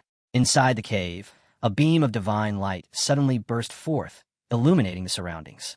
On the surface of the sea, a gigantic vortex slowly appeared. A figure stepped out from the center of the vortex. The white-haired old man radiated terrifying power as he cursed the Sea Clan for failing to stop a single human junior with 800,000 soldiers. He swore to destroy the Heavenly Maiden Kingdom and avenge the Sea Clan. At that moment, three figures appeared in the sky. The Ka man in the center introduced himself as Yin from the Guangming clan's Heaven Realm and said he came to discuss a deal with Old Jing. Old Jing roared with evil energy surging around him. He warned the Guangming clan to leave the northern sea at once or he would slaughter them all. Yin calmly warned that the human expert was too strong and Hai Jing could not win alone with unstable cultivation. He offered immortal king guards in exchange for the Sea Clan helping seize the Kunlun world, or else the Sea Clan would be destroyed. Hearing this, Old Jing felt cold sweat run down his back. Remembering Hu Sha's death, Old Jing finally agreed to cooperate, but demanded conditions. After killing the human junior, the Guangming clan had to leave the Kunlun world and never interfere with the Sea Clan again. If they played tricks, he would drag them down with him, even at the cost of his life. Situ Yin then ordered Guli to head to the Heavenly Maiden Kingdom and return with the human's head or bring back his own instead. With a whoosh, Guli appeared with enormous white wings on his back and respectfully accepted the command. The Sea King quickly warned him not to underestimate the enemy as the human expert had killed Hu Sha in a single move. Guli frowned in displeasure and struck the Sea King with a palm, sending him flying back while coughing blood. Soon after, Guli shot into the sky and headed for the Heavenly Maiden Kingdom. The moment he entered the kingdom, a figure appeared before him. It was Yi. Floating calmly with his hands behind his back, he declared that Guli came at the perfect time and that today he would wipe out the Sea Clan and all who dared interfere with the Kunlun world. The women of the Heavenly Maiden Kingdom immediately cheered and declared the immortal invincible. With a thunderous boom, a rainbow streak crashed into the Heavenly Maiden Kingdom and sent dust flying everywhere. As the dust cleared, Guli appeared and pointed at Yi, asking if he was the one who killed Hu Sha. He then revealed himself as an immortal king guard of the Guangming clan, sent by Situ Yin to take Yi's life. Yi's eyes turned cold as he declared that a mere dog of the Guangming clan dared act arrogantly before him. Since Guli came here, he would never leave alive. Guli roared in fury and swore to tear Yi apart. With a wave of his hand, a blazing light burst from his palm like a rising sun. At that moment, Yi vanished and instantly appeared before Guli with a palm strike. Guli quickly crossed his arms to block, but Yi's attack still slammed into him with a deafening boom, shaking the ground violently. He smiled faintly and admitted Guli was stronger than the useless Sea Clan members. Guli sneered and said Yi was powerful but still underestimated the strength of a Guangming clan immortal king. The next moment, Guli formed hand seals and roared that he would show the true power of an immortal king and erase Yi completely. In an instant, blinding light erupted around Guli as the temperature rose like a blazing sun descending from the heavens. Yi's eyes narrowed slightly. He watched scorching flames roar toward him like fire from the sun, with heat strong enough to distort heaven and earth. Inside the Grand Hall, Jing's ancient ancestors spoke with chilling, killing intent. This time, Gu Li will surely kill the madman who wounded Commander Tiger Shark and shamed the Sea Clan. Once he returns with the head, you and I will use the ring to ambush the resurrected Kunlun experts and erase our clan's past humiliation. Yin gently raised his hand as a silver ring slowly appeared in the void. He assured the old ancestor that Gu Li possessed Immortal King's sixth heaven cultivation, and dealing with a mere human junior would be no harder than turning over his hand. After everything is done, the North Sea will be yours, while Kunlun's fate will fall into my hands. Take it as repayment for the injuries he inflicted on your Sea Clan generals. At that moment, a thunderous explosion shook the palace as the main gate suddenly burst apart, sending dust and debris everywhere and causing Yin's expression to change instantly. As the dust slowly cleared, he stepped forward and asked if they had been secretly plotting against the Kunlun world and even planning to kill him. Yin was stunned to see Yi forcefully barge in like that. Our hero continued walking forward, sarcastically praising them for having such remarkable audacity. Just then, Li tossed a severed head before Yin. It was Gu Li's head. Li coldly remarked that this was the dog they had sent to kill his master. The severed head rolled to the feet of the horrified Yin. His eyes widened as a chilling voice echoed in his ears. Now Gu Li is nothing more than a corpse, and it is your turn to experience the agony of losing someone precious. The ancestor glared at our hero, calling him arrogant and demanding to know who he thought he was. He questioned how anyone could dare storm the Sea Clan's hall and kill their envoy. At that moment, the tiger shark rushed in behind our hero and froze in shock when he saw Gu Li's head. The tiger shark shouted at the ancestor, saying that the man standing before him was the same person who had wounded and slaughtered countless Sea Clan members. He then revealed that this man was Yi Julin of the Shintian sect. Our hero responded coldly, saying that the Light Clan used the Ring of Order to steal destiny, while the Sea Clan hid within a secret realm merely to survive. The two clans had joined forces to slaughter cultivators from his clan and believed no one could stand against them. The ancestor was stunned. With a trembling voice, he asked how our hero knew the deepest secrets of the Sea Clan's hidden realm. Just then, a crimson crystal floated toward our hero. As he caught it, he declared that he knew every filthy scheme and hidden plot of both clans, and that today, our hero crushed the crystal in his hand and declared that he would avenge the thousands of Kunlun cultivators who had died because of them. The old ancestor nearly collapsed into his seat from shock and grief. The old man said that since our hero knew so much, he should not blame him for what came next. He summoned a crystal into his palm and declared that he would show no mercy. Suddenly, he unleashed a stream of freezing energy toward a stone pillar while announcing that this was the Bale clan's secret art known as obliteration. Our hero immediately tossed several yellow spheres toward the attack. The spheres collided directly with the freezing aura. The icy streak vanished instantly. A system notification appeared. It informed our hero that he was being attacked by an 8th-tier Immortal King. In response, the system temporarily granted him the cultivation of a 9th-tier Immortal King.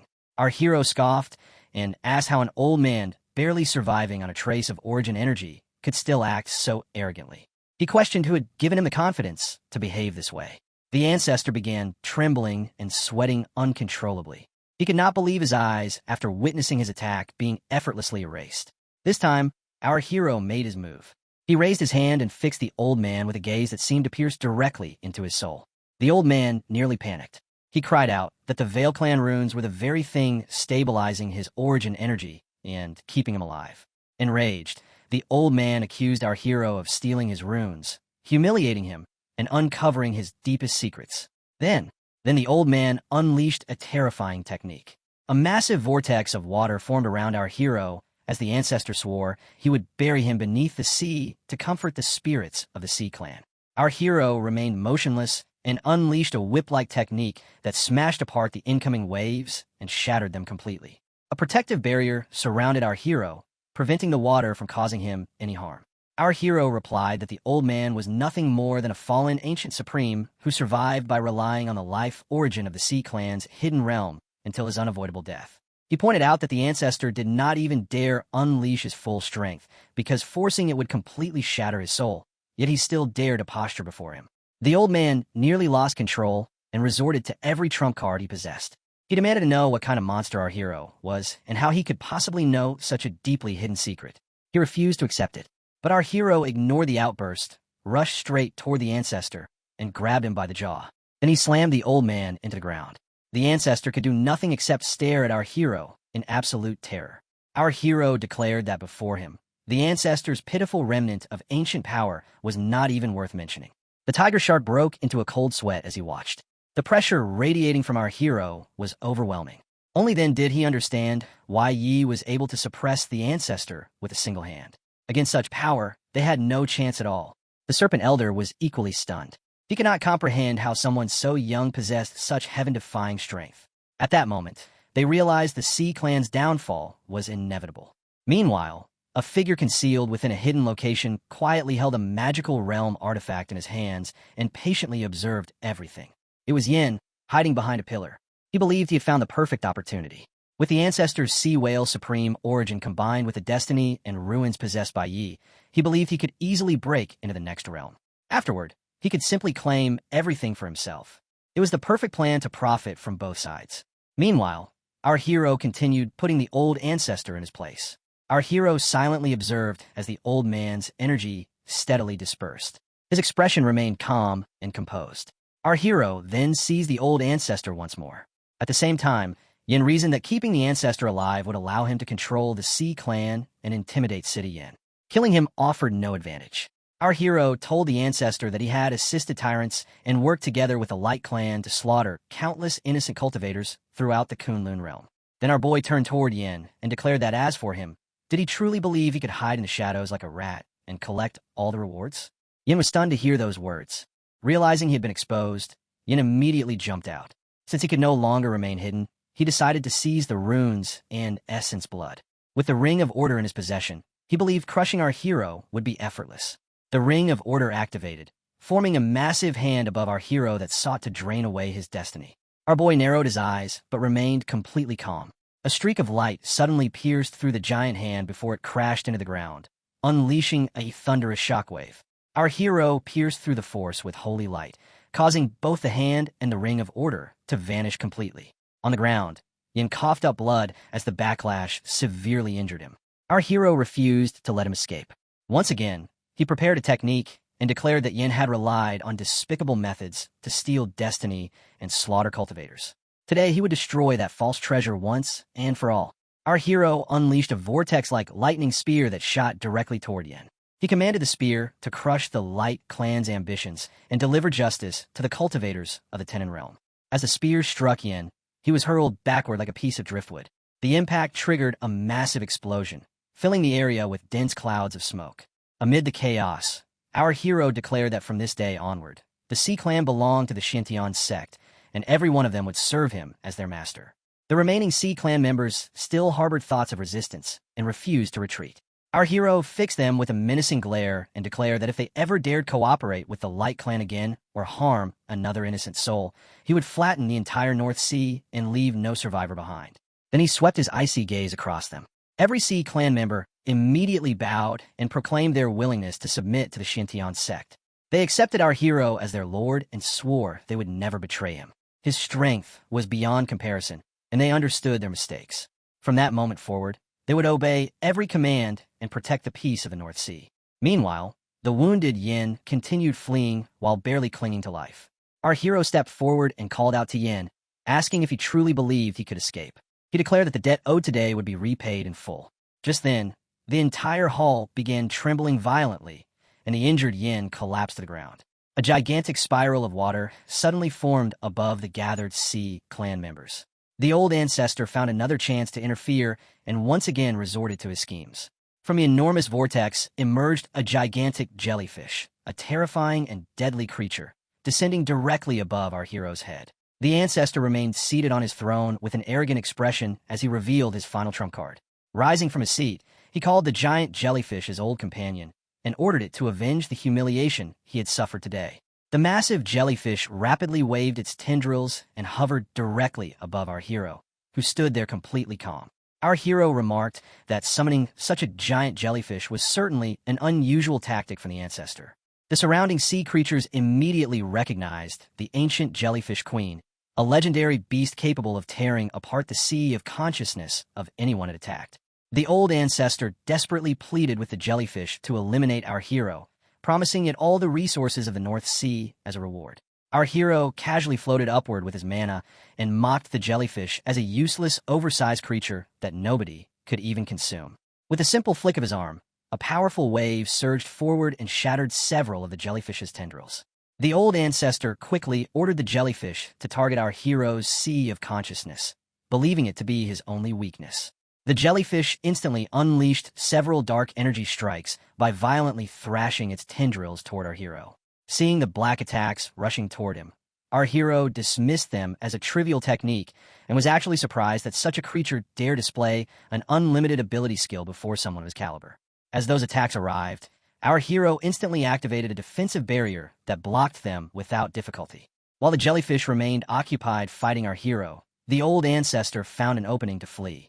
He mocked our hero as a fool for allowing him this chance to escape and vowed to remember today's humiliation, so he could repay it in blood someday. Just then, our hero unleashed a simple attack that severed the jellyfish's head along with all of its tentacle-like limbs in a single strike. As our boy glanced at the dying jellyfish, he criticized the ancestor for being a terrible ally and ordered Lee to kill him so he would no longer offend his sight. Lee immediately sprang toward the ancestor and drew his sword to strike. The ancestor quickly leaped away.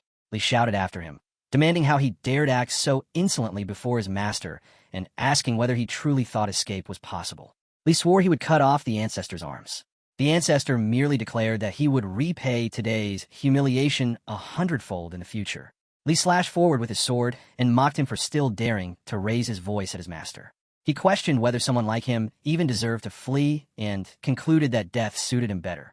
Our boy observed their battle and calmly stated that their work here was finished and it was time to return to the Heavenly Maiden Kingdom. Meanwhile, his other disciples had also arrived there.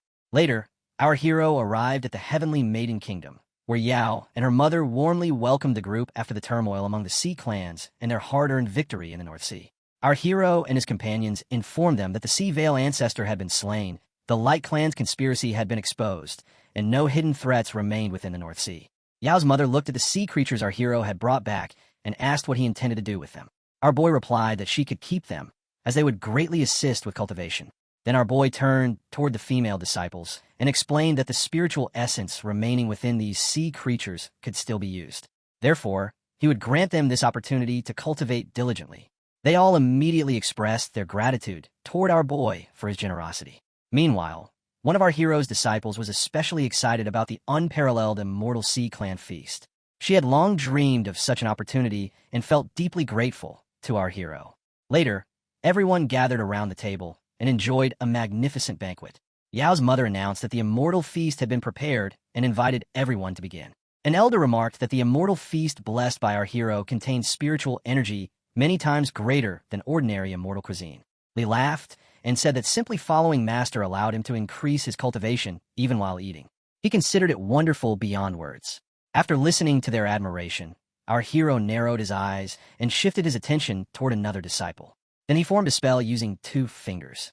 Dark energy and lingering blood aura left behind by the demonic villain Hong had encountered earlier surrounded him, and the spell instantly erased it all.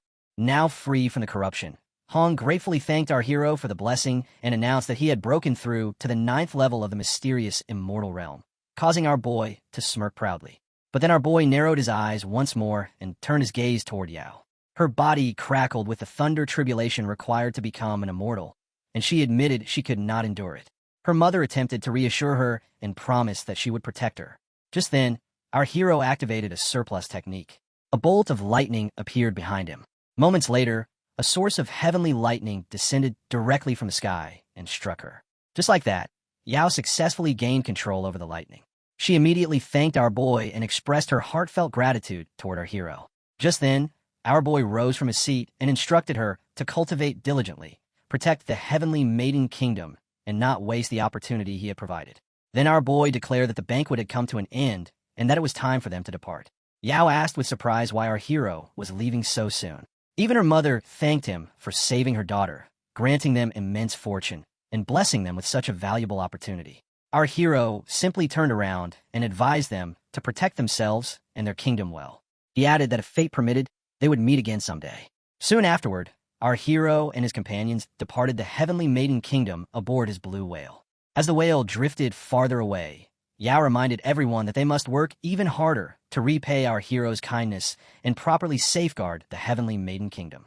They needed to become strong enough that they would never have to rely on others again. Meanwhile, during the journey, Li complained that he had been bored because all he had done was cut down enemies the entire time. Just then, an object suddenly shot toward them through the air, and Hong caught it. It appeared to be some sort of letter. Li asked Hong what in the world that thing was, amazed that it had actually flown all the way to them. Hong explained that it was a message talisman from the central region. It appeared to be a plea for assistance, but it had nothing to do with them. With that, he casually tossed it aside. However, Li stopped him and said not to be so quick to dismiss it. They should open it and see what it contains first. As soon as Li unfolded the message, he immediately told Hong that it was marked as an extreme emergency. Li's eyes widened while reading the contents. The letter stated that the cultists of the fire worship sect were besieging Litong City. The sender desperately begged anyone who received the message to lend aid and save the innocent civilians. Hong immediately snatched the letter away while he looked at him and asked whether he had not personally founded the fire worship sect himself. If that were true, did it mean he was the one behind all of this? Hong became furious and called the contents complete nonsense. He insisted that he had absolutely no idea what was happening and declared that some lowly scoundrel was clearly acting under his banner. Li found the situation amusing and laughed, while his brother Hong told him to get lost because he intended to discuss the matter with Master. Later, while our hero was quietly reading a book, Hong approached him. Hong respectfully said that there was an important matter he wished to discuss with the Master. Our hero calmly replied that he was listening. Then, Hong presented the letter to our hero and explained that someone was using the name of his fire worship sect to invade Beiyuan province and terrorize innocent civilians. He respectfully begged the Master to allow him to go and deal with the situation personally. Our hero immediately closed his book and responded that such a thing was actually happening. He then asked whether Hong intended to hunt down the mastermind responsible and settle the matter once and for all. At that very moment, a system notification appeared and congratulated our hero for triggering a new mission. The system instructed him to travel to Litong City, explaining that after successfully signing in there, the Great Desolate Heavenly Finger would evolve into the Great Desolate Heavenly Imprisoning Hand. Our hero then remarked that Litong City happened to be along their route anyway, so he would accompany Hong and investigate the matter personally. Hearing this, Hong immediately thanked his master for the support and assistance. The scene shifted to the forces of the Red Demon sect, whose countless troops had gathered outside the borders of Litong City. The commander of the Red Demon sect ordered the soldiers of Litong City to surrender immediately, declaring that they had received orders from the Red Demon sect master to level the entire city. He warned that if they refused to submit, every citizen would be slaughtered and every family line would be wiped out. The soldiers of Litong City looked on in despair as their defensive formation had already been shattered and the city was once again under attack by the Red Demon cult. These people were notorious for their cruelty, and now the city seemed destined for destruction. Inside the royal court, the ministers urged King Ding of Litong City to surrender, arguing that the reputation of the Red Demons was far too terrifying and impossible to resist. However, King Ding firmly declared that he would rather die than submit. Even if he had to stake his life today, he would fight until the very end. Anyone who dared mention surrender again would be executed immediately. Just then, a soldier burst into the hall and urgently reported that the outer city walls had already fallen. The invading forces were massacring everyone they encountered and showed no mercy even to children or the elderly. Enraged, Ding cursed the invaders. Then, gripping his spear tightly, he soared into the sky above the city, where countless corpses lay scattered across the battlefield. He looked down and witnessed the demon sect warriors mercilessly slaughtering the soldiers of the city. Ding roared at them, accusing them of using the Red Demon banner to commit unspeakable crimes. He demanded to know how they dared run rampant within Litong City and declare that they were seeking death. Then he spun his spear in a rapid circle as a powerful vortex of wind began gathering around him. Calling the technique Absolute Blizzard, he shouted at the demon sect warriors and declared that he would show them the true strength of the king of Litong. A freezing gale immediately spread across the battlefield, and the demon army quickly realized that the chilling wind was freezing their bodies. Even so, they shouted that there was nothing to fear. The sect master's name protected them, and reinforcements would arrive soon. Since they intended to slaughter the city regardless, they refused to retreat. But in the next instant, the freezing wind completely encased them from head to toe. Moments later, their frozen bodies shattered into countless fragments and collapsed onto the ground. Outside the city walls, the captain of the demon sect shouted at Ding, asking how he dared kill members of their sect. He warned that the day the Red Demon Sect master personally arrived would be the day Litong City fell and every inhabitant met their end. Suddenly, the sky began to glow as a massive opening appeared among the clouds. The Demon Sect captain looked upward and froze in shock at what he was witnessing. From the radiant light, our hero's enormous Kunpeng slowly descended from above. All the warriors of Litong City were stunned and wondered whether it was Kunpeng itself. They questioned if this was their reinforcement and whether someone capable of mobilizing a divine beast had finally come to aid them. Meanwhile, the Red Demon Army wondered whether this was Litong City's backup force and questioned if their king had somehow summoned reinforcements. Even so, the captain continued observing carefully to identify whoever had just entered the battlefield. Then his expression brightened as he realized it was actually their sect master, and the Kunpeng was merely accompanying him. He loudly announced that their sect master had not abandoned them. In the distance, Hong could be seen standing with his arms crossed and a disappointed expression on his face. The Demon Sect army immediately celebrated and declared that their sect master's support had arrived. They claimed Litong City was finished and urged everyone to surrender quickly. To them, this was the true might of their sect master, and they promised the city would soon be slaughtered. On the other hand, the warriors of Litong City grew even more anxious. They found it impossible to believe that a divine beast would willingly aid the fire worship sect. They suspected the enemy had used some sinister technique to control the giant whale-like beast. Refusing to believe the enemy's claims, they shouted back that they would never be deceived by such nonsense. Our hero also arrived alongside Hong and pointed out that his reputation had been completely ruined. Hong immediately responded by asking when he had ever ordered a massacre in the first place. His anger exploded as he called the warriors complete scum for daring to use his name while committing atrocities. He declared that every one of them was courting death. The Red Army captain produced a token and explained that he had received it as authorization to massacre and intimidate Litong City. He insisted he had merely followed the instructions given to him. In response, Hong revealed a terrifying demonic expression filled with fury. The warriors of Litong City were shocked beyond belief. The sect master of the fire worship sect was actually threatening his own men. The demonic pressure pouring from him was overwhelming. Even though he had turned against his subordinates, they still believed the only option left was to fight to the bitter end. Hong appeared directly before the captain and demanded to know since when the fire worship sect had accepted trash like him. He accused the captain of ruining the sect's reputation and declared that today he would personally clean the house. The captain's jaw dropped the moment he saw Hong glaring at him in fury, and cold sweat immediately formed on his forehead. Suddenly, a spear shot toward them. Hong casually blocked the incoming spear, causing it to disappear instantly. Hong turned around to see who had thrown it. It was actually our boy, who told him not to kill the captain so quickly. He suggested keeping him alive because he might still prove useful. Unable to hold back his frustration, Hong slapped the captain across the face and told him that he was sparing him only out of respect for his master. However, sooner or later, he would settle the entire score. The captain and the surrounding warriors immediately knelt in respect as they realized they had been deceived. Someone had handed him a forged token and black robes before instructing him to attack Litong City. Hong stated that this entire incident was the captain's fault because he had allowed himself to be used as a pawn without realizing it. He added that the captain had completely disgraced the demon sect.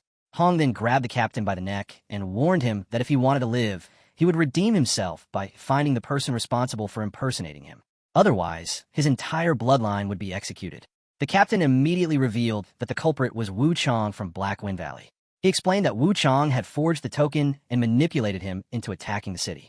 Hong immediately threw the captain aside and swore that Wu Chong had dared frame him and commit crimes using his name. He vowed that he would tear Wu Chong apart. The ground beneath Hong shattered instantly as crimson demonic energy erupted throughout the area. One soldier approached Ding and asked whether Hong, who was heading toward Black Wind Valley, might destroy their city along the way. Ding ordered everyone to remain calm. He explained that Hong's target was Wu Chong and instructed everyone to stay alert. If either side made a move, they would respond immediately.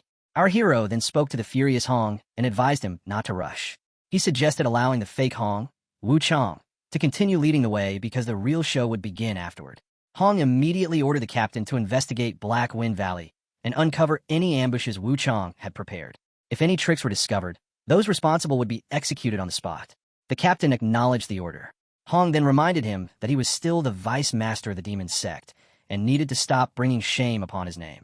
The captain nearly collapsed to the ground as he promised to leave immediately. He swore that he would bring Wu Chong back and atone for his mistakes.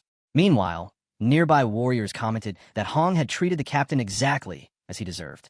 Now he looked no better than a stray dog. Another warrior instructed the defenders on the city walls to tally their remaining combat forces. A new problem soon emerged as Ding shouted at Hong to stop making excuses. Even if Wu Chang had impersonated him, he still had to answer for the blood debt. Ding declared that justice for the dead would be delivered today. The warrior standing behind him immediately voiced his support for the king. Hong turned toward Ding and asked whether someone with such meager strength truly dared challenge him. He repeated that Wu Chang was the one responsible for the massacre, not him.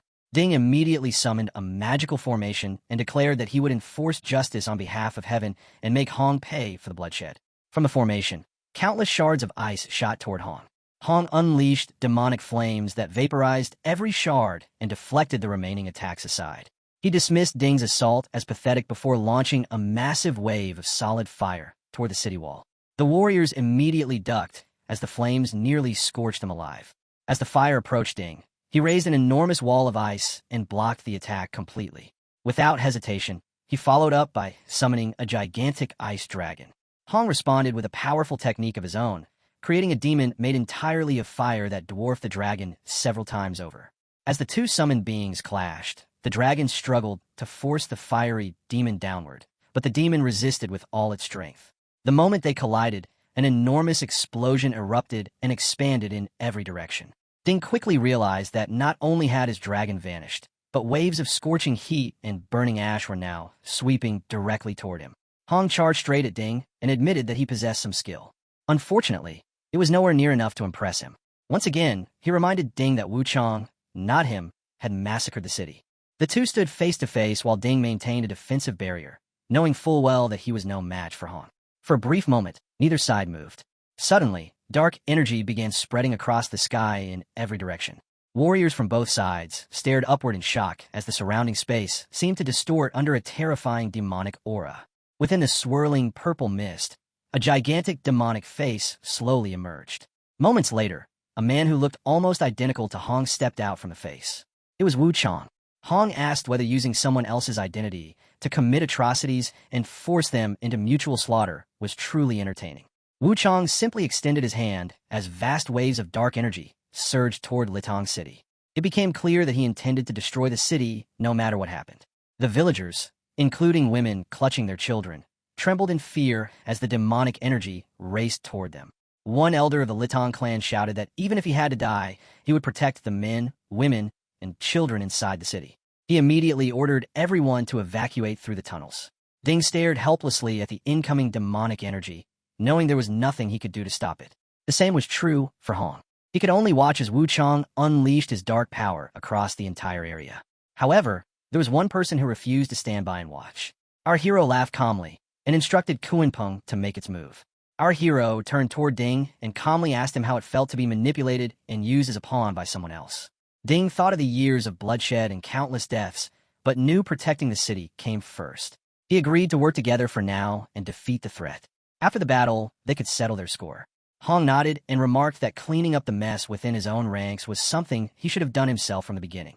With that settled, all of them prepared themselves to confront Wu Chang and the terrifying dark mist surrounding him. The sly captain immediately moved behind Wu Chang and even threatened Hong, declaring that with Lord Snow Wolf King supporting Wu Chang, Hong would die today without even a place for burial. Hong's anger flared instantly, and he unleashed a stream of blazing fire toward Wu Chang. He mocked him as nothing more than a worthless fraud and questioned how someone like him dared act so arrogantly before him.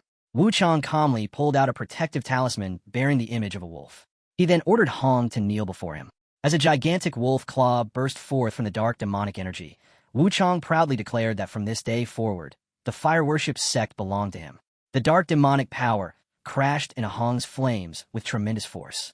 Hong poured even more power into his attack and mocked Wu Chang for foolishly trying to outshine the moon with a flickering spark. Hong further intensified the flames, and their overwhelming power began tearing apart Wu Chang's protective shield with sheer force. Moments later, the raging fire shattered Wu Chang's mask, leaving his eyes wide with disbelief and shock. Wu Chang collapsed to the ground as all the energy within his body was completely drained away. Hong slowly approached him while Wu Chang desperately begged for mercy. Wu Chang pleaded that he had been deceived by the Snow Wolf King and begged Hong to spare his life. The cunning captain immediately rushed to Hong's side and ridiculed Wu Chang as complete trash. He mocked him for believing he could challenge the sect master's authority and criticized him for placing his hopes on the Snow Wolf King. Hong's fury only grew stronger as he declared that Wu Chang had used his name to commit countless atrocities and had even slaughtered members of the sect. He stated that even death alone was not enough punishment for such crimes. Just then, strange rays of light burst from Wu Chang's body as his life force completely faded away. His eyes turned vacant and lifeless as he collapsed dead on the ground. His demonic body began to dissolve, and flesh slowly started rotting away. Ding roared that Wu Chang might be dead, but that still did not erase the blood debt owed to Litong City. Hong casually turned away and asked what Litong City's blood debt had anything to do with him. Just as the argument between them was about to intensify, dark clouds suddenly spread across the sky, while thunderous lightning crackled overhead. Ding looked up and remarked that the temperature had suddenly dropped and the sky appeared unusually ominous. Even the surrounding warriors wondered what kind of pressure they were sensing. The aura was far more terrifying than the demonic energy Hong had displayed earlier. High within the clouds, the silhouette of a giant wolf emerged amidst the dark energy as a voice demanded to know how Hong dared kill its followers. Soon, a wolf-like demon revealed itself and arrogantly challenged Hong, questioning how he had the nerve to oppose him. Hong carefully observed the wolf demon and sensed an aura unlike anything before. The pressure felt ancient, as though it belonged to a primordial demon. Suddenly, a snow leopard appeared right beside Ding, leaving him startled by its sudden arrival. The wolf demon coldly questioned how a mere beast dared oppose his will. The snow leopard was instantly intimidated and unexpectedly turned toward Ding instead. Ding was stunned by the sudden change in behavior and demanded to know what had happened to his snow leopard and why it was acting so strangely. Then the snow leopard, completely overwhelmed by the wolf demon's presence, lunged toward Ding. It immediately absorbed some of Ding's energy and condensed it into a glowing orb. The wolf demon declared that a mere human was unworthy of possessing such a treasure. He demanded the immortal pearl be handed over at once. The glowing pearl immediately shot toward the wolf demon at astonishing speed. At last, the ice soul immortal pearl fell into the hands of the wolf demon. Ding immediately shouted at him to return it, declaring that the treasure belonged to him. However, the wolf demon swallowed the pearl without hesitation and proudly proclaimed that with the power of the ice soul immortal pearl, he would become unmatched throughout the entire Kunlun realm. The wolf demon's body began releasing brilliant streams of energy as countless rays of light surrounded him. Then the wolf opened its mouth wide, and another terrifying creature emerged from within, preparing to attack Hong. Hong was already on guard and remarked that an ancient awakened being truly lived up to its reputation, but questioned whether that alone was enough to defeat him. The wolf's power collided directly with Hong's flames, yet the red lotus karmic fire was unable to stop it. Hong originally believed he could easily melt the so-called ice flag, but to his shock, the ice completely overwhelmed the flames and began extinguishing them instead. Clenching his teeth in frustration, Hong cursed and wondered how the gap between them could possibly be so enormous. This time, the wolf demon slammed Hong with another attack, one even sharper and more destructive than before. The wolf mockingly advised Hong to surrender, claiming he was no match and should obediently become an ice sculpture. Hong attempted to defend himself once more, but he still suffered the impact. Blood dripped from the corner of his mouth as anger surged through him. He refused to accept defeat, especially not in front of his master. The wolf demon showed no intention of stopping. Laughing arrogantly, he mocked Hong and asked if that was all he could do. He ridiculed him for acting tough and declared that he would freeze him into a collectible statue to keep by his side forever. At that moment, a system notification appeared and assigned a new mission to our hero. It repeated the mission details once again, causing our boy to complain that his system's sign-in timing was becoming lazier and slower every time, always arriving far too late. Then our hero appeared directly behind Hong. Merely by standing there, he caused the incoming attack to vanish instantly. Our hero calmly told Hong not to worry. As long as his master was present, no one would be able to harm him. Meanwhile, Hong could only think that his master was about to show off another overwhelming display of power, something he really did not want to witness again. The wolf demon grew annoyed and sensed the aura of a 9th-tier immortal king. He questioned whether our hero was also an ancient awakened being. Our hero remained completely calm and replied that the wolf was not even worthy of mentioning ancient awakened ones. He mocked him for still daring to bark so loudly while courting death. At that moment, Hong activated another one of his techniques. Together, Our hero and Hong unleashed a massive crimson beam that surged toward the wolf demon. The wolf demon immediately drew his sword to counter the attack and confidently declared that with the enhancement provided by the Ice Soul Immortal Pearl, he could even contend against an immortal king. As he released a gigantic slash to oppose the crimson beam, the wolf demon declared that he would freeze both of them together today.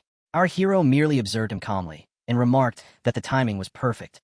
He had just learned a new technique and intended to use this filthy beast as target practice. Then our boy unleashed the great desolate heaven imprisoning hand. A gigantic hand covered in mysterious symbols descended upon the wolf demon, leaving him stunned. Even Ding was shocked and wondered what kind of immortal technique it was. The pressure radiating from it felt even more terrifying than that of an immortal sovereign. As the enormous hand descended toward the wolf demon, he desperately swung his sword against it, but the blade failed to leave even the slightest mark. The wolf demon broke into a cold sweat and shouted that it was impossible. He possessed the Ice Soul Immortal Pearl and should have been invincible. But in the next moment, the giant hand closed tightly around him. Despite his desperate attempts to cut through it with his sword, the effort was useless, and smoke filled the surroundings. Our hero silently stared at the wolf demon while tightening the enormous magical hand even further. As the grip strengthened, the wolf demon was crushed into a mass of blood and flesh, dying instantly under the overwhelming force. All the members of the demon clan immediately dropped to their knees after witnessing our hero's terrifying strength. Then the Ice Soul Immortal Pearl reappeared once more.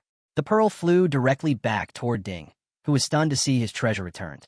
As our boy approached Ding, the king thanked him for stepping in and providing assistance. Our boy explained that Wu Chang was dead and the Snow Wolf King had been executed. For now, the grudge involving Litong City should be set aside. Ding, wearing his usual displeased expression, looked toward Hong and declared that out of respect for our hero, he would let the matter rest today. However, he would never forget the blood debt that remained between them. Suddenly, news spread throughout the city that the Heaven and Earth chessboard had appeared within the central region. The warriors of Litong City immediately became excited upon hearing that the Heaven and Earth chessboard contained countless cultivation resources, supreme immortal artifacts, and even precious immortal crystals. Soon afterward, a gigantic projection appeared high above the sky. Our hero decided to visit the Heaven and Earth chessboard for some entertainment, and Hong immediately agreed with his master's plan. Without wasting any time, they boarded their flying vessel and set off toward the chessboard at once. Along the journey, they brought Ding with them, while Hong warned him not to become a burden. Our hero then announced that they would head for the Sunset Mountain Range. He wanted to see for himself what the Heaven and Earth chessboard and the four great holy suns were truly capable of. Meanwhile, Ding silently thought that he absolutely could not miss this opportunity involving the chessboard. Deep down, he hoped that after obtaining its treasures, he would eventually settle the score with Hong once and for all. The scene then shifted to the three holy suns gathered beneath the Heaven and Earth chessboard. One of them appeared slightly irritated as he remarked that the clues behind the immortal assassination case might very well be hidden somewhere within the Heaven and Earth chessboard. Here is the rephrased version with the same paragraph structure and no quotation marks. Kuanpeng arrives at the chessboard. Our hero recognizes it as the Heaven and Earth cross chessboard of the Sunset Mountain Range. Rumors say everyone gets 3 chances and a reward no matter the outcome. Lee adds that each participant receives 3 rewards just for entering. Some have even found rare treasures and immortal artifacts. Excited by the opportunity, he steps up to take the first turn. Some of the observers mention that the guaranteed rewards include immortal crystals and immortal talismans, and with enough luck, one might even obtain an immortal Dao. Even those who are completely hopeless at chess can still show up, collect the guaranteed rewards, and walk away with what is essentially free mortal karma. Hong sees all of them as nothing more than opportunists. Our hero wants to see how Hong reacts once he witnesses what is about to happen shortly. He leaps into the chessboard while saying that he will test the waters on behalf of Master Yi. For a brief moment, Hong is left stunned by how he vanished without a trace. A short while later, Li emerges from the chessboard carrying several items in his hands. He excitedly tells Master Yi that he received everything at no cost: 8,000 immortal crystals, an immortal deer teleportation talisman, and a body-tempering immortal pill. Receiving treasures like these without paying anything is truly incredible. Hong's eyes grew wide with disbelief as he realized how many valuable rewards Li had obtained simply by stepping inside. Hong becomes puzzled and thinks that if even this fool can receive so many rewards, then, as the honorable sect master of the fire worship sect, whose chess abilities far surpass those of ordinary mortals, there is no way he could lose to him. Then, without wasting another second, Hong charges straight into the arena. not even bothering to wait for his master. Our hero watches him rush into the arena, leaving a blazing trail of fire behind him. One of the holy sons suddenly has a darkened expression. He notices a silhouette that seems strangely familiar. The other two brothers and their sister also arrive at the scene. One holy son calls out to the others and suggests that they enter together to uncover the secrets hidden within the chessboard. Another brother comments that he hopes it is not filled with weak opponents again, because that would be incredibly dull. The girl among them eagerly tells them to stop talking and head inside, since they will find out soon enough. Without wasting any more time, the three of them leap into the chessboard, leaving behind trails of different energies. At that moment, the mist surrounding the chessboard begins to part, revealing an opening that signals someone is about to emerge. An old man steps out and admits that the power of the chess formation is beyond comparison. He suffered a devastating defeat and never even had the ability to resist. The spectators watching nearby panic as they recognize him. They exclaim that it is Elder Huang, the half-step chess saint and the undisputed number 1 chess master of the Central Region. If even Elder Huang lost so miserably, then the person controlling the board must possess terrifying chess skills.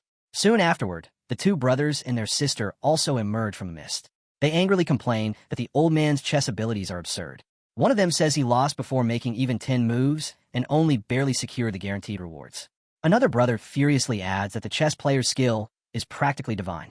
Every move contains hidden killing intent, and despite using all his strength, he could not shake his opponent even once. Meanwhile, strange energy begins to circulate inside the board as other challengers discuss the overwhelming aura. They wonder who is preparing to play next and question whether someone is truly attempting to challenge the limits of the chess saint. The scene then shifts to Hong, who is concentrating on his next move while sweat slowly forms on his forehead. He sits across from an elderly opponent and remarks that if this old man truly controls the board, then he should stop talking and make his move. The old man quietly studies every one of Hong's actions while preparing his response. He gently advances a single pawn across the chessboard. Seeing that move, Hong cannot help but admire its terrifying momentum. Every action conceals deadly intent, making it impossible for him to lower his guard. Hong channels all of his strength into his second move and proudly declares that he will break the formation. He boasts that even powerful cultivators from the past could not destroy the Red Demon Heaven-burning formation. The old man also prepares his own strategy. His aura grows denser while blue energy swirls around him. He calmly pushes another pawn forward. Suddenly, the world around them appears to crumble apart.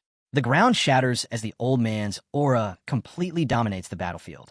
Hong is stunned and wonders how his deadly move was resolved so effortlessly. To him, it feels impossible. The old man then advances another pawn and creates a formation that surrounds Hong from every direction. Hong curses in frustration, claiming the old man's strategy is flawless. Every move seals off his escape routes before he can even react. The old man finally speaks, asking whether Hong truly believed he could secretly detonate the chessboard in front of him. As he prepares his final move, he calmly states that Hong has already lost, leaving Hong completely shocked. A powerful gust of wind wraps around Hong, lifts him into the air, and forcibly ejects him from the chessboard. Hong crashes heavily onto the ground outside. After landing, he cannot believe that he failed to withstand even 20 of the old man's skillful moves. Furious, he shouts for the old man to reveal himself and fight openly if he has the courage. He swears to repay today's humiliation 100 times over. High above the chessboard, the senior holy brother watches in shock. He notes that Hong has been seriously injured by the chess saint, and his combat strength has been cut in half. Capturing Hong alive and presenting him to Teochew Holy Master would be a tremendous achievement and would finally elevate his status as a blood servant.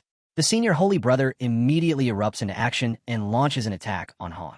He loudly accuses Hong of trespassing into his territory and slaughtering countless disciples.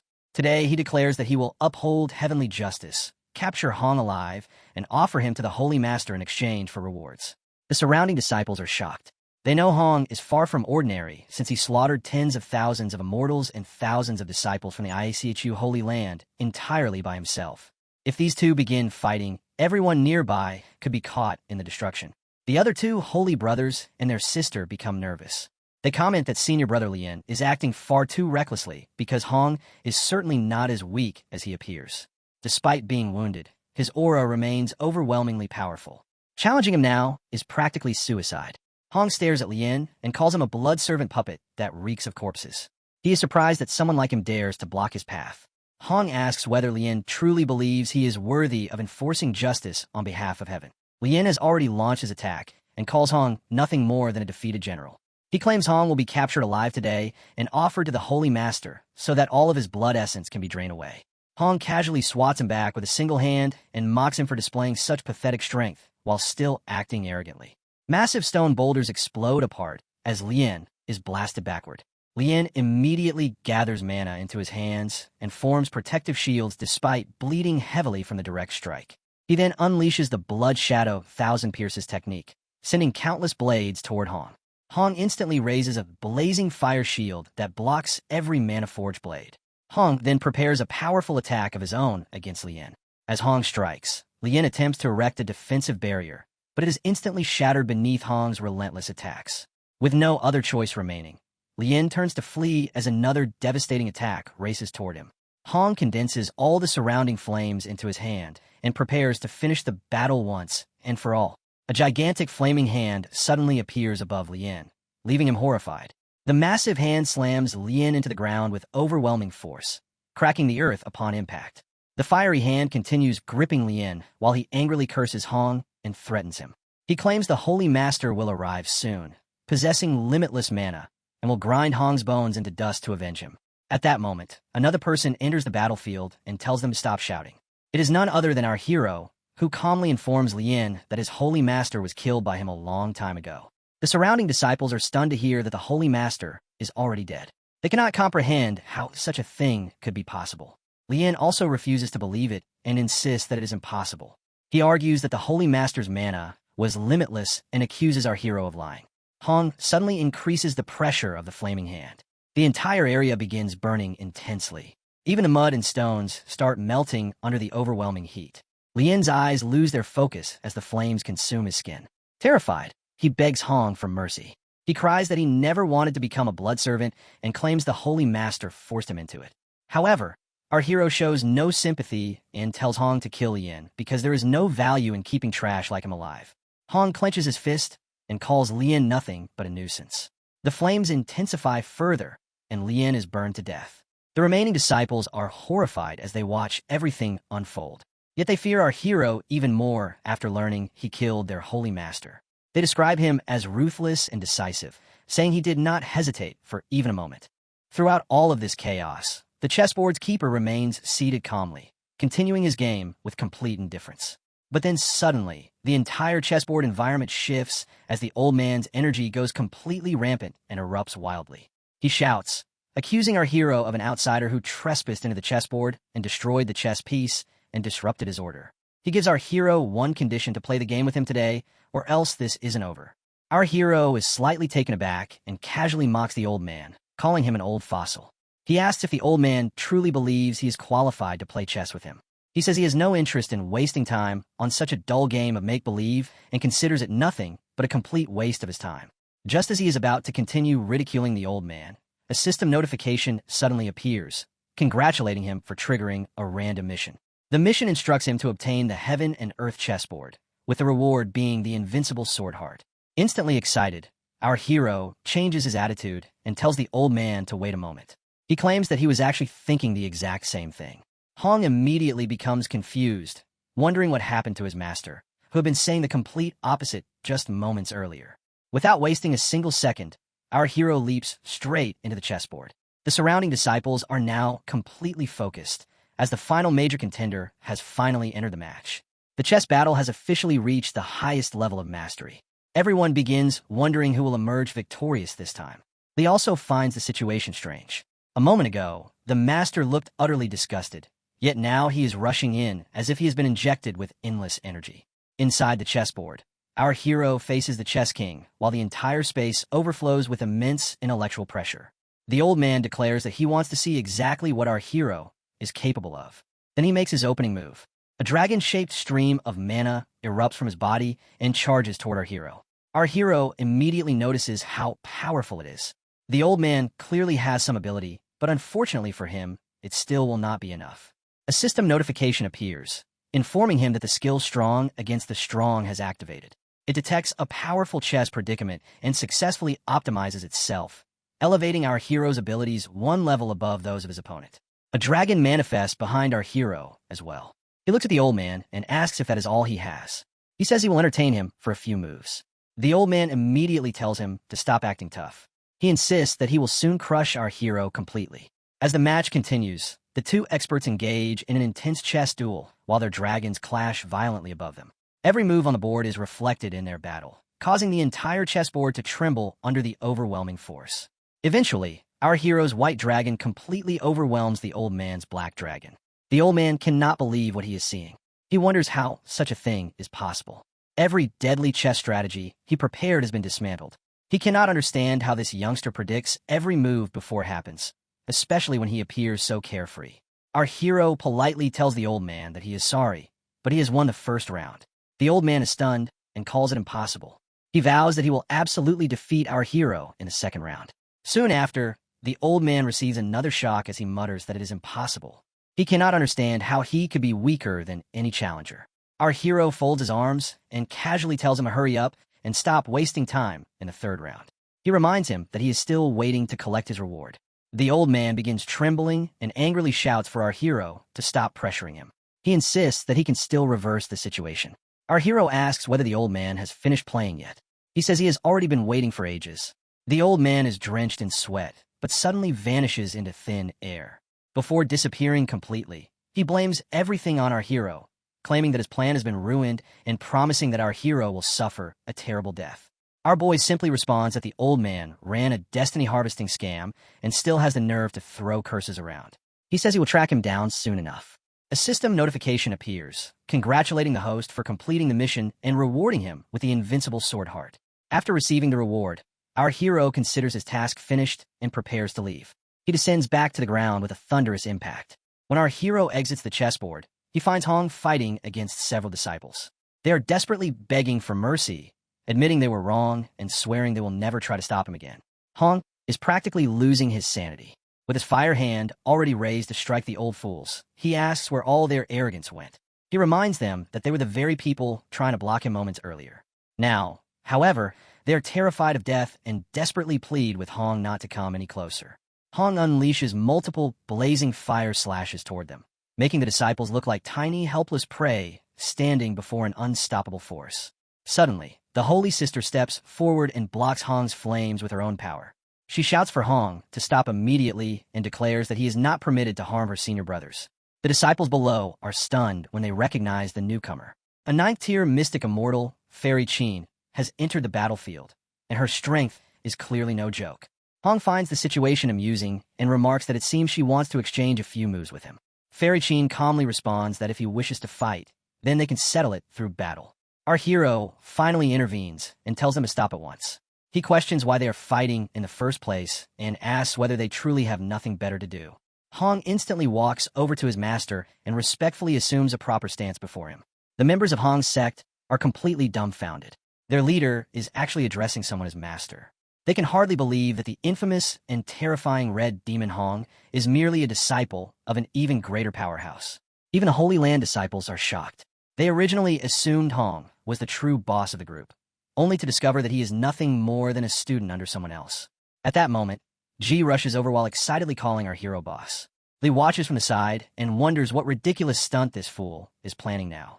Ji immediately drops to his knees and tells our hero that, if he does not mind, this junior wishes to acknowledge him as his godfather. From this day onward, he will be his real father. Our hero quickly tells him to stop and asks who exactly he thinks he is to call him dad. Ji proudly introduces himself as the holy son of Inyang Holy Land, Ji Baxiao. Our hero replies that the name truly matches the person. Ji happily thanks him for the compliment and immediately brings up the godfather matter again. Our hero firmly rejects the idea and tells him there is absolutely no chance. When the other holy son arrives, our hero points at him and says that he must be Lin Duxiu. He decides that he will simply call him Duxiu from now on. However, Lin Duxiu respectfully replies that Master may simply call him Lin. Even so, he admits that he quite likes the new name because it feels much more friendly and approachable. Meanwhile, the scene shifts to a peach blossom forest stretching for thousands of miles. There, the old man sits meditating alongside two disciples while our hero's actions continue to weigh heavily on his mind. Suddenly, the old man coughs up a mouthful of blood, leaving the nearby disciple completely stunned. The disciple immediately shouts, asking what he is doing and accusing him of doing it on purpose. The old man calmly explains that he lost in the chessboard match. His other white-haired disciple quickly asks whether he is all right and wonders who managed to injure him so badly. The old man replies that the kid's chess abilities are simply terrifying. For the first time ever, his undefeated legend was shattered by that youngster. The old man then takes out a portrait of our hero and points at it, declaring that this is the kid who ruined his grand destiny harvesting scheme. The white-haired disciple's eyes instantly widen as a thought flashes through his mind. Why is it him? The old man notices his reaction and asks whether he knows the person in the portrait. The disciple replies that he knows far more than that. He explains that this man is the heavenly emperor, the greatest immortal of all, the one who suppressed the dark turmoil in ancient times. The old man immediately disagrees and says that something is wrong. He claims he never heard of this person during the ancient era and insists there was never any event known as the dark turmoil. The white-haired disciple, however, starts thinking that the old man must have lost more than just a chess game. He believes the defeat damaged his mind as well. The old man even seems to have forgotten the existence of the heavenly emperor, Wai. As a result, the disciple argues with him and tells him to stop making excuses. He declares that this kid is his #1 enemy. Back then, he casually wiped out Ancestor Sea Whale, as if it were nothing. His strength is unimaginably terrifying. Yet the old man continues insisting that he is speaking the truth. According to him, there has never been a heavenly emperor named Wai. At that very moment, the sky begins swirling with a strange and ominous energy. A voice echoes from above, ordering the old man to stop hiding. It reveals that he painstakingly created the heaven and earth chessboard under the pretense of a chess trial, while secretly harvesting the destiny of countless cultivators. The voice asks whether he truly believed such a scheme could remain hidden and orders him to come out and accept death. The old man immediately realizes disaster has arrived because that kid has come looking for him. Even his disciples fall into despair and wonder how he managed to locate them so quickly. One furious disciple panics and says they need to leave immediately or they will be in serious trouble. The old man agrees, believing they must escape before it is too late. Our hero coldly asks where exactly he thinks he can run. Hong asks our hero what is happening, while he explains that the aura belongs to the old schemer who created the chessboard and that the master is about to deal with him personally. The Holy Sons finally realize that the heaven and earth chessboard was nothing more than a fraudulent destiny harvesting trap. They're grateful that Boss Wai exposed and defeated the scammer, otherwise all of their destinies would have been stolen. Only now does the Holy Sister finally understand Wai Junlin's true nature. Everyone immediately rushes forward. The newly accepted disciples eagerly join the pursuit, but Lee believes they are nothing but rookies who will only slow the group down. However, our hero tells them not to fall behind. Their only objective is to capture the old man before he escapes. Meanwhile, the old man sprints away in panic and repeatedly warns his disciples not to get caught. Just then, 3 figures suddenly appear behind him and ask where exactly he thinks he is running. 3 streaks of light slash across the sky before crashing onto the earth below.